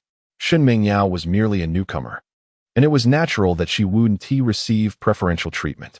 Once she became famous, wouldn't it be a simple matter to bring her into Bai? At that point, being her assistant with a monthly salary of 10,000 would be delightful. A smile graced the great tank's face as she comforted her. "It's all right, Mingyao. As long as you passed, I'm fine. Don't worry about how I feel. Just do your best." Shin Mingyao nodded, secretly rolling her eyes. Who would want such an unattractive and hefty great tank as an assistant? Moreover, she was oblivious to her lack of boundaries. When Shin Mingyao and Su Yisha took photos, she would intrude and spoil the moment. Shin Mingyao had long harbored discontent towards the great tank, needing her as a sycophant during their school days. She had to maintain her pure and innocent persona, and some things were best left unsaid, necessitating a mouthpiece like her. Shin Mingyao was no fool. She was well aware that the great tank often exaggerated and spoke ill of Ye Bai, taking liberties as her good friend and showing him little respect, often acting bossy. It didn't matter before, as she had merely viewed Ye Bai as a devoted follower. But now, everything was different. She needed to rekindle Ye Bai's affection for her. How could she allow such a person to remain by her side to repulse him? The first step in her grand strategy to marry into a wealthy family was to transform everything around her into what Ye Bai would find appealing. Chapter 128.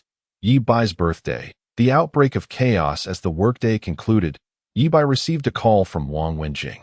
In her quest to repay Ye Bai, Wang Wenjing had been diligently filming videos in the suburbs with her grandmother every day, leaving her devoid of personal space and recreational activities.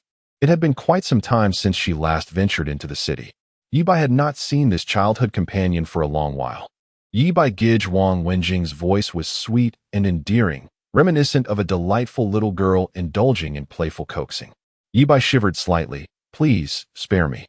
I can hardly endure it." Wang Wenjing immediately pouted. "Get lost. You have no appreciation. Others wish I would tease them, yet I wouldn't oblige." Ye Bai chuckled. "Now? This is more like it, little Wenjing. This is truly you. Who are you calling little? Just wait until I let you experience my 36D curves." Wang Wenjing exclaimed with a hint of mischief. Ye Bai felt a slight headache. All right, Sister Wenjing. What is the purpose of your call? Wang Wenjing huffed. I wish to take a day off tomorrow. I wonder if you, the heartless capitalist, would grant me permission. This trivial matter is within your purview. Do you really need to consult me? Ye Bai jested. Sister Wenjing, you are now a sensation online with millions of followers. Numerous companies are eager to poach you. I would treat you like royalty. How could I dare to restrict your freedom? Wang Wenjing fell silent momentarily. Although she had indeed risen to fame and garnered the adoration of countless fans, she remained grounded, fully aware of who had facilitated her current success. Without Ye Bai, she would still be toiling in the antique street, enduring the harassment of lecherous old men. Her mother had been suffering in the hospital, and perhaps, if the surgery fees could not be gathered, she might have already passed away. Wang Wenjing had vowed countless times in the dead of night that Ye Bai had transformed her destiny. She was bound to him for life. In life, she belonged to Ye Bai, and in death, she would be his spirit. She would willingly devote herself to repay him. Wang Wenjing spoke softly. Tomorrow is your birthday, and I wish to return to the city to celebrate it with you. Ye Bai was taken aback. How did you find out? Wang Wenjing replied, pride evident in her tone. Surprised? I had already bribed Anai Xian to obtain the insider information. Wang Wenjing had inquired about Ye Bai's birthday from Anai Xian on her first day at Bai Yi. However, at that time, she had yet to achieve fame, and her life was strained. With her mother in the hospital, she had even taken an advance of 100,000 from Ye Bai's salary. Lacking the funds to purchase a precious gift, she had pondered for 3 days before finally conceiving a splendid idea. She then dedicated several hours each day for over a month to prepare the gift, ensuring it was ready just in time for Ye Bai's birthday. Are you not welcoming me to celebrate your birthday? She teased. I shall arrive with fanfare. Ye Bai laughed. I instructed Anai Xian to procure a car for you, along with a female driver who will come to pick you up from your grandmother's house tomorrow. What? A female driver? Is that all right? Wang Wenjing expressed concern. Have no fear. She is an experienced aunt who has driven taxis for over a decade, not some reckless girl who confuses the accelerator with the brake. Ye Bai reassured her. After chatting a bit longer, Ye Bai ended the call, only to discover a few missed calls on his phone. They were from Chinsini. Just as he hung up, she called again. Boyfriend, who were you speaking to just now?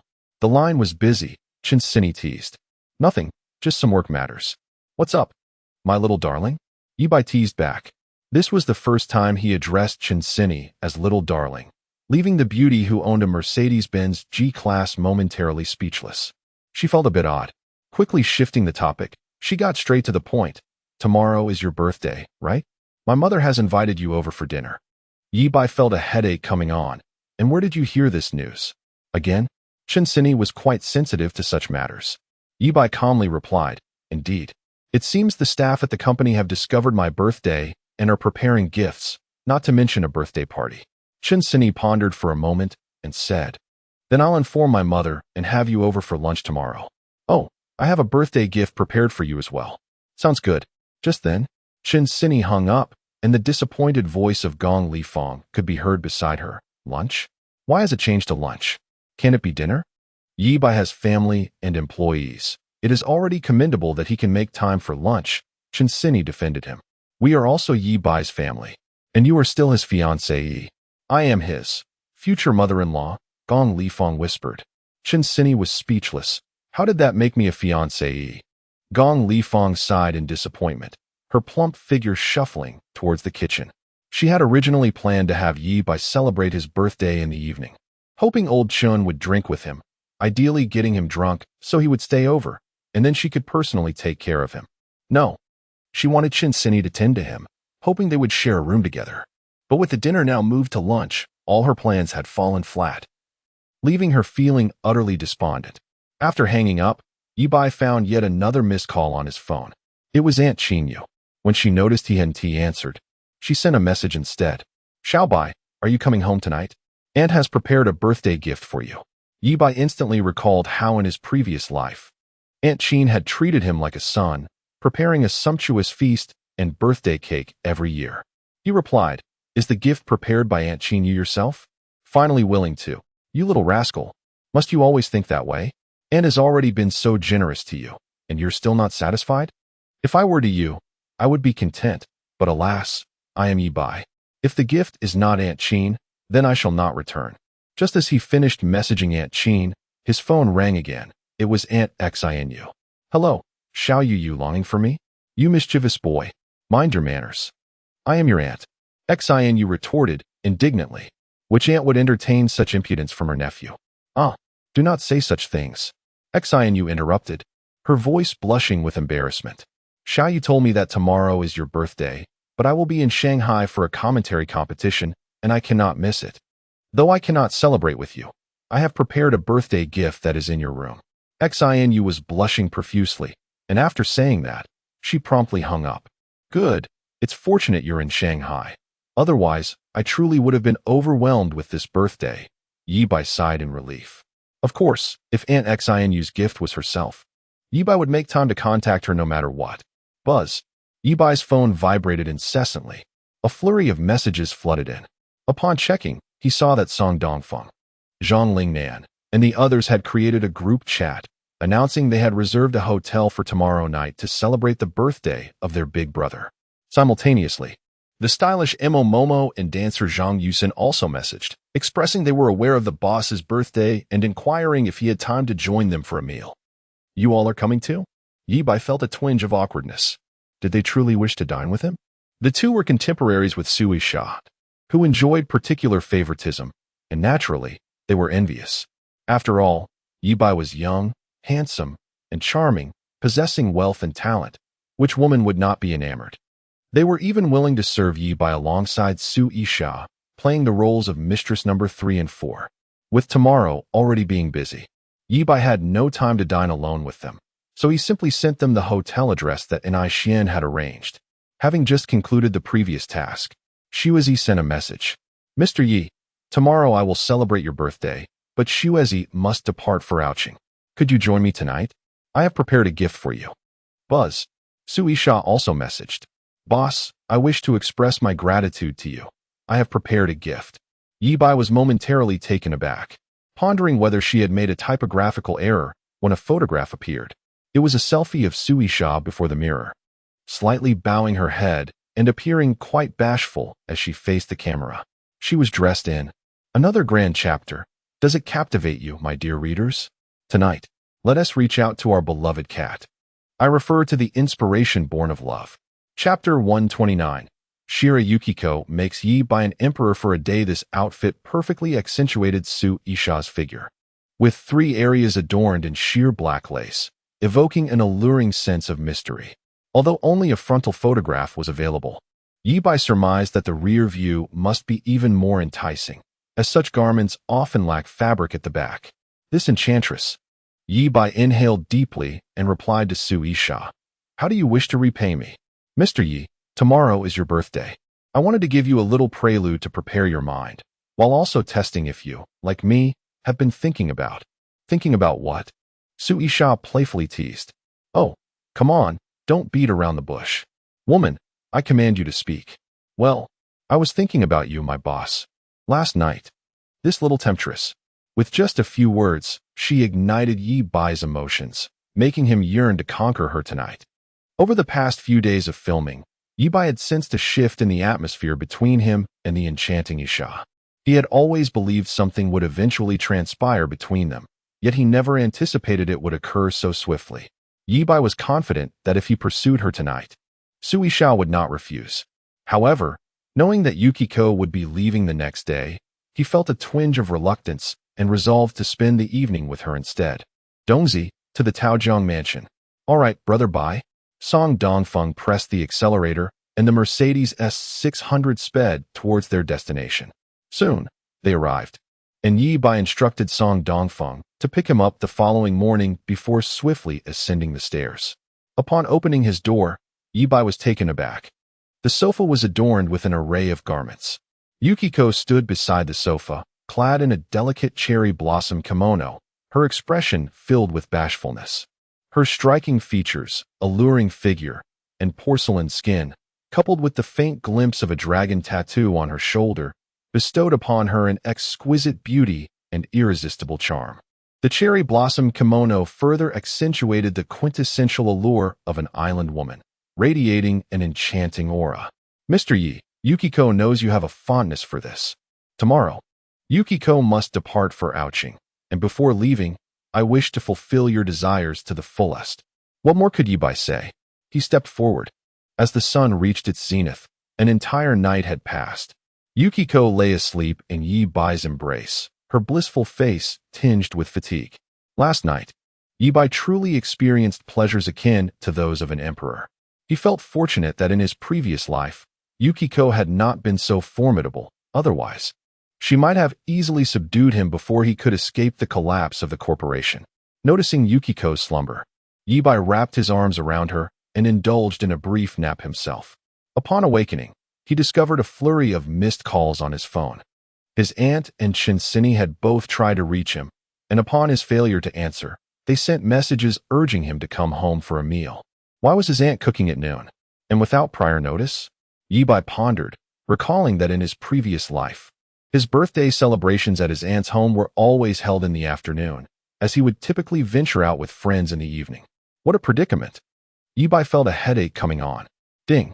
Another message from Shinsini arrived. Ye Bai, it will only be my mother and me celebrating your birthday at noon. My father has an important meeting this afternoon with many leaders coming from the provincial capital. Ye Bai realized what he needed to do. He quietly rose and went to the balcony to call Shinsini. I'll come over in the afternoon, once your father returns home. But my mother has already prepared the ingredients and prepped the cold dishes. Shinsini hesitated. Before she could finish, Gong Lifeng snatched the phone away. No worries. Little Bai, you just carry on with your day. Come for dinner in the evening. After hanging up, Gong Lifeng excitedly murmured to herself, evening, yes. Let old Chin sacrifice a bit, and have Little Bai drink a few more glasses, perhaps make him tipsy enough to stay over. Then, in the dead of night, my precious daughter can sneak into his room. Gong Lifeng's aspirations filled her heart as she thought of her daughter's happiness. Meanwhile, Ye Bai returned to his room. Discovering that Yukiko had awakened, she had just ended a phone call herself. Mr. Ye, there has been a minor issue with your birthday gift. It won't arrive until the afternoon. Yukiko's flight is also in the afternoon. It's all right. You can have it delivered to my home. But Yukiko wishes to personally present the gift to you. Her face bore little expression, yet her eyes sparkled with a playful glimmer, resembling a pitiful puppy. Ye Bai's heart softened. Who could resist such a Yukiko? Then let them deliver it to the airport. I'll take you to your flight. He gently stroked Yukiko's head. Mr. Ye, meeting you is the greatest fortune of Yukiko's life. As she spoke, her eyes glistened with emotion. Island women truly possess a certain charm. Yet Ye Bai had little time to spare. It was already lunchtime, and his aunt was waiting at home. If he were to indulge in another encounter with Yukiko, it would likely extend until nightfall. Chapter 130. Auntie's Gift. The generous landlady as fate would have it. Auntie called once more. Ye Bai answered the call in front of Shuizi, placing it on speaker. It was Saturday, and with Li Shiyan also at home. Auntie certainly wouldn't dare to utter any inappropriate words in her presence, allowing Ye Bai to answer with confidence. Hello, Bai. Why didn't you come home last night? Qin Yu's voice held a hint of melancholy. She had purchased some clothing that Ye Bai adored, intending to wear them while listening to his tales of Diyu. Little did she expect this rascal to actually keep his word and not return home. Oh, Auntie, I was with my girlfriend. Ye Bai replied boldly.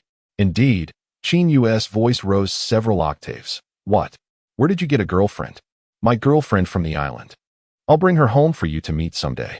She used to be a sexy dealer online, but is now a graduate student at Ouching University, Ye Bai said, winking at Shuizi. Though he spoke truthfully, his words sounded rather absurd to Qin Yu, who believed he was jesting and thus breathed a sigh of relief. Rascal. Always teasing Auntie. Indeed, Auntie Do is my favorite, Ye Bai replied, though Qin Yu, not comprehending, continued, Auntie prepared a sumptuous feast for you, all your favorites. Come home quickly. After hanging up, Ye Bai cupped Shuizi's delicate face and asked, Shuizi, would you like to come home with me to meet Auntie Qin? She is a friend of my mother's, and I have been staying at her house while attending school in the city. She is very close to me, almost like a second mother, and I cherish her deeply. Understanding Shuizi's timid nature and her aversion to meeting parents, Ye Bai anticipated her response. As expected, Shuezi shook her head vigorously. Mr. Yi, please go home and accompany Annie Chin. It would be inconvenient for me to go now. All right, then you wait for me at home. After lunch, I'll come to pick you up for the airport, Ye Bai said, planting a gentle kiss on Shuezi's smooth forehead. Dressed swiftly, he hurried downstairs, where Song Dongfeng had been waiting for a while, the ground littered with cigarette butts. Dongzi, to Annie's house. Quickly. Got it. With a swift press on the accelerator, the Mercedes roared to life, speeding away. Before long, they arrived at Yuan Garden. Ye Bai instructed Song Dongfeng to find a nearby place for lunch and returned home. In a bustling metropolis, there were only Qin Yu and Li Shiyin at home. Li Shiyin sat by the window engrossed in a book, sunlight illuminating her serene visage. The aroma of a hearty meal wafted through the air. With several dishes elegantly arranged on the dining table, Ye Bai opened the kitchen door, stepped inside, and closed it behind him, then embraced Annie Chin, who was stirring a pot with her back turned. Little rascal, how many times must I remind you not to do this when Shiyin is around? It's my birthday today. Can't Annie indulge me just a little? With a sigh of resignation, Qin Yu acquiesced, but the cooking could not cease. At that moment, she was vigorously stir-frying beef, her movements vigorous and animated. Rascal, you prepared quite a few gifts for you. All in your room. Go take a look. Qin Yu urged, feeling a bit overwhelmed. All right then, Ye Bai reluctantly released her, but just before leaving, Qin Yu nearly tipped the pot over. Seeing her flustered state brought a mischievous grin to Ye Bai's face as he exited the kitchen. Upon entering his bedroom, he was taken aback. The table was adorned with an array of gifts from Xianu. A quick glance revealed at least a dozen items. How thoughtful of little Yu. She had replaced all his daily necessities with new ones. On the table were various high-end products, including a Dyson hairdryer worth over 10,000 yuan, an electric toothbrush, a razor, facial cleanser, men's essence, and even luxurious underwear and socks. Ye Bai estimated that the total cost easily exceeded 100,000 yuan. He felt a surge of gratitude.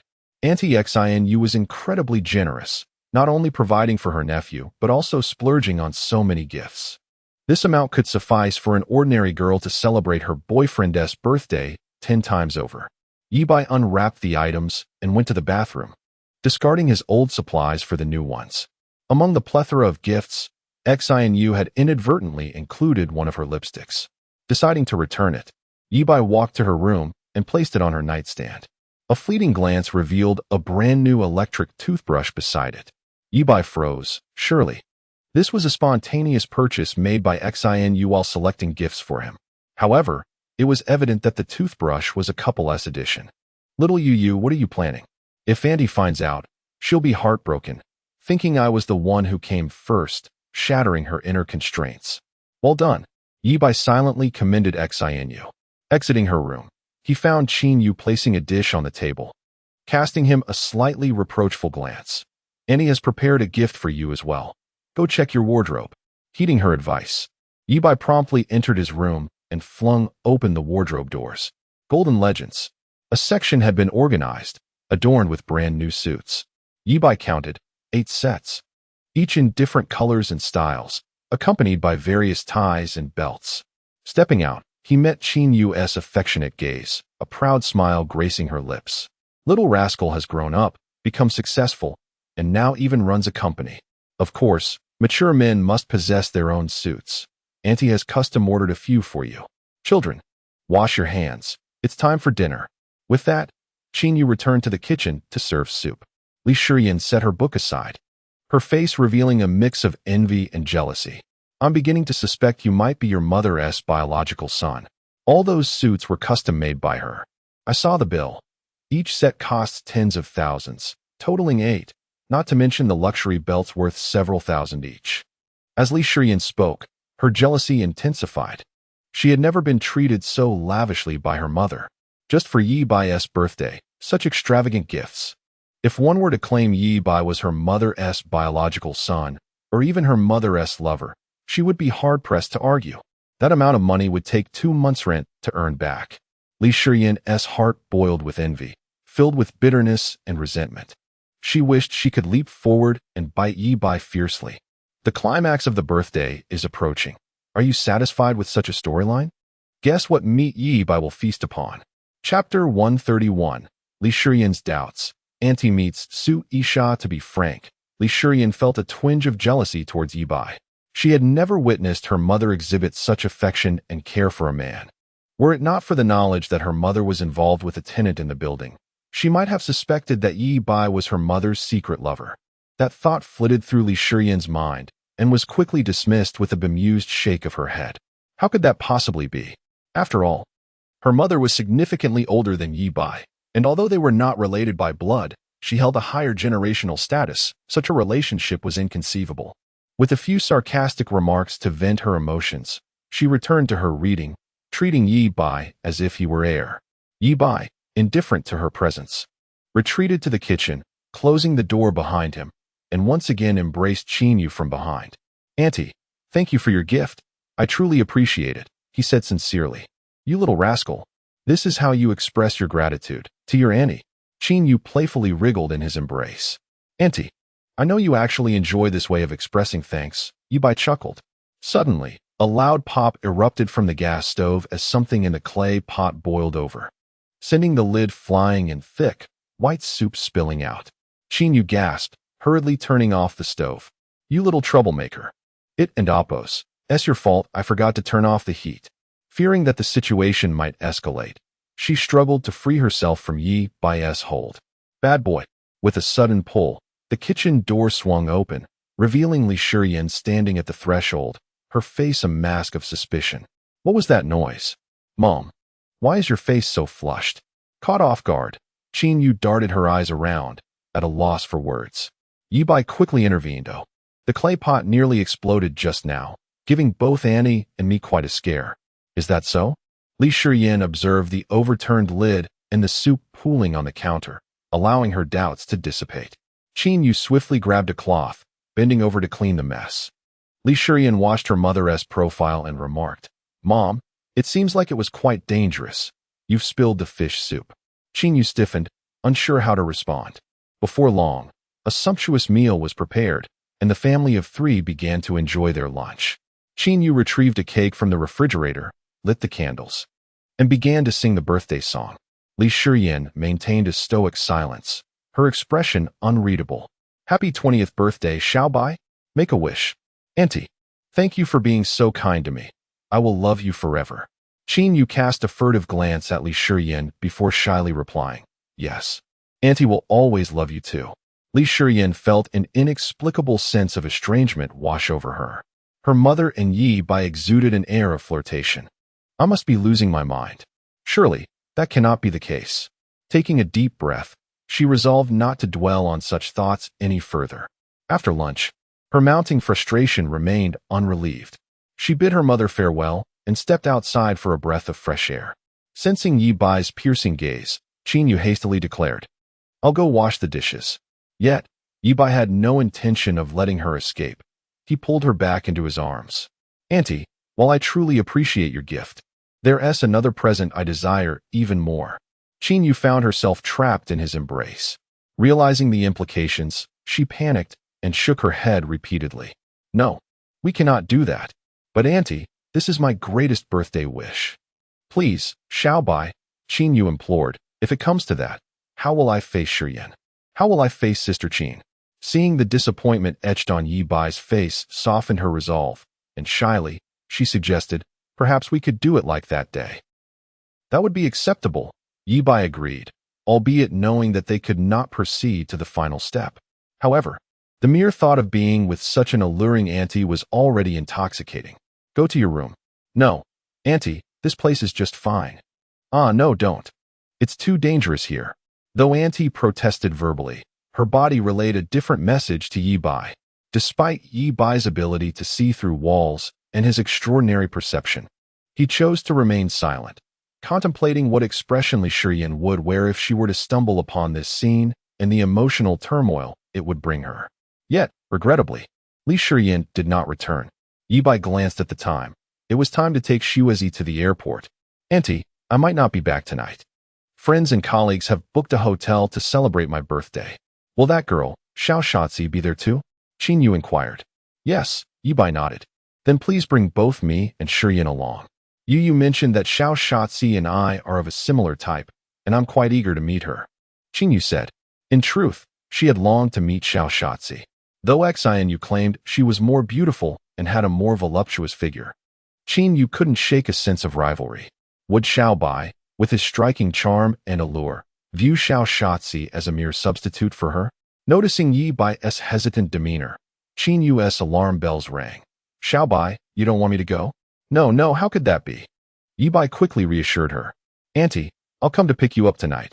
I have a few matters to attend to. Ye Bai's original plan was to send off Xuezi, dine with his kind mother-in-law, attend his birthday celebration, and then escort Su Yisha home, savoring her wholly. However, with Auntie and Li Shiyan potentially accompanying him, his plans were bound to encounter complications. Ye Bai felt a wave of frustration wash over him. Chapter 132. The Master of Time Management, as Old Chun beheld a glimmer of green light and descended the stairs. Song Dongfeng had already finished a quick meal outside the community and was waiting by the car. Ye Bai instructed, Dongzi, return to Taojiang Mansion and pick up Xuezi. Song Dongfeng nodded, hesitating for a moment as he glanced at Ye Bai, yet he remained silent. Before long, they arrived at Taojiang Mansion. Time was of the essence. Xuezi had received news in advance and was waiting downstairs with her suitcase in hand. Ye Bai placed the suitcase in the trunk, and along with Xuezi, they entered the car, which immediately sped toward Taojiang Airport. Throughout the journey, Xuezi nestled closely against Ye Bai, her expression solemn and her large eyes filled with reluctance. Ye Bai felt a similar sorrow, yet he was not a selfish man. How could he impede his beloved from pursuing her dreams? However, it was reassuring that Xuezi had trained in karate and island swordsmanship from a young age, her combat abilities rivaling those of 4 or 5 adult men. Ye Bai was not overly concerned about her safety. Yet, as the saying goes, it is better to be safe than sorry. With Xuezi far away, he would be unable to assist her in any urgent situation. Contemplating, he asked, Dongzi, how is the security company I asked you to establish? Song Dongfeng replied. Shaoxian has completed all the necessary procedures. Currently, Bai Media and Supreme Dynasty have brothers on duty in shifts. Ye Bai nodded and instructed. Have Shaoxian recruit some retired female soldiers or female athletes who have won championships in martial arts or combat sports. The salary is not an issue. They can earn $1 million a year. However, they must possess both character and skill. Once hired, they should be sent to protect Xuezi and Aoqing. Upon hearing this, Xuezi was deeply touched. Mr. Yi, I can take care of myself. There is no need to go to such great lengths. Ye Bai playfully pinched her delicate nose. Silly girl, you are my woman. As long as you are safe and happy, any expense is worth it. In a past life, Xuezi had tragically drowned in a pool while trying to protect herself, leaving Ye Bai with profound regret. In this life, he could not bear the thought of losing her again. Xuezi embraced Ye Bai tightly, nestling into his arms. To be your woman is surely a blessing I have cultivated in a previous life. Soon, they arrived at the airport. During their journey, Xuezi received a phone call. The gift she had tailored for Ye Bai had arrived at the airport. Upon reaching the entrance of Terminal 2, they spotted several elegantly dressed men in suits waiting. Upon seeing Xuezi, they quickly approached and respectfully presented a gift box. Miss Shira Xuezi, this is your customized item. Xuezi accepted the gift box, expressed her gratitude, and then approached Ye Bai with eager anticipation, presenting the box to him. Mr. Yi, please open it and take a look. Ye Bai unwrapped the exquisitely packaged gift box, revealing a luxurious and grand watch. It felt substantial in his hand, seemingly crafted from platinum, with a blue dial surrounded by a circle of diamonds. Vacheron Constantine, having mingled with high society in a previous life, Ye Bai recognized the watch as part of the Vacheron Constantine Overseas Collection. Although he had never worn this particular model, he had purchased a similar one during a New Year visit to the Umbrella Corporation, valued at over $2 million. Xuezi gently fastened the watch onto Ye Bai's wrist. Mr. Yi, a man as successful as you should certainly have a watch. Currently, Xuezi's financial means only allowed her to afford such a gift, but she promised to buy him an even better one when she earned money in Aoqing. Silly girl, this is already wonderful. I am truly happy. Ye Bai embraced Xuezi. Your happiness is all that matters. As long as you are happy, Xuezi is happy. Xuezi tilted her head back, her face radiant with joy. At that moment, Ye Bai had completely captured her heart and soul. He was everything to her, incomparable to anything, even her own life. The couple shared a kiss amid the crowd, drawing envious and blessing-filled gazes from passing travelers. Soon, it was time to board. Xuezi reluctantly bid farewell to Ye Bai as she wheeled her suitcase away. Ye Bai stood still, watching her pass through security, and only turned away when she was completely out of sight. Dongzi, let us go to Qin Sini's house. By this time, it was already past 4 o'clock, and the journey from the airport to Qin Sini's home would take nearly an hour. Ordinarily, they would not be late, but with rush hour approaching at 5, the roads would become particularly congested. Once on the ring road, Song Dongfeng pressed the accelerator to the floor, the Mercedes S600 roaring ahead, as if sensing its owner's urgency.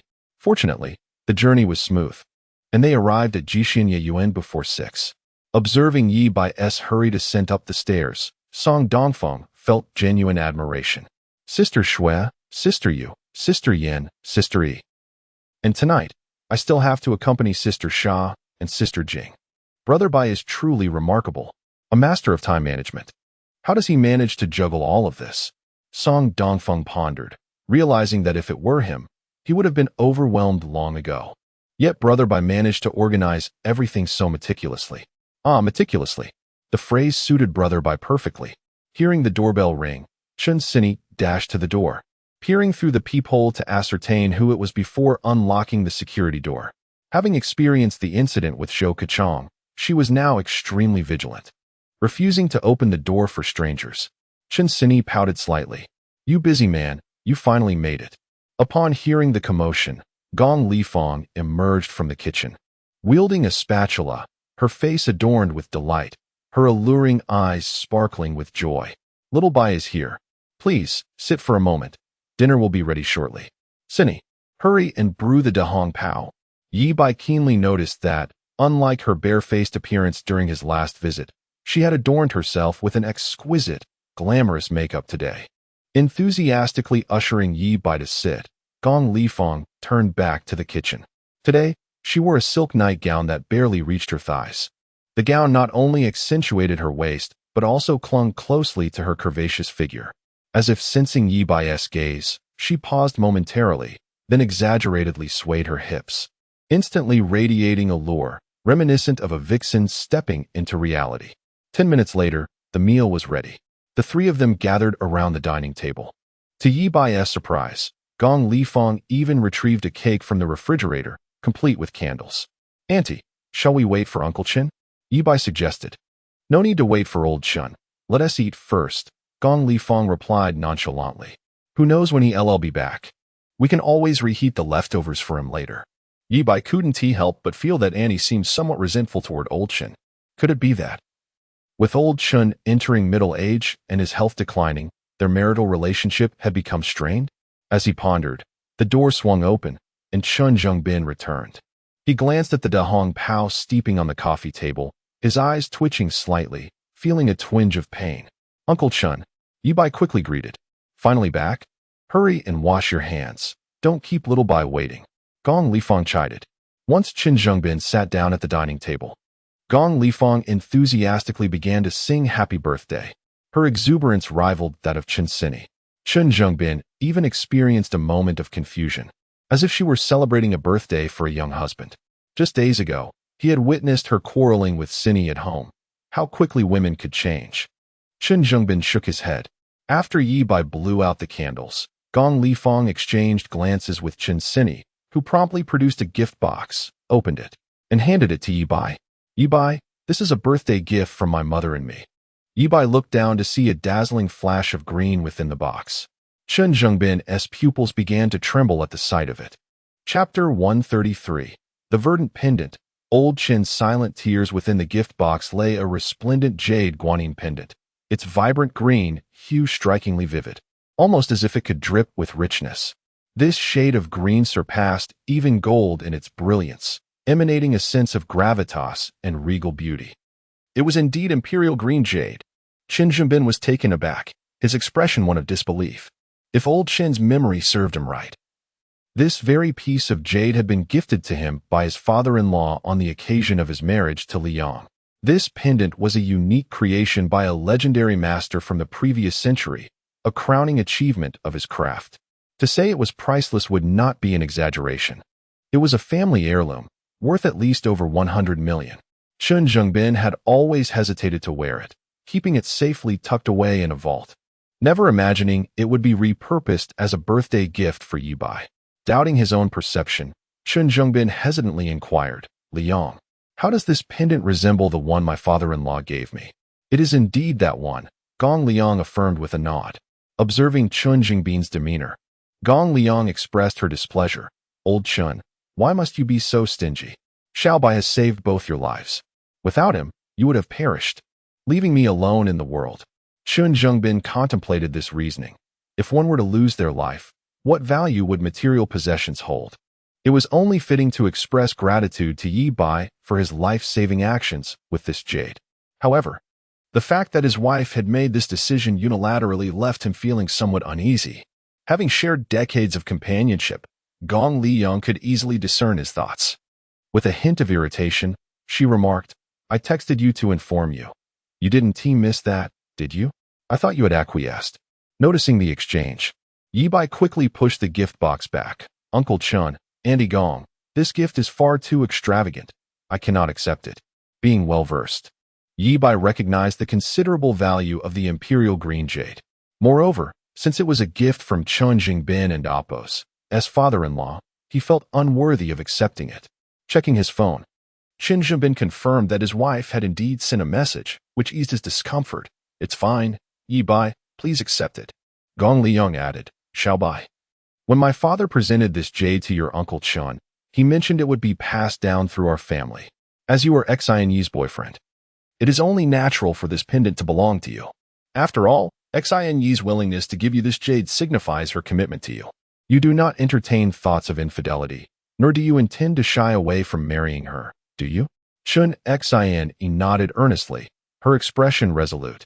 Ye Bai chuckled awkwardly, feeling as if he were being put on the spot regarding lifelong commitments merely for a birthday celebration. Yet, he bore no objections to marrying Chen Xian, for she was truly a delightful young lady. Besides, marriage would not impede his affection for other cherished companions.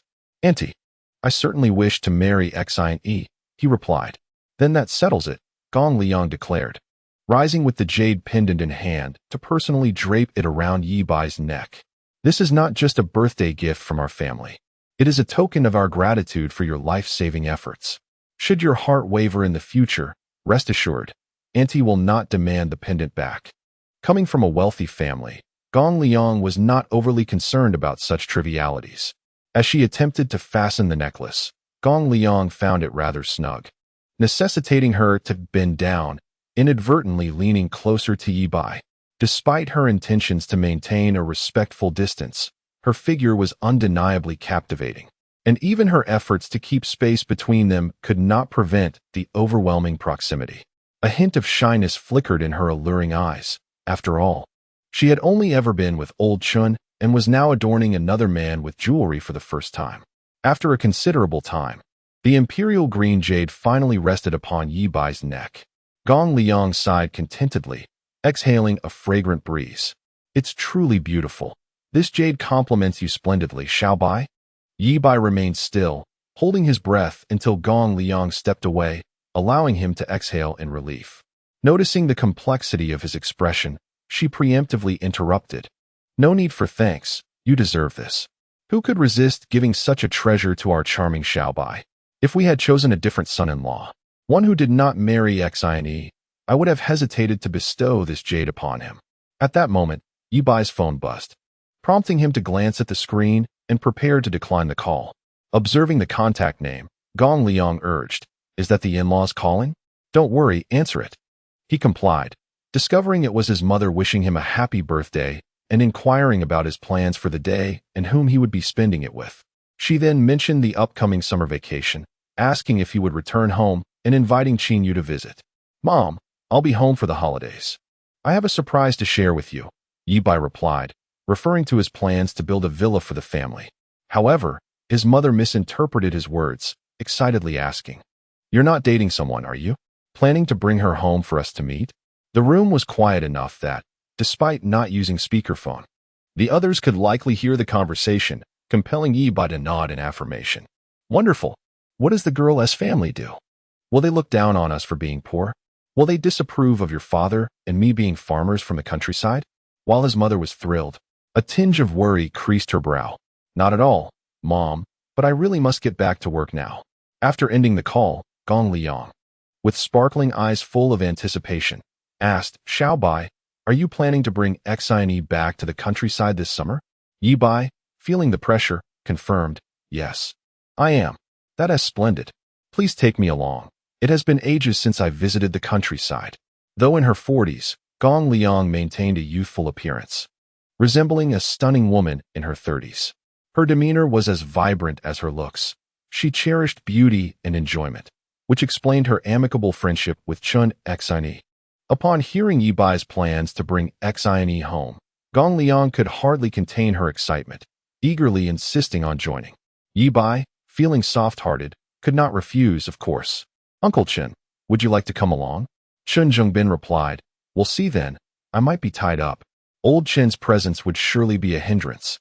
Gong Liang murmured under her breath, her eyes sparkling with unspoken thoughts as if they might overflow with emotion at any moment. Chapter 134. Chen Sini attends a birthday banquet with her mother. The ultimate Shura field Gong Lifang eagerly anticipated her daughter's arrival during the summer vacation. For reasons she could not quite fathom, it evoked a nostalgic sensation reminiscent of her youth. It was akin to the thrill of her first date with Lao Chun, a delightful outing to the countryside. The mere thought filled her with sweet anticipation. "Please, enjoy your meal. The soup should be ready. I will check on it," Gong Lifang said, rising from her seat and humming a cheerful tune as she made her way to the kitchen. Her figure was round and plump. The nightgown she wore seemed on the verge of bursting at the seams. Ye Bai cast a fleeting glance before hastily diverting his gaze. After all, she was his girlfriend's mother, and a modicum of respect was paramount. Before long, the meal concluded. Gong Lifang had initially hoped that Lao Chun would pour drinks for Ye Bai, ideally getting him intoxicated so he would stay the night, allowing her daughter to care for him, and perhaps ignite a spark between them. However, fate had other plans. As Lao Chun's stomach ailment prevented him from partaking in alcohol, Gong Lifang rolled her eyes in exasperation, mentally chastising him for his uselessness at such a critical moment. Checking the time, Ye Bai noted it was past 7, and it was time to head to the Jinyuan Grand Hotel, where friends awaited.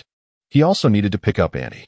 As he stood to take his leave, he mentioned the surprise birthday banquet prepared by his friends. "Sini, accompany Xiao Bai," Gong Lifang suggested, her alluring eyes sparkling with mischief. "If he happens to drink too much, you can book a room at the hotel to take care of him. No need to come back." Gong Lifang harbored hopes that Chen Sini would fulfill her desires. She yearned for her beloved daughter to spend the night with Ye Bai. Yet, a thought struck her. If they were at the hotel, she would be unable to witness or hear anything. That simply wouldn't do. Even if she could not witness the events firsthand, she needed to be privy to the happenings. "Never mind, Sini. If Xiao Bai drinks too much, call me. I'll come to fetch you both," Gong Lifang instructed. Chen Sini, puzzled, asked, "Shouldn't we be sending Ye Bai home instead?" Gong Lifang shot her a stern look. "If Xiao Bai gets drunk, won't he need someone to care for him? If you can't handle it, I will have to step in." After a moment's pause, she added, "Lao Chun is often out socializing and has been inebriated countless times. I have experience in taking care of him, so when the time comes to attend to Xiao Bai, you can observe and learn a thing or two." Chen Sini mulled it over, reluctantly conceding that her mother had a point, and nodded in agreement. Ye Bai felt overwhelmed. With Annie accompanying them, and now Chen Sini, plus Sui Sha, Zhang Yusen, and Xiao Momo waiting, he dreaded the potential chemistry that might unfold among these women. It seemed unlikely he would enjoy any peace tonight. Gong Lifang escorted the two to the door, bidding them farewell. "Xiao Bai, take care on the way. Once you arrive, remember to drink less. Look after your health." As she watched them descend the stairs, Gong Lifang felt an inexplicable emptiness. Chun Jingbin had not seen his wife in such a form-fitting dress in ages, and his gaze ignited with desire. Li Fong, how about we get lost? Gong Li Fong swatted away Lao Chen's wandering hand. I've told you we are sleeping separately from now on. You are not to touch me. Besides, your skills leave much to be desired, and it's quite uncomfortable. Gong Li Fong was dissatisfied, not only with Lao Chen's lack of initiative, but also with the stark contrast between him and Xiao Bai. While the younger couple enjoyed their night out, she was left to pick up the pieces at home, which stirred her frustration. She suddenly realized that she wasn't too old, so why couldn't she join the younger crowd? Moreover, she could indulge in a drink, and if she happened to get a bit tipsy, what would it matter? After all, if one drank too much, they would forget everything by the next day. And if they forgot, did it not mean it never happened? No. I cannot leave Cinny and Xiao Bai to their own devices. Lao Chun, clean the kitchen. I'll join them and keep an eye on the two kids. Gong Li Fong commanded. With no time to change, she threw on a light jacket, grabbed an expensive handbag worth tens of thousands, slipped into high heels, and rushed out to catch up with them. Dressed to impress in a fitted dress complemented by her elegant outerwear and luxurious heels, Gong Li Fong radiated beauty and allure. Her figure was striking, exuding an air of wealth cultivated from years of privilege, making her an undeniable vision of sophistication. As she walked down the street, she drew glances from every direction. No man could tear his gaze away, especially for those with discerning eyes. It was clear that she was a rare gem, far superior to any skeletal beauty. Ye Bai was taken aback. One Chen Sini was already overwhelming. Now, Gong Li Fong was joining the fray. While Chen Sini was intelligent, she was still a naive young girl, but Gong Li Fong, despite her youthful demeanor, was a worldly woman. Should she observe the interactions with Aunt Qin and Sui Sha, she might sense the peculiarities in the air. Auntie, you and Cinny sit in the back. I'll take the passenger seat, Ye Bai suggested, moving towards the front, only to be halted by Gong Li Fong's firm grip. Why would you sit in the passenger seat? We three will share the back, she insisted. Ye Bai felt helpless. Gong Annie had no idea how exaggerated their dynamic was. How uncomfortable it would be to be squeezed in the back with both of them.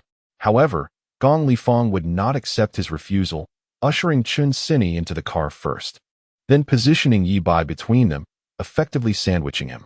With Ye Bai seated in the middle, he dared not glance around or move an inch, feeling entirely out of his depth. Xiao Bai, where is your hometown? Is it fun there? Gong Li Fong inquired, her charming eyes sparkling. Chun Cinny mirrored her enthusiasm. Although the locale might be somewhat remote, its beauty was undeniable. If developed, it could even be rated a 5-star tourist destination. A thought struck Ye Bai. If his hometown was so picturesque, why not consider developing a portion into a resort? This could invigorate the local economy and benefit his hometown while also yielding a profit for himself. A win-win situation. However, given his current financial status, such plans were not feasible and would have to wait for a later time. Gong Li Fong continued, if Cinny and I come to your home, do you have extra rooms for us to stay in? Ye Bai pondered for a moment before responding, I only have 2 rooms. You and Cinny can share, and I'll just make do on the floor or sleep in the car. Gong Li Fong felt a surge of delight. There was no need for Xiao Bai to sleep on the floor. They could all fit together. After all, they were not strangers, so what was there to fear? The very thought of being behind the young couple made her heart race.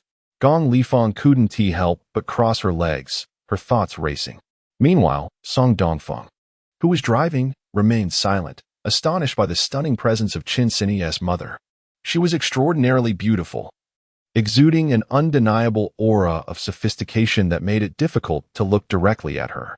Stealing a glance in the rearview mirror, he observed the young man wedged between the 2 captivating women.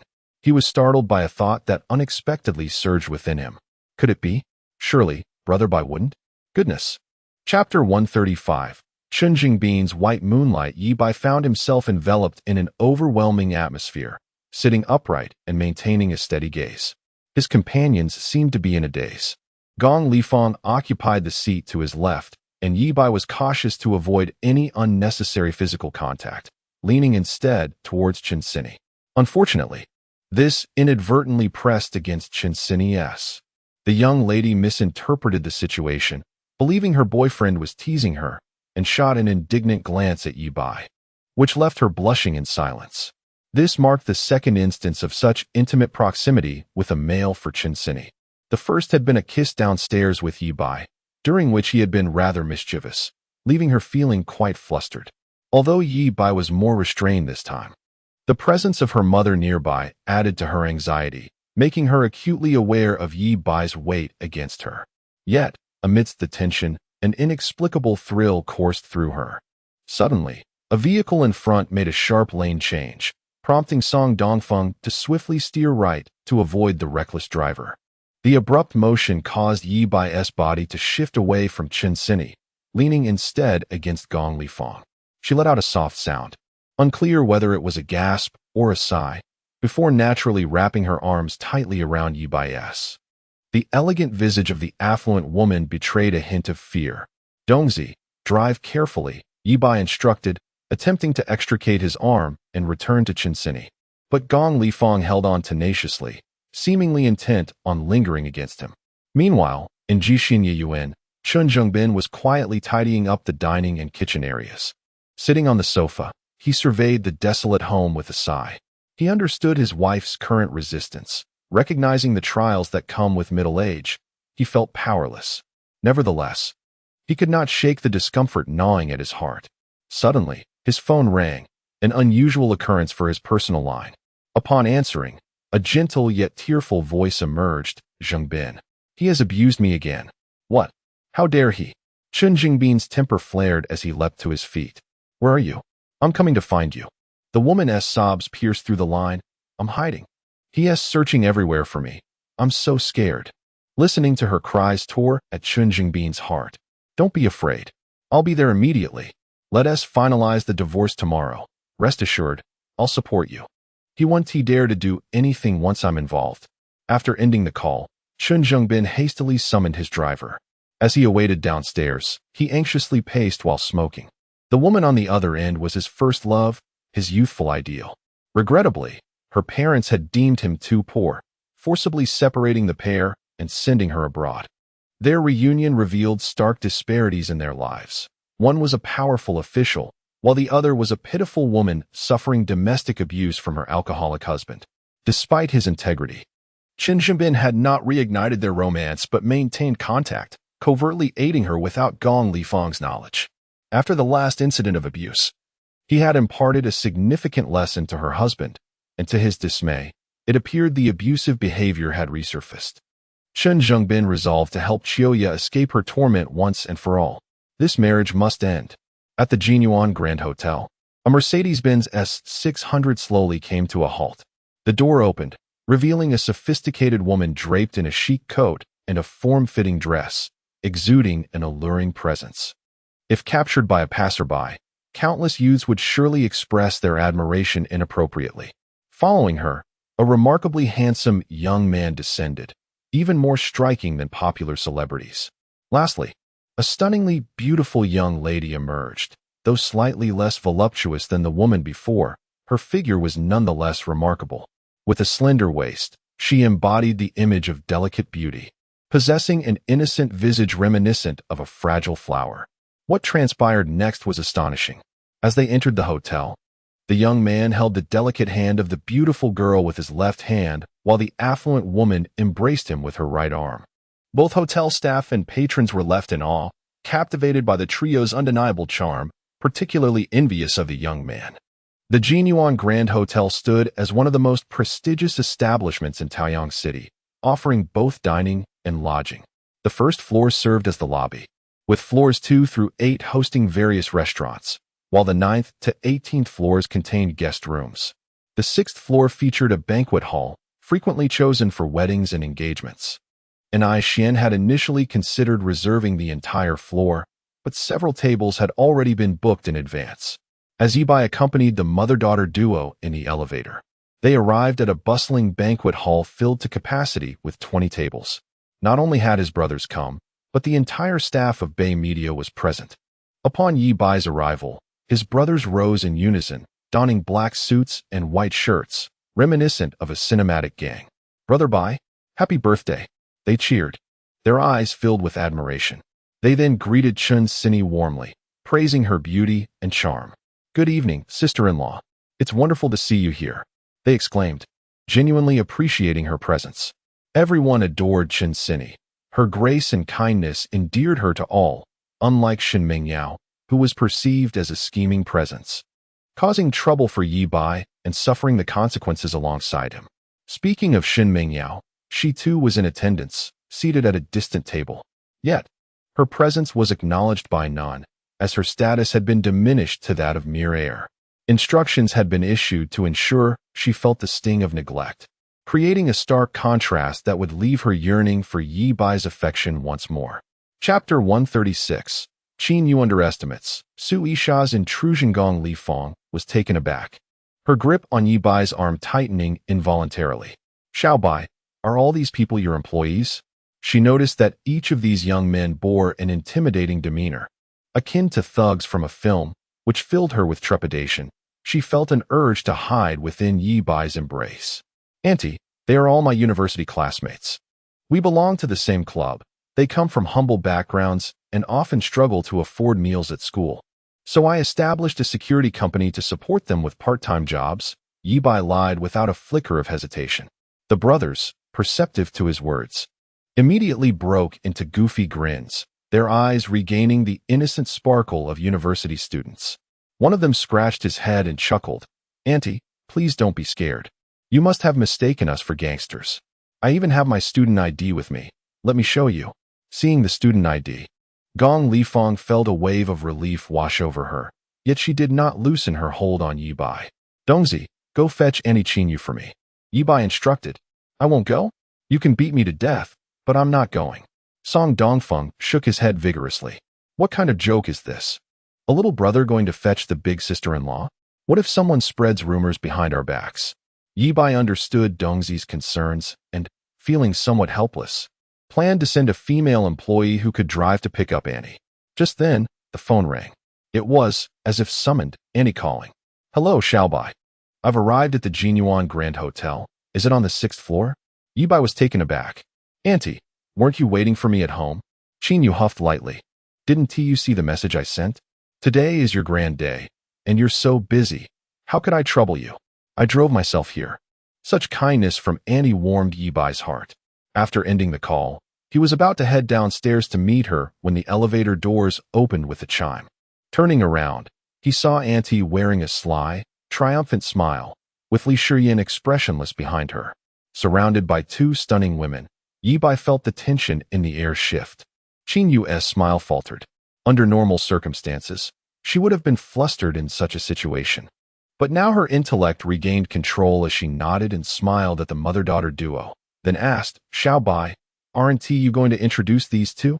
Although Qin Yu's face was all smiles, Ye Bai sensed an air of hostility. He noticed that Auntie's fingers were turning pale from gripping her phone tightly. Yet, he remained undaunted. He had already reconciled with the idea of having a girlfriend and saw no need to hide it from Annie. Perhaps, this could even serve to provoke her, loosening the chains around her heart and allowing him entry into her heart. "Auntie, this is Chen Sini, my girlfriend whom I haven't had the chance to introduce to you yet. And this is Sini's mother, Auntie Gong Li Fong." Ye Bai made the introductions. "Sini, Auntie Gong, this is my mother's friend, Annie Qin Yu. I have been living at her place while attending school in Taojiang City." Calling her godmother is certainly not an exaggeration. The woman behind her is Annie Qin's daughter. The two parties immediately exchanged warm greetings. Chen Sini sweetly called out Annie, and Gong Li Fong released her grip on Ye Bai's arm to greet her future in-law warmly. "Ms. Qin, is this your daughter? How do you maintain such youthful skin? Smooth and tender like that of an 18-year-old? Qin Yu managed a forced smile. "Auntie Gong, your skin looks great as well." "Oh, where's the merit in that? Just look at my crow's feet," Gong Li Fong replied. Upon closer inspection, Qin Yu noted the subtle crow's feet at the corners of Gong Li Fong's eyes. She recalled that she had recently noticed a hint of them on herself, though not as pronounced as Gong Li Fong's. Qin Yu pondered. If Xiao Bai were to assist Gong Li Fong in reclaiming her youthful appearance, she would undoubtedly transform into a captivating enchantress. Wait a moment. She was the mother of Xiao Bai's girlfriend. How could she entertain such rebellious thoughts? Girlfriend. This little rascal has been dating behind my back. Qin Yu felt an indescribable mix of emotions, a tinge of sadness and discomfort, tinged with resentment. She felt betrayed despite having entrusted Xiao Bai with so much of herself, only to discover, never mind, I am ultimately just a friend of Xiao Bai's mother, and our relationship is not one meant for public scrutiny. Qin Yu, deep down, knew this day would come. Xiao Bai would move on to marry another woman. Henceforth, she should maintain a normal relationship with him, keeping her distance and never crossing those boundaries again. Yet, for reasons unknown, her heart ached. It felt as though it were being pricked by needles, a wave of sharp pain washing over her. Truly, it was a profound sorrow. As everyone gathered, they took their seats. Ye Bai occupied the main table, joined by the Qin mother-daughter duo and the Chun mother-daughter duo. However, with some guests missing, it was inconvenient for the gentlemen to sit down. So Ai Xian had no choice but to awkwardly arrange Su Yisha, Xiao Momo, and Zhang Yusin to join them. Except for Ye Bai, this table was filled with an array of enchanting beauties. Ai Xian, Song Dongfeng, and Zhang Ling and looked at Ye Bai with admiration. Truly, he was a legend. Able to gather the sisters at one table, creating such a harmonious atmosphere. If only Xin Yu were not on a business trip in Modu, they might have had a full gathering. Among the stunning women at the table, the most radiant were naturally Qin Yu and Gong Li Fong. Gong Li Fong appeared more mature and captivating, befitting her status as a woman in her 40s, exuding an air of elegance that signified her affluent background. In contrast, Qin Yu embodied the beauty of a youthful matron, her figure and aura both striking, yet her eyes retained a clarity, as if untouched by the harsh realities of the world, imbued with a sense of innocence and vivacity. Although Qin Yu was not as voluptuous as Gong Li Fong in the front, she was equally impressive from behind, her figure enveloping the chair entirely. In essence, the two represented distinctly different styles. Seated at opposite ends of the table, both wore bright smiles, yet an undercurrent of rivalry lingered. Gong Li Fong sensed something amiss with Qin Yu, as if she harbored an aversion towards her and Cinny. This discomfort crossed her mind. Yet she reassured herself that she was merely a friend of Xiao Bai's mother, a sort of honorary godmother. Did her feelings truly matter? Conversely, Qin Yu felt an inexplicable sense of unease. Though Xiao Bai's girlfriend was the pure and lovely bear-like girl, for some reason, she perceived Gong Li Fong as a greater threat. It seemed Xiao Bai had a preference for mature, sophisticated women. Before arriving, Qin Yu had considered Su Yisha as her rival, but now she found herself unable to focus on her. Zhang Yusin approached Ye Bai, placing a gift box on the table. "Director Yi, happy birthday. This is a gift I've prepared for you." "How generous of you." Zhang Yusin nodded, hastily returning to her seat. Despite her private thoughts, she felt out of place today. Best to keep her feelings in check. Although she was currently a sought-after internet celebrity, she was self-aware enough to recognize that she was not in the same league as Ye Bai's innocent, voluptuous girlfriend, let alone these two exquisite women. Xiao Momo felt similarly outclassed in the presence of such stunning beauties, her self-esteem wavering. She possessed a body type more akin to Western standards. Unlike the slender and curvaceous women surrounding Ye Bai, as she was fuller all around, even perceived by some as a big tank. Placing the gift before Ye Bai, she uttered a few auspicious words before hastily retreating to join Zhang Yusin in a warm embrace. Typically, the two would harbor a slight envy towards Sui Sha, who enjoyed Yi Dong's exclusive favor.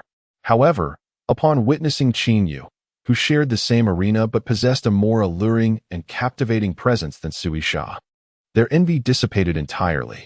They even speculated whether Yi Dong harbored inappropriate feelings for this maternal friend, relegating Sui Sha to a mere substitute, incessantly directing his attention towards her. As both colleagues presented their gifts, Sui Sha not only refrained from rising, but also discreetly concealed her gift beneath the table. "Sister Sha, it's your turn," Zhang Yusin whispered. Upon hearing this, Sui Sha quickly lowered her head and nudged her, signaling her to remain silent. Ye Bai's gaze shifted towards Sui Sha, noting her resemblance to her aunt, yet distinct in style, akin to crafting two delectable dishes from identical ingredients. Zhang Yusin, with a perplexed expression, inquired, "Sister Sha, aren't you going to present your gift to Yi Dong? He is watching you right now." The attention of the crowd turned towards Sui Sha, who found herself frozen in place, an inexplicable heat rising within her, her face flushed to the point of resembling a ripe fruit.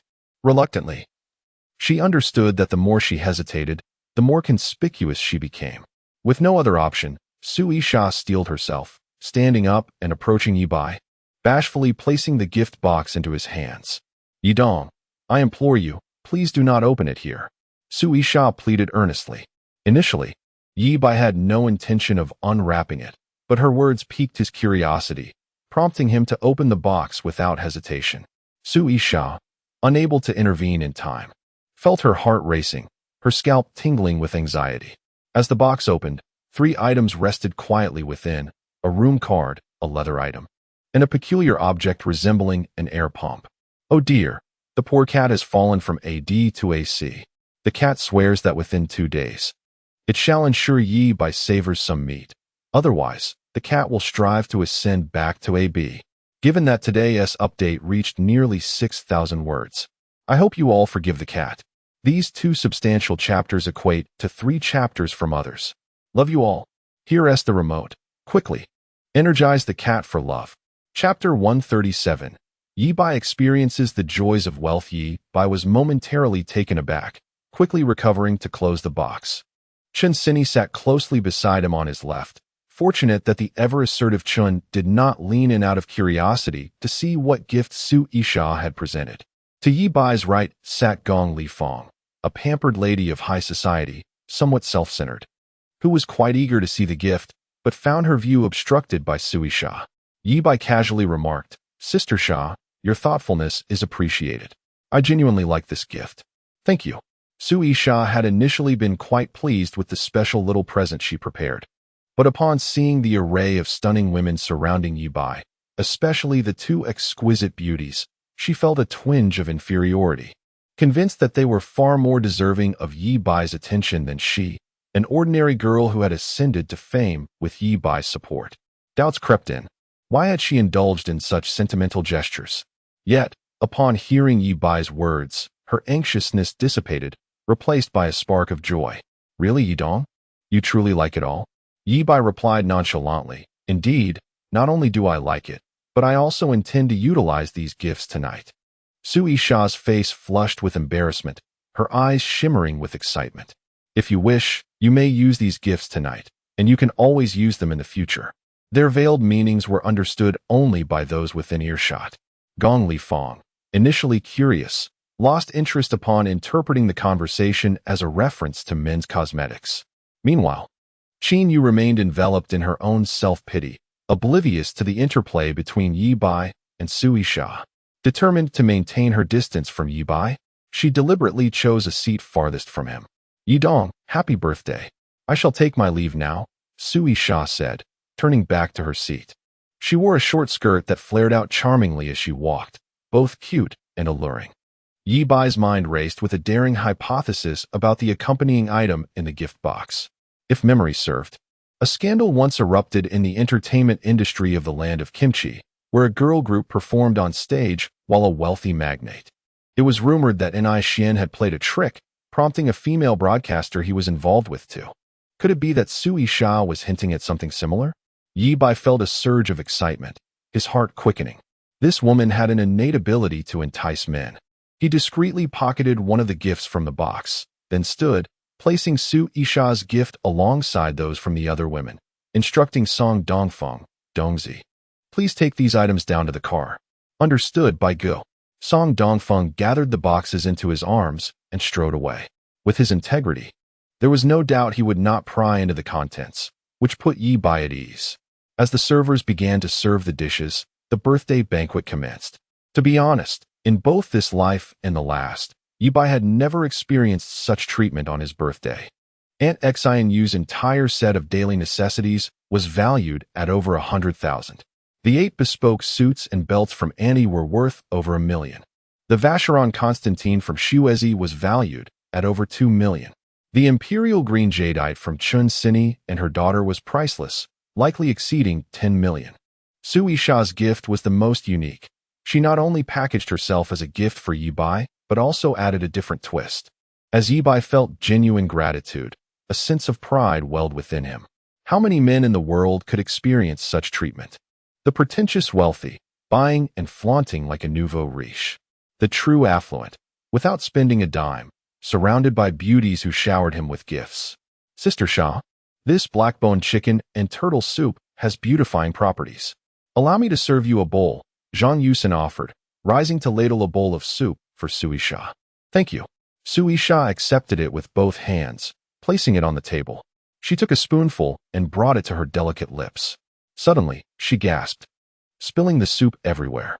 Sister Shah, what happened? Zhang Yusin asked, concern written across her face. It's nothing, really. But before Sui Shah could finish her sentence, she gasped again, tightly covering her mouth. Are you all right? Does your stomach hurt? Xiao Momo, noticing Sui Shah clutching her abdomen, assumed she was unwell and quickly retrieved a heating pad from her bag. Sister Shah, place this on your belly. It will help ease your discomfort. Sui Shah, still covering her mouth, furrowed her brow, her eyes glistening. After a moment, she finally calmed herself, taking a deep breath. No, it's fine. I assure you, I'm all right. Are you sure, Sister Shah? You seem to be trembling, Xiao Momo said, her concern evident. Really, it's nothing. Sui Shah bit her lip, a faint blush creeping across her cheeks, tiny beads of sweat forming on her forehead. When contemplating what gift to present Ye Bai, her impulsive idea had spiraled beyond her control. Xiao Bai, stop acting cool with your hands in your pockets. Come, let's toast to your birthday. Gong Lifeng raised a small glass of liquor. Sure, thank you, Auntie. Ye Bai withdrew his hand from his pocket and clinked glasses with Gong Lifeng. Previously, she had abstained from alcohol at home, yet now she seemed to have completely let go, toasting with Ye Bai several times. Soon, a rosy glow appeared on her enchanting face, her gaze towards Ye Bai becoming increasingly languorous. Chun Sini remained blissfully unaware of her mother's change, continuing to pour drinks for Ye Bai and her mother. Xiao Bai, I also wish you a happy birthday.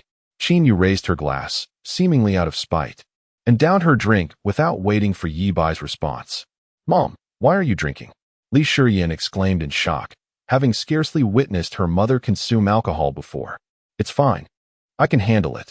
Qin Yu replied, lifting another glass to her lips. Take it easy. What's so great about drinking? If you get tipsy, you'll feel nauseous and have a headache, Li Shiyan admonished. Typically, Qin Yu would comply and set down her drink, but today her emotions were particularly tumultuous. Feelings of grievance, resentment, anger, and more swirled within her. With a low tolerance for alcohol, just a few cups left her flushed and warm, her elegant features turning crimson. Ye Bai lifted his gaze, locking eyes with Gong Lifeng's dazed expression, taken aback. At that moment, Qin Yu appeared stunningly beautiful, exuding an enchanting allure tinged with a hint of jealousy, reminiscent of a lovesick bride, stirring a desire to embrace and cherish her. Was this what a drunken beauty like Yang Guifei looked like? Chapter 138. So handsome, so impressive, so overbearing. At this moment, Song Dongfeng leaned close to Ye Bai, holding a gift box in his hands, and whispered, Brother Bai, Sister Wenjing's grandmother is hospitalized due to appendicitis and has just undergone surgery. She couldn't come today because she has to take care of her grandmother, so she asked someone to bring this gift over. Ye Bai took the gift box and inquired with concern, Is her grandmother all right? Song Dongfeng replied, The surgery was very successful. It just depends on how well she recovers. Nodding, Ye Bai carried the gift box to the emergency exit and called Wang Wenjing to ask about her grandmother's condition. Fortunately, although her grandmother was elderly, she had worked as a farmer her entire life and was still relatively robust, so there shouldn't be any major issues. After hanging up, Ye Bai opened the gift box to see what Wang Wenjing had sent him. Inside was a beautifully crafted ceramic tea set. The glaze was thin and transparent, exuding a vibrant, jade-like quality. Even without knowledge of porcelain, Ye Bai could sense that this tea set was extraordinary. Song Dongfeng came closer, gazing at the tea set with envy. Brother Bai, this is Longquan Celadon. Ye Bai was taken aback. He had heard of Longquan Celadon, a traditional Chinese porcelain crafted through ancient techniques, recognized by UNESCO as a representative work of humanity's intangible cultural heritage. It was also the first ceramic crafting technique to be listed as intangible cultural heritage, Song Dongfeng continued. Sister Wenjing invited a ceramic art master to Taojiang City and apprenticed under him to learn this skill. This set of pottery was crafted by her hands under his guidance over the course of a month. Ye Bai felt a wave of emotion. The value of this porcelain was indeed significant, but what resonated more was the heartfelt sentiment from Wang Wenjing. Did she record a video while crafting it? Ye Bai asked. It seems not, Song Dongfeng replied. Once her grandmother recovers, let's have Sister Wenjing film one, Ye Bai instructed. He recalled that in his previous life, he had first learned of Longquan Celadon through a viral video by a content creator imitating Li Ziki. That video had garnered billions of views online. Having Wang Wenjing create such a video would not only promote traditional Chinese culture, but also elevate her influence to new heights. Due to a young man reserving several tables for his girlfriend's 60th birthday celebration, Anai Xian was unable to book the venue completely. Ye Bai arrived relatively late. By the time he got there, the birthday party had already left. At that moment, the elevator doors opened, and a group of over a dozen young men with tattoos and flamboyant attire entered, seeking an empty table while clamoring for the menu to place their orders. They exuded a boisterous demeanor, puffing clouds of smoke and casting furtive glances around. Some had removed their shirts, showcasing tattoos and scars on their muscular bodies. Big Bull, are you sure Ye Bai is here tonight? The leader, a bald man, inquired. A subordinate responded, absolutely, boss. I followed him from Bai Media and saw those alluring ladies arrive here. I kept watch downstairs, and not long after, I saw Ye Bai bringing two stunning beauties upstairs. All right, this little brat Ye Bai thinks he can act recklessly just because he is connected to Chun Zhengbin, disregarding even our Kai group, the bald man sneered. Zhao Yuan's mood has been quite poor lately. We must handle this well. Not only do we need to acquire those 3 buildings on Rainbow Bridge, but we also need to secure shares of Bai Media. Boss, look at that table. The pair of stunning mother and daughter flowers are the ones Ye Bai brought. The bald man turned and was instantly dazzled by the sight. What an exquisite pair of beauties. This damn Ye Bai is indulging himself. Let us finish our meal and wait downstairs to abduct these beauties, coercing Ye Bai into transferring the buildings and shares to us. Boss, if MOMO doesn't he have enough to eat, can we take her too? I like that Western style. Boss, I'm fond of the beautiful young woman opposite, that mother-daughter pair. Wow, her figure is incredible. The girl next to her is also quite appealing. It seems she is yet another mother-daughter pair.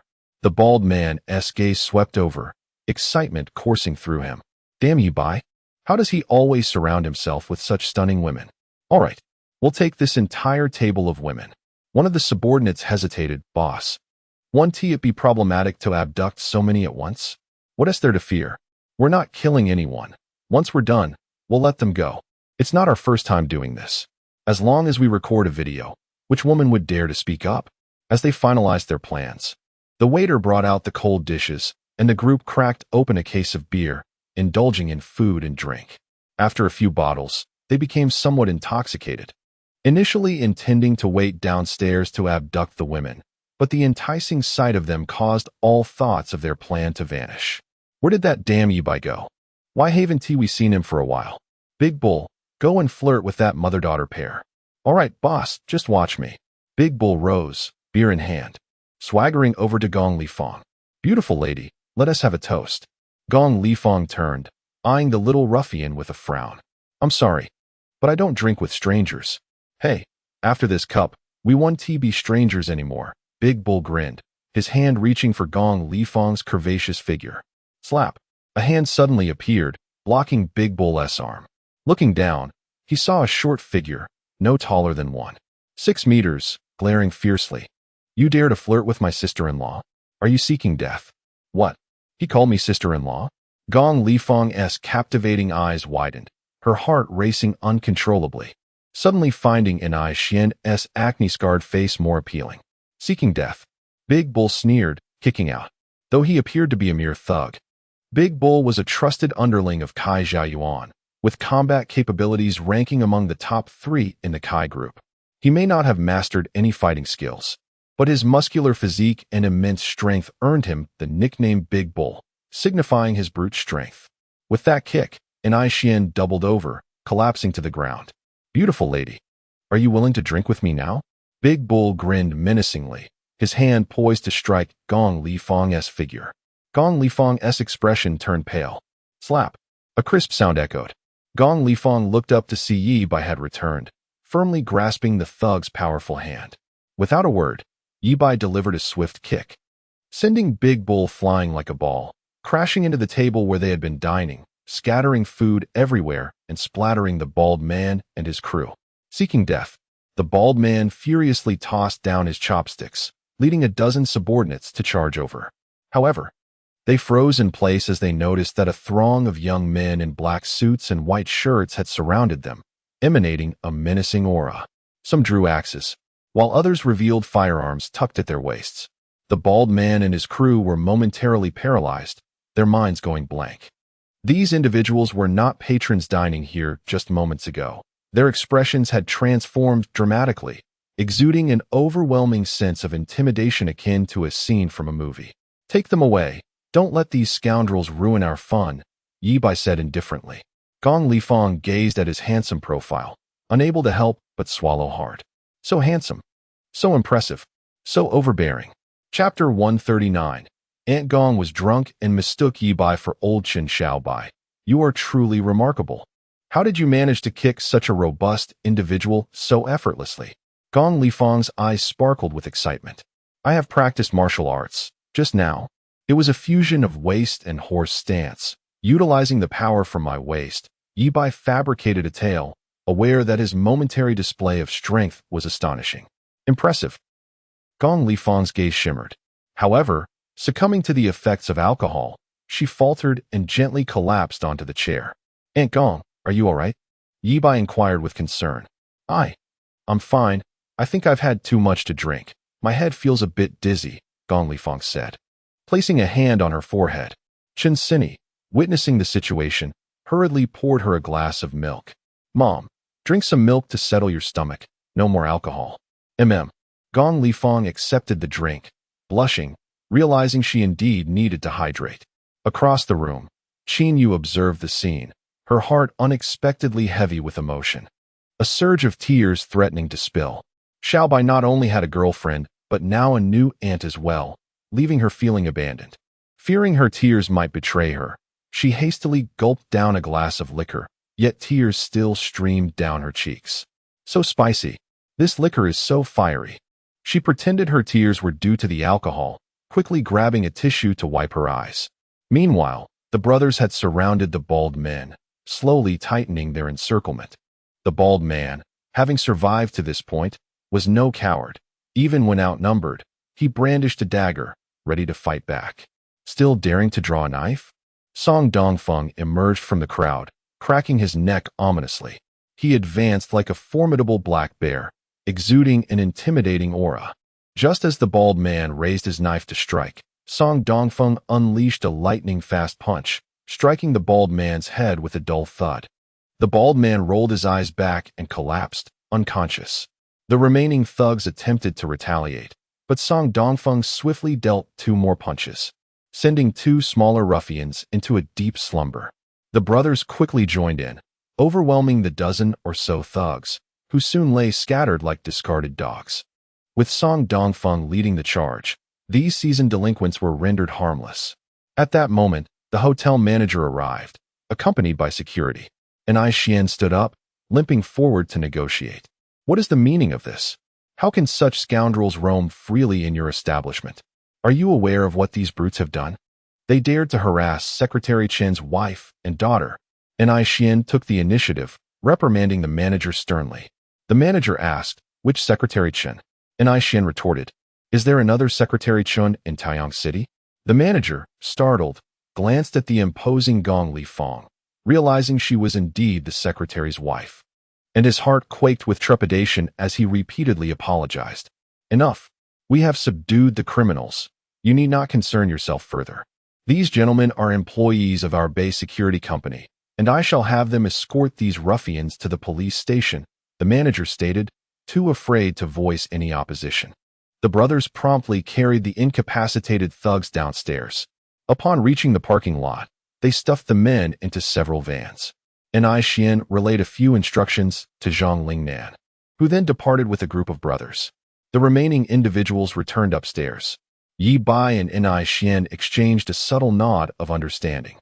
Enai Xian had noticed someone shadowing them since they left Bai Media, trailing them to the Golden Source Hotel. He had chosen to feign ignorance at the time. The brothers had been prepared. Otherwise, who would bring axes and toy guns to a birthday banquet? Indeed, before the celebration had concluded, a group of ruffians had arrived seeking trouble. Who had sent these people?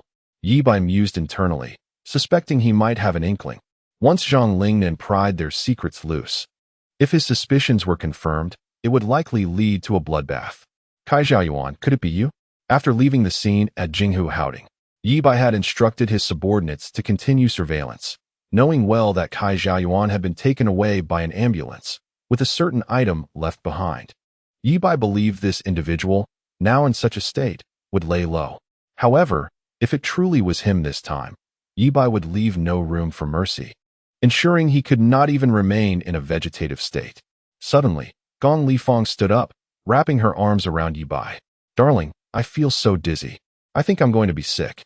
"Aunt, it's me, Ye Bai," he responded, speechless, as Aunt Gong's actions made him feel queasy as well. "Darling, I'm unwell. Please, pat my chest," she implored. "Aunt, you've had too much to drink. Let me take you home," Ye Bai suggested hastily, signaling Chen Sini for assistance. "I won't go home. If I get in a car, I will feel even worse." Gong Lifang clung tightly to Ye Bai, struggling to maintain her balance, her body sinking lower. Left with no choice, Ye Bai had to support her. "Aunt, how about I book you a room upstairs? You and Sini can stay here tonight." "Okay." Gong Lifang agreed eagerly. Ye Bai sensed a hint of excitement in her tone. As Ye Bai was about to instruct Enai Xian to arrange a room, the manager approached with a beaming smile. "Handsome, just take Madam Chen upstairs. I will notify the staff to bring up the room key." Ye Bai nodded, supporting Gong Lifang on either side with Chen Sini as they ascended the stairs. Ye Bai found himself in a perplexing situation. Aunt Gong appeared genuinely intoxicated, mistaking him for old Chun, leaning heavily against him. "Oh my goodness," Gong Lifang exclaimed, pausing before adding, "Oh dear, I feel so ill. I really want to vomit." "Ye Bai," she continued. The trio reached the 18th floor, and shortly after, a staff member arrived to escort them into room 1818. The manager had indeed been considerate, providing a presidential suite. Ye Bai laid Gong Lifang on the bed, yet she clung to him, refusing to let go. "You can't leave. We must sleep together. You in the middle, me on your left, Sini on your right. Just like when Sini was little, the three of us sleeping together." Ye Bai exchanged a glance with Chen Sini, shaking his head with a wry smile. "All right, we shall sleep together." Chen Sini placed a bottle of mineral water on the bedside table, shaking her head in disbelief. "Ye Bai, you take care of my mom. I'll go call my dad." With that, she exited the bedroom, closing the door gently behind her. "Darling, I want you." Gong Lifang lifted her head, her eyes sultry. She took Ye Bai's hand and placed it on herself. Ye Bai's scalp tingled with alarm as he quickly withdrew his hand. "Darling, what are you doing? Don't you want me? Don't you love me anymore?" Gong Lifang climbed up, pouting in a feigned grievance, wrapping her arms around Ye Bai's neck, leaning in for a kiss. Ye Bai's pupils widened in shock. He swore he had no time to evade her advances. Chapter 140.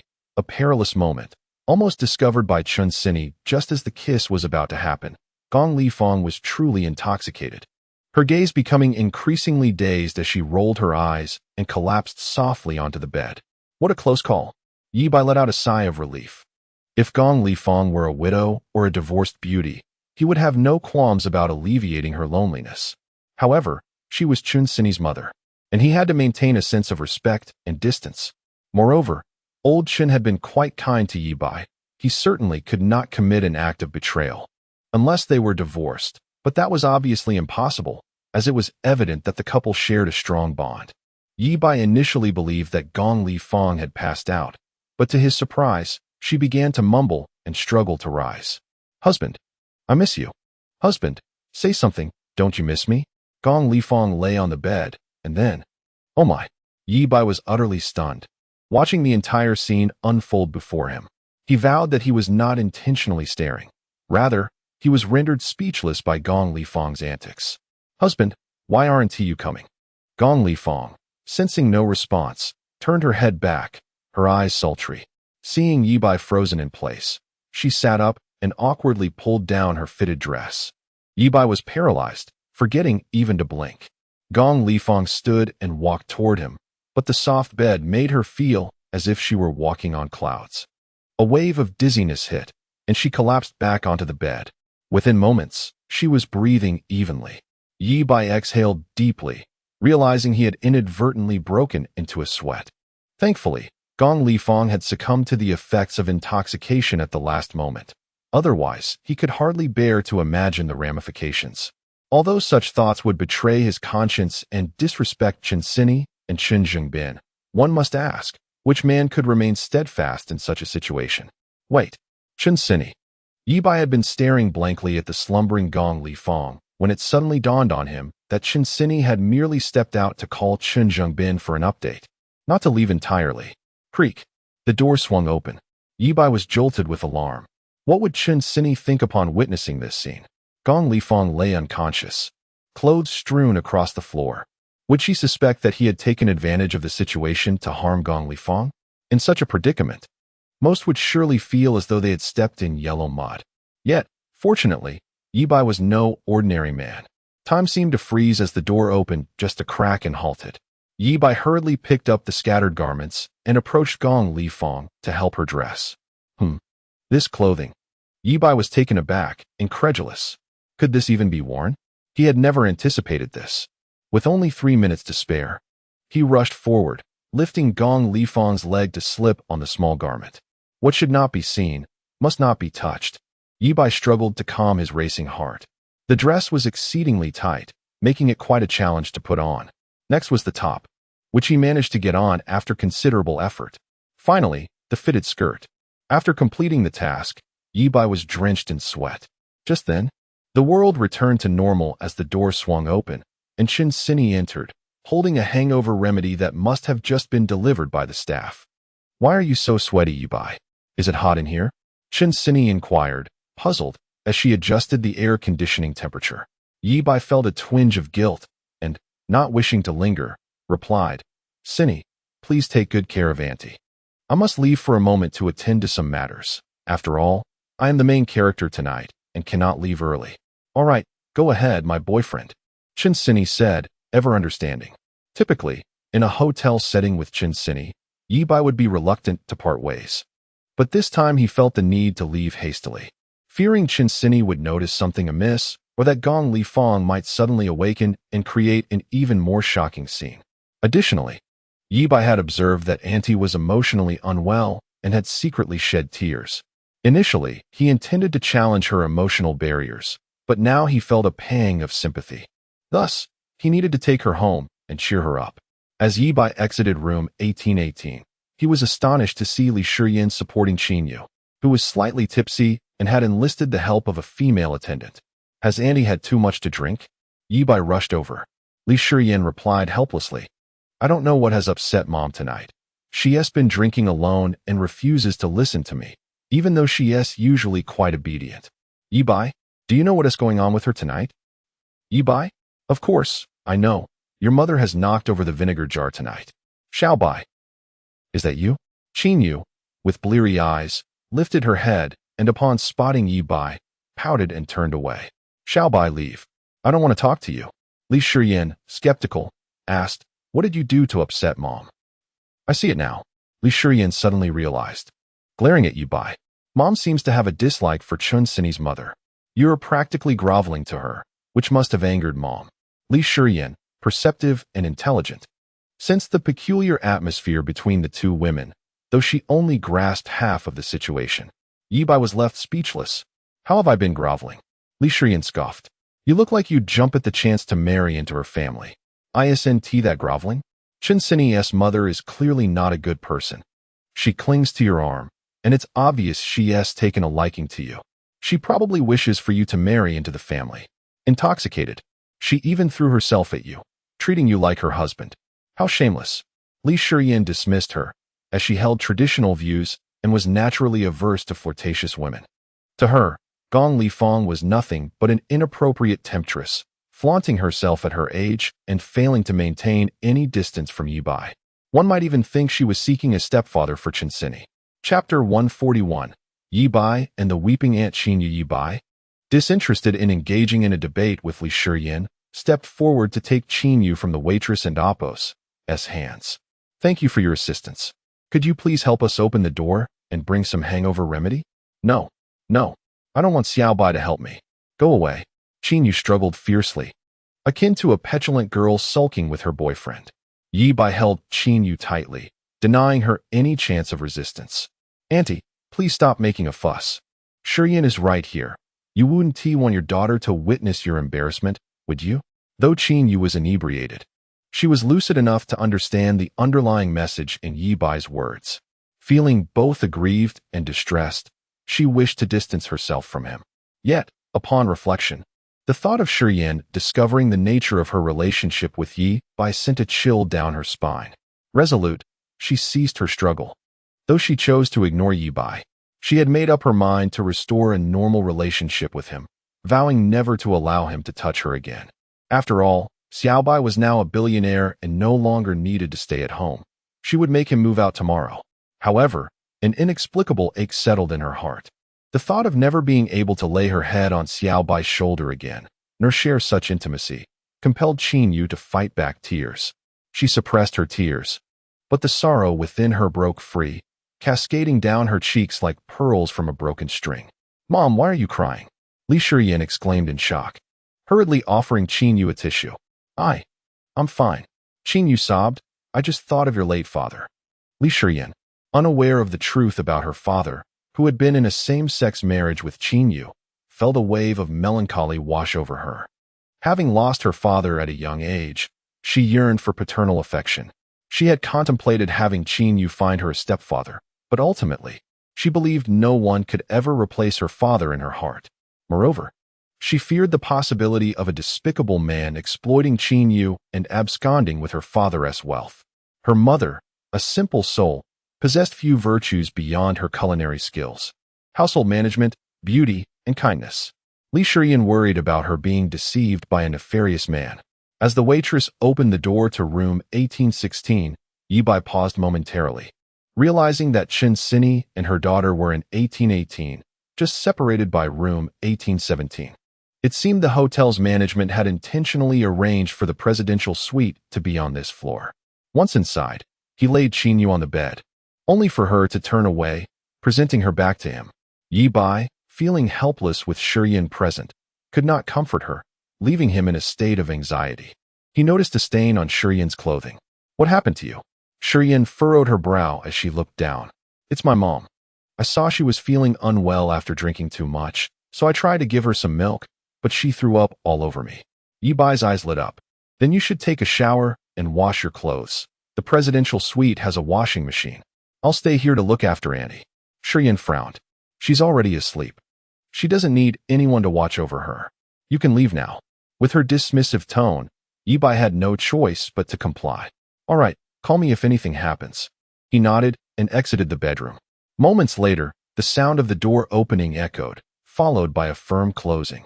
Once Shiyin confirmed that Ye Bai had truly left, she helped Qin Yu sit up and administered the hangover remedy before stepping into the bathroom. Soon, the sound of the shower filled the air. Qin Yu lay on the bed, her eyes wide open, contemplating the day's events and the prospect of severing ties with Ye Bai. A few more sobs escaped her lips, and tears streamed down her face once again. You wretched Xiao Bai. You despicable rascal. I loathe you. I shall never speak to you again. Woo-woo. Suddenly, a large hand reached from behind, wiping away her tears, accompanied by a familiar voice. Auntie, why are you crying like a little kitten? It's not a pretty sight. Xiao Bai? Qin Yu exclaimed in delight, turning to find Ye Bai smiling as he squatted beside the bed. Just as a smile graced her face, a thought struck her, and her expression soured instantly. Coldly, she inquired, why are you still here? Auntie, seeing you in tears pains my heart. How could I bear to leave? Ye Bai replied, wrapping his arms around her from behind. Do not touch me. Qin Yu protested, struggling, but her feeble attempts were no match for Ye Bai's strength. Gradually, she ceased to resist, her sobs intensifying into heartfelt cries. You horrid Xiao Bai, I detest you. Woo-woo, you only know how to bully me. Ye Bai held her tightly. How could I ever think of bullying Auntie? I only feel sorrow for you. But you've already been with someone else and are still looking for a girlfriend, woo-woo. Auntie, didn't you say that I would marry another woman and have children, which is why you hesitated to become my one and only? Yet now that I have a girlfriend, why are you sad? I. Yu struggled to find words. The prospect of admitting her feelings for Ye Bai daunting. Though her body had not yet belonged to him, her heart had already surrendered. Auntie, as long as you are willing to be mine and we make our relationship public, I will break up with Chinsini tomorrow. In my heart, you are one of the most important women in the world. One of? Yu questioned, exasperated by the triviality of the statement. Of course, my mother is also included. And your lovely sister, who shares no blood relation with you, Ye Bai teased. Ugh, wretched Xiao Bai. Yu halted her tears, lightly hitting him in embarrassment and anger. Ye Bai turned serious. Auntie, please answer my earlier question. Will you? Yu hesitated, fear gripping her heart at the thought of Li Shiyin and Xiao Bai's mother discovering the truth. Yet, a sweetness lingered within her, indeed. She held a special place in Xiao Bai's heart. Ye Bai, holding Yu close, gently turned her face towards him and kissed her softly, his expression resolute. Auntie, I will break up with her tomorrow and openly declare our relationship to the world, proclaiming that you, Yu, are the woman I love. No. Yu clutched Ye Bai's shirt, fear evident in her eyes. Please, Xiao Bai, don't. What then? If you refuse to be my woman and won't allow me to date anyone else, am I to remain single for the rest of my life? Ye Bai feigned distress before a light bulb moment struck him. I have a solution. What solution? Yu asked eagerly. Ye Bai's face lit up with excitement. Auntie, I don't want to part with you. I desire you to be my woman, but you are unwilling to let others know. However, I must eventually marry and have children to appease my parents. Therefore, I can marry someone else and have children while we secretly maintain our relationship, ensuring we never part ways. I will continue to write Chapter 3. I fear the readers may explode from anticipation. Chapter 142. As long as one is cautious, they shall not be discovered. The illustrious actor Ye Bai made his entrance. Although he was toying with Yu, his words bore the weight of sincerity. You greedy little thing. How dare you desire multiple wives? Yu spat in jest. Yet, beneath her teasing facade, there lingered a flicker of intrigue. Indeed, the nature of her relationship with Xiao Bai was shrouded in secrecy. Perhaps it would be best for this love to remain forever hidden. For her to clandestinely be Xiao Bai's woman for eternity. However, what if they were discovered? As time passed, and she grew older, would Xiao Bai still hold her in esteem? If she did not sever ties with Xiao Bai now, the pain in the future could be far more profound. Expressing her concerns, Yu hesitated. Ye Bai reassured her, fear not, Auntie. As long as we remain vigilant, we shall not be found out. Besides, you shall not grow old. Have you not noticed? You have recently appeared considerably younger. Even the crow's feet at the corners of your eyes have vanished. Astonished, Yu replied, you noticed too? Of course, it is all thanks to me.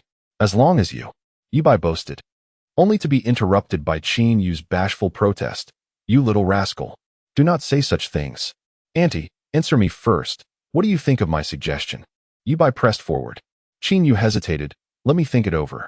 She grappled with the notion, unwilling to concede to this impudent boy, feeling that such a relationship was immoral and unfair to Ye Bai's future wife. Suddenly, a thought struck her, and she inquired, why do you smell so peculiar? That would be a question for Aunt Gong.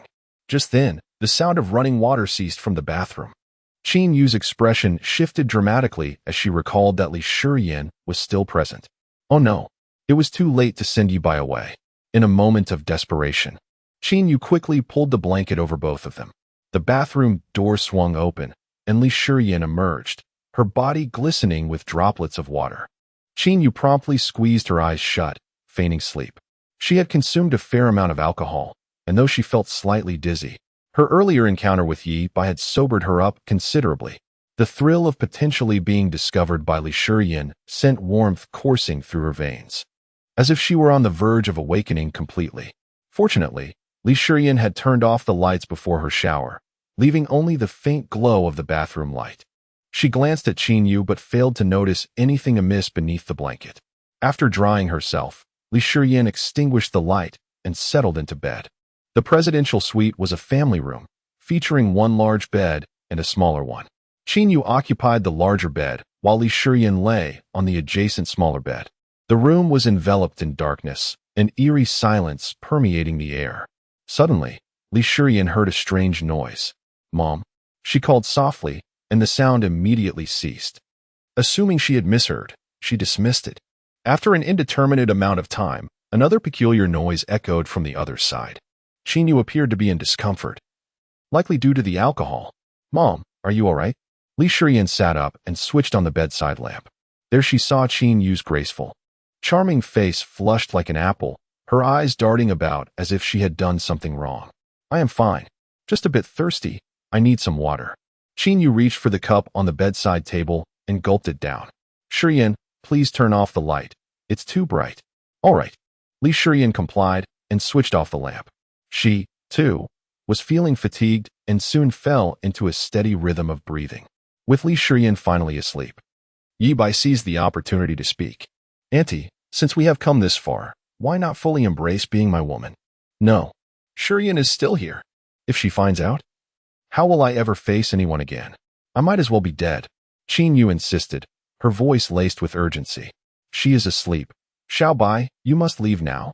In this precarious situation, could he truly bear to let her go? "Then, let us return to how it was before. Xiao Bai, I have yet to forgive you, nor have I decided whether I wish to be your mistress. Should you attempt to force my hand, I will never forgive you." Qin Yu's tone was resolute. Ye Bai sighed, recognizing the truth in her words. Auntie had yet to free herself from the shackles of her own heart. If he pressed the issue in front of Li Shiyan and she discovered everything, it might shatter her completely. After a lengthy pause, Ye Bai quietly slipped out of bed and made his way outside. A fleeting glance made him freeze. Despite the darkness, his keen eyesight discerned Li Shiyan's remarkable beauty, which had blossomed before him. While her features were not exaggerated, her proportions were flawless, harmonious, and exquisitely delicate. Ye Bai quickly averted his gaze, feeling a mixture of admiration and guilt, for Li Shiyan was akin to a daughter to him. He had no intentions of being an unsavory figure in her life. Stealthily exiting, he took the elevator down. During Li Shiyan's bath, Ye Bai had sent a message to Song Dongfeng, instructing him and the others to enjoy themselves and leave without waiting for him. At that moment, Song Dongfeng sat alone on the steps, smoking, the ground littered with cigarette butts. "Dongzi, why are you still here?" Ye Bai felt a pang of guilt, knowing he had been indulging upstairs while his good friend braved the chill below. Song Dongfeng's expression was serious. "Brother Bai, I was concerned there might be a scuffle tonight." Ye Bai inquired, "What is the situation with Nanzai?" Song Dongfeng replied, "Those individuals are quite resolute. They are not your average thugs. Nanzai has taken them to a secret base for interrogation." Ye Bai nodded. "Then let us wait for Nanzai to extract information before proceeding." With that, he opened the car door and retrieved the room card from the gift box. Su Isha had packaged herself as a present, eagerly awaiting his arrival. The aunties had missed out on dinner, but surely the shark meat would suffice? Room 1817? Ye Bai chuckled, realizing he had not anticipated that Su Isha would also be staying at the Jinyuan Grand Hotel, conveniently situated between Qin Yu and Gong Lifang. Gong Lifang was in room 1818, while Qin Yu occupied 1816. Truly, one could not escape the whims of fate. Cradling the gift box, Ye Bai instructed, "You should return and rest. We will address everything in the morning." With that, Ye Bai ascended back to the 18th floor, pausing at the door of room 1817. After ensuring the coast was clear, he swiped the room card. Beep. The door swung open, revealing Su Isha seated on the sofa. She was adorned in the attire from the photo, her figure perfectly accentuated. "Mr. Yi, you have finally arrived." Su Isha rose, her eyes shimmering with shyness, her allure undeniable. "Your kindness to me, Mr. Yi, is beyond measure. I can only repay you in this manner." Honestly, Ye Bai mused that Su Isha was far more captivating in person than on screen. Su Isha lifted her gaze, her eyes misty, Mr. Ye, I have a small request. Would you? All right. Ye Bai acquiesced. He had not realized that Su Isha enjoyed this sort of playful banter. He took out his phone and activated the camera. Thank you to all my supporters. Your gifts mean the world to me. Chapter 3 is here, totaling over 7,000 words. I have finally fulfilled my promise. Chapter 143. The inner turmoil of two ants in the early morning at the Golden Source Hotel. The first rays of dawn began to illuminate the room. Scattered across the floor were remnants of clothing, and amidst the chaos, one could faintly discern a silhouette. The sunlight was somewhat blinding as Ye Bai awoke, gradually opening his eyes. Despite having gone to bed late the previous night, he felt refreshed. He retrieved his phone to admire the masterpieces of the newly acclaimed photography virtuoso, Mr. 91 Ye. In just one night, his phone's memory was nearly at capacity. The videos showcased various locations: the floor-to-ceiling windows, the sofa, the bathroom, the bathtub, and the dining table. Remarkable, Ye Bai marveled. If this were to be posted online, it would undoubtedly become a sensation. In the face of such high-quality videos, the likes of Doll Sister and Masked Nana would pale in comparison. Ye Bai had not anticipated that Su Isha would present him with such an extravagant gift, and yet, she still had not learned to soar like a fledgling bird. Suddenly, the volume of the video increased, startling Su Isha awake. Upon catching a glimpse, her face flushed a deep crimson. Oh dear, did Mr. Ye think I am a wanting girl? She pondered. In all my years, aside from Mr. Ye, I have never even held a boy's hand. My understanding of such matters was solely through late-night internet research. At that moment, Su Isha felt an overwhelming sense of happiness. She had imagined Ye Bai's visage countless times in her mind while at home. While watching films, she would envision herself and Ye Bai as the protagonists. Now, her dreams had finally materialized. Rather than a birthday gift for Mr. Ye, it felt more like a reward she had given to herself. To her surprise, Mr. Ye was even more captivating than she had imagined. Her cheeks flushed once more, her eyes shimmering with unshed tears. Nestled in Ye Bai's embrace, she tilted her head like a kitten and asked, Mr. Ye, are you awake? Are you feeling better? Are you all right? Ye Bai inquired with genuine concern. Su Isha nodded, her cheeks still aglow. To Su Isha, Ye Bai could be described with two phrases: an exquisite gem and a rare delicacy. She was the epitome of allure. Moreover, she possessed an enchanting aura. She was the goddess in the hearts of countless otaku. If Su Isha was so extraordinary, how formidable must Yu be? Ye Bai chose not to recount the tales of Yu any longer. He needed to hasten his plans. If the ants were to reject his proposal and refuse to become his lovers, he would first indulge in little Yu, and during an intimate moment at home, he would accidentally allow the ants to catch them in the act, delivering a profound psychological blow. At that point, the ants would lament that they were the ones who arrived first, allowing him to triumph effortlessly and proceed to the final stage. 1816. Yu slowly opened her eyes, staring blankly at the morning sun. Unlike the discomfort she had felt during last night's birthday celebration, her heart remained heavy with unease. She knew that Little Bai was a rogue, but she had not anticipated his audacity in desiring multiple partners. Biting her lip, she wrestled with her emotions.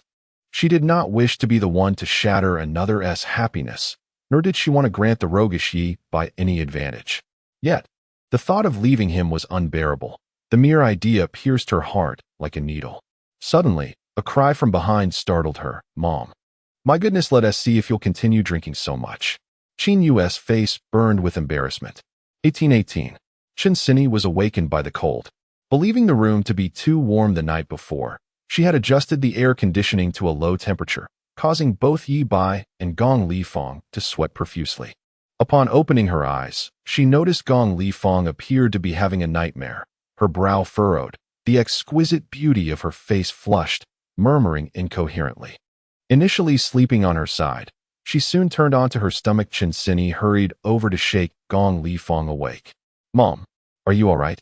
Gong Li Fong opened her eyes, and upon seeing her daughter, her face reddened further, a flicker of guilt flashing in her eyes. She had dreamt of visiting Ye Bai's rural hometown with Sini, all three sharing a bed. Initially, she had turned her back to the couple, only to find them secretly. After a while, Sini fell asleep. and Ye Bai shifted closer to her. Wait a moment. Ye Bai? Gong Lifeng's alluring eyes widened. Suddenly, memories of her actions the previous night came flooding back. The last thing she remembered was stripping off her clothes and approaching Little Bai. Heavens. How could I have been so shameless? Some things are best left as mere thoughts. Yet I actually acted on them. Gong Lifeng felt utterly humiliated. She vowed never to drink again, as she had committed such reckless acts under the influence. It was all Chen's fault. If it weren't for him, I wouldn't have entertained such thoughts of betrayal, having been married to Chen Jianbin for decades. Gong Lifeng knew him intimately. Recently, she sensed something was amiss with her husband and had secretly checked his phone late at night. The discovery nearly shattered her. Chen had reconnected with his first love from school days and was discreetly aiding her. It was entirely possible they had already crossed the line. However, coming from a prominent family, Gong Lifeng had witnessed such affairs before and soon regained her composure. To prevent her family from falling apart, she chose to feign ignorance. In the days that followed, when she believed her daughter had been lured away by a delinquent, she prioritized Cindy's future and chose not to speak out. She was waiting for Chen to confess. If he did, it would indicate that nothing had occurred with that woman, and she would forgive him. However, Chen remained silent. And Gong Lifeng had come to the conclusion that he had indeed been unfaithful. Deep down, she was a traditional and conservative woman. Had it not been for the circumstances, even if she had met Ye Bai, she would not have entertained any inappropriate thoughts. Yet, since Chen had betrayed her, why should she refrain from seeking her own pleasure? Feeling somewhat anxious, Gong Lifeng descended to check the situation. Thankfully, nothing had happened with Ye Bai. Otherwise, she would have felt immensely guilty towards Cindy. Such thoughts could remain as fantasies. It was permissible to be close to Little Bai, but she must not cross that line even if she were to betray Chen. It could not be with Little Bai, for he was Cindy's boyfriend nevertheless, for the first time in her life. Gong Lifeng found herself stirred by feelings for a man other than Chen. It was perplexing. Despite her privileged upbringing, she had encountered countless handsome men throughout her life. Yet, for some inexplicable reason, she found herself irresistibly drawn to Little Bai. There was something enchanting about him, a peculiar charm that rendered her utterly captivated. Chapter 144. Aunt Gong's expectations. As noon arrived, Chen Cindy noticed her mother awakening, yet she remained silent, staring at her in a daze. She reached down to touch her backside, her expression shifting inexplicably. Chen Cindy felt a pang of concern. "Mom, what's wrong? Are you all right? What did you dream about?" "I'm fine," Gong Lifeng replied, recalling that she had lost consciousness while undressed. Fearing her daughter might misunderstand, she hurriedly inquired, "Cindy, I didn't do anything inappropriate last night, did I?" "No. Apart from mistaking Ye Bai for Dad after getting drunk, nothing else happened," Chen Cindy contemplated before responding. Gong Lifeng pressed further. "What about when you returned after the call? I wasn't undressed, was I?" Chen Cindy shook her head. "No." Gong Lifeng sighed in relief. Thankfully, Cindy hadn't seen her in that state and had drawn no misconceptions. However, her beautiful eyes widened again with realization. She distinctly remembered having removed her clothing.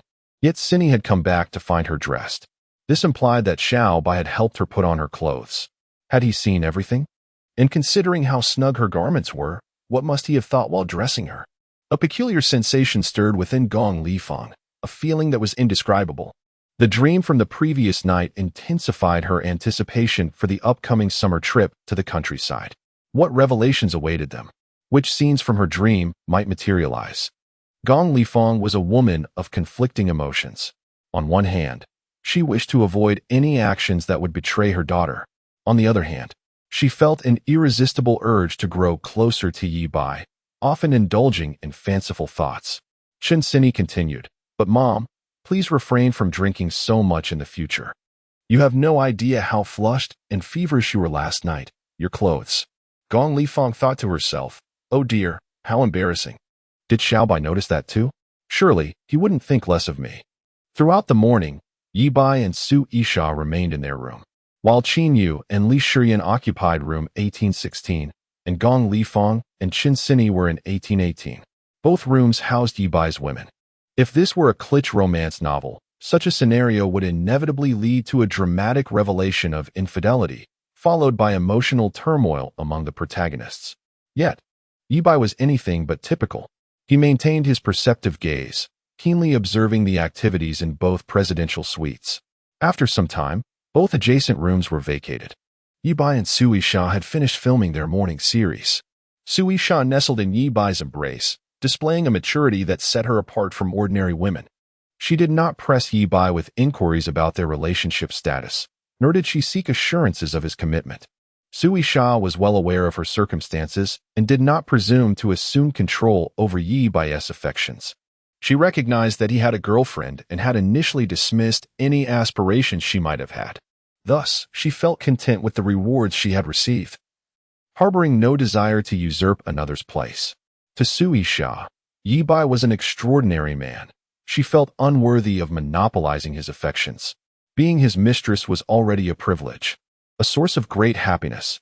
Had Ye Bai been privy to Sui Sha's thoughts, he would have marveled at her innate ability to captivate men, as well as her natural disposition as an ideal mistress. Compliant and considerate, she posed no threat to another's family or life. A truly perfect mistress. After bidding farewell to Sui Sha and arranging to have dinner together that evening, Ye Bai dialed Zhang Lingnan's number. "Nan, what's the situation?" "Brother Bai, we've interrogated them. They were sent by Kai Zhaoyuan." "Excellent." Ye Bai narrowed his eyes. "What a foolhardy choice, daring to provoke me.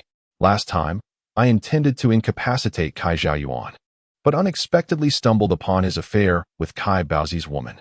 I then decided to let Kai Baozi handle him. I thought for certain that after such a debacle, he would lay low, yet here he is, stirring up trouble once more."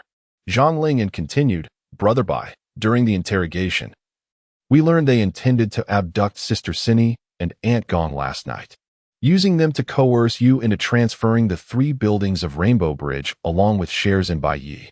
Ye Bai's expression hardened. In his mind, Kai Zhaoyuan was already a dead man. This time, not even the King of Heaven could save him. What about those men? Have they been sent to the Public Security Bureau? After all, Ye Bai had made sure to let the hotel manager and security know that they would be handed over to the authorities, ensuring that his brothers would not resort to violence against them. The interrogation results would naturally be handed over to Uncle Mao. Zhang Lingnan responded, "They've been sent there. And rest assured, with my current interrogation methods, I only instilled psychological fear without leaving any physical marks. The Public Security Bureau will not trouble us." "Well done," Ye Bai affirmed. Although, even if they had sustained injuries, it would not matter. I had already given Director Cui a heads up last night. Those who dared to target Secretary Chen's family would undoubtedly meet a grim fate. Ye Bai asked, "Have you ascertained which hospital Kai Zhaoyuan is in?" "Yes. He's at the proctology department of the Municipal People's Hospital," Zhang Lingnan replied, pausing before adding, "Brother Bai, let me handle this matter. I have several reliable brothers who greatly admire you and have always wanted to contribute to the group. I'll take them with me and ensure Kai Zhaoyuan does not see the light of day tomorrow, leaving no evidence behind." Zhang Lingnan was eager to prove his worth. Having diligently improved his interrogation skills by immersing himself in extreme films and studying detective literature, he felt like a criminal mastermind capable of orchestrating the perfect murder. "You need not concern yourselves with this. I will arrange for someone outside the group to deal with Kai Zhaoyuan," Ye Bai concluded, hanging up and gazing quietly out the window. With a thunderous clap, the skies erupted, followed by a gentle rain, casting a gloomy shadow over the day. Noon had arrived. "Kai Zhaoyuan, your demise is imminent." Chapter 145. The enchanting nurse having made the resolute decision to eliminate Kai Zhaoyuan. There was no need to concern oneself with the distinction between day and night. Who decrees that murder can only transpire under the veil of darkness? As long as one leaves no trace of evidence, any time and place will suffice. With extraordinary abilities at his disposal, Ye Bai felt invincible, standing before the expansive windows. His figure gradually faded away. Moments later, the hotel room door swung open and then closed softly behind him. He had an evening engagement with Sui Sha for dinner, and the timing to rid himself of Kai Zhaoyuan was impeccable. Earlier that morning, at the People's Hospital of Taoyang City, on the 14th floor of the inpatient department, in a lavish single-occupancy room, Kai Zhaoyuan lay sprawled on his hospital bed, engrossed in a novel on his phone.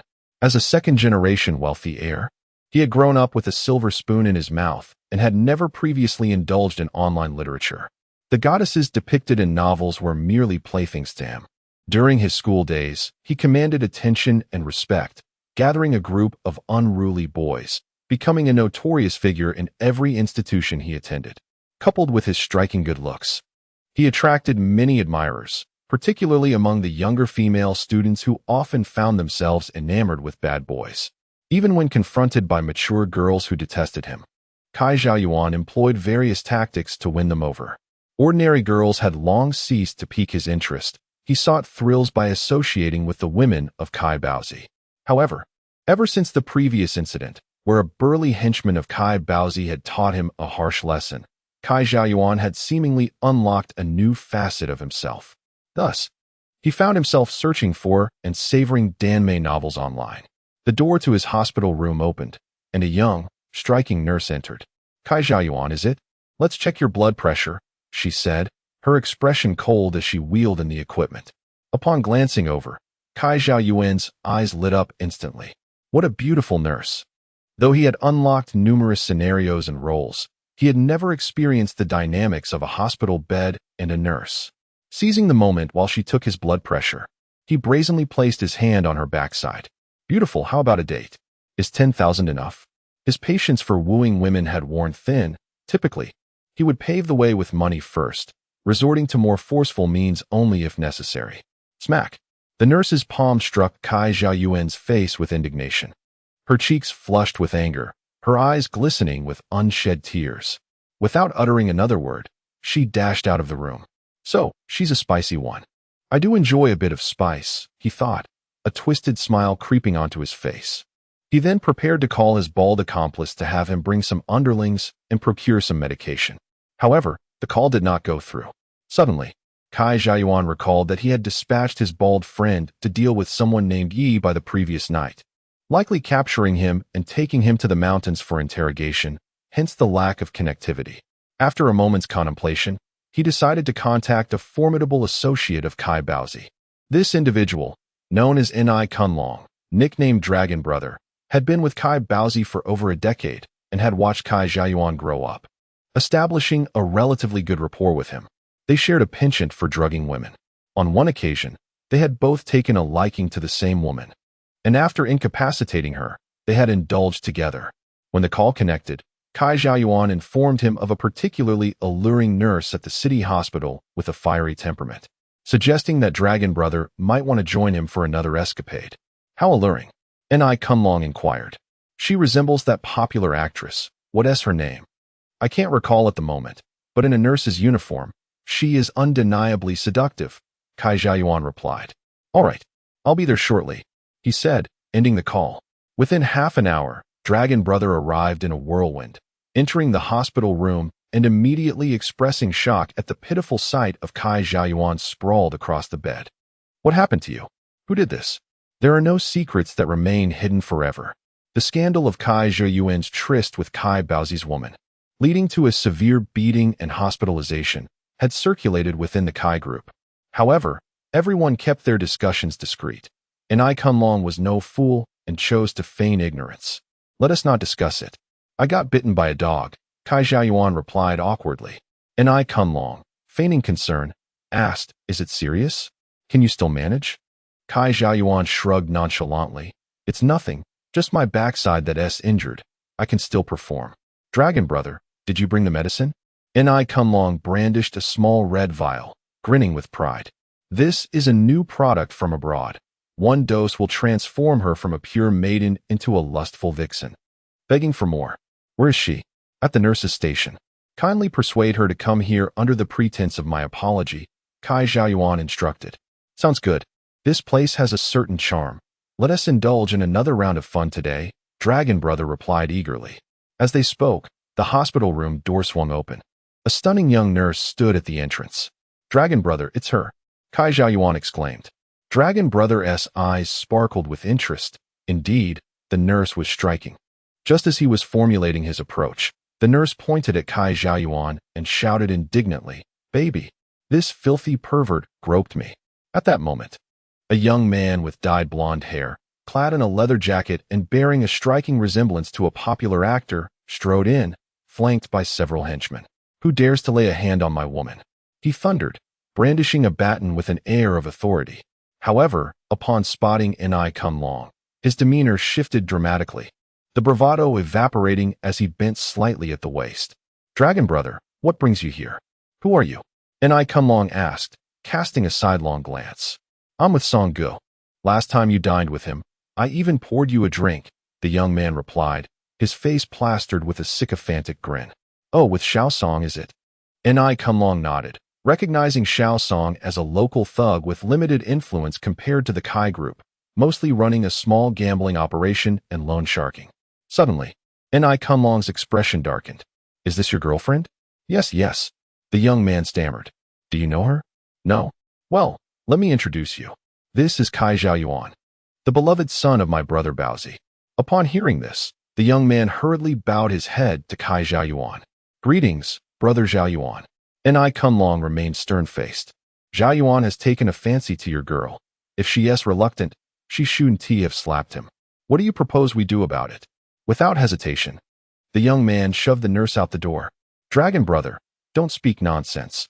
She is clearly brother Zhaoyuan's woman. How can she be mine?" Seeing this, Ni come long chuckled.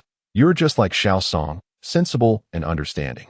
The young man remained silent, knowing full well that a woman's worth is often secondary to her own survival. Women can always be replaced. But crossing the air of the Kai group could lead to dire consequences, whether being fed to the fish or reduced to mere fragments beneath a dump truck. The kind that requires a coroner to scoop up with a spoon. Chapter 146. Dinner with Su Isha. The young nurse gazed at the young man, her face a mask of disbelief, her chest heaving with indignation. She could hardly fathom that her boyfriend, who had proclaimed her more important than life itself, was such a cowardly figure. Faced with a formidable opponent, he was willing to betray even his own woman. Realizing the precariousness of the situation, the nurse attempted to flee, only to be intercepted by the young man. "Brother Zhaoyuan, what should we do if sister-in-law tries to escape?" the young man inquired, his eyes alight with excitement. Kai Zhaoyuan responded eagerly, "Hold her tight." "No problem," the young man readily agreed, thinking that not only could he restrain her, but he would also be willing to give her a push if needed. If he caught the eye of the heir to the Kai group, it would be his chance to ascend the social ladder. Even the likes of Song would have to offer him cigarettes and deference. "Let your little brothers step outside first," Kai Zhaoyuan commanded, waving his hand at a few henchmen to wait downstairs at the hospital. "Dragon brother," Kai Zhaoyuan turned to Ni come long, who immediately understood, leering as he approached the nurse and produced a pill from a red bottle, forcing it into her mouth. "Bastard." The nurse coughed violently, struggling desperately, but she was no match for the two men. Soon, her eyes grew hazy. "All right, you're no longer needed here." Ni come long waved his hand dismissively. The young man cast a lingering glance at the nurse, thinking to himself that she was indeed quite captivating. Regrettably, despite having confirmed their relationship for 2 months, he hadn't even held her hand, and now she was destined for someone else. Yet, he felt powerless, after all. The heir of the Kai group was not someone he could afford to offend. Just as he was about to make his exit, Kai Zhaoyuan called out to him. "Wait a moment. What else do you need, brother Zhaoyuan?" The young man turned back, puzzled, fearing that the heir actually wanted him to assist further. However, he saw Kai Zhaoyuan gazing at him intensely. "What is your name?" "Gao Chun. You can call me Xiao Chen." The young man felt an ominous premonition stirring within him. "Would you like to join me?" Kai Zhaoyuan licked his lips. Gao Chen swallowed hard, the feeling of dread intensifying, yet he nodded nonetheless. "Dragon brother, take this girl to the restroom to play for a while. I need to have a few words with Xiao Chen," Kai Zhaoyuan instructed. Dragon brother stood momentarily dumbfounded. "Wait, are you really turning him?" Rumors had circulated about Kai Zhaoyuan's preferences, and Dragon brother had dismissed them, knowing all too well the nature of that lecher. Yet, observing the current situation, he realized he had never truly understood Kai Zhaoyuan. Maintaining his composure, he chuckled lewdly. "All right, you two chat. I'll entertain this little nurse in the restroom." Dragon brother led the nurse into the restroom. Kai Zhaoyuan regarded Gao Chun, his eyes shimmering with a peculiar light. "Xiao Chen, You are quite handsome. Has anyone ever told you that you resemble Huazai? Yes, Gao Chen replied, feeling a chill run down his spine. However, the desire to rise in status overwhelmed his inner trepidation and nausea. As long as I can become a big brother. What is a little pain? Just consider it a dog bite. Xiao Chun, lean against the window. I will teach you something amusing, Kai Zhaoyuan commanded. Click, click. The sound of a lock disengaging echoed as the door to the hospital room swung open, revealing Ye Bai, who stealthily entered. Upon witnessing the shocking scene by the window, he momentarily froze. Then, faint cries for help emerged from the restroom. He pushed the door open and found the nurse curled up in the corner, her face flushed, anxiously writhing as she pleaded, "Please, let me go." No. One man was in the process of disrobing, leering at her. "No. Soon you will be begging me for it." Ye Bai extended his hand, producing a baseball bat from his spatial pocket. With a swift motion, he swung the bat, striking the man on the head with a resounding thud. Bang! The man collapsed, unconscious. By the window, Kai Zhaoyuan heard the commotion from the restroom and grinned. That's dragon brother for you, still robust enough to create such a ruckus. Though my tastes may have changed, I cannot lose to him. In the restroom, Ye Bai flipped the man over and was momentarily taken aback upon recognizing his face.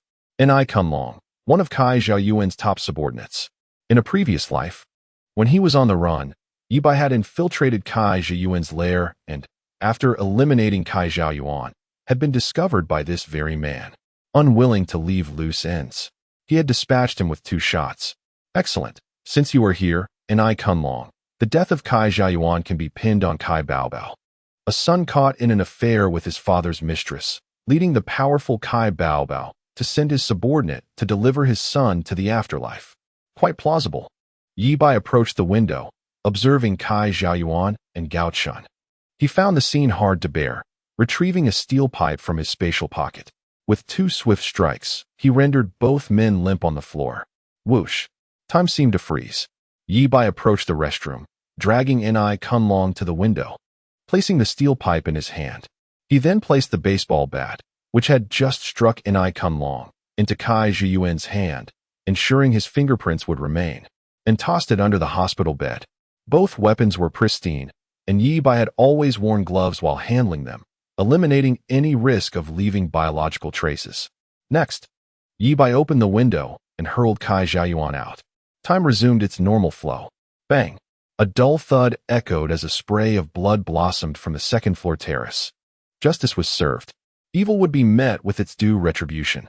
Screams erupted from below as several doctors rushed to the terrace to administer aid. Unfortunately, falling from the 14th floor, with one's head shattered, even divine intervention would be futile. Before long, the shrill sound of police sirens filled the air. At the Jinyuan Grand Hotel, room 1817, Ye Bai emerged hastily, descending the stairs. Upon reaching the ground floor, Song Dongfeng had already driven the Mercedes to the entrance. Awaiting him, Dongzi, take me to Ao's Western Restaurant. All right. Ao's Western Restaurant was less than 5 kilometers from Jinyuan Grand Hotel, and they soon arrived at their destination.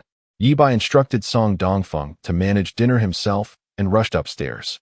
Ao's Western Restaurant was a well-known establishment in Taojiang City, renowned for its high standards. At this hour, the restaurant was bustling with patrons. Su Yisha had been waiting for quite some time, her eyes fixed on the entrance like a dog awaiting its master's return.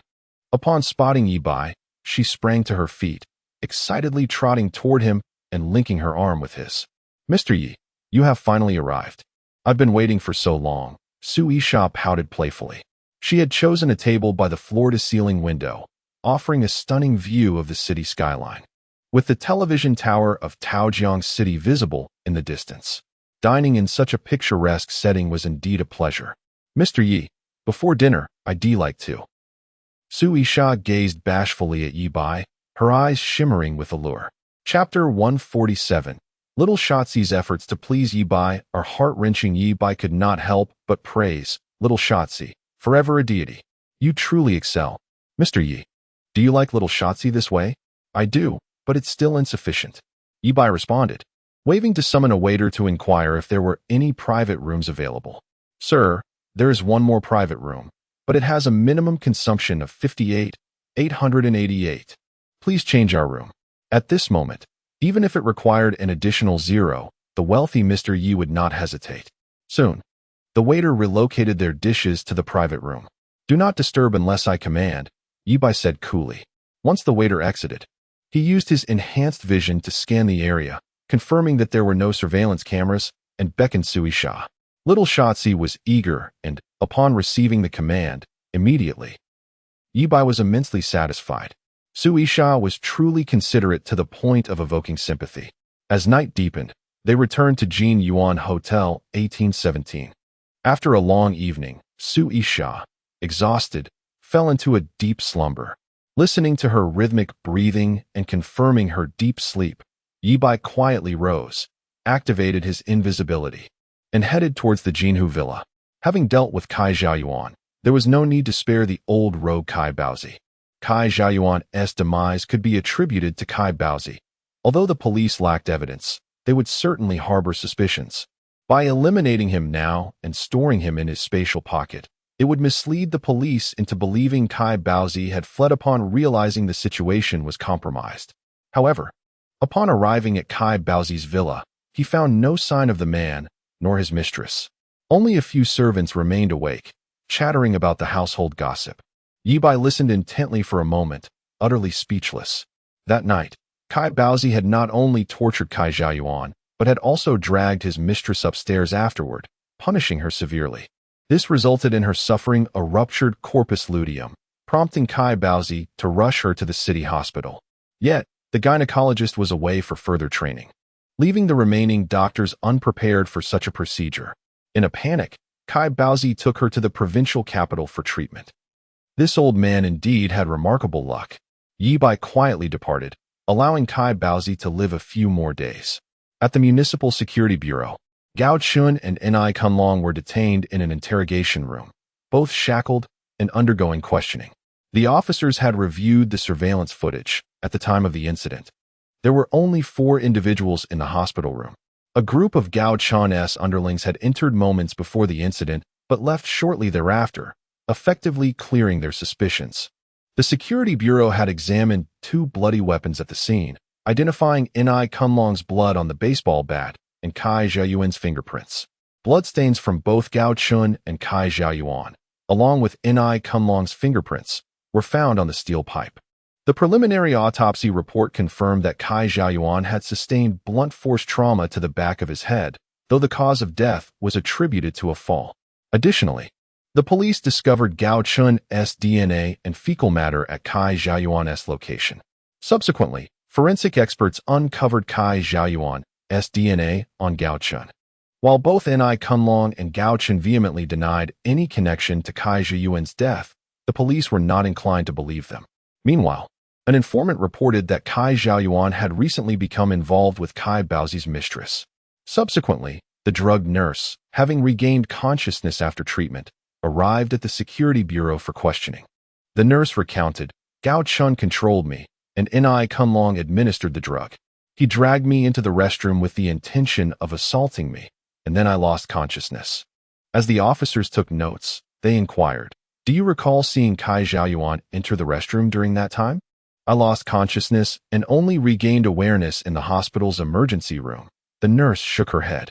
The 2 officers exchanged glances, both subtly nodding. Although many details remained unclear, the case had become considerably clearer. Ni Kunlong, under Kai Baozi's orders, had gone to eliminate Kai Xiaoyuan. He had drugged the nurse, pretending to assault her, while actually ambushing Kai Xiaoyuan and Gao Chun from behind with a steel pipe.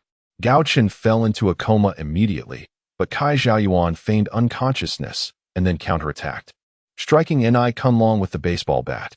However, Ni Kunlong, far more resilient than Kai Xiaoyuan, managed to strike back before losing consciousness, ultimately pushing Kai Xiaoyuan to his death. Given that Kai Xiaoyuan's underlings had attempted to harm Chen Jingbin's family member the previous night, Director Cui was particularly concerned about the circumstances surrounding Kai Xiaoyuan's fall. The officers reported to Director Cui, who pondered, should we summon Kai Baozi? No. Director Cui shook his head. Let us not alert the snake in the grass yet. We must extract evidence of Kai Baozi's direct involvement in Kai Zhiyuan's murder from Ni Kunlong. Pausing, he added, if necessary, we may employ special methods. The officers understood immediately. The implication was clear. They could utilize the memory recovery technique. Chapter 148. Accompanying Chen Sini and her mother to the provincial capital early the next morning. Ye Bai was awakened by a phone call. It was from Chun Zhengbin. There are many influences reaching into Taojiang City, eager to divide the inheritance of the Xiao Hongyu group. Time is of the essence, so I plan to convene a meeting next week to auction the 4 buildings of the Rainbow Bridge. Do you have sufficient funds? Ye Bai frowned. The batch of gold in Xiao Hongyu's treasury had yet to be liquidated. Relying solely on the funds in the Bai Media account would likely be insufficient to acquire those 4 buildings. After all, Bai was still in its infancy, valued over 100 million, but the money in the account could not amount to that much. Noticing Ye Bai's silence, Chun Zhengbin quickly grasped his predicament. Do your utmost to raise funds, and I will assist you in securing loans from several banks. Thank you, Uncle Chun. Ye Bai felt gratitude towards Chun. Although he had saved his life, the return favor was not insignificant. Reflecting on the events at the hotel, Ye Bai was filled with guilt. Uncle Chun, I cannot take all the blame. It is partly Aunt Gong's fault. She does not seem to be a woman of restraint. Ye Bai was no fool.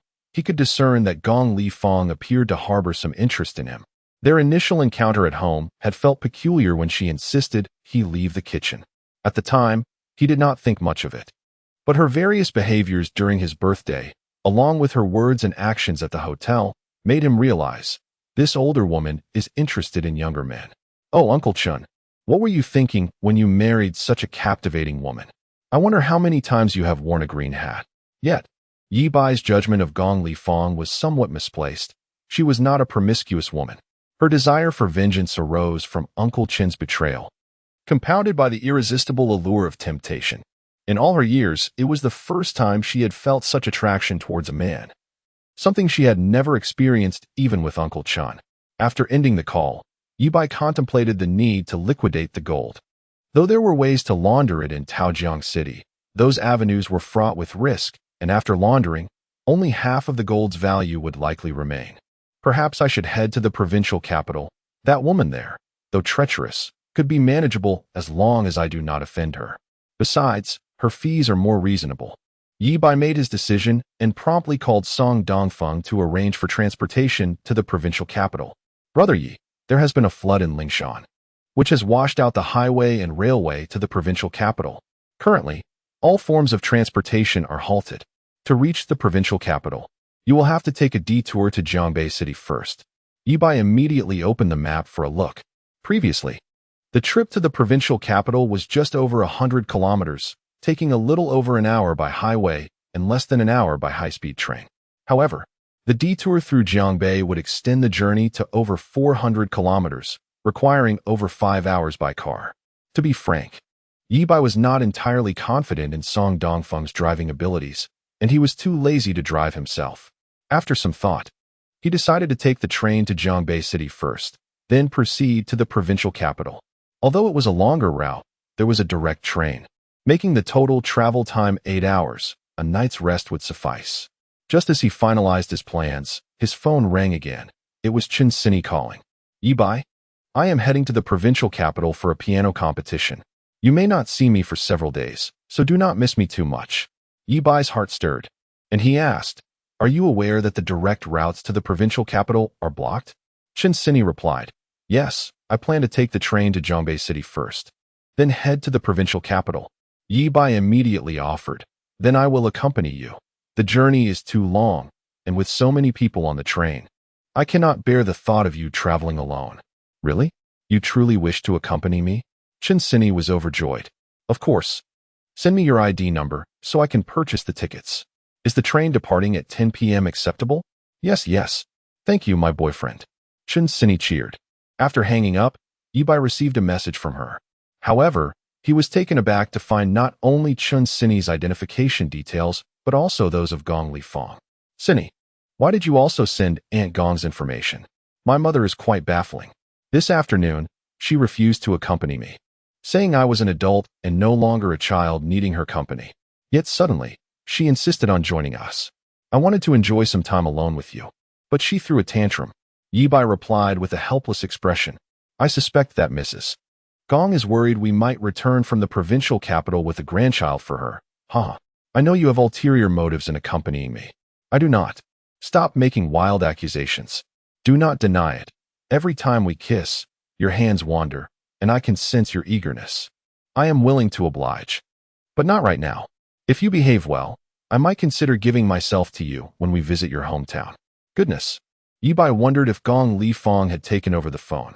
However, upon reflection, he recognized that Chen Sini had always been straightforward and would not engage in subterfuge. These were indeed words she could say. All right then, let's agree that when we visit my hometown, you will let me drive your Benz G-Class. What Benz G-Class? Stand straight and look down. What is obstructing your view? As Ye Bai chatted with Chen Sini, he logged onto the ticketing website to purchase the train tickets. Yet, when the ticket was successfully booked, Ye Bai was stunned. He had reserved a first-class sleeper compartment, where 4 beds were available, and he and Gong Li Fong would be in the same compartment. To his dismay, Chen Sini was assigned to a different carriage. An ominous feeling settled over him. Given Gong Li Fong's behavior 2 nights ago, tonight's journey to the provincial capital was unlikely to be uneventful. At 9 o'clock that evening, the 3 gathered at the train station. Gong Li Fong wore a particularly form-fitting dress, accentuating her voluptuous and alluring figure, making it hard for Ye Bai to look her way. In contrast, Chen Sini donned a refreshing floral long dress, her innocent visage perfectly complemented by the attire. Unfortunately, she had inherited her mother's astonishing proportions, rendering her both pure and enticing. Gong Li Fong pulled a suitcase, and when Ye Bai noticed, he promptly took it from her, following the 2 women into the station. From behind, the mother-daughter duo appeared captivating. One voluptuous and the other petite, a sight to behold. While Ye Bai felt uncomfortable looking at Aunt Gong, he thoroughly appreciated the graceful form of his girlfriend. Soon, they boarded the train. Ye Bai assisted Gong Li Fong in placing her suitcase in the overhead compartment, then suggested, Sini, why don't we switch beds? You can share with Auntie. However, Gong Li Fong held him back. There are 4 beds in this compartment.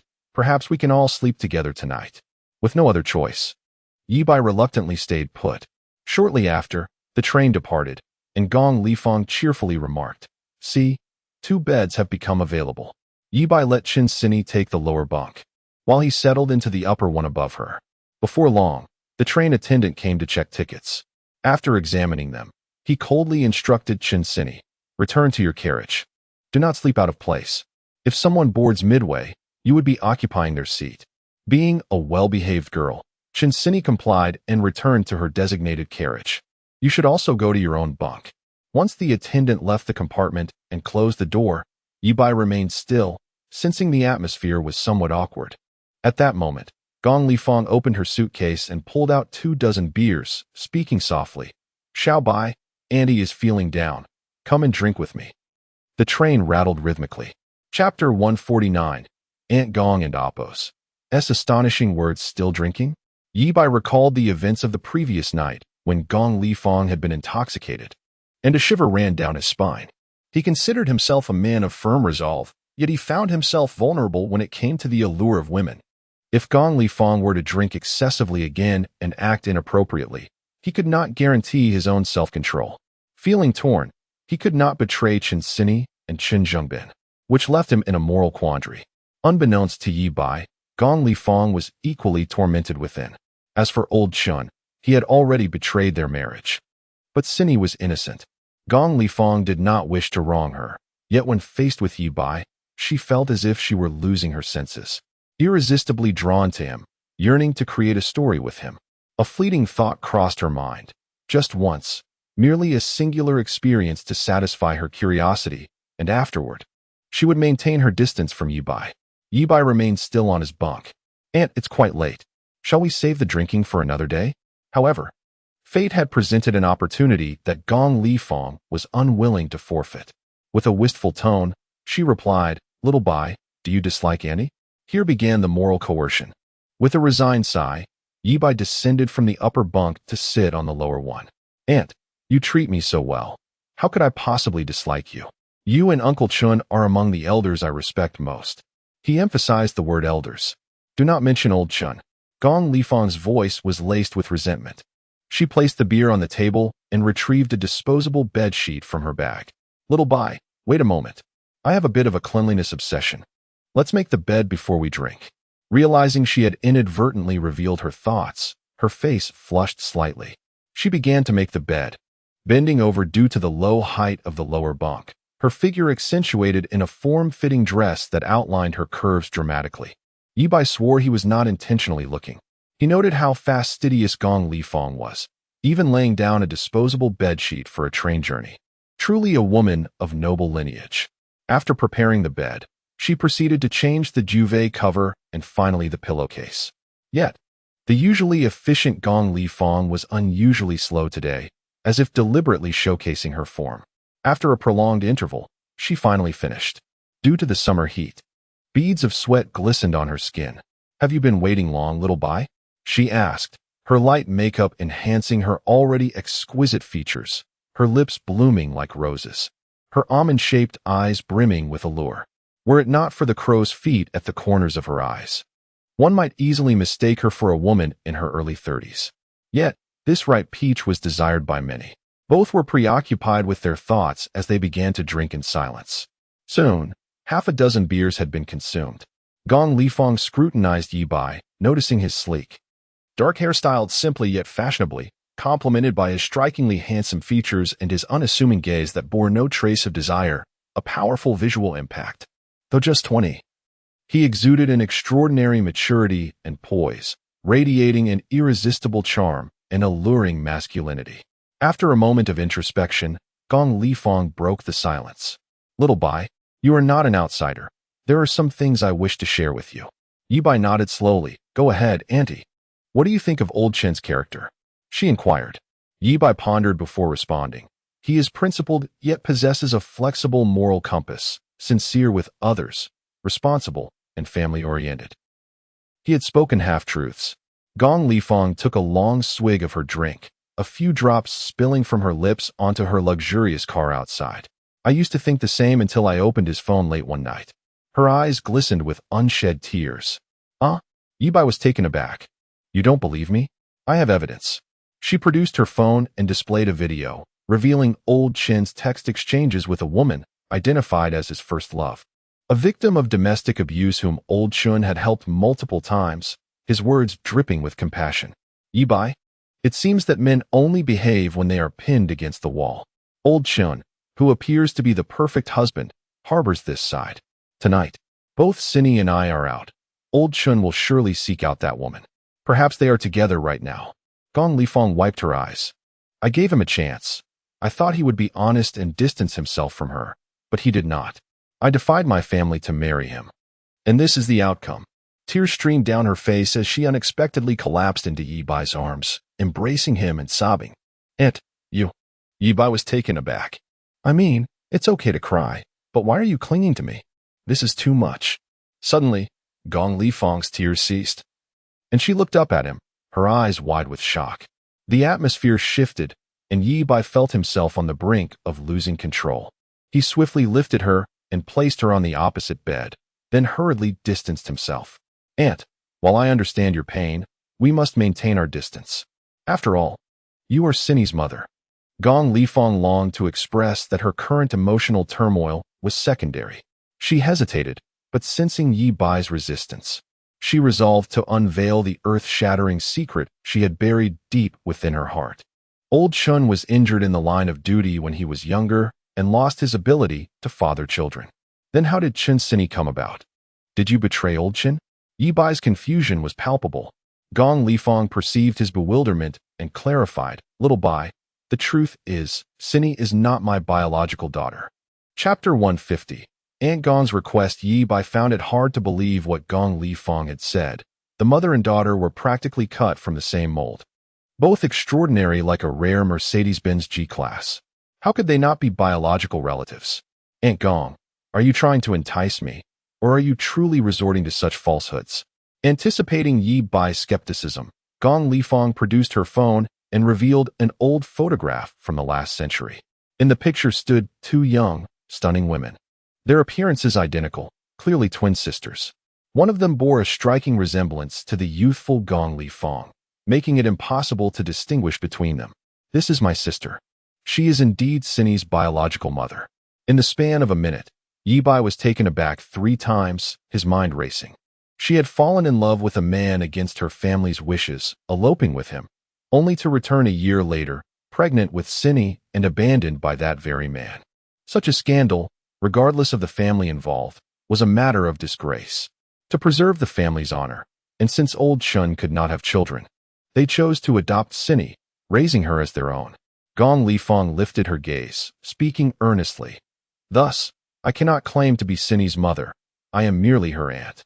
She paused, then continued softly. All these years, Auntie has longed for a child of her own, yet I could not bring myself to accept a stranger's donation. Nor could I bear the thought of divorcing old Chun. But now, with his betrayal of our marriage, Auntie desires her own child. Ye Bai hesitated to respond. Could it be that Aunt Gong wished for him to provide her with a child? Though she was not Cindy's biological mother, she was still her aunt. He swiftly shifted the topic. Does Cindy know about this? Gong Li Fong replied. Initially, she did not. However, my sister, who has faced mental challenges in recent years, traveled to Jiangbei City to claim her daughter, revealing everything to Cindy. Cindy accepted it all with remarkable calm. Every festive season, our family visits her. Ye Bai began to comprehend why Gong Li Fong had acted so during her drunken state. A rational person would not violate social norms in front of their daughter's boyfriend. Yet the crux of the matter remained. She was not Cindy's biological mother, but her aunt. Ding. His phone chimed. Ye Bai glanced at the screen. It was a message from Chun Cindy. Boyfriend, what are you doing? Almost something inappropriate. I'm chatting with your mom. Oh good. Make sure to keep her company. I'm heading to bed now. Good night. How could she sleep? The house was about to be robbed. Is it Cindy?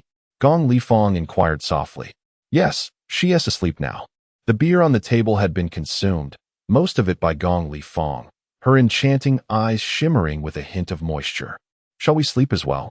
Little Bai? Annie must tell you, the bunk beds are rather unclean, and you can never know what previous passengers have done on them, nor when the last time the sheets were changed. I only brought a set of disposable ones.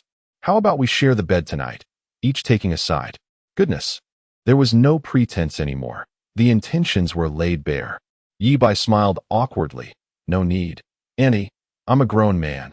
I don't mind the dirt. Auntie knows you're a grown man, but even a grown man should maintain hygiene. It's fine. Tomorrow I'll take a shower and change. With that, Ye Bai removed his shoes, climbed onto the upper bunk, and closed his eyes to sleep. Gong Li Fong regarded Ye Bai for a moment, sighed, locked the door, turned off the lights, and climbed to her own bunk. Ye Bai felt relieved. Thankfully, Aunt Gong had not succumbed to drunkenness and maintained her composure. Otherwise, he could not guarantee he could control himself like before. The train rattled forward as heavy rain poured outside. The rhythmic patter of the rain against the window lulled Ye Bai into a deep slumber. Being a woman of aristocratic lineage, Gong Li Fong was also concerned about her dignity. Sensing Ye Bai's reluctance, she could not bring herself to continue. Gong Li Fong, who suffered from a cleanliness obsession, found it impossible to sleep fully clothed. After tossing and turning for a while, she sat up, removed her skirt, and slipped into a nightgown. As the night deepened, who knew how long had passed? A sudden flash of light illuminated the window, followed moments later by a deafening clap of thunder. Boom! Ye Bai was jolted awake. Just as he regained his senses, he felt someone burrowing into his embrace, turning away from him. That familiar fragrance belonged to Gong Li Fong. Although she was in her 40s, her figure remained remarkably fit, especially as she nestled against him. Ye Bai froze, wanting to push Aunt Gong away, but she clung tighter, trembling. Don't, little Bai? Please, I'm so afraid of thunder. Her voice was filled with genuine fear, almost as if she were a terrified creature. Ye Bai had indeed encountered such women in his past life, fearless in all respects, yet utterly terrified of thunder, their hearts racing at the sound. But why must she press against him in this manner? Was this not torture? Boom, boom. The terrifying thunder continued to rumble. With each clap, Gong Li Fong flinched, sinking deeper into Ye Bai's embrace. As if that were not enough, she even took his hand. Hold me. Auntie is truly frightened. As the train pressed onward, they eventually distanced themselves from the storm, though the rain continued to fall gently. Gong Lifeng finally regained her composure. Ye Bai thought she might leave, but to his surprise, she did not. Auntie, we cannot continue like this. If Cindy were to witness this scene, it would surely break her heart. While Gong Lifeng was merely Cindy's aunt, such a situation was still untenable. Suddenly, Ye Bai felt an eerie familiarity with his own words. Did not Aunt Qin say the same on numerous occasions? Gong Lifeng sighed deeply, turning to gaze into Ye Bai's eyes amidst the darkness. Little Bai, 2 nights ago, when I was drunk, I engaged in those actions. You do not look down upon me, thinking me a shameless woman, do you? Of course not, Auntie. You are wonderful in my eyes, truly perfect. I understand you were not in your right mind at that time. And what about now? Do you consider me shameless? Not at all. Gong Lifeng gently inquired. Do you find me beautiful? Beautiful. Am I sexy? Yes, sexy. Do you like me? I do. Only after he spoke did Ye Bai realize the implications, his mouth opening as he struggled to find an explanation. Gong Lifeng's face lit up with joy, her almond eyes sparkling with an unusual glimmer in the dark. Little Bai, I have a request. Grant me a child. Chapter 151, The Shift of Roles. It's Leaf White's turn to request Aunt Gong outside. Torrential rain poured down, drumming incessantly against the car windows. Gong Lifeng softly said, Please grant me a child. Leaf White froze, paralyzed with indecision. This pitiable woman merely yearned for a child. How could one bear to refuse her? Yet, Leaf White recalled Chun Jingbin's unwavering support, providing insider information, assisting with loans. If he were to engage in such an act with Aunt Gong, would he not become a heartless wretch? He longed to fulfill Gong Lifeng's wish, but guilt weighed heavily on his conscience. Uncle Chen may not have betrayed you. Those are merely your speculations. Perhaps he was simply assisting his first love, she countered. If we proceed, we will be betraying him. I'm not a jealous woman. If he harbors no other intentions and hasn't engaged with that woman, why is he reluctant to confide in me? Gong Lifeng retorted. This. Leaf White fought to suppress his turmoil and continued to reason. Let us not speak of Uncle Chen for now. We cannot betray Xine. I am aware. I understand that this would betray Xine. However, I cannot control myself. I am unable to resist. Gong Lifeng admitted. Suddenly, the door to the private room swung open. Leaf White looked up to find Chun Xine standing at the threshold, her expression one of disbelief, tears streaming down her cheeks. Leaf White, how could you? Why betray me? Leaf White blinked, and in an instant, Chun Xine vanished. The door remained locked. How could anyone have entered? Had Aunt Gong conjured this illusion? Distress washed over him, his heart in turmoil. He regarded himself as a good man, merely a bit too sentimental, but he would remain devoted to each of his women. Had Gong Lifeng and Chun Xine not shared that connection, he would have already begun to grant her wish for a child. Yet, given their relationship and Chun Jingbin's genuine kindness, Leaf White found it challenging to shatter the shackles of his conscience. He began to comprehend why Aunt Qin Yu was reluctant to take that final step. Xiao Bai, do you not have feelings for Aunt Gong? Why suppress your desires? Gong Lifeng said, turning to embrace Leaf White. Her lips, as red as roses, drew near. In an instant, Leaf White's rationality crumbled. Uncle Chun, I am truly sorry. I hope you are genuinely with your white moonlight now. Xine, I promise to treat you even better in the future. Ding. At that critical moment, his phone rang. Leaf White glanced at the device on the pillow. The screen illuminated, displaying a message from Chun Xine. Leaf White. Did it just thunder? Ms. Gong is terrified of thunder. You must take good care of her. Of course, I will take good care of her right now. But wait. Gong Lifeng raised her hand to shield her eyes from the screen, tears welling up as they cascaded down her cheeks. Xiao Bai, perhaps we should halt this. My conscience feels suddenly heavy with guilt. As she spoke, Gong Lifeng covered her face and began to sob. She felt a deep resentment. Why, after all these years, was the one man who stirred her heart so fiercely the very boyfriend of her dear friend Xine? In this moment, he was still concerned for her, while she shamelessly attempted to seduce Leaf White. I am sorry, Xine, I am a wretched woman. Leaf White was taken aback. No, Aunt Gong. I finally gathered the courage to act like a heartless beast, and now you regain your senses? This is not how one plays with emotions. He had already been on the verge of granting her wish for a child, and now she had suddenly regained her composure? This was utterly unfair. Leaf White possessed a flexible moral compass, and at that moment, he felt unable to apply the brakes. He whispered in Gong Lifang's ear, as if a devil whispering temptation. As long as Xine remains unaware, it cannot be considered betrayal. Yet, the thought of Xine still caring for him was unbearable. Do not worry. We will make it up to her in the future. The roles had shifted. It was now Leaf White's turn to entice Ms. Gong. The arrow was knocked and could not be unshot. Gong Lifang's expression wavered. Leaf White, seeing this, wished to slap himself for his indecision. He could not fathom why he was being so dramatic. If he had just succumbed to Gong Lifang earlier, they both would have. You and Xine are not in that kind of relationship, and you would not want to intrude upon the bond between us, would you? You do not wish for us to part ways? Of course not. Leaf White pressed on. Then it is settled. Tomorrow morning, we will act as if nothing occurred. Gong Lifang looked at him, her gaze uncertain. Xiao Bai, how come you? The Xiao Bai I knew was not like this. He was so resistant that I nearly believed he despised me, looked down upon me.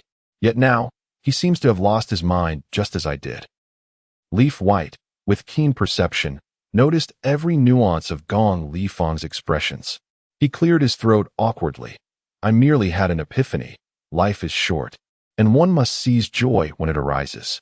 I find you irresistibly alluring and beautiful, but due to your connection with Xine, I could not allow myself to indulge those thoughts. Now that I know your relationship is not what I feared, I am completely at ease. But did you not say you would feel guilty towards Uncle Chin? Only a man could truly understand another man. Uncle Chin undoubtedly shared a deeper bond with his first love. Uncle Chun, endure this hardship. I promise to assist you in achieving great successes in the future. But what of Xine? Leaf White's words echoed back to him, returning like a boomerang. I feel guilty, yet I find myself unable to control my desires. I cannot resist. Gong Lifang paused, realizing that these were the very words she had just spoken. Chapter 152. Aunt Gong decides to seize the day. A new power is born. Wait, hold on. I thought. Ye Bai almost expected Gong Lifang to utter that iconic line from Bai Mei. The image of Xine gazing anxiously out the window kept replaying in his mind. Guilt washed over him. I can't do this right now, Xiao Bai. Let's wait until we get to the provincial city to find an opportunity. Not at this moment. I am truly despicable. Why did I have to act so serious just now? Ye Bai lamented, filled with regret. Annie, aren't you feeling uncomfortable? Gong Lifang hesitated for a moment before gently nodding, her countenance betraying a flush of embarrassment. I have regained my senses and can control myself. But I don't want you to control yourself. Ye Bai retorted, speechless. Suddenly, an idea struck him, and he leaned in to whisper in Gong Lifang's ear. Her expression twisted in conflict. Really, is that true? Would that not count? Of course. Besides, we are already in this embrace. A little more won't hurt, as long as we don't cross the final boundary, Ye Bai coaxed her. Yet, his true intentions were different. He believed Gong Lifang merely sought to experience this moment, not to usurp love. Moments ago, she had dominated the encounter, seducing him relentlessly. But Chun Xine's message had reinstated her rationality and awakened her conscience. As long as she followed Ye Bai's lead, gradually, she would fall under his spell once more. Then, he could seize the moment to propose taking the final step, and she would not only acquiesce but would do so with delight. Well then, let us give it a try. Gong Lifang pondered, realizing Ye Bai and Appo's reasoning held merit. We have come this far. A slight transgression more would not matter. Encouraged by her words, Ye Bai felt invigorated, a wicked smile forming within. After a considerable time, as Gong Lifang's gaze became hazy, Ye Bai gently suggested, Aunt Gong, since we have reached this point, why not? Gong Lifang hesitated, thoughts of Chun Xin flickering through her mind. Yet, she had always intended to pursue Ye Bai, having dreamt of it, even.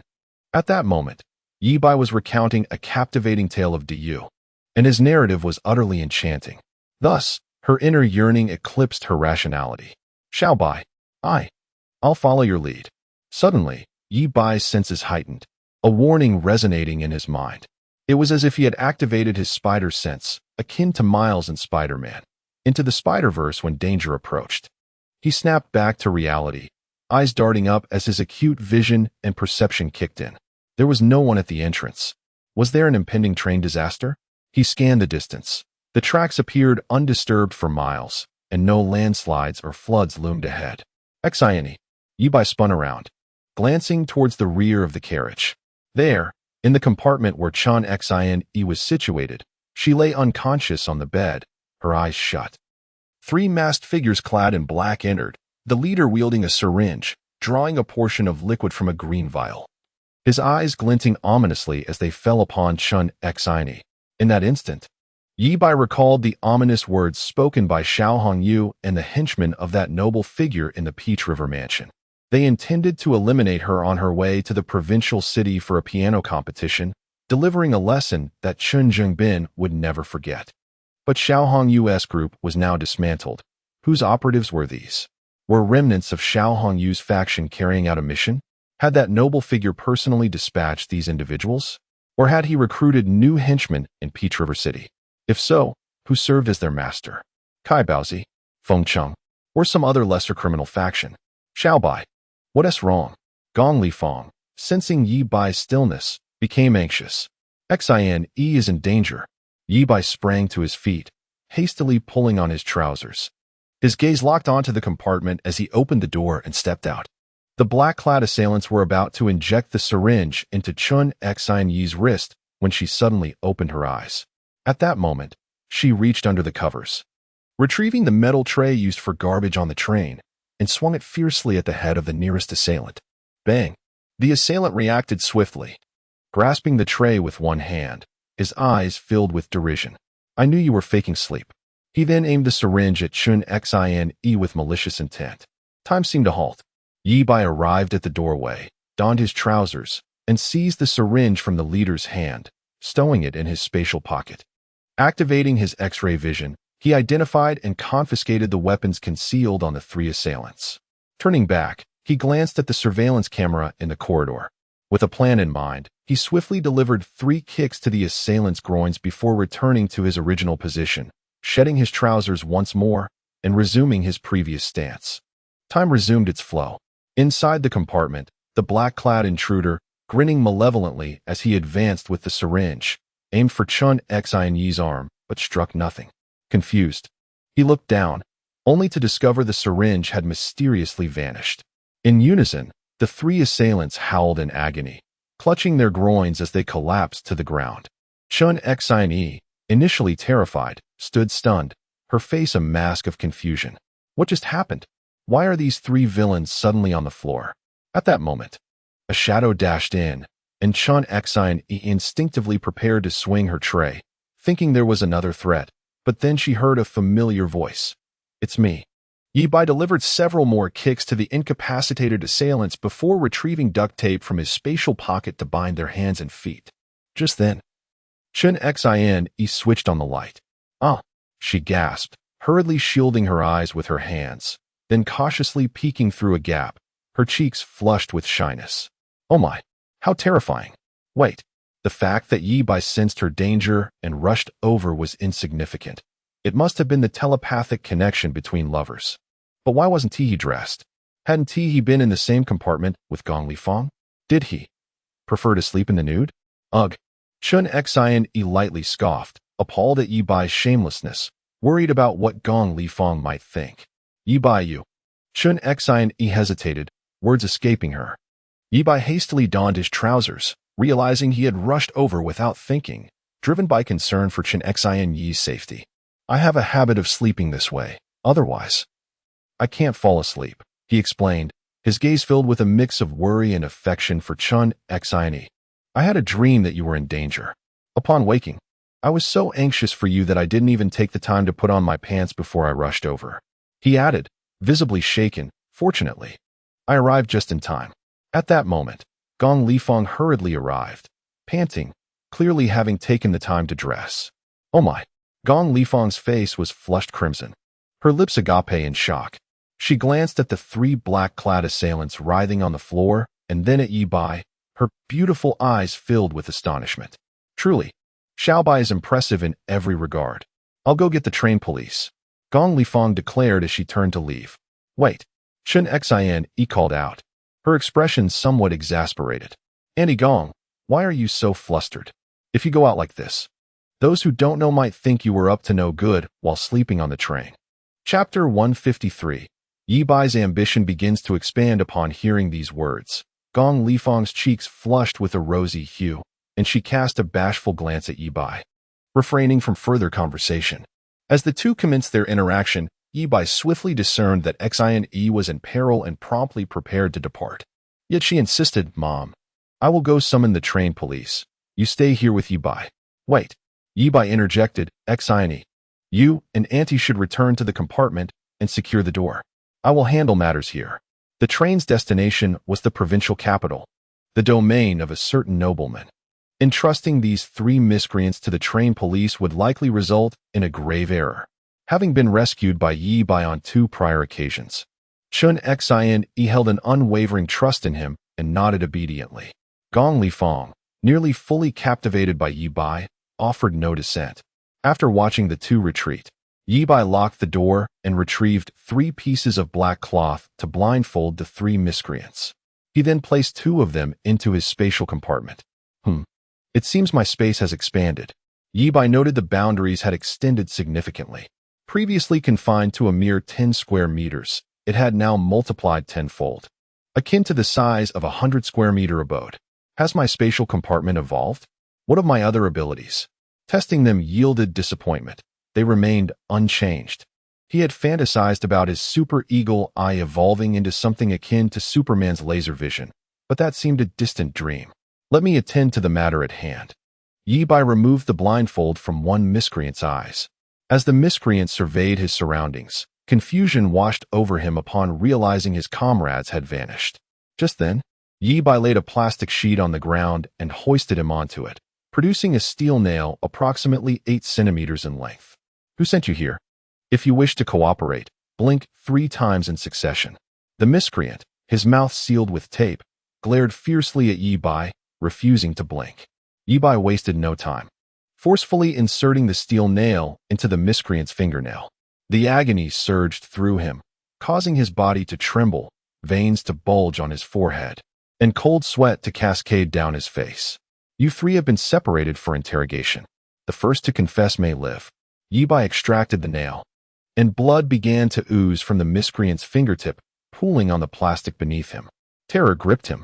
He felt akin to a beast awaiting slaughter and quickly glared at Ye Bai before blinking 3 times in rapid succession. Best not make too much noise, otherwise, this nail will find a different target. Ye Bai instructed coolly, tearing the tape from the miscreant's mouth. Yes, it was Brother Leopard who sent us. The miscreant stammered. Kai Leopard? Yes. Excellent. With a wave of his hand, Ye Bai consigned him to the spatial compartment and prepared to extract the next miscreant, intending to employ the same method. However, this individual, clearly less resolute, upon witnessing the bloodied plastic sheet, presumed his companion had been dispatched and surrendered without Ye Bai needing to resort to torture. His confession echoed that of his predecessor, Kai Leopard. Ye Bai stored him as well and released the 3rd miscreant. Your 2 companions have already confessed. If your account does not align with theirs, then it is your end. I'll speak. It was Kai Leopard who sent us. The task was to eliminate Chun Jingbin's daughter, Chen Sini. Where is Kai Leopard? In the provincial capital. Where in the provincial capital? At the Provincial People's Hospital. He took his wife for a checkup. Having confirmed their testimonies were consistent, Ye Bai ceased further dialogue, summoning the 3rd miscreant alongside the bloodied plastic sheet back into the spatial compartment. Gazing out the window, Ye Bai's expression hardened. The plan for the provincial capital required modification. First, he would eliminate Kai Leopard at the Provincial People's Hospital, then proceed to cleanse the gold for Xiao Hongyu. No, perhaps Kai Leopard need not be eliminated just yet. A sudden thought struck Ye Bai. The police would undoubtedly suspect Kai Leopard had orchestrated the murder of Kai Zhaoyuan. His sudden disappearance would lead all to believe he had fled to evade capture. I can allow Kai Leopard to live for now and utilize him to manipulate the entire Kai family enterprise.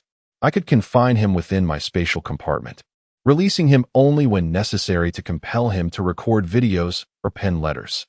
A dangerous glimmer flickered in Ye Bai's eyes.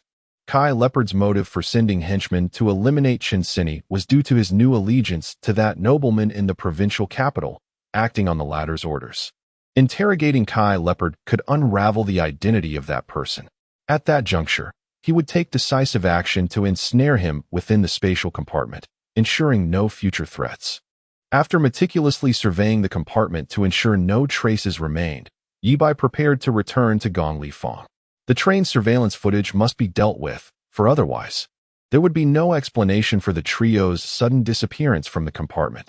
Ye Bai retrieved a balloon filled with paint, intending to pause time once the cooling period elapsed, and subsequently obscure the surveillance cameras at both ends of the carriage. What is that? Ye Bai's gaze fell upon the surveillance camera. Activating his super eagle eye and X-ray vision, he zoomed in for a closer look, only to discover that the data cables behind the camera were severed. It appeared the three miscreants had orchestrated this. Ye Bai realized this was why they had dared to act so brazenly on the train. They had preemptively disabled the surveillance. Fortunately, he had been cautious about revealing his time-stopping ability, even going so far as to remove his pants and return to his original position. Well, it is prudent to keep such a treasure concealed from prying eyes. Returning to his compartment, Ye Bai knocked on the door. "Xiao Bai, what happened?" Gong Li Fong inquired anxiously. "They've been turned over to the train police. There's no need for concern," Ye Bai replied. "Who were they? Were they after us?" Chen Xin asked. "I interrogated them. They were opportunistic robbers, drawn by Xin Yi's beauty and figure, seizing the moment." Ye Bai decided to withhold the full truth from them. Revealing that they were being targeted by a formidable entity would serve only to instill fear without purpose. Moreover, Ye Bai intended to take control of the Kai family, and revealing this to Chen Zhengbin would only complicate matters. "Let us rest. Xin has a competition tomorrow and needs to conserve her strength," Ye Bai suggested. "Indeed, I have already made arrangements to purchase the remaining berths in the compartment, so no one else will intrude," Gong Li Fong stated, locking the door behind her.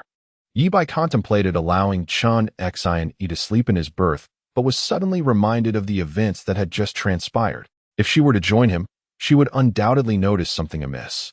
"Mom, I'll sleep above you," Chen Xin declared, promptly climbing atop the bunk. Gong Li Fong glanced at Ye Bai, her eyes shimmering with unspoken thoughts. Ye Bai's heart raced. Could Aunt Gong be contemplating sneaking over in the middle of the night and continuing their previous endeavors before Xin? Chapter 154. Is this somewhat cruel to Chen Sini? To be honest, Ye Bai felt that such actions were rather cruel towards Sini. After all, she is my girlfriend. And to do so in front of her with Aunt Gong. Even though Ye Bai acknowledged himself as a refined rogue, he still found this behavior to be utterly inhumane, absolutely unacceptable. If Aunt Gong were to come over, he must refuse her. Just as Ye Bai climbed onto the upper bunk, a delightful fragrance wafted in. At that moment, he had fully regained his composure, and inhaling the lingering scent left by Gong Li Fong filled him with both regret and relief. After all, nothing had transpired completely. Aunt Gong and I remain innocent. The little fairies online might claim that wearing something does not count. So how could Ye Bai and Gong Li Fong not be considered innocent as well? Thankfully, in the end, he had not betrayed old Chun or Sini. A sliver of comfort washed over Ye Bai's conscience. He also felt a twinge of guilt towards Chen Zhengbin. Old Chun was a good man, treating him well. Engaging in an affair with Gong Li Fong behind old Chun's back left Ye Bai truly unsettled. After all, old Chun's supposed infidelity with Bai Yueguang was merely Aunt Gong's conjecture. Ye Bai gathered his thoughts and began to contemplate the newfound ability he had acquired. He recalled the moment when Aunt Gong was on the bunk and how he had seen Chen Sini suddenly open the door. It did not seem to be a mere illusion. His mind had been clouded, and he had overlooked subtle differences. The door in that vision was entirely different from the carriage door. This was not an illusion, but rather fragments of a premonition of the future. So, Does this mean Aunt Gong and I will eventually end up in bed, and Cindy will discover us? No. I must alter the future, defy fate. I absolutely cannot allow Cindy to find out. An epiphany surged within Ye Bai regarding the specific functions of his new ability. It was a passive power. Not only could it briefly foresee the future, but it could also predict danger, akin to an advanced version of Spider-Man's spider sense. If anyone he cared for, family, lovers, friends, were in peril, the ability would be triggered. First, he would see fragments of the future, which could represent significant events or foretell danger. Then, as danger approached, an instinctive alarm would blare within him. Excellent. Ye Bai was thoroughly pleased with his new ability. He no longer had to worry about the safety of his cherished ones. For instance, Shuezi, who was thousands of kilometers away in Australia, caused him considerable concern. If she were to encounter danger, he would be unable to reach her in time. But with the power to foresee the future, he could effectively mitigate potential threats. After some reflection, Ye Bai began to summarize all the extraordinary abilities he possessed. Firstly, time suspension, allowing him to pause time for 3 minutes, with a cooldown period of 1 hour. Secondly, the super eagle eye, which he could activate or deactivate at will. Thirdly, super hearing, similarly controlled. Fourth, an X-ray vision. Fifth, a spatial pocket, equivalent to 100 square meter residence. Sixth, invisibility, which had no usage limitations, could be switched at will. But the total duration of use per day was capped at 5 hours. Seventh, the ability to foresee danger. Lastly, the ability that brought Ye Bai the greatest satisfaction, infinite bodily evolution. In essence, this ability was the only unique power he possessed, while the others were merely enhancements resulting from his bodily evolution. During this evolution, not only did his physical capabilities undergo infinite enhancement, but his body also acquired properties akin to the legendary flesh of Tang Sung, capable of rejuvenating youth and possessing healing properties. For example, Shuezi could be restored to her factory settings. Ye Bai felt a swell of pride, believing he would eventually evolve into an entity surpassing even the Silver Superman. Unlike those antisocial super beings, he was not inclined to attempt world domination. With joy bubbling within him, Ye Bai gradually drifted off to sleep. Opposite him, Chen Sini had already succumbed to slumber, her breathing steady. The earlier crisis had left her shaken for a while, but with Ye Bai by her side, she gradually found solace. As long as Ye Bai was there, she was enveloped in an unprecedented sense of security. Russell, Gong Lifeng quietly descended from the bed, gazing at the sleeping Chen Sini, her beautiful eyes filled with remorse. Sini, forgive me. Though you are not my biological daughter, I have long considered you as such. Rest assured, I will never engage in such disgraceful acts again. Gong Lifeng silently vowed.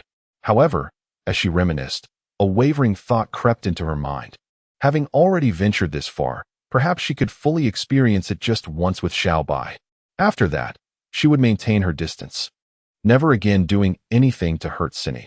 Yet, Xiao Bai's words rang true. Perhaps old Chen had not betrayed me after all. It was merely my own imagination. If she were the first to betray this marriage, Gong Lifeng would look down upon herself. Gong Lifeng's gaze fell upon the silhouette of Ye Bai in the darkness. It was all this brat's fault. He seemed to possess a certain allure. Anyone who drew near him would lose their reason and feel an irresistible urge to be close to him. As dawn broke, Ye Bai remained in deep slumber. In his hazy state, he felt someone burrowing into his embrace. Upon opening his eyes, he was startled to find it was Gong Lifeng. Shoo! Gong Lifeng placed her finger to her lips, then rose. Ye Bai's scalp prickled. A quick glance revealed that Chen Sini had awakened at some point, staring at them in disbelief. Her eyes were filled with despair, her long lashes fluttering gently as tears trickled down her cheeks. Ye Bai was stunned, his mind buzzing. Something was amiss. Aunt Gong seemed so youthful, yet this situation felt profoundly wrong. The scene before him began to distort. Taking a deep breath, Ye Bai abruptly opened his eyes. Indeed, it was merely a dream. He sighed in relief. Wait, Aunt Gong had gotten up? What was she doing? Activating his super eagle eye, he saw Gong Lifeng leaning over the bed. Chapter 155. Old Chen entrusts Ye Bai with the care of Aunt Gong. Ye Bai was taken aback. What was Gong Lifeng doing? She was on the train. and right in front of Chin Sini. Although Aunt Gong had repeatedly flirted with him, Ye Bai regarded her as somewhat inappropriate and self-centered, neglecting both her husband and daughter. Nonetheless, she still held an image of a noble and elegant woman in his mind. But here, on the train, with Sini still asleep on the upper bunk, suddenly, that image began to crumble. Ye Bai hesitated, contemplating whether he should assist Aunt Gong, when he saw her sit up, holding a disposable duvet cover and bed sheets. "Xiao Bai, you're awake. We're almost at the station. I was just about to call you," Gong Lifeng said with a natural demeanor. Ye Bai was taken aback, realizing he had misjudged the situation. Gong Lifeng was merely removing the disposable bedding she had prepared the night before. "Aunt Gong, good morning. Where's Sini?" "Sini went to freshen up. You should go too," Gong Lifeng replied, pulling out some disposable toiletries and handing them to Ye Bai. He nodded in thanks and rose to wash up, but was called back by Gong Lifeng just as he reached the door. Her expression was hesitant, and after a moment of deliberation, she softly spoke, "Xiao Bai, I've thought about it for a long time. You're right. We cannot betray Sini and old Chun. Although Sini is not my biological daughter, I have raised her myself. And old Chun, perhaps he has merely assisted an old flame without any further entanglement. Everything is still merely my speculation. So let us regard everything that happened last night as a dream and forget it." Ye Bai was momentarily stunned, but slowly nodded, though there was a lingering sense of regret within him, since Aunt Gong had said so. He was not one to dwell on matters unnecessarily, so it seemed pointless. Ye Bai resolved to give Kai Baozi a piece of his mind. Had it not been for that old man sending someone to hurt Sini last night. Watching Ye Bai depart, Gong Lifeng let out a gentle sigh. How she wished. She had initially intended for last night to be a one-time secret encounter with Ye Bai, but after much contemplation, she had abandoned that thought. Could she truly control herself after experiencing such intimacy? At 40, she had a fair understanding of herself and feared she would completely succumb to temptation, ultimately becoming the one to betray her family and marriage, despised by old Chun and reviled by Sini. Suddenly, an unsettling thought crossed her mind. If old Chun were to truly stray and unite with his first love, it would justify her actions. If he betrayed her first, she could indulge herself without guilt or even seek a divorce. Simultaneously, she entertained a notion she deemed disgraceful. If only Sini and Ye Bai would part ways, allowing Ye Bai to become Sini's father, they could live together in perpetual happiness as a family of three. In Taojiang City, at the Starry Holiday Hotel, Presidential Suite, Chun Zhengbin roused from his slumber, turning to gaze at the morning sun through the floor-to-ceiling window, his expression complex. "Zhengbin, you're awake." A middle-aged woman emerged from the covers, snuggling into Chun Zhengbin's embrace. Old Chun stiffened, speechless. Noticing his reaction, the woman forced a smile. "Zhengbin, don't worry, I won't cause you any trouble. I won't disrupt your family. I'm just grateful for this night we've shared," she said, rising quietly to dress. Old Chun caught a glimpse of her discreetly wiping away tears, a pang of sorrow piercing his heart. The best course of action seemed to be letting her leave, thereby severing their ties and treating the previous night as a brief affair. Old Chun could return to his family, but what about her? She had no children, only a husband who was a drunkard and an abuser. What would become of her? Compelled by an inexplicable urge, Old Chun grasped the woman's hand, his voice hoarse. "Chioya, that's not what I mean." The middle-aged woman looked up, her eyes sparkling with surprise, tears glistening on her trembling lashes. Though her beauty paled in comparison to Gong Lifeng's for some reason, Old Chun experienced a flutter in his heart every time he beheld that familiar face. Burdened with guilt, he kissed her again. Soon, they were entangled in each other's arms once more. For hours later, Old Chun held Chioya close, leaning against the headboard, lighting a cigarette. Despite the overwhelming guilt within him, he felt no regret. If given the chance to rewind time to last night, he would still acquiesce to her desires. This was a pitiful woman, in dire need of care and affection. His presence was a beacon of hope in her dark existence. He was her hero, her savior. What hero could refuse the humble pleas of such a wretched soul? Moreover, Old Chun felt a sense of helplessness as he entered middle age, at home. He was barely tolerated. Yet, With Chiyoya, he felt a resurgence of his lost youth, as if he had returned to the passionate days of his past. In her presence, he felt unprecedented strength. Was this the buff of a hero? Zhengbin, I'm so happy and content. I fear this is all just a dream, and when I awaken, I'll still be in that terrifying home. Chun Zhengbin caressed the scars on her body inflicted by domestic violence, remaining silent. After a long while, he made a decision. A forthright man, he resolved to confess everything to his wife. If she could forgive his transgressions, he would return to his family. If not, divorce would be the only option. Of course, if both women could accept one another's existence, it would be even better. Chun Zhengbin hesitated to inform Gong Lifang directly, fearing her inability to cope with the truth, which might lead to her emotional breakdown. Fortunately, Gong Lifang had accompanied Cinny to the provincial capital, allowing him to convey everything over the phone. After some contemplation, Chun Zhengbin sent a message to Ye Bai. Ye Bai, please take good care of Aunt Gong. If she becomes emotionally unstable, be sure to comfort her. Chapter 156. Enlightening Aunt Gong in the provincial capital. At the International Conference Center's concert hall, the preliminary round of the youth piano competition was underway.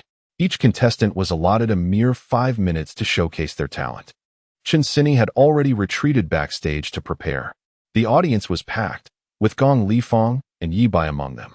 On stage, a chubby young man, reminiscent of Lang Lang, was playing with a fierce expression.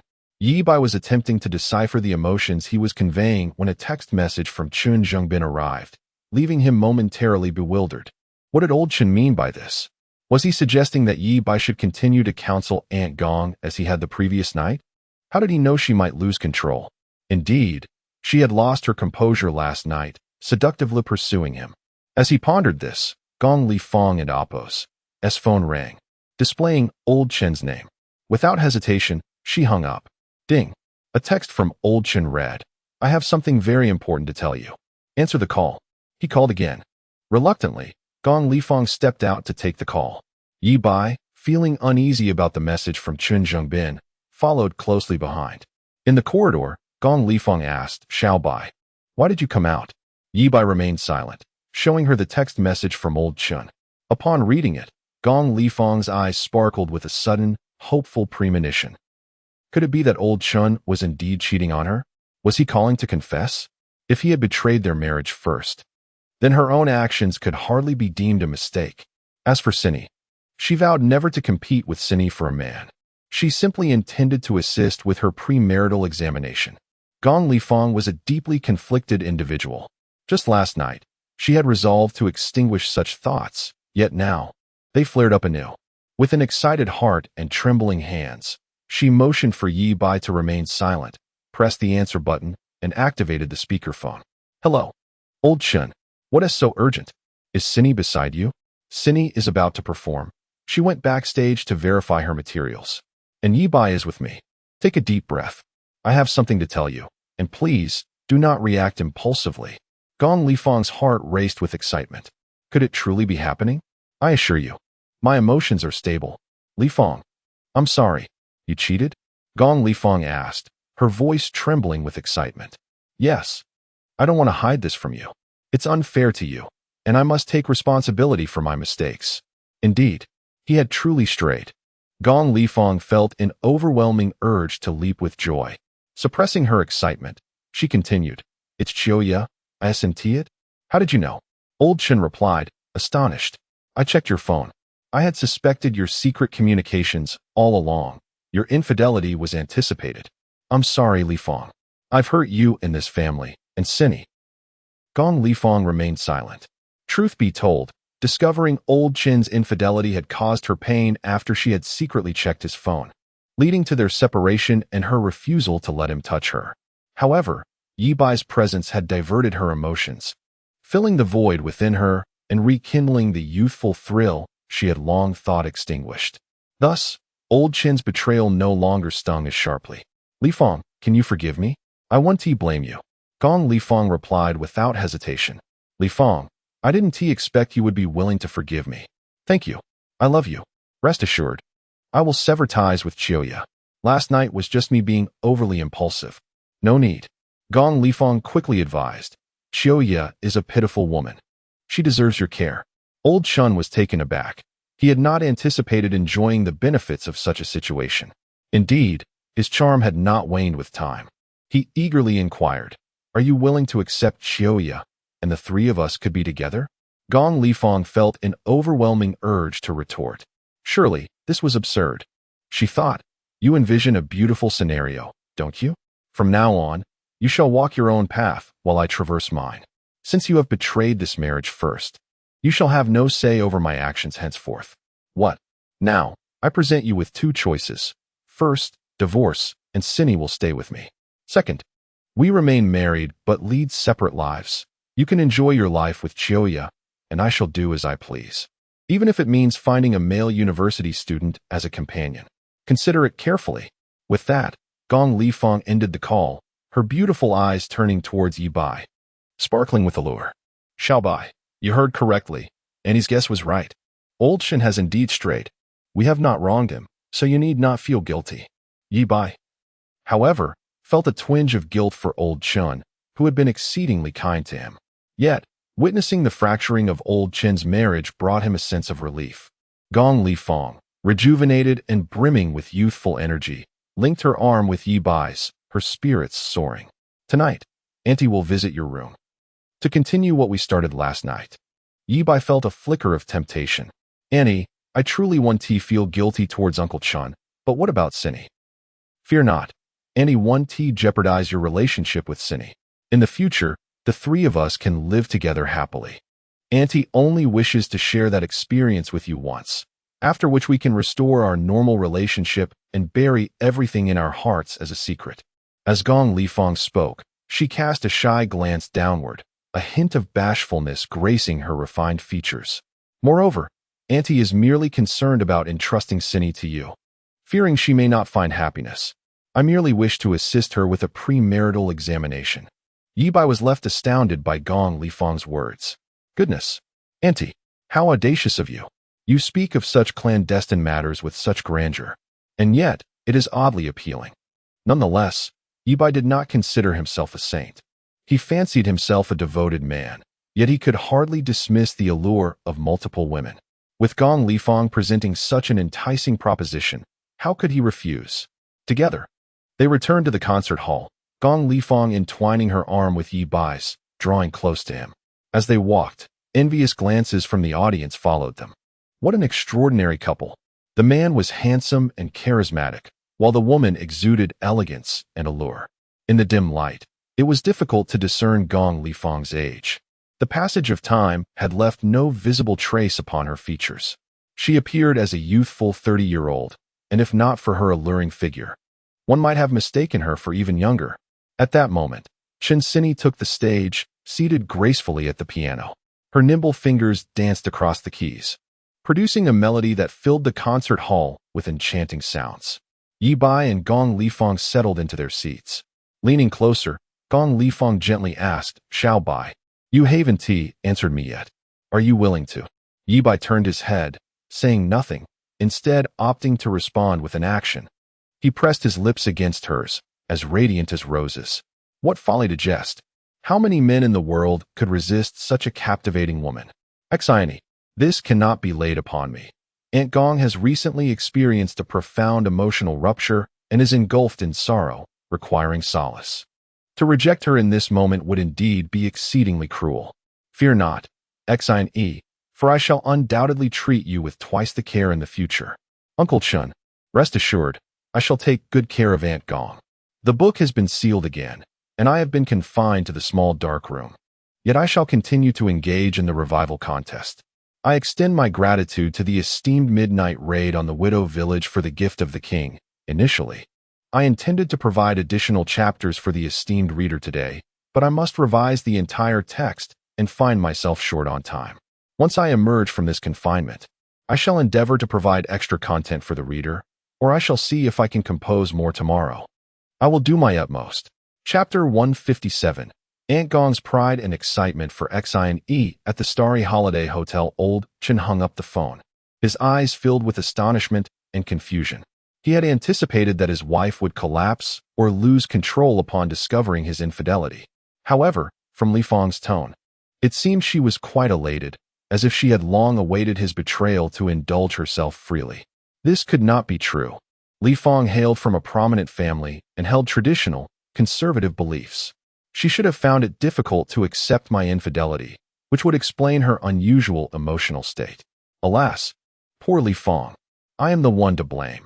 Even if you sought solace with another man, I would have no words of reproach. Chen Zhengbin sighed heavily. Qiuya approached, caressing old Chen's chest with concern. Zhengbin, do you think your sister-in-law will be angry? It's my fault. I tempted you. I am but a wretched woman. The middle-aged woman lamented, her sobs echoing. Chen Zhengbin felt a sharp pang in his heart and quickly embraced Qiuya, soothing her. It's not your fault. I could not control myself. After I laid bare my feelings to Li Fang, she presented me with two choices.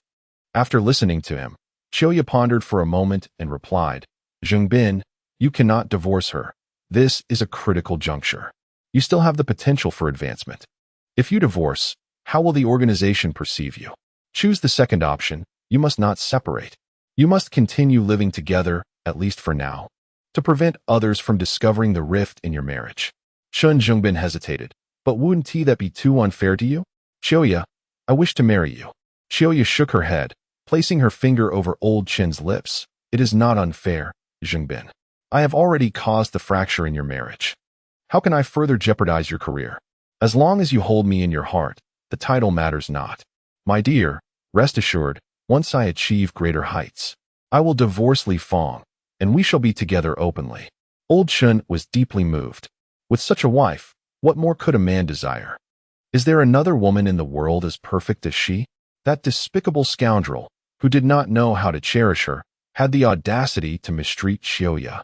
In the presence of Gong Li Fang, old Chen had always been the weaker party, as she came from an influential family. His rise to this point was not without the assistance of the Gong family. Yet, before Qiuya, old Chen was entirely dominant. He represented everything Qiuya possessed. He was her hero, her universe. Old Chen rediscovered his lost youth, feeling immense spiritual satisfaction, and in other ways, he experienced an epic enhancement. Gazing at Qiuya's enchanting visage, Old Chen found himself unable to resist. Old Chen felt somewhat adrift. Yet, how many men in the world could forget their first love?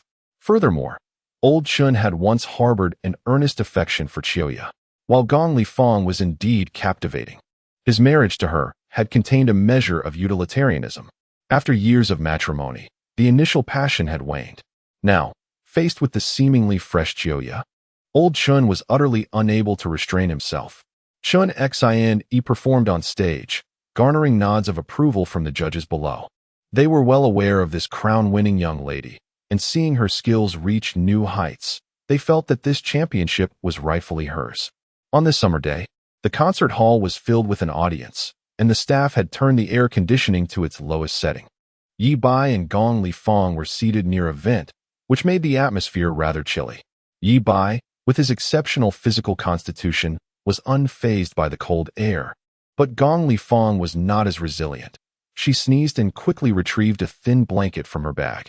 Xiao Bai, come closer, Gong Li Fang instructed. Ye Bai could not help but admire her thoughtfulness. Aunt Gong truly embodied the essence of a refined lady, adept in both social and domestic spheres.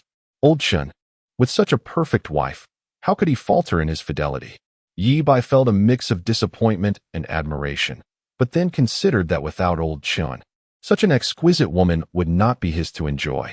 As Ye Bai contemplated, he suddenly noticed movement in the blanket before Gong Li Fang. Goodness! He widened his eyes in disbelief, glancing at Gong Li Fang.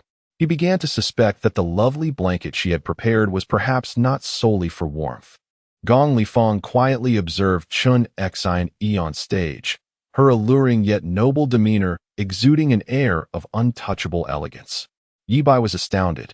The seemingly refined and graceful Aunt Gong concealed such wildness within. The old adage rang true: the more noble and serious a woman appears, the more untamed she often is behind closed doors. Beneath the sheets, she is a lady, yet above them, she is.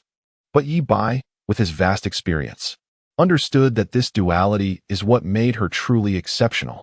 Moments later, Chin Xin concluded her performance. The hall was silent, the audience still entranced by the exquisite melody. Suddenly, Gong Li Fong cried out, capturing everyone's attention. She shot Ye Bai a fierce glare before applauding. Xin, you were magnificent. So delightful. Mom is so proud of you. The audience realized she was merely an elated mother, overwhelmed with pride for her child. And that man beside her, could he be the father of the girl on stage? He was strikingly handsome, more so than any star on screen. How enviable for that beautiful girl to have such a distinguished mother and such a dashing father. As the audience's attention returned to the stage, Gong Li Fong whispered an apology to Ye Bai, Xiao Bai, and he apologizes. She vowed never to act in such a manner again, genuinely fearful this time. Auntie, it was you who ignited the flames. It is too late for contrition now, Ye Bai chuckled, reminiscent of an elder in a temple. Chapter 158. Gong Li Fong donned Chin Sini's attire. The preliminary round belonging to Chin Sini had concluded. The family of three walked together outside the concert hall. Chin Sini lagged half a step behind, preparing to tie her shoelaces, but upon casting a glance at Gong Li Fong's silhouette, she was momentarily taken aback. Mom, is something wrong with your health? Just a moment ago, you complained about the cold and covered yourself with a blanket. Are you hot or cold? Chin Sini inquired with genuine concern. Gong Li Fong felt utterly embarrassed and refrained from responding, discreetly turning her head to glare at Ye Bai. Ye Bai maintained an expressionless facade, yet inwardly reveled in amusement. Ah, Sini, your mother is neither cold nor hot. She is burning up. Nevertheless, observing Aunt Gong's discomfort, Ye Bai swiftly interjected, Sini, how much longer will this competition last? 2 days. The semifinals are tomorrow, and the finals are the day after, replied Chin Sini. This provincial piano competition was not open to just anyone. Only those who received invitations or had placed in city-level competitions could participate. Thus, the number of contestants was limited, allowing the entire process to unfold within 3 days.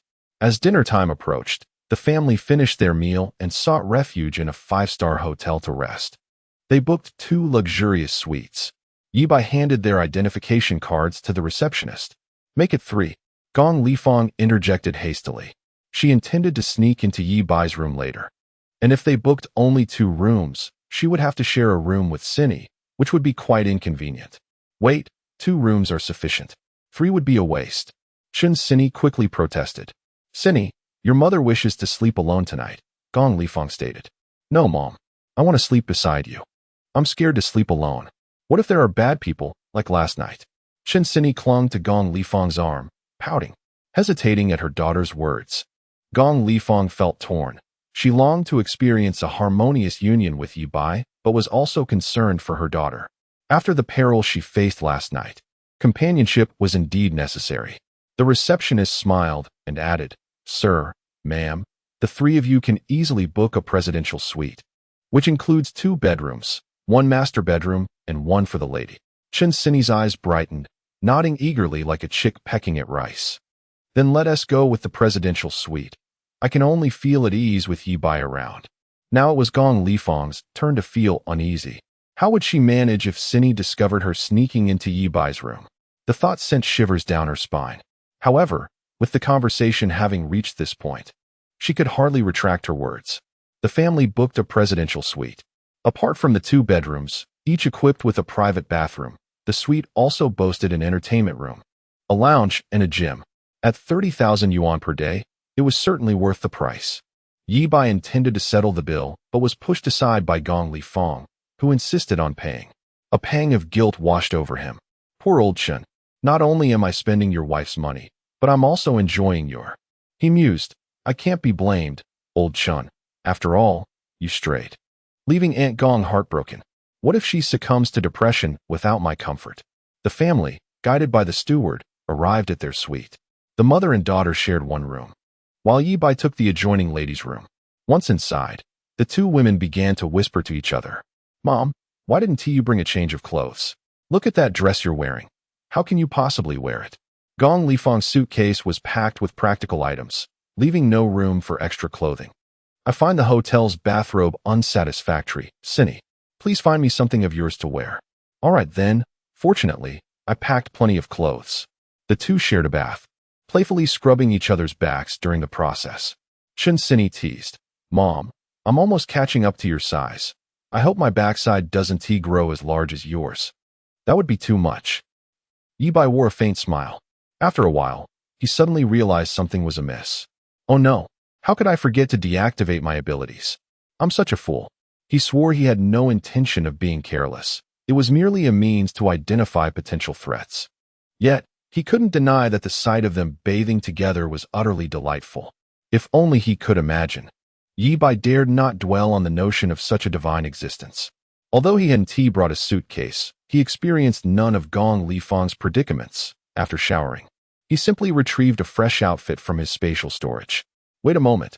Aunt Gong is wearing Cindy's clothes, which include a snug little skirt and even a top belonging to Cindy. What if she sneaks over tonight? Ye Bai felt a surge of excitement. Aunt Gong, you look stunning in Cindy's attire. After his shower, Ye Bai reclined on the bed, quietly waiting, but Chen Sini was wide awake, bubbling with excitement as she chattered incessantly with Gong Lifang. Mom, Ye Bai looked so handsome today. I thought I was doomed. But he swooped in like last time and subdued the villains. I feel that Ye Bai is my destined prince. He always appears when I'm in danger.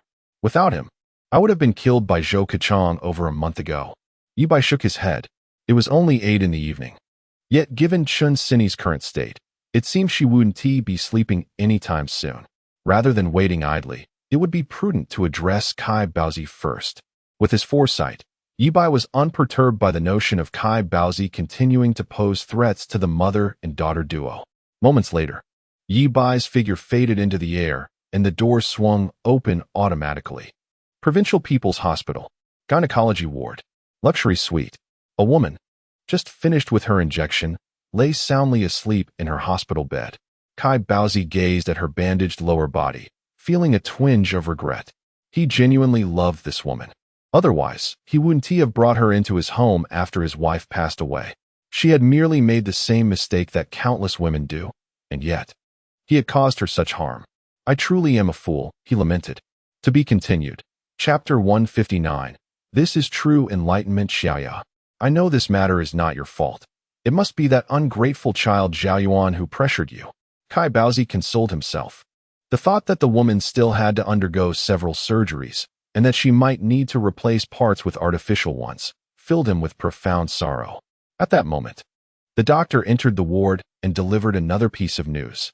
The patient is 1 month pregnant. Unfortunately, due to our limited medical capabilities, we were unable to save the child. The doctor spoke with a stoic expression. A thunderbolt struck. Kai Baozi staggered back a few steps, his heart laden with grief. He did not even ponder whether the child she carried was his son or grandson. Just then, a subordinate entered, whispering a report. Boss, there's news from our informant within the Public Security Bureau. Chui Fan suspects that you ordered Ni Kunlong to kill Zhao Yuan. He has been interrogating Ni Kunlong, and he is on the verge of breaking. Damn it. Kai Baozi's face turned ashen. He had no idea why that fool Ni Kunlong had gone to the municipal hospital to find Zhao Yuan, nor did he understand the relationship between Zhao Yuan and Shaosong, or why their DNA would be intertwined. Although Kai Baozi felt some sorrow over Kai Zhayuan's death, he had 3 sons and a daughter, with 5 grandchildren already. In his heart, the value of Kai Zhayuan was the least significant, thus his sorrow was not profound. If I wanted to kill that ungrateful child, I would have acted when I caught him with Xiaoya at the villa. Why wait until the hospital? Kai Baozi's face was filled with rage. Boss, but the evidence left at the scene is extremely unfavorable for you. If Xiaolong breaks under interrogation, his subordinate said, making a gesture across his throat. Should we proceed? Kai Baozi paused for a moment, then sighed. For the greater good, we must sacrifice Xiaolong. The subordinate nodded and continued reporting. I investigated a bit. Chen Sini did not come to the provincial city alone. Chen Jingbin's wife, Gong Lifang, accompanied her, along with Chen Sini's boyfriend, Ye Bai. Ye Bai? That name sounds familiar. Kai Baozi furrowed his brow, deep in thought, and suddenly realized. So it's him. The brat who has thwarted the nobleman's plans time and again. The downfall of the Shaohong Yu group was suspicious. The nobleman had vaguely discovered Ye Bai's involvement and instructed Kai Baozi to eliminate Ye Bai directly upon returning to Taoyang City. Unexpectedly, this brat also came to the provincial city. Perfect, this time, we can take him out as well, achieving 2 goals with 1 act. Kai Baozi grinned menacingly. Where are the 3 now? At the Zhenghe Grand Hotel. Send a skilled team over there and eliminate all 3 of them. That brat named Ye Bai is somewhat sinister. Xiaolong and his companions likely fell at his hands. Tell the brothers to bring their weapons. If necessary, we can use firearms. Kai Baozi was resolute this time. He had just become the nobleman's dog. If he failed to execute the task well, being sent back to his former self would be the least of his worries. The worst-case scenario was the complete annihilation of the Kai group. One must understand that Taoyang City not only has the phone group, which holds power comparable to the Kai group, but also numerous second-tier forces beneath it.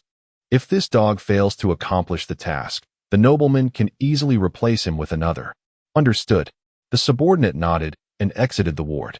Kai Baozi, with his back to the door, wore a fierce expression. He was entirely oblivious to the fact that the moment the subordinate stepped out, he suddenly vanished. As if stepping into another realm. Whoosh! The ward door swung open, and a gust of wind swept in. Kai Baozi turned around, but saw nothing. In the next instant, he vanished from the spot, as though he had never existed. Excellent. The Public Security Bureau indeed suspects a connection between Kai Zhiyuan's death and Kai Baozi. With Kai Baozi missing, everyone will assume he fled upon realizing the situation was dire, thus placing the entire case squarely on him. And I come along. Having mingled in the underworld for years is a tough nut to crack, but Ye Bai believes that after interrogation by the Public Security Bureau, he will certainly recall how Kai Baozi instructed him to murder Kai Zhiyuan. The so-called nobleman in the provincial city has indeed set his sights on me. Very well. Once we pry your identity from Kai Baozi, you can join him in that realm. Ye Bai did not intend to eliminate him directly. Controlling such a person could yield greater value. Moreover, imprisoned in eternal time, what difference is there between them and the dead? Kai Baozi, I wonder if your resolve is strong enough. In a previous life, Ye Bai single-handedly infiltrated the Kai group to avenge Song Dongfeng, shooting Kai Baozi without hesitation, having had little direct interaction with him. However, judging by the terror in the eyes of Brother Baozi before his demise, he likely was not as tough as he appeared. At the Zhenghe Grand Hotel, Ye Bai returned to his room, deactivating his invisibility. He then removed his gloves, foot covers, and headgear, storing them away. It was already past 10 o'clock. In just over 2 hours, Ye Bai had resolved a significant threat. Although he was temporarily safe now, as long as that nobleman in the provincial city remained, dangers would continue to proliferate. Previously, Ye Bai often worried that the nobleman would target those close to him. But with his foresight ability, he could now rest easy. Knock knock. A gentle knocking sound echoed. Ye Bai opened the door to find Gong Lifeng squeezing in, her demeanor laden with urgency. Cindy has finally fallen asleep. Gong Lifeng tilted her head, her gaze intense, her breath quickening. Auntie, you are burning up. Why are you wearing Cindy's clothes? Ye Bai teased. Gong Lifeng wore a small tank top on her upper body and a thin, snug skirt below. Her cheeks flushed a rosy hue. Xiao Bai, let us agree that this is the only time, and then we return to our normal relationship, keeping our distance and never contacting each other privately again. Ye Bai nodded. I understand. I feel the same way. Auntie, you have been betrayed by Uncle Chun, causing you immense pain. I had no choice but to comfort you in this manner. Gong Lifeng shot him a meaningful glance. This mischievous boy. Does he not realize how I truly feel? She nodded earnestly. Yes, that is right. At the same time, I am just afraid that Cindy may not find happiness in the future, so I am helping her in advance. Chapter 160. Ultimate Transformation. Ye Bai arrived at the terrace and lit a cigarette. Gong Lifeng, clad in Chun Cindy's petite attire, approached the refrigerator, bending over to retrieve a bottle of mineral water, her curvaceous figure accentuated by the position. She drank voraciously, feeling as though she were traversing a scorching desert. Her throat parched. Although Gong Lifeng was a woman of 40, her physique was remarkably alluring, rivaling that of youthful maidens, particularly her enticing posterior. Ye Bai extinguished his cigarette and strode over confidently. In the daylight, the opulent Gong Lifeng appeared regal, yet now, In Ye Bai's embrace, she resembled a delicate wife. As Eileen Chong once articulated, to conquer a woman is not merely through a barrage of words, but rather through a profound connection of the soul, an unspoken understanding that transcends 1,000 words. Gong Lifeng had unequivocally succumbed to Ye Bai's charm. Her eyes sparkled with his visage. "Xiao Bai, I feel as if I have wasted my life until now. With you, I finally feel like a woman, a true woman," Gong Lifeng cooed playfully. "Starting tomorrow, shall we return to our normal relationship, keeping our distance and never contacting each other again?" Upon hearing this, Gong Lifeng hesitated. Truthfully, she was reluctant to part ways. Having never experienced such intimacy before, she now understood its essence, making it impossible to forget. Yet, Ye Bai was, after all, Cindy's boyfriend. She had already acted in a manner unbecoming. Was she to continue in this vein? It would be unfair to Cindy. After a moment of internal conflict, she finally spoke. "For these 3 days in the provincial capital, let me be yours. Upon our return to Taojiang City, we shall bury this secret deep within our hearts." She vowed that after 3 days, she would maintain a safe distance from Ye Bai. "Very well, but this is your promise. Do not go back on your word." Ye Bai replied with a smile, well acquainted with such promises. Individuals trying to quit smoking often think similarly, vowing that the next cigarette will be their last, only to find themselves lighting another. Gong Lifeng was no different in this regard. Fortunately, Ye Bai had no intention of severing ties with her upon their return. Naturally, he relished the idea of maintaining a special relationship with such an exquisite woman. More importantly, Chen Sini bore a striking resemblance to her. The thought of having both simultaneously stirred excitement within him. Suddenly, a knock echoed through the room. Both individuals froze in place. Ye Bai activated his supervision and saw Chen Sini standing outside the door, her expression serious as she knocked. Ye Bai's heart raced with anxiety. Could it be that Chen Sini had discovered Gong Lifeng's clandestine visit? Noticing Ye Bai's tension, Gong Lifeng retrieved her phone, showing him a text she had sent to Chen Sini before arriving. "Aunt Wang knows I'm back in the provincial capital. She invited me to karaoke. Mother returns tomorrow morning." Ye Bai quietly inquired, "Does Sini think you're not at the hotel?" Gong Lifeng nodded, apprehensive of Sini uncovering any discrepancies. However, she felt an irresistible urge to come over that night, thus orchestrating an elaborate ruse, texting Chen Sini and instructing Aunt Wang not to reveal anything. Aunt Wang, often indulging in the company of young male university students at nightclubs, had simply replied to Gong Lifeng's message, "I promise to complete the task." "Ye Bai, are you asleep?" Even though she presumed Gong Lifeng was not in the hotel, Chen Sini continued to knock softly, her voice barely audible. An idea struck Ye Bai. A perfect plan began to take shape. As Chen Sini persisted in her knocking, Ye Bai anticipated she would eventually leave upon finding no one answered. Yet she remained resolute, even calling him. Ye Bai noted her alarmed demeanor, frequently glancing over her shoulder. Was there danger? Had someone infiltrated the area? Utilizing his enhanced vision, he scanned for threats, but found none. However, he did notice some peculiar behavior. Downstairs, a group of portly men with bushy beards lingered. In certain circles, such individuals could be considered exquisite beauties. Ye Bai quickly averted his gaze, pondering the origins of the locals in Taojiang City, wondering if they were all transplants from the city of decay. Suddenly, Gong Lifeng's arm grew tired, and she inadvertently bumped her head against the door, causing all 3 individuals, inside and outside, to freeze in place. Chapter 161. Inside and outside. Chen Sini stood in a daze for a moment, her voice trembling with excitement as she called out, "Ye Bai, are you awake?" Ye Bai, unable to feign sleep any longer, inquired from behind the door, "Sini, what happened?"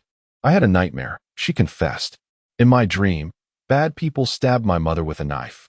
They killed her, and then they wanted to stab me too." Chen Sini's expression revealed her lingering fear. Ye Bai, to be honest, would have thought she was joking if not for the sincerity evident in her eyes. She continued, "When I woke up, my mother was gone. She left me a message saying she went to sing karaoke with Aunt Wang, but I can't reach her on the phone. Ye Bai, I know it was just a dream, but I'm still terrified. Can you stay with me for a while?" Under normal circumstances, Ye Bai would have eagerly accepted such a request. However, the situation with Aunt Gong was still unresolved, and he couldn't bear to abandon it. Yet, seeing the fear in Chen Sini and Appo's innocent face, he felt a pang of sympathy and decided to emerge, gently patting Gong Li Fong while signaling her to hide on the balcony. "Wait a moment. Let me get dressed before I open the door," he said, returning to his bedside to put on his clothes. After ensuring Gong Li Fong had concealed herself behind the curtains, he opened the door. However, the signs of their earlier activities were too evident for Ye Bai to allow Chen Sini inside. "How about we go to your room instead?" he suggested. Chen Sini shook her head, her delicate face flushed with embarrassment. "No, she'll be back in the morning, and it wouldn't be good if she found out." Coincidentally, Gong Li Fong shared the same concern. Ye Bai, with a mischievous grin, teased, "Girlfriend, I finally have the chance. Let me hold you." Don and Appo's, "You and Appo's, so naughty. You always mess around when you hug me." Chen Sini and Appo's eyes sparkled with bashfulness, yet she allowed Ye Bai to embrace her without putting up any resistance. Much like a docile rabbit. As Ye Bai contemplated the fact that Gong Li Fong was secretly watching from behind the curtains, a wicked thought crossed his mind. He sat on the edge of the bed with Chen Sini in his arms, facing the balcony, and leaned down to kiss her. After a lengthy moment, Chen Sini melted into his embrace, utterly devoid of strength. "Little Sini, you said last time that you would give yourself to me. Was that sincere?" Her response was a soft, almost inaudible affirmation. "Then give it to me now," Ye Bai urged. Chen Sini quickly blocked him, her expression turning serious. "No. We agreed to wait until we go to your hometown." Ye Bai was at a loss for words. "You previously mentioned that your family wouldn't allow you to date before graduation and that we could talk after. It's only been a short while, and you've already become my girlfriend." Ye Bai understood all too well that a woman's so-called boundaries could easily be pushed back. "All right. I respect your decision and will never force you. But before that, could you grant your boyfriend a little favor?" Chen Sini ceased her resistance, her cheeks aglow. Though the curtains on the balcony were tightly drawn, Ye Bai, with his perceptive gaze, noticed Gong Li Fong peeking from behind. The room was well lit while the balcony remained shrouded in darkness, perfectly concealing her presence. At that moment, Ye Bai discovered something rather amusing. Gong Li Fong appeared neither angry nor hurt by his actions toward Chen Sini. Rather, she seemed intrigued. "Wow, Aunt Gong, I didn't expect you to be so bold." "Huh?" Chen Sini turned, puzzled. "Is it raining? Didn't the weather forecast say it would be sunny for the next few days?" "Ah, the weather can be unpredictable," Ye Bai chuckled. "Is it a downpour?" "It sounds intermittent," Chen Sini noted. "It feels like the window is open and the rain is coming inside." "Shall we check?" Ye Bai suggested. "Sure." He lifted Chen Sini and headed towards the balcony. Suddenly, a torrential downpour began, but it was merely a passing shower that ceased shortly thereafter. Ye Bai approached the curtains, one hand holding Chen Sini and the other dramatically pulling them open. Gong Li Fong's face turned pale with fear. She had thought Ye Bai was merely joking, not realizing he would actually do it. What was he trying to accomplish? Did he not fear that Sini would discover her? Is the rain over? Has it come inside? Chen Sini began to turn, causing Gong Li Fong to tense up entirely, her mind racing with thoughts of her potential humiliation. "Sini, I'm sorry. I didn't mean to.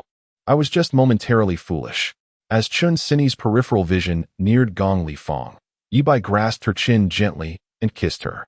"The window is securely shut. You must have misheard," he said, pulling the curtains closed.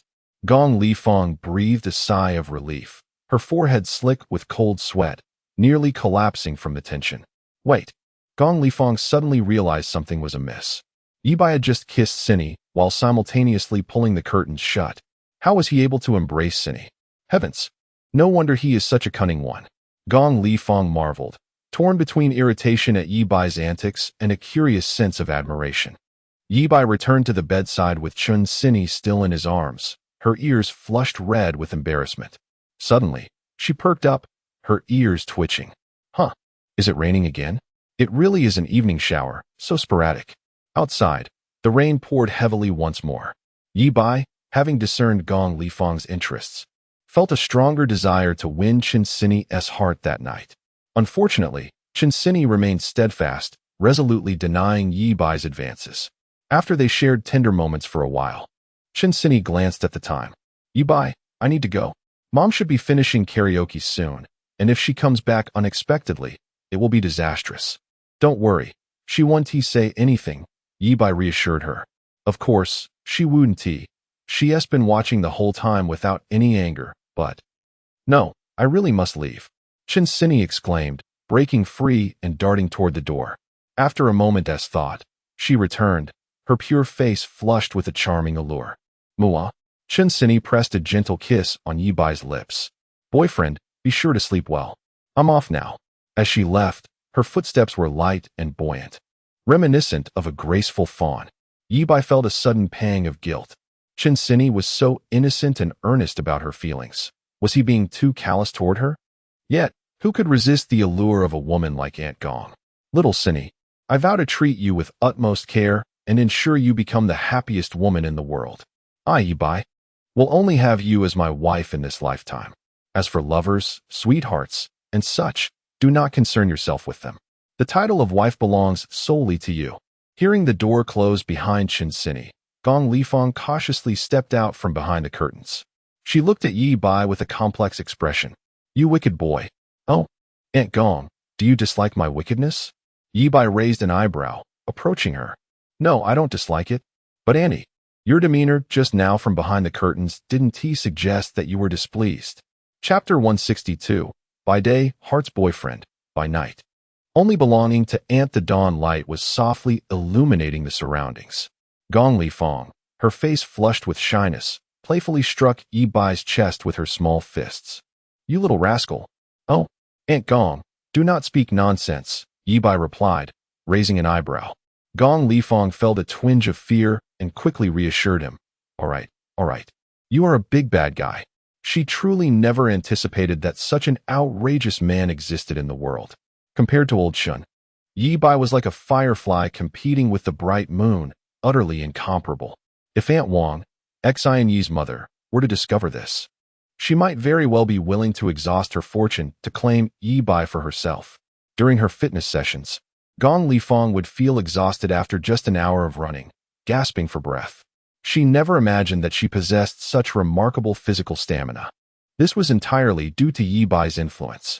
Not only could he keep his woman eternally youthful, but he also had healing capabilities, allowing her to return to her prime regardless of the circumstances.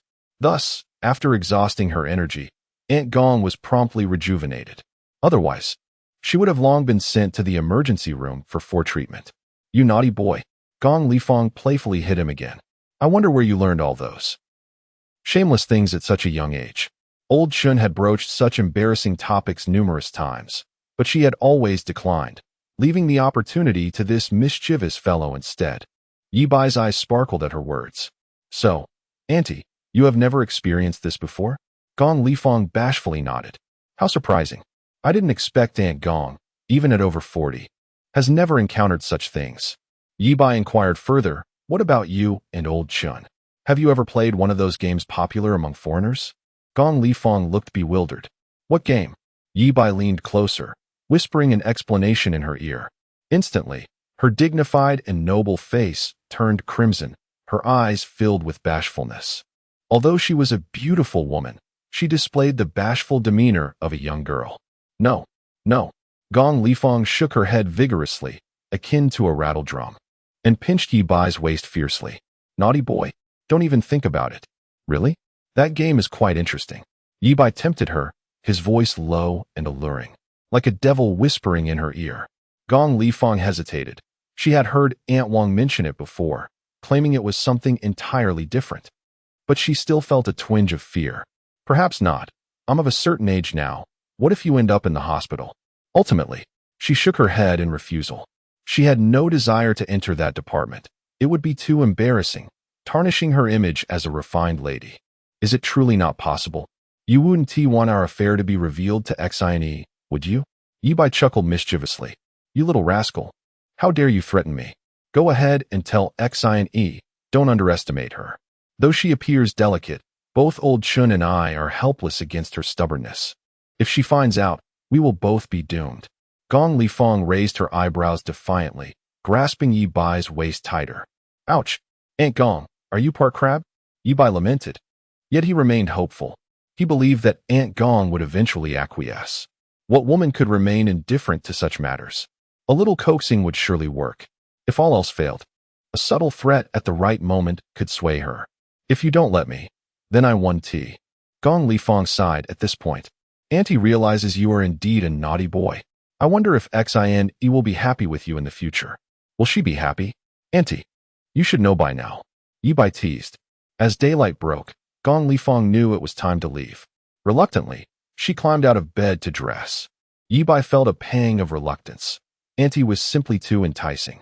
He couldn't get enough, never feeling satisfied. He stepped forward and embraced Gong Lifong. Naughty boy. Gong Lifong tilted her head back, her crimson lips blooming like a rose, her alluring gaze full of charm. But it was truly time to depart, otherwise it would be inconvenient to leave when Xin awoke. With great reluctance, Gong Lifong bid Ye Bai farewell, her eyes glistening with unshed tears. Little Bai, we agreed that once we return to Taoyang City, we shall restore our normal relationship and maintain our distance. For the next 2 days, you will be Xin Yi's boyfriend during the day, but at night, you shall belong solely to Auntie. I will come to find you at night. Ye Bai readily agreed. He was more than willing. Though he had spent the night awake, he remained invigorated. He drew back the curtains of the balcony and opened the window. The gentle summer breeze flowed in, yet the lingering fragrance in the room remained undisturbed. How delightful! It was simply exquisite. Chapter 163. Aunt Gong has become a decade younger, exuding unmatched elegance. Ye Bai suddenly recalled that the 2 criminals captured in his spatial pocket at the provincial hospital last night had yet to be interrogated. Should he seize the opportunity to question Kai Baozi? Ye Bai furrowed his brow in contemplation, but ultimately relinquished the idea, leaving behind Kai Baozi's DNA in the room. Such as bloodstains could potentially lead to complications. After all, the room was registered under his own identification. A missing person leaving blood behind here would be quite revealing. Even if plastic sheeting were laid down during interrogation, it wouldn't be entirely foolproof. Returning to Taojiang City to conduct the interrogation at their secret base seemed prudent. But no, that location was also compromised, as many were aware it served as their stronghold. With his thoughts, Ye Bai observed the still Kai Baozi and his companion in the spatial pocket and was suddenly struck by an idea. If his consciousness could enter the space, could his physical form do so as well? With this thought taking shape, Ye Bai's figure abruptly vanished from the room, as if traversing into another realm. In the spatial pocket, Ye Bai's silhouette materialized unexpectedly. Could it truly be possible? Filled with elation, he passed by the motionless bullhead and approached Kai Baozi and his companion, reaching the edge of the space. Before him lay a vast expanse of white mist, but an air wall appeared ahead. What mysteries lay hidden within the fog? Was this a new world birthed by the spatial pocket? Or had he conjured a territory of his own in an alternate realm through his extraordinary abilities? Ye Bai realized that all his powers, aside from his evolving body, had manifested changes solely within the confines of this spatial pocket. He pondered the implications of its continuous expansion and what it might eventually yield. Standing on the ground of the spatial pocket, Ye Bai closed his eyes and meditated. A profound realization blossomed within him. Here, he was akin to a deity. He could manipulate everything within this realm.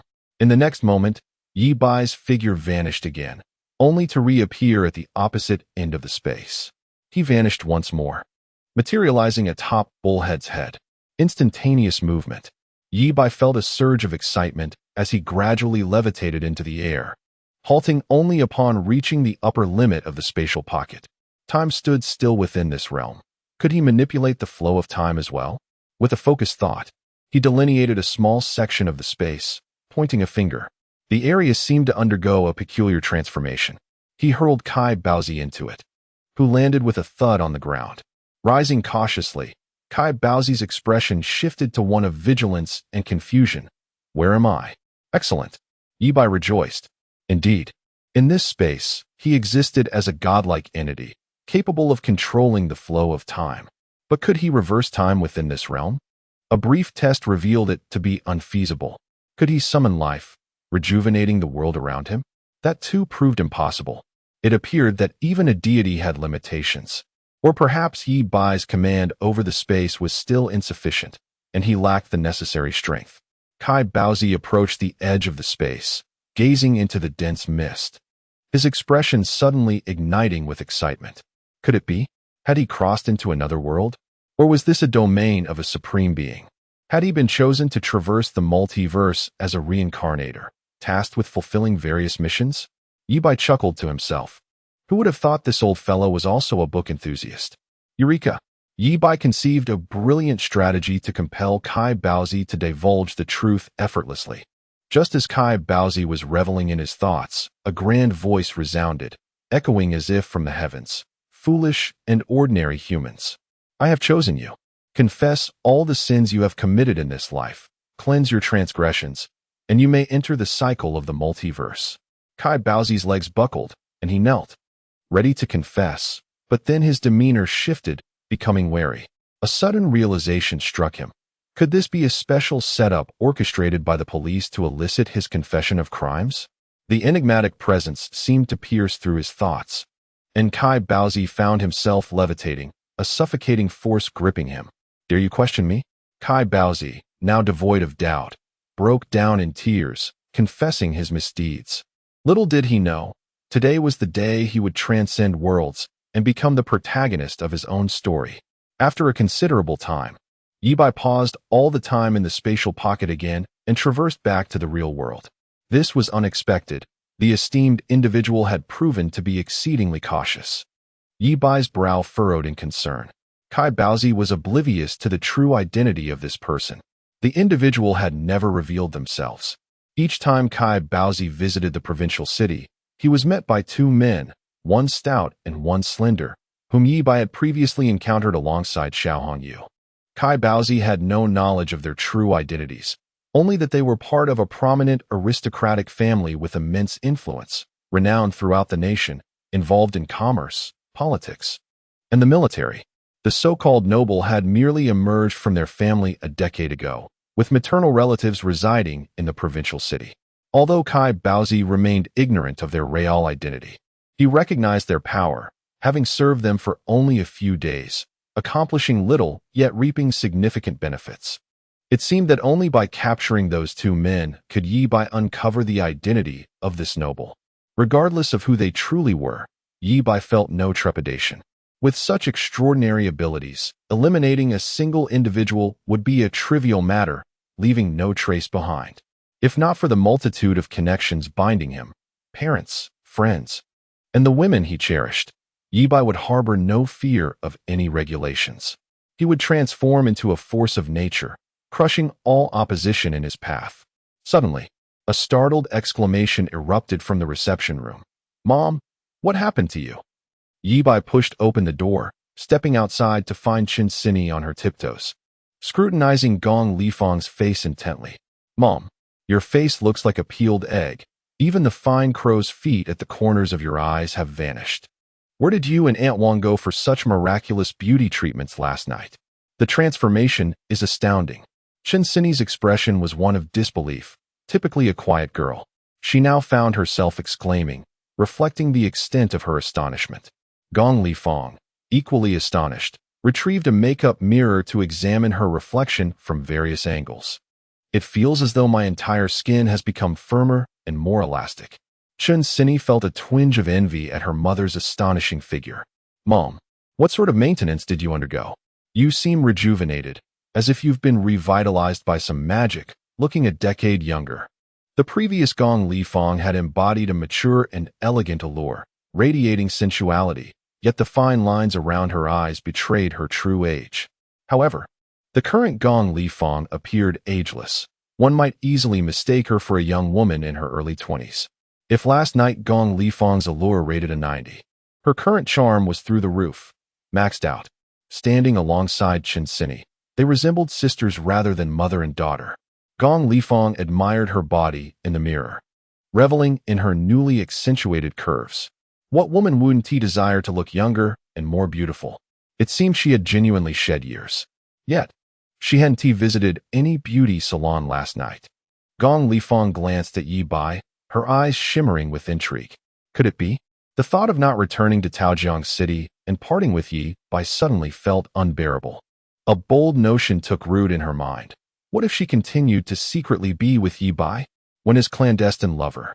If one day she were to be discovered by the one she cherishes, he would plead, beseech her to allow him to be with her, to be the woman of the innocent one. Chapter 164. The Black Market Boss. The mad beauty Gong Lifang felt a flutter in her heart. She had no qualms about sharing her life with Ye Bai and Xiane. Overwhelmed by emotion, she envisioned a scene of their happy family together. A blush crept across her noble and radiant face. Simultaneously, Gong Lifang recalled a rumor circulating online regarding beauty remedies. As she approached middle age, she increasingly felt the effects of time. Although her figure remained intact, the delicate crow's feet at the corners of her eyes were impossible to erase. In desperation, she sought out Aunt Wang to verify the truth behind the folk remedy. Aunt Wang, a seasoned veteran, had tried every mask from every country. Thus, her opinion on the efficacy of such remedies was authoritative. Gong Lifang vividly remembered her words. Nonsense. If it truly worked, I would have regained my youth long ago, rather than resorting to beauty injections every month. Since then, Gong Lifang had dismissed such unfounded rumors with disdain. Yet today, she found herself truly rejuvenated. That rascal Ye Bai was nothing short of a living embodiment of youthful vitality. Being his woman alongside Xian not only promised eternal happiness, but also the allure of everlasting youth. However, gazing upon Chun Xian Yi's innocent and unblemished visage, Gong Lifang felt a pang of internal conflict. Xian Yi was an unwavering romantic, and with her personality, how could she ever accept such a situation? If she were to discover the secret between herself and Xiao Bai, it would surely lead to chaos. Never mind.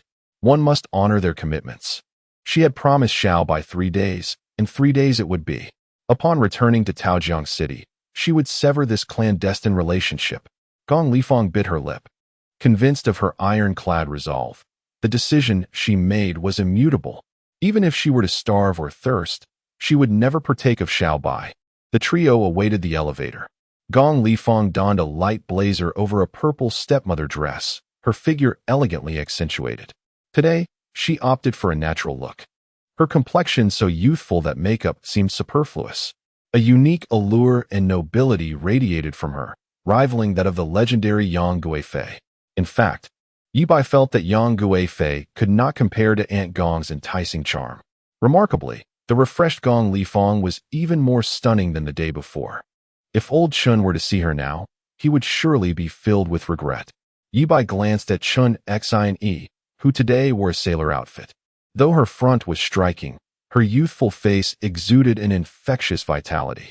Little darling, come here for a kiss. What are you saying, you shameless rascal? Chun Xian retorted playfully. Aunt Gong instantly turned to face the elevator, feigning ignorance. Yet in the next moment, Gong Lifang froze. That impudent fellow was becoming increasingly bold, even daring to kiss Xian. A cleaning lady turned the corner and was momentarily stunned, her mind in disarray. Goodness, are the youth today this daring? And they are even more beautiful than stars. As the trio entered the elevator, Gong Lifang dared not stand too close to Ye Bai, positioning herself by the elevator door. Chun Xian glanced at her mother's back, momentarily taken aback. Mom, you seem to be quite sensitive to the heat lately? Gong Lifang, too flustered to respond, had already prepared by removing her light blazer and tying it around her waist. She had come to the provincial city with a suitcase filled solely with practical items, having not packed any changes of clothes. Upon returning to her room that morning, she promptly called a luxury boutique to send garments to the hotel. In her youth, Gong Lifang had been the daughter of a prominent family in the provincial city. Although she no longer resided there, her annual spending in luxury stores exceeded $1 million. Thus, those boutiques treated her as royalty, sending a selection of clothing to her at a moment's notice. Gong Lifang discreetly shot Ye Bai a glare. Concealing the back of her fitted skirt, Ye Bai pretended not to notice. Xian, I cannot accompany you to today's finals. The company has some business in the provincial city that requires my attention. Ye Bai planned to visit the black market later to launder all of Xiao Hongyu's gold. He was no longer concerned about the noble figures in the provincial city sending others to harm his precious Bao and Bai Mei. After all, with his foresight abilities, he could anticipate any threats. The black market in the provincial city was not centralized. It was dispersed across various locations. Being a gray industry, clustering together would make them easy targets for raids. There were only 3 factions capable of consuming over $1 billion in gold at once. And Ye Bai's goal today was the one with the best reputation. Although the faction's leader was a mad beauty, she was also the most reputable, and he had never heard of her engaging in any underhanded dealings in his past life. Chapter 165. The enigmatic Qin Wenru with a soft creak. The taxi came to a halt by the roadside.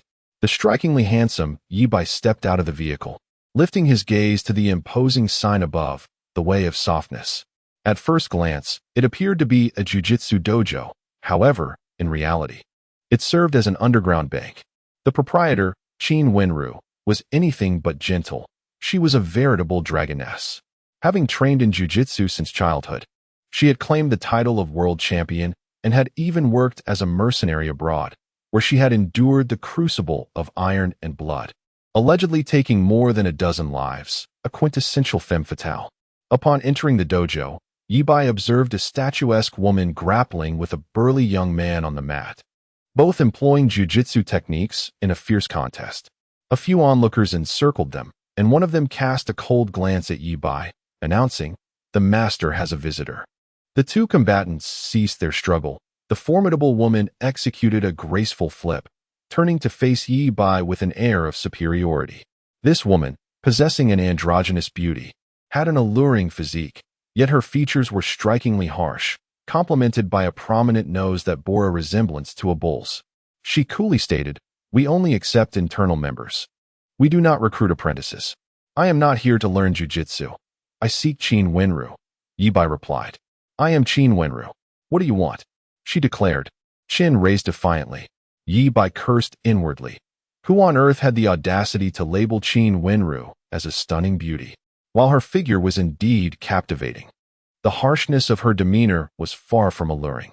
In his previous life, after making a name for himself, Ye Bai had learned that Qin Wenru had retired from the underworld, unable to bear the complacency of domestic life, and had returned abroad to work as a mercenary once more. Thus, he had yet to encounter the infamous woman, only hearing tales of her exploits. Yet, there was a contradiction. It was said that Qin Wenru never sparred with men. While she was not averse to them, she harbored a disdain for the male gender. The 2 grappling on the mat had just engaged in a tussle, a clear sign that this woman could not possibly be Qin Wenru. Ye Bai shook his head slowly. "You are not Qin Wenru. And how can you claim that?" she retorted, her eyes wide with incredulity. "Qin Wenru does not appear as unattractive as you." This thought remained unspoken, for Ye Bai continued, "I was introduced by Master Chong." "Which Master Chong?" "Master Chong Yuan." "What proof do you possess?" The woman pressed further, revealing her deep-seated aversion to handsome men. The more attractive they were, the more she loathed them. Upon seeing Ye Bai, her distaste nearly reached its peak, making it clear that even if he presented evidence, she would remain obstinate. Descending from the mat, she twisted her neck and coldly huffed. "If you wish to see Sister Ro, you must defeat me first. Only then will you gain access. Otherwise, anyone could waltz in to see her, and she would be overwhelmed with visitors." No sooner had she spoken than her eyes bulged, and she was flung back onto the mat as if struck by a speeding train. "As you wish," Ye Bai said calmly, having merely intended to sell a shipment of gold. The onlookers gasped in astonishment. Hong Jia, a formidable presence in the dojo, was known for her ability to take on multiple opponents with ease. Yet now she had been effortlessly dispatched by this young man. Who was he? A dozen individuals emerged from the shadows, eyeing Ye Bai warily, while a sound of bullets being chambered echoed ominously. Ye Bai opened a portal, shielding himself. Hong Jia scrambled to her feet, her anger igniting her gaze, ready to continue the fight. "Enough, Xiaohong. He has shown restraint. Let him approach," a voice interjected. "You must curb your tendency to challenge handsome men." Ye Bai looked up to see a voluptuous woman languidly leaning against the railing. She donned a black leather jacket over a crisp white shirt, accentuating her curves. Her tight jeans elongated her legs and accentuated her heart-shaped rear. Not only was her figure enticing, but her features were exquisitely beautiful, bearing the distinct marks of mixed heritage. She bore a striking resemblance to a peak-era Sophie Marceau, with a hint of Black Widow's allure, yet her physique surpassed that of the latter, a stunning amalgamation of both. Ye Bai felt as though he were witnessing a scene from a Hollywood film, as she resembled a cinematic Catwoman making her entrance. Upon catching Ye Bai's gaze, she turned her head and smiled softly. Instantly, Ye Bai felt a pang of regret. This was a breathtaking beauty, yet marred by a grotesque scar that stretched from her chin to her neck. He had heard that it was a penetrating wound sustained during an ambush by Navy SEALs abroad. In the realm of online novels, such a character would undoubtedly be a returning heroine, amassing wealth and commanding a harem of admirers, models, CEOs, doctors, teachers. Anyone handsome would surely fall under her spell. Perhaps even father and son duos or twin brothers. Yet, such a stunning woman bore the blight of a vicious scar, as if a perfect pearl had been cracked. Ye Bai, led upstairs by the furious Xiao Hong, stepped into Qin Wenru's office under her predatory gaze. "What brings you here?" Qin Wenru inquired, seated elegantly on the couch, her chin raised, unashamed of the scar adorning her neck. Ye Bai placed a box on the table and opened it. "I have a shipment of gold I wish to sell to Miss Qin." Qin Wenru's eyes sparkled with interest as she pulled the box closer and hefted a gold ingot. 1,500,000. "Agree, and I can pay you immediately." Ye Bai's brow twitched. This box contained 20 gold bars, each weighing a kilogram. At current market prices, the box was worth over 5 million. Her offer was not merely a cut, but a slashing to the bone. "Miss Qin, could you offer a more sincere price?" Qin Wenru replied with a smile. "Is this price not sincere enough? The market price of gold does not dictate the transaction price. With such a quantity, laundering it will incur significant costs. Offering you 2 million is already quite generous." Ye Bai countered, "If I possess 500 bars of gold, could you extend a discount?" Qin Wenru shook her head slowly. Regardless of the quantity, the price remains unchanged. The gold stored in Xiao Hong's treasury was valued at approximately 120 million. Ye Bai had hoped to net at least 60 million after laundering, but according to Qin Wenru's assessment, he would only receive 36 million. Who claimed this madwoman had a conscience? Did anyone engaged in underground banking truly possess integrity? Ye Bai contemplated, gazing at the scar on Qin Wenru's chin, and said slowly, "Miss Qin, I hail from a lineage of traditional Chinese medicine." And then, Qin Wenru replied, her demeanor nonchalant, "My ancestors passed down a miraculous formula capable of healing any scar. If I can mend the one on your face." Qin Wenru's expression shifted as she raised her gaze, her eyes gleaming with intensity. Chapter 166. Burying the fraudster in the back garden. Qin Wenru's eyes were clear and profound. Reminiscent of Sophie Marceau, gazing intently at Ye Bai, her eyes glistening with moisture, as if enticing him. A flicker of hope ignited within her, only to be swiftly overshadowed by skepticism. "Are you jesting? This scar that runs through my chin, even the most esteemed legendary surgeon in America cannot fully mend it." Ye Bai scoffed. Traditional Chinese medicine is vast and profound, with a heritage spanning 5,000 years. How long has Western medicine been developing? Is there any basis for comparison? He continued, "If you doubt me, allow me to bring some medicinal solution tomorrow for you to try." Initially, Ye Bai believed that Qin Wenru operated the most reputable underground bank in the province. However, his experiences here starkly contradicted those expectations. While laundering money in Taoyang City allowed for at least half to remain, here, he ended up with less than a third. Just as he was contemplating departure, he caught sight of the scar on Qin Wenru's jaw, and an idea suddenly struck him. Everyone possesses a desire for beauty, and women, in particular, are often more sensitive to it. Although Qin Wenru appeared to nonchalantly expose her scar, could she truly be indifferent? Those who genuinely do not care would never deliberately showcase their flaws to others. It seemed she wished to convey, "Look here, I bear this ghastly scar, yet I remain unperturbed." The more she insisted on her indifference, the more it indicated her internal concern. From her reaction, it was apparent that her feelings ran deep. Ye Bai pondered the possibility of enticing her with a beauty-enhancing serum. by diluting the serum and applying it to her scar. He could ignite a flicker of hope for healing, without offering an immediate cure. While feigning the role of a master in his personal space, Ye Bai unveiled all of Kai Baozi's hidden treasures. Kai Baozi, a cunning individual, had left himself ample escape routes, hoarding a wealth of gold and antiques that would require laundering once acquired. Thus, controlling Qin Wenru and establishing a long-term partnership with her would be ideal. Listening to Ye Bai's words, Qin Wenru remained skeptical, yet the scar was indeed a thorn in her heart. She was unwilling to forego any glimmer of hope, no matter how faint. If the solution you speak of truly holds merit, I shall procure your items at market price. Laundering any assets through an underground bank necessitated a price, and she was prepared to subsidize the cost, provided Ye Bai could genuinely restore her visage. Very well. We shall reconvene tomorrow. Ye Bai nodded and took his leave. Striking her was out of the question. He would have to wait until nightfall, when Aunt Gong would relinquish a portion to him. However, now that Aunt Gong had discovered the miraculous properties of the beauty serum, asking her to regurgitate what she had consumed would be akin to snatching food from a tiger's mouth. As Ye Bai departed, old Niu Xiaohong glared at him with a ferocity that suggested she might devour him whole. She then stormed into Qin Wenru and Appo's office, raising her voice. Sister Ro, that pretty boy is undoubtedly a fraud. If such miraculous serums existed, they would be selling like hotcakes worldwide. This pretty boy could easily ascend to the ranks of the world's wealthiest. Why would he need to launder money?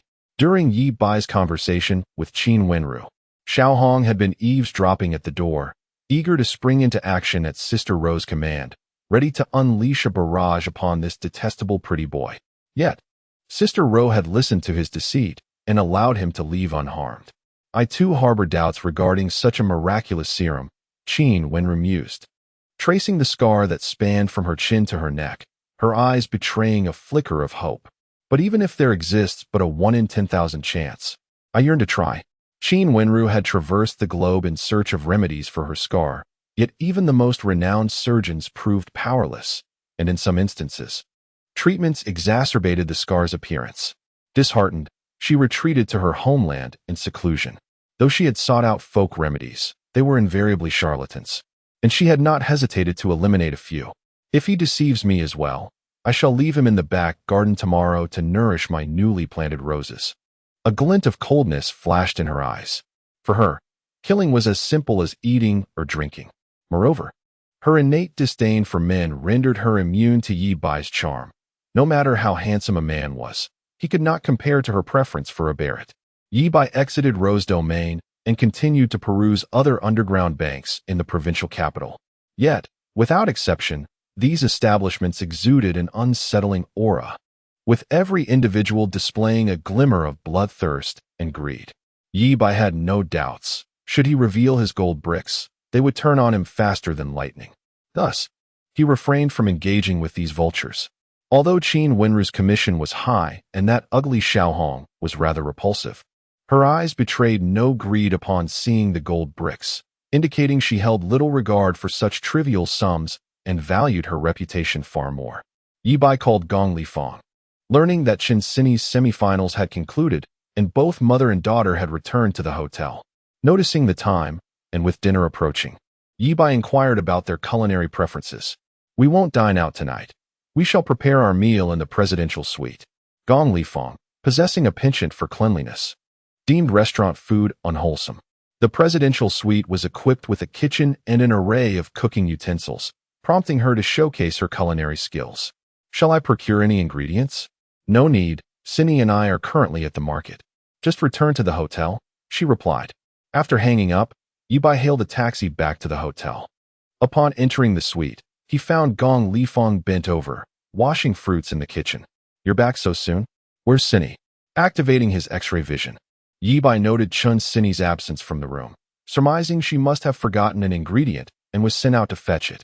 Observing Aunt Gong's voluptuous form, Ye Bai felt a stirring of excitement.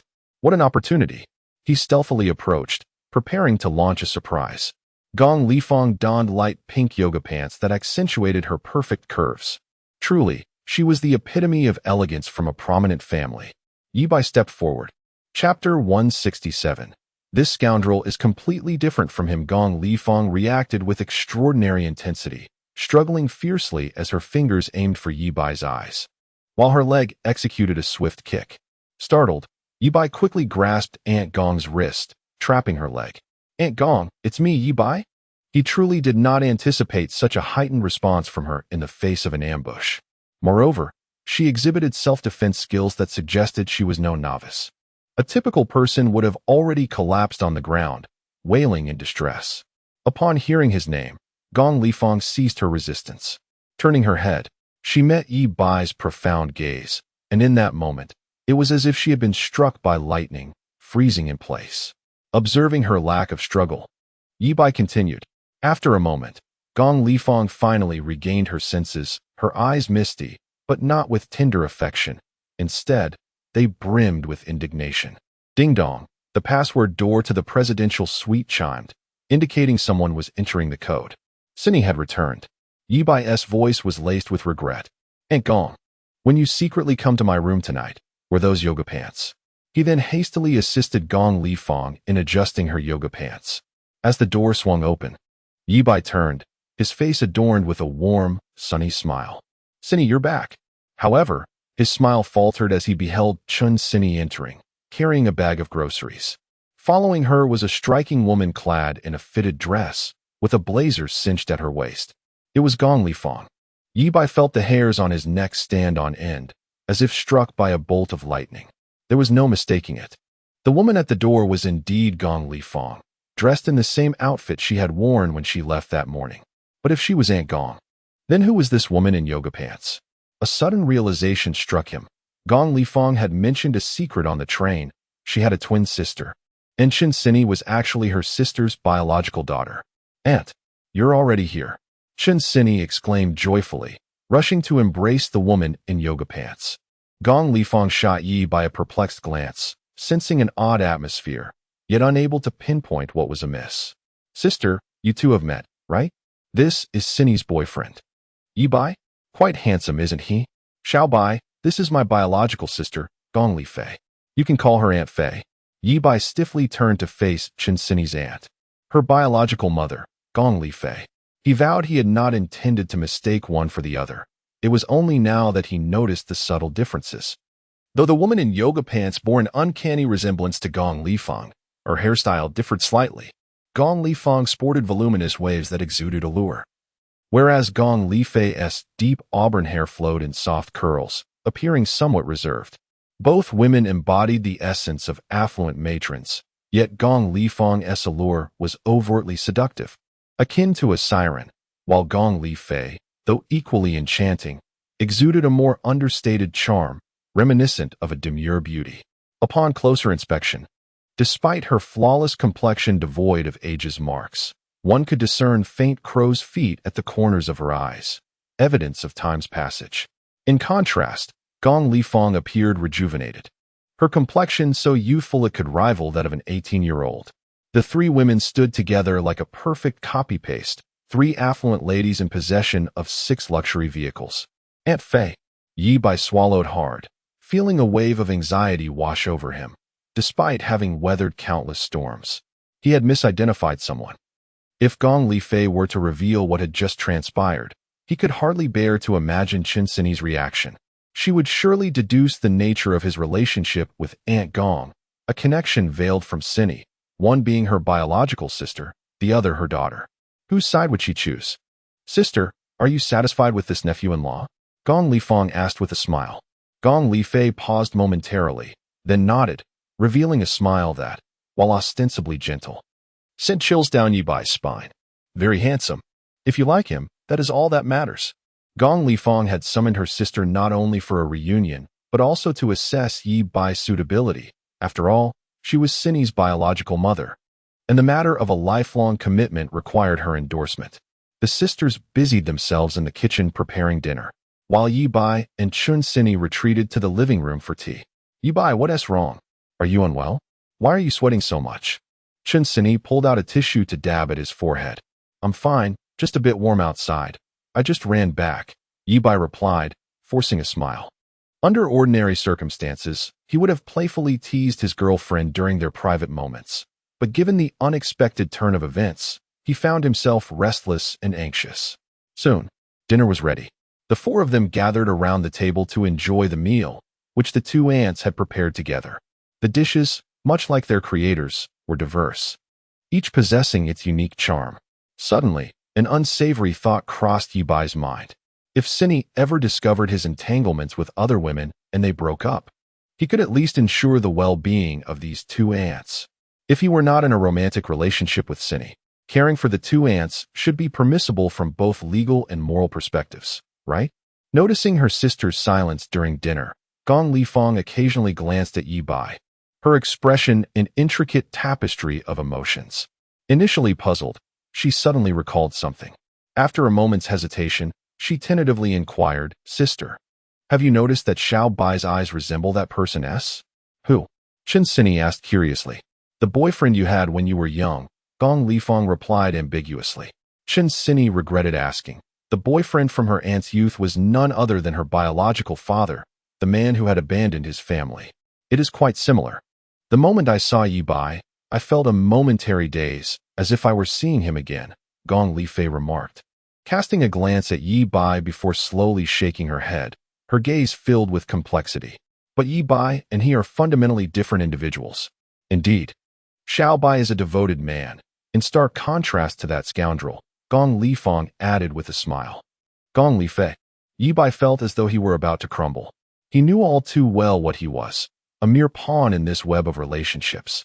What decent man would ever mistake her for Gong Lifang, let alone? No, he was not a scoundrel. Gong Lifei shook her head. "Huh?" Gong Lifang queried, puzzled. Gong Lifei's expression turned melancholic.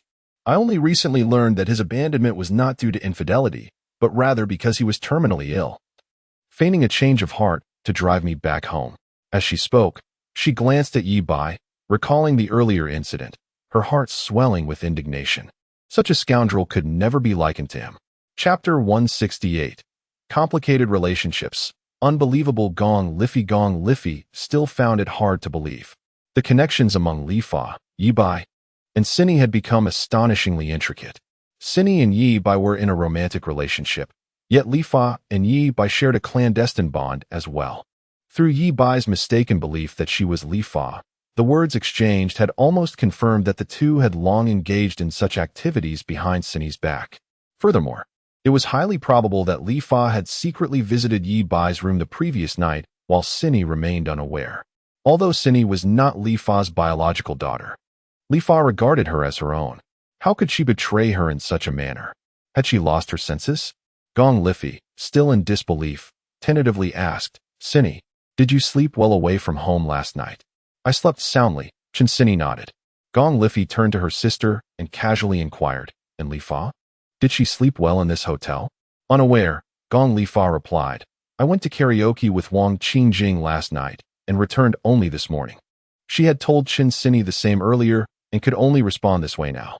However, Gong Lifa found it strange that her sister, who usually disapproved of Aunt Wang for her loose morals and would lecture her every time she learned of their gatherings, showed no reaction today upon hearing that name. Gong Lifa was puzzled but dismissed it. Meanwhile, Ye Bai was drenched in sweat. He could easily tell that Aunt Fei was verifying something. Gong Lifei appeared calm on the surface, yet her heart was in turmoil. She could not fathom why her sister would engage in such actions, choosing to betray Cinny's boyfriend instead of someone else. She felt helpless, unsure of how to proceed. Should she reveal the truth? If she did, Lifa's family would crumble, and Cinny would become enemies with Lifa. Yet, if left unchecked, she could only dread what might unfold in the future. Dinner concluded swiftly. Gong Lifei initially intended to check on her sister and Cinny before heading home, but she changed her mind and decided to stay the night. Chen Cinny was delighted, while Gong Lifa felt disconcerted. Today marked the penultimate day of her 3-day rendezvous with Ye Bai. She had resolved to spend the night with Ye Bai, but with her sister staying over, she felt apprehensive. The three of them returned to the presidential suite. "Cinny, why don't you go take a shower first?" Gong Lifei instructed. Once Cinny entered the bathroom, she turned to her sister and asked, "Lifa, how is your relationship with Zheng Bin lately?" She had expected her sister to respond that their relationship was as strong as ever, full of marital bliss, allowing her to impart some sage advice about resisting outside temptations. As old Shun was a good-hearted man deserving of a happy life. To her surprise, without hesitation, Gong Li Fa declared the classic lines of the old sorceress. We have long lost our feelings for each other. We sleep in separate rooms now. We haven't divorced yet, only because of the child. Gong Lifi's prepared words of counsel caught in her throat. It turned out that Li Fa's relationship with Jingbin had already shattered. Yet, even so, how could she engage in infidelity? If the marriage was unsustainable, she could choose divorce. Was it reasonable to conduct herself this way behind Jingbin's back? Wouldn't a man like Zhang Bin be devastated if he learned of such betrayal? Gong Li Fa continued, Sister, let me tell you, old Shun is not a good man. He has been seeing his first love behind my back. Gong Lifi was taken aback. The robust and expressive Chen Zhengbin was capable of such treachery. It was no wonder Li Fa would stray and sleep with a male university student. Wait a moment. If their relationship had soured, it was one matter to betray Zhengbin. But how could she also betray Cinny? Li Fa, do you have feelings for Ye Bai? I do, Gong Li Fa answered without hesitation. Do you think he is a reliable person? Is he a playboy? Xiao Bai is a dependable man. He will bring happiness to Cinny. Gong Li Fa chose to evade the latter question. Gong Lifi gazed deeply at her, remaining silent. When Chin Cinny emerged from the shower, she instructed Gong Li Fa to wash up next. Then, she turned to Chin Cinny and asked, Cinny, how much do you like Ye Bai? Auntie, why do you ask? Chun Cinny queried, though her expression was earnest as she replied, I like him a lot. I want to marry him and give him everything I have. Seeing Chin Cinny's unwavering conviction, Gong Lifi felt increasingly uneasy. This naive child would inevitably crumble upon discovering the truth. Cinny, why do you like Ye Bai? Because I just do. Chin Cinny reminisced about her moments with Ye Bai, her innocent face glowing with sweetness. Let me tell you, Auntie, Ye Bai is my destined hero. Why do you say that? Because he always appears at critical moments. Chin Cinny felt that her aunt seemed somewhat disapproving of Ye Bai. Yet she resolved to share the truth. Ye Bai is not only my father's savior, but also saved me twice. Chin Cinny recounted the incidents involving Zhou Kachang's attack and the train ambush in detail. Without Ye Bai, I would have been a cold corpse long ago. And I would never have seen you again, Auntie. As she spoke highly of Ye Bai, she affectionately clung to Gong Lifi's arm, snuggling against her like a needy kitten. A man, endowed with the ability to see through walls and hear beyond normal range, observed this scene, relieved to retract his gaze and shut off his powers. He silently vowed to cherish and spoil Chun Cinny in the future. Gong Lifi was astounded. She had not anticipated that her precious Cinny had endured so much during this time.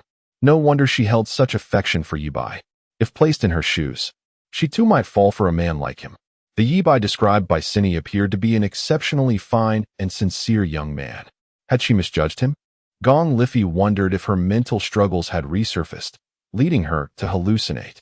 The things Ye Bai had done to her in the kitchen, could they have been mere figments of her imagination? In her youth, Gong Lifi had been abandoned by her lover, leading to mental distress that required medication for stability. Only recently had she come to learn the truth, that her partner had not betrayed her, but had succumbed to a terminal illness, compelling him to return home and die alone. It was only after this revelation that her mental state began to recover, and she had not taken medication in a while. After some contemplation, she resolved to test the reality of what had transpired in the kitchen. Gong Lifi retrieved a small amount of her medication and consumed it. Once Gong Li Fa finished her shower, she turned to her and said, Li Fa, that bodycon dress looks quite lovely. Let me try it on. Chapter 169. Aunt Fei decides to wear Aunt Fong and Appo's clothes to probe Ye Bai. Upon hearing this, Gong Li Fong did not hesitate and handed the bodycon dress to her sister. Sure, Gong Li Fong intended to find a new outfit to change into, but having just taken a shower, she had already made up her mind to continue pretending she had plans with Aunt Wong that evening and then stealthily slip into Ye Bai's room.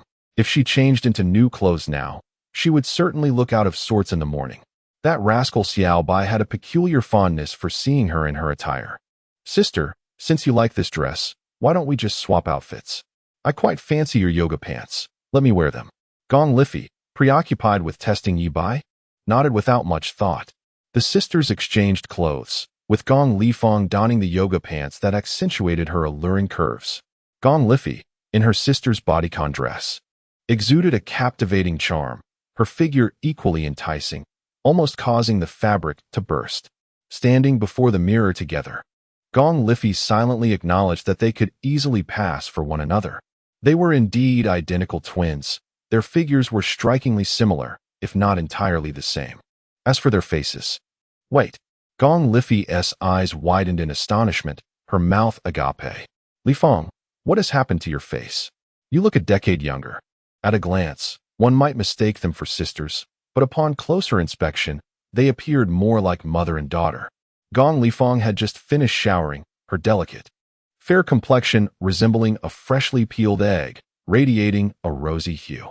Remarkably, her face was imbued with collagen, looking even more youthful than that of an 18-year-old girl.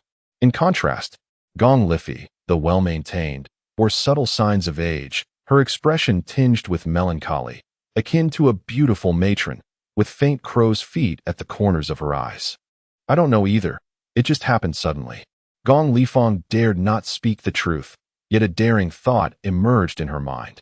What if she secretly applied some beauty serum to her sister's face that evening, allowing her to experience the joy of youthful rejuvenation? Gong Lifei sighed, feeling a twinge of jealousy towards her sister. Though she was the elder by mere minutes, the disparity in their appearances was glaring. One looked like a vibrant young maiden, while the other was beginning to show signs of aging. In just a few years, wrinkles would become unavoidable. Gathering her thoughts, Gong Lifei retreated to the bathroom to discreetly touch up her makeup, concealing the fine lines at the corners of her eyes to prevent Ye Bai from noticing anything amiss. Lifeng, Cinny, I have some matters to discuss with Ye Bai. I need to visit his room. Both mother and daughter nodded in agreement, finding no issue with the situation. After all, Gong Lifei was indeed Cinny's biological mother. It was entirely reasonable for her to want to discuss matters with Ye Bai, ensuring he would take good care of Cinny in the future. With a complicated heart, Gong Lifei knocked on Ye Bai's door. Assuming it was Gong Lifei's turn to shower, Ye Bai, out of respect, had turned off his abilities, thus unaware that the sisters had swapped outfits. However, upon seeing Gong Lifei in the bodycon dress, he hesitated, still haunted by the psychological impact of earlier events in the kitchen. As he contemplated whether he could discern who stood before him, Gong Lifei entered the room and promptly turned off the light. They've already gone to bed. You were alone with her before we returned. Did you reveal anything? Hearing this, a weight lifted off Ye Bai's shoulders, and he moved closer to embrace Gong Lifei. Andy, did you miss me? Naturally, he dared not mention the events of the afternoon. Cradling Aunt Gong in his arms stirred a tumult of emotions within him. She was irresistibly fragrant, leaving him wanting more. He effortlessly lifted Gong Lifei, and they both tumbled onto the bed. Gong Lifei was momentarily stunned, her mind blank. She had initially intended to probe and leave promptly, but she had overlooked one crucial fact. She had been alone for 20 years and was not accustomed to such advances. Stiffening, she allowed Ye Bai to act as he pleased. Moments later, Ye Bai was taken aback, his movements freezing. He questioned whether he had misjudged the situation. The woman before him was undoubtedly a wealthy matron, yet she bore a striking resemblance to Aunt Fei, whom he had seen in the kitchen earlier that afternoon. Caught in uncertainty, he could not ascertain her identity. As Ye Bai halted his actions, Gong Lifei regained her composure, hastily dressing herself in her clothes, struggling to fit back into the bodycon dress. Upon getting off the bed, she stumbled slightly, nearly losing her balance. You little rascal. You truly betrayed Cinny and engaged in such disgraceful acts behind her back. Gong Lifei slapped Ye Bai across the face. Why did you do this? Why her? Gong Lifei's face was flushed with shame and anger, tears brimming in her eyes. Aunt Fei, Ye Bai found himself at a loss for words. How could he explain that it was Aunt Gong who had seduced him? Gong Lifei, now equally unsure of her next steps, had discovered that Ye Bai indeed shared a clandestine connection with Lifeng. But now what? Should she inform Cinny? She was clearly infatuated with Ye Bai, and revealing the truth would likely shatter her. After a long pause, Gong Lifei clenched her teeth and stated, If you sever ties with Lifeng and promise not to contact her privately in the future, I can pretend I know nothing of this. Ye Bai nodded vigorously. Rest assured, Aunt Fei, my connection with Aunt Fong was merely an accident. We've already agreed to terminate it once we return to Taoyuan City. Gong Liffey nodded. It's best that way. If I find out you disrespect Cindy in the future, I will not spare you. Aunt Fei, you need not worry. I have already made my choice. I will marry Cindy and will treat her well from now on. Ye Bai swore. Gong Liffey nodded again, her steps somewhat unsteady as she exited. She lingered in the living room for a while, even cleaning up in the shared bathroom before returning to the presidential suite. Auntie, did you have a good talk with Ye Bai? Chen Cindy inquired. Gong Liffey nodded, making an effort to hide any signs of abnormality. Cindy, you and he will sleep together tonight. Aunt Wong has gathered some old friends. I'll join them and return tomorrow morning. Gong Lifeng immediately became vigilant. You didn't sleep last night. Can your body handle it? Gong Lifeng explained. We're going to a private KTV where there are rooms to rest. We'll play for a while and then sleep. Gong Liffey remained unconvinced. Call Wang Qingjing via video. I need to speak with her. All right. Gong Lifeng, unsuspecting, dialed Aunt Wang for a video call. Hello. A beautiful matron appeared on the screen. Lifeng, why haven't you arrived yet? The sisters are all here, just waiting for you. As the matron spoke, she raised her phone to reveal a gathering of 5 or 6 affluent women behind her, all clamoring for Gong Lifeng to hurry up, expressing how much they had missed her. The background was unmistakably that of a private KTV. Gong Lifeng silently acknowledged Aunt Wang's reliability. She had indeed prepared thoroughly, adept at avoiding suspicion and maintaining her cover, though she did not recognize the other women. Their camaraderie suggested they were old friends. I'm Gong Liffey. Gong Liffey coldly relayed a few instructions before ending the call. On the other end, at the private KTV, the moment the call ended, the wealthy women erupted in excitement. Ladies, no need to hide. Come out now. The sister can't wait any longer. One by one, a series of tall, handsome male models emerged from the restroom, each displaying a physique that suggested they hailed from at least 8 different countries. The last to step out was a robust, towering man of African descent. Aunt Wang continues to perform steadily. She has yet to emerge from the shadows, with her income reduced to a mere 1/5 of its usual amount. Alas, the little ones are even reluctant to send comforting messages to the cat. Chapter 170. Gong Liffey's mental state was highly unstable. Doubts that had once plagued her began to dissipate, though she was technically the elder sister, being only a few minutes older than Gong Lifeng. Yet, at over 40 years of age, she could no longer exert the same control she had in their youth. All she could do was advise Gong Lifeng not to stay out too late, to take care of her health, and to avoid late nights. Gong Lifeng nodded eagerly, excitedly carrying her bag as she exited the presidential suite. Upon closing the door, she lingered in the living room for a moment, ensuring that Cindy and the others would not emerge before taking out her phone to send a message to Ye Bai. She then stealthily approached the lady's room. Before she could knock, the door creaked open. Gong Lifeng quickly slipped inside, leaping into Ye Bai's embrace and wrapping her arms around his neck.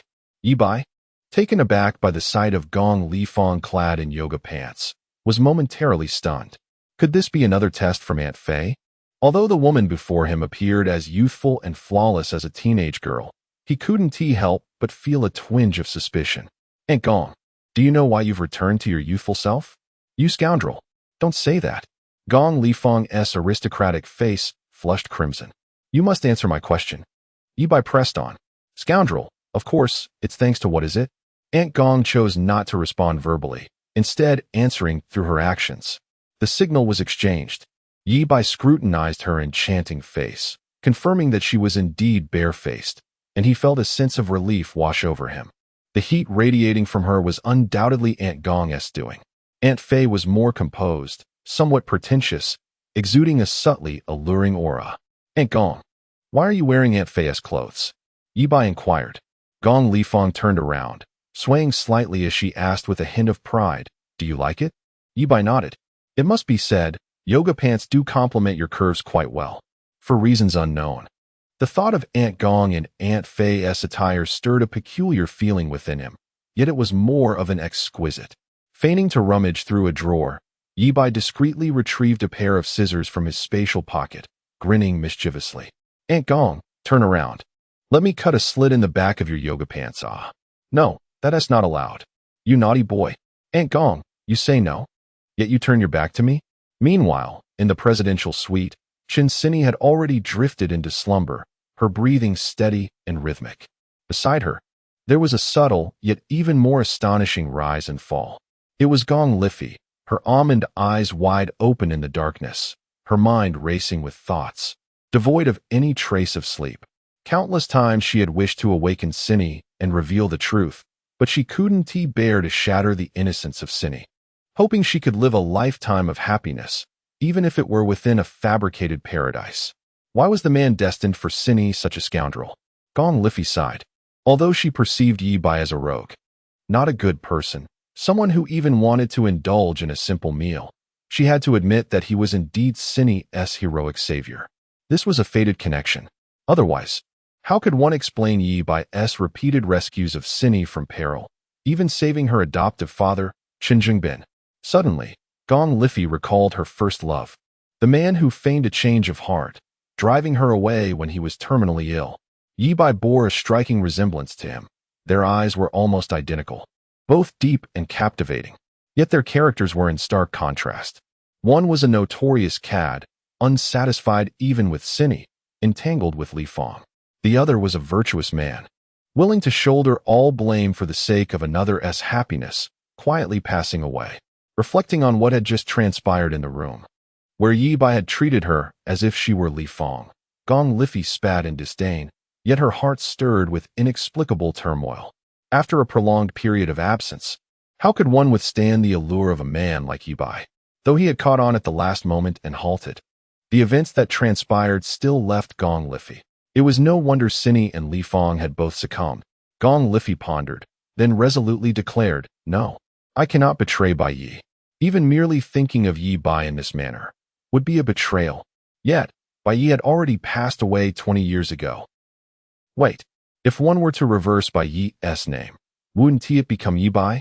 What a remarkable coincidence." Suddenly, Gong Liffey felt a wave of dizziness wash over her, a throbbing headache threatening to split her skull. She hurriedly sat up, searching for medication to alleviate her discomfort. Chen Cinny, awakened by the commotion, noticed Gong Liffey's pale complexion as she swallowed pills without even a sip of water. Realizing her mental state had deteriorated once more, Cinny quickly rose to fetch water for her. "Aunt, are you all right?" Gong Liffey shook her head, resting her forehead against her palms as she sat on the edge of the bed. In the past, when feeling unwell, medication would yield immediate relief. But today felt unusually strange. Rather than improvement, she felt increasingly worse. After forcing herself to rest for a moment, she suddenly inquired, "Cinny, when is Ye Bai's birthday?" "June 18th, 19XX. Why?" "June 18th, 19XX?" Gong Liffey felt as if struck by lightning. That date was Bai Yi's death anniversary. Her mind began to spiral again, the images of the two men overlapping in her thoughts. Ye Bai was Bai Yi. Bai Yi was Ye Bai. Bai Yi had not died. His soul had reincarnated in Ye Bai's body. He couldn't bear to leave her. He had returned to find her. Ye Bai was my husband. No, my little husband. On the solid wooden round table, a medicine bottle lay quietly, the very one Gong Liffey had just consumed. As the camera zoomed in, the label revealed a small print. Expiry date, April 30th, 2013. Yet now, it was June 25th, 2013. A whole night had passed. Dawn broke. Gong Li Fong emerged from the bathroom after a shower. The yoga pants were no longer wearable, having torn a significant hole in the back, as if freshly extracted from a washing machine. She opened her bag and retrieved a new outfit that she had prepared in advance. During this time, golden sunlight bathed Gong Li Fong, casting a radiant glow upon her voluptuous form, making her appear as though she were a goddess of reputation from myth and legend. She was nothing short of enchanting. Ye Bai felt an urge to embrace her again, stepping forward to wrap his arms around her. "You scoundrel! Don't move around. I just changed into new clothes," Gong Li Fong exclaimed, quickly pushing Ye Bai away and shooting him an annoyed glare before fleeing. She had only brought one outfit with her last night and dared not linger too long with Ye Bai, fearing that Cinny and her sister would notice something amiss upon her return. "Aunt Gong, you forgot your things," Ye Bai reminded. pointing at 2 cosmetic bottles left on the table. Gong Lifeng hastily returned, snatching one of the nearly full bottles before making her exit. Chapter 171. A few matters regarding beauty essence. One could only wonder what Aunt Gong intended to do with her collection. Ye Bai found himself at a loss for words. Last night, he had planned to seize an opportunity and persuade Gong Lifeng to part with a small amount of beauty essence to take to the underground bank for Qin Wenru. To his surprise, Gong Lifeng was willing to share some, but she had not used any herself, opting instead to collect it all in bottles. Perhaps she was concerned that once she returned to Taojiang City, she would have no access to it. Ye Bai deemed this worry to be entirely unfounded. He had come to understand Aunt Gong's character well. Upon returning to Taojiang City, she would undoubtedly claim she would not seek him out again, yet would likely do so every few days in secret. Picking up the remaining bottles on the table, Ye Bai pondered for a moment before stepping into the bathroom and pouring their contents down the toilet. He then retrieved the moisturizing lotion provided by the hotel and filled the bottles with it. Having decided to keep Qin Wenru in suspense, he could not afford to give her the original essence. A small amount of the essence mixed with some moisturizing lotion should suffice to aid her in healing a portion of her scars. In the living room, Gong Lifeng held a bottle, her brows furrowed in concern. Her sister might recognize what it was. Gong Lifeng had always been generous and valued family ties, sharing any good fortune with her twin sister. Having observed Gong Lifei lamenting the disparity in their appearances the previous day, Gong Lifeng sensed the sorrow within her heart. How could one forget to share the joy of regaining youth with a dear sister? After some contemplation, Gong Lifeng discreetly returned to the presidential suite. While the two were still asleep, she slipped into the bathroom, retrieved a box of whitening cream, poured the contents of the bottle into it, and mixed it thoroughly.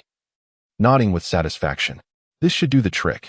Exiting the room, she found Qin Sini already awake, looking worried as she touched Gong Lifei and Appo's forehead.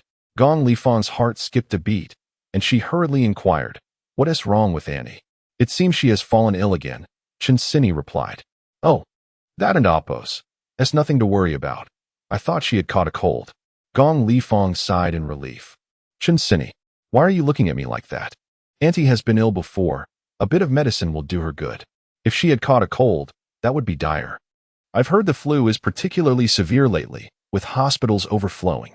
As Gong Lifeng rambled on, she opened the cream and began applying it to Gong Lifei's face. "What are you doing?" "Oh, it's the beauty cream Aunt Wang gave me.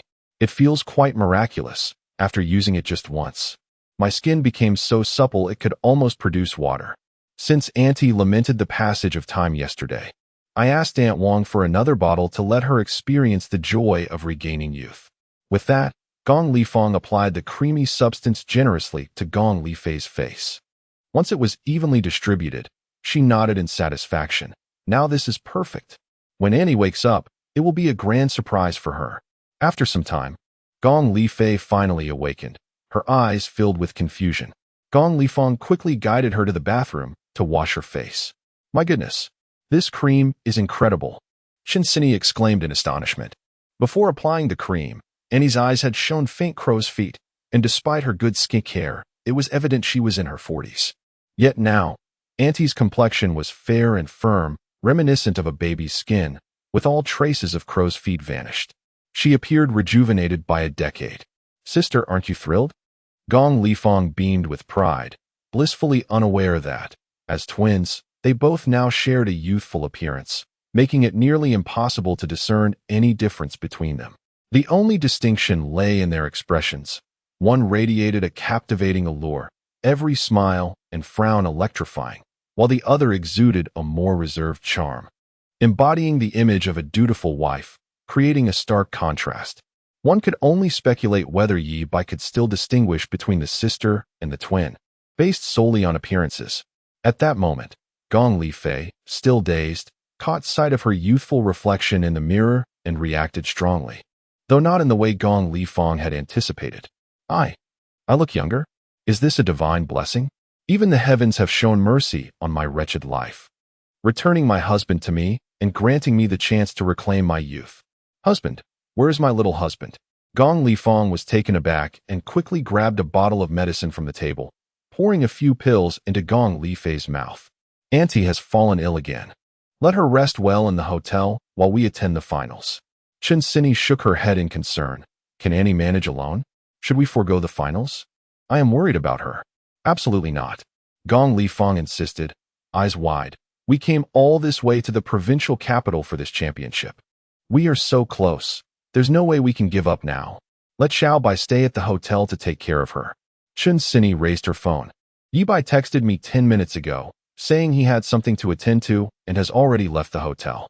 In that case, I'll call the private doctor to come and look after Annie, Gong Li Fong replied, dialing the doctor's number and confirming her availability before relaying the hotel address. At that moment, Gong Li Fei lay back down, falling into a deep slumber, the medication seemingly having a sedative effect. Let us undress Auntie so she can sleep well. The private doctor will be here shortly. The mother and daughter worked together to remove Gong Li Fei's outer garments. Suddenly, Gong Li Fong's eyes widened in surprise. No wonder she woke up insisting on finding her husband. Who knows what dreams she had? Where did you find a husband? Your husband passed away 20 years ago. Even with your youth restored, you should at least express some gratitude. Gong Li Fong grumbled as she helped her sister into fresh clothing. Once they finished tidying up, they both set out to attend the piano competition finals. Time passed, and Gong Li Fei's long eyelashes fluttered before her beautiful eyes slowly opened. She appeared dazed, her gaze misty, resembling someone who had indulged a bit too much. Ye Bai, my little husband. Gong Li Fei stumbled out of bed, swaying as she exited the presidential suite and entered the ladies' room. The space was empty. Where's my little husband? Gong Li Fei felt her head begin to throb again, the world spinning around her as she managed to sit back on the bed. Why does it smell like my sister? Gong Li Fei sniffed the air. There was another scent. It was Ye Bai's fragrance, her little husband's scent. She collapsed onto the bed, wrapping herself tightly in the covers, inhaling the comforting aroma, and drifted back into a deep sleep, a smile reminiscent of a child's gracing her lips. Husband, my little husband. Chapter 172. Time approaches as Gong Li Fei slumbered in the madam's room. Ye Bai had already arrived at Rojidao. Upon entering Qin Wenru's office, he found old Nyo and a cadre of 5 or 6 armed henchmen stationed outside the door, their presence exuding a palpable aura of menace. It seemed they awaited but a single command from Qin Wenru to storm in and transform Ye Bai into a sieve. I thought you wouldn't dare to come, Qin Wenru remarked, her expression a blend of mockery and amusement. Today, her attire evoked the spirit of adventure, reminiscent of a foreign female mercenary, exuding a distinct aura akin to that of Lara Croft. She adorned eye sleeves on her arms, complemented by half-finger tactical gloves. Her upper body was clad in a snug, gray-brown tank top, while her lower half sported cargo pants festooned with pockets, accentuating her long and elegant legs. Despite the relaxed fit of her trousers, they clung tightly at the back, creating a shapely silhouette. Her hair was tied up, rendering her exquisite features even more striking.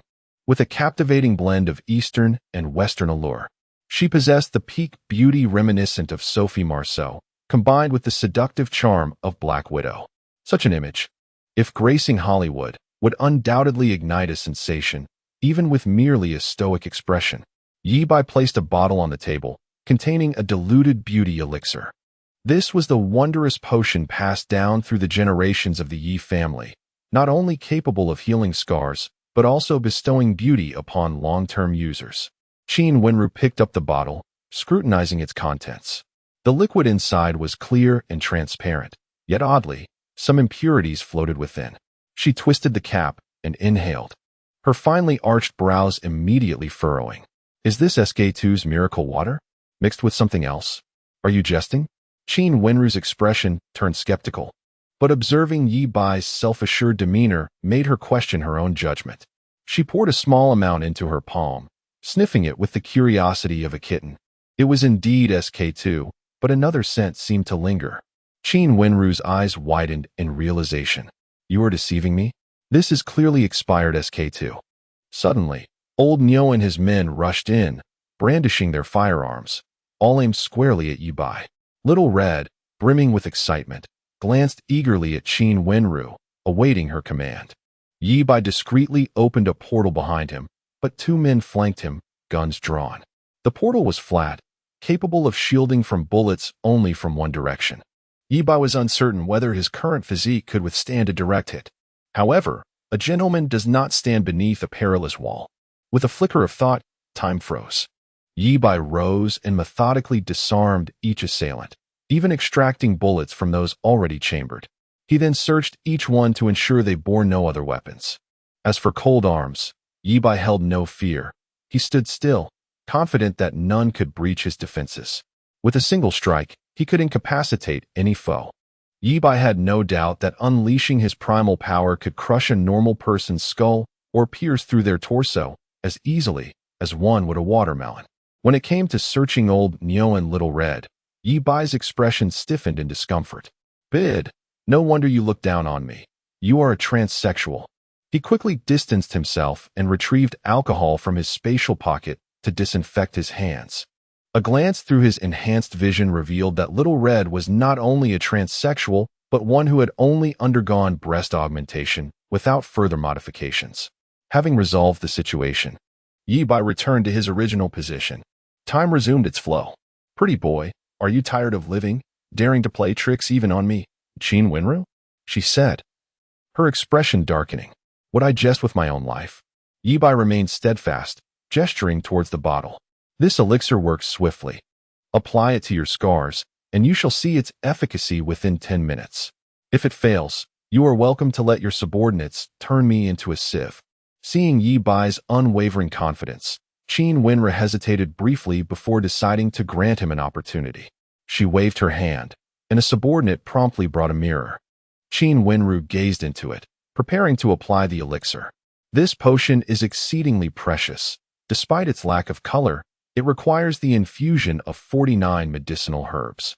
I brought only this small amount from the provincial city, so I suggest you apply it to a small area of your scar to avoid compromising its effectiveness." After some contemplation, Qin Wenru tugged at her collar and began applying the potion to the scar at her collarbone. All the henchmen, including Little Red, immediately averted their gazes. Ye Bai watched openly as Qin Wenru's scar, likely a gunshot wound, came into view.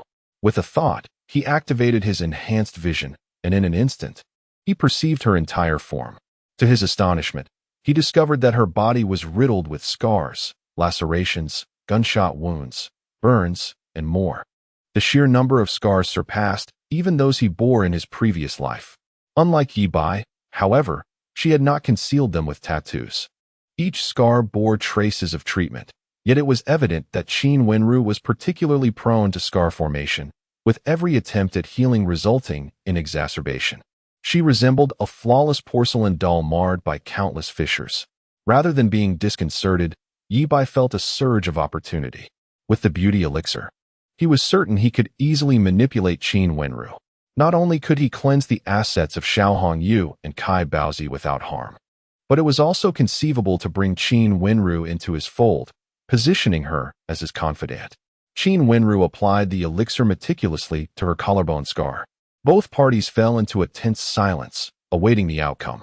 Qin Wenru's face was as stern as ever, her subordinates poised for action, while Little Red was practically vibrating with anticipation. Ye Bai remained composed, even taking a moment to trim his nails with a nail clipper. Little Red, already timing the process on his phone, eagerly alerted Qin Wenru as the 10-minute mark approached. "Sister Ro, the time is nearly up." He placed his finger on the trigger, ready to act. Qin Wenru waved her hand, and a subordinate quickly entered, carrying a steaming basin and towel. She dampened the towel and gently wiped her collarbone. In that moment, an astonishing scene unfolded before Ye Bai's eyes. Chapter 173. A windfall of 120 million. Before her stood Qin Wenru. Her collarbone, previously marred by a ghastly gunshot wound, now astonishingly transformed, revealing skin that radiated with a fresh vitality, as delicate and fair as that of a newborn. Ye Bai was utterly astounded. He had discarded the beauty elixir from the bottle, leaving only a mere residue. Yet this scant amount had not only healed Qin Wenru's wound, but had also enhanced the luminosity of her skin. Was the efficacy truly so extraordinary? He had anticipated only a slight diminishing of the scar, never imagining the extent of his abilities. Upon reflection, It was evident that Aunt Qin and Aunt Gong had both undergone remarkable transformations, reclaiming their youthful appearances and figures. Thus, it was plausible that such a small quantity could rectify Qin Wenru's injury. Thankfully, he had retained a portion of the elixir. Otherwise, if she had been entirely restored at once, there would be no further opportunity for engagement. With her eyes wide in disbelief, Qin Wenru leapt from her seat and approached the window, allowing sunlight to illuminate her collarbone as she scrutinized it closely. Gradually, a smile spread across her face, her joy unmistakable. Wonderful. Miraculous. She turned to Ye Bai, her gaze fixed on him as though he were a rare treasure. Esteemed Dr. Ye, I realize now how blind I was to your brilliance. I apologize for any previous oversight. Please forgive me. As she spoke, she poured him tea, personally bringing it to his lips. Ye Bai accepted it with a nod, like an emperor receiving tribute. Unperturbed, Qin Wenru then produced a cigarette and lit it for him. Suddenly, a sharp click echoed from behind them, the sound of a trigger being pulled. They both turned to find Xiao Hong, his expression a mix of embarrassment and surprise. This elixir is astonishing. It left me speechless, and I reflexively moved my finger. Thankfully, the gun was not loaded. Ye Bai regarded him with disdain, mentally labeling him as dead man walking. This fool was destined not to see the night through. With a flourish, Ye Bai reached into his pocket and produced a handful of bullets, allowing them to scatter on the table. Was that an accident? Is the gun unloaded, or are there truly no bullets? Xiao Hong gasped in shock, checking the magazine only to find it completely empty. How did you accomplish this? He stammered, recalling vividly that he had loaded the gun himself that very morning. Yet, now all the bullets had vanished, appearing instead in this young man's hand. The other subordinates, witnessing this, similarly unloaded their weapons, exchanging bewildered glances. Qin Wenru clapped her hands in delight. Excellent. It seems you are not only a miraculous physician, but also a masterful magician. Her expression then shifted dramatically. You disgraceful imbeciles. Get out. Xiao Hong and his companions swiftly retreated.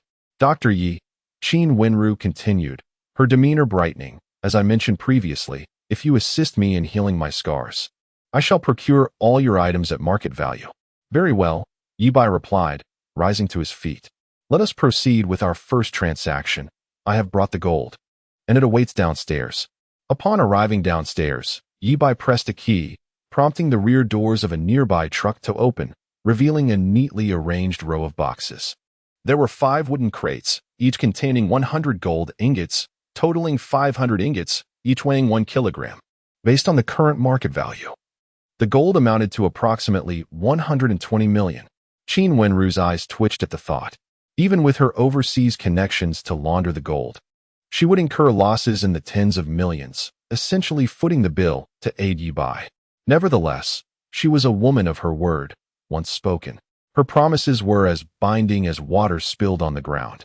Having reached an agreement, she intended to honor it, especially since Ye Bai would provide her with the miraculous elixir. Surely, the expenditure would be worth it.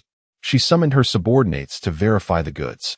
After a lengthy wait, they confirmed the gold was indeed, as Ye Bai claimed, possessing high purity.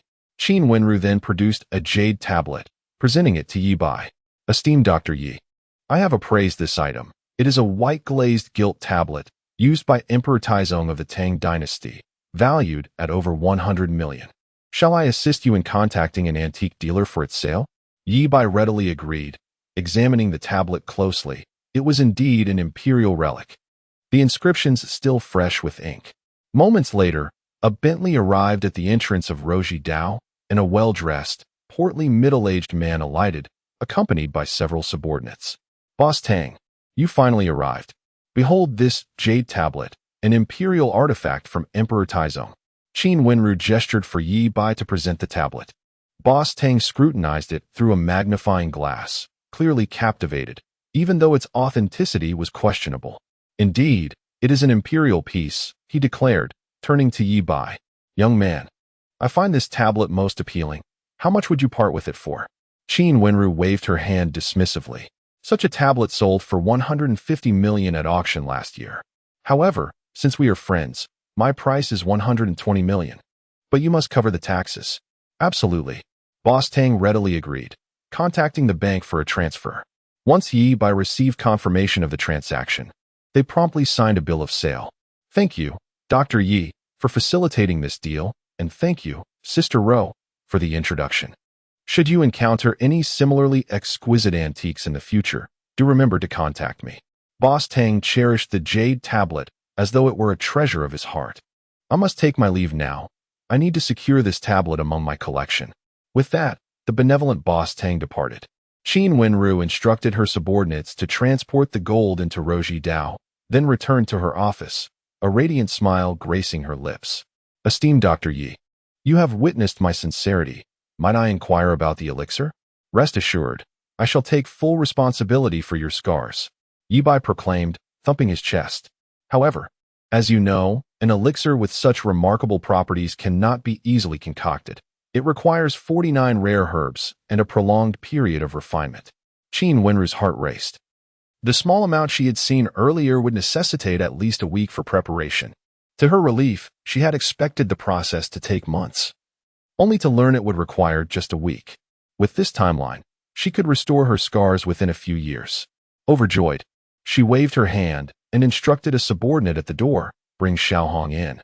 Soon after, Xiaohong arrived, addressing her, Sister Ro, how may I serve you? Indeed, I have a task for you, Qin Wenru replied, her smile radiant as spring. Bang! A gunshot rang out. A burst of crimson erupted from Xiaohong's chest as disbelief filled his eyes, and he collapsed to the floor with a thud. Qin Wenru approached him, raising her hand to fire again. Bang! Bang! Bang! Blood blossomed on the ground. A few droplets splattered across her pale cheeks, yet she bore a ghastly smile. Esteemed Dr. Yi, this is a token of my sincerity. I hope you will not disappoint me. Ye Bai was left in stunned silence, grappling with the reality of her madness. Chapter 174. Collaborating with the mad beauty, Qin Wenru waved her hand, and several men clad in black swiftly entered the room, expertly carrying away the lifeless body of Xiaohong before producing buckets and brushes to cleanse the floor. Their adeptness revealed that this was not their first encounter with such grim tasks. Ye Bai, puzzled by Qin Wenru's sudden act of violence, queried, was he an undercover agent? Qin Wenru picked up a damp cloth, wiping the blood from her cheek, and shook her head. No. Then was he a spy sent by another faction? Not at all. Until today, he was utterly devoted to me. Then why did you kill him? A gentle smile graced Qin Wenru's lips. Dr. Yi, I mentioned before that this is a testament to my sincerity, a gift for you. Ye Bai felt a shiver run down his spine. This woman, a seasoned mercenary who danced on the edge of danger, could perceive his murderous intent toward Xiaohong. Qin Wenru continued, moreover, he was fully aware that you could heal my scars, yet still attempted to harm you. Wouldn't that also constitute a betrayal? Since he betrayed me, he certainly deserved death. What more could Ye Bai say? In this life and the last, he had been responsible for countless lives lost, hundreds of billions, at the very least.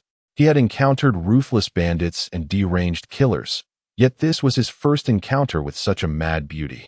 Ye Bai had initially intended to use a beauty serum to charm Qin Wenru, but now he reconsidered. He had no desire to provoke such a volatile individual. His current pool was filled with docile fish, while Qin Wenru was akin to a formidable great white shark. Who could predict her reaction if provoked? The fate of Chenggu served as a cautionary tale. Yet, it must be said, this mad beauty incited a strong desire for conquest within him. Not only was Qin Wenru stunningly beautiful with a voluptuous figure, but there was also a crucial detail. She was a. Ye Bai swore he did not intentionally use his X-ray vision to see through Qin Wenru. It was merely a momentary lapse while observing her scars. Though her body bore the marks of battle like shattered porcelain, it possessed a unique allure. The attributes of a mythical beast stirred a longing to train her as his own. Qin Wenru poured a cup of tea for Ye Bai, her glistening eyes fixed upon him. Dr. Yi, what about the next batch of potions? Ye Bai replied, I shall send it to you in a week. That is unacceptable. Qin Wenru's expression turned serious. Such precious potions cannot be sent via courier. What if the delivery person mishandles them? I will personally visit your residence in a week to receive your treatment. Ye Bai dared not imagine her reaction should she discover that the concoction applied to her face was not, in fact, a traditional herbal remedy. Would she be incensed, unleashing her fury upon him, or would she beg for more? He hesitated to divulge his aunt's and the Taiyuan mansion's addresses, directing her instead to retrieve the potions at Rainbow Bridge in a week. Miss Qin, I shall take my leave now, Ye Bai announced as he stood. I will see you off, Qin Wenru insisted. She personally escorted him downstairs before returning to her office, where she picked up an empty vial and sniffed it. What mysterious substance could restore scars? Something felt amiss, but she couldn't pinpoint the exact issue. After a moment of contemplation, Qin Wenru summoned an aide, instructing him to deliver the vial to the scientific laboratory for analysis of its contents. If the ingredients could be identified and replicated, she would no longer be beholden to others, nor would she need to curry favor with repugnant men to heal her scars. Meanwhile, Ye Bai drove a truck, humming a cheerful tune. His mission had been successfully accomplished. He had laundered the gold from Xiaohong's treasury, emerging wealthier than ever. With his bank account finally surpassing 100 million, Xiaohong's gold was merely a fraction of what Kai Baozi, the cunning old fox, had stashed away. According to Kai Baozi, his hidden treasures included antiques, gold, and jade, with a total worth exceeding 1 billion.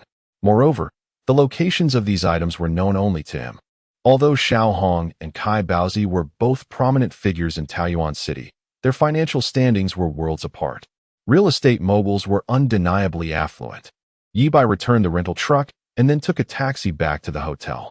By the time he arrived at the Holiday Hotel, it was already past 3 in the afternoon. The presidential suite was unusually quiet, suggesting that Chun Sini's piano competition was still underway. Upon entering the room, Ye Bai found a figure curled beneath the covers. Judging by the bulge at the bottom of the blanket, it was likely not Chun Sini, but one of the ants. Employing his X-ray vision, he scanned the scene and breathed a sigh of relief. Although the two ants were identical twins, Gong Lifeng had used the beauty serum and appeared rejuvenated. Gong Lifen, while possessing a similarly alluring figure, still bore faint crow's feet, revealing her true age. The woman hidden beneath the covers was barefaced, her cheeks so rosy they seemed to glisten. It was undoubtedly Gong Lifeng. Ye Bai approached, pulled back the covers, and raised his arm to deliver a playful slap. Auntie, how dare you be so bold? Sleeping in my room in broad daylight. Aren't you afraid Sini will find out? The woman's eyelashes fluttered as she slowly opened her eyes. Are you the only one in the hotel? Where are Sini and Annie Fei? Ye Bai continued to ask. But the woman looked confused, silent, and dazed. No wonder Gong Auntie dared to sleep soundly in his bed. It turned out she had been drinking and was thoroughly intoxicated. Ye Bai felt her forehead, noting a slight warmth, and a mischievous grin spread across his face. A feverish Andy, how delightful. He chuckled to himself. The opportunity presented itself, and he had no reason to decline. Moments later, Ye Bai was taken aback. Despite the twins' striking resemblance, there were subtle differences discernible in certain areas. Yet the woman before him bore an uncanny resemblance to Gong Lifen. Could it be? Ye Bai's heart raced. Ye Bai? The woman gazed at him in confusion, her eyes regaining some sparkle as she struggled to sit up, wrapping her arms around his neck. Auntie, which one are you? Auntie Fong or Annie Fei? Ye Bai hurriedly resisted her embrace. Don't call me auntie, call me darling, little darling. The woman's eyes glistened with tears as she leaped into Ye Bai's arms, sobbing, Husband, little husband, you have finally returned. I missed you so much.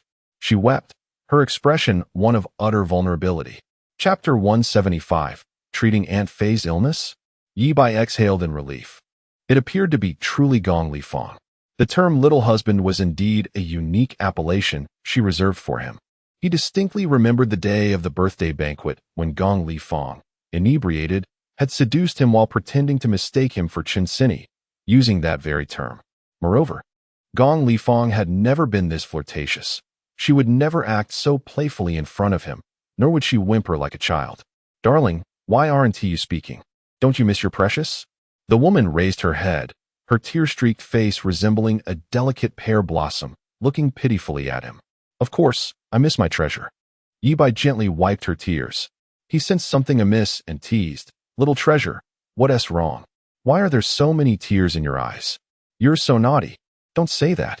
She pouted, playfully pulling Ye Bai closer, toppling them both onto the bed. After a while, her eyes sparkled with allure as she eagerly said, "Darling, it's been so long since I missed you." Ye Bai shook his head in silence. Women truly transformed as they aged. Gong Ant had hardly slept last night, and now half a day had passed. Was that really considered a long time? Observing her tipsy demeanor, he felt a twinge of concern. Perhaps it's best to refrain from anything further. I wouldn't want you to vomit on me. No, I want my husband. She protested, little treasure isn't drunk, just a bit dizzy. All right then, Gong. Before he could finish, she interrupted, pouting, "Don't call me Annie, call me Treasure. I'm young now, just like you, darling." All right, Treasure, which university did you graduate from? Why do you ask that? Does my little husband want to go to college with me? Not at all. I want to verify your educational background to see if it holds any merit. Ye Bai chuckled like a wise elder. Gong Ant was undoubtedly a socialite, incredibly charming. Yet, for some reason, Ye Bai felt a peculiar sensation, as if the woman in his arms resembled Gong Li Fong. He had known Gong Li Fong for quite some time, having just seen her that morning. His encounter with Gong Li Fei was merely due to the misunderstanding from yesterday. While they bore a general resemblance, upon closer inspection, distinctions emerged. Gong Li Fong was more open, while Gong Li Fei was more reserved. After breaking up with her first love and returning home to raise her child, she had lived a restrained life for 20 years. In contrast, Gong Li Fong had shared 2 decades of life with Chun Jingbin, leading to her more liberated demeanor. The woman in his embrace, exuding a certain restraint, appeared akin to Gong Li Fei. However, the youthful glow of her smooth complexion and the unmistakable warmth shared between them, the endearing term little husband, all pointed to Gong Li Fong. He found himself bewildered. Could it be that Aunt Gong had been using various beauty elixirs recently, rejuvenating her appearance and resetting her demeanor, thereby appearing more reserved? Ye Bai was beginning to feel at ease, ready to take the next step, when suddenly, the doorbell rang. Both of them frowned in discontent. Ye Bai activated his vision and saw a stranger standing at the door. She had a youthful and innocent appearance, adorned with golden-rimmed glasses. Clad in a white blouse and a form-fitting skirt, her figure was voluptuous, yet her height was merely around 5 feet, giving her the impression of a little girl donning adult attire, masquerading as mature.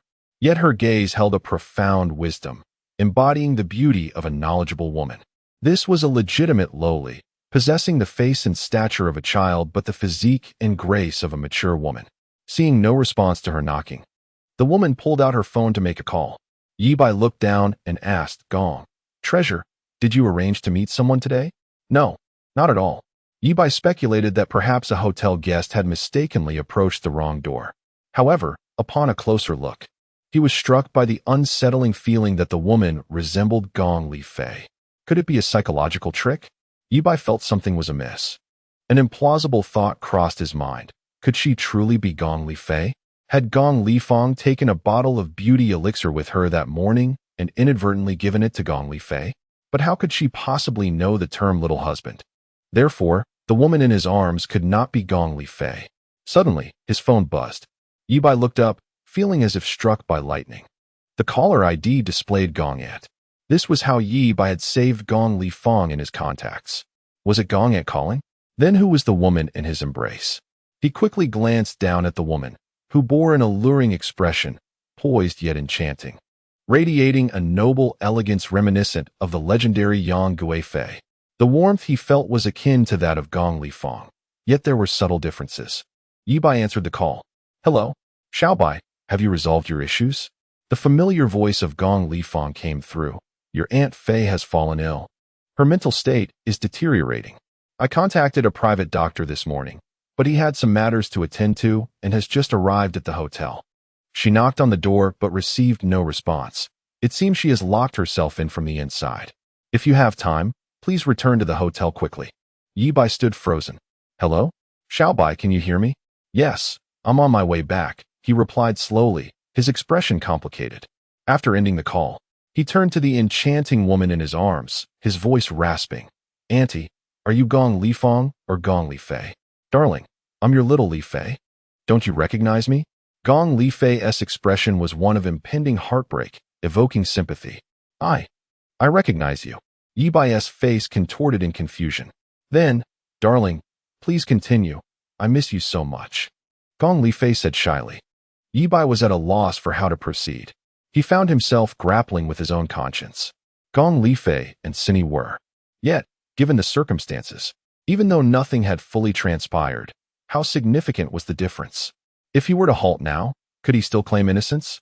In that moment, the thought of temporarily separating from Chun Cindy crossed his mind. As long as he ended that relationship, he could reconcile his conscience, regardless of with whom he chose to be. What should he do now? Should he bring this to an end? Ye Bai was deeply conflicted. His conscience berated him, and reason urged him to conclude this situation. Yet his desires seemed to have taken control, unwilling to relent. He found himself immobilized, unable to advance or retreat. Suddenly, a flash of inspiration struck him. Could he, perhaps, treat Aunt Fei's mental illness? If it were for the sake of healing, wouldn't he that absolve him of any wrongdoing towards Cindy? Chapter 176. The Legal Lowly. Today, I was summoned by the editor for a discussion. My book has become a focal point for scrutiny, and after reviewing yesterday's plot, the editor issued a notice today. I'm currently in a figurative black room, and if I make some revisions, I might be released. However, if I continue to write in this vein, not only could my book face a permanent ban, but the platform could also blacklist my ID, effectively erasing the pseudonym Cat Cake forever. Surely, my dear readers do not wish to live in a world where they cannot read the novels penned by Cat Cake. Thus, it is prudent for us to exercise restraint. Especially at this stage, writing along these lines is simply not feasible.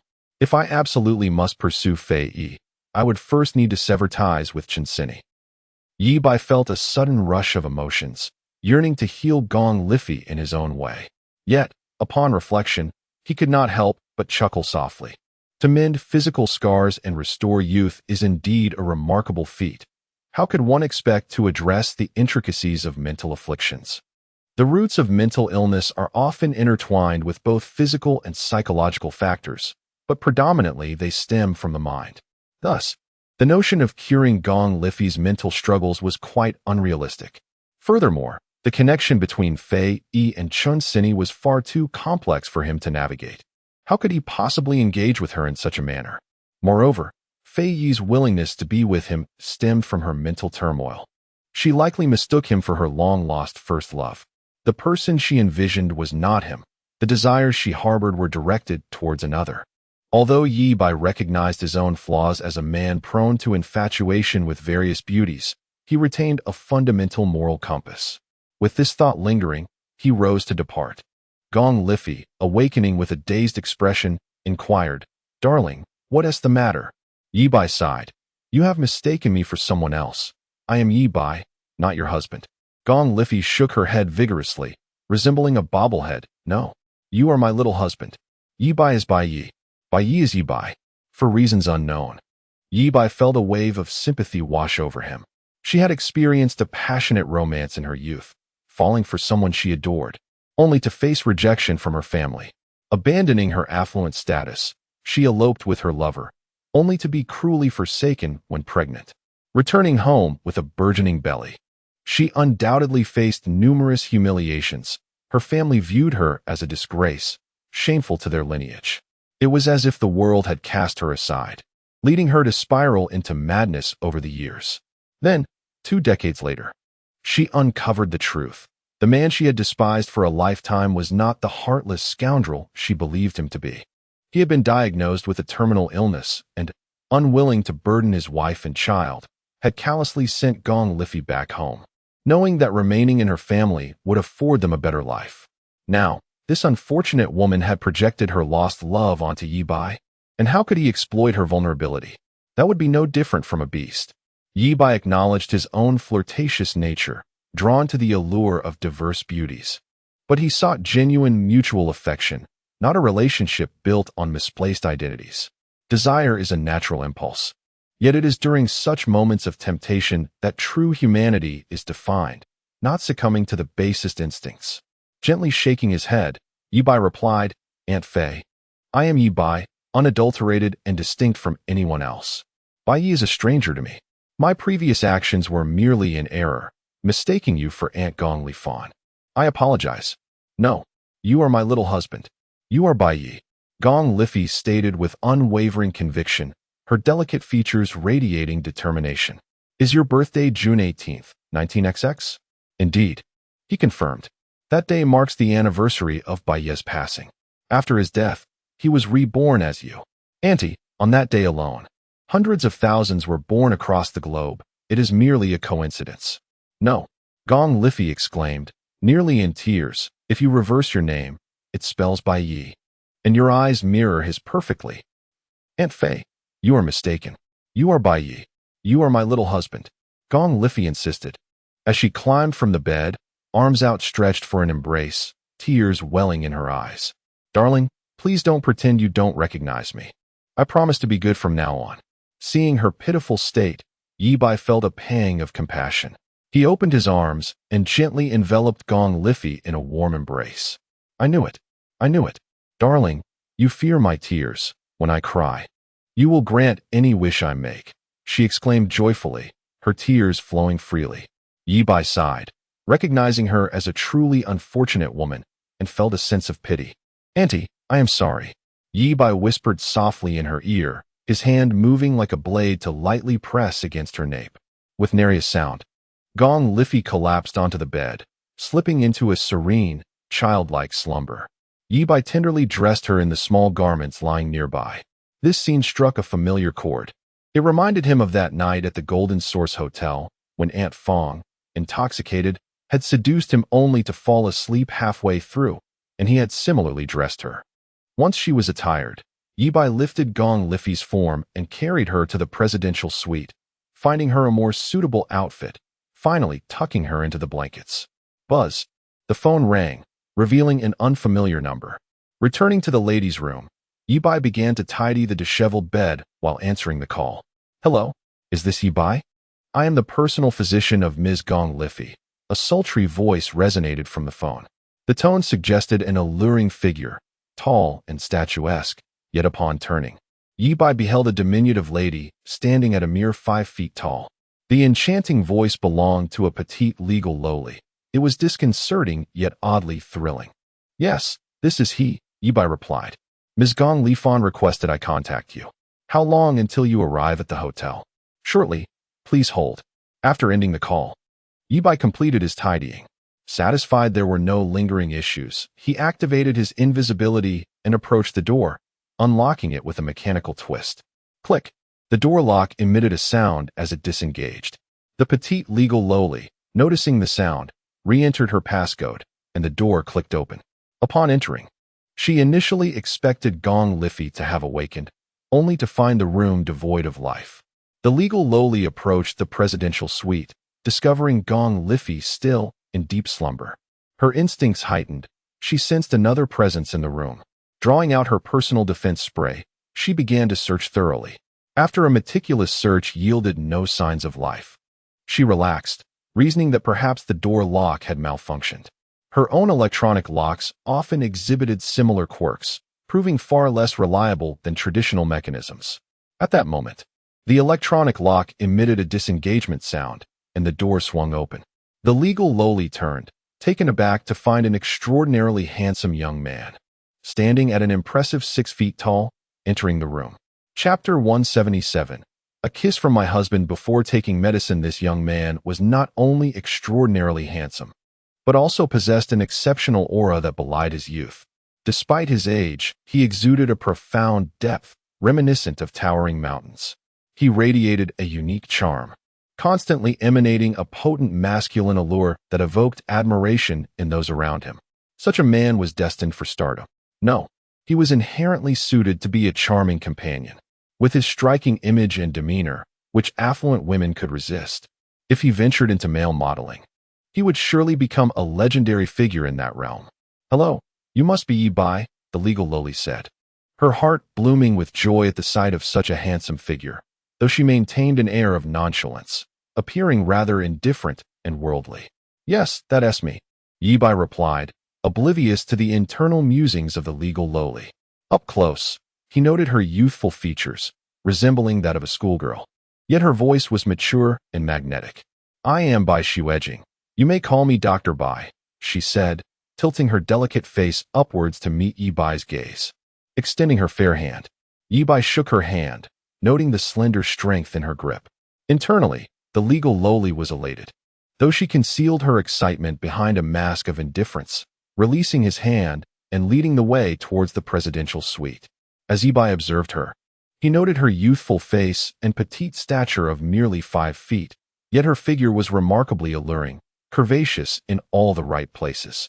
She possessed the physique of a mature woman, reminiscent of a petite version of Yu. No, more like a youthful variant of Aunt Yu. Furthermore, her name, Bai Mei, held an intriguing phonetic resonance. Given her lowly-like stature, it was undoubtedly fitting. Upon entering the room, Bai Mei first assessed Gong Lifei's condition, checking her forehead for temperature and examining her pupils. "Dr. Bai, is Aunt Fei all right?" Ye Bai inquired, feigning ignorance. "She is not in serious trouble. She merely fainted," Bai Mei replied, concluding her examination before asking, "Ms. Gong Lifei informed me that she exhibited unusual behavior this morning. Please describe the situation." Ye Bai shook his head. "I left early for errands and am unaware of what transpired." Bai Mei ceased her inquiries, her attention drawn to a medicine bottle on the table, which upon inspection nearly made her exclaim in frustration. "I knew it. Ms. Gong Lifei's mental state appeared stable recently, so why the sudden deterioration? This bottle of medication expired nearly 2 months ago. Which patient could consume this without adverse effects?" With a hint of anger, she discarded the bottle into the trash and lifted the covers to check for any allergic reactions or rashes on Gong Lifei's body. Ye Bai turned away, pretending to distance himself. Bai Mei observed this and smirked slightly, recognizing the pretense of modesty. Wealthy women were often drawn to such faux propriety. "All right, turn around," Bai Mei instructed, scrutinizing Gong Lifei closely before her brow furrowed in confusion. "Something doesn't seem right." "What is it?" Ye Bai asked, his heart racing. "Could I have overlooked something? Why has she suddenly become so youthful? Her skin is remarkably delicate, surpassing even mine," Bai Mei exclaimed, astonished as she pinched Gong Lifei's cheek. "At this age, there is still collagen in her face." Her mind raced with disbelief. Just a week ago, Gong Lifei had appeared as a sensual mature woman, showing signs of age such as crow's feet. Yet now, her skin was smooth and youthful, transforming from a 40-year-old beauty into a youthful matron. Could it be? Bai Mei glanced at Ye Bai, her glasses reflecting the intensity of a detective uncovering the truth. Ye Bai felt a surge of anxiety. Could it be that consuming expired medication for mental health could reverse aging? Bai Mei's gaze fell on the discarded bottle. Her curiosity piqued. At that moment, Gong Lifei stirred, slowly opening her eyes. The lingering joy from before her fainting spell shone in her gaze as she spotted Ye Bai, pouting her luscious lips and extending her arms. "Husband, I want a hug." "Ye Bai." Bai Mei surveyed Ye Bai from head to toe, her eyes sparkling with intrigue. Indeed, he is the quintessential charming companion, truly adored by wealthy women. Ye Bai hurriedly interjected, "Aunt Fei, I am Ye Bai. You have mistaken me for someone else." Upon hearing this, Gong Lifei's expression turned to one of sorrow, her eyes glistening with impending tears. Ye Bai, concerned she might utter something scandalous, swiftly stepped aside, allowing Bai Mei to approach. "Dr. Bai, please check on Aunt Fei," he urged. Gong Lifei, surprised, asked, "Dr. Bai, how did you come to be here?" "Excellent. She recognizes me. It appears her condition isn't too severe," Bai Mei remarked, retrieving an unopened bottle of medicine from her bag, speaking in a soothing tone akin to that used for a child. "Lifei, it's time for your medicine. You must take it. I want to take it. It's too bitter." Gong Lifei pouted. Bai Mei turned to Ye Bai. "Whenever Ms. Gong's condition flares up, her intellect reverts to that of a young girl. Since she has mistaken you for her husband, I must trouble you, Mr. Yi, to assist in coaxing her to take her medicine." Ye Bai nodded, adopting a gentle tone. "Aunt Fei, please take your medicine. Do not call me Aunt Fei. I am your darling, your little treasure." Gong Lifei insisted. "All right," Ye Bai conceded. "Little treasure, please listen to the doctor and take your medicine." "I will only take it if my husband feeds me," Gong Lifei replied, opening her mouth and elongating her tone. Bai Mei handed the medicine bottle to Ye Bai. casting him a glance that urged him to proceed, 5 pills at once. With a sense of resignation, Ye Bai accepted the medicine, poured a glass of water, and approached Gong Liffey to administer it. However, as he neared, Gong Liffey again shut her mouth. I need a kiss from my husband before I take the medicine. Ye Bai glanced back, his eyes filled with helplessness, while Bai Xuejing raised an eyebrow, signaling him to comply. Heartfelt compliance with the doctor's orders. Though I am not entirely willing, Ye Bai thought as he leaned in to kiss Gong Liffey's cheek. Yet, she suddenly turned her head, planting a quick kiss on his lips before breaking into a sweet giggle. Bai Xuejing could no longer suppress her smile, finding the scene before her utterly delightful. The playful wealthy woman and the coy, seemingly virtuous charming companion made for an exhilarating spectacle. After the kiss, Gong Liffey obediently took her medicine. As Ye Bai prepared to leave, she unexpectedly wrapped her arms around his neck, nestling into his embrace. Husband, I haven't seen you in ages. I still want you. After Dr. Bai leaves, can we continue as we did before? After being in the editing room for nearly half a month and receiving yet another warning, I can only modify the originally intended plot. I had initially planned for Ye Bai to take action and help Aunt Fei recover, but alas, I must now tread carefully. How frustrating. Chapter 178. The doctor advises her to use the browser sparingly, and the lawful Lolita resolutely enters medicine as Gong Liffey's words fell. Bai Xuejing's eyes instantly sparkled with excitement. The gossiping spirit within her ignited fervently. What was she implying? Was it something as scandalous as she imagined? If so, could she perhaps take a glimpse? The chemistry between the beautiful wealthy sister and the young wolf was undeniably potent. As a seasoned enthusiast of peculiar pairings, Bai Xuejing reveled in such extraordinary combinations. In an instant, she conjured up a plethora of dramatic scenarios between Ye Bai and Gong Liffey, scenes so explicit that even pixelation could not conceal them. Although she remained innocent, she had consumed countless films throughout her life, including the infamous Friends of Mom series from the land of kimchi. She had also read literary classics countless times, including one featuring a protagonist named Bai and another with a character named Long Tao. Thus, Bai Xuejing was well-versed in the arts, possessing a wealth of theoretical knowledge but lacking practical experience, akin to an experienced driver who had never driven a car. Auntie Fei, what do you mean? I don't quite understand. Ye Bai coughed lightly, feigning ignorance. Gong Liffey, assuming he had genuinely forgotten what had just transpired, grew anxious and gestured animatedly. It's when we embraced, and you. Ye Bai quickly covered her mouth, continuing her train of thought. All right. I understand what you mean, Auntie Fei. However, not now. Let us wait until tonight, shall we? You just took your medicine. You need to rest first. Besides, there are others in the room. Bai Xuejing became even more agitated. No, you two can pretend I'm not here. Why wait until tonight? Auntie Gong will be back soon. We must seize this moment.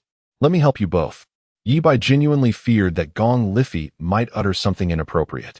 After all, Bai Xuejing was a doctor. If she grew suspicious and examined Gong Liffey, she would undoubtedly uncover the truth. It would not bode well if he were perceived as a predator taking advantage of a vulnerable moment. Little did Ye Bai know that if Bai Xuejing discovered the truth, she would likely faint from excitement. The prospect of witnessing such cinematic drama unfold in real life would thrill her beyond measure, providing her with ample material for her private moments at home. Bai Xuejing had chosen the path of medicine due to discomfort during her adolescence. When her parents took her to the doctor, a single statement rendered the trio speechless. The doctor had said, "There is nothing serious. Just advise her to use the browser less. She's still developing. Some things should be viewed sparingly and in moderation." He slandered me. Mom and Dad. The doctor has defamed me. From that moment onward, Bai Xuejing found her life's mission to enter medicine, determined to acquire the ability to discern the secrets hidden beneath one's facade with a mere glance. Ye Bai, exuding patience akin to that of a caregiver to a child, reassured Gong Liffey with various promises, such as taking her on trips, accompanying her to try wedding dresses, and buying her diamond rings. Gong Liffey completely regarded Ye Bai as her first love, transfusing all her affection towards him, even envisioning their wedding and honeymoon. The sedative qualities of the medicine she had taken soon took effect, and she gradually closed her eyes, slipping into a deep slumber. Although she was a woman of 40, in that moment, she appeared as a little princess, her lips curving into an innocent and sweet smile. While Ye Bai sighed in relief, he also felt a pang of sympathy for her. The tragic fate of beautiful women. She was indeed a pitiable soul. Mr. Yi, what is your relationship with Ms. Liffey? Bai Shuejing inquired. Though her heart brimmed with excitement, yearning for Ye Bai to confess and divulge all the sensational details, her childhood habit of excessive pretense made her expression appear stern and detached, creating a stark contrast. In Ye Bai's eyes, at that moment, Bai Shuejing, despite her petite stature, emanated an aura of unyielding authority, as if questioning whether he had committed any unsavory acts with Auntie Fei. Dr. Bai, you've seen it too. Auntie Fei is experiencing mental distress, her memories becoming muddled, mistaking me for her first love. However, the things Ms. Liffey just said are hard to overlook. Have you done anything with her? Bai Shuejing's gaze was fixed intently on Ye Bai's eyes. Ye Bai remained unflustered, akin to a man of principle with a clear conscience. Before Auntie Fei's mental state deteriorated, I had already left. I returned to the hotel after you, Dr. Bai. I received a call in the morning but was delayed, arriving only in the afternoon. During that time, Ms. Liffey was alone in the hotel. You had ample opportunity to do anything with her. Bai Shuejing was relentless, her golden-rimmed glasses reflecting a glimmer of light, her eyes filled with keen intelligence. Although she appeared youthful, she exuded the commanding presence of a fierce woman, her aggression palpable. Ye Bai, finding himself cornered, had no choice but to unleash his trump card. Feigning anger, Dr. Bai, Ms. Gong Liffey is my girlfriend's aunt. Your suspicions are an affront to my character. A kind aunt? Bai Shuejing felt even more exhilarated. Yet, observing Ye Bai's righteous demeanor, she began to reconsider her assumptions. I truly should be ashamed, my mind filled with inappropriate thoughts, viewing others through tainted lenses. How could such a remarkably handsome young man possibly be that kind of person? Nonetheless, it is a pity. Not only is she a beautiful, wealthy sister, but also a kind aunt. Does Mr. Yi truly not wish to explore this further? Ye Bai, oblivious to Bai Shuejing's inner musings, simply felt that this woman possessed an astute gaze and sharp intuition. Fearing exposure, he hastily exited the presidential suite. Having accomplished all the necessary tasks during this trip to the provincial capital, should he return to Taoyang City ahead of schedule? To be honest, Ye Bai dreaded the thought of Auntie Fei potentially saying something scandalous in front of Chen Sini and her daughter upon their return. He could hardly bear to imagine such a scene. While Gong Liffey understood that she had mistaken her for someone else, she might become even more exhilarated. Yet if Chen Sini were to find out, it would surely spell disaster, given her connection to Gong Liffey. Moreover, it was crucial to note that Gong Liffey's mental instability stemmed from consuming expired medication. Now that she was on new medicine, what if she awoke and remembered what had transpired? Ye Bai genuinely felt apprehensive about lingering in that place any longer. Such a volatile situation was akin to a ticking time bomb. If left unresolved, it would be best to keep his distance. Delays could lead to unforeseen consequences. I must return to Taoyang City first. Just as Ye Bai made his decision, his phone buzzed. It was an unfamiliar number. Upon answering, a familiar voice resonated. Brother Bai. It's me. I'm out of prison. It was Luo Yang. Chapter 179. Prison Storm. The dragon emerges. A flash of insight struck Ye Bai's mind, and he finally recalled what he had forgotten in recent times. It was Luo Yang. He had completely forgotten about Luo Yang. On the day the Xiao Hongyu group was dismantled, Luo Yang had secretly relayed information about Xiao Hongyu's movements to Ye Bai. Subsequently, Luo Yang, along with his accomplices, was apprehended and taken to the police station. I must be a fool for forgetting about Yang Zi. This is akin to abandoning a loyal steed after its use. Yet, Ye Bai found it peculiar that Luo Yang had already been released from prison after such a short time. Had he revealed his status as an undercover agent to the police? Ye Bai played a pivotal role in the downfall of the Xiao Hongyu group, but only Chen Zhengbin and Director Cui were privy to the complete details. If Luo Yang had divulged everything in prison, that noble person would surely turn their attention toward me. While Ye Bai pondered this, Luo Yang continued, Brother Bai, I have successfully taken over the Xiao Hongyu group according to your esteemed plan. Very good. Ye Bai nodded in approval. Wait, what plan? Did I give him a plan? What was Luo Yang talking about? He had taken over the entire Xiao Hongyu group? Brother Bai, the Xiao Hongyu group now entirely belongs to us. I was thinking of renaming it to the Baiyang group. What do you think? Luo Yang asked cautiously. Ye Bai felt as if his mind was about to short-circuit. How had this little rascal ascended to such a position of power? I sent you in as an undercover agent, and you emerged as the head honcho? Despite the multitude of questions swirling in his mind, he could not show any signs of confusion in front of his subordinate. He calmly instructed, "Tell me all about your experiences in prison." Of course, Brother Bai. Luo Yang organized his thoughts and began recounting his tale, starting from the prison dragon phase. It turned out that after the downfall of the Xiao Hongyu group, the higher-ups either fled overseas, perished, or became incapacitated. The highest-ranking individual left in the group was none other than Luo Yang, who had recently been promoted as one of the three kings.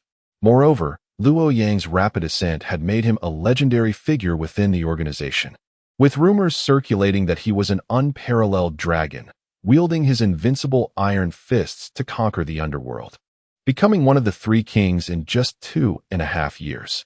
Some even claimed that Nyoto and Sandang were initially skeptical, questioning his qualifications to stand alongside them. However, when Yang Gu made a slight move, he sent both of them flying 10 meters away with a single slap. With the Xiao Hongyu group in disarray and its members like headless flies, Luo Yang's timely emergence united everyone, transforming the scattered remnants into a cohesive force. Ye Bai listened in disbelief. Is this even possible? Could this lad be some sort of destined hero? In a novel, he would undoubtedly be the protagonist. He and his brothers had agreed to shift all criminal activities onto the shoulders of the Xiao Hongyu group's leadership. With Xiao Hongyu and Nyoto having fled overseas, they were unable to refute any claims, and with Fei Mao and Heiwa dead, there was no one left to defend themselves. As for Lu Sandang, he had become a vegetable, practically deceased. Many of his brothers had been released before him, while he had been held longer for further investigation due to his title as a king. Fortunately, his brothers had maintained a united front to protect him. Furthermore, since his time in the group had been short, he had mostly been running errands and gathering information without committing any heinous crimes. Once the police clarified the situation, they released him. What more could Ye Bai say? He could only give him a thumbs up. This lad was indeed talented. After being promoted, he had the capability to integrate all resources and safeguard himself. Not only had he united the brothers in prison, but he had also re-established connections with some of the organization's members who had not been apprehended by the police. Through this collaboration, he had successfully secured the release of most of his subordinates.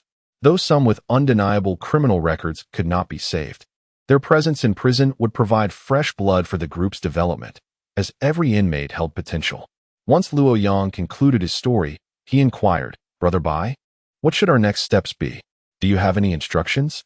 Ye Bai suddenly recalled the auction scheduled for next week in the city.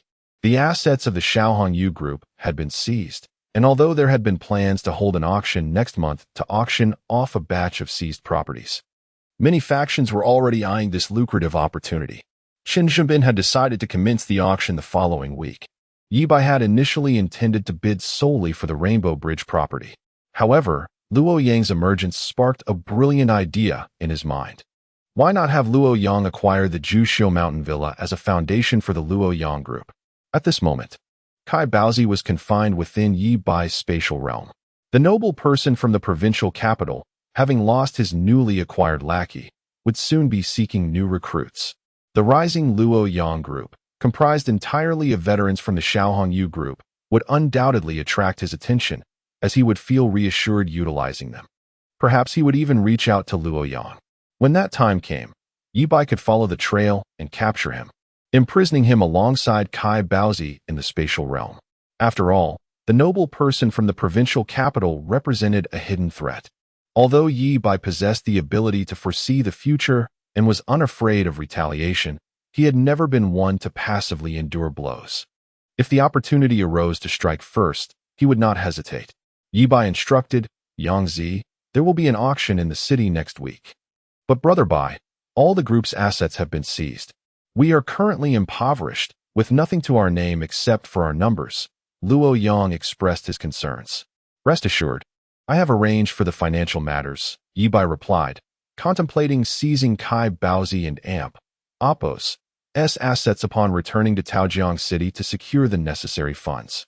An hour earlier, in the Taojiang City Detention Center, Cell 6, a young man with a buzz cut and a somewhat handsome appearance lounged on the bed, flanked by two subordinates providing him a massage, while another stood nearby, pouring tea and lighting cigarettes for him. Yang Gu, a burly, bald man, approached, slightly bowing to Luo Yang. This man was one of the most formidable fighters in the group, nicknamed Iron Head, akin to a dual-bladed cudgel in a film.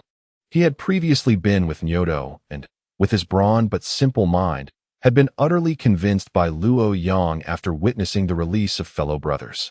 Today marked his and Luo Yang's release from prison. Yang Gu, what shall we do once we get out? After being confined, he had longed for the outside world.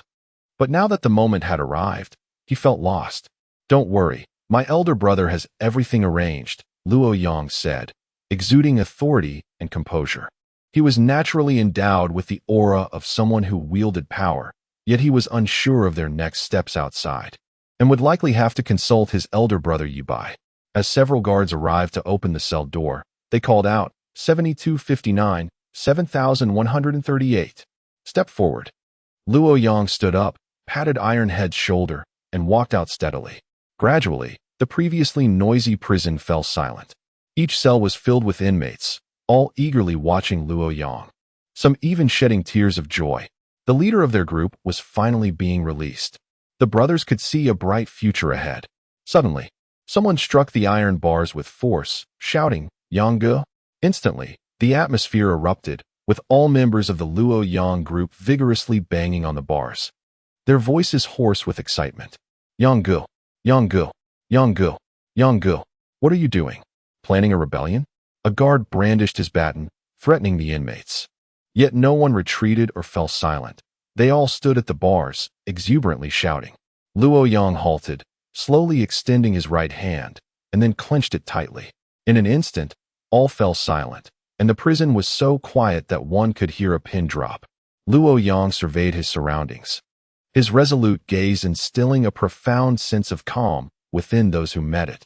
In his eyes, there resided a gentle strength, suggesting that every brother present held a cherished place in his heart.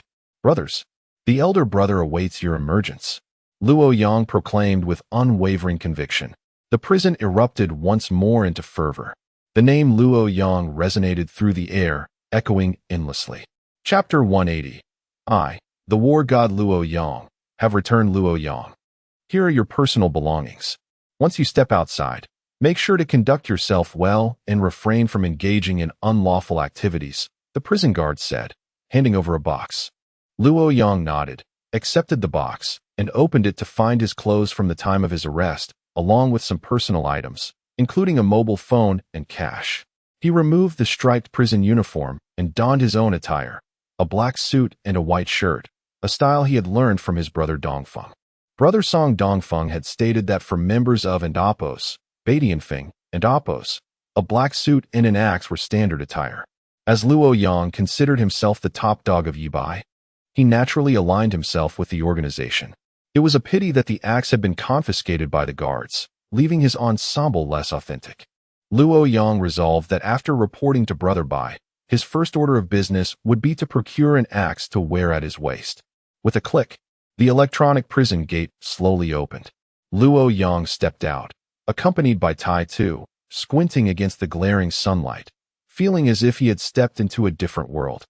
Before his release, he had envisioned a scene outside the prison filled with luxury cars, hundreds of brothers lined up to welcome him. However, as he looked around now, he saw only emptiness, with a few leaves blown away by the wind. A sense of unease crept over him. During his time in prison, had he been deceived by the outside world?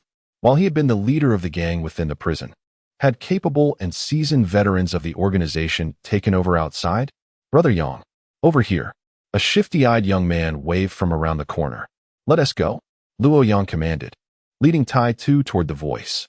As they turned the corner, he froze in place, his eyes glistening with emotion. The narrow alley was filled with various vehicles, all the luxurious cars he had imagined: Mercedes, Audis, Land Rovers, and cool cruisers, alongside a dozen stylish motorcycles. As Luo Yang appeared, a cacophony of car doors opening and closing erupted. Hundreds of tattooed men descended from their vehicles, their faces alight with excitement, fervor, respect, and dreams for the future. Brother Yang. The cheers were deafening. Over 100 men bowed deeply in unison. Brother, you've finally come out. We wanted to welcome you at the gate, but I feared the spectacle might lead to another incarceration, the shifty-eyed young man explained, presenting an iron basin filled with wood. He doused it with gasoline and set it ablaze. Brother Yang, jump over the fire to ward off bad luck. Luo Yang gazed at the flames leaping a meter high, his eyelids twitching. If he were to leap over, he might end up as a charred remains. Noticing his hesitation, the young man quickly removed his jacket, soaked it with several bottles of water, and placed it over the fire. Only then did Luo Yang jump over the flames, perplexed, and asked Zile, "Wasn't he our group's assets seized? Where did all these luxury cars come from?" Lu Zile grinned mischievously, his shifty demeanor more pronounced. "Today marks your release, Brother Yang." So we couldn't skimp on the show. The brothers leveraged their connections to borrow several cars. However, a few belonged to us. On the day our gathering place was seized, some brothers were out collecting debts and managed to evade capture. Luo Yang perked up. "Which ones?" Lu Zile pointed to the last few dilapidated vans at the end of the convoy. "Those three. They're our group's only remaining assets." Luo Yang felt a wave of frustration wash over him, contemplating how to report the situation to Brother Bai and asking what the next steps should be. Since Brother Bai had entrusted him with the entire Xiaohongyu group, he surely had his reasons. While lost in thought, Lu Zile gestured, "Brother Yang, look who's coming." Following his gaze, Luo Yang spotted a stunning woman clad in black fishnet stockings, adorned with smoky eye makeup, approaching with a radiant smile. It was Cat's sister. No. It was Black Baby's sister. No. Now she was Sister Yang. Luo Yang slowly opened his arms, exuding an aura of authority. The woman, filled with joy, leaped into his embrace like a fledgling returning to its nest. With the beauty in his arms, Luo Yang felt a surge of desire. During his days in prison, he had longed for a woman, and this particular one, who had been with two of his brothers, had occupied his thoughts incessantly. He realized that since he had taken over the group, he naturally had to take on Sister Yang as well. It was an age-old tradition in their faction to indulge in such pleasures upon ascending to power. Excitement coursed through Luo Yang as he anticipated returning to experience Sister Yang, who had been with Fat Cat and Black Baby. Despite the brothers' warning that Sister Yang bore a curse, having led to the demise of two brothers, he believed himself to be resilient enough to handle it. After all, Fat Cat and Black Baby had foolishly attempted to challenge Brother Bai and were swiftly dealt with through his exceptional skills. As Brother Bai's most loyal subordinate, he had no reason to worry. With the leader of the group released from prison, it was customary to host a welcoming banquet. Although the group's assets had been confiscated, the brothers had previously earned money, so they pooled resources to reserve several tables at the Golden Source Hotel. They also invited some of the older brothers from the underworld, notorious figures from the previous century, each missing limbs. Regardless of their current standing, these men had extensive connections, having crossed paths with various factions in Taojiang City. Inviting them was to ensure that everyone knew the Xiaohongyu group had not perished. It had merely transformed, now under new leadership with a new name, the Baiyang Group. Before the banquet commenced, Luo Yang excused himself to use the restroom and discreetly slipped up to the rooftop. Gazing down at the bustling city below, he was overwhelmed with emotion. Days turned into weeks, weeks into months. How many cycles had it been?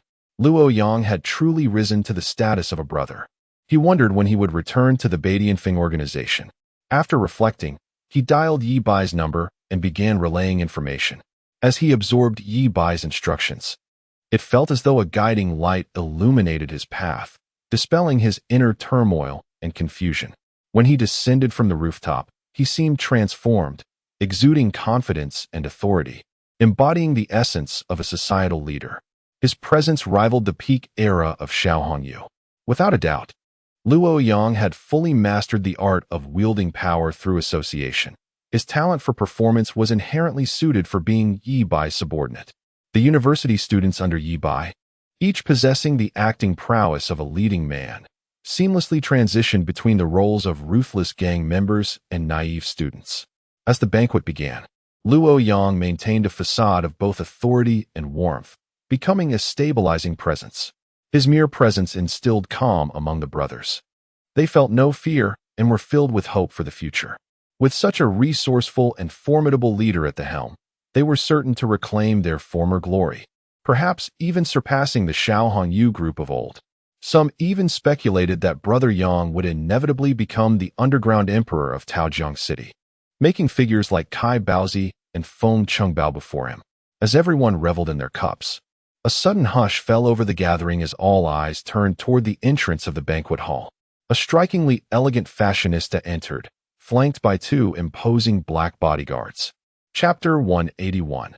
Xiao Hongyu's biological daughter. Xiao Nirong. This woman possessed a strikingly beautiful visage and an exquisite figure, accentuated by a beauty mark at the corner of her eye, which added a touch of allure.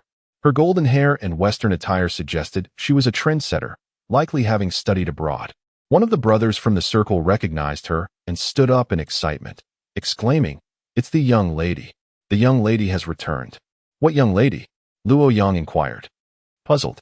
"Xiao Hongyu's only daughter, Xiao Nirong." "Little Nirong?" Luo Yang instinctively glanced over, realizing she was no longer little. The brother continued, "Over 20 years ago, Boss Xiao was married, and after giving birth to a daughter, his wife divorced him. The young lady moved abroad with her mother and rarely returned. It and Apos, es only natural you would and Apos, T recognize her, Yang Ge." A chill ran through Luo Yang and Apos' heart. This young woman chose to return now of all times. Could it be she intended to seize power? Xiao Nirong approached Luo Yang, looking down at him as she spoke. "You are Luo Yang, correct? I am the daughter of Xiao Hongyu. I've heard you are the new leader of the group, and I have some matters to discuss with you." Though Luo Yang felt reluctant, he could not lose face in front of his brothers. He nodded expressionlessly and followed the woman into the private room. Once inside, Xiao Nirong languidly pulled out a chair and sat down, producing a cigarette designed for women. With a subtle gesture, several black bodyguards exited the room, closing the door behind them. As she exhaled a plume of smoke, she noticed Luo Yang's stern demeanor and smiled playfully. "Don't overthink it, and don't worry. I am not here to contest power with you. A small group like the one in Taojiang is beneath my notice." With a hint of disdain, Xiao Nirong continued, "I'll be frank with you. The most significant influence in Chinatown, USA, is controlled by my mother and my uncle." Luo Yang's mind raced as he recalled a legendary force, the Hongmen. The daughter of Xiao Hongyu was, in fact, a Hongmen princess? "What brings you back to the country, Miss Xiao?" Xiao Nirong extinguished her cigarette and replied, "My father's predicament reached my mother. Despite their long-standing divorce, as they say, once a couple, always a couple. Moreover, Xiao Hongyu is my biological father, so my mother is quite worried and asked me to return to find him." Luo Yang shook his head slowly. "Boss Xiao has fled to Myanmar. You should search for him there. The forces in Myanmar are connected to my family. If my father had managed to escape there, I wouldn't be here," Xiao Nirong retorted, pausing before continuing. "After my father escaped from prison, he contacted my mother, asking her to prepare an escape route for him in Myanmar. She agreed, but soon after, he vanished without a trace. I suspect either he has been captured or worse, killed." A glint of cold determination flashed in Xiao Nirong's eyes as she declared, "If he has indeed been murdered, I will hunt down the perpetrator and exact vengeance for my father." Luo Yang replied, "You've come to the right person. Whoever killed your father is definitely my good brother." Initially, Luo Yang believed that Xiao Hongyu had fled to Myanmar, but upon hearing Xiao Nirong's words, he realized that Xiao Hongyu was undoubtedly gone. Offending Bai Gu, could he have thought he could escape? At that moment, Luo Yang understood that Xiao Hongyu and Dao Gu were currently atop Longzhou Mountain, likely decomposing in the sweltering heat. "Miss Xiao, why have you sought me out?" Xiao Nirong responded slowly. "I know the group is merely a shell of its former self. I can help you revitalize it." "How?" "By providing financial support. The group's previous assets have been seized and properties turned into foreclosures. Next week, these properties will be auctioned. I can finance the acquisition of all these properties, including Jushio Mountain Villa. I do not want any of them. They will all belong to you. My only request is to locate my father. If he has met with misfortune, please help me avenge him. A fierce light shone in Xiao Nairong's eyes. Then you have indeed come to the right person, Luo Yang exclaimed. Suddenly, he recalled a phrase from Ye Bai, "Don't worry, I have arrangements for the financial matters." So this was Bai Ji's plan. Truly remarkable. A man of genius, orchestrating everything from behind the scenes. Even the daughter of Xiao Hongyu had been accounted for. Bai Gu, the eternal deity. Luo Yang's admiration for Ye Bai was like an unending river. To follow such a formidable leader was indeed a stroke of fortune. Luo Yang nodded, rising to extend his hand to Xiao Nairong. I agree. Wonderful. A pleasant collaboration. However, let us skip the handshake. I have a germophobia and dislike the scent of men. I prefer not to shake hands with them. Seeing Luo Yang's surprised expression, Xiao Nairong clarified, Don't misunderstand. I'm not a lesbian. I merely have an aversion to men. They are all foolish beings, obsessed with competition. Of course, I am not targeting you specifically, just all men in general, including my foolish uncle. Xiao Nairong embodied the sentiment that women are a gift from the gods while men are mere refuse. After speaking, she stood and walked out. Her form-fitting British jeans accentuated her curves, and her long, straight legs were captivating. Luo Yang quickly averted his gaze, not wanting to stare. It wasn't that he had become complacent with Cat's sister, but rather that he entertained a tantalizing notion. Such a stunning woman. And the biological daughter of Xiao Hongyu. She must be introduced to Bai Gu. Did she not seek vengeance? Since he had agreed, he would ensure she was sent to Bai Gu to retaliate against him, perhaps even bear him 7 or 8 children to drive him to distraction. If Xiao Hongyu were to know of his daughter's means of avenging him, he would surely find solace. With this thought, Xiao Nairong became a tool in Luo Yang's mind, a loyal servant to Bai Gu, and he resolved to maintain his composure and keep his eyes in check. Imagining the scene of Xiao Nairong enacting her revenge on Bai Gu, Luo Yang felt an exhilarating thrill and couldn't help but chuckle. Rest easy, Boss Xiao. Your group and your daughter will be well cared for by Bai Gu. I hope in your next life, you are more discerning and do not offend such a god again. Lost in thought, a more sinister idea struck him. Wait, what had Xiao Nairong just said? Her mother, the former wife of Boss Xiao, was the ruler of Chinatown? What a delightful twist. She was brimming with advantages. Her daughter had come seeking vengeance against Bai Gu. Surely the mother would join in as well? The more he pondered, the more exhilarated he became. No, this was a meal that must be served to Bai Gu. Chapter 182. Chun Sini's incredulity. The timeline has returned to normal. In the provincial city, at the Zhenghe Holiday Hotel, Ye Bai ended his call with Luo Yang and returned to the ladies' room to pack his belongings.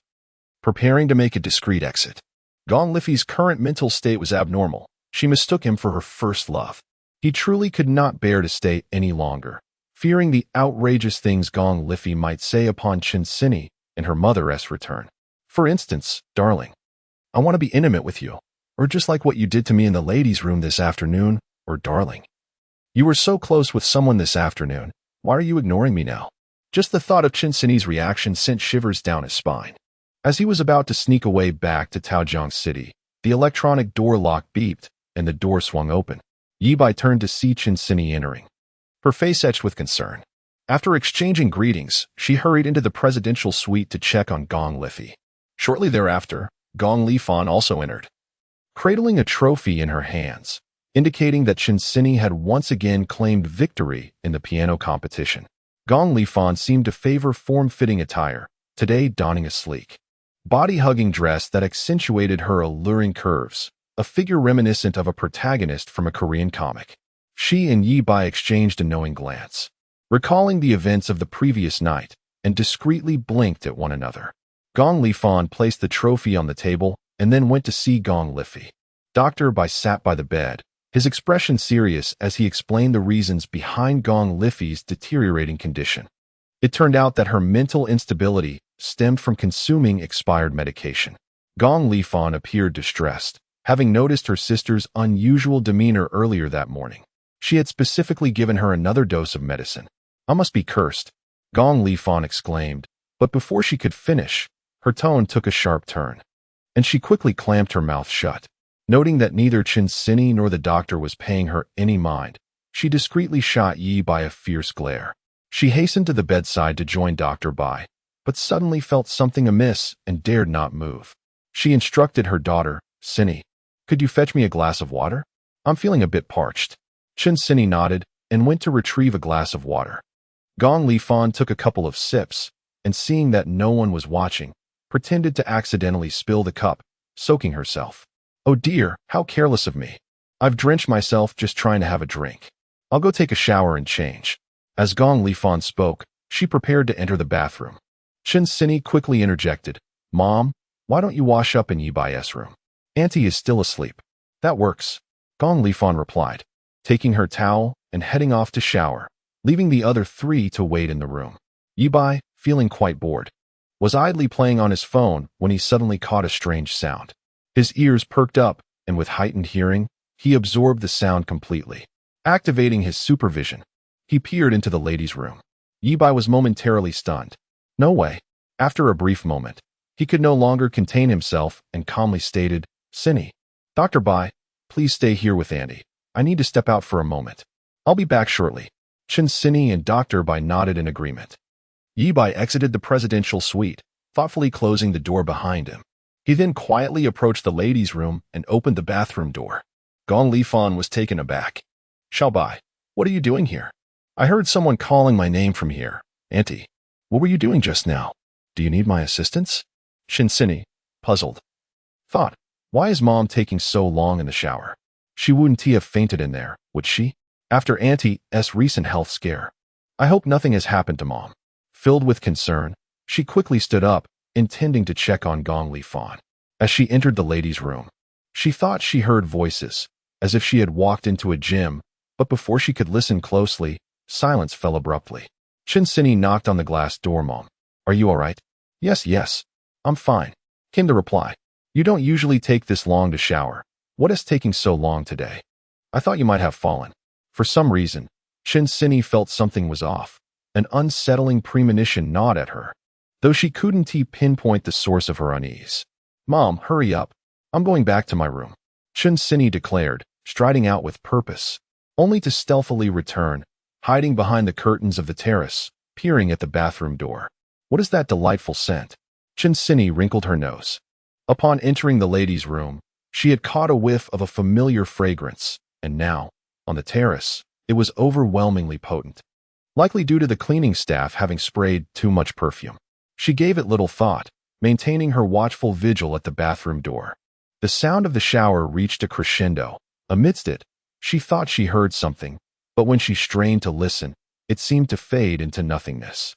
Chen Sini began to doubt her own hearing. After what felt like an eternity, her legs grew weary, yet her disciplined nature kept her resolute. Eventually, the bathroom door creaked open, revealing Gong Li Fan in fresh clothing, clutching a bundle of soiled garments and a towel. She furtively glanced around, ensuring no one was watching, and shot a fierce look back before casually exiting. There was someone in the bathroom.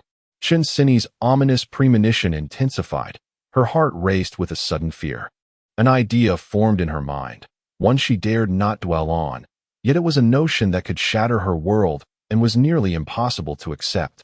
Chen Sini held her breath, waiting, but after a long moment, no one emerged from the bathroom. With a mix of trepidation and anxiety, she slowly approached the bathroom door. The door stood ajar, the lights still on, steam enveloping the room. Taking a deep breath, she gathered her courage and peered inside. Then, she froze. What she saw was beyond her wildest imagination. Inside, there was. Chapter 183. Chen Sini's doubts in the bathroom. Astonishingly, there was not a soul in sight. Just moments ago, my mother's expression and gaze were clearly indicating interaction with someone. Yet, why was there no one inside? Chen Sini stepped in and conducted a meticulous search, even lifting the toilet seat, but there was not a shadow to be found, not even a fly.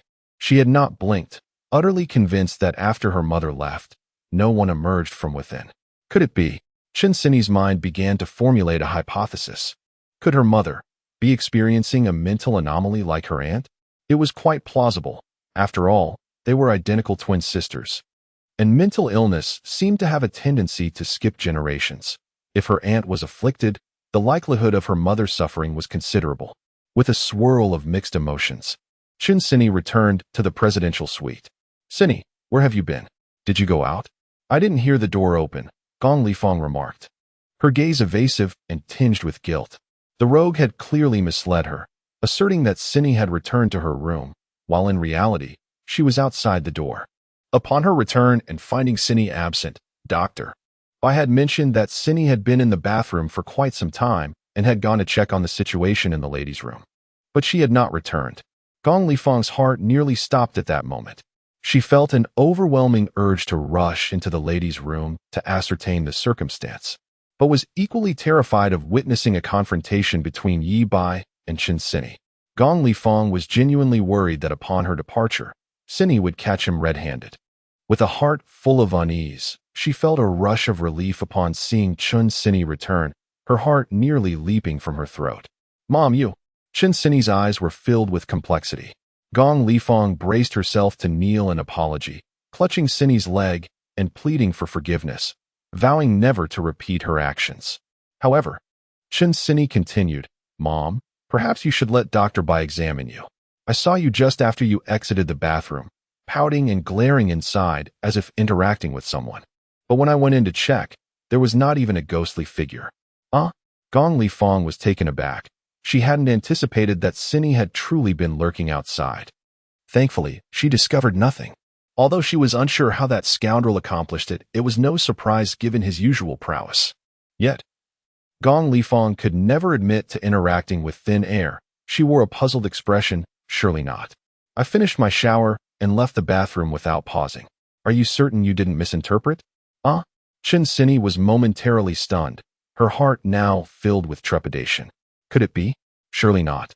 Was it possible that some hereditary mental illness had manifested in her generation? Had her stress induced hallucinations? The innocent Bai Shuejing appeared bewildered, scanning her surroundings, and suddenly shivered. Feeling a chill creep down her spine, goosebumps erupting all over her skin. What is happening? This was supposed to be an eagerly anticipated romantic narrative, like The Kind Aunt, The Beautiful Mother of My Girlfriend, or Delicious Temptations. Why had the tone abruptly shifted to a suspenseful thriller? Ding! The sound of the door opening broke the tension. And in walked Ye Bai, carrying a bag of fruit, casually munching on an orange, his presence filling the room with a delightful citrus aroma. The three occupants stared at him in astonishment as he entered, his handsome features adorned with a charming smile, radiating an irresistible masculine allure. Instantly, the gloom that had enveloped the room dissipated. His mere presence was uplifting. How handsome! They all internally marveled. Bai Shuejing's smile was wider than the crescent moon. Despite her burning curiosity to uncover the juicy details of Ye Bai and the aunt's escapades for her own narrative fodder, she found herself captivated by Ye Bai's dazzling charisma. Standing tall, at least 1.85 meters, while she herself was merely 1.5 meters, this was undoubtedly an adorable height difference. Suddenly, her cheeks flushed crimson at the thought. Just then, Gong Lifeng on the bed let out a soft whimper, slowly opening her eyes. Ye Bai's heart raced, a primal urge to flee overtaking him. Fearing that Gong Lifeng might utter something like, "You must kiss me to get up." Fortunately, his fears were unfounded. She appeared no longer in that naive state. Having reverted to her composed and graceful self, Chen Sini looked on anxiously. "Aunt, are you all right? Did you have another episode today?" Gong Lifeng gently furrowed her brow. "Mrs. Lifeng, do you recall what transpired?" Bai Shuejing asked excitedly, her curiosity piqued once more, as she seemed to intentionally remind, "You mistook Mr. Yi for your husband this afternoon and asked for kisses and hugs. Do you remember?" "What?" Chen Sini's eyes widened in shock as she turned to Ye Bai. Gong Lifeng's gaze sharpened, filled with suspicion. No wonder that scoundrel had called her by the wrong name. Surely, he hadn't taken advantage of her sister during that time? With the scrutiny of everyone upon him, Ye Bai raised his hands in mock innocence, saying, "When I returned this afternoon, Dr. Bai was already here." Indeed, as she mentioned, Aunt Fei mistook me for someone else and insisted on my coaxing her before she would take her medicine. His demeanor was so candid and unpretentious, with eyes that conveyed sincerity, that those who doubted him felt a pang of guilt. Yet, something seemed off. Ye Bai was far from the harmless persona he projected. He was, in fact, an exceptionally mischievous rogue. Gong Lifeng shot him a fierce glare. She was not surprised by his antics. Had he truly done something to her sister? Yet, why did this suspicion stir a sense of excitement within her rather than anger? Gong Lifeng looked apologetic. I do recall what happened, Ye Bai. I sincerely apologize for the embarrassment. Mrs. Lifeng, you remember? Bai Shuejing pressed eagerly. What about before I arrived? Did anyone do anything wrong to you? Gong Lifeng lowered her gaze. The hearts of the four present hung in suspense. Chun Sini felt an intense worry. After all, Gong Lifeng shared a profound bond with her. And the implications of Ye Bai, she shuddered at the thought. Surely, he was a gentleman of high moral standing. Gong Lifeng and Apos S. emotions were tumultuous, tinged with a hint of anticipation amidst her anxiety. Bai Shuejing was brimming with excitement, yearning for Gong Lifeng to divulge some scandalous details. Ye Bai was poised, ready to intervene should the need arise. If she truly remembered everything and disclosed it, their lives would be irrevocably altered. Moments later, Gong Lifeng slowly lifted her head, uttering something astonishing. I truly should refrain from penning such narratives. Alas, when will I emerge from this dark place? Chapter 184. The dilemma of Gong Liffey. Gong Liffey furrowed her brow, casting an unhappy glance at Bai Shuejing. She slowly spoke. Dr. Bai, what do you mean by that? Are you actually suspecting that Ye Bai has done something wrong to me? How could you harbor such a sordid thought? Ye Bai is Xian Yi's boyfriend, a young man of integrity and virtue. How could he possibly engage in such despicable acts? You are not only questioning his character, but also humiliating me. Upon hearing this, Bai Shuejing's innocent little face flushed crimson, and she hurriedly apologized. Madam, please don't be angry. It was my twisted thinking, and I should apologize to you too, Mr. Yi. I am truly sorry. Chun Sini felt a burden lift from her heart, and quickly reassured. Aunt, please don't blame Dr. Bai. She is only concerned for you. However, Gong Liffey let out a gentle sigh, feeling an inexplicable disappointment in her heart. Confused and ashamed, she wondered, what is wrong with me? Seeing Xiao Bai and Xian Yi being affectionate makes me think of him and my sister. I even think about being with Xian Yi, or with my sister. How could I have such perverse thoughts? Gong Liffey lowered her head in shame, internally condemning herself. She knew this line of thinking was abnormal, yet she could not control herself. A wilder thought emerged, imagining the three of them together, living happily as a family of four, never to part. The three of them thought Gong Liffey's words indicated a misunderstanding on Dr. Bai's part. Yet, Ye Bai felt a chill run down his spine. He could clearly discern that Annie Fei was alluding to him. She vividly remembered the moments when she mistook him for her first love, as well as the incident where he had administered medicine to her. How could she forget what transpired before Dr. Bai arrived, when he had treated her as if she were Annie Fong? Although Ye Bai recognized something was amiss and, with tremendous willpower, chose to behave like a man rather than a beast, could he still be considered innocent? Fortunately, Annie Fei did not disclose everything. Otherwise, his fate would have been sealed today. Ye Bai looked up at Gong Liffey, only to find her gazing at him with a complex expression. Indeed, she clearly remembered everything that had transpired. Gong Liffey averted her gaze and lowered her head again, her inner turmoil reaching its peak. She could not possibly reveal everything. Doing so would not only shatter Liffey's family, but also inflict great harm on Xian Yi. Ye Bai had not taken advantage of her mental instability. Rather, he had confused her with Liffey. If Xian Yi were to learn this, it would likely lead to her complete breakdown. After all, the relationships among the three of them were exceedingly intricate. That scoundrel had clearly promised to sever ties with Liffey, but still acted in such a manner. Yet, it was fortunate that despite his mischief, he had some boundaries. Upon realizing she was not Liffey, he immediately ceased his actions. He understood that he was truly Xian Yi's. Yet, inexplicably, recalling the time when she mistook Ye Bai for Bai Yi brought her a sense of happiness, perhaps the happiest moment of the past 2 decades. It felt as if she had returned to her youth, to that passionate era. What embarrassed Gong Liffey even more was the recollection of her encounters with Ye Bai. Her heart inexplicably stirred, even feeling a tinge of nostalgia and infatuation. Gong Liffey found it particularly strange, even with Bai Yi. She had never felt such emotions. It was as if Xiao Bai possessed an enchanting magic, a captivating allure. Though reluctant to admit it, the thought overwhelmed her. Oh heavens, how could I entertain such notions? Ye Bai is Xian Yi's boyfriend. I am truly a shameless woman. But Bai Yi loved me so deeply. He surely would not want to see me in distress. Knowing that I could find happiness would surely bring him solace. Gong Liffey's mind was a whirlwind of thoughts. Little did she know, this was the effect of Ye Bai's innate charm. The more she interacted with him, the deeper she fell, with no exceptions to date. Suddenly, Gong Liffey recalled something significant and hurriedly asked Qin Sini to fetch a mirror. As she scrutinized her reflection, she felt a surge of excitement. The woman in the mirror, though 40 years old, possessed a complexion more youthful than that of a girl. Her cheeks, so rosy they seemed to glisten with dew. What woman does not cherish beauty? Who would not wish to return to their youth? She had never anticipated that after envying Liffey just yesterday, today it would be her turn. Gong Liffey inquired, Liffey, how did you achieve this? What mask did you use? She vaguely remembered that after waking, Liffey had taken her to wash her face, removing something from her skin, resulting in her newfound youthfulness. Oh, it's the beauty essence Aunt Wang gave me. I applied some on you, Liffey replied, unable to meet her sister's gaze. Having grown up together, Gong Liffey understood that something was amiss. She furrowed her brow and commanded, Where is it? Bring it to me.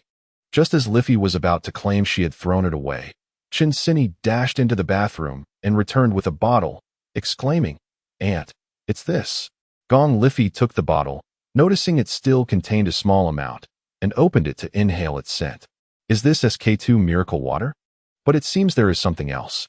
As Gong Liffey pondered, her eyes widened in realization, and her pupils trembled with disbelief as a blush crept across her face. She found it hard to believe, yet a suspicion formed in her mind. She looked at Ye Bai, who appeared bewildered, his gaze clear and sincere, as if he had no connection to the matter at hand. Although she had known Ye Bai for merely 2 days, Gong Liffey had already discerned this scoundrel's true nature. The more the situation related to him, the more he maintained a faade of integrity. No wonder Liffey had suddenly become youthful. Gong Liffey contemplated and asked, Xian Yi, when did Liffey transform like this? Qin Sini thought for a moment before responding. On the way to the provincial city, just before boarding the train. My mother still had crow's feet at the corners of her eyes. Yet, on the train, she suddenly transformed completely. I envy her skin condition. Indeed, it was all thanks to Ye Bai. The events between Liffey and Ye Bai had commenced on the train. How gratifying it was that her good sister thought of her in such good fortune. Yet, this beauty cream. Gong Liffey was unsure whether to feel anger or gratitude.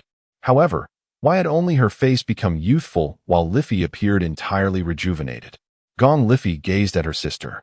Although their figures were identical, full and voluptuous, there were subtle differences. Liffey's overall appearance exuded a tightness reminiscent of a youthful girl, while Gong Liffey, having borne children, clearly exhibited differences in physical condition.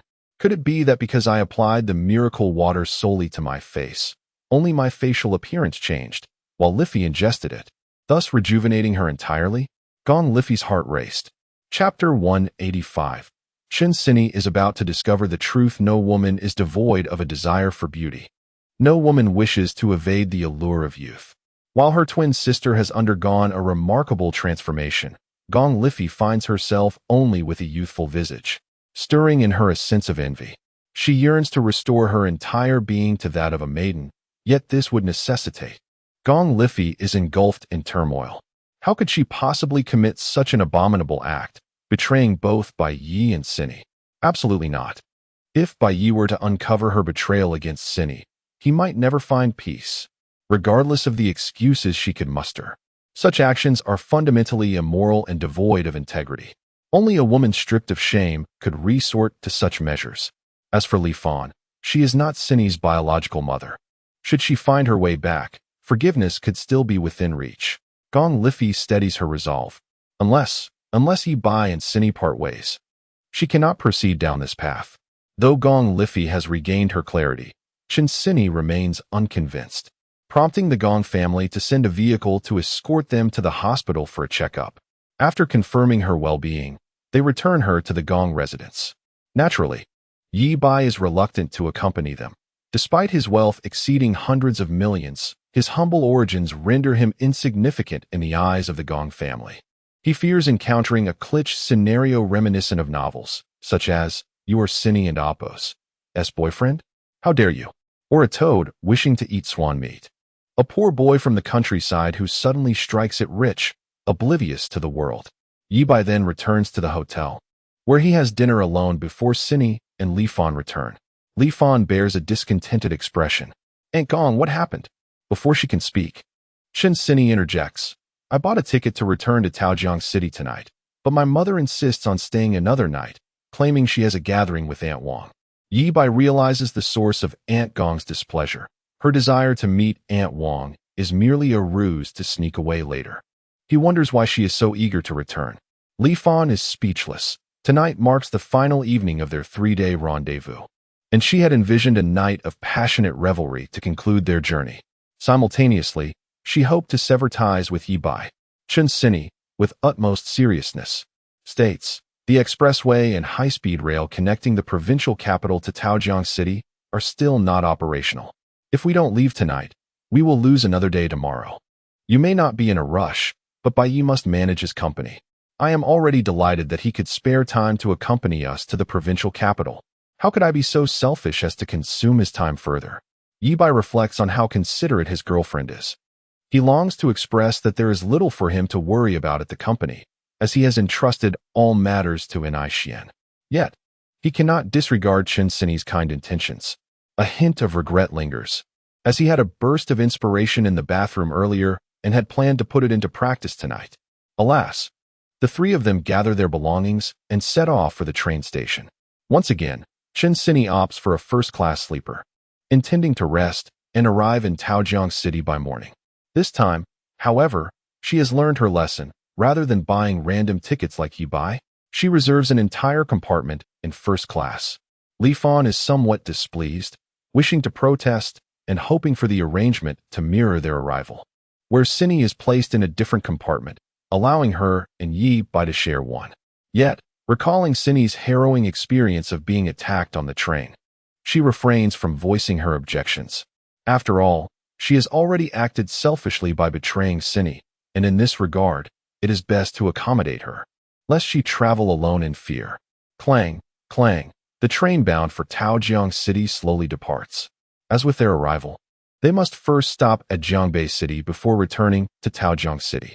During their journey, the rain had poured heavily outside, but now, the weather has improved. A minor incident occurs when selecting sleeping arrangements. Li Fan insists that Ye Bai take the lower bunk, proclaiming her preference for the upper.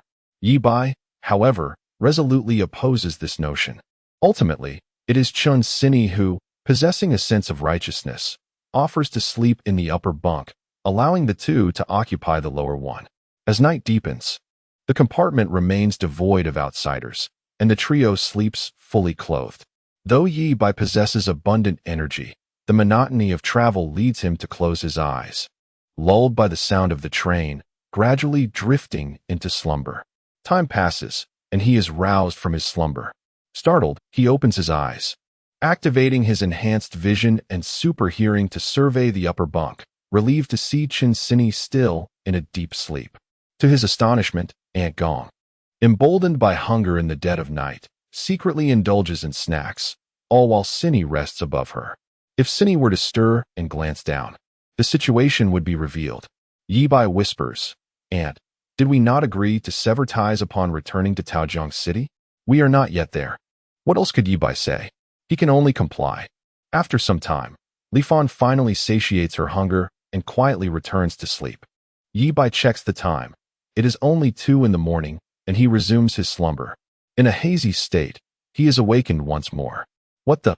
He discovers, to his astonishment, that Chen Cinny has nestled into his embrace. Upon noticing Ye Bai awake, she offers an apologetic smile and leans close to whisper, "I had another nightmare. I dreamt that a bad person stabbed my mother with a knife. After killing her, the villain attempted to stab me as well. And that's when I woke up. I was scared and didn't dare sleep alone. Chun Sini's face reflects her lingering fear, as the dream had been terrifying. Her mother's cries echoing painfully in her mind. Ye Bai can only comfort her, patting her reassuringly. Fear not, it was just a dream. In reality, the opposite is true. Indeed, reality is the antithesis of her nightmare, where the knife transforms into. Chun Sini, nestled against Ye Bai, feels at ease, but suddenly, she sniffs the air. Why do you smell so familiar? She then rises and begins to sniff around. You smell delightful. This scent seems familiar, almost reminiscent of Aunt Gong's fragrance. Chun Sini's eyes widen in suspicion, and she inquires, why aren't you under the covers? Aren't you cold? With that, she lifts the blanket. Chapter 186. The Temptation of Going Home. Chun Jingbin's version. Chun Sini found the scent emanating from Ye Bai to be remarkably familiar. An unsettling suspicion began to form in her mind, one that she struggled to accept. However, upon reflecting on her recent trip to the provincial capital, she noticed several inconsistencies. It seemed there was an issue between Ye Bai and Ms. Gong. Moreover, whenever she disappeared for a while, Ye Bai carried her fragrance with him. In mere seconds, Chun Sini's mind raced with a multitude of thoughts. After questioning Ye Bai 3 times, she abruptly lifted the blanket. In her childhood, Chun Sini had shared a bed with her parents. One night, she awoke to find her father, Old Chun, softly mocking Gong Li Fong. At that time, she had not grasped the meaning of his words.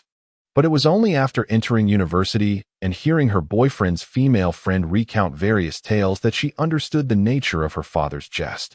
At this moment, she began to vaguely surmise why Ye Bai was lying atop the blanket. The train sped through the wilderness, the compartment dimly lit, yet Chun Sini still perceived something amiss. Her gaze sharpened as she reached out to touch. Suddenly, time seemed to freeze. This girl has suddenly taken on the role of Sherlock Holmes, Ye Bai sighed. It was evident she had begun to harbor suspicions. Should she uncover any anomalies, the consequences would be dire. Ye Bai swiftly rose, placing Chun Sini back onto her own bed, then stowed away the sheets and blankets from his own bunk into his personal space, before hastily moving a bed from the adjacent empty bunk to set it up. Once everything was in place, he carried Chun Sini back. Fortunately, in this state of suspended time, as long as Ye Bai did not adjust her position, even moving her would result in no changes, so after relocating her, he did not need to alter her placement. With a whoosh, time resumed its normal flow. Upon feeling the crisp sheets, Chun Sini was momentarily taken aback. This is not quite what I envisioned. Yet, simultaneously, she felt a wave of relief wash over her. I carry Aunt Gong's fragrance, Ye Bai mused, before suddenly realizing, could it be that Aunt Gong used my bathroom yesterday after bathing and left her shower gel behind? I was puzzled earlier in the evening about why the hotel provided 2 different shower gels. Upon hearing this, Chun Sini comprehended that it had all been a misunderstanding.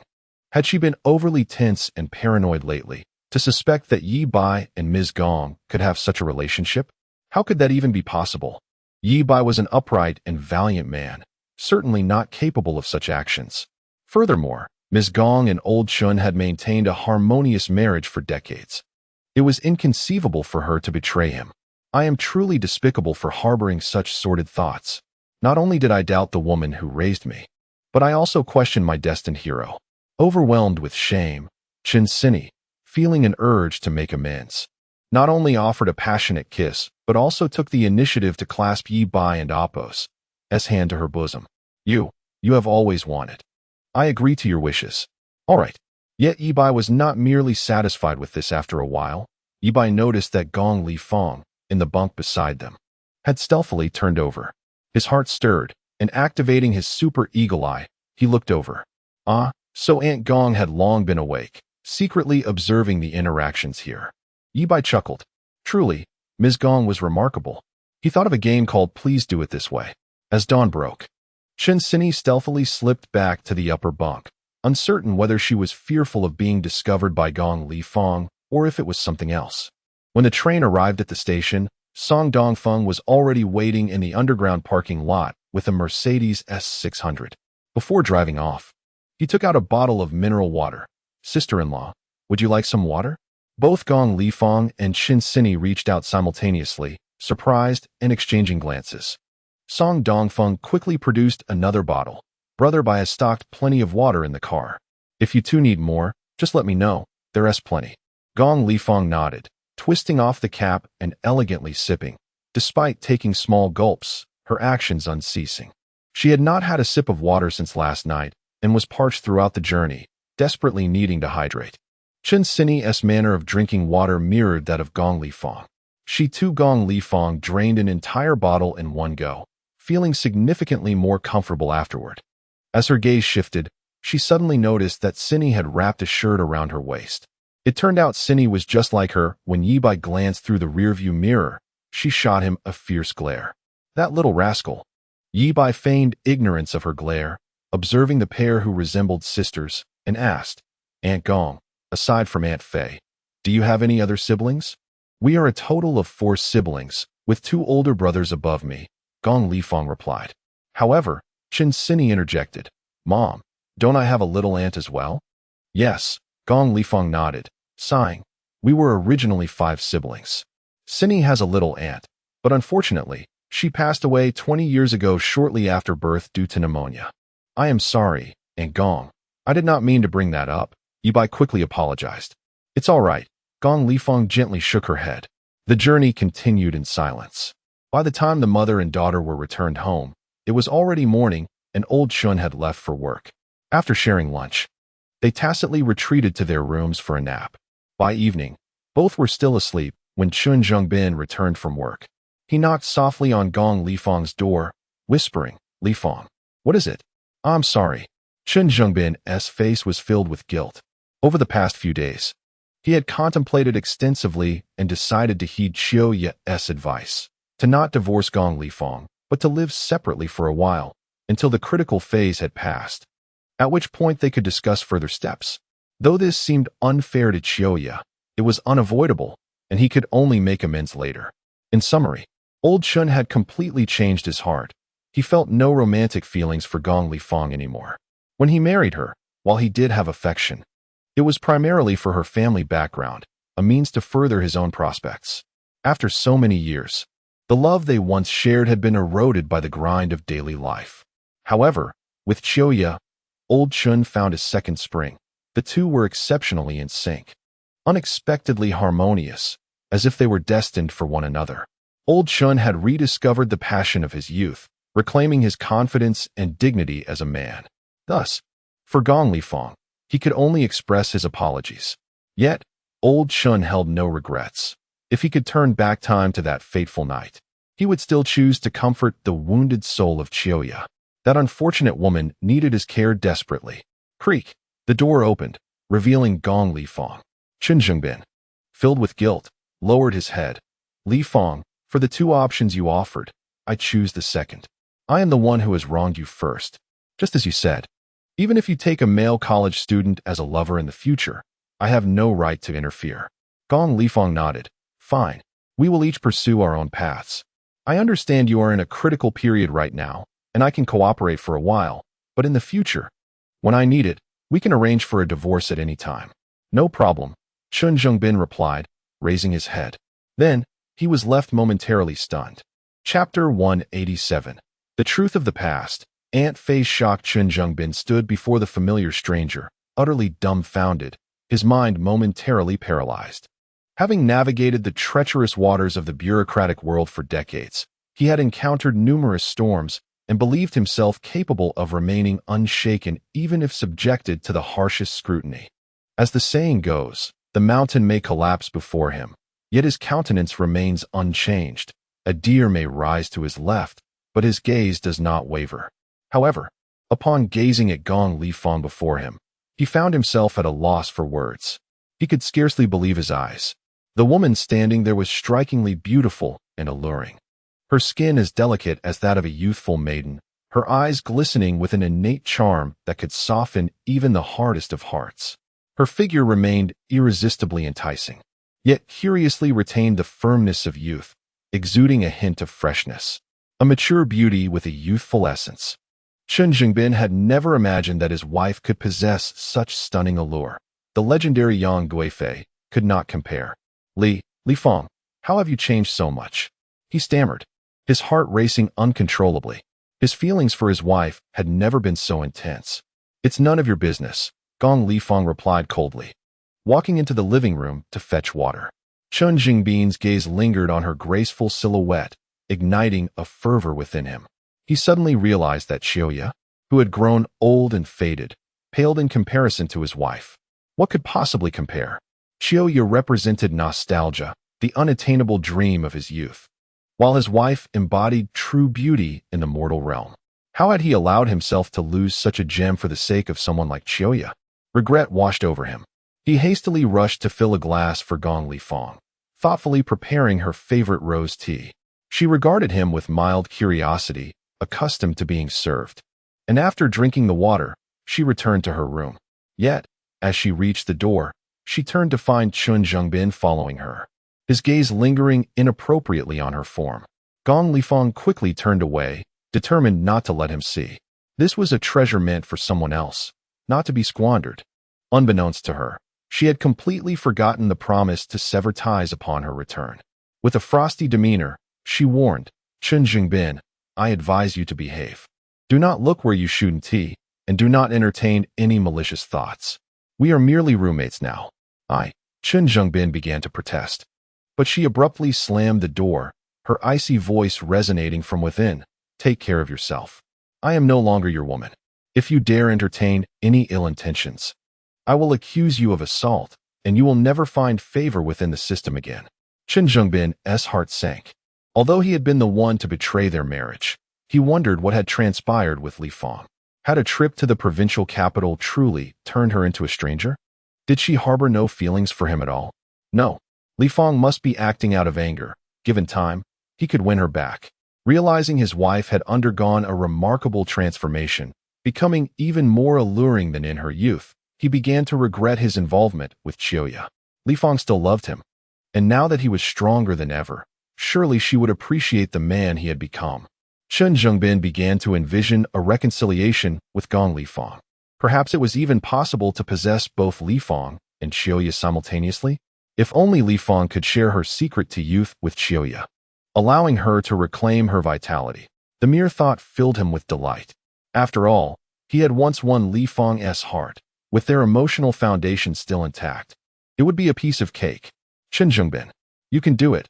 Keep pushing forward. Provincial capital, Gong family manor, main house villa. Gong Lifei lay despondently on her bed, her mind preoccupied with the incident of mistaking Ye Bai for Bai Ye. She realized that Bai Ye seemed to have faded from her memory, becoming merely a symbol. Time proves unkind to all things.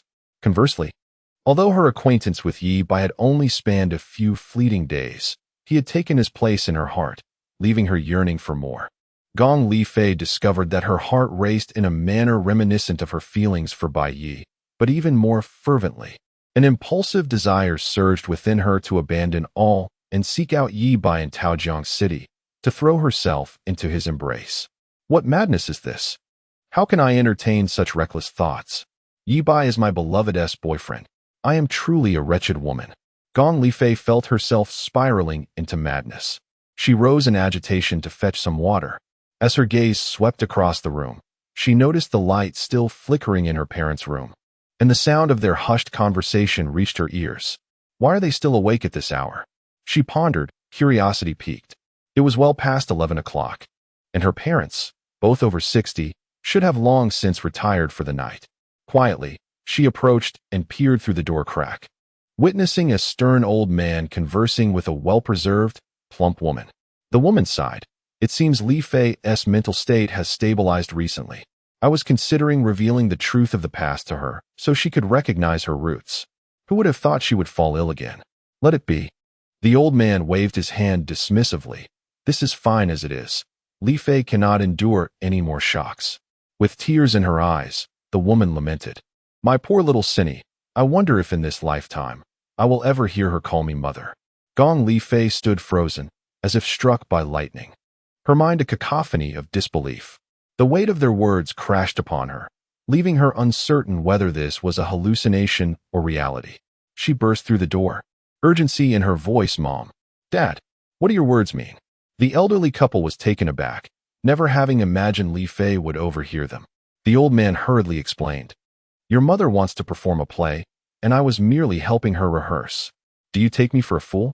Gong Li Fei retorted, seizing a fruit knife from the table and pressing it to her throat. "If you don't tell me the truth, I will end my life right now."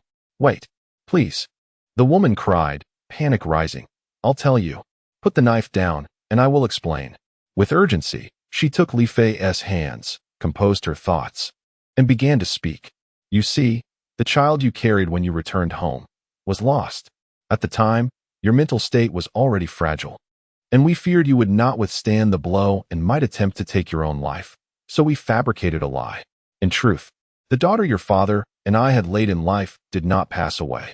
Gong Li Fei's mind raced. "Cindy is not my daughter, but my younger sister?" The old man nodded. "Indeed, Chen Cindy is our daughter and your fifth sister. She should be called Gong Cindy, not Chen Cindy. Our greatest wish in this lifetime is to see her recognize her roots." Gong Li Fei felt the world tilt beneath her. The daughter she thought she had was, in fact, her sister.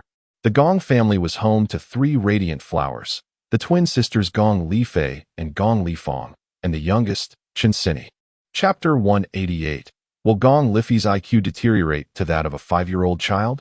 Gong Li Fei was unable to bear the tremendous blow, rolling her eyes skyward before her body went limp and she collapsed.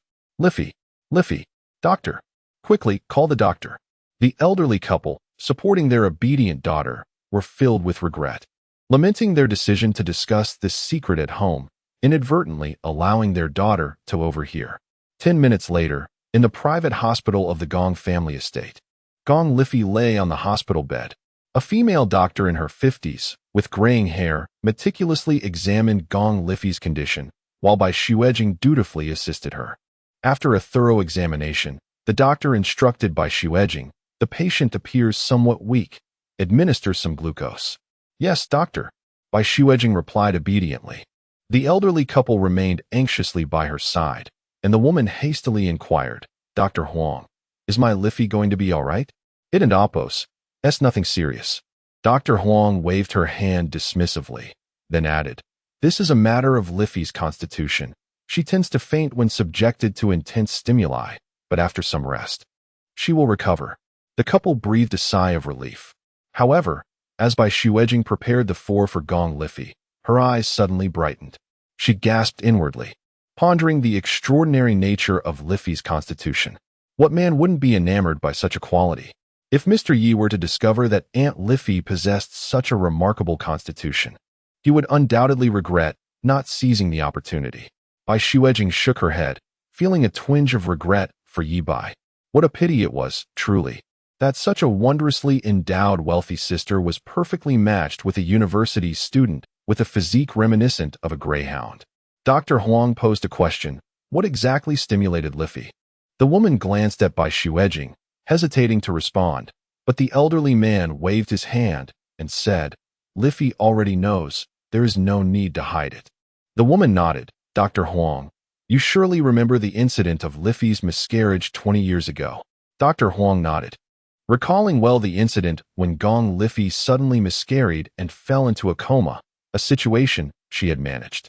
Later, fearing the shock would be too much for her, the couple had resorted to a deceitful switch, presenting their newborn daughter to the hospital, pretending she was Li Fei's child.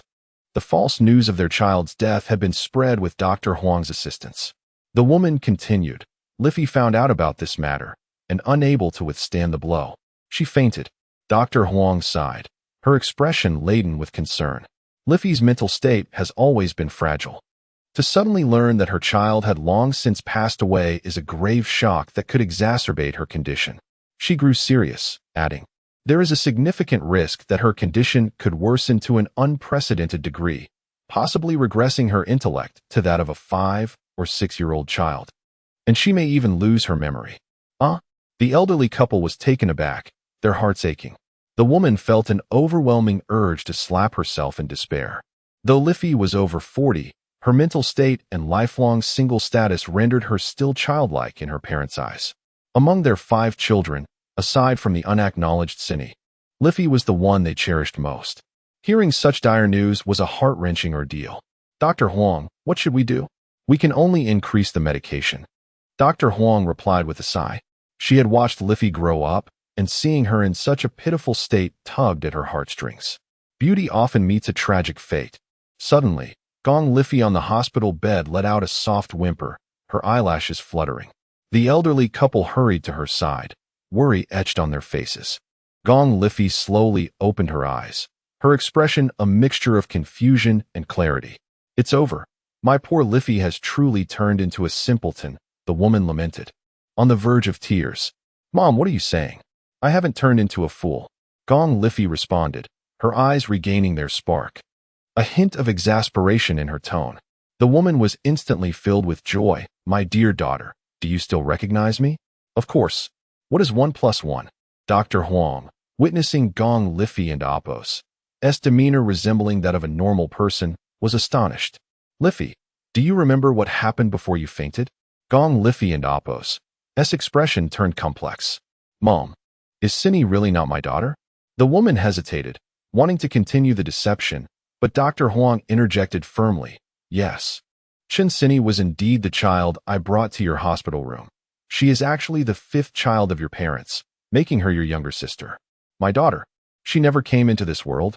Gong Liffey felt a wave of sorrow. Dr. Huang nodded solemnly, fixing her gaze on Gong Liffey, keenly observing her state. Remarkably, Dr. Huang let out a breath of relief. "I never anticipated that such a profound shock would yield an antidotal effect. I had assumed her condition would worsen, but it appears she has returned to normal." The elderly couple, upon realizing this, immediately surrounded Gong Liffey, bombarding her with questions. After a while, confirming that she had not deteriorated and appeared just like any other person, they were overwhelmed with joy, with the woman even shedding tears of happiness. "Liffey, I never intended to deceive you. I was genuinely concerned you would be unable to accept the truth, fearing I would have to bury my own child. I understand. Mom and Dad, I bear you no ill will. Had you not done so, I might never have seen you again." Gong Liffey also shed tears. The 3 embraced tightly. Dr. Huang watched with a sense of contentment, while Bai Shuejing gazed intently at Gong Liffey, filled with anticipation. She was incredibly curious and eager to witness Gong Liffey's previous fainting episode. What a pity it was, had Liffey's condition worsened slightly, and she mistaken Mr. Yi for her first love, she could have secretly taken Liffey to him, facilitating their reunion and experiencing the scene of a dramatic fainting spell firsthand. Bai Shuejing felt a profound sense of regret. After a lengthy period, night fell, and the elderly couple, unable to stay awake any longer, retreated to rest. The doctors also departed, leaving Gong Liffey alone in the hospital room. She stared blankly at the ceiling, her mind a whirlwind of thoughts. Truthfully, the sudden revelation of her child's passing was difficult for her to accept, but gradually, she began to come to terms with it. For one, she had raised Cinny as her daughter over the years, investing her emotions into her, and though she now understood Cinny's true identity as her sister, she still regarded her as a daughter. Thus, in this sense, her child had not truly died. Secondly, it had been 20 years since the event. Had she learned of this news in the early years, Gong Liffey would undoubtedly have been unable to cope. However, with time's passage, she had gradually forgotten Bai Yi, let alone an unborn child. Suddenly, Gong Liffey recalled another matter. Her breathing quickened, and her heart raced. Chapter 189, The Pitiful Cinny. Everyone wants to betray her. Gong Liffey suddenly sat up in bed, her eyes sparkling with realization. If Cinny is not my daughter, but merely my sister, then if I were to engage with Ye Bai, it would not be considered a transgression of familial ethics. Though she had known Ye Bai for only a fleeting few days, Gong Liffey discovered an undeniable attraction towards him, reminiscent of her first meeting with Bai Yi. Perhaps even more fervent.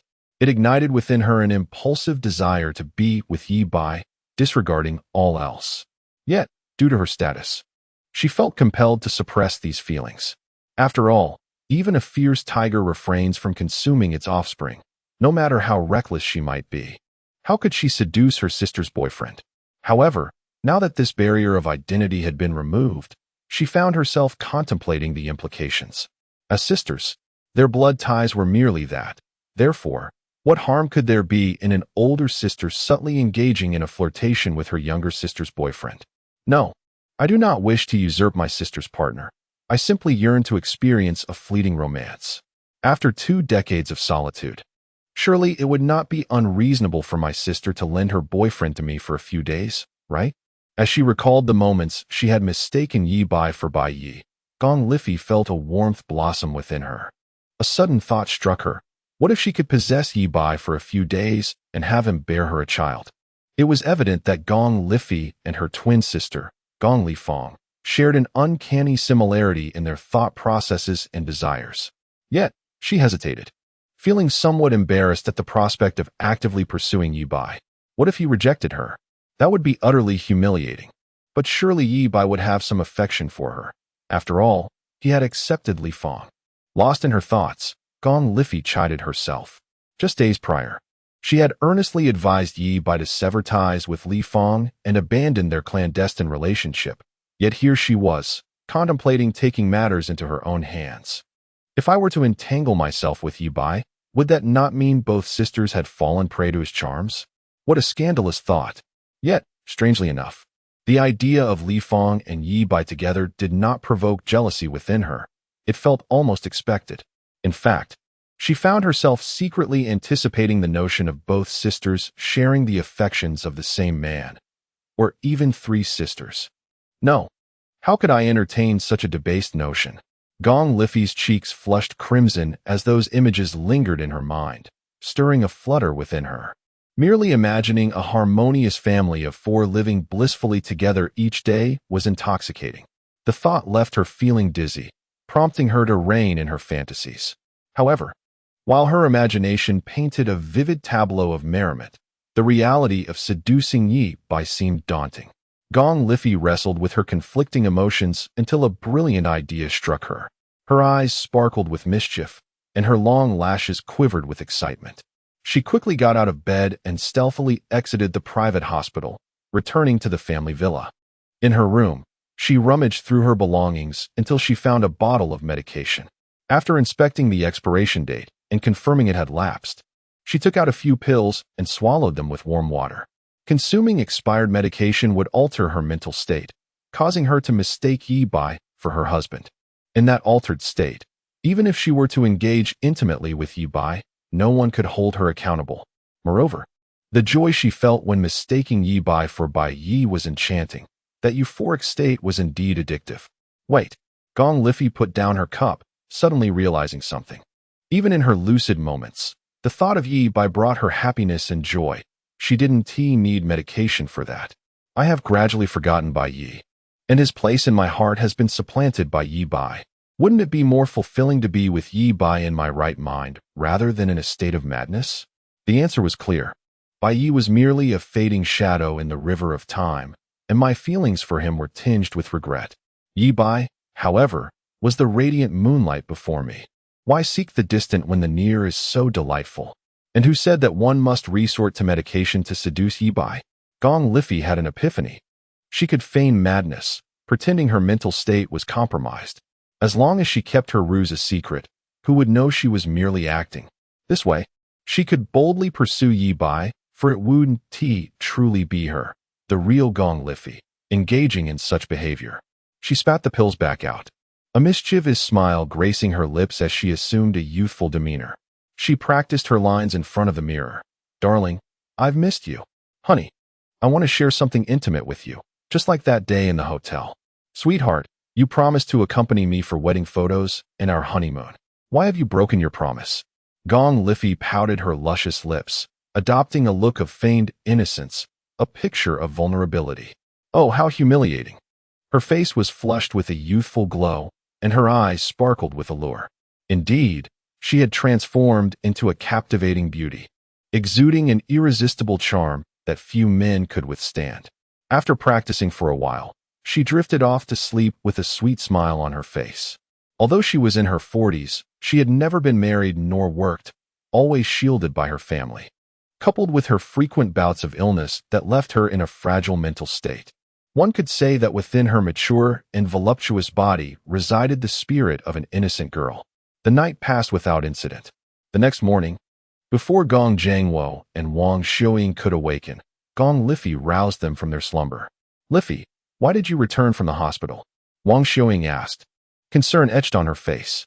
"Mom, I'm fine now," Gong Lifei replied, shaking her head before revealing the words she had carefully crafted over time. "Since I now understand and accept this truth, I believe it's time to stop hiding it from Cindy. It is unfair to her. We should tell her the truth and allow her to recognize her true heritage. Only when Cindy was rightfully acknowledged as a sister could she freely pursue her sister's boyfriend." "Indeed, your father and I feel the same way," Wang Xiuying said, her face aglow with excitement. She had awaited this day for far too long. "Let us video call Li Fong and share everything with them right away," Gong Lifei insisted. "Now?" Wang Xiuying asked, taken aback. Gong Lifei nodded resolutely. "All right, I'll do as you say," Wang Xiuying replied, dialing Li Fong's video call. Moments later, the call connected, and Gong Li Fong's alluring face appeared on the screen, her eyes still bleary with sleep. "Mom, why are you calling so early?" "I'm still trying to catch up on my beauty sleep," she complained with a yawn. "Li Fong, I have something important to tell you. Gather Cindy and Zhengbin," Wang Xiuying instructed. Seeing her mother's serious demeanor, Li Fong gasped and burst into tears. "Mom, please don't tell me something has happened to Dad." Suddenly, Gong Jiangwo's stern face appeared on the screen, his eyes wide in shock, yet he remained silent. Li Fong abruptly stopped crying, awkwardly wiping her tears before rushing to summon Chen Zhengbin and Chen Cindy. Before long, the three of them, Chen Zhengbin, Ye Bai's girlfriend, and Ye Bai's woman, were seated together in the living room, their faces filling the screen. Wang Xiuying sighed deeply and began her narrative. Many years ago, gradually, the three pairs of eyes widened in disbelief. Chen Cindy, in particular, was so astonished that her mouth hung agape, almost capable of holding a large egg. She was utterly flabbergasted, her mind swirling with confusion.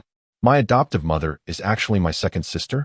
The woman I believe to be my biological mother is, in fact, my elder sister? For over a decade, I have referred to my maternal grandparents as grandpa and grandma, but in reality, they are my biological parents? What on earth?" Buzz buzz. Cat, electricity, comprehend. Chapter 190.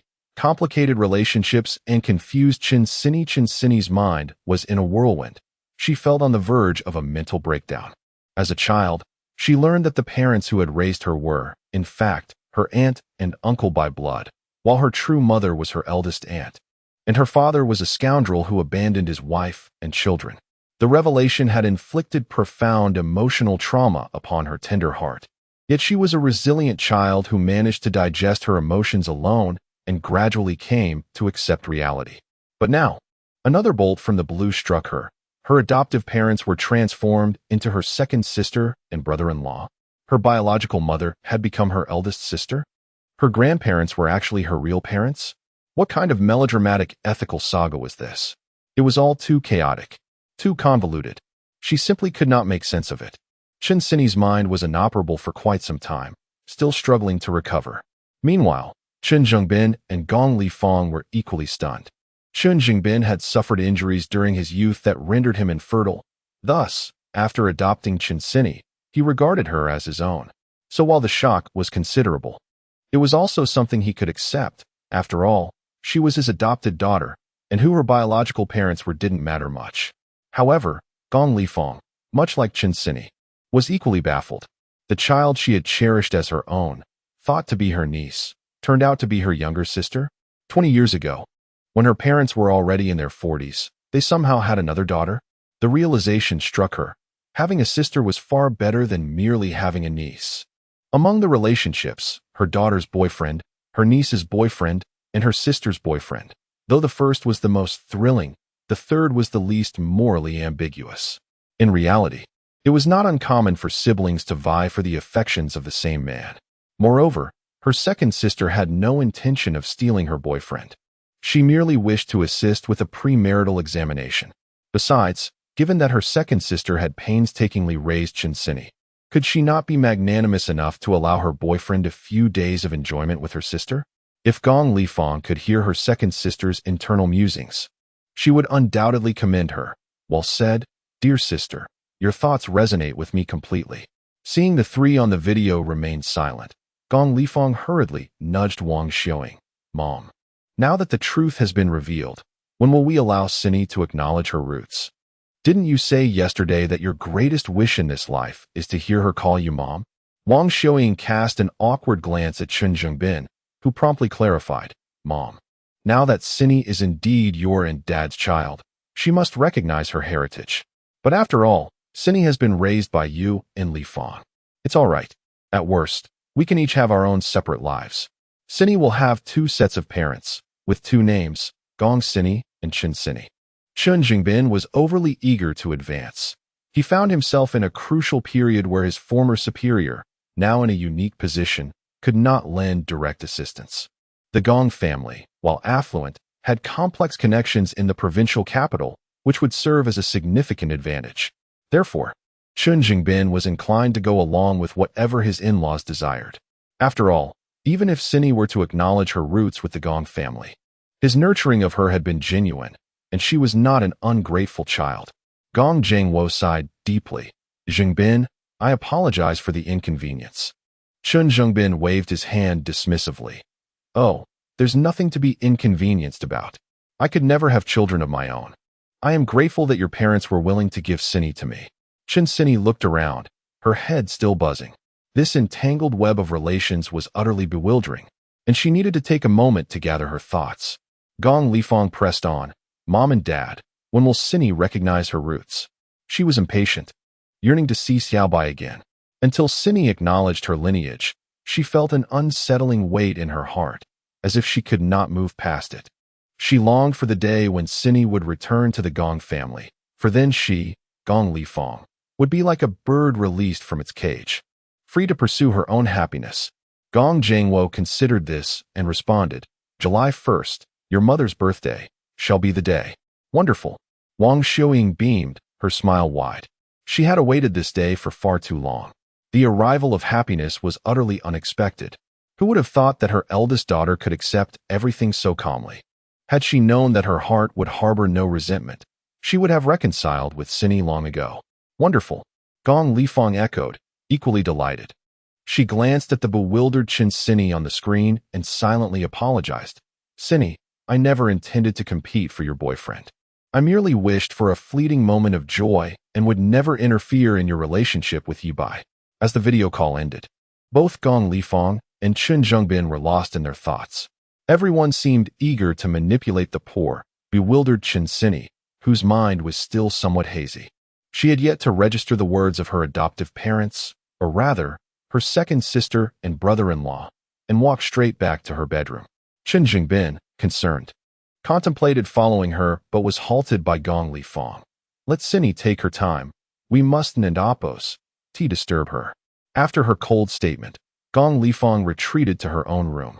Once inside, she eagerly opened her phone and sent a message to Ye Bai. Xiao Bai, I must tell you something. Chen Cindy is not my eldest sister's daughter. She is my parents' biological child, making her my younger sister. Ye Bai responded quickly. ? Indeed. I only just discovered this truth myself. Gong Lifang proceeded to recount the events of years past to Ye Bai. On the other end of the call, Ye Bai was utterly flabbergasted. Goodness. No wonder the relationships in a wealthy family can be so bewilderingly tangled. Ye Bai then pondered a new dilemma. Should I call Gong Lifang and Gong Lifang's sister? Or should I refer to Chen Cindy as aunt? Gong Lifang, with a beaming smile, shared the revelations with Ye Bai, only to receive a message in return. Sister Gong, I shall call you that from now on. Ah, that cheeky little rascal. Gong Lifang felt her cheeks flush. She was twice his age, and it felt inappropriate to be called sister. That won't do. We shall keep our respective titles. You must still call me auntie. No, you shall be my sister, my dear sister, my elder sister. Gong Lifang's eyes widened, her breath quickening. You little scamp. Do not be so disrespectful. And do not think that just because I am older, I cannot comprehend your flirtations. Once she sent that message, Ye Bai was silent for a prolonged period. Gong Lifang anxiously awaited a response, and when it finally came, it read, Aunt Gong. Did we not agree to revert to normal relations upon returning to Taojiang City and cease private communication? Oh, right. Gong Lifeng was momentarily taken aback. She had vowed to maintain her distance from Ye Bai upon returning, yet here she was, flirting with him via text. I merely wish to inform you of the truth, so you do not mistakenly address me incorrectly in the future. From now on, we shall not communicate any further. No need to reply. With a huff, Gong Lifeng tossed her phone aside. She, Gong Lifeng, had sworn to cut ties with Ye Bai and would indeed do so. Even if she were to die of thirst or hunger, she would never seek him out for even the slightest assistance. After a long while, Gong Lifeng picked up her phone again, her eyes wide with disbelief. That ungrateful little rascal had truly stopped replying. Chapter 191. Li Shiyan finally discovers her mother's secret in the dead of night, in a high-end residential area in the southern part of Taojiang City. A security guard was on duty when a sudden gust of wind swept past him. He heard footsteps coming from beyond the gate. What on earth? The guard turned to look, but saw nothing, sending chills down his spine. Moments later, a set of keys hanging from his waist mysteriously vanished, only to return without the electronic access card. In Building 10, a beep signaled the unlocking of the electronic door, which slowly opened as if an invisible hand had drawn it aside. The elevator began to act strangely. The button for the first floor lit up on its own, and the doors opened and closed before the button for the 18th floor illuminated. The elevator ascended slowly. From the surveillance perspective, it all appeared to be a mere electronic malfunction. Not long after, Ye Bai stood invisibly at the door of 1801, surveying the surroundings. After confirming that there were no cameras installed, he quietly produced a key from his pocket and opened the door. This was Kai Baozi's secret residence, a place unknown even to his children. Inside, there was a canary, a young college freshman, but notably, this canary had been kept by Kai Baozi for 5 years. Such behavior, even to a seasoned pervert like Ye Bai, seemed quite bizarre. It was already late at night, and the house was shrouded in darkness. Yet a cacophony of noise emanated from one of the bedrooms. Why are there so many people? Ye Bai's interest peaked as he activated his super eye and X-ray vision, revealing 5 men and 1 woman engaged in a party. The room was a wreck, bearing the marks of a post-battle scene. Ye Bai exclaimed in astonishment. Is this the innocent young student that Kai Baozi described as pure as a blooming flower? To repay her gambling father's debts, treat her ill mother, and support her underage brother's education? This old man must be blind. The shocking scene was almost too much for even the battle-hardened Ye Bai to bear. Initially, he had harbored thoughts of rescuing this wayward girl, but it appeared she was living a life of luxury, completely devoid of the need for salvation. This was the true embodiment of the female version of Aunt Wang. Collecting the Dragon Balls was only a matter of time. Shaking his head, Ye Bai proceeded to the study, meticulously searching the bookshelf. After a brief moment, he discovered a book titled Young Ah Bing with a yellow-brown cover. Upon lifting it, he found a hidden compartment beneath. Within the compartment was a button, and upon pressing it, an electronic mechanism activated, causing the bookshelf to slowly part and reveal a small door. This was a secret chamber that Kai Baozi had specially designed during the house's renovation. Inside were neatly arranged boxes, the first of which contained cash, conservatively estimated to be around 10 million. The other boxes were filled with international hard currency, gold. According to Kai Baozi, the total value of the gold here was approximately 50 million. The chamber was not large, and it could not hold too many items. With a wave of his hand, Ye Bai stored all the boxes into his personal space, quietly exiting the house. He contemplated his good intentions and the desire to steer the young people back on the right path. He left the door unlocked and instructed Song Dongfeng to anonymously report the drug use happening there. Shortly after, police cars entered the residential area, and a fully armed team rushed into 1801, resulting in a chaotic scene. A true do-gooder, no thanks necessary. Ye Bai did not report a false alarm. There were indeed some white powdery substances in the bedroom, and these young people were undoubtedly engaging in drug use. Not far from this upscale community, there lay Kai Baozi's second secret base, a house long abandoned, cloaked in dust. Ye Bai entered the master bedroom, found the mechanism, and opened the secret chamber. This chamber was quite spacious, seemingly converted from an entire bedroom. It was similarly filled with cash and gold, with a total value exceeding 100 million. Kai Baozi's third secret residence was located in Taojiang Mansion, where Ye Bai and Shira Yukiko also had a home, albeit in a different building. This area boasted the highest level of security in Taojiang City. Thus, Kai Baozi transformed the room into a collection gallery filled with paintings and antiques. Collecting antiques was Kai Baozi's greatest passion, and the treasures housed in this secret residence were the most valuable of his 3 hideaways. If auctioned legally, their total worth would exceed 1 billion. Ye Bai intended to hand everything over to Qin Wenru for laundering, with one stipulation: none of it could be sold abroad. Should there be items that could not be sold, he would either keep them for himself or, if in a generous mood, anonymously donate them to the state. After gathering all the items, Ye Bai returned to Aunt Qin's house. Kai Baozi also owned a villa in the countryside, which similarly harbored gold and other precious items. But due to its remote location, he was wary of being discovered by ill-intentioned individuals and thus had hidden very little of value, approximately 3 million in total.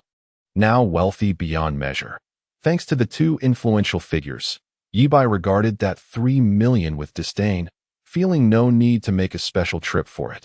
It was already 3 in the morning, and after several days without seeing Qin Yu, he truly missed her. In the past, he would have quietly sneaked into her room to narrate the story of Diyu. However, after indulging in the culinary delights of the provincial capital, Ye Bai found himself lacking interest in such playful antics with Qin Yu, opting instead to retire to his own room for sleep. The following morning, Ye Bai woke after only 4 hours of sleep, but still felt invigorated. Upon exiting his bedroom, he found Qin Yu already awake, preparing breakfast and making soy milk. "Xiao Bai," Qin Yu exclaimed with delight upon seeing Ye Bai, only for her expression to darken. "You know how to come back." Her demeanor resembled that of a wife upset over her husband's late return. Ye Bai chuckled and approached her, wrapping his arms around her. "Aunt, I missed you." Inhaling the fragrance of Qin Yu, Ye Bai felt an overwhelming sense of warmth, akin to a man returning home to a gentle wife after a night of revelry. Reflecting that wildflowers could never compare to the beauty of homegrown blooms, before continuing his escapades. "I see you didn't miss me at all. You've been gone for days, and didn't even bother to call." Qin Yu pouted, turning away stubbornly. Seeing her adorable demeanor, Ye Bai could no longer contain himself. He scooped Qin Yu up in his arms and, amid her surprised protests, seated her on the sofa. Today, Qin Yu wore a light silk nightgown that accentuated her alluring figure. Her slim waist contrasted with her voluptuous curves. Sitting in Ye Bai's embrace, she enveloped him entirely. "Did you miss me?" he asked, holding her curvaceous form. It was a completely different experience than with the 2 other women. Ye Bai had thought he might lose interest in his playful banter with Aunt Qin, but now he realized that no other woman could ever take her place. Qin Yu was simply irresistible, an eternal muse. Lost in her beauty, Ye Bai was entirely oblivious to the fact that Li Shiyan's door had swung open and she had emerged, yawning. Upon seeing the 2 of them entwined on the sofa, her expression turned to shock, as if struck by lightning, leaving her momentarily speechless. "Mom, Ye Bai? You too." Chapter 192. The collapsing Li Shiyan and the sorrowful Qin Yu upon witnessing Ye Bai and Qin Yu nestled together on the sofa. With Qin Yu seemingly indulging in a playful display of affection, it was a sight that struck Li Shiyan to her core. The enchanting young woman, radiating beauty, or the innocent demeanor of a child, her eyes shimmering with tenderness, and her rosy lips pouting adorably. The voluptuous curve of her form shifted restlessly in Ye Bai's embrace.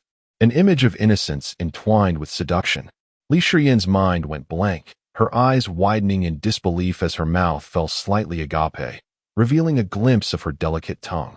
The 3 individuals in the living room exchanged stunned glances, each momentarily paralyzed by the unexpected tableau.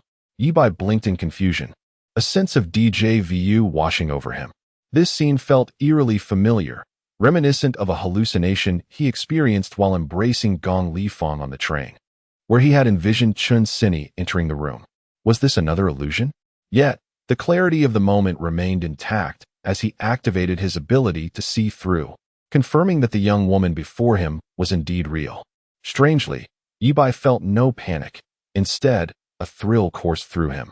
What could be more exhilarating than being caught in a clandestine affair with a beautiful woman, only to have her stunning daughter stumble upon them? Qin Yu's face burned crimson, a sheen of perspiration glistening on her skin, her heart racing as if it might leap from her throat. In a flurry, she scrambled off Ye Bai's lap, resembling a child caught in mischief, fumbling for words. "Shiyan, please let me explain. It's not what you think. After a moment, Li Shiyan regained her composure, a wave of inexplicable fury surging within her. With trembling lips, she pointed accusingly at the two on the sofa. "Mother, Ye Bai, what on earth are you doing?" Qin Yu, regaining some rationality, hastily defended herself. "I stumbled as I approached the sofa and fell into Xiao Bai's arms." "Qin Yu, do you take me for a fool?" Li Shiyan's voice thundered, her breath steadying as she attempted to contain her emotions. "How could you engage in such disgraceful behavior behind my back? Do you even have any sense of decency left?" In that moment, clarity washed over Li Shiyan. She recalled a night when her mother had mysteriously vanished, and the strange noises she had heard outside Ye Bai's door. She had assumed her mother was simply courting one of the tenants in the building, never suspecting that she had been entangled with Ye Bai. And that time, when Ye Bai's door had been ajar, and her mother's room echoed with peculiar sounds, Li Shiyan had thought her mother was merely indulging in a solitary pleasure. But now it dawned on her that Ye Bai had been in her mother's chamber, engaged in unspeakable acts. It all made sense now. The frequent washing of different bed linens on the balcony, the probing questions about relationships between mature women and younger men, all disguised as innocent inquiries from a supposed confidant. Li Shiyan trembled with indignation, her voice rising as she addressed her mother directly. "Qin Yu, you are in your 30s. How could you stoop to such acts with a college boy? Are you not ashamed? And to think, Ye Bai is the son of your close friend. What would she think if she knew?" With a pointed finger at Ye Bai, she continued, "I knew you were no good. You must have seduced my mother. Ugh, you scoundrel. How can you even think of engaging in such behavior when you have a girlfriend? I will tell Chen Sini the moment I return to school." Ye Bai? This was merely the beginning. He could hardly fathom the implications. Not only had he entangled himself with Qin Yu, but even Chen Sini's elder sister had fallen for him. He realized now why Li Shiyan had wept so bitterly on his birthday.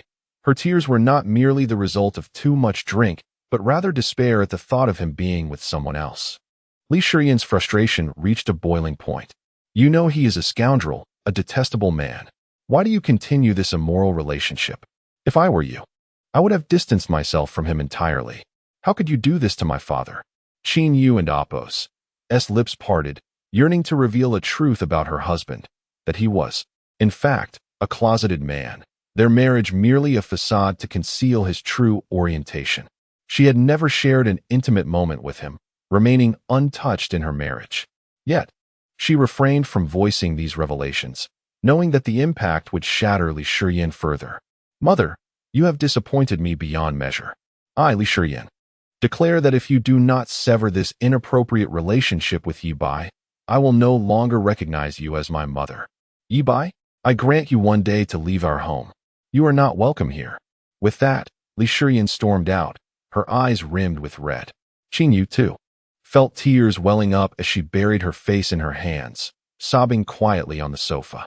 Ye Bai instinctively wrapped his arms around Qin Yu, who initially resisted but soon succumbed to the comfort of his embrace, crying bitterly. He patted her back gently, as one might soothe a child. "What should we do?" "Xiao Bai," she lamented. "I knew this day would come, but I never expected it to arrive so swiftly. I feel like such a wretched woman. Why did I let myself engage in such acts despite knowing better? How will I face Shiyan and Sister Qin now? She has already scorned me. And surely Sister Qin will look down upon me as well." While Li Shiyan's feelings were momentarily set aside, Ye Bai couldn't help but think that Qin Yu's concerns about being judged were unfounded. Given her somewhat whimsical nature, she would likely be delighted to learn of Ye Bai's affection for the stunning and affluent Qin Yu, eagerly anticipating grandchildren. He could easily envision her words. "Oh, Xiao Yu, it doesn't matter. We each have our own lives. You can call me Mom, and I shall call you Sister. Do you truly wish to end all ties with me and never see me again?" Ye Bai inquired, his tone earnest. Without hesitation, Qin Yu shook her head vigorously. No, I do not wish to leave you, Xiao Bai. As she clung to him tighter, her tears soaking his chest, she confessed. Even if I must maintain a clandestine relationship with you for the rest of my life, I cannot bear the thought of separating from you. Just the idea of being apart brings me such pain. Dear aunt, I too cannot bear to part with you. Ye Bai felt a flicker of relief. He had anticipated that Qin Yu would succumb to the pressure from her daughter, severing their bond and drowning in sorrow. Instead, she seemed to embrace their connection, a testament to the depth of their affection, cultivated through shared stories and experiences. Yet, a question loomed in Qin Yu's heart. How could she reconcile her feelings for Ye Bai with her responsibilities as a mother? Though she was not Li Shiyan's biological mother, their bond had grown to rival that of a true mother and daughter over the years. Torn between two loves, she pondered whether it was possible to have both a cherished relationship and the love of her daughter. Chapter 193. The agreement with Qin Yu. Li Shiyan was in a state of despair as Ye Bai held Qin Yu in his arms, securing her tightly. He gently patted her back, offering words of comfort. Auntie, Shiyan just needs a little time to accept this. In due course, it will be all right.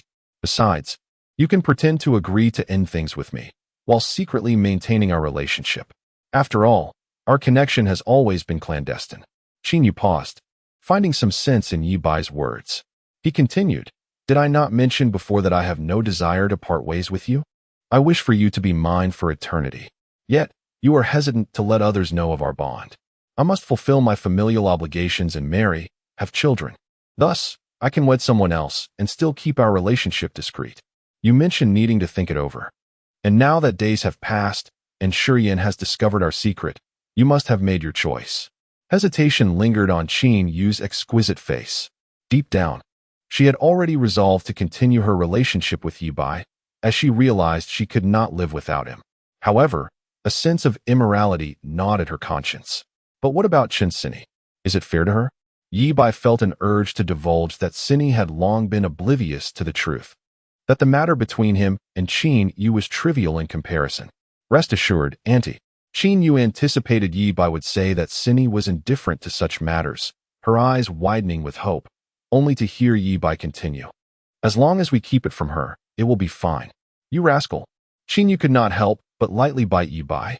Auntie, you resemble a little kitten.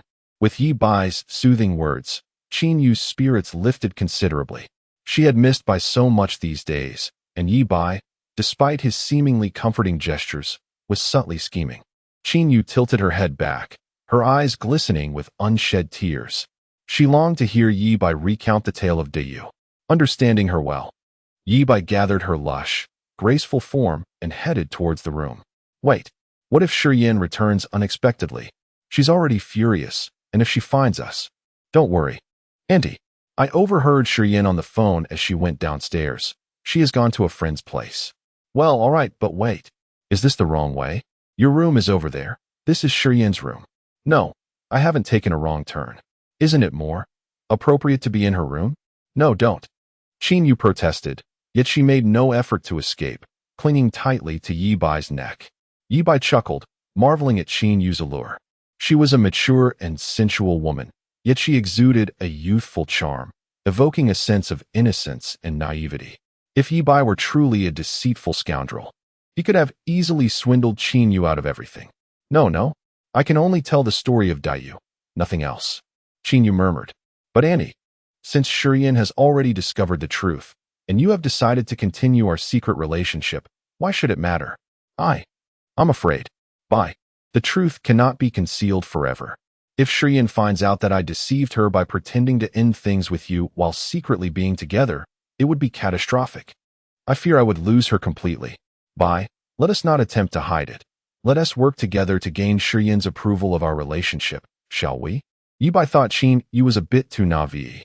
How could Li Shiyan possibly accept such a situation? Given her rigid disposition, she could hardly tolerate a serious relationship, let alone accept her mother as someone else's mistress.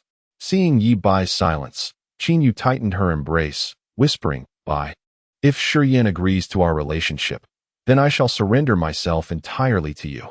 Really? Ye Bai's spirit soared. Qin Yu nodded earnestly. Yes, but how can we persuade Shiyan? Ye Bai furrowed his brow in contemplation. Suddenly, the scene before him twisted and morphed.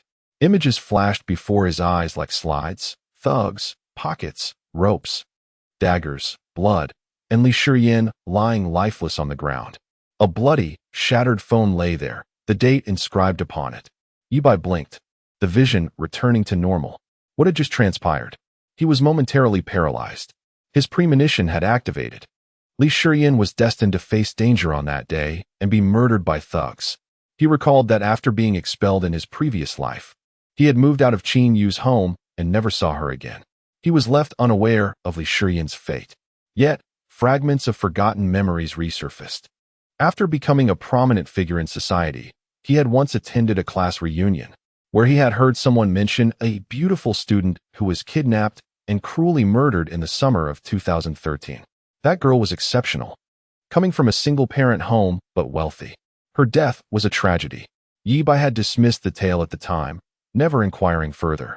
He had never anticipated that the girl who had met such a tragic end was Li Shiyan herself. No wonder he had not seen Qin Yu after his release. She must have been devastated by the loss. He recalled someone mentioning that Shiyan's mother had also suffered greatly, taking sleeping pills to end her own life after losing her daughter. Ye Bai felt a pang of sympathy for Qin Yu, realizing the hardships she had endured in her past life. Though she was not young anymore, her heart remained that of a young girl. Their dynamics were in stark contrast. Li Shiyan was the authoritative mother figure, while Qin Yu played the role of the obedient daughter. How could she possibly withstand such a devastating blow? How could she summon the courage to navigate the world alone? Auntie, I am fortunate to have been reborn. Ye Bai gently kissed Qin Yu's smooth forehead. He knew how to earn Li Shiyan's approval. It would be inappropriate for her to obstruct the blossoming love between a savior and her mother. However, would Li Shiyan truly not fall for him after being saved? Ye Bai chuckled at the thought. That proud girl, who held herself in high esteem, would certainly not lower herself to love him. Regaining his composure, Ye Bai resumed telling Qin Yu the tale of Du. Suddenly, his phone at the bedside rang. They both looked up to see Chen Sini's name flashing on the screen. Just as Ye Bai was about to decline the call, Qin Yu swiftly tapped to answer. Chen Sini's voice, filled with frustration and confusion, came through the phone. Ye Bai, I have something to tell you. You may find it hard to believe, but I swear everything I say is true. My mother, she has become my sister. What? Do you know about my relationship with your mother? Furthermore, I have delightful news to share. The copyright for this book's short drama has been sold and is currently in the filming process. I shall provide one final opportunity for review. Should I be released from the confines of the small black room by tomorrow, I will unveil a photo in the True Fans group. Chapter 194. Qin Yu's Revenge. The kind-hearted sister-in-law Ye Bai could not help but wish to inform Chen Sini that, in truth, her mother had already become her good sister on the train. Yet, he dared not utter such words, fully aware of the implications behind Chen Sini's statement. After all, the mother who had betrayed her, or rather, her second sister, had already disclosed everything to Ye Bai in advance. Ye Bai feigned ignorance and inquisitively asked, Sini, what do you mean by that? As he spoke, he subtly gestured at Qin Yu. Qin Yu, covering her mouth, refrained from speaking. Although she had initially arrived first and had developed an ambiguous relationship with Ye Bai, even almost surrendering herself to him, she was unable to break free from her internal constraints and take the final step. Furthermore, she regarded her connection with her best friend's son as something shameful, thus refraining from making it public. Consequently, she allowed Ye Bai to dominate 90% of the situation without any formal acknowledgement, leaving Chen Sini to eventually take her place. In name, Chen Sini was Ye Bai's legitimate girlfriend, while she, the mistress, dared not overstep. She not only hesitated to reveal her relationship with Ye Bai to Chen Sini, but also felt somewhat guilty towards her. Qin Yu had answered the phone in a moment of impulse, hoping to witness Ye Bai's embarrassment. However, lying in his embrace, listening to their conversation, she felt an unexpected thrill that flushed her cheeks. Chen Sini's voice was filled with confusion. My mother has become my second sister. My aunt has transformed into my elder sister, and my grandparents have turned into my biological parents. She recounted everything. including her childhood belief that Gong Li Fong was her true mother. Suddenly, Qin Yu's head popped out from under the covers, her face a canvas of astonishment. Her biological mother had morphed into a second aunt, and then into a second sister. Her aunt had become her biological mother and subsequently transformed into an elder sister. The grandparents had remained unchanged initially, but the second time, they had become her real parents. Goodness! Such a bewildering series of transformations. Qin Yu's mind struggled to comprehend their relationships. These affluent families were quite extravagant in their games. They all wished for her to recognize her roots, including her father. I mean, her adoptive father, Old Chun. Yet, she was reluctant, for as an infant, no one cared for her thoughts as she was shuffled around. Chen Sini expressed her grievances. Ye Bai immediately provided emotional support. Indeed, it is excessive. You are a living, breathing individual. How can they disregard your feelings? Just because they wish to recognize their roots, does that mean you must comply? Ye Bai, I am so grateful to have you. I knew you would stand by my side, Chen Sini said, her voice trembling with emotion. She continued, but my aunt, no, my elder sister, forget it. Gong Li Fong, for reasons unknown, seems more anxious than my biological parents, even crying and pleading with me to hurry and recognize my roots. Unbeknownst to Chen Sini, her elder sister was eager to ensnare her in a web of deception. If she did not acknowledge her roots sooner, how could anyone rightfully pursue Ye Bai? As it stood, the relationships were still manageable. In the future, she would be at a loss as to how to address him, husband, brother-in-law, or second brother-in-law. Ye Bai continued to provide emotional support. My dear, do not feel wronged. Rest assured, I will always stand by your side and support you from behind. Hearing this, Qin Yu, who had shyly retreated under the covers, felt a pang of jealousy. You scoundrel! You mischievous rascal! She thought. Just moments ago, he had teased her. Yet here he was, embracing her while speaking tenderly to his girlfriend. Despite her readiness to accept her role as a mistress, Qin Yu felt a twinge of injustice. Wanting to cry, in a fit of annoyance, she bit Ye Bai's arm. Suddenly, a thought struck Qin Yu as she recalled a previous encounter when Shi Yan had been outside the door, and Ye Bai, unafraid of being discovered, had only intensified his mischief. You rascal, always tormenting me. She decided to retaliate while he was occupied with Chen Sini. Chen Sini asked, Ye Bai, what should I do? Ye Bai pondered for a moment and replied, I believe it does not matter whether you agree or not. In any case, family is still family. However, I suddenly thought of a question. If you recognize your roots, should I address you as auntie or refer to the two Gong aunts as sisters? Chen Sini burst into laughter at the thought. Ye Bai continued to amuse her. Not to mention, your name already contains, regardless of your generation.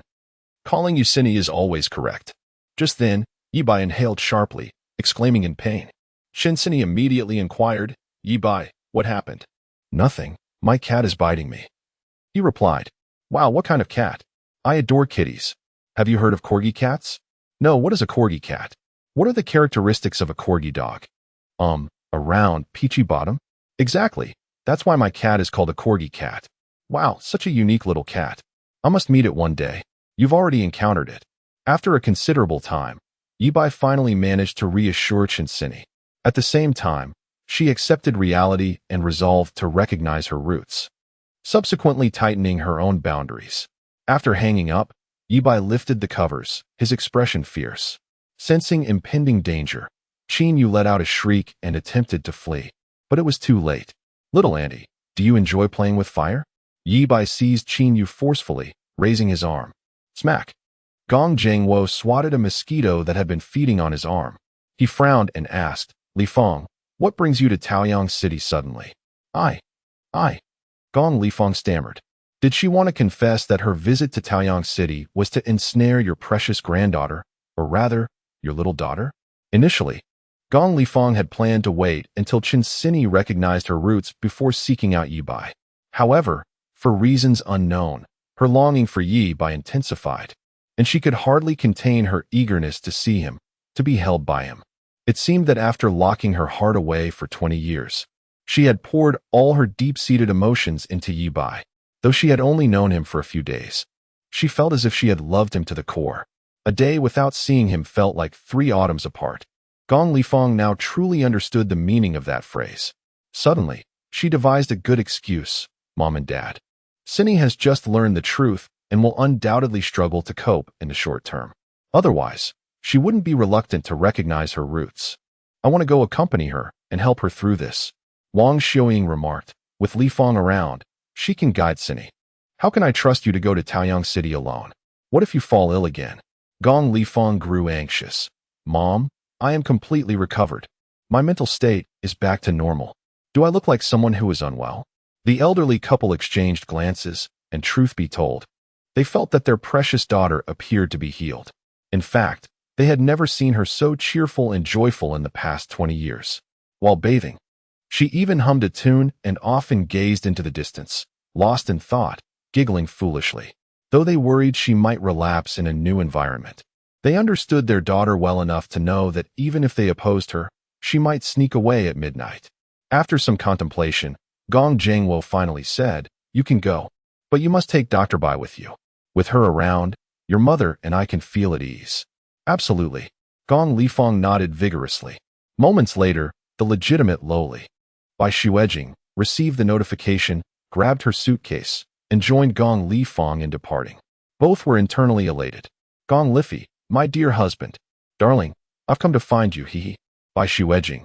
Ms. Lifei, I implore you, when you arrive in Taojiang City, could you not immediately fall ill and seek out your first love, Mr. Yi? I long to witness the spectacle of you fainting. She is utterly eager to observe the grand scene between the university student with a physique akin to a greyhound and the affluent elder sister. Moreover, there exists an exhilarating element, the benevolent aunt. No, it should now be referred to as the kind-hearted sister-in-law. Chapter 195. Shun Mingyao's transformation. Qin Yu emerged from the bathroom, wrapped in a bathrobe, her cheeks flushed a delicate pink, as if one might squeeze water from them. The bed linens in Li Shiyan's room had been replaced with new ones, and the sound of the washing machine hummed from the balcony. Noticing Ye Bai lounging on the sofa, Qin Yu could not help but scold him. "You rascal. It's all your fault." Insisting on going to Shiyan's room. She already stumbled upon our relationship. She must have realized why freshly washed sheets hung on the balcony every day. Upon returning to her bed, she would certainly harbor suspicions. Ye Bai waved his hand nonchalantly. "No worries, Auntie. Just have your mother wash all the rooms and change the sofa covers, pretending it's a spring cleaning. That should suffice." Qin Yu was taken aback. "Does this brat have any idea how much work that entails? I could just bite you." She pounced at him, baring her teeth playfully. "Oh, you dare to bite me?" Ye Bai raised an eyebrow. Suddenly, a look of sheer terror crossed Qin Yu's refined and lovely face as she turned to flee, but was caught by Ye Bai. With a loud crash, the fruit bowl on the coffee table toppled, sending a particularly ripe peach tumbling to the floor. It burst open upon hitting the ground, its juices spilling forth, filling the air with a sweet fragrance. After their playful scuffle, Qin Yu's expression shifted to worry. "Shiyan is so stubborn. She will definitely oppose our relationship. Rest assured, Auntie, I already have a brilliant plan. Just leave it to me." Ye Bai replied confidently. "Really?" Qin Yu asked, her skepticism evident. "Of course. Just cleanse yourself and prepare to fully commit to me. You naughty boy, your mind is filled with such thoughts." "Oh, I can see that Auntie is quite eager as well." Qin Yu lightly snorted. "Don't talk nonsense. I am not looking forward to it." Her defiance, however, only validated Ye Bai's claim. Ye Bai reminisced about the visions he had seen of the future. He recalled the moment when Li Shiyan lay in a pool of blood, the shattered phone beside her displaying the date, June 26th at 10 p.m. Tomorrow is June 25th. It's just a day away. Ye Bai inquired, "Auntie, tomorrow is Sunday. Did Shiyan mention any plans she has?" Qin Yu nodded. "Tomorrow is Shiyan's birthday. She bought gifts last night and intends to celebrate." "Perfect. According to my past life as classmates, she meets her fate after celebrating her birthday at KTV. Ye Bai mused. "I will descend from the heavens to rescue her in her darkest hour, and then leverage her gratitude to fulfill my own desires. As for whether Shiyan might fall for me, I have long since dismissed that possibility. She detests me, and after spending so much time together, if she were to like me, it would have happened by now. Yet, Ye Bai had not considered that Shiyan's earlier anger could stem from her inability to accept the relationship between her mother and her best friend's son. Or perhaps it was a mix of other emotions. A woman's heart is inherently complex, especially that of a youthful girl. Though she appeared mature and often acted like a mother in front of Chinyu, she was still merely a young lady stepping into adulthood. Xiao Bai, since you have a plan, you must work hard to persuade Shiyan. Chinyu expressed her anticipation. Don't worry, Auntie. After lunch, Ye Bai decided to visit Bai Media. Although the company had largely been entrusted to Ni Xian and was thriving, he felt it was essential to maintain his role as the guiding force and to visit periodically. Moreover, Xiao Shazi's video content would likely cease without his activation. Her solo efforts could not meet expectations and lacked the desired essence. Soon, Song Dongfeng arrived to escort Ye Bai to Bai Media. Upon entering his office, Ye Bai noticed a gift box on his desk. Who left this? Ni Xian squinted and replied, Brother Bai, this is from your no, it's from your well. It's Shun Mingyao's birthday gift for you. Her? Ye Bai frowned as he unwrapped the box to reveal a Cartier watch, specifically the Balloon Blue series. This must be a counterfeit, he scoffed. The genuine article costs upwards of 40 to 50,000. Shun Mingyao comes from a modest background, living on a mere 1,000 a month. How could she afford such luxury? It's authentic, and Ni Xian stifled laughter. I had Shun Mingyao's friend Lu Hui convince her to take out a loan to buy it for you. Lu Hui? That hefty tank of a girl? Ye Bai inquired, and Ni Xian nodded. He could hardly believe the depth of Shun Mingyao and Lu Hui's friendship. With just 1,000 a month, Lu Hui was effectively bribed, not to mention she performed better than expected, not only divulging all of Shun Mingyao's secrets, but also suggesting the idea of taking out a loan. Shun Mingyao had evidently recognized Ye Bai's formidable stature during the previous birthday banquet, where she sat in the corner, witnessing the throng of admirers surrounding him. She had fully convinced herself of his indifference towards her. As her dreams of grandeur began to shatter, the little fairy grew anxious. Lu Hui presumed Ni Xian merely sought revenge against Shun Mingyao, unaware that Ni Xian aimed to groom her into Ye Bai's partner. Her suggestion to have Shun Mingyao take out a loan was intended to undermine her, but inadvertently played into Ni Xian's hands.